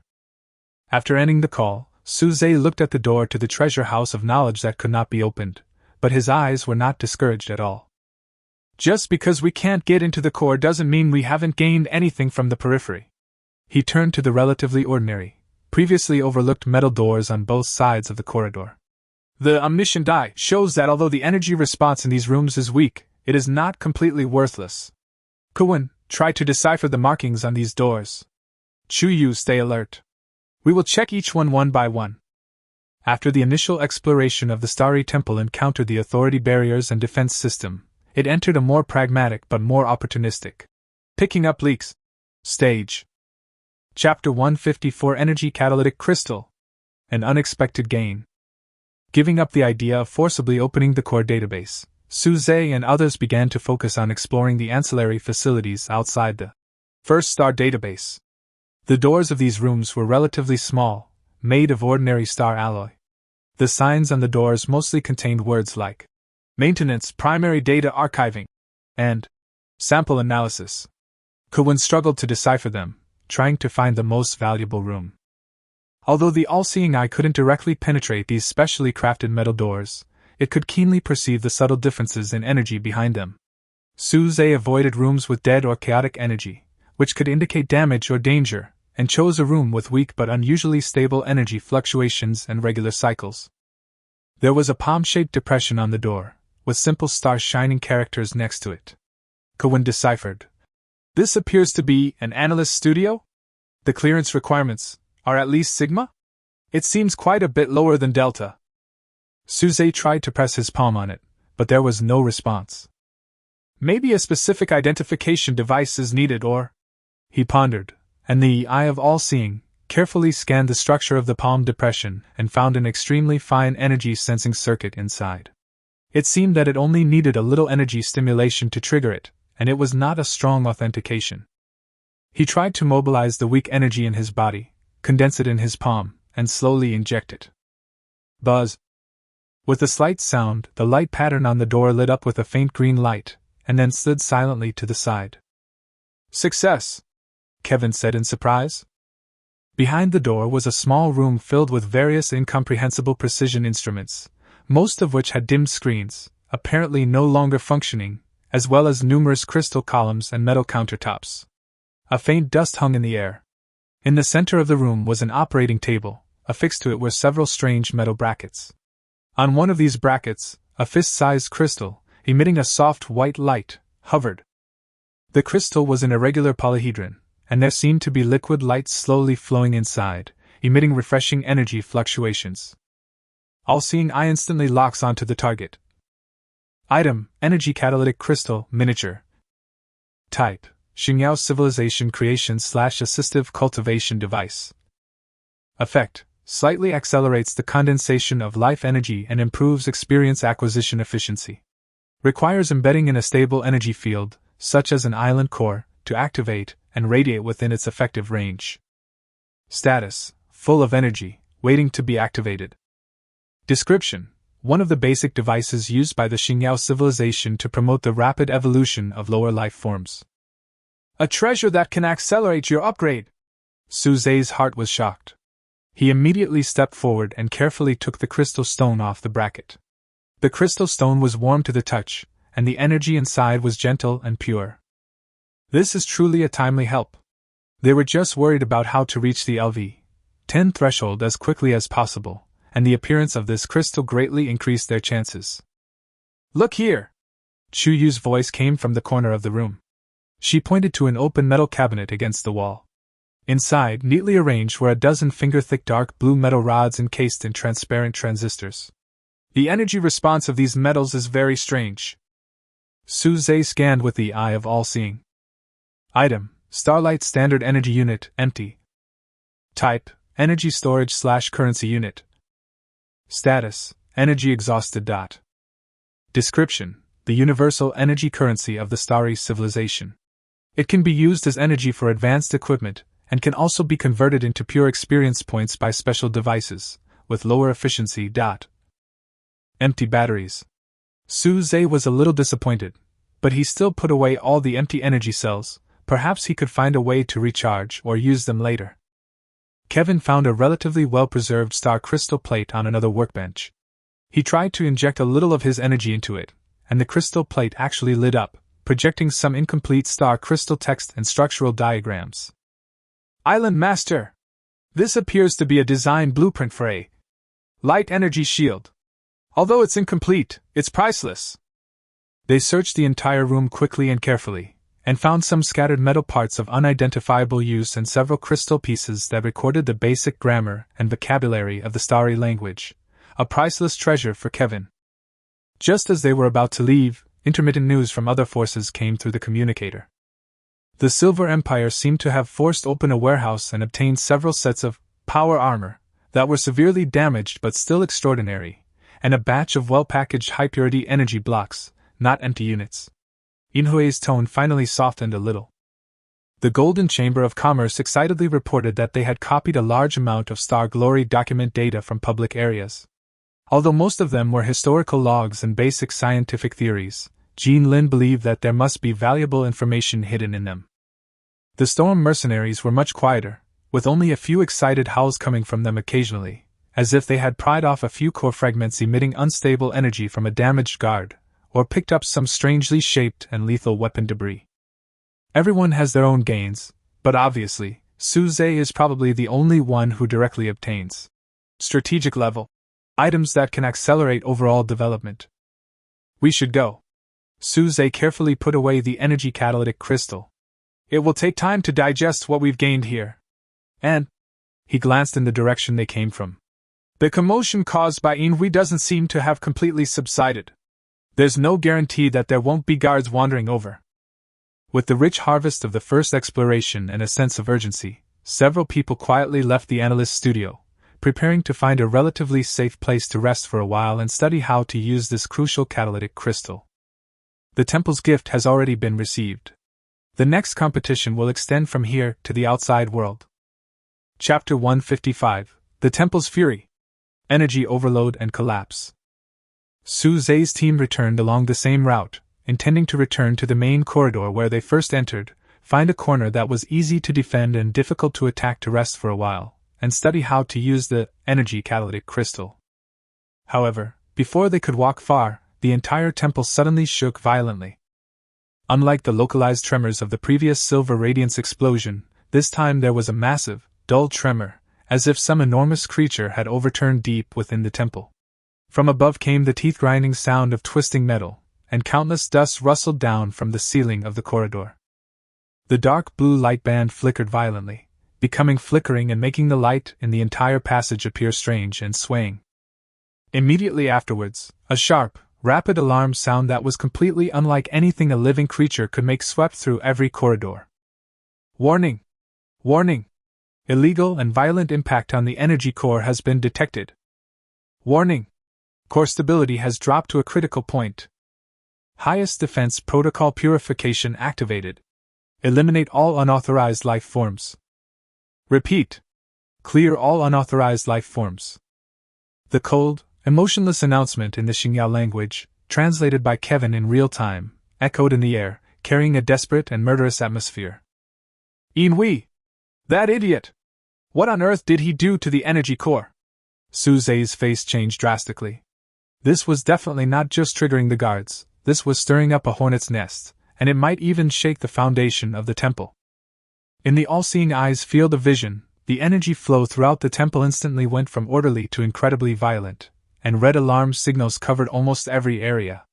Countless energy signals representing high-intensity defensive structures awakened from hibernation and began to move at high speed along the corridors, indiscriminately attacking any detected signs of life. Boom! Snap! In the distance, there were loud explosions and the sound of collapsing structures. A section of the corridor even broke apart at the end of their sight, twisted metal and jets of energy falling into the endless darkness below. Let's go! Get out of here! Suze yelled, pulled up Cohen, who was still trying to record the alarm information, called Chuyu, and ran towards the direction he remembered coming from. Chuyu followed closely behind, swung the blade of light, and a sharp sword light split the spider-shaped maintenance robot, with a dangerous red light flashing in its eyes at this moment, that suddenly rushed out from the crack in the wall in front of it, into two halves. Whoosh whoosh. More defensive constructs came pouring in from all directions. There were small, nimble reconnaissance bees, heavy units like giant metal scorpions, and even floating spheres emitting scorching energy beams. The passage shook violently, the ground began to tilt, and the walls collapsed, revealing the crackling energy pipes inside. This way! Relying on the prediction of the Eye of All-Seeing, Suze struggled to choose a relatively stable path, constantly dodging falling debris and sweeping energy beams. The communicator was already in chaos. Retreat! Everyone retreat! Retreat to the entrance! Inhue's voice had lost its former majesty, leaving only shock, anger, and anxiety, with the background filled with the sounds of fierce fighting and screams. Damn! There are too many of these ghost things! The communication of a member of the Storm mercenary group came to an abrupt end after a scream. Jean Lin's voice was also filled with panic. No! The way here is blocked! Energy barriers! Energy barriers are everywhere! We are trapped! The temple's purification protocol is obviously intended to completely eliminate these viruses.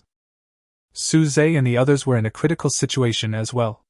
They were surrounded by defensive structures on all sides, and the road beneath their feet could collapse at any time. Island Master! Look over there! Kuwin suddenly pointed to a broken pipe opening on the upper side, which seemed to lead to a maintenance passage. The energy reaction on that road is weaker. Maybe we can go around it. Chuyu!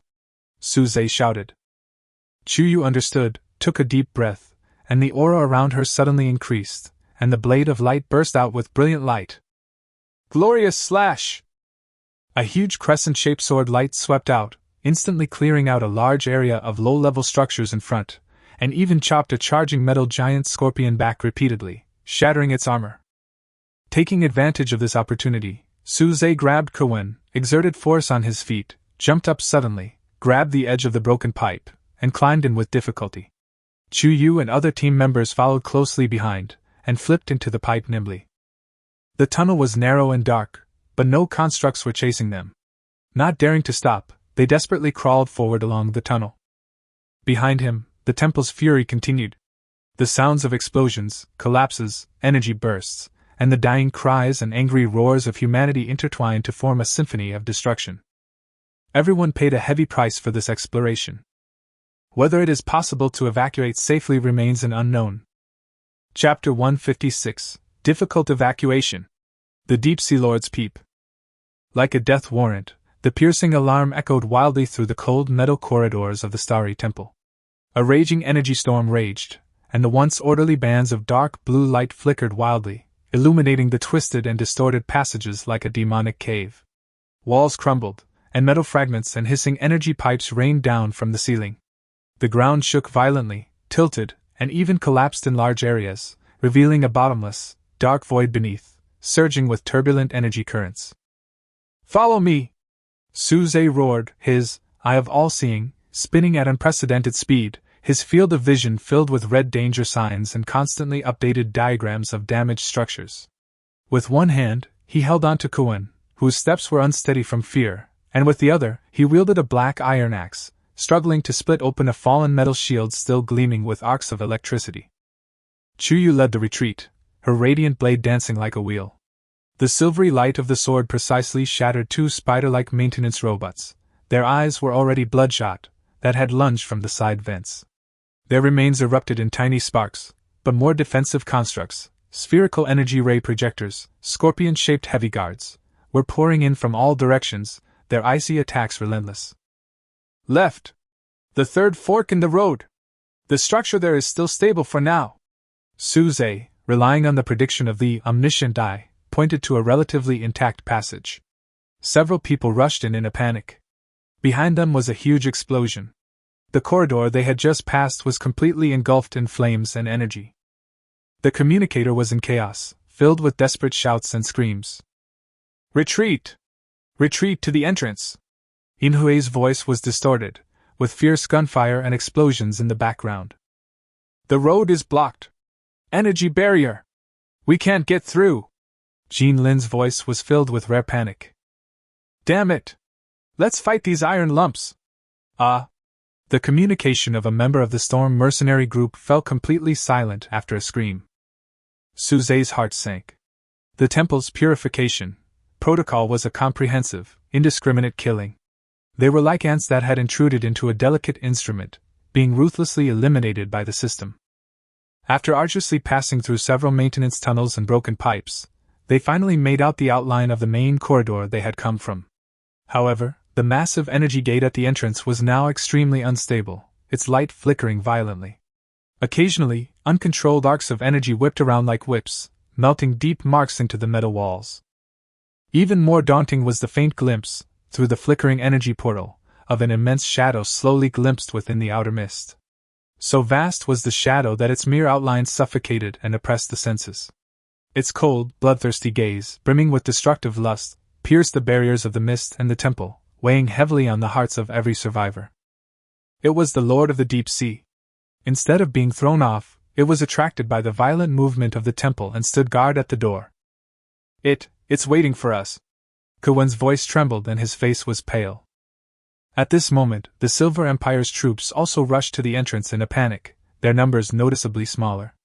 Inhue's silver armor was stained with smoke and a clear burn mark.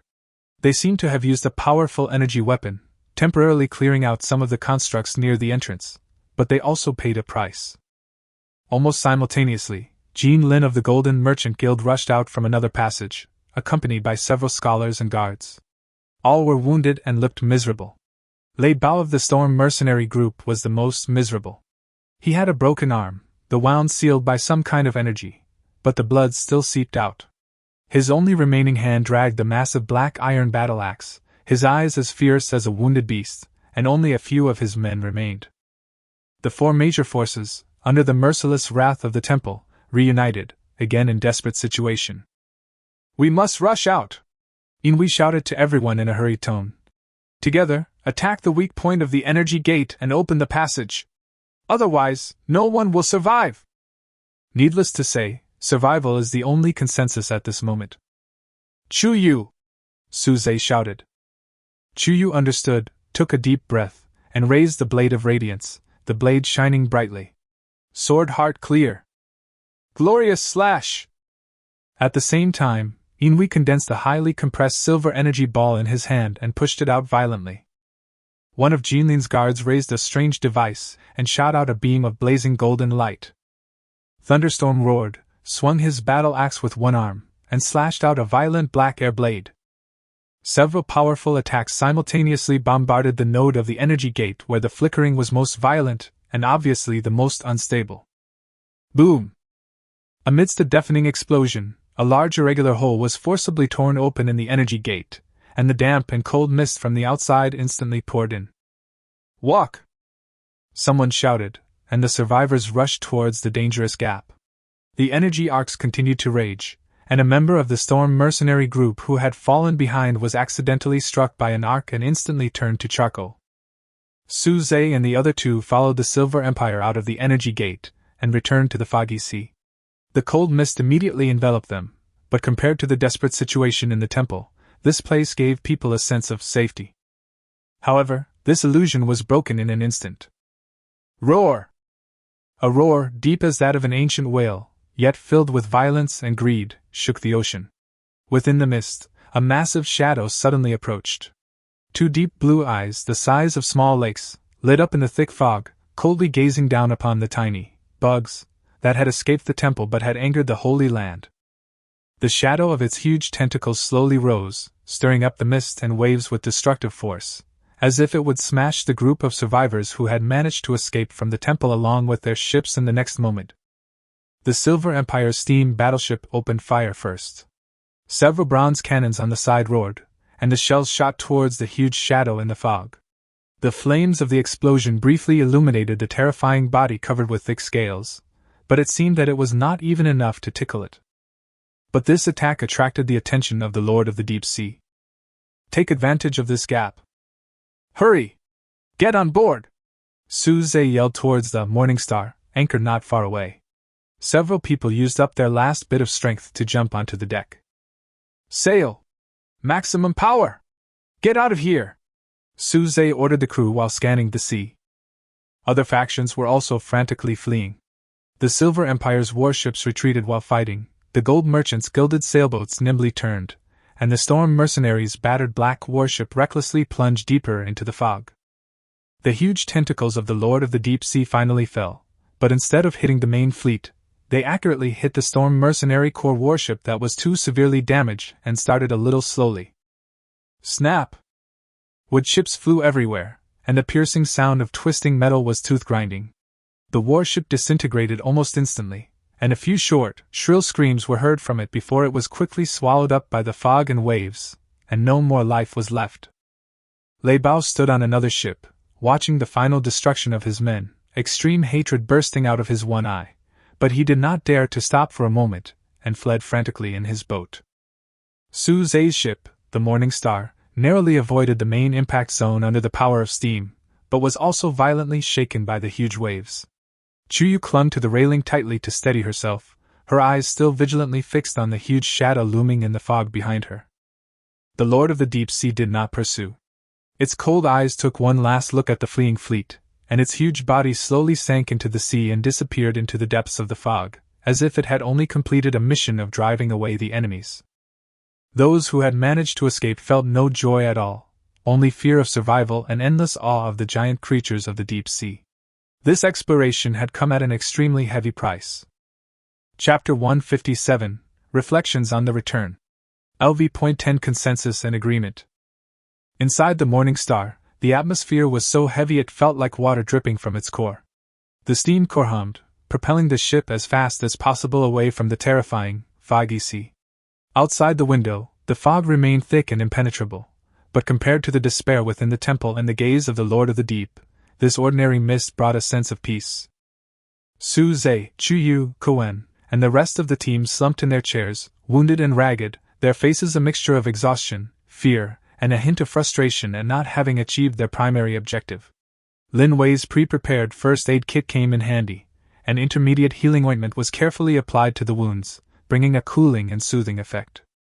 Kevin held his precious stone tablet, his fingers still trembling slightly, but his eyes were unusually bright. He murmured, Xingyao.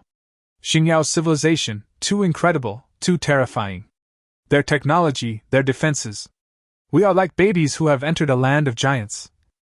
Chuyu wiped the blade of light and checked if there was any damage on the sword. Upon hearing this, she said coldly, The giant kingdom will not kill people casually. It's basically a death trap. Her fighting instinct was still frightened by the previous danger. That kind of systematic and emotionless will to kill was more suffocating than facing a ferocious sea beast. Su Zhe was silent, recalling his experiences in the temple. The authority barriers, the energy-catalyzing crystals, the out-of-control defense system, and that final, fleeting glimpse of the terrifying pressure posed by the Lord of the Deep, all of this pointed to one truth: they were too weak. Before reaching a certain threshold, coveting the temple's core would be tantamount to suicide. At this moment, the communicator in the cabin rang with the noise of electricity, followed by Jean Lin's slightly hoarse but forced calm voice. Island Master Su Zhe, Leader Inui, Captain Lei Bao, are you still alive? Can you hear me? After a brief silence, Inhui's gloomy voice sounded. Speak. His voice was filled with suppressed anger and the pain of heavy losses. Thunderstorm only gave a rough, cold snort in response. Su Zhe pressed the call button. I'm listening, President Jean. Everyone. Jean Lin's voice was bitter. It seems that we have all underestimated the threshold of Xingyao's civilization. In this exploration, we lost a large number of manpower, but the gains were very few. He deliberately blurred the details of each other's gains, and it was obvious that they were wary of each other. Damn it, I almost died in there. What a damn place! Lei Bao finally couldn't help but growl. The pain from his broken arm obviously made him extremely irritable. What's the point of saying this now? Inui interrupted him, his tone cold and hard. The temple is right there, and the things inside are also there. The question is, how do we get in? The communication channel fell silent again. Everyone thought of the door that required 4 LV, 10 energy signatures, to open. After a long moment, Suze slowly spoke, breaking the silence. Everyone, the facts are clear. Without reaching level 10, we are not even qualified to enter the core area. Continuing to force our way in will only result in additional casualties, and may even trigger an even more terrifying countermeasure, just like this time.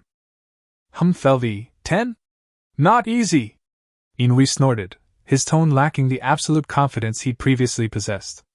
Despite the Empire's dedicated resources, he'd barely reached the pinnacle of LV 9. That final hurdle seemed like an insurmountable chasm. He'd leveled from 8 to 9 during preparation for the temple exploration. It's not easy, but it's the only way, Jean Lin interjected, regaining his businessman's shrewdness. I believe everyone has gained something that can help improve themselves during this exploration. He hinted at the gains made by all parties, but he didn't specify them. I believe we need to reach a temporary agreement. What agreement? Lei Bao asked warily. A truce agreement, or rather, a development agreement. Suze continued, his thoughts clear. Until all 4 of us have produced a level 10 expert, we must cease all large-scale conflicts and acts of mutual plunder. We must concentrate all our resources and development potential, prioritizing the improvement of our own levels.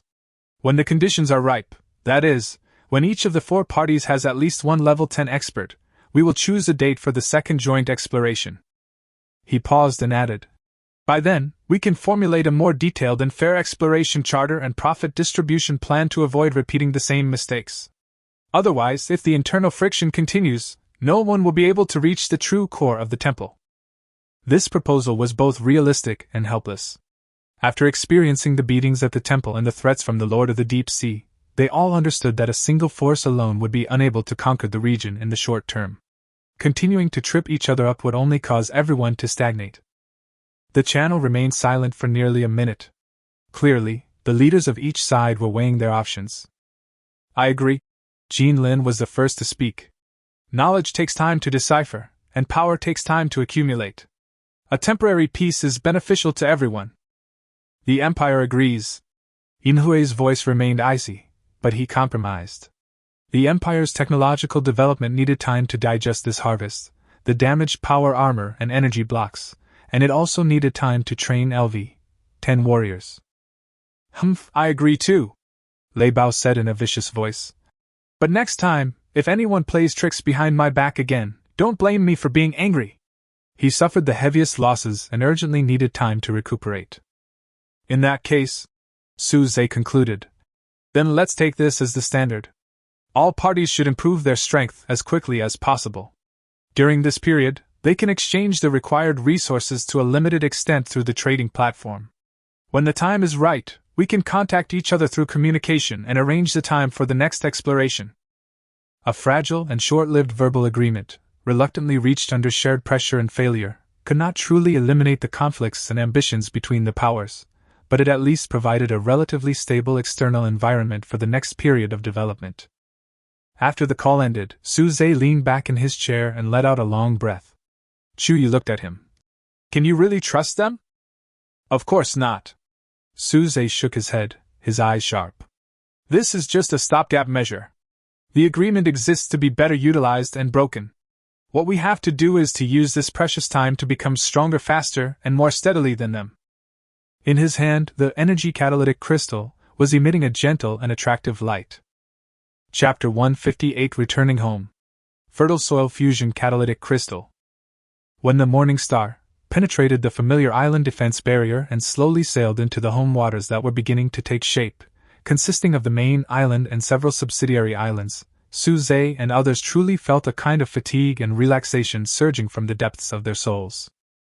The golden glow of the setting sun shimmered across the shimmering sea, illuminating the neatly arranged farmlands of the main island, the nascent bronze city walls, and the curling smoke from cooking fires. Sailing ships from the satellite islands were returning, and upon seeing the morning star, they all waved welcome signals. This formed a stark contrast to the cold, lifeless silence of the temple and the menacing presence of the foggy sea. Lin Wei had already been waiting at the dock with several other members, her face filled with anxiety and worry. When she saw Suze and the others returning safely, albeit in a mess, her eyes reddened, and she almost cried as she hurried over to greet them. "You're finally back! The regional channel is in chaos. Everyone says something big happened at the temple, and many people died." Her voice was choked with sobs. She looked at everyone carefully, and seeing the scars on their bodies, she felt even more distressed. "Hurry, go back and treat the wounds first." "It's okay, Wei, it's all over." Suze smiled gently and patted the back of her hand. Chuyu nodded to indicate that she was fine. Kuan, clutching his slate and records, was eager to get back to researching. The rest of the team also returned to their respective quarters. Back at the shelter in the core area of the main island, Lin Wei had already prepared hot water, food, and clean clothes. The warm campfire dispelled the chill of the deep sea, and the delicious grilled fish and sweet berry soup warmed her stomach and slightly soothed her tense nerves. After settling the still excited Kevin to rest, Suze didn't rest for long before immediately heading to the core of the island, the suspended crystal emitting a soft glow. Chuyu and Lin Wei also followed. This exploration wasn't entirely fruitless. Suze carefully took out the energy catalytic crystal from his pocket. The fist-sized crystal, illuminated by the light from the island's core, seemed to come alive with the milky white energy flowing within, emitting a refreshing and calming vibration. The all-seeing eye confirmed its information again. Item: Energy Catalytic Crystal Miniature. Status: Full of energy, waiting to be activated. Hint: You can try to merge with the island core, but you need to guide energy resonance. "What is this?" Lin Wei asked curiously.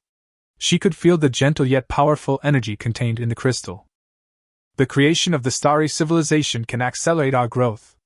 Suze briefly explained its function, then held his breath and concentrated, slowly moving the catalytic crystal closer to the core of the island. The moment the crystal came into contact with the core of the island, something strange happened. Buzz! The core of the island suddenly burst out with a light several times brighter than usual. The catalytic crystal seemed to be lifted up by an invisible force and slowly embedded into the surface of the core. It was like a drop of water melting into the sea, and they combined perfectly together.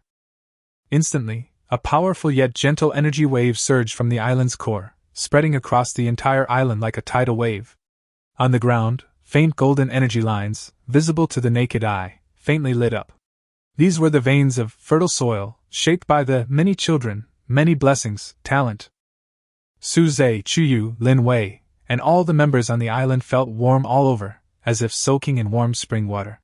Every cell in their body was cheering, and an indescribable feeling of comfort and strength surged throughout their bodies. Ding!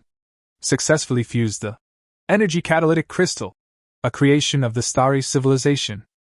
The effect of fertile soil has been enhanced. New effects: island experience gain rate plus 35%, resource regeneration speed plus 20%, energy sensing range expanded. The energy catalysis effect covers the entire island, and all members' experience gain speed is increased. Tip: Practicing together with a bonded person can slightly increase the experience bonus effect. A series of system prompts sounded in Suze's mind, which greatly cheered him up. This feeling is so comfortable. Lin Wei was surprised by the changes in her body. She felt that her plant growth induction talent seemed to have become more active. Chuyu clenched her fists, her eyes bright. "I can feel that the speed of energy accumulation in my body has obviously accelerated." She even felt that some minor losses from the previous battle were being quickly made up. Suze walked outside and could clearly sense the entire island coming alive. The energy particles in the air were more active, the land seemed more fertile, and even the surrounding waters seemed more vibrant. The range of his all-seeing eye had also expanded by nearly 1/5, allowing him to more clearly capture the energy flows in the distant waters. Great! Suze couldn't help but pump his fist. The value of this catalytic crystal far exceeded expectations. It wasn't just an accelerator, but more like a powerful energy source, directly enhancing the island's foundation and potential. He immediately checked his experience bar and found that the growth rate was indeed much faster than before. At this rate, the time required to break through to level 10 would be greatly shortened. Inui, Jean Lin and the others must have gained something, but they may not have strategic level items like catalytic crystals that can directly increase the development speed of the entire force. Suze thought to himself. This is our advantage. We must make good use of this period of peace and sprint with all our strength. He immediately made arrangements. Wei, increase your planting efforts, especially crops that provide experience bonuses or enhance attributes. Chu, double the patrol team's training intensity. You can organize elite teams to proactively eliminate high-level sea beasts in the surrounding area under the catalytic effect to gain more experience and resources. I will use the Eye of All-Seeing to plan the optimal leveling routes and resource points. Understood. The two women responded in unison, their eyes full of confidence and enthusiasm. The sense of security in their home and the immense gains from the catalytic crystal completely dispelled the gloom of the temple's failure. An era of full development and accelerated progress was about to arrive. Chapter 159 Level Bottleneck. Shift in Global Goals. The failure of the Starry Temple's exploration and its cruel, authority barrier were like a global cold shower, waking up all the survivors and forces whose ambitions had grown due to their expanding power. After a few days of silence and panic, regional and world channels became lively again, but the core of the topic had completely changed. It takes 4 LV-10s to open the door? Is this Xingyao civilization crazy? Wake up upstairs. Is there a level 10 in the world right now? The top of the list is still those guys at the peak of level 9. It's over.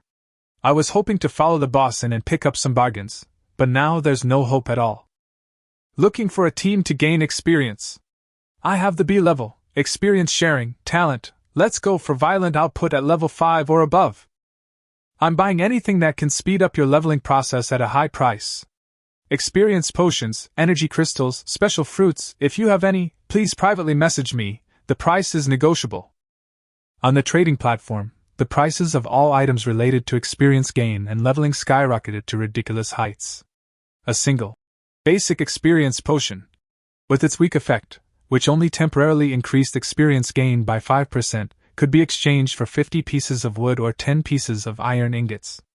Items with even greater effects were completely unavailable. Occasionally, someone would post a star energy fragment, claiming to have been obtained from the outskirts of the temple and that it could provide a small amount of experience, which would immediately trigger a frenzied bidding war. The names at the top of the leaderboard became the focus of everyone's attention. Every change in their ranking would trigger countless speculations and analyses. Suze's Island, thanks to the energy catalytic crystal and the enhanced, fertile soil, experienced a surge in strength. With high experience bonuses, patrols frequently went out to sea for hunting, and their members' levels steadily increased. Chuyu's level experience bar grew the fastest, firmly placing her in the top 3 of the regional power rankings. Suze himself felt the bottleneck at level 10 was already clearly visible, like a layer of window paper that needed to be pierced. But this also brought new troubles. Regional announcement: Survivor ID, Shadowblade, attempted to sneak into the main island of Suzy, and was repelled by the defense facilities. Regional announcement: Survivor ID, Sea Fox, has been lingering in the waters near the Suzy affiliated island for a long time, and his intentions are unknown. The all-seeing eye also frequently detected subtle, prying energy fluctuations from afar.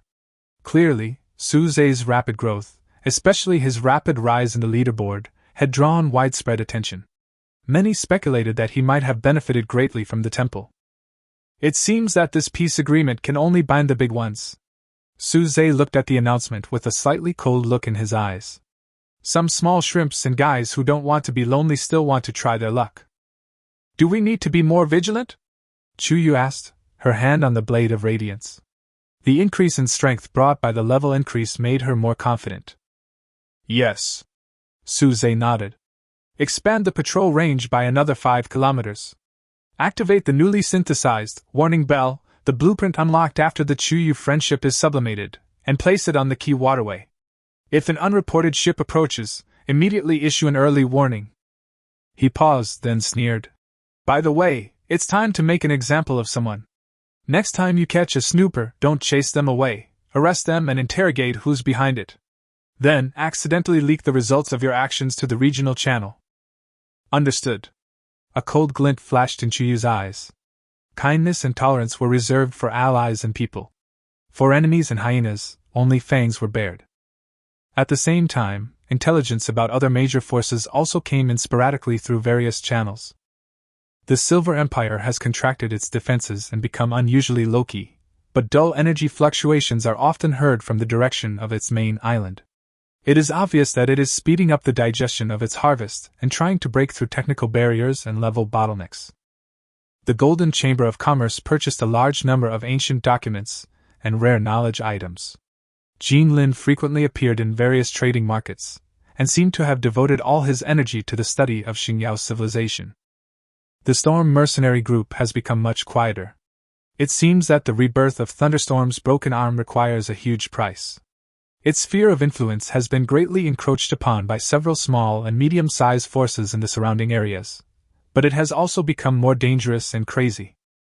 Level 10, like a massive magnet, attracted the attention and resources of the world's top survivors. Old conflicts and frictions temporarily subsided, and a silent, level-based competition for future dominance unfolded across the world's endless oceans. In this competition, Su Zhe, who possesses the talents of energy catalytic crystal and many children in good fortune, has quietly taken the lead. Chapter 160: The Silver Empire's Threat. Technological Advantage and Blackmail. The brief calm lasted less than 10 days. On this day, a light steam speedboat, all silver, sleek, and extremely fast, cut through the waves and headed straight for Suzi's main island. The speedboat flew the flag of the Silver Empire, a crossed battle axe and gears, with a background of shining silver stars. The hostile atmosphere could be felt even from a distance. The speedboat ignored the outer patrol's warning signals and slowly came to a stop just within range of the main island's defensive crossbows. A haughty messenger, dressed in silver light armor, stood at the bow. Using some kind of loudspeaker, his voice was clearly heard throughout the dock. "I'm here on the orders of Ainhui of the Silver Empire to meet with Island Master Suzi. I have something important to discuss." Su Zhe received the notification and brought Chuyu to the dock. Lin Wei stayed near the core of the island, ready to respond to any emergency. "I am Su Zhe." Su Zhe looked at the messenger and said calmly, "What advice do you have for me, Ainhui?" The messenger looked Su Zhe up and down, his gaze especially lingering on the seemingly ordinary leather armor on Su Zhe and the shining blade on Chuyu's waist. A subtle contempt flashed in his eyes, but a formal smile was forced on his face. "Master Su Zhe, nice to meet you. My empire has noticed that your power has grown rapidly recently, and your ranking in the regional rankings has risen very quickly. The leader speculates that you may have gained some unique assistance in your previous explorations." He paused, his tone becoming more subtle. "For example, some kind of crystal device that can significantly improve the efficiency of energy gathering?" Su Zhe's heart raced, his expression unchanged. Eye of all-seeing, silently scanned the other party. News leaked so quickly. Did the Imperials vaguely sense it during the evacuation? Or did they analyze the energy flow through some technical means? Or was it simply a test? Seeing Su Zhe remain silent, the envoy continued, his tone adding a hint of pressure. "The leader has stated frankly that these types of star-shining creations carry extremely high technical risks, and forced use could lead to unexpected consequences.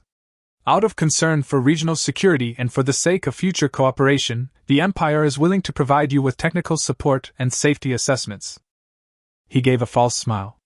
"Please hand over the crystal. The Imperial Academy will conduct a professional analysis.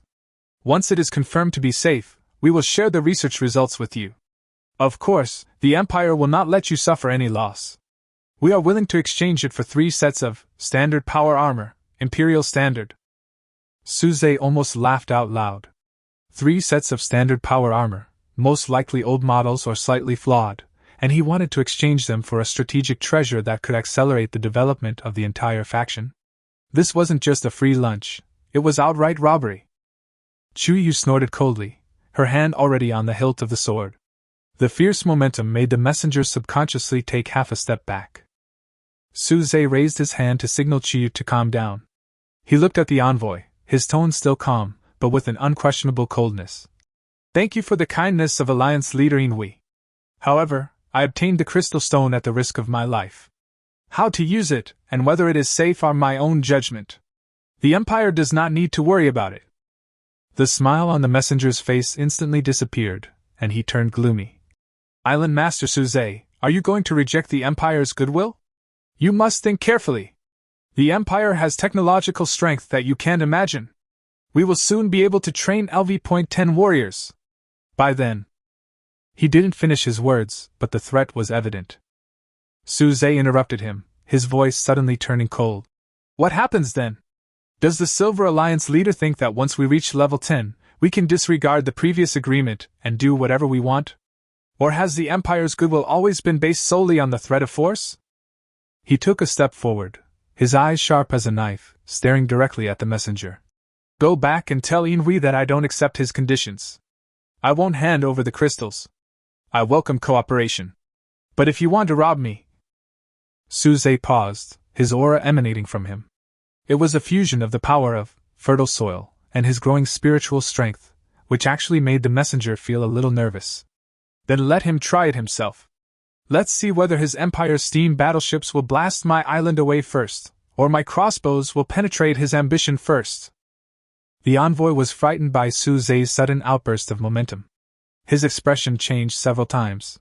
He seemed to want to say something harsh, but when he saw Chu Yu's murderous gaze and the cold light flashing from the surrounding defense facilities, he finally snorted heavily. Good! Very good! Island Master Suze, I will convey your hardness word for word to the Alliance leader. I hope you can still maintain this confidence when we meet next time. After saying that, he turned around in embarrassment, urged his men to quickly start the speedboat, and drove away from the port in a dejected manner, a few points faster than when he came. Looking at the speedboat going away, Chiyu frowned and said, It's completely broken off. They won't let this go. I know. Suze's eyes were deep. They are in urgent need of catalytic crystals to accelerate the cultivation of LV.10, or to crack the technology involved. If the blackmail fails this time, the next one might be a real test of force. He turned and looked towards the core of the island. We must move faster. Upgrade faster, become stronger faster. Before the Empire truly takes action, we must possess the power to deter them from acting rashly. The threat from the Silver Empire was like a whip, lashing Suze and his island, forcing them to run faster in the race to LV.10. Chapter 161 The Golden Covenant, and the storm is coming to an end. The Silver Empire's speedboat vanished into the sea, brimming with menace and resentment. However, the tense atmosphere at the dock persisted. Chu Yu withdrew her hand from her sword hilt, her brow furrowed. We won't give up. This time they're testing the waters. The next time they arrive, they might be a real warship. Suze looked into the distance with a deep gaze. I know. They covet the catalytic crystals, and they are even more afraid of the speed of development we can gain from them. We must be faster, so fast that they dare not act rashly. But if we rely on ourselves alone, there will always be a limit to our development. We need more information and allies. Back at the core of the island, Lin Wei came to greet him, a look of worry on her face. Suze briefly explained the situation and offered some reassurance. Just then, a request to access an encrypted channel came through the communicator, the source identified as the Gold Chamber of Commerce. Suze's heart moved and he pressed the answer button. Island Master Suze, how are you? Jean Lin's smooth yet slightly hoarse voice came from what seemed to be his cabin study filled with ancient books and instruments. That arrogant little boat of the Empire just now made me sweat for you. President Jean is well informed. Suze's tone was flat, and it was impossible to tell whether he was happy or angry.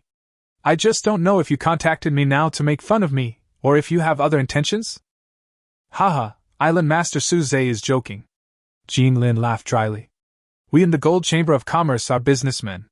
We value harmony and mutual benefit. The Empire acts in a domineering manner and is definitely not a good partner. I believe that Island Master Suze has already deeply experienced this in the temple. He paused, his voice lowered, his tone more sincere. To be honest, the Empire just sent someone to visit our association. They were equally arrogant and wanted to expropriate the starry documents we had deciphered. The conditions they offered were ridiculous. Inhui's ambitions have long since gone beyond the scope of normal competition. Suze did not respond and waited for his next words. Seeing that Suze was unmoved, Jean Lin continued. Island Master Suze, the situation is now clear. The core of the temple requires a level 10 level to enter. And reaching level 10 is by no means easy. The Empire, relying on its industrial heritage and the few technological samples it plundered, is trying to take shortcuts, but its foundation is unstable and there are huge hidden dangers. Meanwhile, our Golden Chamber of Commerce, focused on knowledge deciphering and theoretical research, has made some insignificant progress in the Star Glory text and the laws of energy operation. Oh? I'd like to hear more about it. Suze expressed his interest at the right time. We've discovered that the energy system of the starry civilization is closely linked to the evolution of life. Certain energy-rich areas, or killing specific types of ancient sea beasts, yield experience far more efficiently than ordinary combat. Furthermore, some seemingly useless fragments of starry devices, if their energy is channeled correctly, may yield unexpected results. Jean Lin's words carried a hint of unconcealed pride. For example, the energy catalytic crystal you obtained, if combined with a specific energy field resonant frequency, may enhance its effectiveness by about 0.5%. Suze's eyes narrowed slightly. Although the eye of all-seeing could see through the information of items, he was unaware of the in-depth application skills. The Gold Chamber of Commerce's accumulation of knowledge was indeed not to be underestimated. What does President Jean mean? Cooperate, Island Master Suze. Jean Lin's voice turned serious. Let's form a knowledge force alliance. I will regularly share with you some of the deciphered Star Glory knowledge, including the coordinates of safe and efficient leveling locations, identification and mining methods of special resource points, and even the basic usage skills of some Star Glory devices. And you will need to provide corresponding military support, especially in the current situation, to jointly guard against the intrusion of the Silver Empire and even other unstable factors. And in the future Second Temple exploration, you will advance and retreat together with my Gold Chamber of Commerce. This was an extremely tempting proposal. What Suze lacked most at the moment was how to maximize the use of his resources and how to quickly and safely upgrade his rank. And force was precisely what he and Chuyu were good at. Cooperation is fine, Suze mused, but I need to see sincerity. Moreover, I must verify the authenticity and security of the shared knowledge. In addition, the scope and limits of the use of force need to be clearly defined. Of course. Of course. Jean Lin agreed readily. To show my sincerity, I can provide you with the first piece of intelligence right now, according to a Xingyao observation log that I'm going to decipher. Approximately 300 nautical miles southeast of your area, there's an anomalous sea area labeled the Eye of the Storm. It's perpetually shrouded in thunderstorms, creating chaotic energy. However, the log suggests that a community of experienced ancient sea beasts may dwell within its depths. Of course, the danger level is also extremely high. Eye of All-Seeing quickly retrieved the sea area map and analyzed it. Combining it with the previous scattered information, Suze judged that what Jean Lin said was true, and there was indeed an abnormal energy reaction in that sea area. Very good. Suze nodded. I'll take this information. We can discuss the specific details of the cooperation in detail. Also, Jean Lin changed the subject, his tone becoming somewhat subtle. There's a bonus piece of information you might find interesting. My caravan recently heard some interesting rumors while trading in the waters near the former Storm Mercenary Group's territory. Since returning from the temple, the Storm Mercenary Group seems to be experiencing significant internal instability. Lei Bao was severely injured, his prestige severely damaged, and our deputy, Poison Scorpion Huasin, seems to be making unpredictable moves. The people below are in a state of panic and constant friction. A previously productive island has been in arrears with its resource payments for several days. Jean Lin didn't finish his words, but his meaning was clear. The Storm Mercenary Group, a lucrative piece of meat, had become less solid due to internal strife, revealing an opportunity to exploit. Suze understood. The Gold Chamber of Commerce itself was not strong in military force and could not directly participate in the plunder, but they were happy to provide intelligence and kill with a borrowed knife. This could not only weaken a potential opponent, but also show goodwill to Suze and consolidate the alliance. Thank you for the information, President Jean. Suze's tone remained unchanged. I will keep an eye on the situation over there. Maintaining stability in the sea area is in the interests of both of us, isn't it? Haha, that's exactly right. Then I wish us a happy cooperation, Island Master Suze. Jean Lin ended the call with a smile. After the call ended, Chuyu immediately spoke up. How much can we trust his words? Could the information from the Storm mercenary group be a collusion? 7 points true, 3 points reserved. Suze analyzed. They need our military force to check and balance the Empire and eliminate unstable factors. They also need us to be allies rather than opponents in the next exploration. This shared knowledge is likely to be true. As for the Storm mercenaries, Suze walked to the sea map and his eyes fell on the Storm mercenary group's territory. There is no need for Jinlin to lie about something so easy to verify. Lei Bao is seriously injured, and internal chaos is a high probability event. This is an opportunity. The Storm mercenary group is rampant and plunders countless people. Instead of letting them be exhausted in internal strife or being annexed by the Empire, it is better for us to take action, accept their legacy, and integrate their power.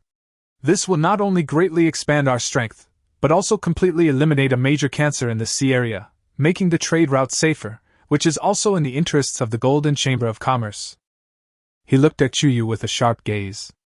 Immediately dispatch additional reconnaissance speedboats to closely monitor the movements of the Storm mercenary group's main island and major affiliated islands to confirm the extent of the internal unrest. Order the combat troops to be ready. Once the intelligence is confirmed to be true and the time is ripe, take action immediately. Understood. Chuyu accepted the order, a hint of fighting spirit flashing in her eyes. Eliminating the pirates and consolidating her homeland was exactly what she wanted. Suze's gaze turned to the southeast again. The Eye of the Storm, the ancient sea beast community. After you finish dealing with things here, that will be your next trial ground. Chapter 162 The End of the Storm Mercenaries. Civil Unrest and Collapse. The reconnaissance speedboat quickly brought back accurate news. The Gold Merchant Guild's intelligence was accurate. A fierce internal conflict had already broken out on the Storm mercenary group's main island. Shouts and explosions could be faintly heard miles away, and thick smoke rose from the island.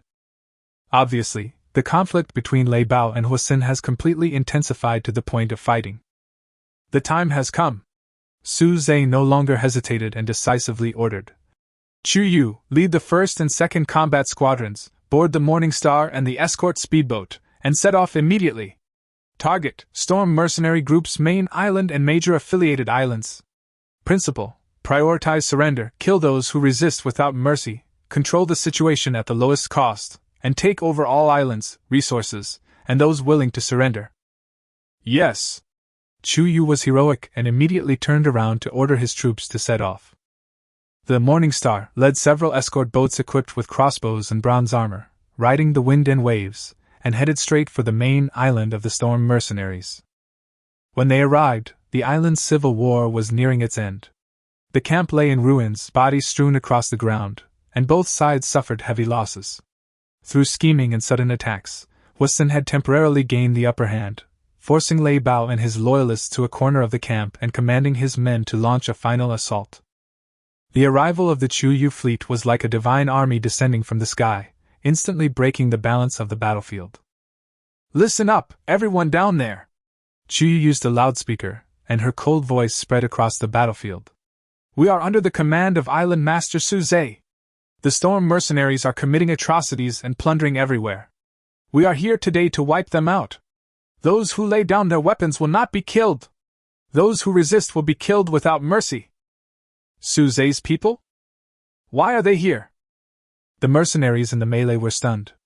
Neither Huasin nor Lei Bao expected that a third party would suddenly intervene. Huasin was shocked and furious. Success was so imminent. How could he allow others to reap the fruits of victory? He screamed hysterically. Don't listen to her. They're here to take our territory. Beat them. Beat them all. However, the mercenaries, already exhausted and with heavy casualties, faced the well-equipped, high-spirited, and well-rested Suze team. How could they still have the will to fight? Moreover, many of the lower-level mercenaries were already tired of the endless infighting and plundering life. Bang!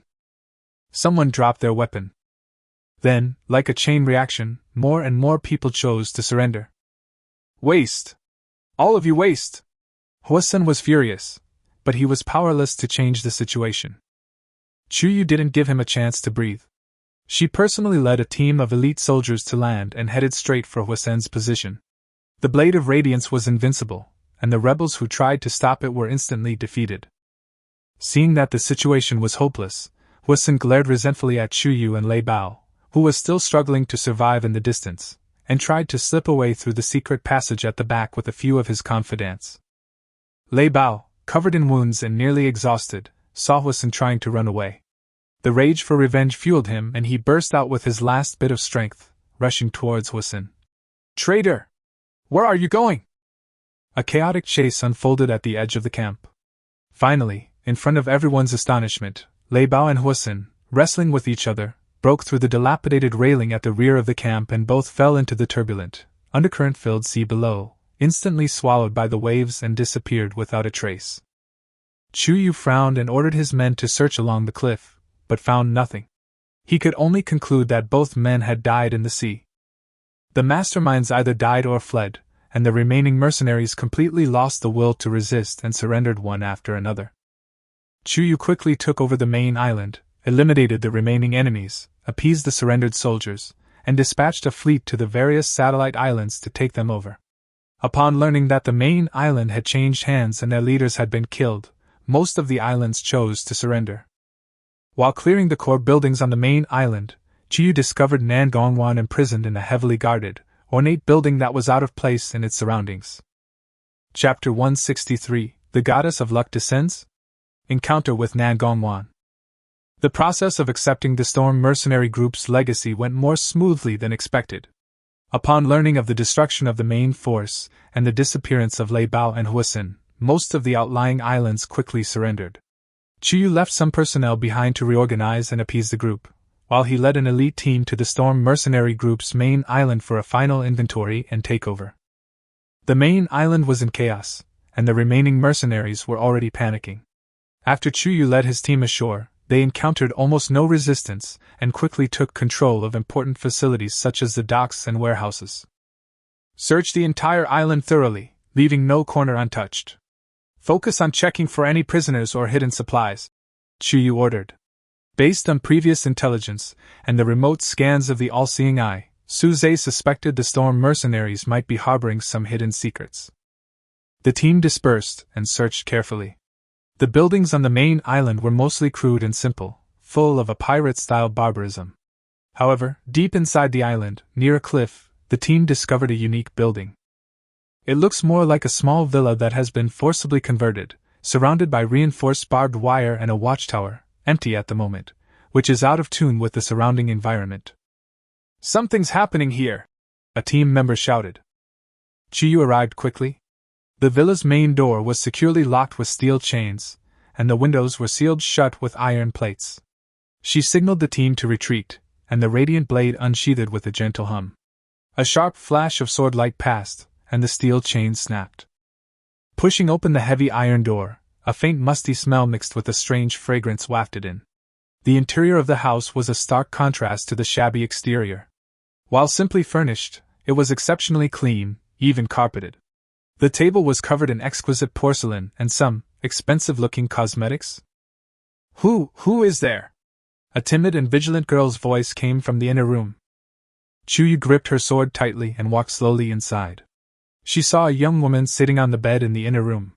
She was wearing a silk dress that, though slightly wrinkled, still revealed its luxurious texture. Her face was as delicate as a porcelain doll, and her long hair flowed like a waterfall. However, her face was slightly pale, and her eyes were filled with anxiety and vigilance. Her hands were tightly grasping the hem of her skirt. Her beauty seemed so out of place in this pirate's lair, like a pearl buried in mud and sand. "Who are you? Why are you here?" Chuyu asked coldly without letting down her guard.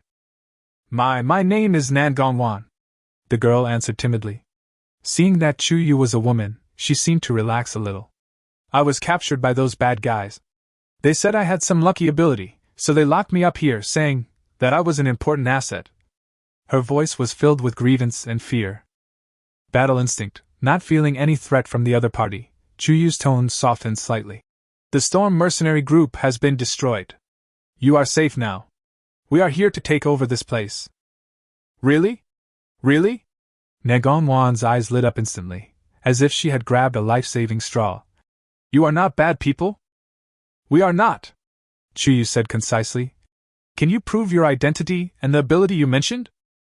Nangongwan bit her lip, as if she had made up her mind. She looked around and her eyes fell on a deck of scattered playing cards on the table, probably left there by the guards when they were bored. She picked up the playing cards, shuffled them clumsily, and then looked at Chuyu. Can you name a card at random? Chuyu raised an eyebrow and said casually, Ace of Spades. Nangongwan closed her eyes, took a deep breath, then casually pulled a card from the deck and handed it to Chuyu. Chuyu took it and saw that it was the Ace of Spades. She tried a few more times. No matter which card she said, Nangongwan could always draw that card accurately, as if the deck of cards completely obeyed her command. Even though Chuyu was knowledgeable and experienced, she couldn't help but feel a little surprised. This was definitely not a coincidence. I don't know what happened, Nangongwan whispered. I've always had very good luck since I was a child.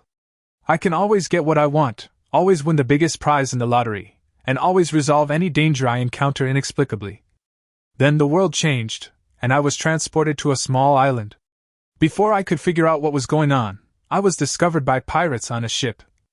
After testing my luck, they locked me up here. Chuyu immediately reported the situation to Suze through the communicator. Upon hearing this, Suze immediately activated his omniscient eye and remotely focused on Nangongwan. Information was reflected in his vision. Name, Nangongwan. Condition, healthy, slightly frightened. Talent, S-rank luck aura, passive, significantly increases the luck of yourself and nearby friendly units. Significantly affects the chance of obtaining rare items, the success rate of crafting/manufacturing, the chance of avoiding danger, and slightly influences the outcome of events. The range and strength of the effect increase with the talent level. An S-level talent. And an extremely rare lucky attribute. Suze's heart was shocked. This is simply a moving lucky star. Bring her back and place her properly, Suze immediately ordered. Be careful. Chi received the instructions and said to Nangongwan, Miss Nangong, please come with us and leave here. We will ensure your safety. Nangongwan felt relieved and nodded quickly. Thank you. Thank you. I am willing to go with you. She had long been fed up with this prisoner-like life. While cleaning the villa, the team members also found a locked box, which contained a lot of rare materials and some gold coins. These were probably the treasures secretly hidden by Lei Bao or Huasin, or perhaps they were also due to Nangongwan's luck, and now they have become trophies. Chuyu took Nangongwan and the spoils on board and returned. Looking at the pirate's lair gradually receding behind her, Nangongwan breathed a sigh of relief, her eyes rekindled with hope for the future. Chapter 164, The Fourth Bond. Fertile land adds new color. The morning star slowly approached the shore, and Chuyu walked down the gangway with Nangongwan. Suze and Lin Wei, who had already received the news, were waiting at the dock. Seeing Suze and Lin Wei, Nangongwan seemed a little nervous and subconsciously shrank behind Chuyu. The environment she grew up in made her instinctively wary of strangers. Seeing this, Lin Wei showed a gentle smile and took the initiative to step forward. You are Nangongwan, right? Don't be afraid, no one will hurt you here. My name is Lin Wei, she is Sister Chuyu, and this is the island master Suze. Suze also nodded gently. Welcome to our island, Miss Nangong. You are safe now. Nangongwan carefully surveyed her surroundings. The neatly maintained docks, the lush farmland in the distance, the bronze city walls taking shape, and the peaceful expressions on the faces of the residents. All of this was a stark contrast to the chaotic and barbaric atmosphere of the Storm mercenaries. Her uneasiness eased slightly. Thank you for saving me, she whispered, her voice as soft as a mosquito. It's just a piece of cake. Suze smiled. I heard that you have some special abilities. Nangongwan became nervous again at this mention, fearing that the other party, like the pirates, would only value her abilities and use her as a tool. She nodded and whispered, Yeah, that's right, I'm just lucky. Can you demonstrate it? Suze asked. He wanted to confirm the judgment of the Eye of Truth with his own eyes. Nangongwan looked at some wood and nails piled nearby that were ready for construction. She walked over, picked up a hammer and a few nails, and began to hammer at a piece of wood seemingly at random. Her movements were even a little clumsy, clearly new to this kind of work. However, miraculously, the nails seemed to find their own positions, effortlessly and straightly driven into the strongest part of the wood. The entire process was incredibly smooth, without even a single sawdust flying. She picked up 2 more metal ingots to be crafted, placed them on the workbench, and made a few seemingly casual adjustments. A flash of light flashed, and out came a metal part of excellent quality, far exceeding the normal success rate. Lin Wei and Chu Yu both showed surprised expressions, while Su Zhe's eyes flashed with understanding. A very unique and powerful talent, Miss Nangong. Su Zhe praised sincerely. This is not a magic trick, but a real power that can bring blessings. Hearing the sincere praise instead of greedy covetousness, Nangong Wan's face turned slightly red, and a warm feeling arose in her heart.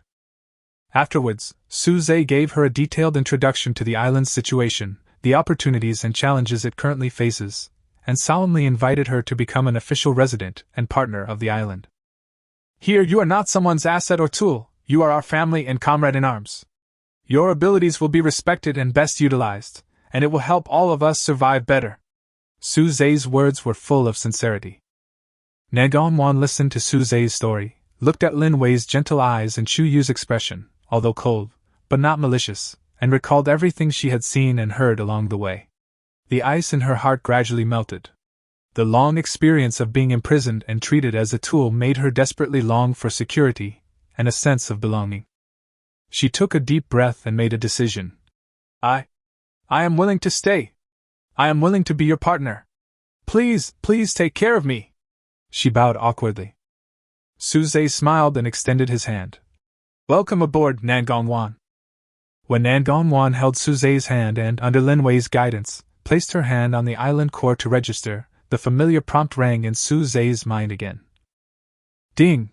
Successfully established a bond with the survivor Nangong Wan. Fertile soil effect enhanced.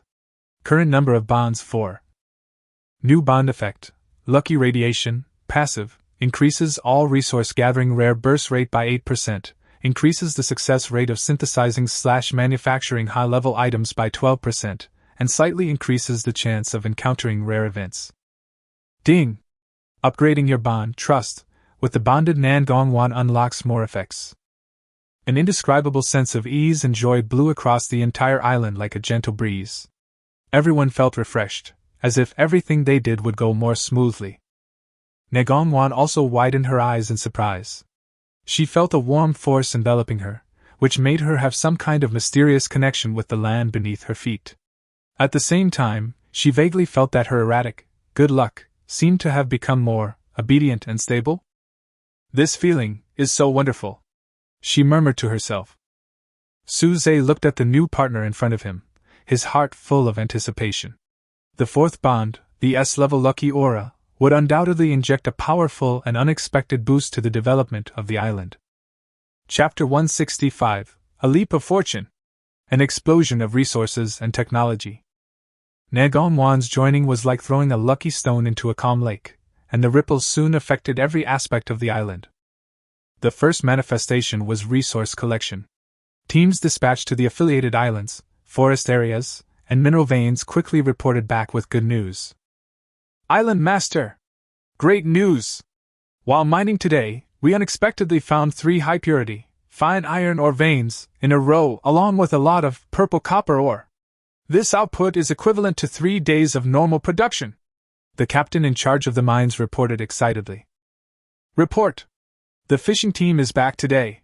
They caught several rare, silver-scale fish in the net, and a pearl oyster that accidentally got into the net, and a large black pearl was found inside it. The head of the fishery also had a happy look on his face. Even in the fields tended by Lin Wei, a surprise appeared. An ordinary berry bush had undergone a benign mutation, producing fruit that was not only larger and sweeter, but also had a slight restorative effect. Lin Wei named it the Vitality Berry.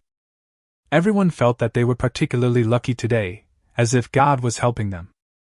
The changes in the synthesis and manufacturing departments were even more astonishing. Engineer Old Zhang excitedly approached Su Zhe with a new part in his hand. Island Master! This is incredible! This is truly incredible! Today I tried to use those scraps of starshine metal to synthesize energy conducting plates, and the success rate was incredibly high. Look, the quality of these is almost as good as the sample we picked up from the temple. The previously stalled replica project for the small energy shield generator also achieved a breakthrough after Nan Gongwan, accidentally, stumbled upon the studio and curiously touched a few parts. Several energy circuit compatibility issues that had long plagued the researchers were inexplicably resolved. Professor Kowun was overjoyed. He teamed up with Nan Gongwan to try to decipher several previously elusive fragments of star crystal. Thanks to Nan Gongwan's good luck, he still couldn't fully understand them, but he managed to guess the activation sequence of several key energy symbols, allowing one fragment to project a relatively clear image of the fundamental energy theory of star civilization, a priceless achievement. Nan Gongwan quickly adapted to island life. While she still had some of her older sister's habits, like a lack of skill at rough labor, her kind and lively nature quickly won everyone's favor. She volunteered to oversee the registration and distribution of warehouse supplies, a task that required minimal physical effort but meticulous care and a bit of luck. Under her management, the flow of supplies throughout the warehouse seemed much more efficient, with fewer shortages or omissions. Suze watched all of this with delight. The effect of lucky aura far exceeded expectations. It not only reflected in the probability, but also seemed to be able to invisibly guide events in a favorable direction. He invested more resources and manpower into scientific and technological research and development and advanced equipment manufacturing. With the samples brought back from the temple, the data deciphered by Kowun, and Nan Gongwan's lucky bonus, the research institute made breakthroughs one after another. The first thing successfully reproduced was the Experience Potion Basic. While its effect only temporarily increased experience gain by 15% and created a certain resistance, it was undoubtedly a timely help for the core team in desperate need of a level boost. Lin Wei immediately began mass-producing the necessary herbs. Secondly, the first batch of mass production of the small energy shield generator had finally been completed. Although its duration was short, and its energy consumption was high, it was enough to withstand a fatal attack at a critical moment. It was prioritized for Chuyu's patrol team and the expedition team. Furthermore, research on the energy catalytic crystal has also made new progress. Combining the resonant frequency information provided by Jean Lin and Nan Gongwan's luck, the engineers successfully designed and constructed a simple, energy resonance tower.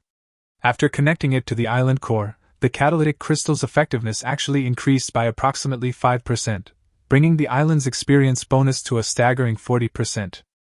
The island's overall strength is expanding at a visible rate, and every resident can feel this vibrant energy and confidence in the future. Chuyu's level experience bar grew rapidly, reaching the peak of LV9, just one step away from the legendary LV10 threshold. She often went to the edge of the sea marked as the Eye of the Storm for actual combat training, her swordsmanship becoming more and more refined, and her aura becoming more and more concentrated. Suze stood beside the core of the island, feeling the vigorous vitality surging in the fertile soil and the faint breath of luck, his eyes looking into the distance. The threat from the Silver Empire still existed, and he still had to cross the threshold of level 10. The challenges ahead would only intensify. But at this moment, he was filled with confidence. Luck is on their side. Chapter 166 Chuyu Breakthrough. The world's first level 10. Time passed amidst intense preparations and rapid development. Thanks to the dual blessings of energy catalytic crystals and enhanced, fertile soil, Suzy Island's overall strength grew daily. Hunting teams reaped rich rewards, resource reserves and warehouses increased at a noticeable rate, and various buildings on the island were constantly upgraded and improved, creating the image of a thriving maritime fortress. However, everyone's attention was involuntarily focused on the swordsmanship training field, in the southeast corner of the island. That is where Chuyu spends most of her time. Ever since learning that level 10 was the key to unlocking the temple's core, and that she was only a step away from reaching that threshold, Chuyu had devoted all her energy to cultivation. The 35% experience gain bonus from the energy catalytic crystal, the inherent experience boost from fertile soil, and her own battle instinct, talent's extreme absorption of combat experience, her experience bar grew at an unprecedented rate. No longer content with simply clearing out the medium-sized sea beasts in the surrounding waters, she set her sights on the edge of the Eye of the Storm. Sierra mentioned in the Golden Scale Intelligence. There, a group of experienced but extremely dangerous ancient sea beasts lurked. Every expedition carried immense risk. Chu Yu often piloted her speedboat alone, deep into the treacherous seas of chaotic energy, and raging thunder and lightning, searching for suitable prey. Sword flashes mingled with beastly roars, and the waves stained red with blood. She returned scarred and exhausted, but her gaze sharpened, her aura condensed and majestic, like fine steel constantly being tempered, poised for its final transformation. Through his omniscient eye, Suze could clearly sense the changes in Chu Yu's energy. It was a process of quantitative change leading to qualitative change. The vast energy within her body was constantly compressed and purified, impacting a critical point again and again. One day, Chu Yu returned from the eye of the storm. She had just fought a fierce battle with a giant thunder shark. Although she had successfully killed it, she had been severely exhausted and her left arm had been burned by lightning. However, she remained upright as a javelin as she moved. She didn't immediately treat her wounds, but walked straight to the center of the training ground. The afterglow of the setting sun shone on her blood-stained armor and cold cheeks, as if gilding them. Almost there, she whispered to herself, sitting cross-legged, with the blade of radiance across her knees, and slowly closed her eyes. Instantly, the air around her seemed to freeze. Invisible waves of air swept out, sweeping away the dust on the ground. As if summoned by some kind of force, the free energy particles in the air frantically converged towards her, forming a barely visible energy vortex. The energy catalytic crystal, near the island's core, seemed to sense something, its light blazing brightly, resonating strongly with Chu Yu's aura. The entire island's fertile soil effect was activated to its fullest, with pale golden energy veins clearly emerging from the surface, continuously delivering pure energy to the training ground. Such a huge commotion immediately alarmed everyone on the island. Su Zhe, Lin Wei, Nan Gongwan, Kowin and others quickly rushed to the outskirts of the training ground, nervously watching the figure wrapped in rich energy in the field. Is Sister Chu Yu about to make a breakthrough? Lin Wei clenched her hands, her eyes full of anticipation and worry. What a strong energy fluctuation! Nan Gongwan felt the heart-pounding aura, her face turned pale, but her lucky halo flickered unconsciously, as if invisibly harmonizing the violent energy and allowing it to blend more smoothly into Chu Yu's body. Su Zhe's eyes were solemn, his eye of all-seeing, operating at full power, constantly monitoring the energy state within Chu Yu. Don't worry, she has accumulated enough experience and is determined. She will definitely succeed. His voice was steady, with unquestionable confidence. In the training grounds, Chu Yu's brow furrowed slightly, beads of sweat forming on her forehead. The breakthrough wasn't smooth sailing.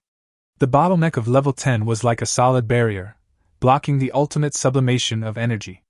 The surging energy within her body was like a wild horse out of control, assaulting every part of her body and causing a tearing pain. But her resolve was unwavering. The iron will honed by years of police service, coupled with the perfect control of her body from her battle instinct gift, allowed her to cling to a clear mind, guiding her raging energy along a specific trajectory, repeatedly striking that invisible barrier. Snap! Like an egg cracking, or a spring thunderclap, a clear sound that only Chu Yu could hear came from deep within her body.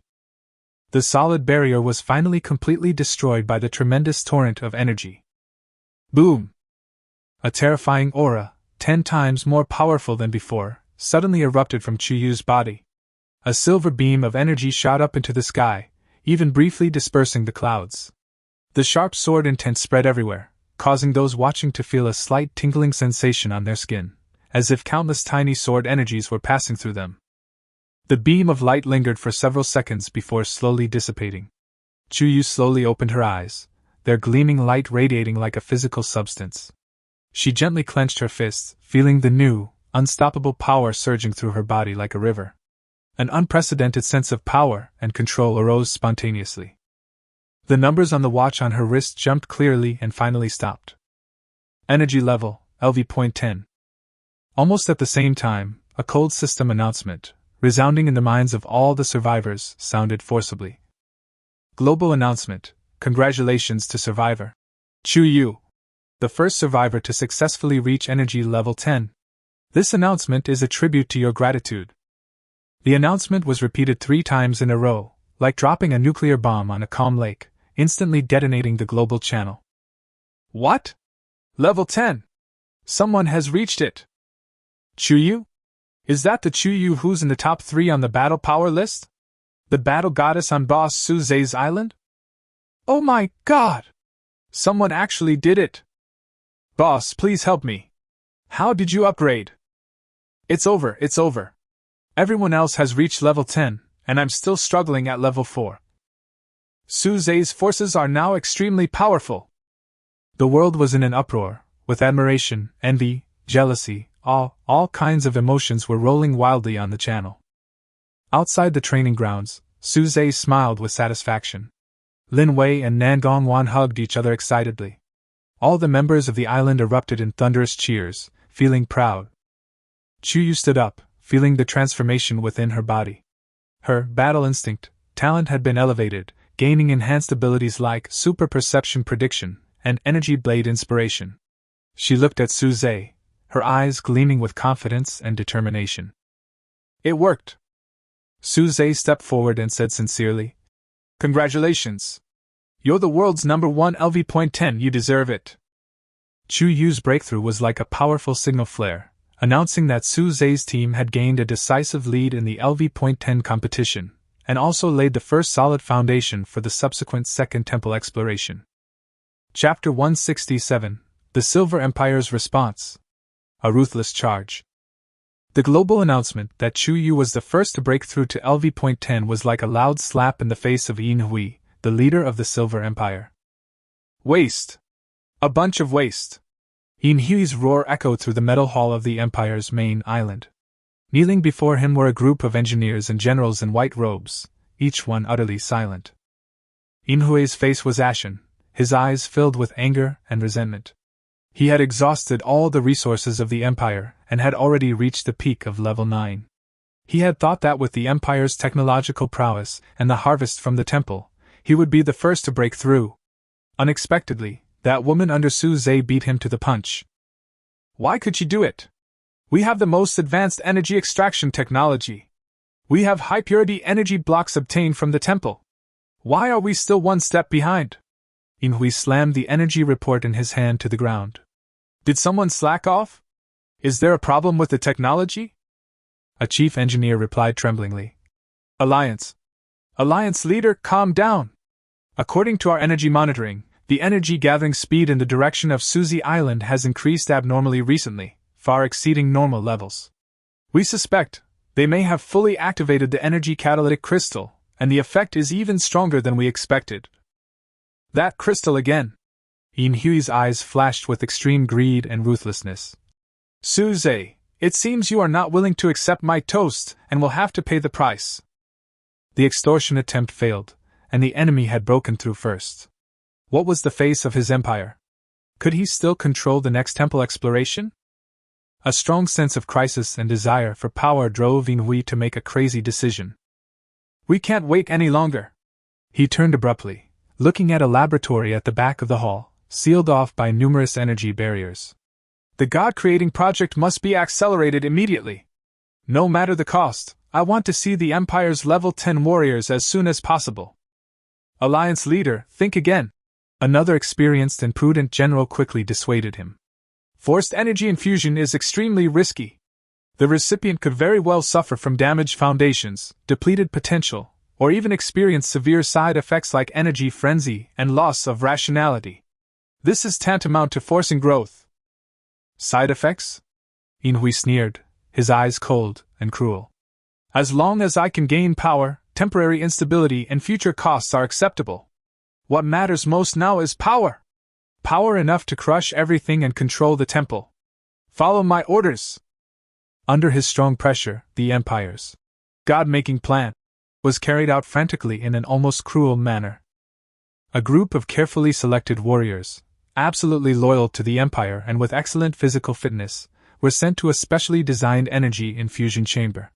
Using high-purity energy blocks obtained from the temple and crude energy guidance technology reverse-engineered by the Empire, huge amounts of poorly purified energy were forcibly injected into their bodies. Screams frequently emanated from the laboratory. Some warriors, unable to withstand the violent energy shock, exploded and died. Some suffered mental breakdowns and sank into madness. But some, after enduring inhuman pain, forged ahead, their energy levels violently surged. A few days later, Inui stood outside the laboratory, looking at the three warriors in front of him whose aura had obviously reached LV.10, but whose energy fluctuations seemed vague and unstable, and whose eyes were a mixture of pain and rage, with a twisted smile on his face. "Excellent! Loyal warriors of the Empire!" Inui spread his arms. "You possess invincible power! Now, it's time to show the world the majesty of the Empire." Almost immediately, he announced the birth of the Empire's 3 LV.10 warriors to the regional channel in a high-profile manner. Although he deliberately blurred the specific information, the tough stance was undoubtedly a response and provocation to Su Zhe's forces. However, when Su Zhe remotely observed the blurry images released by the Empire through the eye of all-seeing, he frowned slightly. "The energy is mixed, the foundation is weak, and the aura is violent. This is the result of forced advancement." He calmly analyzed Chuyu and Lin Wei. "This LV.10, with its empty level, its true combat power is probably much stronger than that of a LV.9 peak who has been promoted with great effort, and there will be endless troubles. Inui is too eager for quick success." Sure enough, news arrived from the Empire's borders shortly thereafter. A newly promoted LV.10 Imperial warrior, while crushing a group of unruly medium-sized forces, had achieved victory by overwhelming them with their superior level.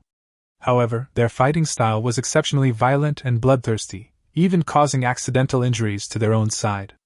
After the battle, they needed to remain in a silence chamber for an extended period to stabilize their energy.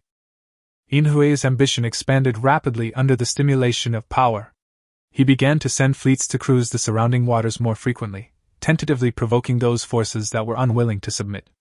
While testing the new power, he was also constantly flexing the muscles of the Empire, trying to restore the prestige lost due to Chuyu's breakthrough. A depressing feeling of impending storm began to spread across the eastern waters. Chapter 168, Shadows in the Distance. Contact with the Mechanical Church. Shortly after the Silver Empire loudly displayed its artificial LV.10 power, a ship of a completely different style quietly sailed into the port of the Empire's main island. The ship was cast entirely from matte, dark gray metal, its lines cold and menacing. No sails or traditional steam chimneys were visible, replaced instead by rows of complex cooling fins and propellers emitting a faint blue glow from the tail. Its shape resembled a dormant metallic sea beast more than a ship, completely out of place among the Empire's steampunk-inspired warships. On the hull, a striking logo was spray-painted on the side, a skull surrounded by gears, with flashing red electronic eyes, and below it was the ancient Latin inscription, Guardio Machina.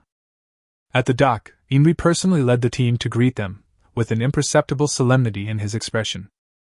The gangway lowered, and a group of figures slowly descended. They wore black robes embroidered with gears and circuitry, their faces covered with metal-breathing masks that covered their mouths and noses. Their exposed skin was studded with gleaming metal prosthetics and sensors. Their movements were perfectly synchronized, yet tinged with an inhuman stiffness. Their cold, electronic eyes scanned their surroundings, a look of scrutiny and calculation. The leader was a tall, thin human, half of his face replaced by metal. One mechanical eye flickered red. His voice, emanating from the synthesizer in his mask, was cold and flat. "In the name of the God of all machines. I am a priest of the Mechanicum, codenamed Gear 74. By order of the High Priest, I answer your call, leader of the Silver Alliance." The Mechanical Church. A mysterious force active in other seas, worshipping the so-called God of all machines. With a technology tree leaning towards heavy industry and energy weaponry, and members generally undergoing mechanized body transformations. Inui forced a smile on his face. "Welcome, Father Gear. The Empire has been looking forward to the arrival of your holy see for a long time." There was even a hint of humility in his attitude, which was completely different from his usual arrogance. Both parties entered the heavily guarded conference room. Inui dismissed his attendants, leaving only his trusted generals. "Your Excellency, I believe you are aware of the current situation," Inui said straight to the point. "Exploration of the temple in the Eastern Sea area is hindered by authority barriers, but one of our neighbors has already reached level 10 through natural advancement." Gear 74's mechanical eyes flashed red. "Data received. Target Chuyu, naturally evolved individual, threat level assessed, high. Target Suze, possesses special auxiliary talents and a suspected complete energy catalytic device, threat level assessed, extremely high. The Empire's current evolved form has serious flaws and low efficiency, with a failure rate of 47.3%. His words were blunt, directly pointing out the shortcomings of the Empire's artificial level 10. Inhui's expression turned slightly grim, but he managed to hold it in. That's why the Empire needs the Holy Sea's help, Inhui said solemnly. We possess some technological samples and resources obtained from the temple, while your Holy See possesses more advanced energy conversion and mechanical enhancement technologies. Our goals are the same, to control the temple and obtain the ultimate legacy of Xingyao civilization. Gear 74 hummed with a whirring sound, as if simulating a thought. Data exchange, shared benefits. The Empire is providing 10 empty samples of the Star Glory Standard Energy Unit, 3 damaged power armor cores, and scans of the external structure of the first star library. The Holy See will provide the high-efficiency energy conversion matrix blueprint, primary, and train 3 mechanic priest apprentices for the Empire to help optimize the energy infusion process, reduce the failure rate to below 20%, and increase the stability of the evolved form by 15%. Furthermore, the mechanical priest's electronic eyes locked onto Inhui. The Holy See requires the Empire to promise to receive no less than 30% of the spoils from the next temple exploration and to share all data regarding the control center. A flicker of struggle flashed in Inhui's eyes, but it was quickly drowned out by ambition. The Vatican's technology was exactly what he needed, and it could greatly compensate for the shortcomings of the Empire's forced advancements. Yes, Inhui gritted his teeth and said, but the Vatican must provide sufficient military support, especially that Abyss-class submarine. It must participate in the next exploration and obey my unified command. Yes. The Leviathan will follow tactical coordination, but strategic objectives will take precedence over the interests of the Holy See. Gear 74 responded coldly. A secret agreement, steeped in cold calculations and a quid pro quo, was reached between the Silver Empire and the Mechanical Church. A new, powerful force, committed to mechanical ascension, officially intervened in the conflict in the Eastern Seas, aiming for control of the temple. They became a volatile third force alongside the Suzy Alliance and the Imperial Alliance. Suze, who was far away on the island, vaguely sensed through the eye of all-seeing that an unusually stable yet cold energy fluctuation was coming from the direction of the Empire. It was different from any power he had ever sensed, and he couldn't help but frown slightly. A completely new energy reaction? What the hell has Inhui done? Chapter 169, Suze Advances. The Birth of the Eye of Truth. Chu Yu's breakthrough greatly boosted morale, while the unrest in the Silver Empire and the emergence of a mysterious new force brought urgent pressure. Suze knew that as the core and brain of the island, he must take that crucial step as soon as possible. Unlike Chu Yu, he didn't focus on extreme combat, but chose a different approach. He sat at the core of the island, overseeing the overall situation through his eye of all-seeing, planning optimal resource collection routes, analyzing newly acquired star technology blueprints, directing responses to small-scale provocations from the Empire, harmonizing the resonance of fertile soil energy with catalytic crystals, and even occasionally employing blessing of our land to briefly enhance the combat effectiveness or recovery of outposts. This all-encompassing, high-intensity strategic planning was also a supreme test of his mental strength and energy control. Every precise prediction, every successful synthesis, every wise decision resonated with the power of the island's core, subtly and rapidly increasing his experience. At the same time, his emotional connections with his 3 bonded partners, Lin Wei, Chu Yu, and Nan Gongwan, continued to deepen as they developed together. Lin Wei's meticulous care and logistical support, Chu Yu's unwavering loyalty and military support, and Nan Gongwan's unexpected delights and lively atmosphere all ensured the continued effectiveness of his many children, many blessings, talent, feeding back into his growth. Quantitative changes have already accumulated to the limit. That night, the moonlight shone like water. Suze sat quietly beside the core of the island, his mind immersed in his body. He could clearly feel that the bottleneck barrier of level 10 had become as thin as a cicada's wing, and the energy surging within him was like a torrent ready to burst out. He no longer suppressed it. guided by his thoughts, a mighty torrent of energy crashed down. Without the earth-shattering outward momentum of Chu Yu's breakthrough, Su Zhe's breakthrough focused more on inner sublimation and transformation. The light of the energy catalytic crystal near the island's core instantly dimmed, as if all the energy was being absorbed within. Then, even more powerful and pure energy flowed back out like a tidal wave, pouring into Su Zhe's body. The veins of the fertile soil beneath his feet emitted a gentle and persistent golden light, nourishing his body and soul. Pain and a sense of tearing were present, but even more so, an extreme sense of expansion and expansion. His spiritual perception expanded outward at an unprecedented speed, as if freed from the constraints of the flesh. He clearly saw the sleeping Lin Wei, saw Chu Yu meditating and consolidating her power in the training ground, saw Nan Gongwan hugging her pillow and talking in her sleep, saw every inch of the island, even extending to the surrounding sea. He vaguely sensed the movement of fish, the direction of the current, and the faint fluctuations of the unsettling foggy sea far away. After an unknown amount of time, when everything calmed down, Su Zhe slowly opened his eyes. The world is no longer the same. The numbers on the watch jumped quietly and finally stopped. Energy level, LV.10. However, the biggest change did not come from the increase in power brought by the level increase, but from his greatest reliance, the Eye of All-Seeing. At the moment of the massive energy impact and soul sublimation that broke through LV.10, this talent underwent a qualitative leap. The information flow was no longer a simple text prompt, but transformed into a more intuitive and profound understanding, as if opening a glimmer of truth to all things. Eye of All-Seeing has evolved into Eye of Truth. Deep information analysis. He could discern the complete information of higher-level items, including partial manufacturing processes, energy operating principles, and hidden flaws or weaknesses. Looking at the catalytic crystal, he could even vaguely perceive the subtle patterns of energy flow within it. Energy vision. Directly observe the flow, intensity, and properties of energy, allowing him to discern disguises and energy traps. In his eyes, the world appears to have countless flowing spectra, and the energy radiation from the island's core and the energy fields of each individual are clearly visible. Vague omen. An extremely vague sense of major auspicious or ominous events related to oneself in the short term, such as sudden warnings. At this moment, he vaguely sensed a cold threat coming from the eastern sea. Weakness visualization. For organisms or constructs, a clearer insight into their energy core or structural weaknesses can be obtained. Su Zhe took a deep breath, feeling the surge of power and a new perspective within him. Although the birth of the world's second level 10 expert hadn't been announced by the system, the energy fluctuations generated by his breakthrough were so intense and profound that they were still faintly perceived by some perceptive beings in the nearby waters.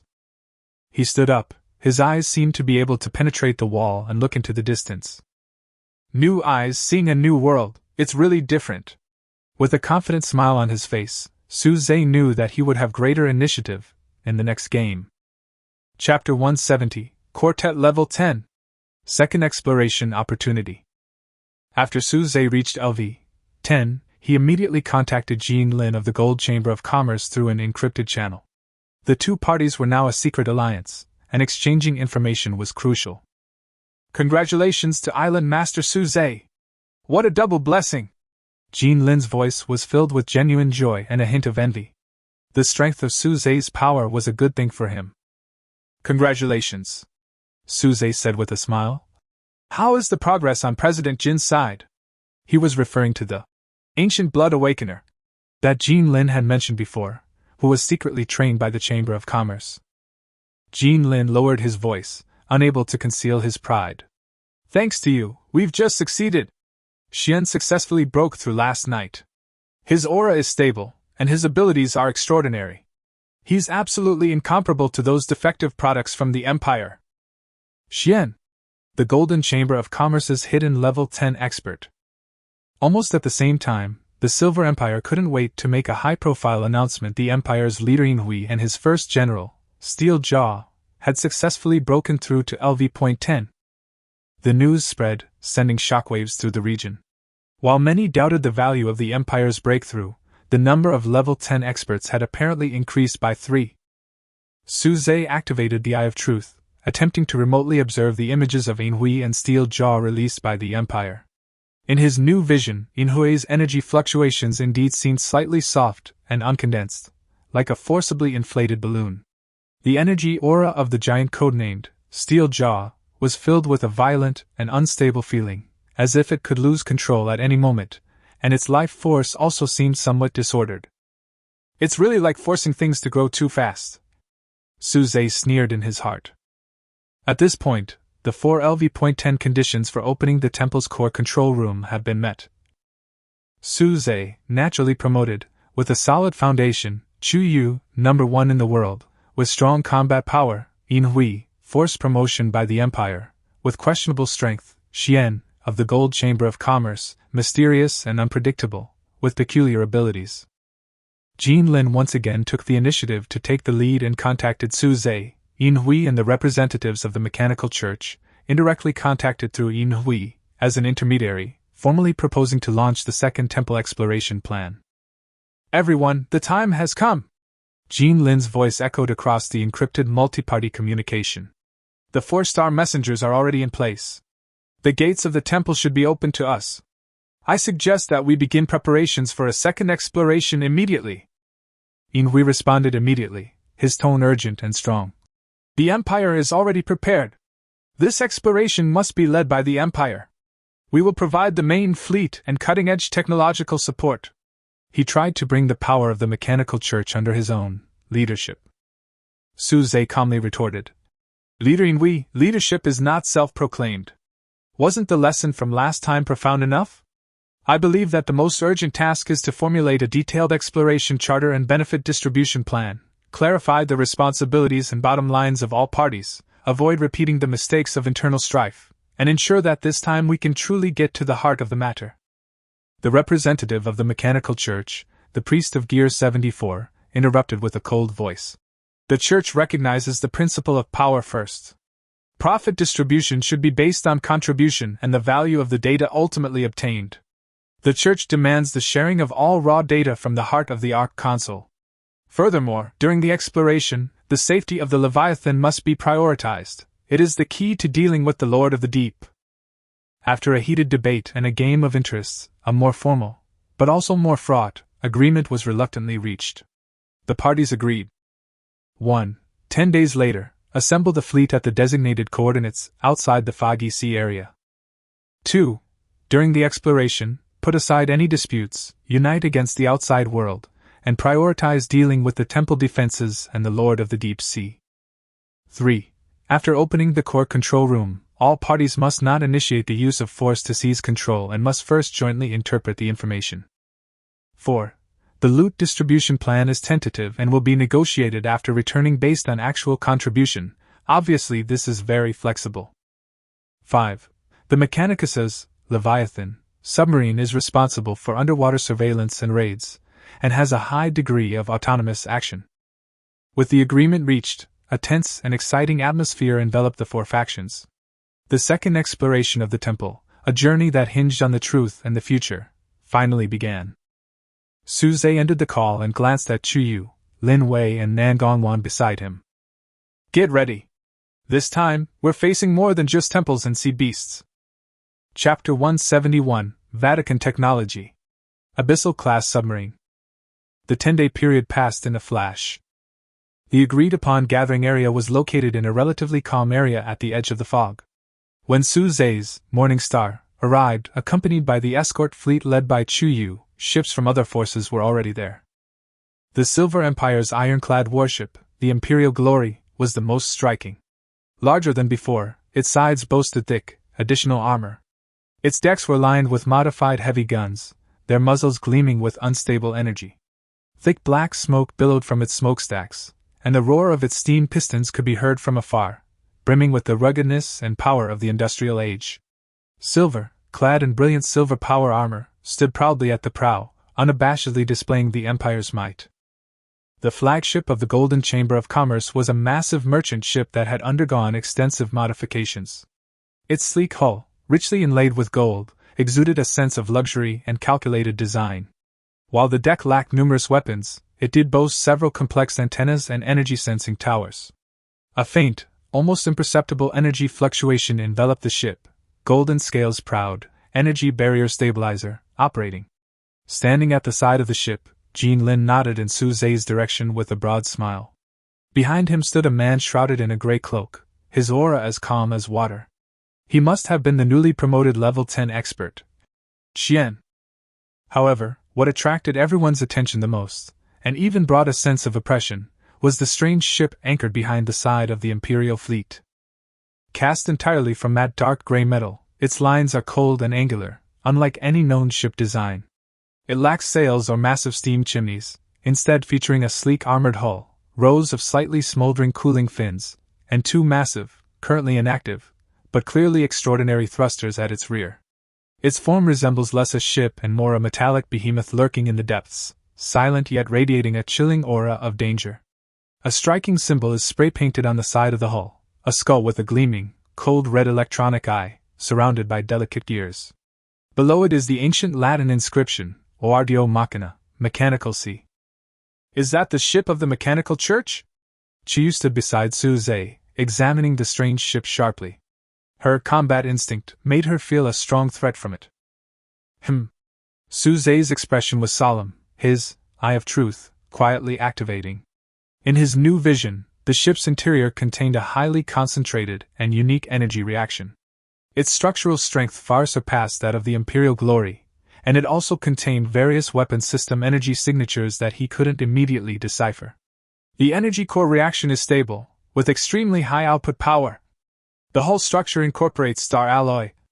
The underwater sonar reflector is extremely small. This ship is quite extraordinary.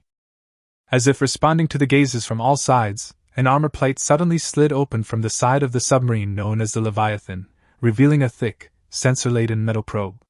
A red light flashed from the probe's tip, and a cold, synthesized voice, transmitted directly through some kind of directional sound transmission technology, was clearly transmitted to the bridges of the Morning Star and the other two flagships. In the name of the God of all machines, the Leviathan is in position. We are responsible for underwater surveillance and assault missions. I hope all parties will abide by the agreement and not interfere with our operations. Over. The voice was flat and inhuman, and it was immediately cut off. The probe was retracted, and the ship returned to silence, as if it had never moved. Inhue's voice then rang out through the public channel, carrying a hint of barely concealed pride and dominance. Now that everyone is here, let's set off! The Imperial fleet will be the vanguard, the Vatican's Leviathan will be responsible for underwater safety, and the ships of the Chamber of Commerce and Su Zhe Island Master will provide support in the middle. Target, the temple coordinates, full speed ahead. The massive combined fleet, amidst this fragile and strained alliance, once again cut through the waves and sailed into the unsettling, foggy sea. This time, their power far surpassed that of the past, but their mutual vigilance and calculations also reached a peak. Su Zhe looked out the window at the silent Leviathan, and the vague sense of crisis in his heart became clearer and clearer. The mechanical church, a force that believed in mechanical ascension, their true purpose was far more than just sharing the temple's knowledge. Chapter 172 Return to the Mist. The Lord of the Deep Sea's Movements. The combined fleet once again entered the thick fog. With the experience gained from the previous mission and the improved Mist Navigator provided by the Gold Chamber of Commerce, the fleet's navigation efficiency improved significantly. The ships maintained careful communication with each other, reporting the sea conditions ahead and energy readings. However, the deeper we went, the more solemn the atmosphere became.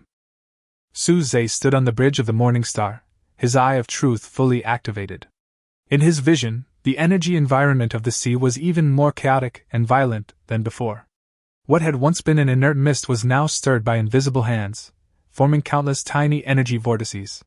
These vortices collided and annihilated each other, releasing weak arcs of electricity that disrupted the ship's instruments and communications. The activity of energy particles in the air has increased by more than 300%, and it is filled with a kind of restless malice, Su Zhe said in a deep voice.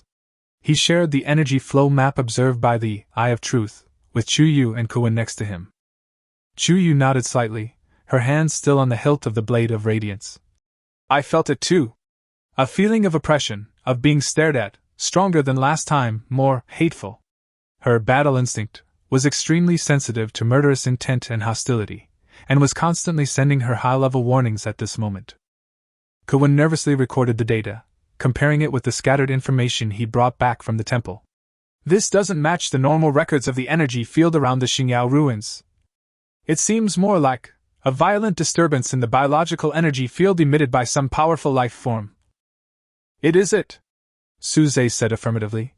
The Lord of the Deep Sea. It has not left, and it has become stronger, or rather, more angry. As if to confirm his words, from the depths of the thick fog in front of the fleet, a sharp, piercing roar, filled with pain and violence, suddenly rang out. This sound wasn't transmitted through the air, but directly affected everyone's mental state, causing many of the lower-ranking crew members to feel dizzy. Immediately afterwards, a panicked report from the Imperial Fleet's outpost speedboat came over the public channel. A large number of sea beast life signals have been detected ahead. They are moving at an extremely fast speed. They are rushing towards us. Wait. Their energy reaction is very strange. It's mixed with a dark red energy signature. Everyone, prepare for battle. Inhui's roar echoed through the channel. Imperial Fleet, shields fully deployed, heavy artillery ready. Show those beasts a taste of our might. Leviathan reports, multiple sources of abnormal biological signals have been detected. We are diving to carry out a clearance mission. The cold voice of the mechanical church sounded again. Su Zhe immediately ordered. Morning Star, the energy shield should prioritize protecting the power cabin and command room. Chu Yu, prepare to engage the enemy. Nagongwan, stay in the core. I hope your good luck can protect us from the most deadly attacks. Before he could finish his words, the fog ahead suddenly broke. Countless sea beasts of various shapes, their eyes flashing an ominous red light, launched a desperate charge towards the fleet like mad. Their speed and strength seemed to have increased significantly compared to before. Some of the sea beasts even underwent strange mutations, with bone spurs growing on their shells or spewing dark red corrosive energy balls. The first battle of the Second Temple exploration broke out suddenly with both sides full of changes. Chapter 173, Battle of Revenge. The Evolved Sea Beasts. The battle instantly became intense. The newly emerged swarms of sea beasts had clearly undergone some sort of enhancement, or even mutation. Instead of mindless charges, they displayed rudimentary tactical coordination. The smaller, swifter, arrow-thorn fish, schools, like suicide bombers, rammed frantically into the warship's energy shields, sending up dense ripples. Hidden behind the fish were the thunder jellyfish, which unleashed widespread chain lightning in an attempt to disable the ship's electronic systems. Even more troubling were the massive, armored dragon turtles, clad in thick bone armor. Under fire, they slowly but steadily advanced, providing cover for the abyss hunters, behind them, capable of remotely ejecting high-pressure water blades or corrosive acid. Free fire! Aim at the gaps in those turtle shells. Don't let them get close! Inhui roared in the channel. The heavy artillery of Imperial Glory made a deafening roar, and the blazing barrage plowed across the sea, tearing countless sea beasts into pieces, but more sea beasts immediately filled the gaps. The gold chamber of commerce's energy barrier flickered violently under the intense attack. Jean Lin's anxious voice continued to emanate. The barrier's energy is dropping too quickly. It needs time to cool down. Requesting cover fire. At that moment, several muffled explosions suddenly erupted from underwater. Several giant, rip-toothed sharks, attempting to ram the ship's hull, were jolted back, their bodies bursting with bloody holes as they struggled to sink into the depths. It was the Mechanicus's Leviathan. It glided beneath the surface like a ghost, its directed energy torpedoes accurate and deadly, efficiently eliminating underwater threats. However, it clearly prioritized attacking large targets that posed a direct impact on the fleet, unconcerned with the chaotic battle on the surface. Under Chu Yu's protection and Nan Gongwan's invisible luck, Su Zhe's Morning Star always managed to avoid the most intense firepower and the most deadly attacks at the last moment. The small energy shield generator, installed on the hull, was overloaded and smoked many times, but it was barely maintained with the engineer's emergency repairs. This isn't a solution. There are too many sea beasts. Lin Wei, remotely supporting via the communicator, said anxiously. They're attacking with a mad determination, as if they're not afraid of death. Su Zhe's eyes were sharp, and his eye of truth quickly swept across the battlefield. He discovered that the energy cores of all the sea beasts were wrapped with extremely fine dark red energy threads. The source of these threads pointed directly to the huge and terrifying existence in the deepest part of the fog, the Lord of the Deep Sea. It's the Lord of the Deep Sea! Suze immediately shared his discovery on the public channel. It is strengthening and even controlling these sea beasts in some way. If we don't solve it, the sea beasts will be endless. As if in response to his words, a massive shadow finally emerged from the depths of the fog. The Lord of the Deep Sea's massive form seemed even larger than before. The tentacles Chuyu had severed had already largely regenerated, their tips gleaming with a dark red energy sheen, making them appear even more ferocious. Its massive single eye fixed its gaze fixedly on the fleet, particularly the Morning Star and Imperial Glory, brimming with hatred and a desire for destruction. It let out a deep and powerful roar, and a powerful mental shock swept over again. This time, the impact was far greater than last time. Even Inhui groaned, and many Imperial soldiers on the bridge held their heads and screamed, blood oozing from their mouths and noses. Now is the time! Inhui suppressed his discomfort and shouted. Imperial LV.10 warriors, follow me and attack! Kill this beast! He drove the power armor and jumped off the Imperial Glory, first, rushing towards the Lord of the Deep Sea. Suze and Chuyu looked at each other and nodded. Chuyu, let's go! Professor Kawun, command the warships to attack in a coordinated manner. Nangongwan, we're counting on you! Chuyu's sword energy surged, transforming into a stream of silver light. She arrived first, instantly surpassing Inhui. Suze activated the Eye of Truth, continuously sharing subtle changes in the Deep Sea Lord's energy flow, the trajectory of his upcoming attacks, and possible weak spots with Chuyu and the fleet in real time. The moment of decisive battle has finally arrived. Chapter 174, The Four Strongest Attack. Kill the Lord of the Deep Sea. 4 LV.10 warriors who are at the pinnacle of current power launched an attack on the Lord of the Deep Sea from different directions at the same time. Chuyu led the charge. In her sword heart clear state, she and her sword practically merged into one. The radiant blade erupted with a dazzling silver glow, and the sharp sword energy tore through the mist, piercing the Deep Sea Lord's massive, single eye, which glowed red with spiritual fluctuations. Her speed was too fast, and the angle too tricky. The Deep Sea Lord hastily waved a new tentacle to block her, but it was easily severed by the sword light.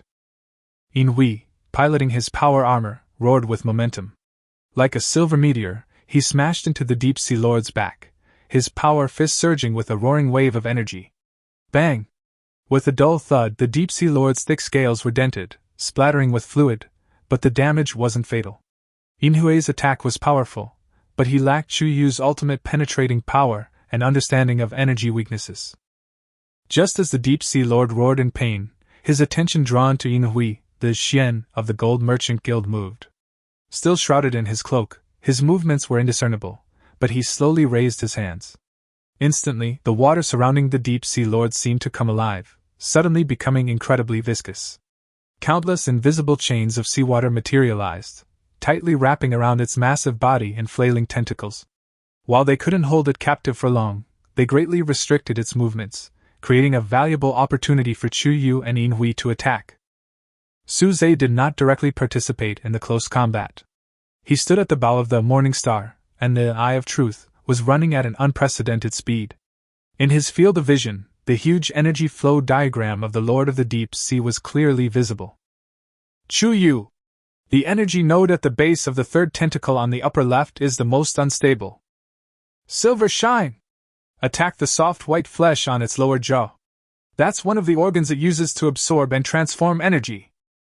Fleet, concentrate your fire.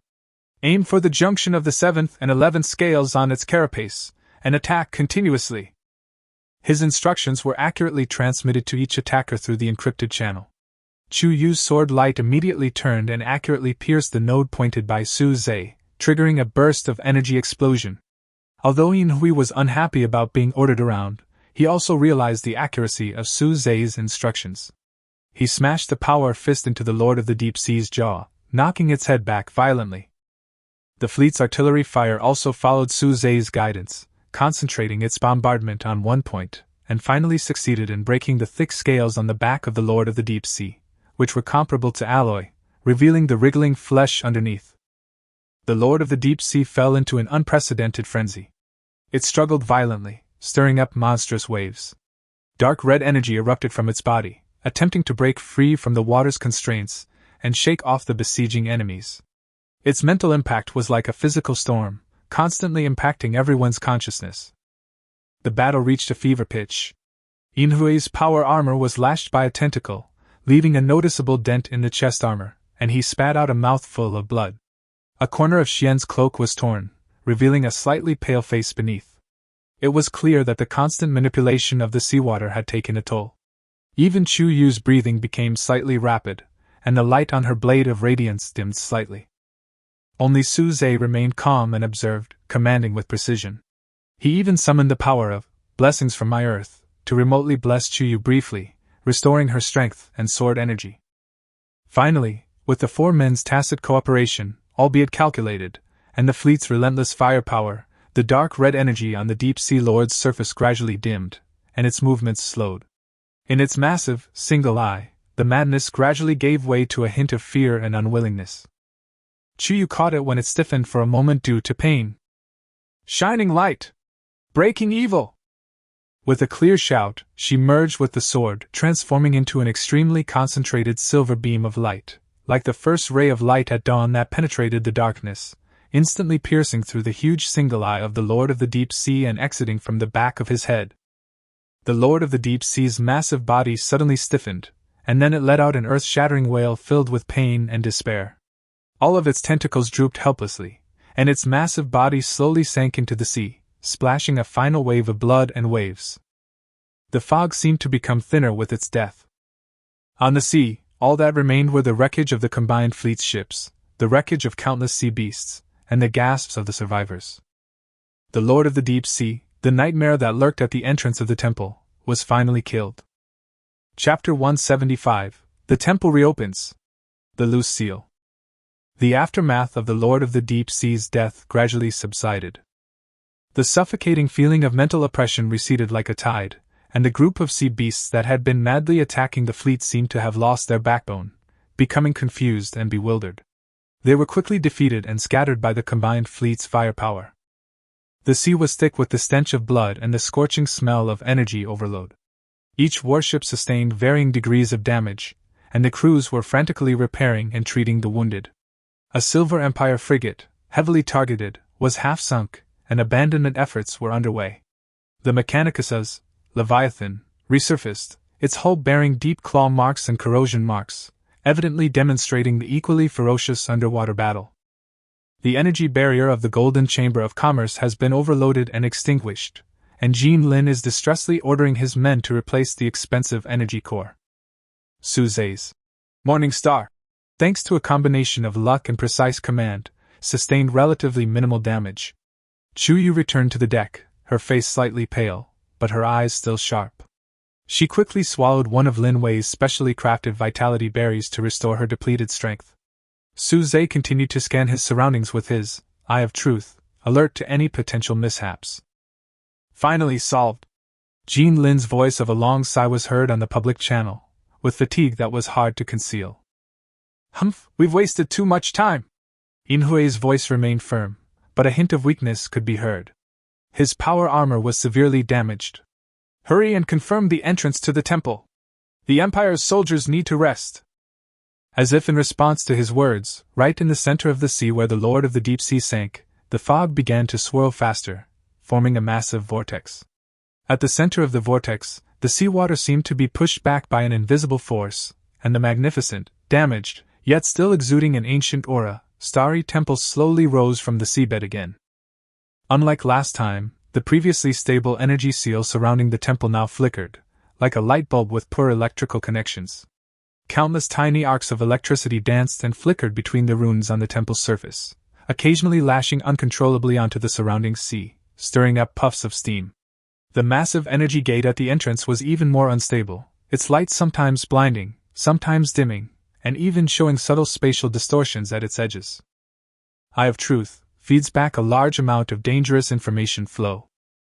The temple's energy system is in an extremely unstable state. Suze immediately warned everyone.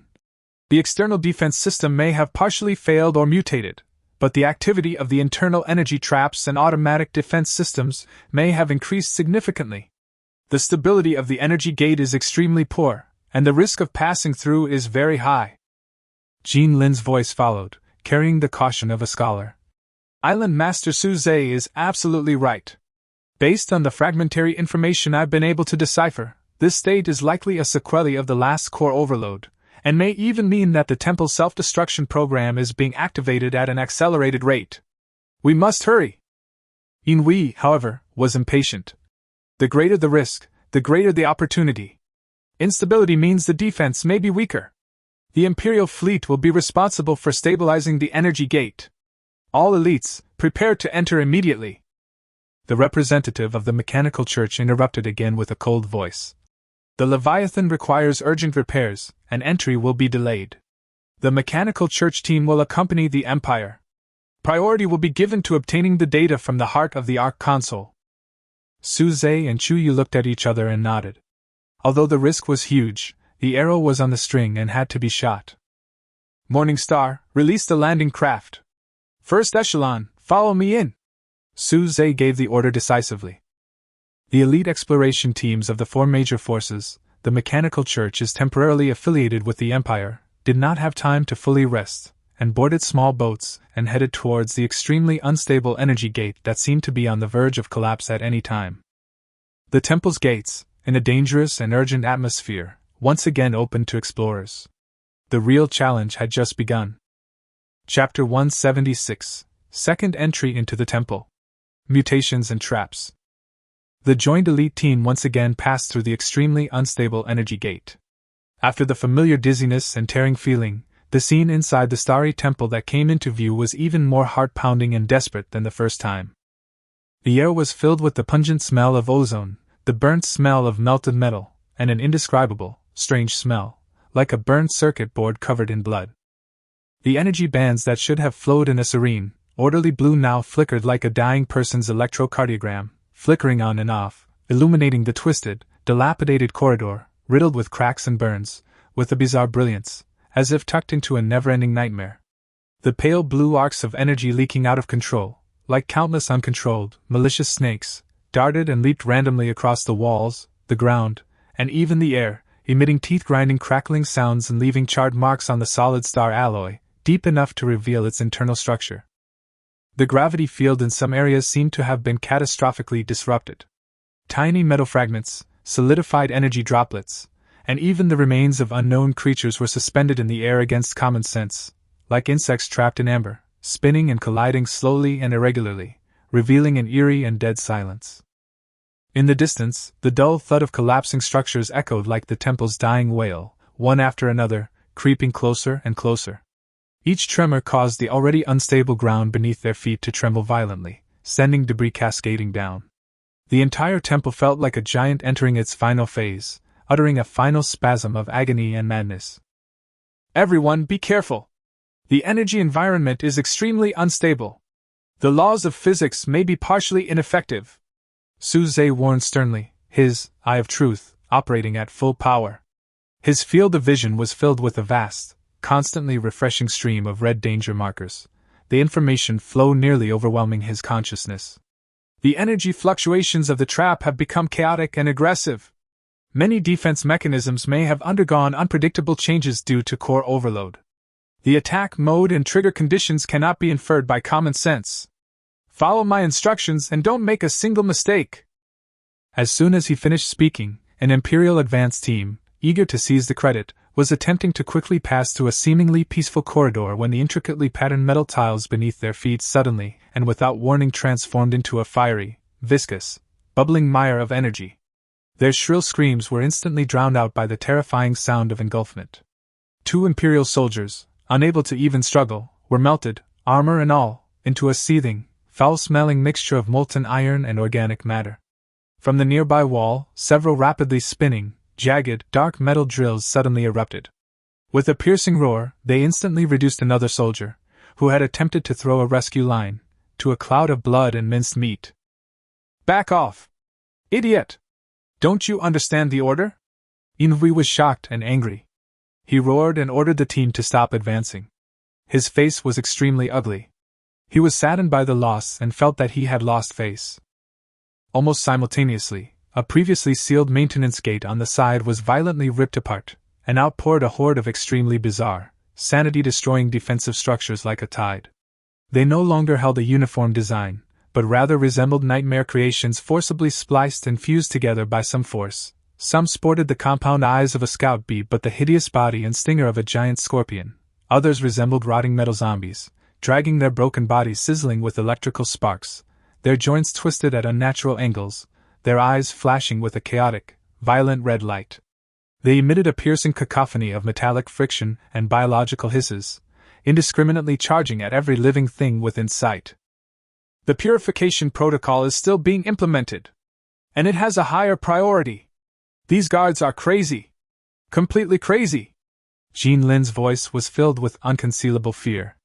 The scholars and guards of the Chamber of Commerce hurriedly retracted their formation and hid behind their powerful allies, their faces as pale as paper. Chu Yu, intercept on the left flank. Yin Hui, suppress them head-on. Xian, disrupt their energy connection and coordination. Everyone else, provide cover fire, prioritize destroying the mutants' joints. Su Zhe suppressed his shock and quickly issued orders. This was no time for infighting or reservations. These deadly and insane obstacles had to be eliminated first, or no one would reach the core alive. Chu Yu's body followed the sword's movement, its blade gleaming like a thread as she precisely slashed at the most unstable energy nodes on the mutant guards' bodies, each strike sending up a burst of electric sparks. Yin Hui's power armor roared with powerful punches, flattening and sending the charging monsters flying with the most brutal and crude force. Xian Zhe quietly unleashed his miraculous ability, pressing his hands lightly, sending invisible ripples through the air. The movements of the frantically charging mutant guards suddenly became sluggish and jerky, as if their internal energy transmission lines were inexplicably blocked, even colliding with each other. Su Zhe, like a high-speed early warning aircraft, constantly pointed out hidden energy traps, impending structural collapse points, and the mutants' most vulnerable parts, directing this team, each with its own agenda, to advance arduously and slowly. The four factions were forced into a highly reluctant yet unavoidable collaboration. Every advance was accompanied by screams and explosions, and every step could lead to a death trap. This journey to the core control room was far longer, bloodier, and more challenging than the first exploration. Chapter 177, Towards the Core. The four strongest lead the way. Relying on the incomplete map provided by Jean Lin, the accurate prediction of the Eye of Truth, and the unreserved and forced way clearing of the four LV.10 warriors, the joint team was like a broken ship sailing in a storm, struggling to advance towards the deepest part of the temple, the heart of the Ark control room that exuded a deadly temptation. The scenery along the way was bizarre and shocking, far beyond their previous imagination. They passed by an area they had not reached in their previous exploration. A huge ecological culture tank that was supposed to cultivate star-shining creatures had completely ruptured, and dark green nutrient solution mixed with twisted, swollen, and unrecognizable biological remains flowed all over the ground, emitting a disgusting smell of corruption. A large-scale library-like information hall was mostly burned by the terrible energy flames, and countless crystal fragments recording the wisdom of star-shining covered the ground like black charcoal, making a crisp and heartbreaking sound when stepped on. They even had to pass through a huge observatory, whose gorgeous dome had a hideous hole in it. Through the hole, they could see that the outside was no longer the familiar starry sky or ocean, but a distorted, chaotic, and color disharmonious energy void. The violent energy flow washed over the broken barrier like a waterfall, and just one look made people dizzy, as if their souls were about to be sucked out. Danger is everywhere, and its forms are becoming increasingly bizarre. Besides crazed mutant guards and out-of-control energy traps, they must also contend with a variety of extreme dangers arising from the severe damage to the temple's structure, alloyed bridges that suddenly and silently break and plummet into the endless darkness below, ultra-high-pressure pure energy streams that suddenly erupt from cracks in the walls, powerful enough to instantly vaporize metal, and even small, brief spatial distortions that can instantly rip anyone or anything close into the most basic particles, making them impossible to defend against. In this desperate situation, the 4LV.10 warriors unreservedly demonstrated their value as the pinnacle of the current power, and became the absolute core and pillar of the team's continued progress. Chu Yu was like the sharpest spear tip. In the sword heart clear state, her perception and reaction speed reached inhuman levels. The radiant blade seemed to take on life in her hands, often slicing through the guard's most critical energy weaknesses at uncanny, almost artistic angles. A flash of sword light delivered a fatal blow, efficient and elegant.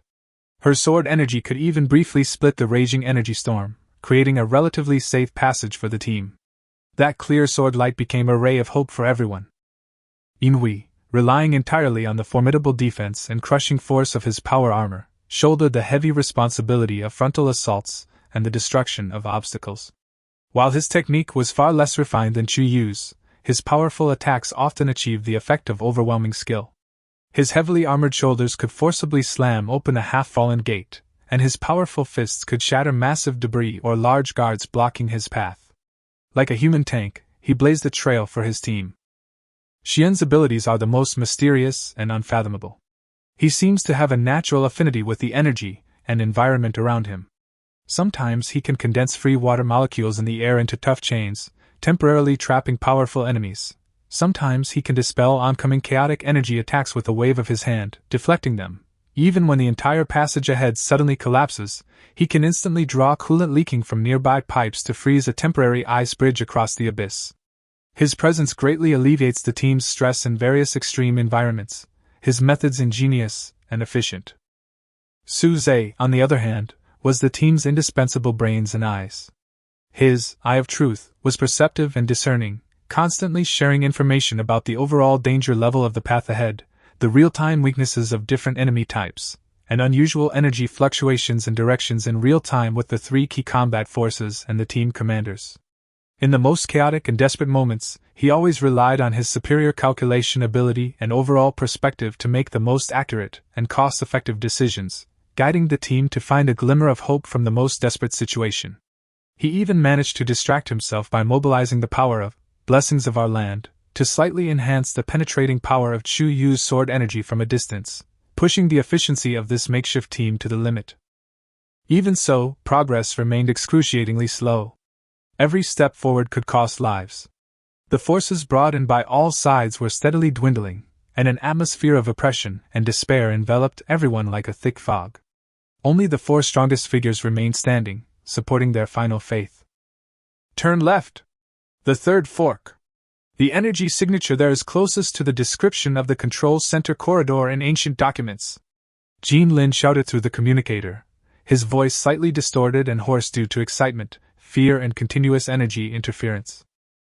Upon hearing this, the team charged forward with all their might. After clearing out the last of the terrifying structures, shaped like a mixture of metal and flesh, that were blocking the path, their view suddenly opened up, a grander, wider corridor, its protective runes noticeably more complex and ancient, appeared before them. At the end of the corridor lay a massive gate, indescribable, emanating an aura of timelessness, majesty, and ultimate mystery. Chapter 178. In front of the control room door. The last barrier. The door stood quietly at the end of the corridor, as if it had existed since the beginning of the universe, carrying endless time and heavy secrets. It wasn't a traditional door, but more like a flawless, mirror-smooth, dark blue metallic wall, over 30 meters tall and wide enough for several heavy tanks to pass side by side without any crowding. Made of neither gold nor jade, it felt bone-chillingly cold, yet possessed a strange warmth. It exuded a cold, heavy, and insignificant aura. There were no visible seams, bolts, or handles on the surface. Instead, countless intricate, profound, and incomprehensible star-shaped runes and energy circuits flowed slowly through the door, flickering and pulsating as if alive, emitting a heart-pounding, vast, ocean-like energy. Simply gazing at those runes made one feel dizzy, as if their souls were being sucked into an endless abyss of wisdom. In the center of the gate, four striking, deeply engraved, palm-shaped grooves standing out from the smooth surrounding surface. They form a simple yet mysterious diamond pattern. Within the grooves, a radiant light permeates, and energy flows endlessly, as if quietly and patiently awaiting the arrival of a qualified being to complete the final authentication ritual. Even standing 100 meters from the entrance, one could sense an invisible, vast pressure, as vast as the sea of stars. Everyone was in awe, even breathing cautiously, as if afraid to disturb the sacred and solemn silence. The mutant guards and energy traps that had been pursuing them frantically and relentlessly, strangely ceased all activity upon approaching this sacred area, retreating like a tide or freezing in the distance, as if this was an absolutely forbidden zone that could not be violated, a place that even the frantic purification protocols dared not cross. This is it. There's no mistake. Kevin's voice trembled with excitement, and he could barely hold the heavy clipboard in his hands. His eyes gleamed with the fanaticism of a pilgrim. The heart of the Ark control room. The highest crystallization of the wisdom and power of the starry civilization. The true core that controls the fate of our world. The Eye of Truth fed back a massive flow of information, which Suze quickly interpreted and shared. Scan confirmed. Xingyao Civilization's heart of the Ark main control room entrance. Status: highest level energy barrier blockade, multidimensional superposition state, in sleep standby authentication mode. Certification requirements: for life forms of LV 10 or above, simultaneously infusing highly pure life source energy with their own energy spectrum, with an energy spectrum synchronization rate of over 95%. Warning: failure of authentication, insufficient energy purity, low synchronization rate, or any attempt at force breakthrough will immediately trigger the ultimate purification protocol, releasing dimensional destructive energy, destroying everything within a 5-kilometer radius, and possibly triggering a chain reaction that could lead to the entire temple's self-destruction. Inhui's eyes instantly blazed with an intense greed and fiery passion, as if he saw supreme power within reach. The immense temptation overwhelmed his vigilance against the unknown risks. He strode forward impatiently, raising his arm, clad in heavy power armor and gleaming with energy, to press against one of the grooves. What are you waiting for? The treasure is right before our eyes. Quick! Open it! Power belongs to the Empire. Stop! Suze and Jean Lin shouted almost at the same time, their voices echoing in the empty corridor. Suze looked at him coldly, his eyes sharp as a knife. Inui, do you want to kill everyone here?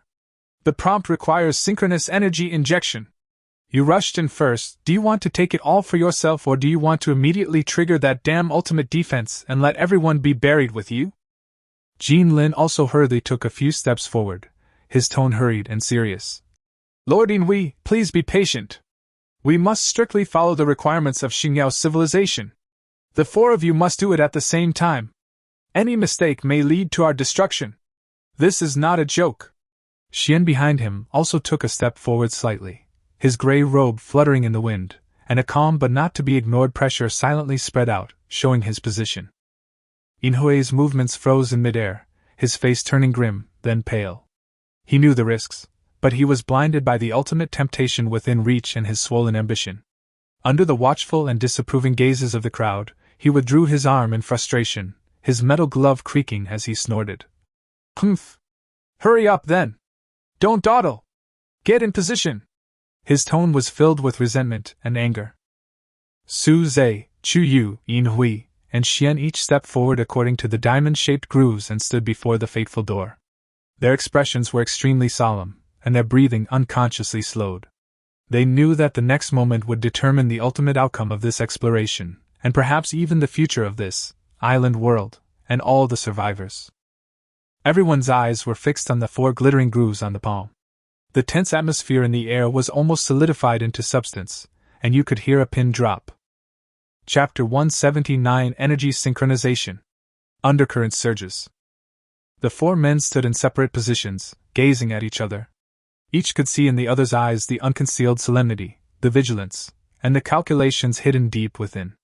That fragile alliance, built on shared interests and immense external pressure, was as thin as transparent glass before this ultimate door, shattering at the slightest touch.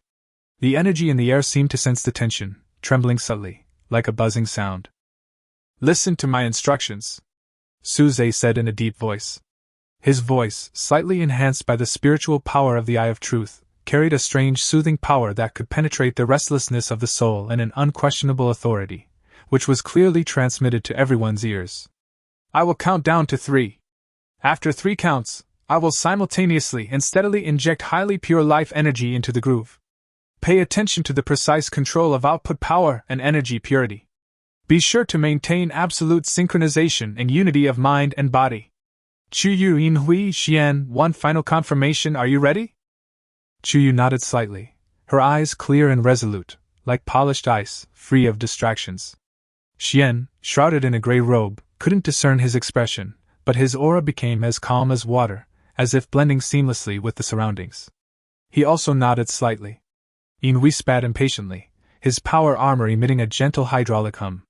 Stop the nonsense! What are you talking about? Begin! A subtle glint of sternness and impatience flashed through his eyes. Suze took a deep breath, adjusted his state to the peak, concentrated his mental strength, and began to count down. 3. The four of them simultaneously raised their hands, their palms aimed at the unfathomable, star-filled grooves before them. Vast energies began to rapidly circulate and condense within their meridians, emitting energy waves of varying qualities yet equally powerful. Chuyu's sharp sword energy, Inhui's violent steel fists, Xian's profound and gentle energy, and Su Zhe's vast insight. 2. At this crucial moment in the countdown, a faint, cold blue light flashed from a tiny interface secretly installed using the Mechanicus's technology, hidden inside a concealed vent on the back of the Silverlight power armor. An extremely faint, completely different, and distinctly non-living, cold, alien energy began to blend silently into the surging torrent of his own energy, like a drop of venom in a clear river. This was part of a shady deal between the Mechanicus and the Empire, designed to instantly steal control signals or contaminate energy authentication channels, laying the groundwork for the Mechanicus to seize supreme authority over the heart of the Ark. 1. Inject! Following Su Zhe's final order, the four people simultaneously pressed their palms firmly into the cold and deep groove. Buzz! It was as if a behemoth, dormant for millennia, had suddenly awakened. The runes across the entire massive gate instantly illuminated with unprecedented intensity.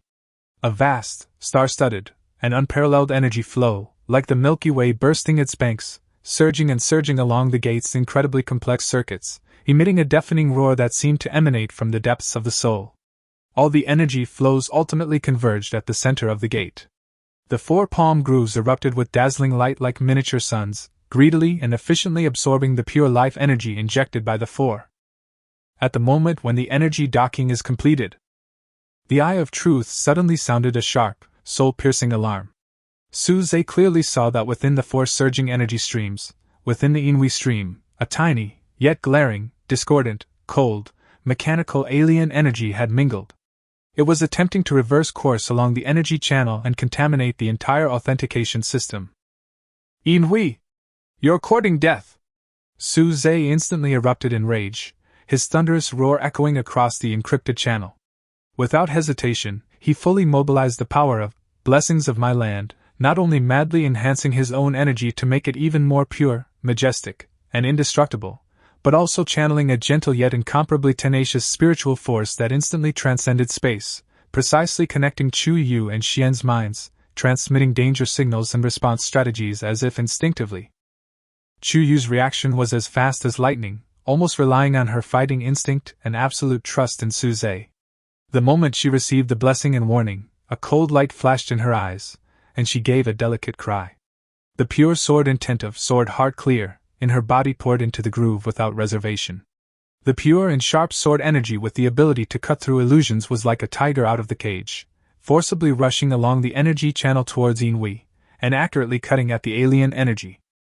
Xian also exerted force almost at the same moment, and his amazing talent for controlling the flow of energy was displayed to the fullest.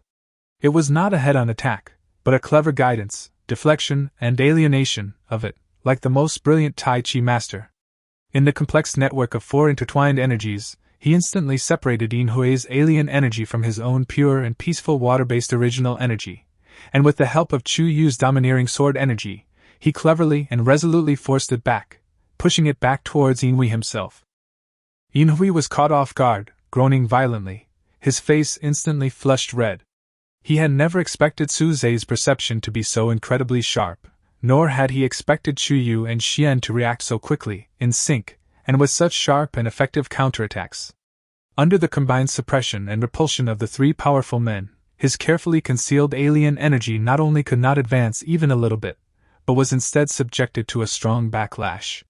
The energy circuit instantly overloaded, and a burning sting spread along his arm. He had no choice but to forcibly cut off the connection with the alien energy in shock and anger, desperately trying to maintain a stable output of his own main energy. His face turned ashen, his eyes filled with horror and resentment. All these dangerous games happened in a flash, far beyond the reaction limit of ordinary people. The previously steady flow of energy through the gate fluctuated violently and distorted by this sudden disturbance, nearly losing control completely. A piercing, shrill alarm seemed to be brewing deep within the gate, poised to erupt, and destructive energy began to gather unsteadily.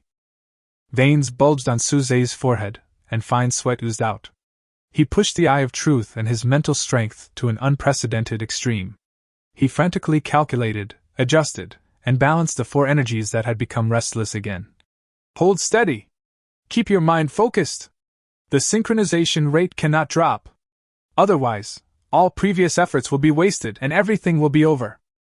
After the four people's thrilling secret competition, in which a single mistake could lead to a complete loss, and the subsequent forced reconciliation, the violent energy flow was finally brought back on track, and with difficulty and trembling, it regained stability again, with the synchronization rate barely maintained above the dangerous critical point. The low, reassuring roar of energy once again became the dominant melody, growing louder and steadier. The ultimate door, separating truth from dreams, past from future, finally, amidst endless twists and turns and calculations, slowly and irreversibly slid open, a widening gap. Behind the door lay the mysterious, dark space that held the ultimate secrets of Star Glory civilization. A cold, ancient, vast breath containing endless information flows in the dust of time, like a sigh that has been sleeping for billions of years, rushed out from the gap and swept across everyone. Chapter 180. The door opens. Xingyao's ultimate secret. The low rumble continued, growing more majestic and steady, as if the dormant heart of a star were gradually awakening its powerful, ancient pulse. The immensely heavy metal door, which had sealed off countless secrets and hopes, slowly and with a solemn and irresistible rhythm slid open completely to the sides, finally revealing the breathtaking, unimaginable scene beyond to the exhausted explorers, who had endured countless hardships. There were no expected dazzling mountains of gold and silver treasures, nor were there armories filled with cold weapons. Behind the door lay a vast, almost boundless spherical space. Gazing within it, one instantly felt a sense of insignificance and dizziness, as if at the heart of the universe. The walls and ceiling of the space were composed entirely of countless translucent, constantly flickering screens of light, streaming with streams of data as vast as a galaxy. These streams moved at speeds far beyond the reach of the naked eye, leaving only a dazzling waterfall of light that seemed to contain the ultimate truths of the universe. Every second, an unimaginable amount of information was generated, destroyed, transmitted, and calculated. At the absolute center of the spherical space, a massive, flawless crystal core, like a sapphire carved from the purest sapphire, quietly hovered. Rotating slowly at a steady and graceful pace, it emanated a soft yet profound blue light that seemed to absorb all thoughts and minds. It was like the beating heart of the entire space, the entire temple, the entire island world. Countless pure energy bands, as solid as fiber optic cables, extended from the endless data screens surrounding them. Like the neural network of a giant cosmic tree, they ultimately converged and connected at this magnificent crystal core, forming an incredibly complex and sophisticated whole. Beneath the crystal core lies a relatively compact operating platform, yet its presence is undeniable. This platform is covered in a dazzling array of complex and sophisticated physical interfaces adorned with star-shaped runes, as well as countless suspended, gesture-controlled holographic control interfaces. Like stars surrounding the moon, they guard the central heart. This is the heart of the Ark control room. The true core of the starry civilization, used to create, maintain, and control the entire, global islandization system. It's the ultimate authority that countless people dream of, even at the cost of their lives, to reach. Everyone was deeply shaken by the scene before them, their souls seemingly washed away. For a moment, no one spoke. Only the subtle hum of flowing data, the flickering glimmer of energy bands, and the drum-like beating of their own hearts filled their senses. All for the greatness of creation, bewilderment at its boundless wisdom, and a realization of their own insignificance intertwined within everyone. However, before everyone could recover from this extreme shock, the huge, planet-like crystal core in the center suddenly became brighter, and a soft but extremely concentrated beam of light was projected above the operating platform in front of everyone. In the light, a holographic image that was obviously preset and automatically played began to appear silently. The image initially depicted a peaceful, prosperous, and technologically advanced civilization, floating cities, fleets traversing the starry sea, a thriving ecosystem. The scene was as beautiful as an ideal paradise. But then, the scene suddenly shifted. From the depths of the boundless cosmic backdrop, a pure, all-consuming darkness, indescribable in words, surged forward like a silent tide.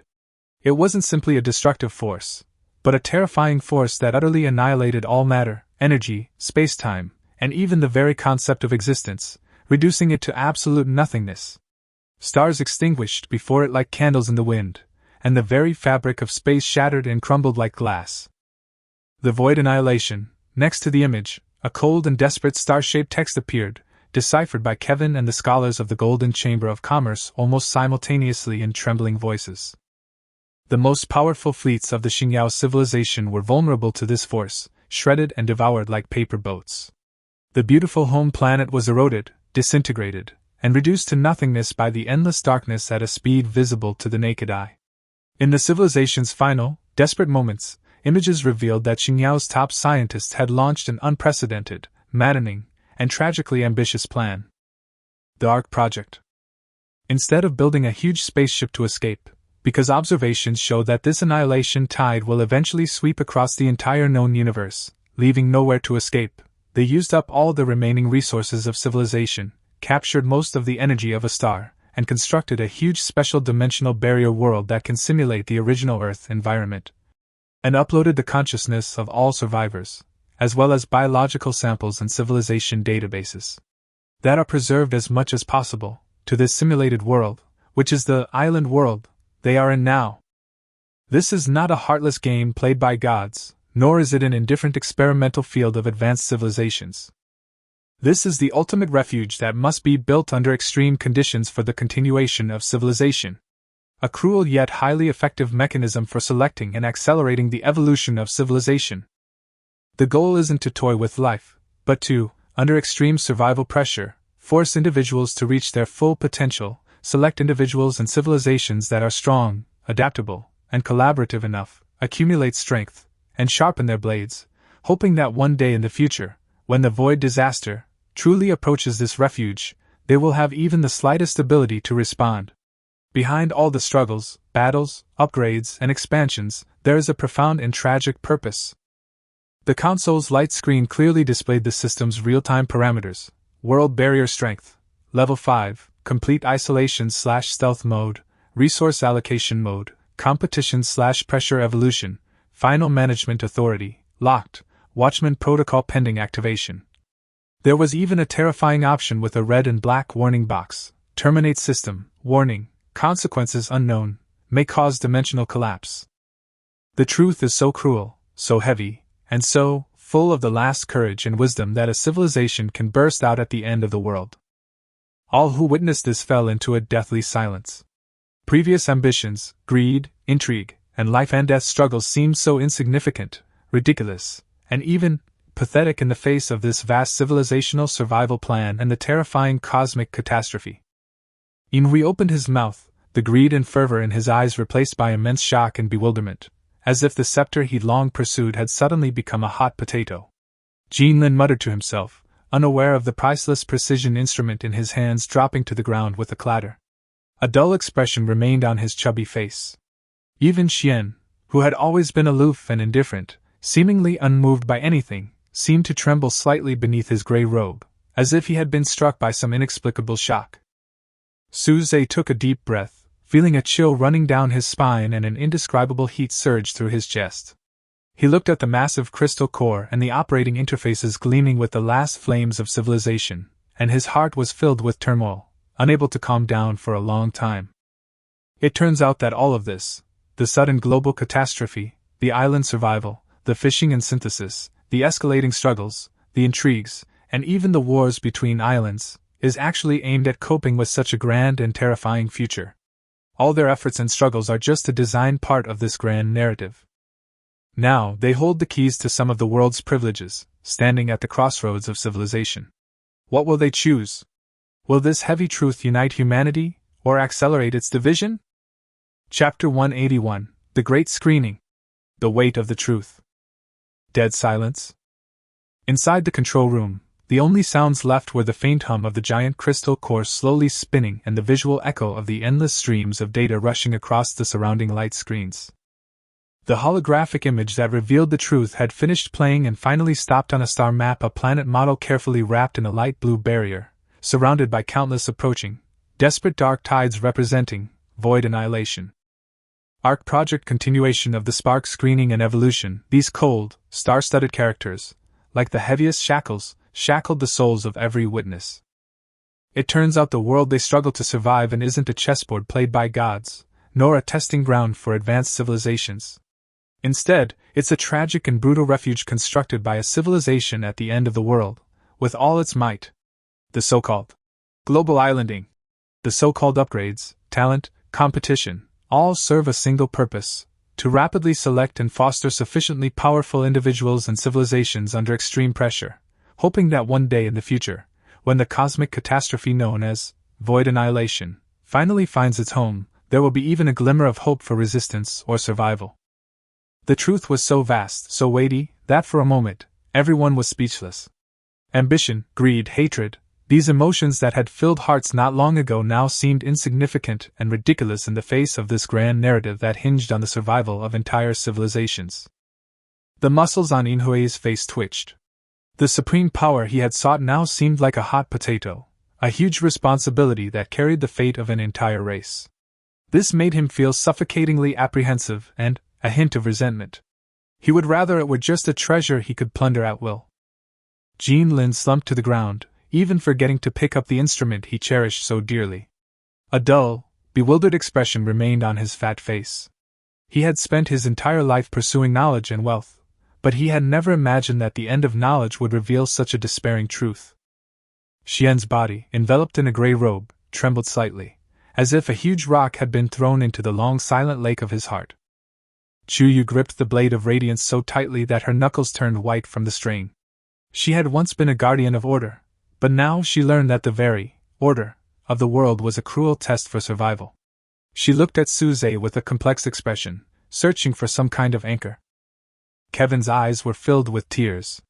He was excited to have come into contact with the wisdom of this great civilization, but he was also saddened by the tragic end of this civilization and the uncertain future of mankind. Suze took a deep breath. The cold, information-laden air stung his lungs, yet it only sharpened his consciousness. After the immense shock, the ultimate rationality brought about by the eye of truth began to rapidly analyze and process the vast amount of information. Fear, confusion, heaviness, these emotions existed, but they didn't overwhelm him. Instead, an unprecedented clarity gradually emerged. He understood the meaning of talent, the logic behind competition, and the true weight of the temple and console beneath his feet. This was not a toy, but a controller for the survival of civilization. His eyes quickly scanned the options on the operation interface: world barrier strength, resource allocation mode, final management authority, and the heart-wrenching termination system. We must not leave this to Inhui or the mechanical church. Their ambition and short-sightedness will only lead humanity to faster internal friction and destruction. Shut down the system? The consequences are unknown, but the term, dimensional collapse, sounds like a complete end. In this brief silence when everyone's minds were lost. Ha! So that's it. The authority of God. This is the true authority of God. Inhui suddenly erupted in a demented laugh, breaking the deadly silence. The immense pressure seemed to warp his mind, his utter fear fueling a ferocious greed and possessiveness. A glimmer of madness reignited in his eyes as he stared at the crystal core, roaring. To decide the fate of an entire civilization. To control the fate of billions. That's worthy of the Empire. Worthy of me, Inhui. Almost at the same time as he roared, something strange happened.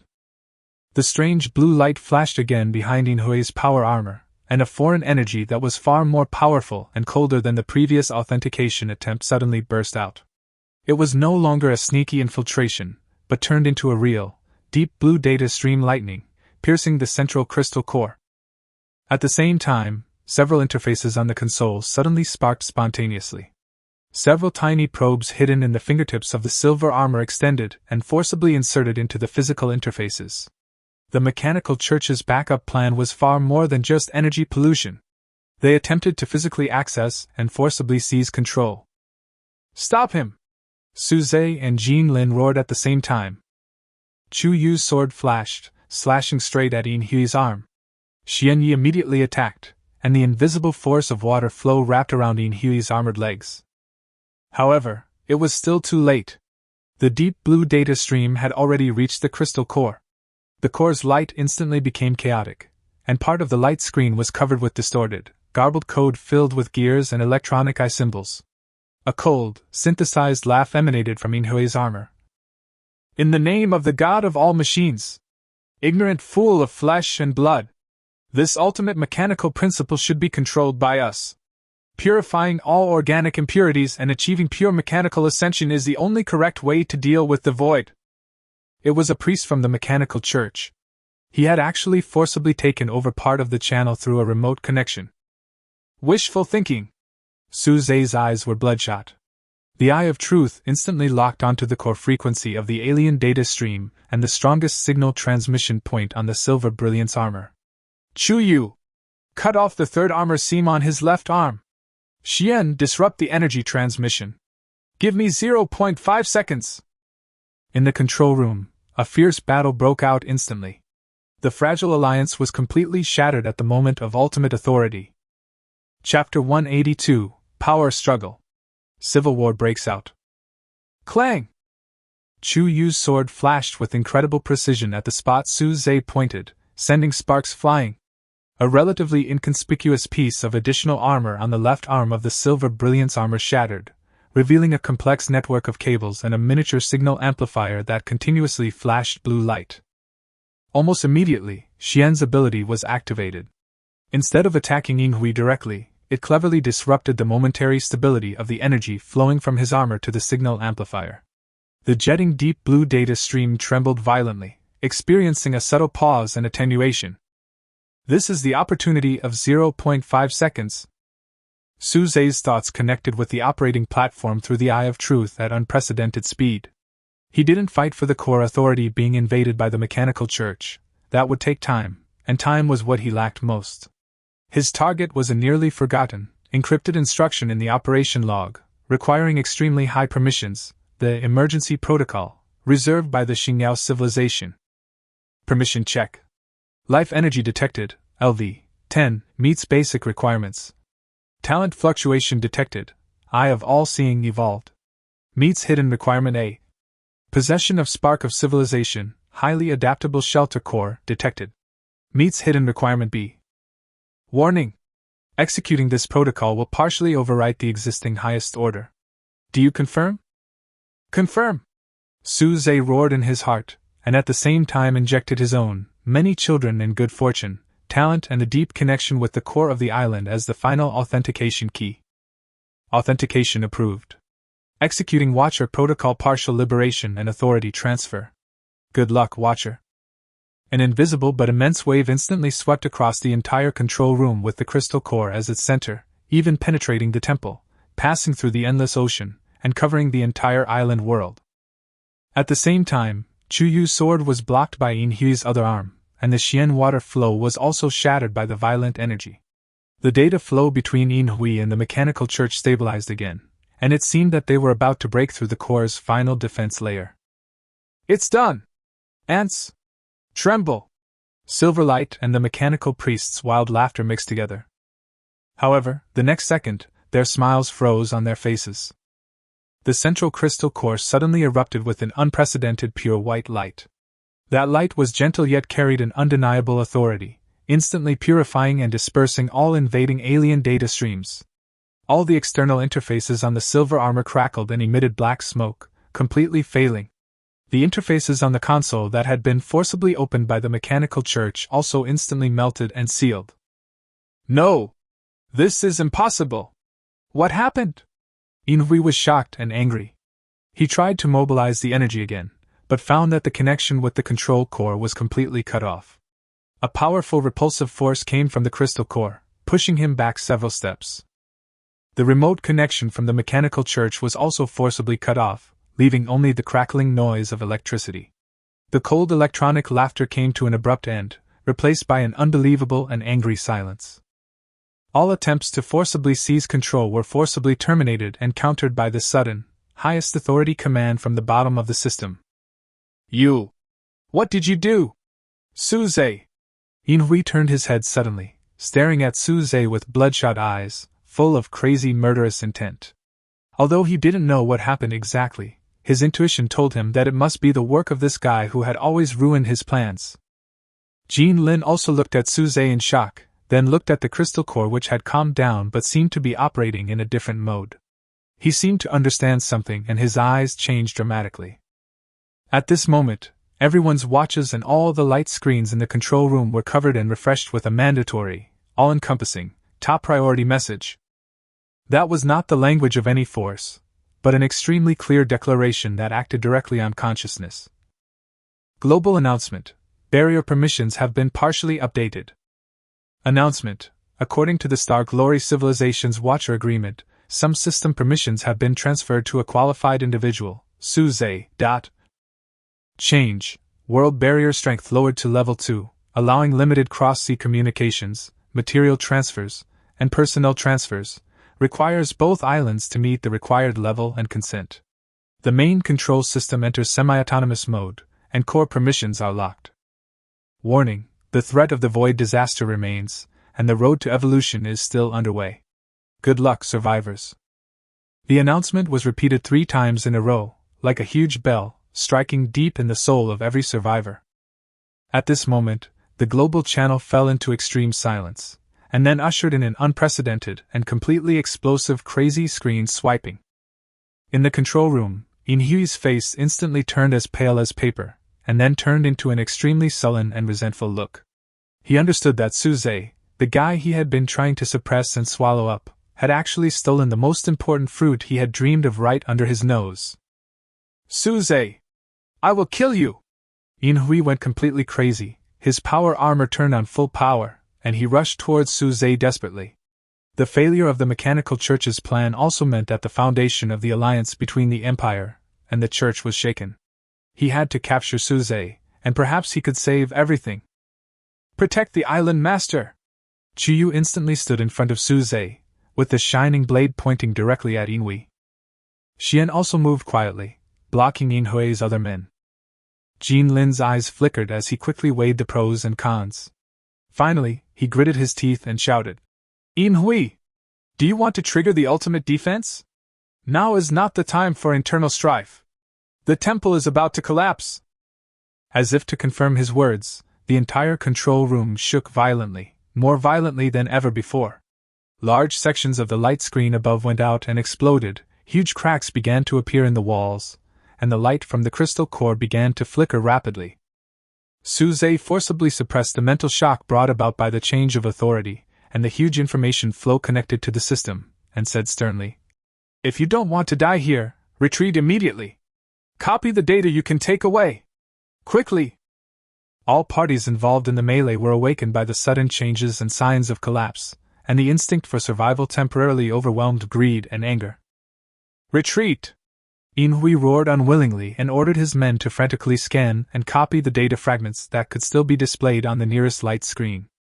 Suze's Eye of Truth quickly swept across the console and quickly locked onto several of the most critical technical blueprints and data packages, advanced energy technology, part of Starry Glory's historical archives, and void disaster observation data, forcing them to be downloaded and transferred. The first conflict after the truth was revealed came to an unexpected end. But everyone knew that after leaving this temple, the real storm had just begun. Chapter 183: The Ambition of Our Land. Suze's Choice. Go! This way! Suze endured the throbbing pain of being forced into his head by a flood of information. His Eye of Truth struggled to discern the safest evacuation route amidst the violent vibrations. With one hand, he held onto the frail Lin Wei, due to the mental strain of the remote connection via the communicator, while with the other, he repeatedly pointed out the impact points of falling objects and the impending collapse of the corridor. Chu Yu's sword flashed like a dragon, shattering the falling boulders and the surging guards, driven even more frantic by the system's malfunction. Xianzhe used his abilities to stabilize the collapsing tunnel structure and divert the surging energy to create a path for the team. Jean Lin, surrounded by the Chamber of Commerce guards, followed Suze closely, his chubby face covered in sweat, worried about the information he couldn't take away and cherishing his own life even more. Inui, with the remnants of the Empire, trailed at the rear, his face sullen and gloomy, occasionally glaring at Suze ahead with a venomous glare. This time, he'd suffered heavy losses, gaining nothing and allowing Suze to become the biggest winner. This was more painful than killing him. The Mechanicus's remote connection had long been severed, and the Leviathan was likely in danger. The journey had been difficult, and the return was equally treacherous. The temple's collapse was accelerating at a rate far exceeding expectations, as if it had lost the stabilizing power of the heart of the arc, and the entire structure was rapidly disintegrating. Large sections of corridors collapsed, and energy pipelines exploded in succession, creating vast death zones. The surviving explorers were in a state of disarray and were trying their best to escape. From time to time, someone was hit by falling objects or swallowed by the energy, and their screams were drowned out by the deafening sound of the collapse. Suze's mind was divided into two parts. One part was guiding the way forward, while the other was rapidly digesting the consequences of the thrilling decision he had just made. Choosing the Watcher Protocol was the fastest and best choice he could make at that moment based on his analysis of the Eye of Truth and his inner intuition. He couldn't trust the ambitions of Inui and the Mechanical Church, nor could he afford the unknown consequences of shutting down the system. And to fully control that authority? He felt unprepared. The responsibility was too heavy enough to crush anyone. Furthermore, the starry civilization's high threshold and hidden conditions might indicate that they didn't want a dictatorial god, but rather a watcher. The content of the Watcher Agreement emerged clearly in his mind. Partial liberation of permissions, the system will be adjusted from a complete isolation and screening mode to a limited interconnected development mode, barriers reduced to level 2.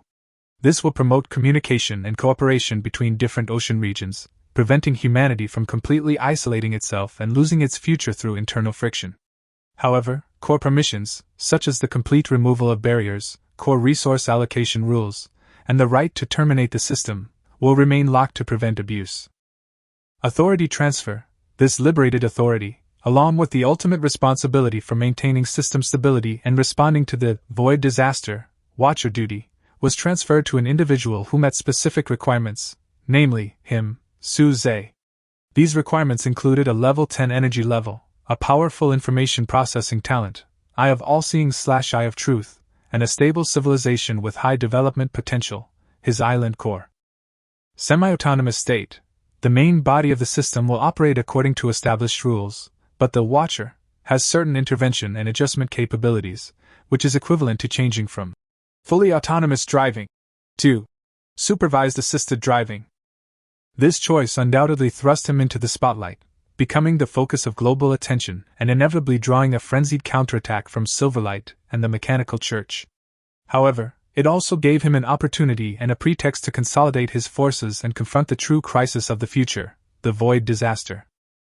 "I'm not a god, nor do I want to be one," Suze muttered in his heart. "But if this is the weight I must bear to protect my homeland and continue civilization, then I will shoulder it." His gaze grew more resolute. Through that subtle connection, he could vaguely sense the shock, panic, hope, doubt, the vast wave of emotions woven together by countless survivors around the world following that announcement. He also felt the rapidly fading life of the temple beneath him, and the chilling vibrations of the damaged Leviathan restarting its engines in the distant seas. "Speed up! The exit is just ahead!" Suze shouted, encouraging the survivors. Finally, after another life-or-death race, the extremely unstable energy portal appeared ahead. Outside the portal were surging waves and the outlines of waiting ships. Everyone rushed out and threw themselves into the cold ocean and the waiting ships. Suze was the last one to look back and take a look at the magnificent temple that was collapsing rapidly, and being swallowed by endless darkness and energy storms, then he resolutely rushed out of the energy gate. The moment he left, the door flickered a few times, completely extinguished and collapsed, and everything inside slowly sank into the endless deep sea. The second temple exploration came to an end, but the huge waves it had stirred up were just beginning to spread. Chapter 184 System Announcement.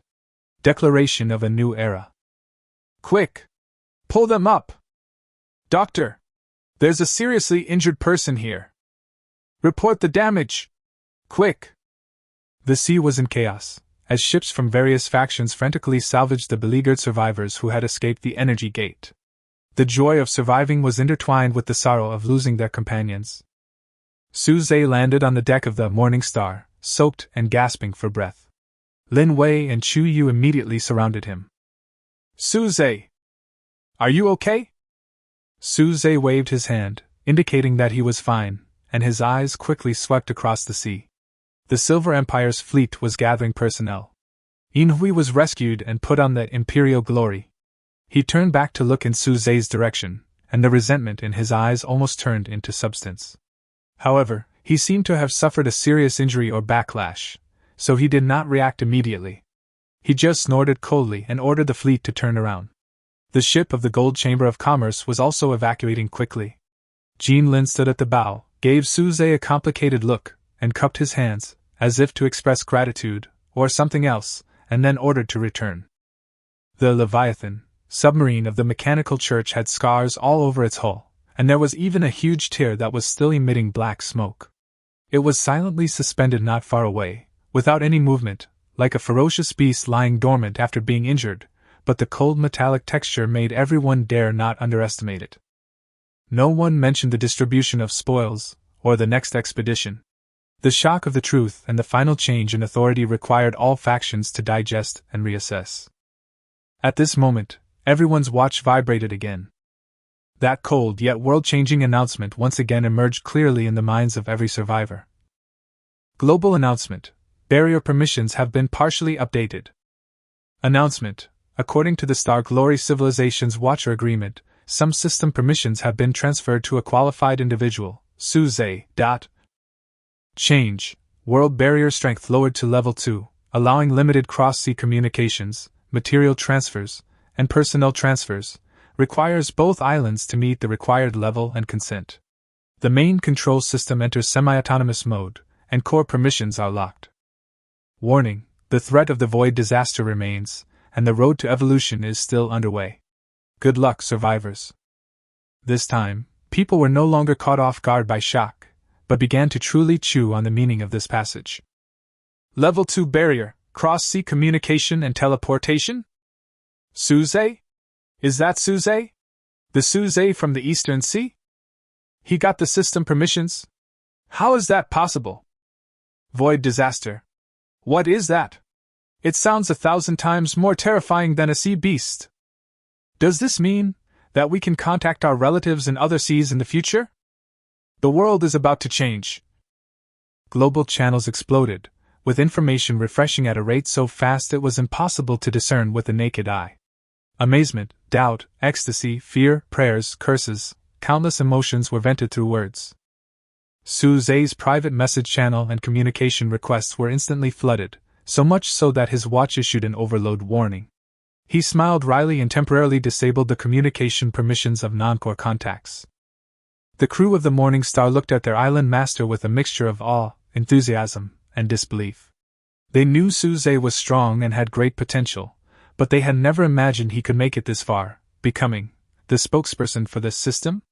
This was simply a fairy tale. Island Master, is this true? A young crew member was so excited that he was incoherent. Suze looked around at the shocked, bewildered, and expectant faces. He took a deep breath and nodded. The announcement is true. The future we face is more complicated and more dangerous than we imagined. But now, we have more possibilities for connection and cooperation. He looked at Chu Yu and Lin Wei and said, "Return first. We need to hold a meeting immediately. The trouble is far from over. It has only just begun." The Morning Star pulled up the last group of survivors, turned the ship around, and began to return with all the crew members feeling complicated and unspeakable emotions. On the sea, The Silver Empire's fleet sailed in another direction, filled with resentment and anger. The Gold Merchant Guild's ship had also sailed away. The Leviathan finally sank into the sea, vanishing, leaving behind only a dangerous mystery.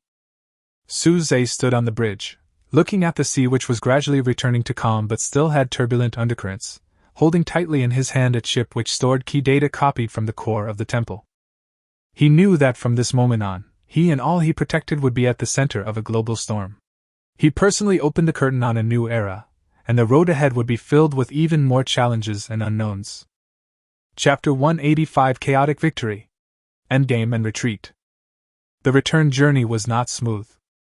Although the main threats, the Lord of the Deep Sea and the collapsed temple, have disappeared, there are still many sea beasts in the sea that have become violent due to the previous war and energy leakage. They blindly attack passing ships. Full left! Get out of the way of that acid cloud! Prepare the crossbow! Aim at the eyes of the charging giant crab! How long can the energy shield last? Protect the power cabin first! Aboard the Morning Star, commands and alarms blared constantly. Though exhausted, the crew remained high-spirited, maneuvering the warship through the increasingly treacherous waters. The news that island owner Suze had gained system access was like a powerful stimulant, filling them with a sense of pride and mission. Chuyu stood at the bow, sword in hand. Any threat that dared approach would be instantly slain by the sharp blade's flash. Her aura was more concentrated than before. After the repeated battles in the temple core and the consolidation of her level 10, her strength had further improved. Nagongwan sat nervously beside the core of the island, hands clasped together, silently praying. Her lucky aura seemed to be working invisibly, always allowing the warship to avoid the most fatal attacks at the last moment, or causing the enemy's attacks to inexplicably deflect from the vital points. Lin Wei remotely coordinated the island's defense and logistical preparations through the communicator to welcome the hero's return, but was also worried about Suze's condition. She could feel that although Suze's spirit was excited, he also revealed a hint of deep fatigue. Suze himself spent most of his time in the captain's cabin, eyes closed, concentrating. He wasn't just recuperating, he was also concentrating on sorting through the swirling information in his mind. The Eye of Truth, connected to that brief period of privilege, allowed him to access a vast amount of data, including portions of the history of the starry civilization, an overview of its technology tree, fragments of observations of the Void disaster, blurry and shuddering, and the fundamental rules governing the operation of the Ark systems. At the same time, he could vaguely sense the changes that had taken place in the world since the Level 2 barrier took effect.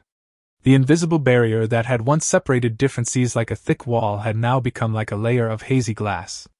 While still present, it now allowed limited penetration of weak information, authenticated supplies, and even personnel, requiring mutual consent and islands reaching a certain level.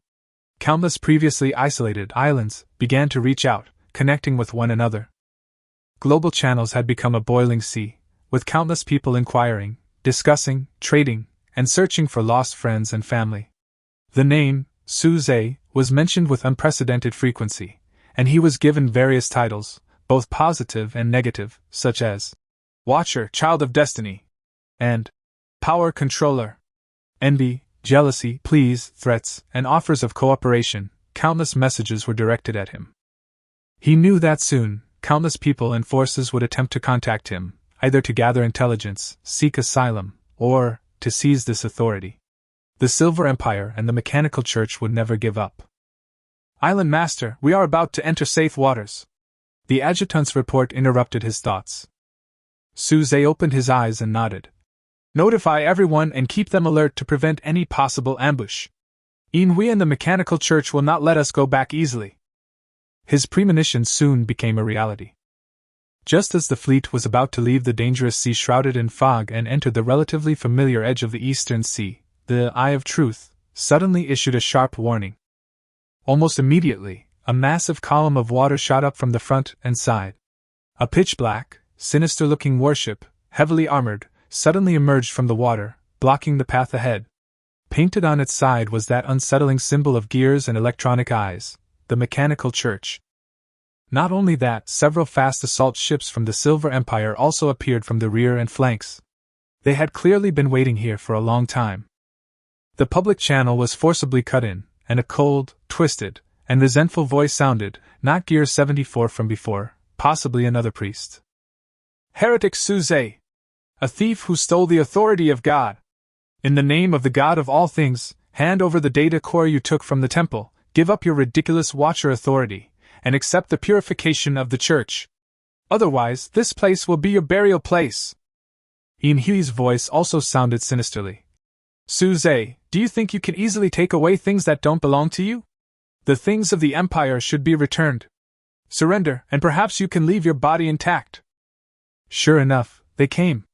And surprisingly, the Empire and the Church temporarily put aside their previous disagreements and joined forces to intercept them. A cold light flashed in Suze's eyes, without any surprise. Everyone! Level 1 combat readiness!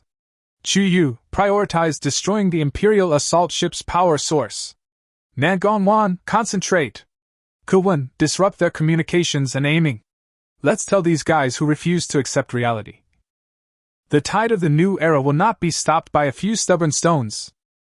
The Morning Star fully opened its energy shield, turned its gun barrel, and rushed forward resolutely towards the enemy in front.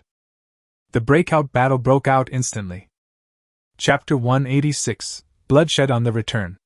The Vatican's Interception. Artillery fire tore through the sea surface, and the roar and scream of energy instantly replaced the brief silence.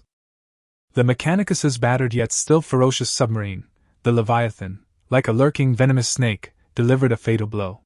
Several strange torpedoes, trailing azure flames, broke through the waves and fired at the Morning Star's engine compartment, and rudder blades at treacherous angles. Simultaneously, several fast assault ships from the Silver Empire opened fire on the flanks, raining down ballistae, incendiary bombs, and even crude energy beams, clearly aiming to exploit the chaos to severely damage or even capture Suze's ship. Full left rudder! Emergency evasive maneuver!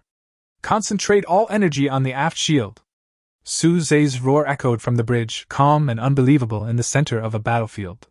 The Eye of Truth operated at unprecedented speed, instantly analyzing the trajectory and speed of the incoming torpedoes, as well as the weak points of the Imperial ship's firepower. The massive hull of the Morning Star made a teeth-grinding metallic twisting sound as it drifted across the sea at a dangerously wide angle, narrowly avoiding two deadly torpedoes.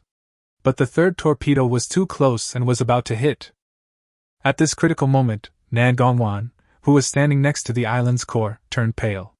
She tightly grasped the core crystal with both hands and subconsciously muttered to herself, "Don't get hit! Don't get hit! Turn around!" As if by divine will, the torpedo that was about to hit the ship's stern thruster suddenly had an undetectable fault in its sophisticated internal guidance system, and there was a 0.1 second delay in fine-tuning the rudder blade angle. It was this insignificant deviation that caused the torpedo to graze the armor plate of the Morning Star, and exploded a towering column of water on the sea behind. "Goddess of luck bless you!" a crew member shouted excitedly. "It's Miss Nangong," another person corrected, looking at Nangongwan with eyes full of gratitude and awe. Chuyu's figure had already flashed out like lightning. "Dare to block my way? You're courting death!" she shouted, leaping from the deck, stepping on the waves, her body transformed into a stream of light, and she rushed towards one of the Empire's assault ships. The radiant blade in her hand erupted into a multi-meter-long condensed sword light, slashing down in midair. Crack! Boom! The assault ship's wooden hull, along with its fragile armor, was like paper before the furious blow of the level 10 warrior, splitting it apart. The sound of the explosion and the screams of the Imperial soldiers were instantly drowned out by the waves. Suze didn't stop Chuyu's charge, instead using the Eye of Truth to provide cover for her. "Kuwan, disrupt the Leviathan's sonar and communications. Everyone else, cover the Imperial ships on the right with fire and suppress their ballistae." The Golden Chamber of Commerce's fleet also reacted at this moment. Jean Lin's voice sounded on the public channel, filled with anxiety and anger. "Inhui! Gear Man! How dare you tear up the agreement?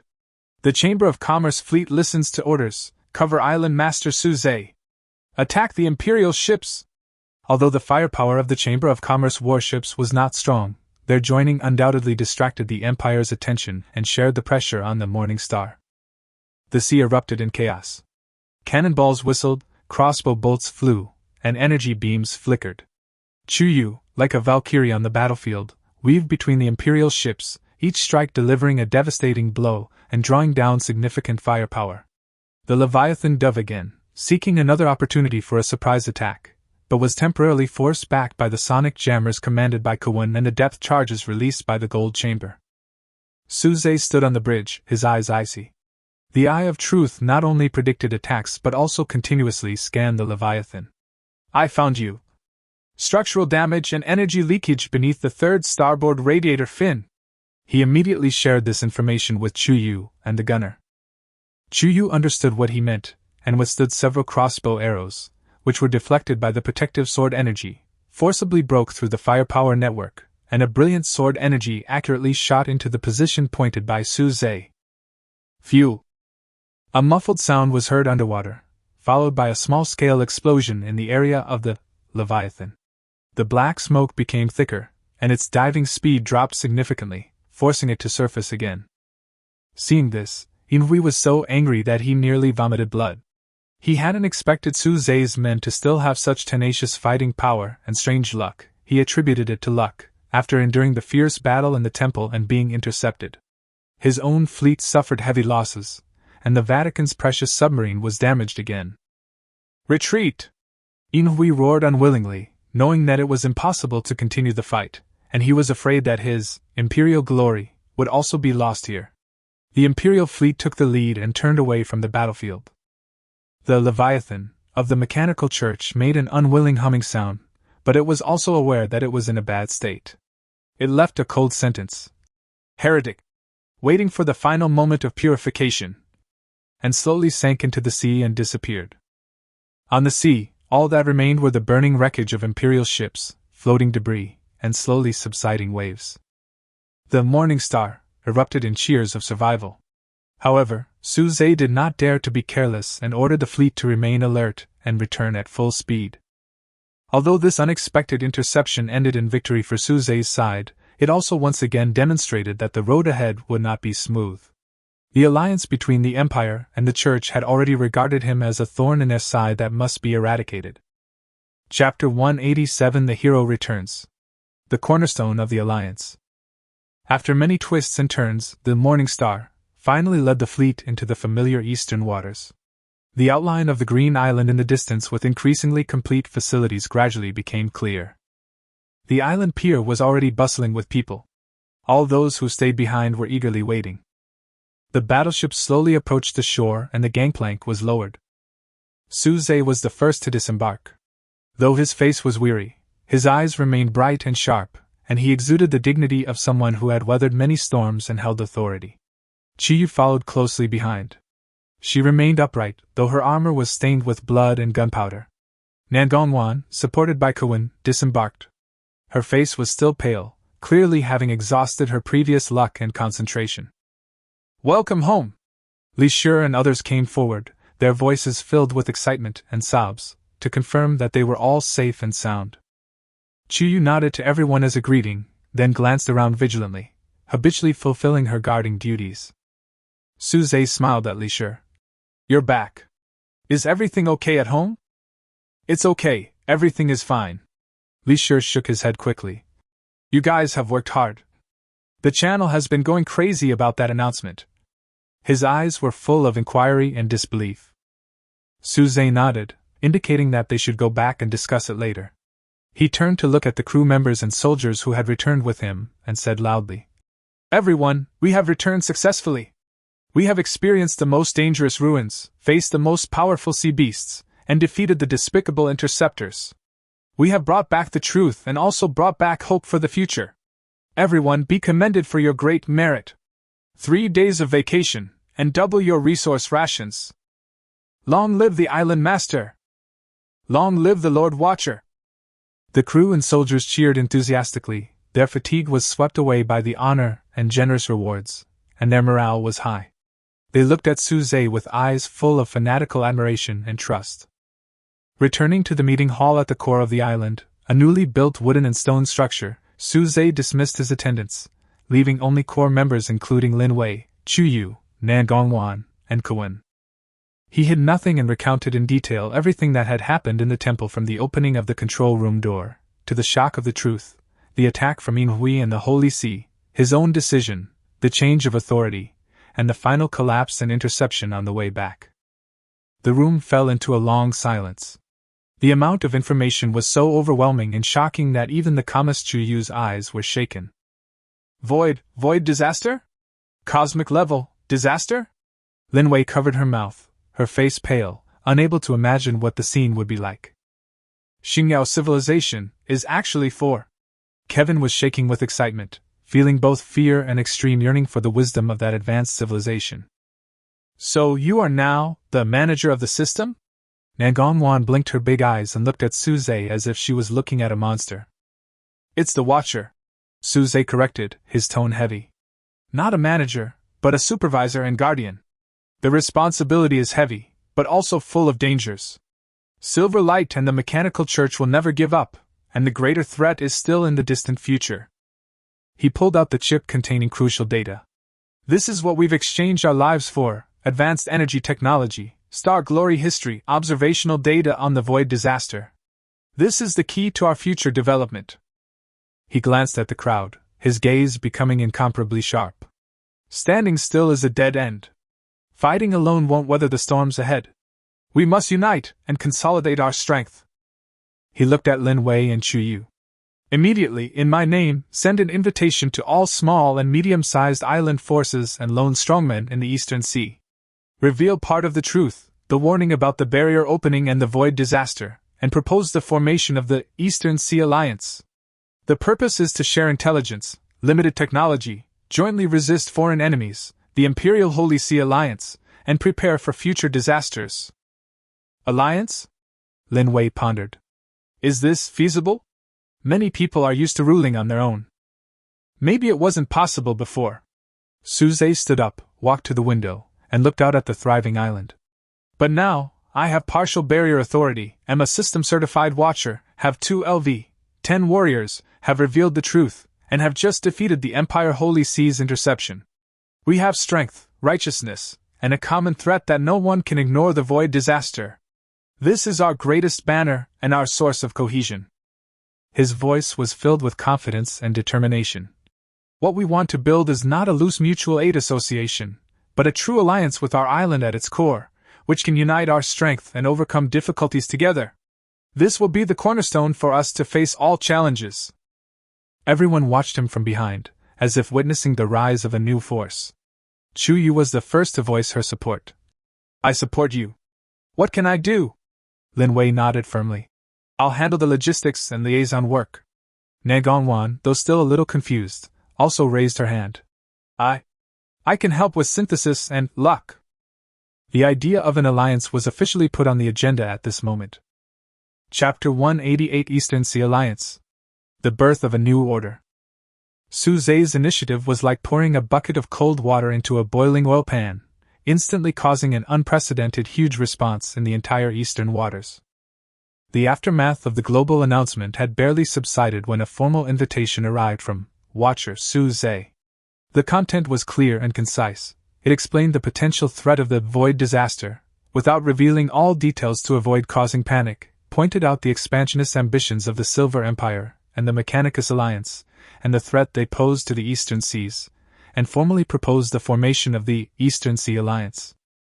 The alliance promises to provide members with limited protection, mainly against invasions by the Empire and the Holy See, limited sharing of basic technologies, such as improved planting technology, primary energy shield technology, safer and more efficient trade through the alliance's internal platform, and most importantly, after the contribution reaches a certain standard, limited use of cross-sea communication, and even material transmission functions, relying on Suze's Level 2 barrier authority. The last point is that it has a fatal attraction for many survivors who are eager to find their lost relatives, obtain resources unique to other sea areas, or even just want a wider world. Of course, the Alliance also requires its members to abide by basic regulations.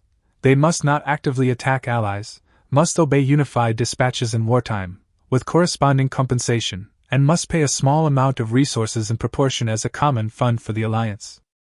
For a time, the regional channels and the specially opened Alliance discussion channel completely exploded. I'm in. I've long disliked those bandits from the Silver Empire.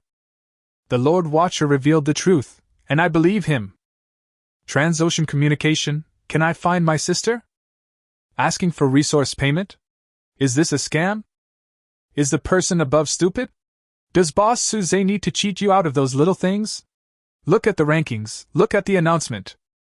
Where is the Alliance headquarters? Is it the island of Lord Suzy? Is it safe there? There were voices of doubt, but there were more voices of anticipation and calls to join. Suze's strength, reputation, and the authority he held became the best guarantee of credibility. Many small and medium-sized island owners and lone rangers, long oppressed by pirates and powerful forces, seemed to see a ray of hope and submitted applications one after another. Linway's logistics team was bustling with activity, reviewing applications, registering them, and creating files. Chuyu, on the other hand, led the combat team, patrolling the surrounding waters and eliminating scattered pirates and lawless elements. This served as both training, a demonstration of the Alliance's military strength to new members, and a deterrent to those harboring ill intentions. Suze himself used the Eye of Truth and his authority to quickly screen the applicants' information, highlighting those with special talents, special skills, or excellent reputation as potential stocks, and prepared to recruit and train them. A few days later, on a sunny day, a simple Alliance establishment ceremony was held in the square of the main island of Suzy. Over 100 island factions, representing their island owners, and dozens of formidable Lone Rangers attended the event, either in person or through representatives. Upon setting foot on Suze's vastly larger, well-planned, resource-rich, and well-equipped island, they were all filled with astonishment and envy. The vibrant, energy-rich environment brought about by the fertile soil gift gave them a deeper understanding of Suze's strength. Suze stood on a makeshift platform, his eyes sweeping over the various survivors below, whose faces showed anticipation, awe, curiosity, and a little uneasiness. Everyone! Suze's voice spread throughout the square through a simple loudspeaker, clear and steady. Welcome to the Eastern Sea Alliance! I know that many of you were strangers to each other before, and may have even had friction with each other. But today, we stand here because we share a common understanding. In this dangerous ocean, loneliness means vulnerability, and division means destruction. He paused, then continued, We're not fighting for domination or plunder, but for survival, for development, and to have the strength and capital to survive the future catastrophe that could sweep everything away. The Alliance will be our common home and support. Here, knowledge can be exchanged, strength can be gathered, and trade can flourish. We will jointly formulate rules, maintain order in the sea, and resist all external enemies. And I, Suze, as the initiator and guardian of the Alliance, hereby promise that I will do my best to fulfill my duties and lead everyone to a stronger future. There were no fancy words, but sincere and powerful words, combined with his current status and strength, produced a strong persuasive power. There was a moment of silence in the audience, and then there was a burst of warm applause and cheers. Long live the Alliance! Lord Watcher! To survive! The Eastern Seas Alliance has officially been established. Its headquarters are temporarily located on Suzy's main island. A new order, centered around Suzy and encompassing a significant portion of the Eastern Sea's power, has been born. While still immature and requiring a long period of internal integration and adjustment, it undoubtedly possesses the potential to transform the maritime landscape. After the ceremony, Suze returned to the meeting room and looked at the preliminary list of Alliance members and the sea map, and breathed a sigh of relief. This was only the first step. The subsequent management, development, and response to challenges would be the real test. Just then, a guard came in and announced, Island Master, there's a lady outside who calls herself Zhao Qingwei, asking to see you. She says she's an oceanographer and has something important to discuss with you and the Alliance. Suze's eyes flickered slightly, and the Eye of Truth quietly opened. New talents seemed to have come to him on their own initiative. Chapter 189 Oceanographer Zhao Qingwei. Suze received the uninvited visitor in the meeting room. The visitor was a woman in her mid-20s, wearing a well-washed white lab coat, a somewhat worn but well-washed habit, a custom dating back to before the disaster, and a comfortable sailing suit underneath. She wore black-framed glasses, her eyes bright and intellectual behind the lenses. Her face was delicate, and she exuded the focus and calm demeanor characteristic of a scientific researcher. Her hair was simply tied back, a few strands falling across her forehead, revealing a subtle hint of fatigue. Most strikingly, she seemed to exude a subtle aura of connection to the ocean, a sense of tranquility. "Hello, Island Master Suze, sorry to bother you." The woman saluted with a clear and pleasant voice. "My name is Zhao Qingwei. Before the disaster, I was a researcher at the National Institute of Marine Environment, specializing in marine ecology and geology." "Dr. Zhao, please sit down." Suze gestured for her to sit down, and the information from the Eye of Truth had already been fed back. Zhao Qingye. Energy level, LV.6. Talent, A-level marine ecology, can sense subtle changes in the ocean environment, communicate with mild marine life, optimize navigation routes, and efficiently identify marine resources and potential hazards. Status, slightly exhausted, island damaged, seeking asylum, interested in your ideas. Potential, high, rare talent in professional fields. A-level talent. And it is an extremely rare talent in the field of ocean expertise. Suze's heart moved. This is exactly the professional talent that the Alliance urgently needs. "Dr. Zhao, what's the matter with you looking for me?" Suze asked calmly. Zhao Qingwei pushed his glasses and got straight to the point. "I've listened to your previous Alliance initiative and learned some information about the Void disaster. I believe that if we want to survive in the ocean for a long time and cope with future crises, we must have a deep understanding of our environment. My expertise and talents may be able to provide assistance in this regard."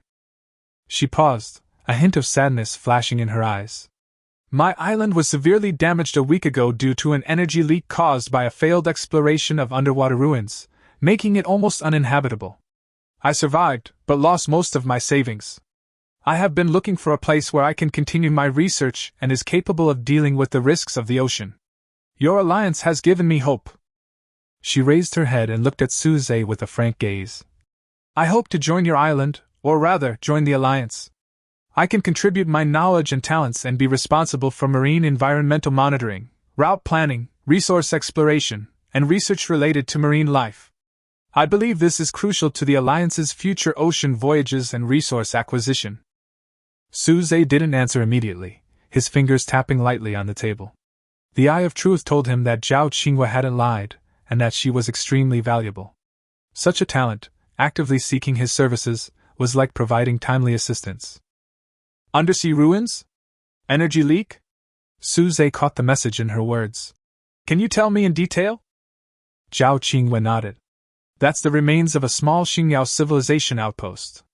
I stumbled upon it and attempted to enter, but triggered the remaining defense mechanism, causing the energy core to overload and explode.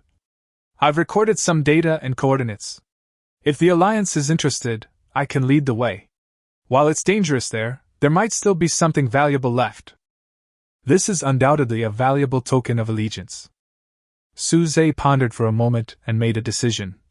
"Dr. Zhao, your expertise is exactly what we urgently need. Welcome to join the Eastern Sea Alliance. You can move your research equipment and remaining materials to my main island, and I will allocate you a seaside area as your laboratory and residence. At the same time, I will appoint you as the chief researcher of the Alliance Ocean Research Institute, responsible for related affairs and reporting directly to me. What do you think?" Zhao Qingyue's eyes flashed with surprise and excitement. She hadn't expected Suze to be so decisive and serious.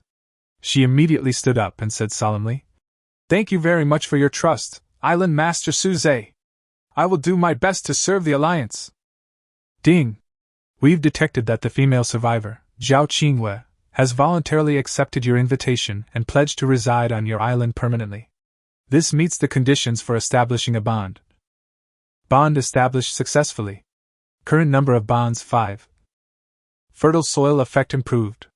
New bond buffs: ocean resource discovery rate plus 15%, sailing speed plus 10%. Ding! Your friendship with Zhao Qingwei, intellectual and focused, has been established, unlocking the blueprint for the island's unique building, the Ocean Observatory, buildable. A series of system prompts echoed in Suze's mind. As expected, the addition of another high-quality female member brought immediate and substantial rewards. Marine resource discovery and navigation speed are crucial to the Alliance's development. The Ocean Observatory can greatly enhance the monitoring and early warning capabilities of the surrounding waters. Suze showed a sincere smile on his face. Very good, Dr. Zhao. From now on, you are one of us. Lin Wei will help you arrange accommodation and a laboratory. As for the ruins, we will discuss it in detail after you settle down. He stretched out his hand. Zhao Qingyue was stunned for a moment, then she also stretched out her hand and shook hands with Suze. Her palm was a little cold, but it was filled with a firm strength.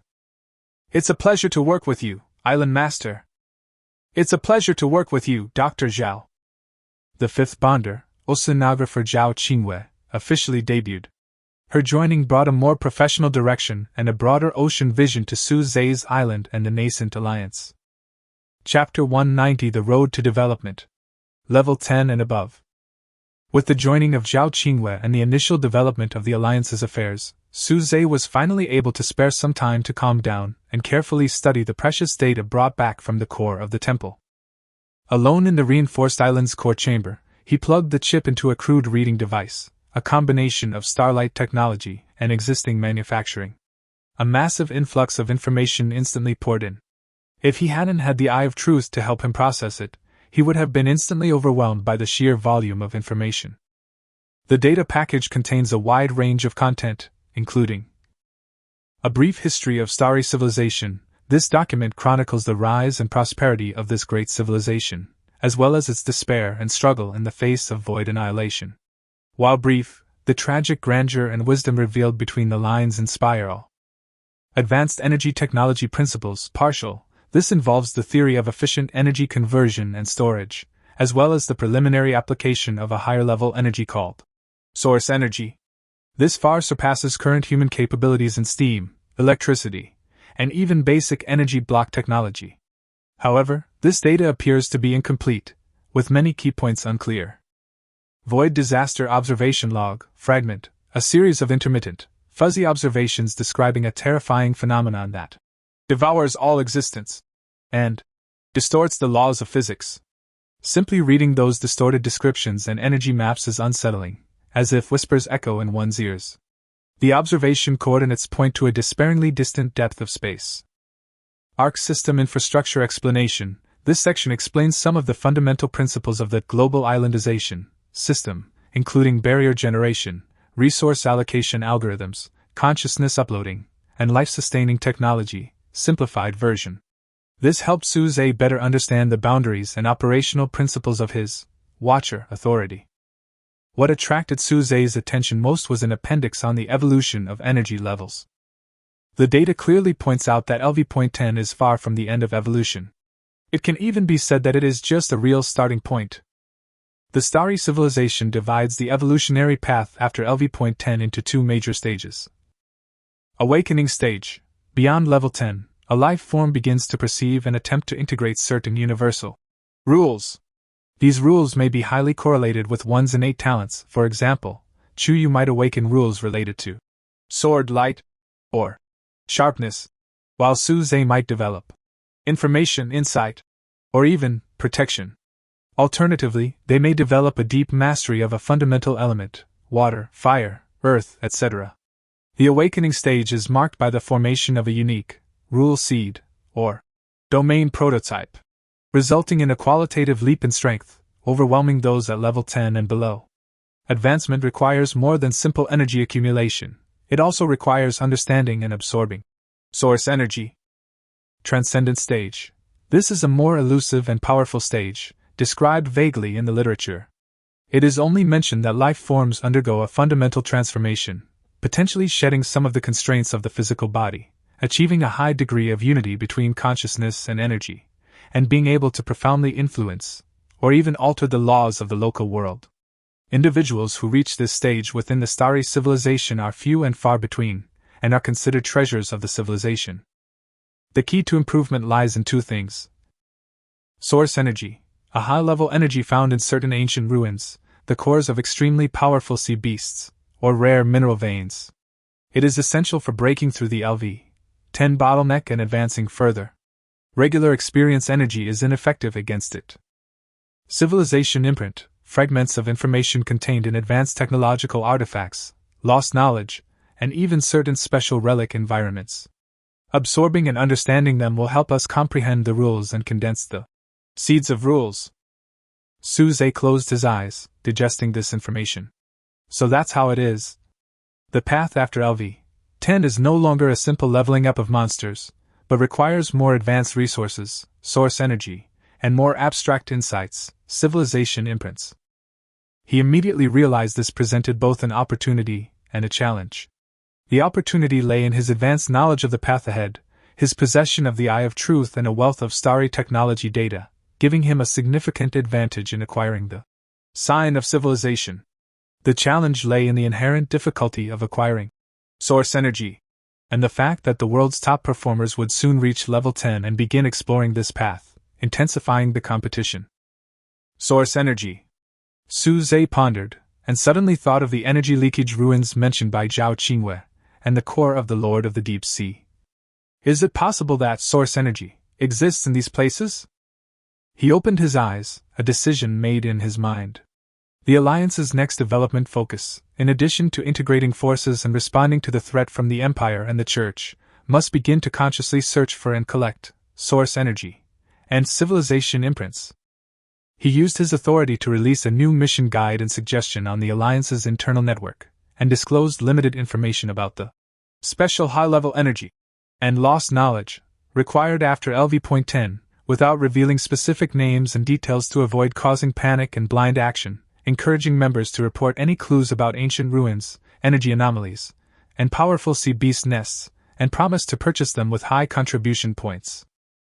At the same time, he also began to plan and prepare to organize an elite team, led by himself and Chu Yu, to explore the underwater ruins discovered by Zhao Qingwei.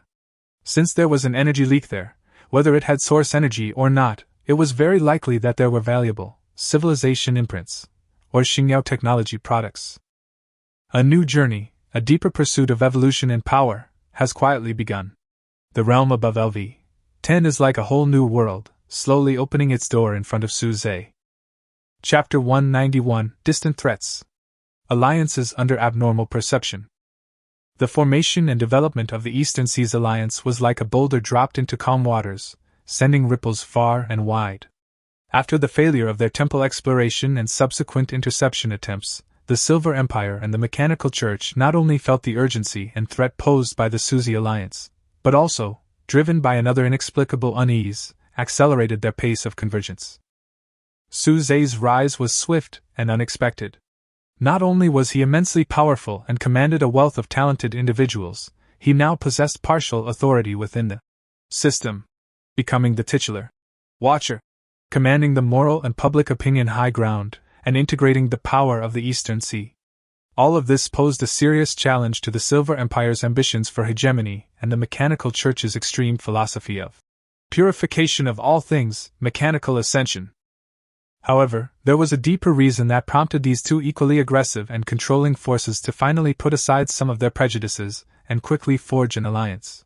Not long ago, the sophisticated energy monitoring array in the imperial capital and the brain of all things at the Vatican headquarters, connected to countless sensors, almost simultaneously captured several extremely weak, indecipherable, and cold energy fluctuations. These fluctuations were fleeting, and their source could not be traced, but they caused Yin Hui and the mechanical priests to feel an instinctive discomfort and vigilance. Although they absolutely did not agree with Suze's so-called void disaster, this unknown anomaly clearly did not belong to any power system they knew, but rather a kind of systematic interference or potential threat. Temporary setbacks and a common, vague sense of unease prompted them to decide to integrate their forces first and to respond to all challenges with absolute order and strength, including the Suzy Alliance and any possible unknown variables. Just as Suze was busy integrating the alliance, digesting the harvest from the temple, and exploring the path above LV.10, a strongly worded and intimidating announcement jointly issued by both parties once again swept the global channel. Joint announcement: the Silver Empire and the Ordo Machina, based on shared ideals, interests, and a shared vision for the future order, have formally formed a deep strategic alliance, the Argentum Cog Alliance. The announcement declares, Suze and his so-called Eastern Sea Alliance have stolen divine authority, referring to system permissions, and distorted the legacy of the Great Star. Their actions pose a serious threat to the future of all survivors. Their propaganda of unknown threats is alarmist, a cover for their expansionist ambitions.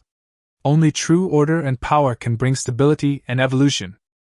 The Silver Gear Alliance will wield absolute power in order to purge all heresy and chaos that hinder the correct evolution of civilization. All resources should be allocated by the strongest, and all technology should serve ultimate evolution. Our goal is to integrate resources, concentrate our strength, explore the true meaning of the starry heritage, and achieve a leap forward in civilization, Empire version, restore the Empire's glory, Vatican version, achieve mechanical ascension, rather than cowardly pontificate about unknown threats or succumb to those who usurp power. Effective immediately, the waters and islands formerly under the jurisdiction of the Storm mercenaries have been taken over by the Alliance. Any vessels or personnel entering this area without permission will be considered hostile and will be resolutely dealt with. We call on all survivors and forces who believe in the supremacy of strength in order to join us and forge a glorious new era. As soon as the announcement came out, the world was shocked again. Silver Gear Alliance? That's a pretty intimidating name. I knew the Empire and those gearheads would get together. They actually said the unknown threat was a cover? Didn't they feel that weird feeling a few days ago? I guess he felt it, but he won't admit it, or maybe he has another explanation. Anyway, he just wants to fight. It's over, it's over. There's going to be a war in the Eastern Sea. Power is supreme? I think it's robbery that matters. There was also some unrest and concern within the Alliance. The hard power of the Empire and the Church was unquestionable, but now that they were united, the threat they posed increased exponentially. Suze immediately convened a high-level meeting of the Alliance. It's finally here. Suze looked at the announcement with a calm expression, having expected this. Their goal is to confuse the public, gain control of the narrative, and create an excuse for further expansion and attack. Purification of heretics? Such a familiar phrasing. However, he paused. They deliberately blurred the term unknown threat in their announcement. Perhaps they were also aware of the anomalies internally, but simply chose a different approach, denial and tightening control. Chuyu stood with her arms folded and said in a cold voice, "If you want to fight, then fight.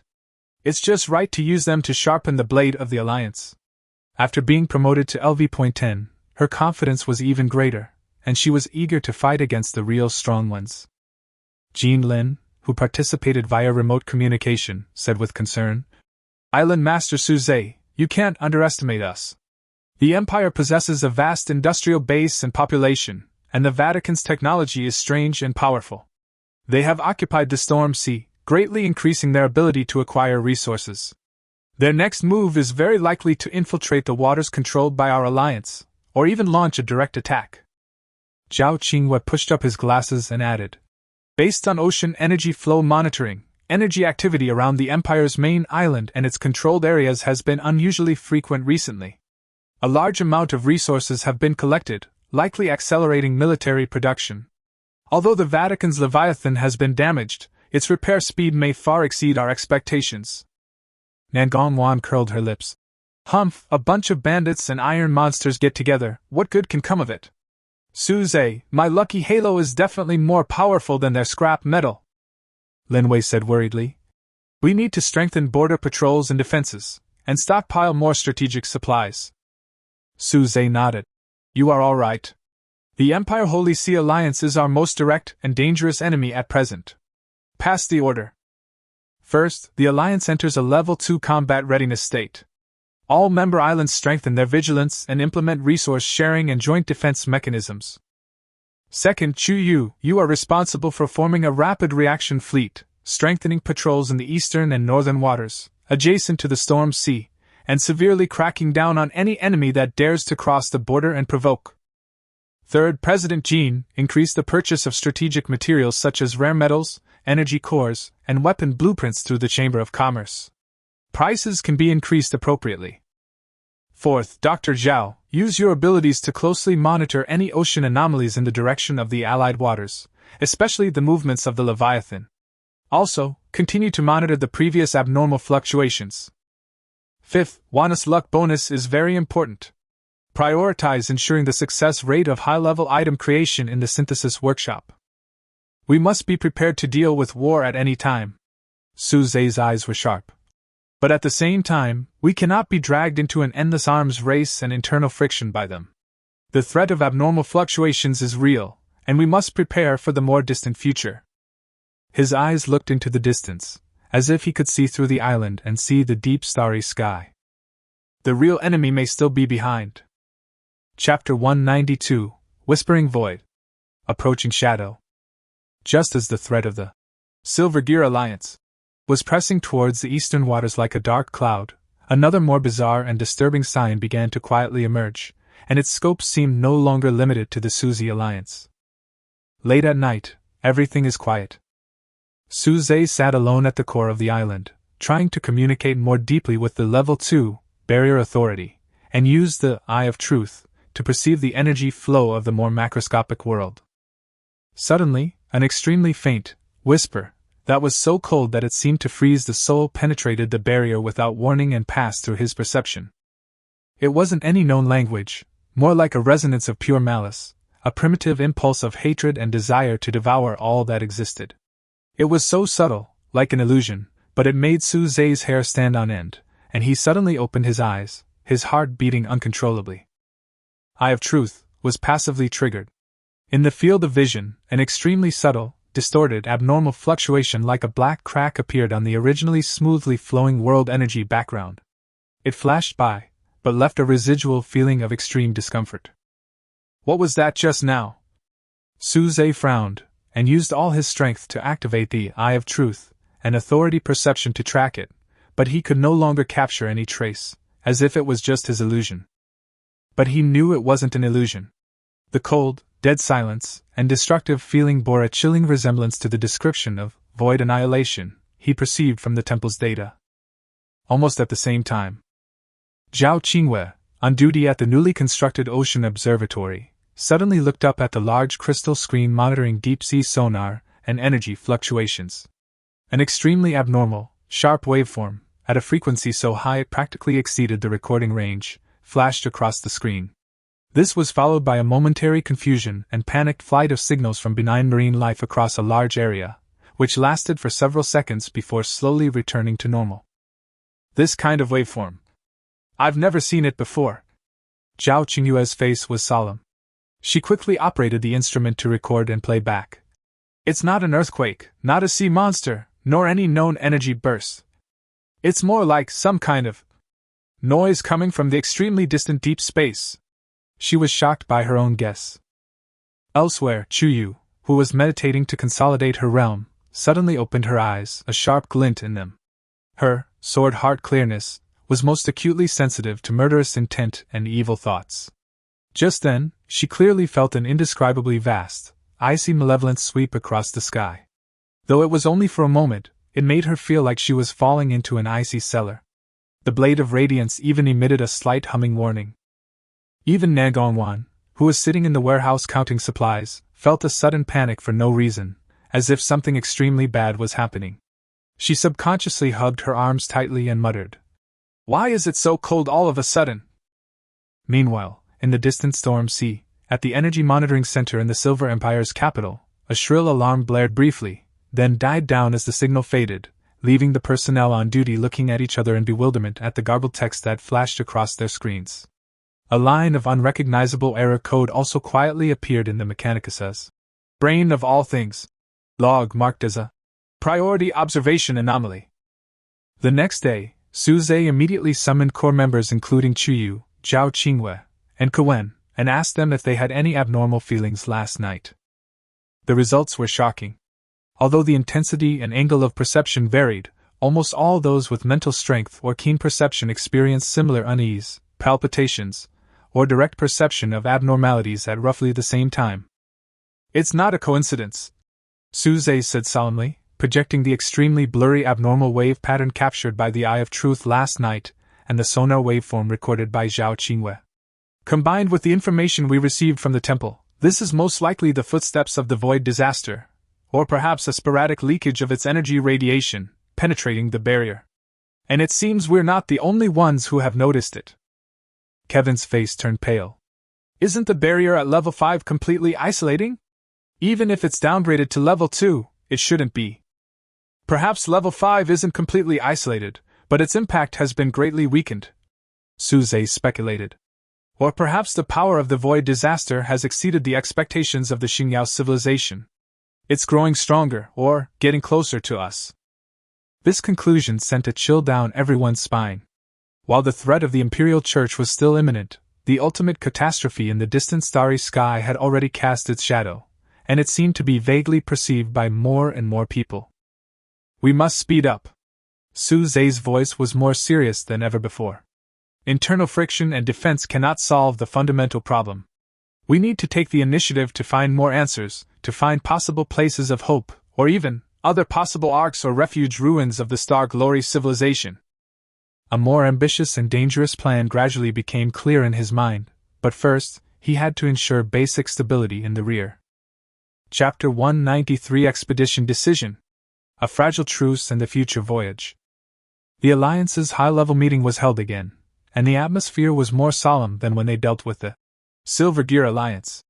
Suze concealed nothing and fully informed the core members of the meeting of the anomalies that many people had sensed last night, as well as the terrifying possibility that he, Zhao Qingwei, and Kowin had analyzed. Signs of the void disaster had already appeared and might be approaching. He also mentioned the signs that the Empire and the Church might have noticed. The shock of this news was immense. Even the belligerent Chu Yu's expression instantly grew grave. Compared to a cosmic catastrophe, the inter-island war seemed like childish play. So, we believe that passive defense and internal development may be able to deal with the threat from the Empire Holy See, but definitely not the void disaster. Suze concluded, his eyes sweeping over the crowd. We must go out and actively explore this world transformed by the Arc system, looking for any possible clues, more advanced technologies, or even other forms of refuge left behind by the starry civilization. We need to know the exact intelligence of the void disaster, and find ways to strengthen ourselves and even the entire barrier. He paused, then threw out his carefully considered plan. I propose that the Alliance immediately launch the Voyager project. Concentrate our most elite forces and most advanced technology to build an exploration arc capable of ultra-long distance, long-term voyages, equipped with powerful survival and scientific research capabilities. Build an expeditionary fleet to break free from the constraints of the current sea area and head towards the unknown sea areas where other relics or clues may be found in the Starlight records. The conference room was completely silent, with only the sound of heavy breathing to be heard. This plan is too bold, too risky. Uncharted waters hold endless dangers, stronger sea monsters, treacherous climates, unknown forces, and the ever-present threat of void invasion. The forces dispatched are undoubtedly the Alliance's most vital force. Any loss would be a devastating blow to the Alliance. Furthermore, a powerful enemy is right next to them. This is too risky. A former leader of a medium-sized island who later joined the Alliance couldn't help but exclaim. Our main enemy is the Silver Gear Alliance. We should concentrate all our forces to defeat them first. Sending elite troops on an expedition now, what if they take advantage of the opportunity to launch a large-scale attack? This is the key point. Suze interrupted him, his tone calm. If we put all our strength into a bloody battle with the Alliance, even if we win, it will be a miserable victory. How will we deal with the real doomsday then? Moreover, I think there is a chance that we may be able to stabilize them temporarily. At this moment, the communications officer hurried into the conference room and handed Suze an encrypted message. Island Master, an urgent encrypted communication request from the Silver Empire's Supreme Commander Yin Hui. Everyone was stunned. What did Yin Hui want to do at this sensitive moment? Suze's eyes moved slightly, as if he had thought of something, and he immediately said, Connected and amplified the speaker. The communication was connected, and Yin Hui's voice, which seemed a little distorted after being loudspeakered, rang out with his usual arrogance but also a hint of imperceptible anxiety. Suze. Marshal Yin Hui. Suze responded calmly. What instructions do you have for contacting me at this time? Do you want to declare war? A declaration of war? Yin Hui snorted coldly. You and I both know this. Right now, there are more important things to confirm than fighting each other. He paused, as if weighing his words. Not long ago, my Imperial Energy Monitoring Center and our ally, the Vatican's myriad brain, both detected indecipherable anomalous energy signals. While I still believe your void disaster narrative is a self-serving gimmick, this unknown interference does exist and is unpleasant. I believe, with the access you've been granted, you should be able to perceive it more clearly. Everyone in the conference room looked at each other in surprise. They didn't expect that the other party would actually bring up this matter on their own initiative. Suze remained calm. So, Inhue's voice turned serious. Before we fully understand the true nature of this anomaly, the Empire and the Church do not want uncontrollable chaos to occur in the rear. We have reached an internal resolution. We can temporarily shelve plans for a full-scale conflict with your alliance. This statement surprised the League's top executives. Inhui continued. This isn't a peace agreement, just a temporary ceasefire. The duration is set at 1 year. Within that year, the Silver Gear Alliance's main fleet will not proactively attack your alliance's core control areas. However, you are also prohibited from provoking or expanding into the alliance's existing control areas.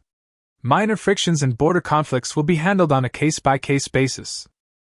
Conditions? Suze asked directly. He didn't believe that the other party was so kind. The condition is that you also publicly promise not to actively seek all-out war with the Alliance during this period, Inhui said. Also, share all the data you know about that abnormal signal. Don't try to fool us with fake data. We have our own verification methods. Suze pondered for a moment. This was exactly what he had hoped for. He looked at the people at the conference table. They exchanged glances and nodded slightly. This was a rare opportunity to catch their breath, and it was also the prerequisite for the expedition plan to be implemented. We can share some data, limited to basic information such as abnormal waveforms and occurrence times. This is out of consideration for the overall interests of mankind, Suze said slowly. We can also agree to temporarily avoid a full-scale war. But I need a more clear guarantee. When we conduct certain, necessary external exploration activities, your fleet must not launch a surprise attack on our rear base. Inui was silent for a few seconds, as if discussing something with someone, before replying. Yes.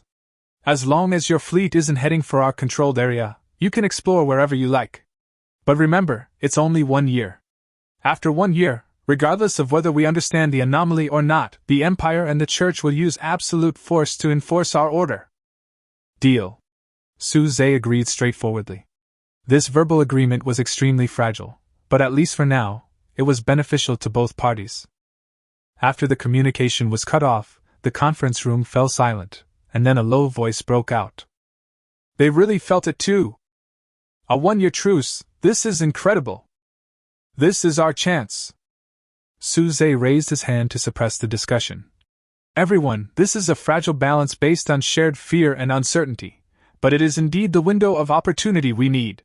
The Voyager project must be launched immediately. We must find answers and gain strength as quickly as possible within this year. No one objected. Chuyu was the first to speak out, saying simply, I agree. I will depart with the fleet. Zhao Qinghua pushed up his glasses. From the perspective of scientific research and exploration, an expedition is necessary.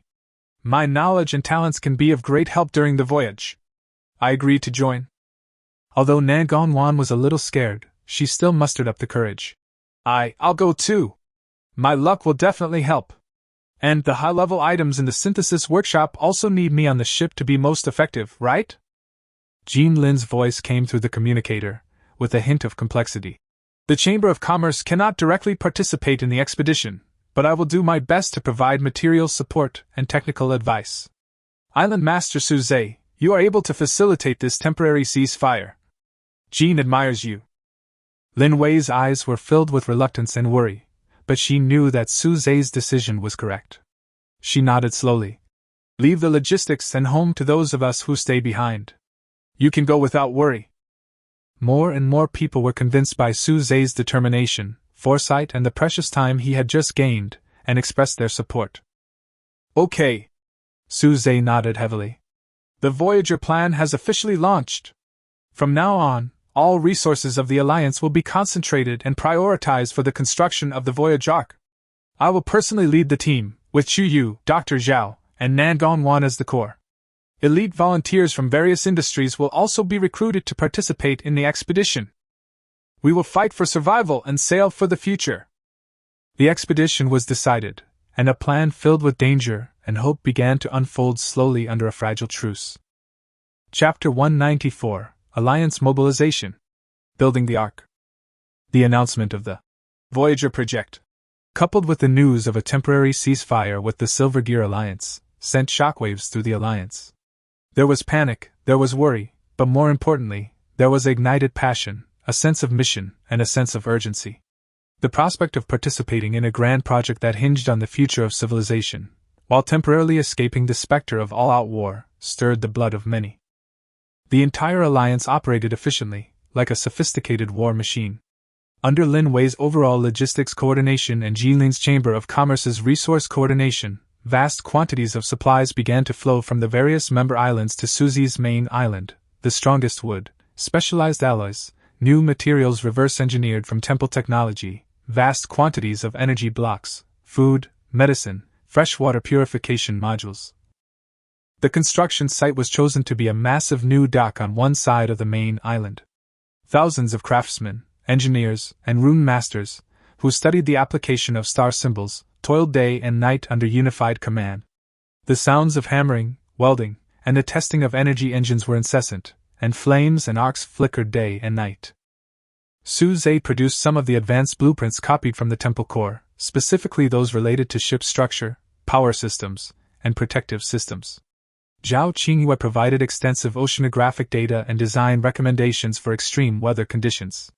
Nan Gongwan, in charge of the materials synthesis department, leveraged her lucky aura to significantly increase the success rate of advanced materials synthesis and optimize their performance. Named the Light of Hope, this long-distance arc has design specifications far exceeding any current vessel. It is not a traditional warship, but more like a small, self-sufficient mobile city on the sea. Hull, utilizing 3 layers of composite armor. The outermost layer is a special alloy mixed with star metal, the middle layer is a buffer and energy-absorbing structure, and the inner layer is a fireproof and waterproof bulkhead. The overall design provides excellent wave-breaking performance and high stability. Power: the core utilizes a modified large-scale steam energy hybrid engine, supplemented by a yet-to-be-fully understood fluid dynamic rune array, obtained from the Starlight blueprints. This can significantly increase speed and efficiency when necessary. Sails are also equipped for auxiliary and emergency power. Defense: equipped with a large-scale energy shield generator. It's capable of withstanding multiple attacks from Lord-level sea beasts. Key areas are covered in additional armor. Also designed are sonic and flash jammers that can be deployed to counter swarms of sea beasts. Life and scientific research: the ship is equipped with an ecological agricultural area, soilless cultivation, a fresh water circulation system, a medical station, a library, storing a large amount of technical information and star glory data, and several specialized research laboratories, ocean, biology, energy, star glory technology, etc. Armament: although not a main battleship, it is still equipped with multiple crossbows and catapults, which fire alchemical incendiary bombs or special ammunition, and an interface for installing large energy weapons is reserved at the bow. The technology has not yet been fully broken through. Crew: the ship is designed to carry 300 people, including crew members, combat personnel, scientific researchers, various craftsmen, etc. The construction process wasn't entirely smooth. The application of new technologies presented numerous challenges, and material shortages were frequent. However, with the full support of the entire alliance, and Nan Gongwan's often miraculous luck, each difficulty was overcome. During this time, there were several minor skirmishes between the border region and Silver Gear Alliance patrols, but both sides exercised restraint and avoided escalation, as if silently adhering to a fragile agreement. The keel is laid, the main structure is formed, the power engine is installed, the armor is welded, the interior facilities are decorated. Every day the Light of Hope is growing at a speed visible to the naked eye, gradually transforming from a pile of drawings and materials into a towering, majestic ship that embodies the highest technology and wisdom of the current alliance. Everyone who looked upon it was filled with pride and hope. It was more than just a ship, it was an ark carrying the promise of exploring the unknown and finding life. It was also a symbol of the Alliance's race against time during the armistice. Su Zhe spent almost every day at the shipyard, personally supervising the construction of key nodes and checking every detail with the eye of truth to ensure that nothing went wrong. He knew that this ship would be their greatest support in the future in unknown dangers. Meanwhile, the selection of expedition personnel was proceeding intensively. The number of applicants far exceeded expectations, and they underwent rigorous screening for physical fitness, skills, mental fortitude, and loyalty. Each member of the final list represented an elite group of professionals from across the Alliance. The date of the expedition is approaching day by day. Chapter 195 Farewell and Perseverance. Lin Wei's Promise. The Light of Hope is about to be completed and the day of departure is just around the corner. The main island at night is less noisy than during the day, and more filled with the melancholy of parting. The sea breeze brings a touch of coolness. Su Zhe and Lin Wei stood side by side on the highest observation deck on the island, overlooking the brightly lit dock below. The outline of the huge ark was particularly clear in the moonlight and lights, like a dormant giant beast about to set sail. "Are you leaving tomorrow?" Lin Wei asked softly, her voice trembling slightly. The sea breeze blew her hair, and the moonlight cast a faint shadow of worry on her pretty face. "Yes, all preparations are complete, and the weather and sea conditions are suitable." Su Zhe nodded, his gaze still fixed on the ark, but he could sense the emotions of those around him. He reached out and gently grasped Lin Wei's slightly cold hand. "Also, although the armistice agreement with Inui is fragile, at least in the short term, our family is safe. This is the best offer we can secure." Lin Wei didn't struggle, instead firmly returning the grip. She knew she couldn't join the expedition. The island needed her, and the Alliance's logistics needed her even more. This was her duty, and it was how she chose to persevere. However, thinking of Su Zhe heading into the deep ocean, fraught with unknowns and dangers, with an uncertain return date, her heart tightened. "You must return safely." 1,000 words finally condensed into this simple yet weighty reminder. 1 year. I don't know if they'll actually keep it. Su Zhe turned around and looked at her seriously. "I will. Don't forget, I'm a watcher now. It won't be that easy for me to get into trouble." He tried to lighten the atmosphere with a relaxed tone. "Besides, we have Chu Yu, Dr. Zhao, Warner and the others here, as well as a whole ship of elites, so don't worry. Inui and the Holy See are also wary of the unknown anomaly. Before they figure it out, the possibility of tearing up the agreement on a large scale is not high. But you stay behind and still maintain the highest vigilance. You must always be on guard against others." Lin Wei nodded and forced a smile. "Don't worry about your family. I will help you protect the Alliance. I will take care of the allocation of supplies, personnel arrangements, reinforcement of fortifications, and the cultivation and promotion of new crops." She took out a carefully sewn sachet from her bosom and handed it to Su Zhe. "It contains some soothing herbs and a lock of my hair. Carrying it with you is like I'm by your side." Su Zhe took the sachet, still warm from his body temperature, and a wave of warmth and guilt welled up in his heart. He carefully kept it close to his body and said, "Thank you, Ware. With you at home, I can go on the expedition without any worries." He paused, his tone becoming serious. "The Alliance is now in your hands. You can trust Jean Lin, but you must be cautious. The threat from the Empire and the Church remains. If they make any moves, we should prioritize defense and maneuvering. Preserving our strength is paramount, and there's no need to engage in direct confrontation. Everything will wait until we return." "I understand." Lin Wei nodded firmly. "I will wait for you to come back. No matter how long it takes." The two looked at each other in silence, their words saying everything. The moonlight stretched their shadows very long, as if they were intertwined and unwilling to separate. The next morning, the docks were packed with people. The remaining Alliance members and the relatives and friends of the warriors who were about to go out gathered here to see the expedition fleet off. The Light of Hope was ready to sail. Its massive sails hadn't yet been hoisted, but its streamlined hull and towering bridge already exuded an awe-inspiring presence. On the side, the words, "Light of Hope," gleamed brightly in the morning sun. Chu Yu had already boarded the ship and was checking the armaments and personnel. Zhao Qingwei was on the bridge, adjusting the navigation and observation equipment. Nan Gongwan, nervously yet excitedly, was doing a final inventory in her advanced synthesis workshop. Suze said goodbye to the senior executives who stayed behind one by one, and finally walked up to Lin Wei. Take care of yourself. The same to you. There are no extra words, a deep hug is worth 1,000 words. Suze resolutely turned around and boarded the gangway of the Light of Hope. Weigh the anchor!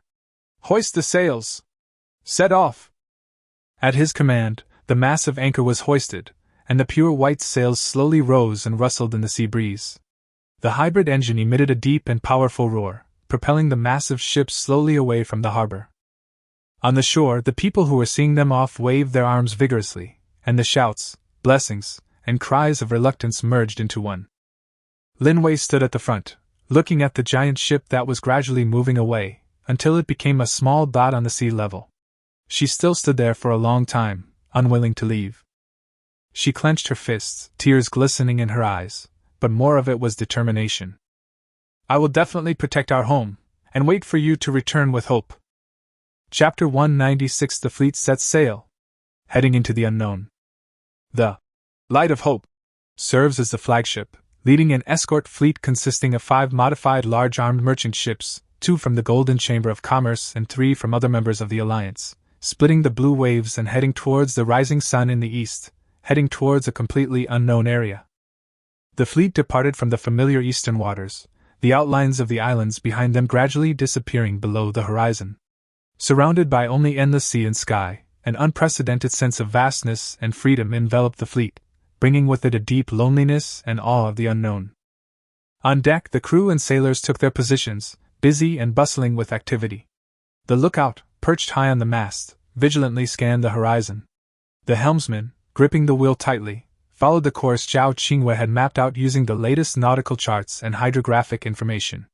In the lower hold, the engineers meticulously maintained the massive and sophisticated powertrain. Suze stood on the tall bridge of the Light of Hope, gazing out through the specially designed glazed windows at the endless expanse of deep blue. Chuyu stood beside him, her gaze sharp, ever vigilant. Na Gongwan, curious yet somewhat fearful, peered out through the window. Zhao Qingwei, buried in a pile of instruments and nautical charts, constantly calculating and correcting course. Report to the island owner. The fleet has completely deviated from the regular route and entered the unknown sea area marked Area A1. The adjutant reported loudly. Maintain the current speed, release the lead reconnaissance boat, turn on the sonar, and closely monitor the surrounding environment. Suze ordered calmly. He knew that the armistice agreement was only valid in known waters. Once entering this unknown area, all safety promises would be invalidated, and everything would be on their own. Yes. The order was swiftly executed. 2 small, fast, and highly maneuverable reconnaissance boats were launched from the mother ship. Like vigilant peregrine falcons, they sailed further out to the front and flanks. Their bottom sonars continued to operate, transmitting real-time signals of the seafloor topography and sea creatures' activity back to the main ship. The initial voyage was relatively smooth, with only the occasional encounter with curious dolphins or schools of small fish. But everyone knew this was just the calm before the storm. Uncharted waters meant unknown risks. Sure enough, at the evening of the 3rd day of sailing, the lead reconnaissance boat sent back an emergency signal. An area of abnormal energy disturbance has been detected ahead. It's massive. The ocean currents are turbulent, accompanied by strong electromagnetic interference. A large number of unknown species of flying sea beasts have been observed circling. The atmosphere in the bridge suddenly became tense. Can we go around it? Suze looked at Zhao Qingwei. Zhao Qingwei quickly calculated and shook her head. A detour would take at least 7 more days, and the alternate route isn't deep enough, posing the risk of reefs. Going straight through is currently the best option, but it's extremely risky. Suze pondered for a moment, his eyes fixed. Order the fleet to shrink the formation. The Light of Hope activates the front energy shield and serves as the vanguard. All combatants are in position. Load the crossbows with special armor-piercing arrows. Let's get through. Clear. The huge fleet began to change its formation, and the Light of Hope sailed in the front like a firm rock. The energy shield generator at the bow began to hum, emitting a light blue halo, preparing to meet the unknown impact. Chuyu took a deep breath, placed her hand on the hilt of her sword, a flicker of excitement in her eyes. Nagonwan hurried back to her workshop, clutching a pile of amulets and lucky potions. Zhao Qingwei was fully monitoring the energy disturbances and the movements of the sea beasts. The fleet sailed without hesitation into that abnormal sea area with thunder and lightning, dark clouds, and seemed to be connected to another world. The story of Volume 3 comes to a temporary close on this journey full of determination, hope, and unknown challenges. What awaits Suze and his expeditionary fleet will be deeper ocean mysteries, more peculiar island civilizations, more powerful deep-sea monsters, and the lingering whispers from the depths of the void. End of Volume 3. Chapter 197, The Edge of the Barrier. The Entrance to the Star Relics Sea. The expedition fleet led by the Light of Hope has been sailing in unknown waters for nearly a month. Over the course of a month, they traversed energy-ravaged thunderstorms, dodged swarms of giant octopus-like sea creatures lurking in the deep sea, and explored several desolate islands, finding nothing significant save for exotic vegetation and low-grade minerals. While they had their share of gains, Zhao Qingwei created detailed nautical charts, Nagonwan synthesized more efficient energy blocks, and Chu Yu's combat team collected a wealth of rare sea creature materials, the deeper secrets of Xingyao civilization, or clues to a solution to the void disaster, remained elusive. That kind of cold and dead whisper coming from the void appeared faintly twice during the period, each time making the sensitive Su Zhe, Chu Yu and others uneasy, and also strengthened their determination to explore deeper and farther sea areas. On this day, the voyage seemed to have reached an unprecedented limit. Where the sea and sky met ahead, the vast expanse of blue was no longer a boundless expanse. Instead, a hazy, distorted scene appeared, as if separated by a layer of frosted glass. The sky's color had taken on a strange hue, the starlight reflecting through it creating a hazy halo. Not far ahead, the sea seemed to have hit an invisible wall, becoming unusually calm, even viscous. The waves strangely subsided there. An invisible and vast sense of oppression came over them, making everyone in the fleet feel as if a huge rock was pressing down on their hearts. Report! An abnormal space boundary has been discovered ahead. The energy readings have increased sharply, and the situation behind the boundary cannot be detected. The observer's voice trembled slightly. Su Zhe immediately arrived at the front of the bridge, activating his Eye of Truth at full power. He saw a massive energy barrier stretching out before him, emitting a faint golden glow. While seemingly calm, the barrier held within it an unimaginable amount of energy, flowing and interweaving like the veins of a planet, forming an incredibly complex protective system. It's a world barrier. Su Zhe took a deep breath, his tone filled with shock and certainty. It's one of the ultimate lines of defense used by the Xingyao civilization to isolate the various areas within the Ark, or in other words, to protect the interior of the Ark from being eroded by the external void. According to the fragmentary information he had obtained from the temple, this barrier divided the entire island world into different seas, or sectors, each of which might have a different environment, resources, and even the trajectory of civilization development. Breaking through the barrier meant entering a completely new and uncharted territory. Can you find the weak point? Chu walked over to him, frowning slightly. This barrier gave people the feeling of being indestructible. Su Zhe observed intently, the light of the Eye of Truth swirling deep within his pupils. Countless streams of information flooded his mind, analyzing the barrier's energy structure. The barrier's overall strength is extremely high. Forcibly attacking it is like hitting a rock with an egg. However, no system is perfect. The energy flow exhibits periodic fluctuations. I've found it. His gaze locked onto a spot in front of the right side of the barrier. The energy flow there seemed slightly thinner and more chaotic than elsewhere, like a barely noticeable hole in a giant web. Furthermore, this hole seemed to be at an energy low. In that direction. Coordinates, X734, Y119.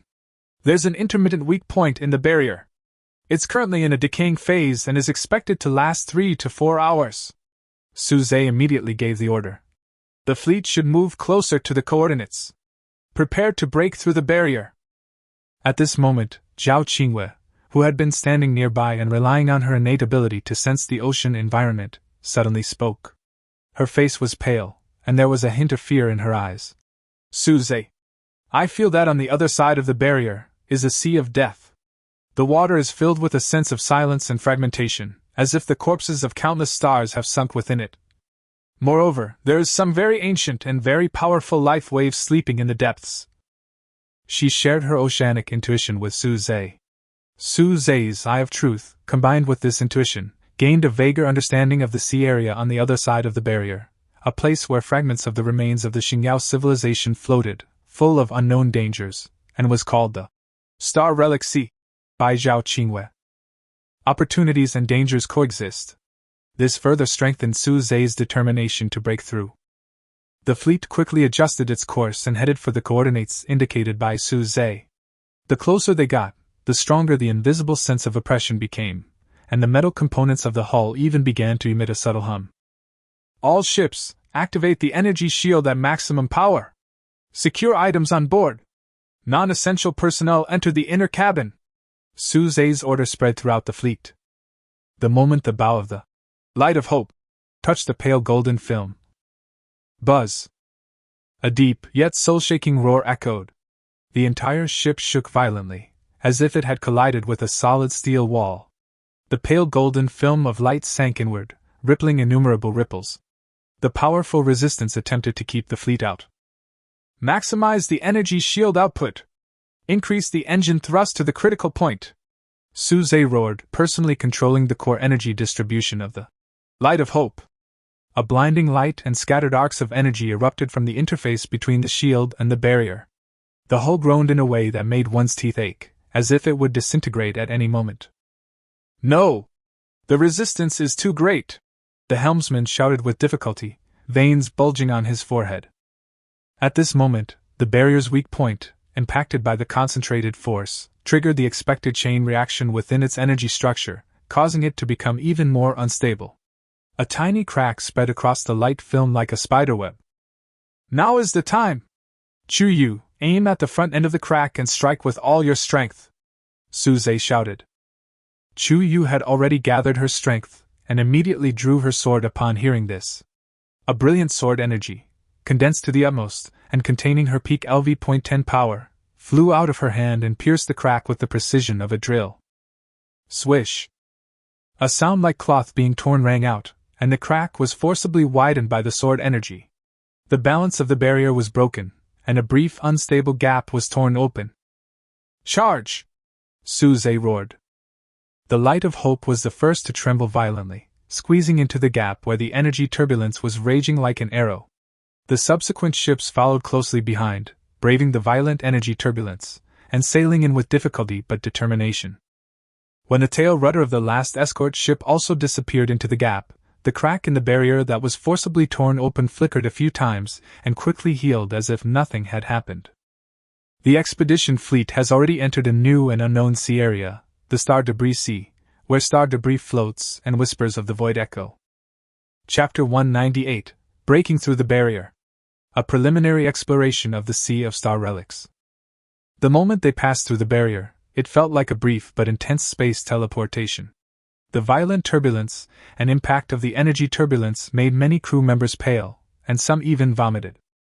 When everything calmed down, the fleet found itself in a completely different world. The sky was no longer the familiar azure, but a deep, almost inky blue.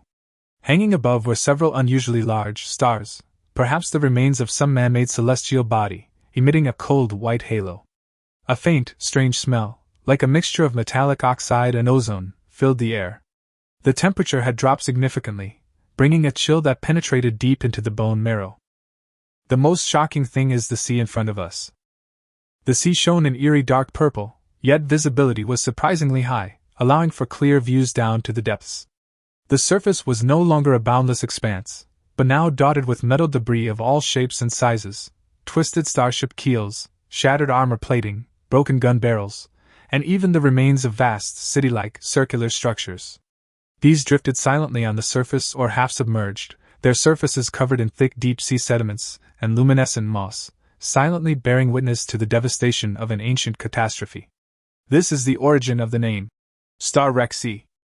Among some of the debris, you can vaguely see energy crystal veins emitting soft light, like stars on the seabed, dotted in this dead ruin. Is this the Sea of Star Remains? Nan Gongwan leaned against the porthole, her face pale, stunned by the scene before her. This was far more magnificent and desolate than any adventure scene she had ever imagined. The energy environment is stable, but full of inert decay characteristics, consistent with the long-term evolution after the destruction of a large-scale technological artifact.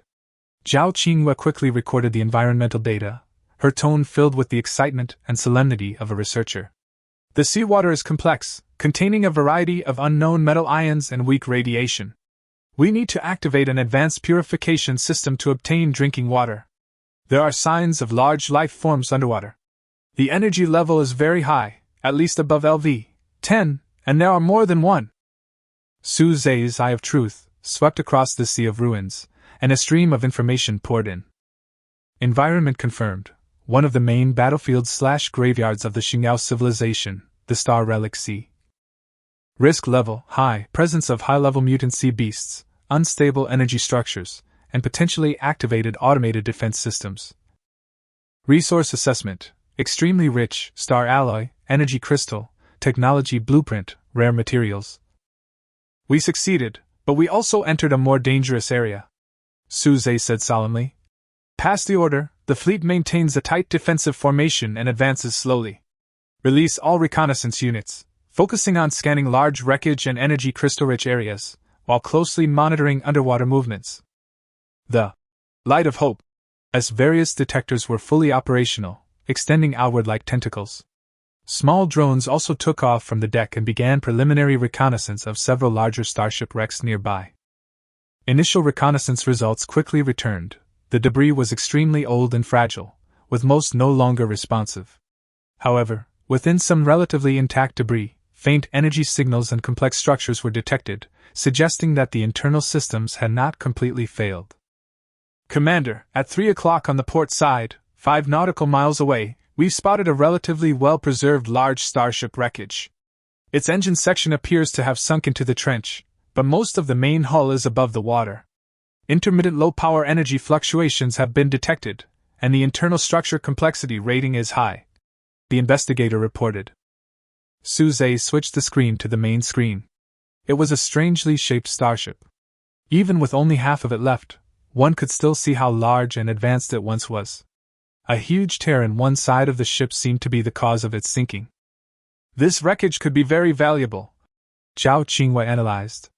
Perhaps we can find useful scientific and technological information or equipment. Su Zhe nodded and was about to order a closer and detailed investigation when the sonar operator suddenly sounded an emergency alarm. Large, high-speed objects approaching underwater. 3 of them.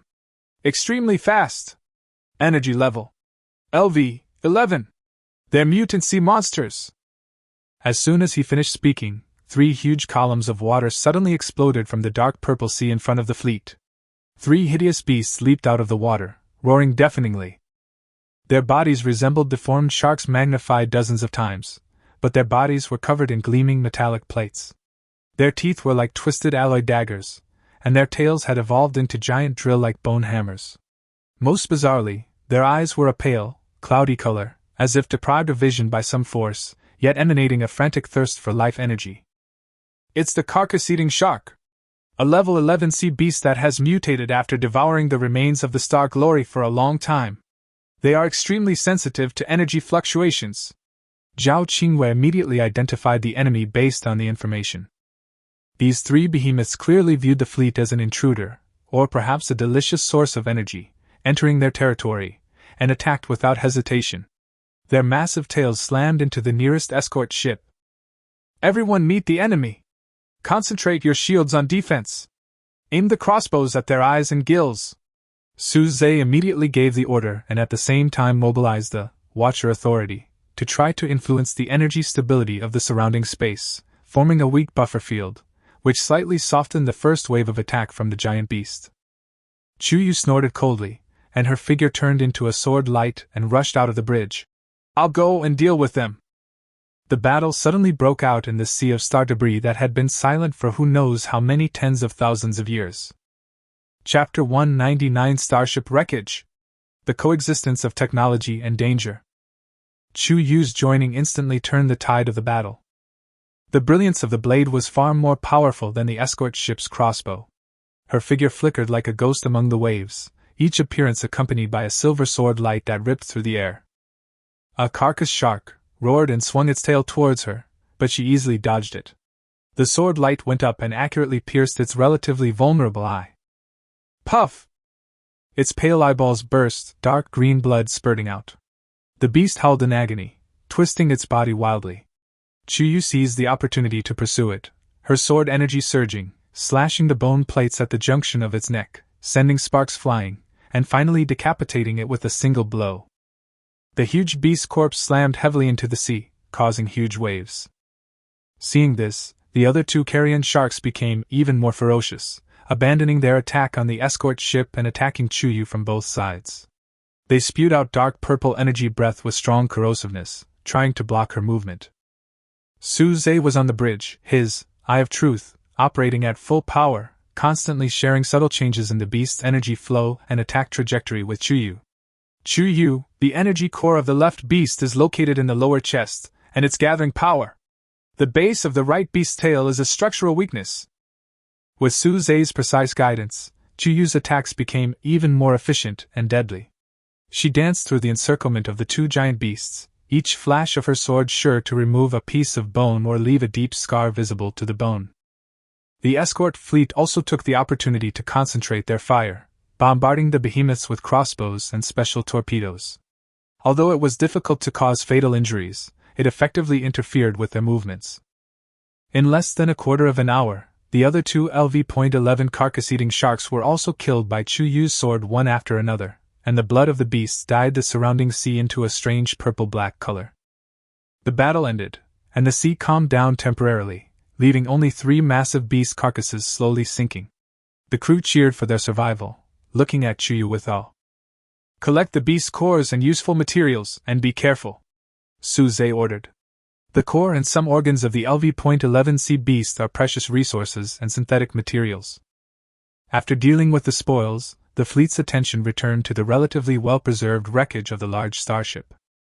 After the battle just now, the wreckage seemed even quieter and more mysterious. The fleet approached cautiously. A closer look at the starship's former grandeur only deepened the impression.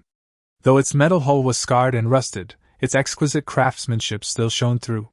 The massive tear had jagged edges, as if forcibly torn apart by some more formidable force. "Send an exploration team to the wreckage. Chuyu, you lead the team, I'll accompany you. Dr. Zhao, you provide remote support and monitoring on board. Warner, be ready to assist at any time." Suze made the arrangements. Faced with the unknown Xingyao ruins, he had to go there himself. Soon, an exploration team consisting of Suze, Chuyu, 10 elite soldiers and 2 engineers boarded the huge wreckage in a small boat. The moment I stepped onto the metal deck, a heavy sense of history and a cold, dead silence washed over me. The deck was littered with unrecognizable equipment and broken containers, and some areas still bore unidentified stains that had long since dried and turned black. The team carefully advanced along the damaged passageway, heading deeper into the ship. The air was filled with a faint smell of dust, and the occasional subtle creaking of metal under stress added a touch of eeriness. Eye of Truth constantly scans the surroundings, marking possible dangerous areas and valuable items. "Here, there seems to be some weak energy remaining in the direction of the main energy channel." Suze pointed in the direction. They passed through several winding corridors and arrived at a relatively spacious area, seemingly an important compartment of the starship. The interior was filled with various consoles and instruments, most of which were black and damaged. However, a cylindrical device half embedded in the ground in the center still emitted a faint blue light. "Is this a backup energy core? Or some kind of information storage device?" The accompanying engineer excitedly stepped forward to check. Suze's Eye of Truth gave more detailed information: low-power life support system, energy signal detection, associated database access port. Just as the engineer was trying to connect a portable reading device and attempt to access the database, something strange happened. In the shadows of the cabin's corner, 4 pairs of crimson lights suddenly lit up. Immediately afterwards, 4 humanoid mechanical guards suddenly stood up. They stood over 2.5 meters tall, their bodies cast entirely from dark metal, their joints emitting a teeth-grinding sound. Their arms weren't palms, but spinning energy blades and rapid-fire gun barrels. "Hostile unit detected," Star Glory Automated Defense Guard Mk3, Dormant Activation. Threat Level, Medium High, Performance has declined due to age. Objective, eliminate all unauthorized invading species. Enemy attack. Defense. Chuyu reacted immediately and drew her sword. The red light in the eyes of the 4 mechanical guards blazed brightly, and their energy blades whistled towards the nearest exploration team members. Rapid-fire gun barrels also spewed out deadly energy bullets. Ding ding ding! Chuyu's sword light formed a silver net, blocking most of the attacks, but energy bullets still hit the unprepared team members. Fortunately, the new type of armor blocked them and no serious injuries were caused. Suze, be careful! Chi reminded while fighting with 2 guards. The other 2 guards rushed straight towards Suze and the engineer who were trying to read the data. Suze's eyes focused, and the Eye of Truth instantly locked onto the guard's energy core and joints. The weak points are in the energy core in the center of the chest and the hydraulic rod of the knee joint. He did not choose to fight head-on, but nimbly dodged a slash of energy blade by turning sideways. At the same time, he flipped his wrist, and several special metal nails infused with his own energy shot out and accurately hit the knee joint of the guard rushing towards him. Crack! The hydraulic rod was damaged and the guard's movements suddenly stopped. Another guard who rushed towards the engineer was cut off the gun-holding arm by Chuyu, who turned around and slashed it with a sword. Suze seized the opportunity, rushed forward, and condensed highly compressed energy in his palm, and hit the chest of the slow-moving guard with the precision of a scalpel. Bang! With a dull thud, the energy core in the guard's chest instantly overloaded, emitting a puff of black smoke, and he collapsed to the ground. At the same time, Chuyu also used his sharp sword skills to dismantle the other 3 guards into scrap metal one by one. The battle was over and silence returned to the cabin, leaving only the heavy breathing of the crowd. It was a close call. These iron lumps can still move. A soldier was still in shock. Suze walked to the cylindrical device that was still emitting blue light and said to the frightened engineer, "Keep trying to read it. Be careful." This time, there were no unusual symptoms. The engineer successfully connected the device and began downloading data. After a moment, the engineer looked up excitedly. "Island Master! We've made a major discovery! We've found the Starlight Standard Energy Core Blueprint improved, and what appears to be theoretical fragments regarding space compression technology." Suze's eyes flashed with surprise. Energy cores are the foundation of any technological development, and space compression technology is even more significant. This is just the harvest from the first wreckage. The Star Cracker Sea is indeed full of dangers and opportunities. Chapter 200 The Sixth Bond. Star Whisperer Mu Shui. The exploration team's morale was boosted after successfully obtaining the energy core blueprint and space compression technology fragments. Suze decided to continue to explore the wreckage of the starship to see if there were any other discoveries.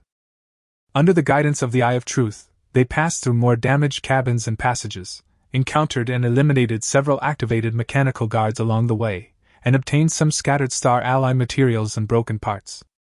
Finally, they arrived at a relatively closed area deep within the starship.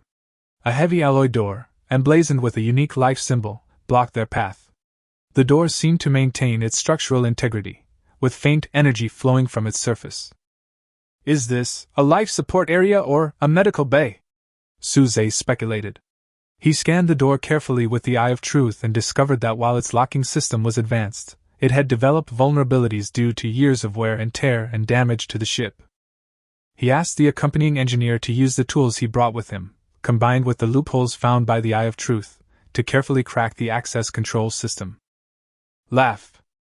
The sound of air pressure balancing was heard, and the heavy door slowly slid open to both sides, and a stream of cold air with the smell of disinfectant and some dormant gas rushed out. The scene behind the door stunned everyone. This wasn't a large cabin, but it was well equipped. In its center, a sleek life support pod, constructed entirely of transparent crystal and metal, sat quietly. A soft white light shone on its surface, and its interior was filled with a pale blue nutrient solution. The most shocking thing is that there is a sleeping woman floating in the life support cabin.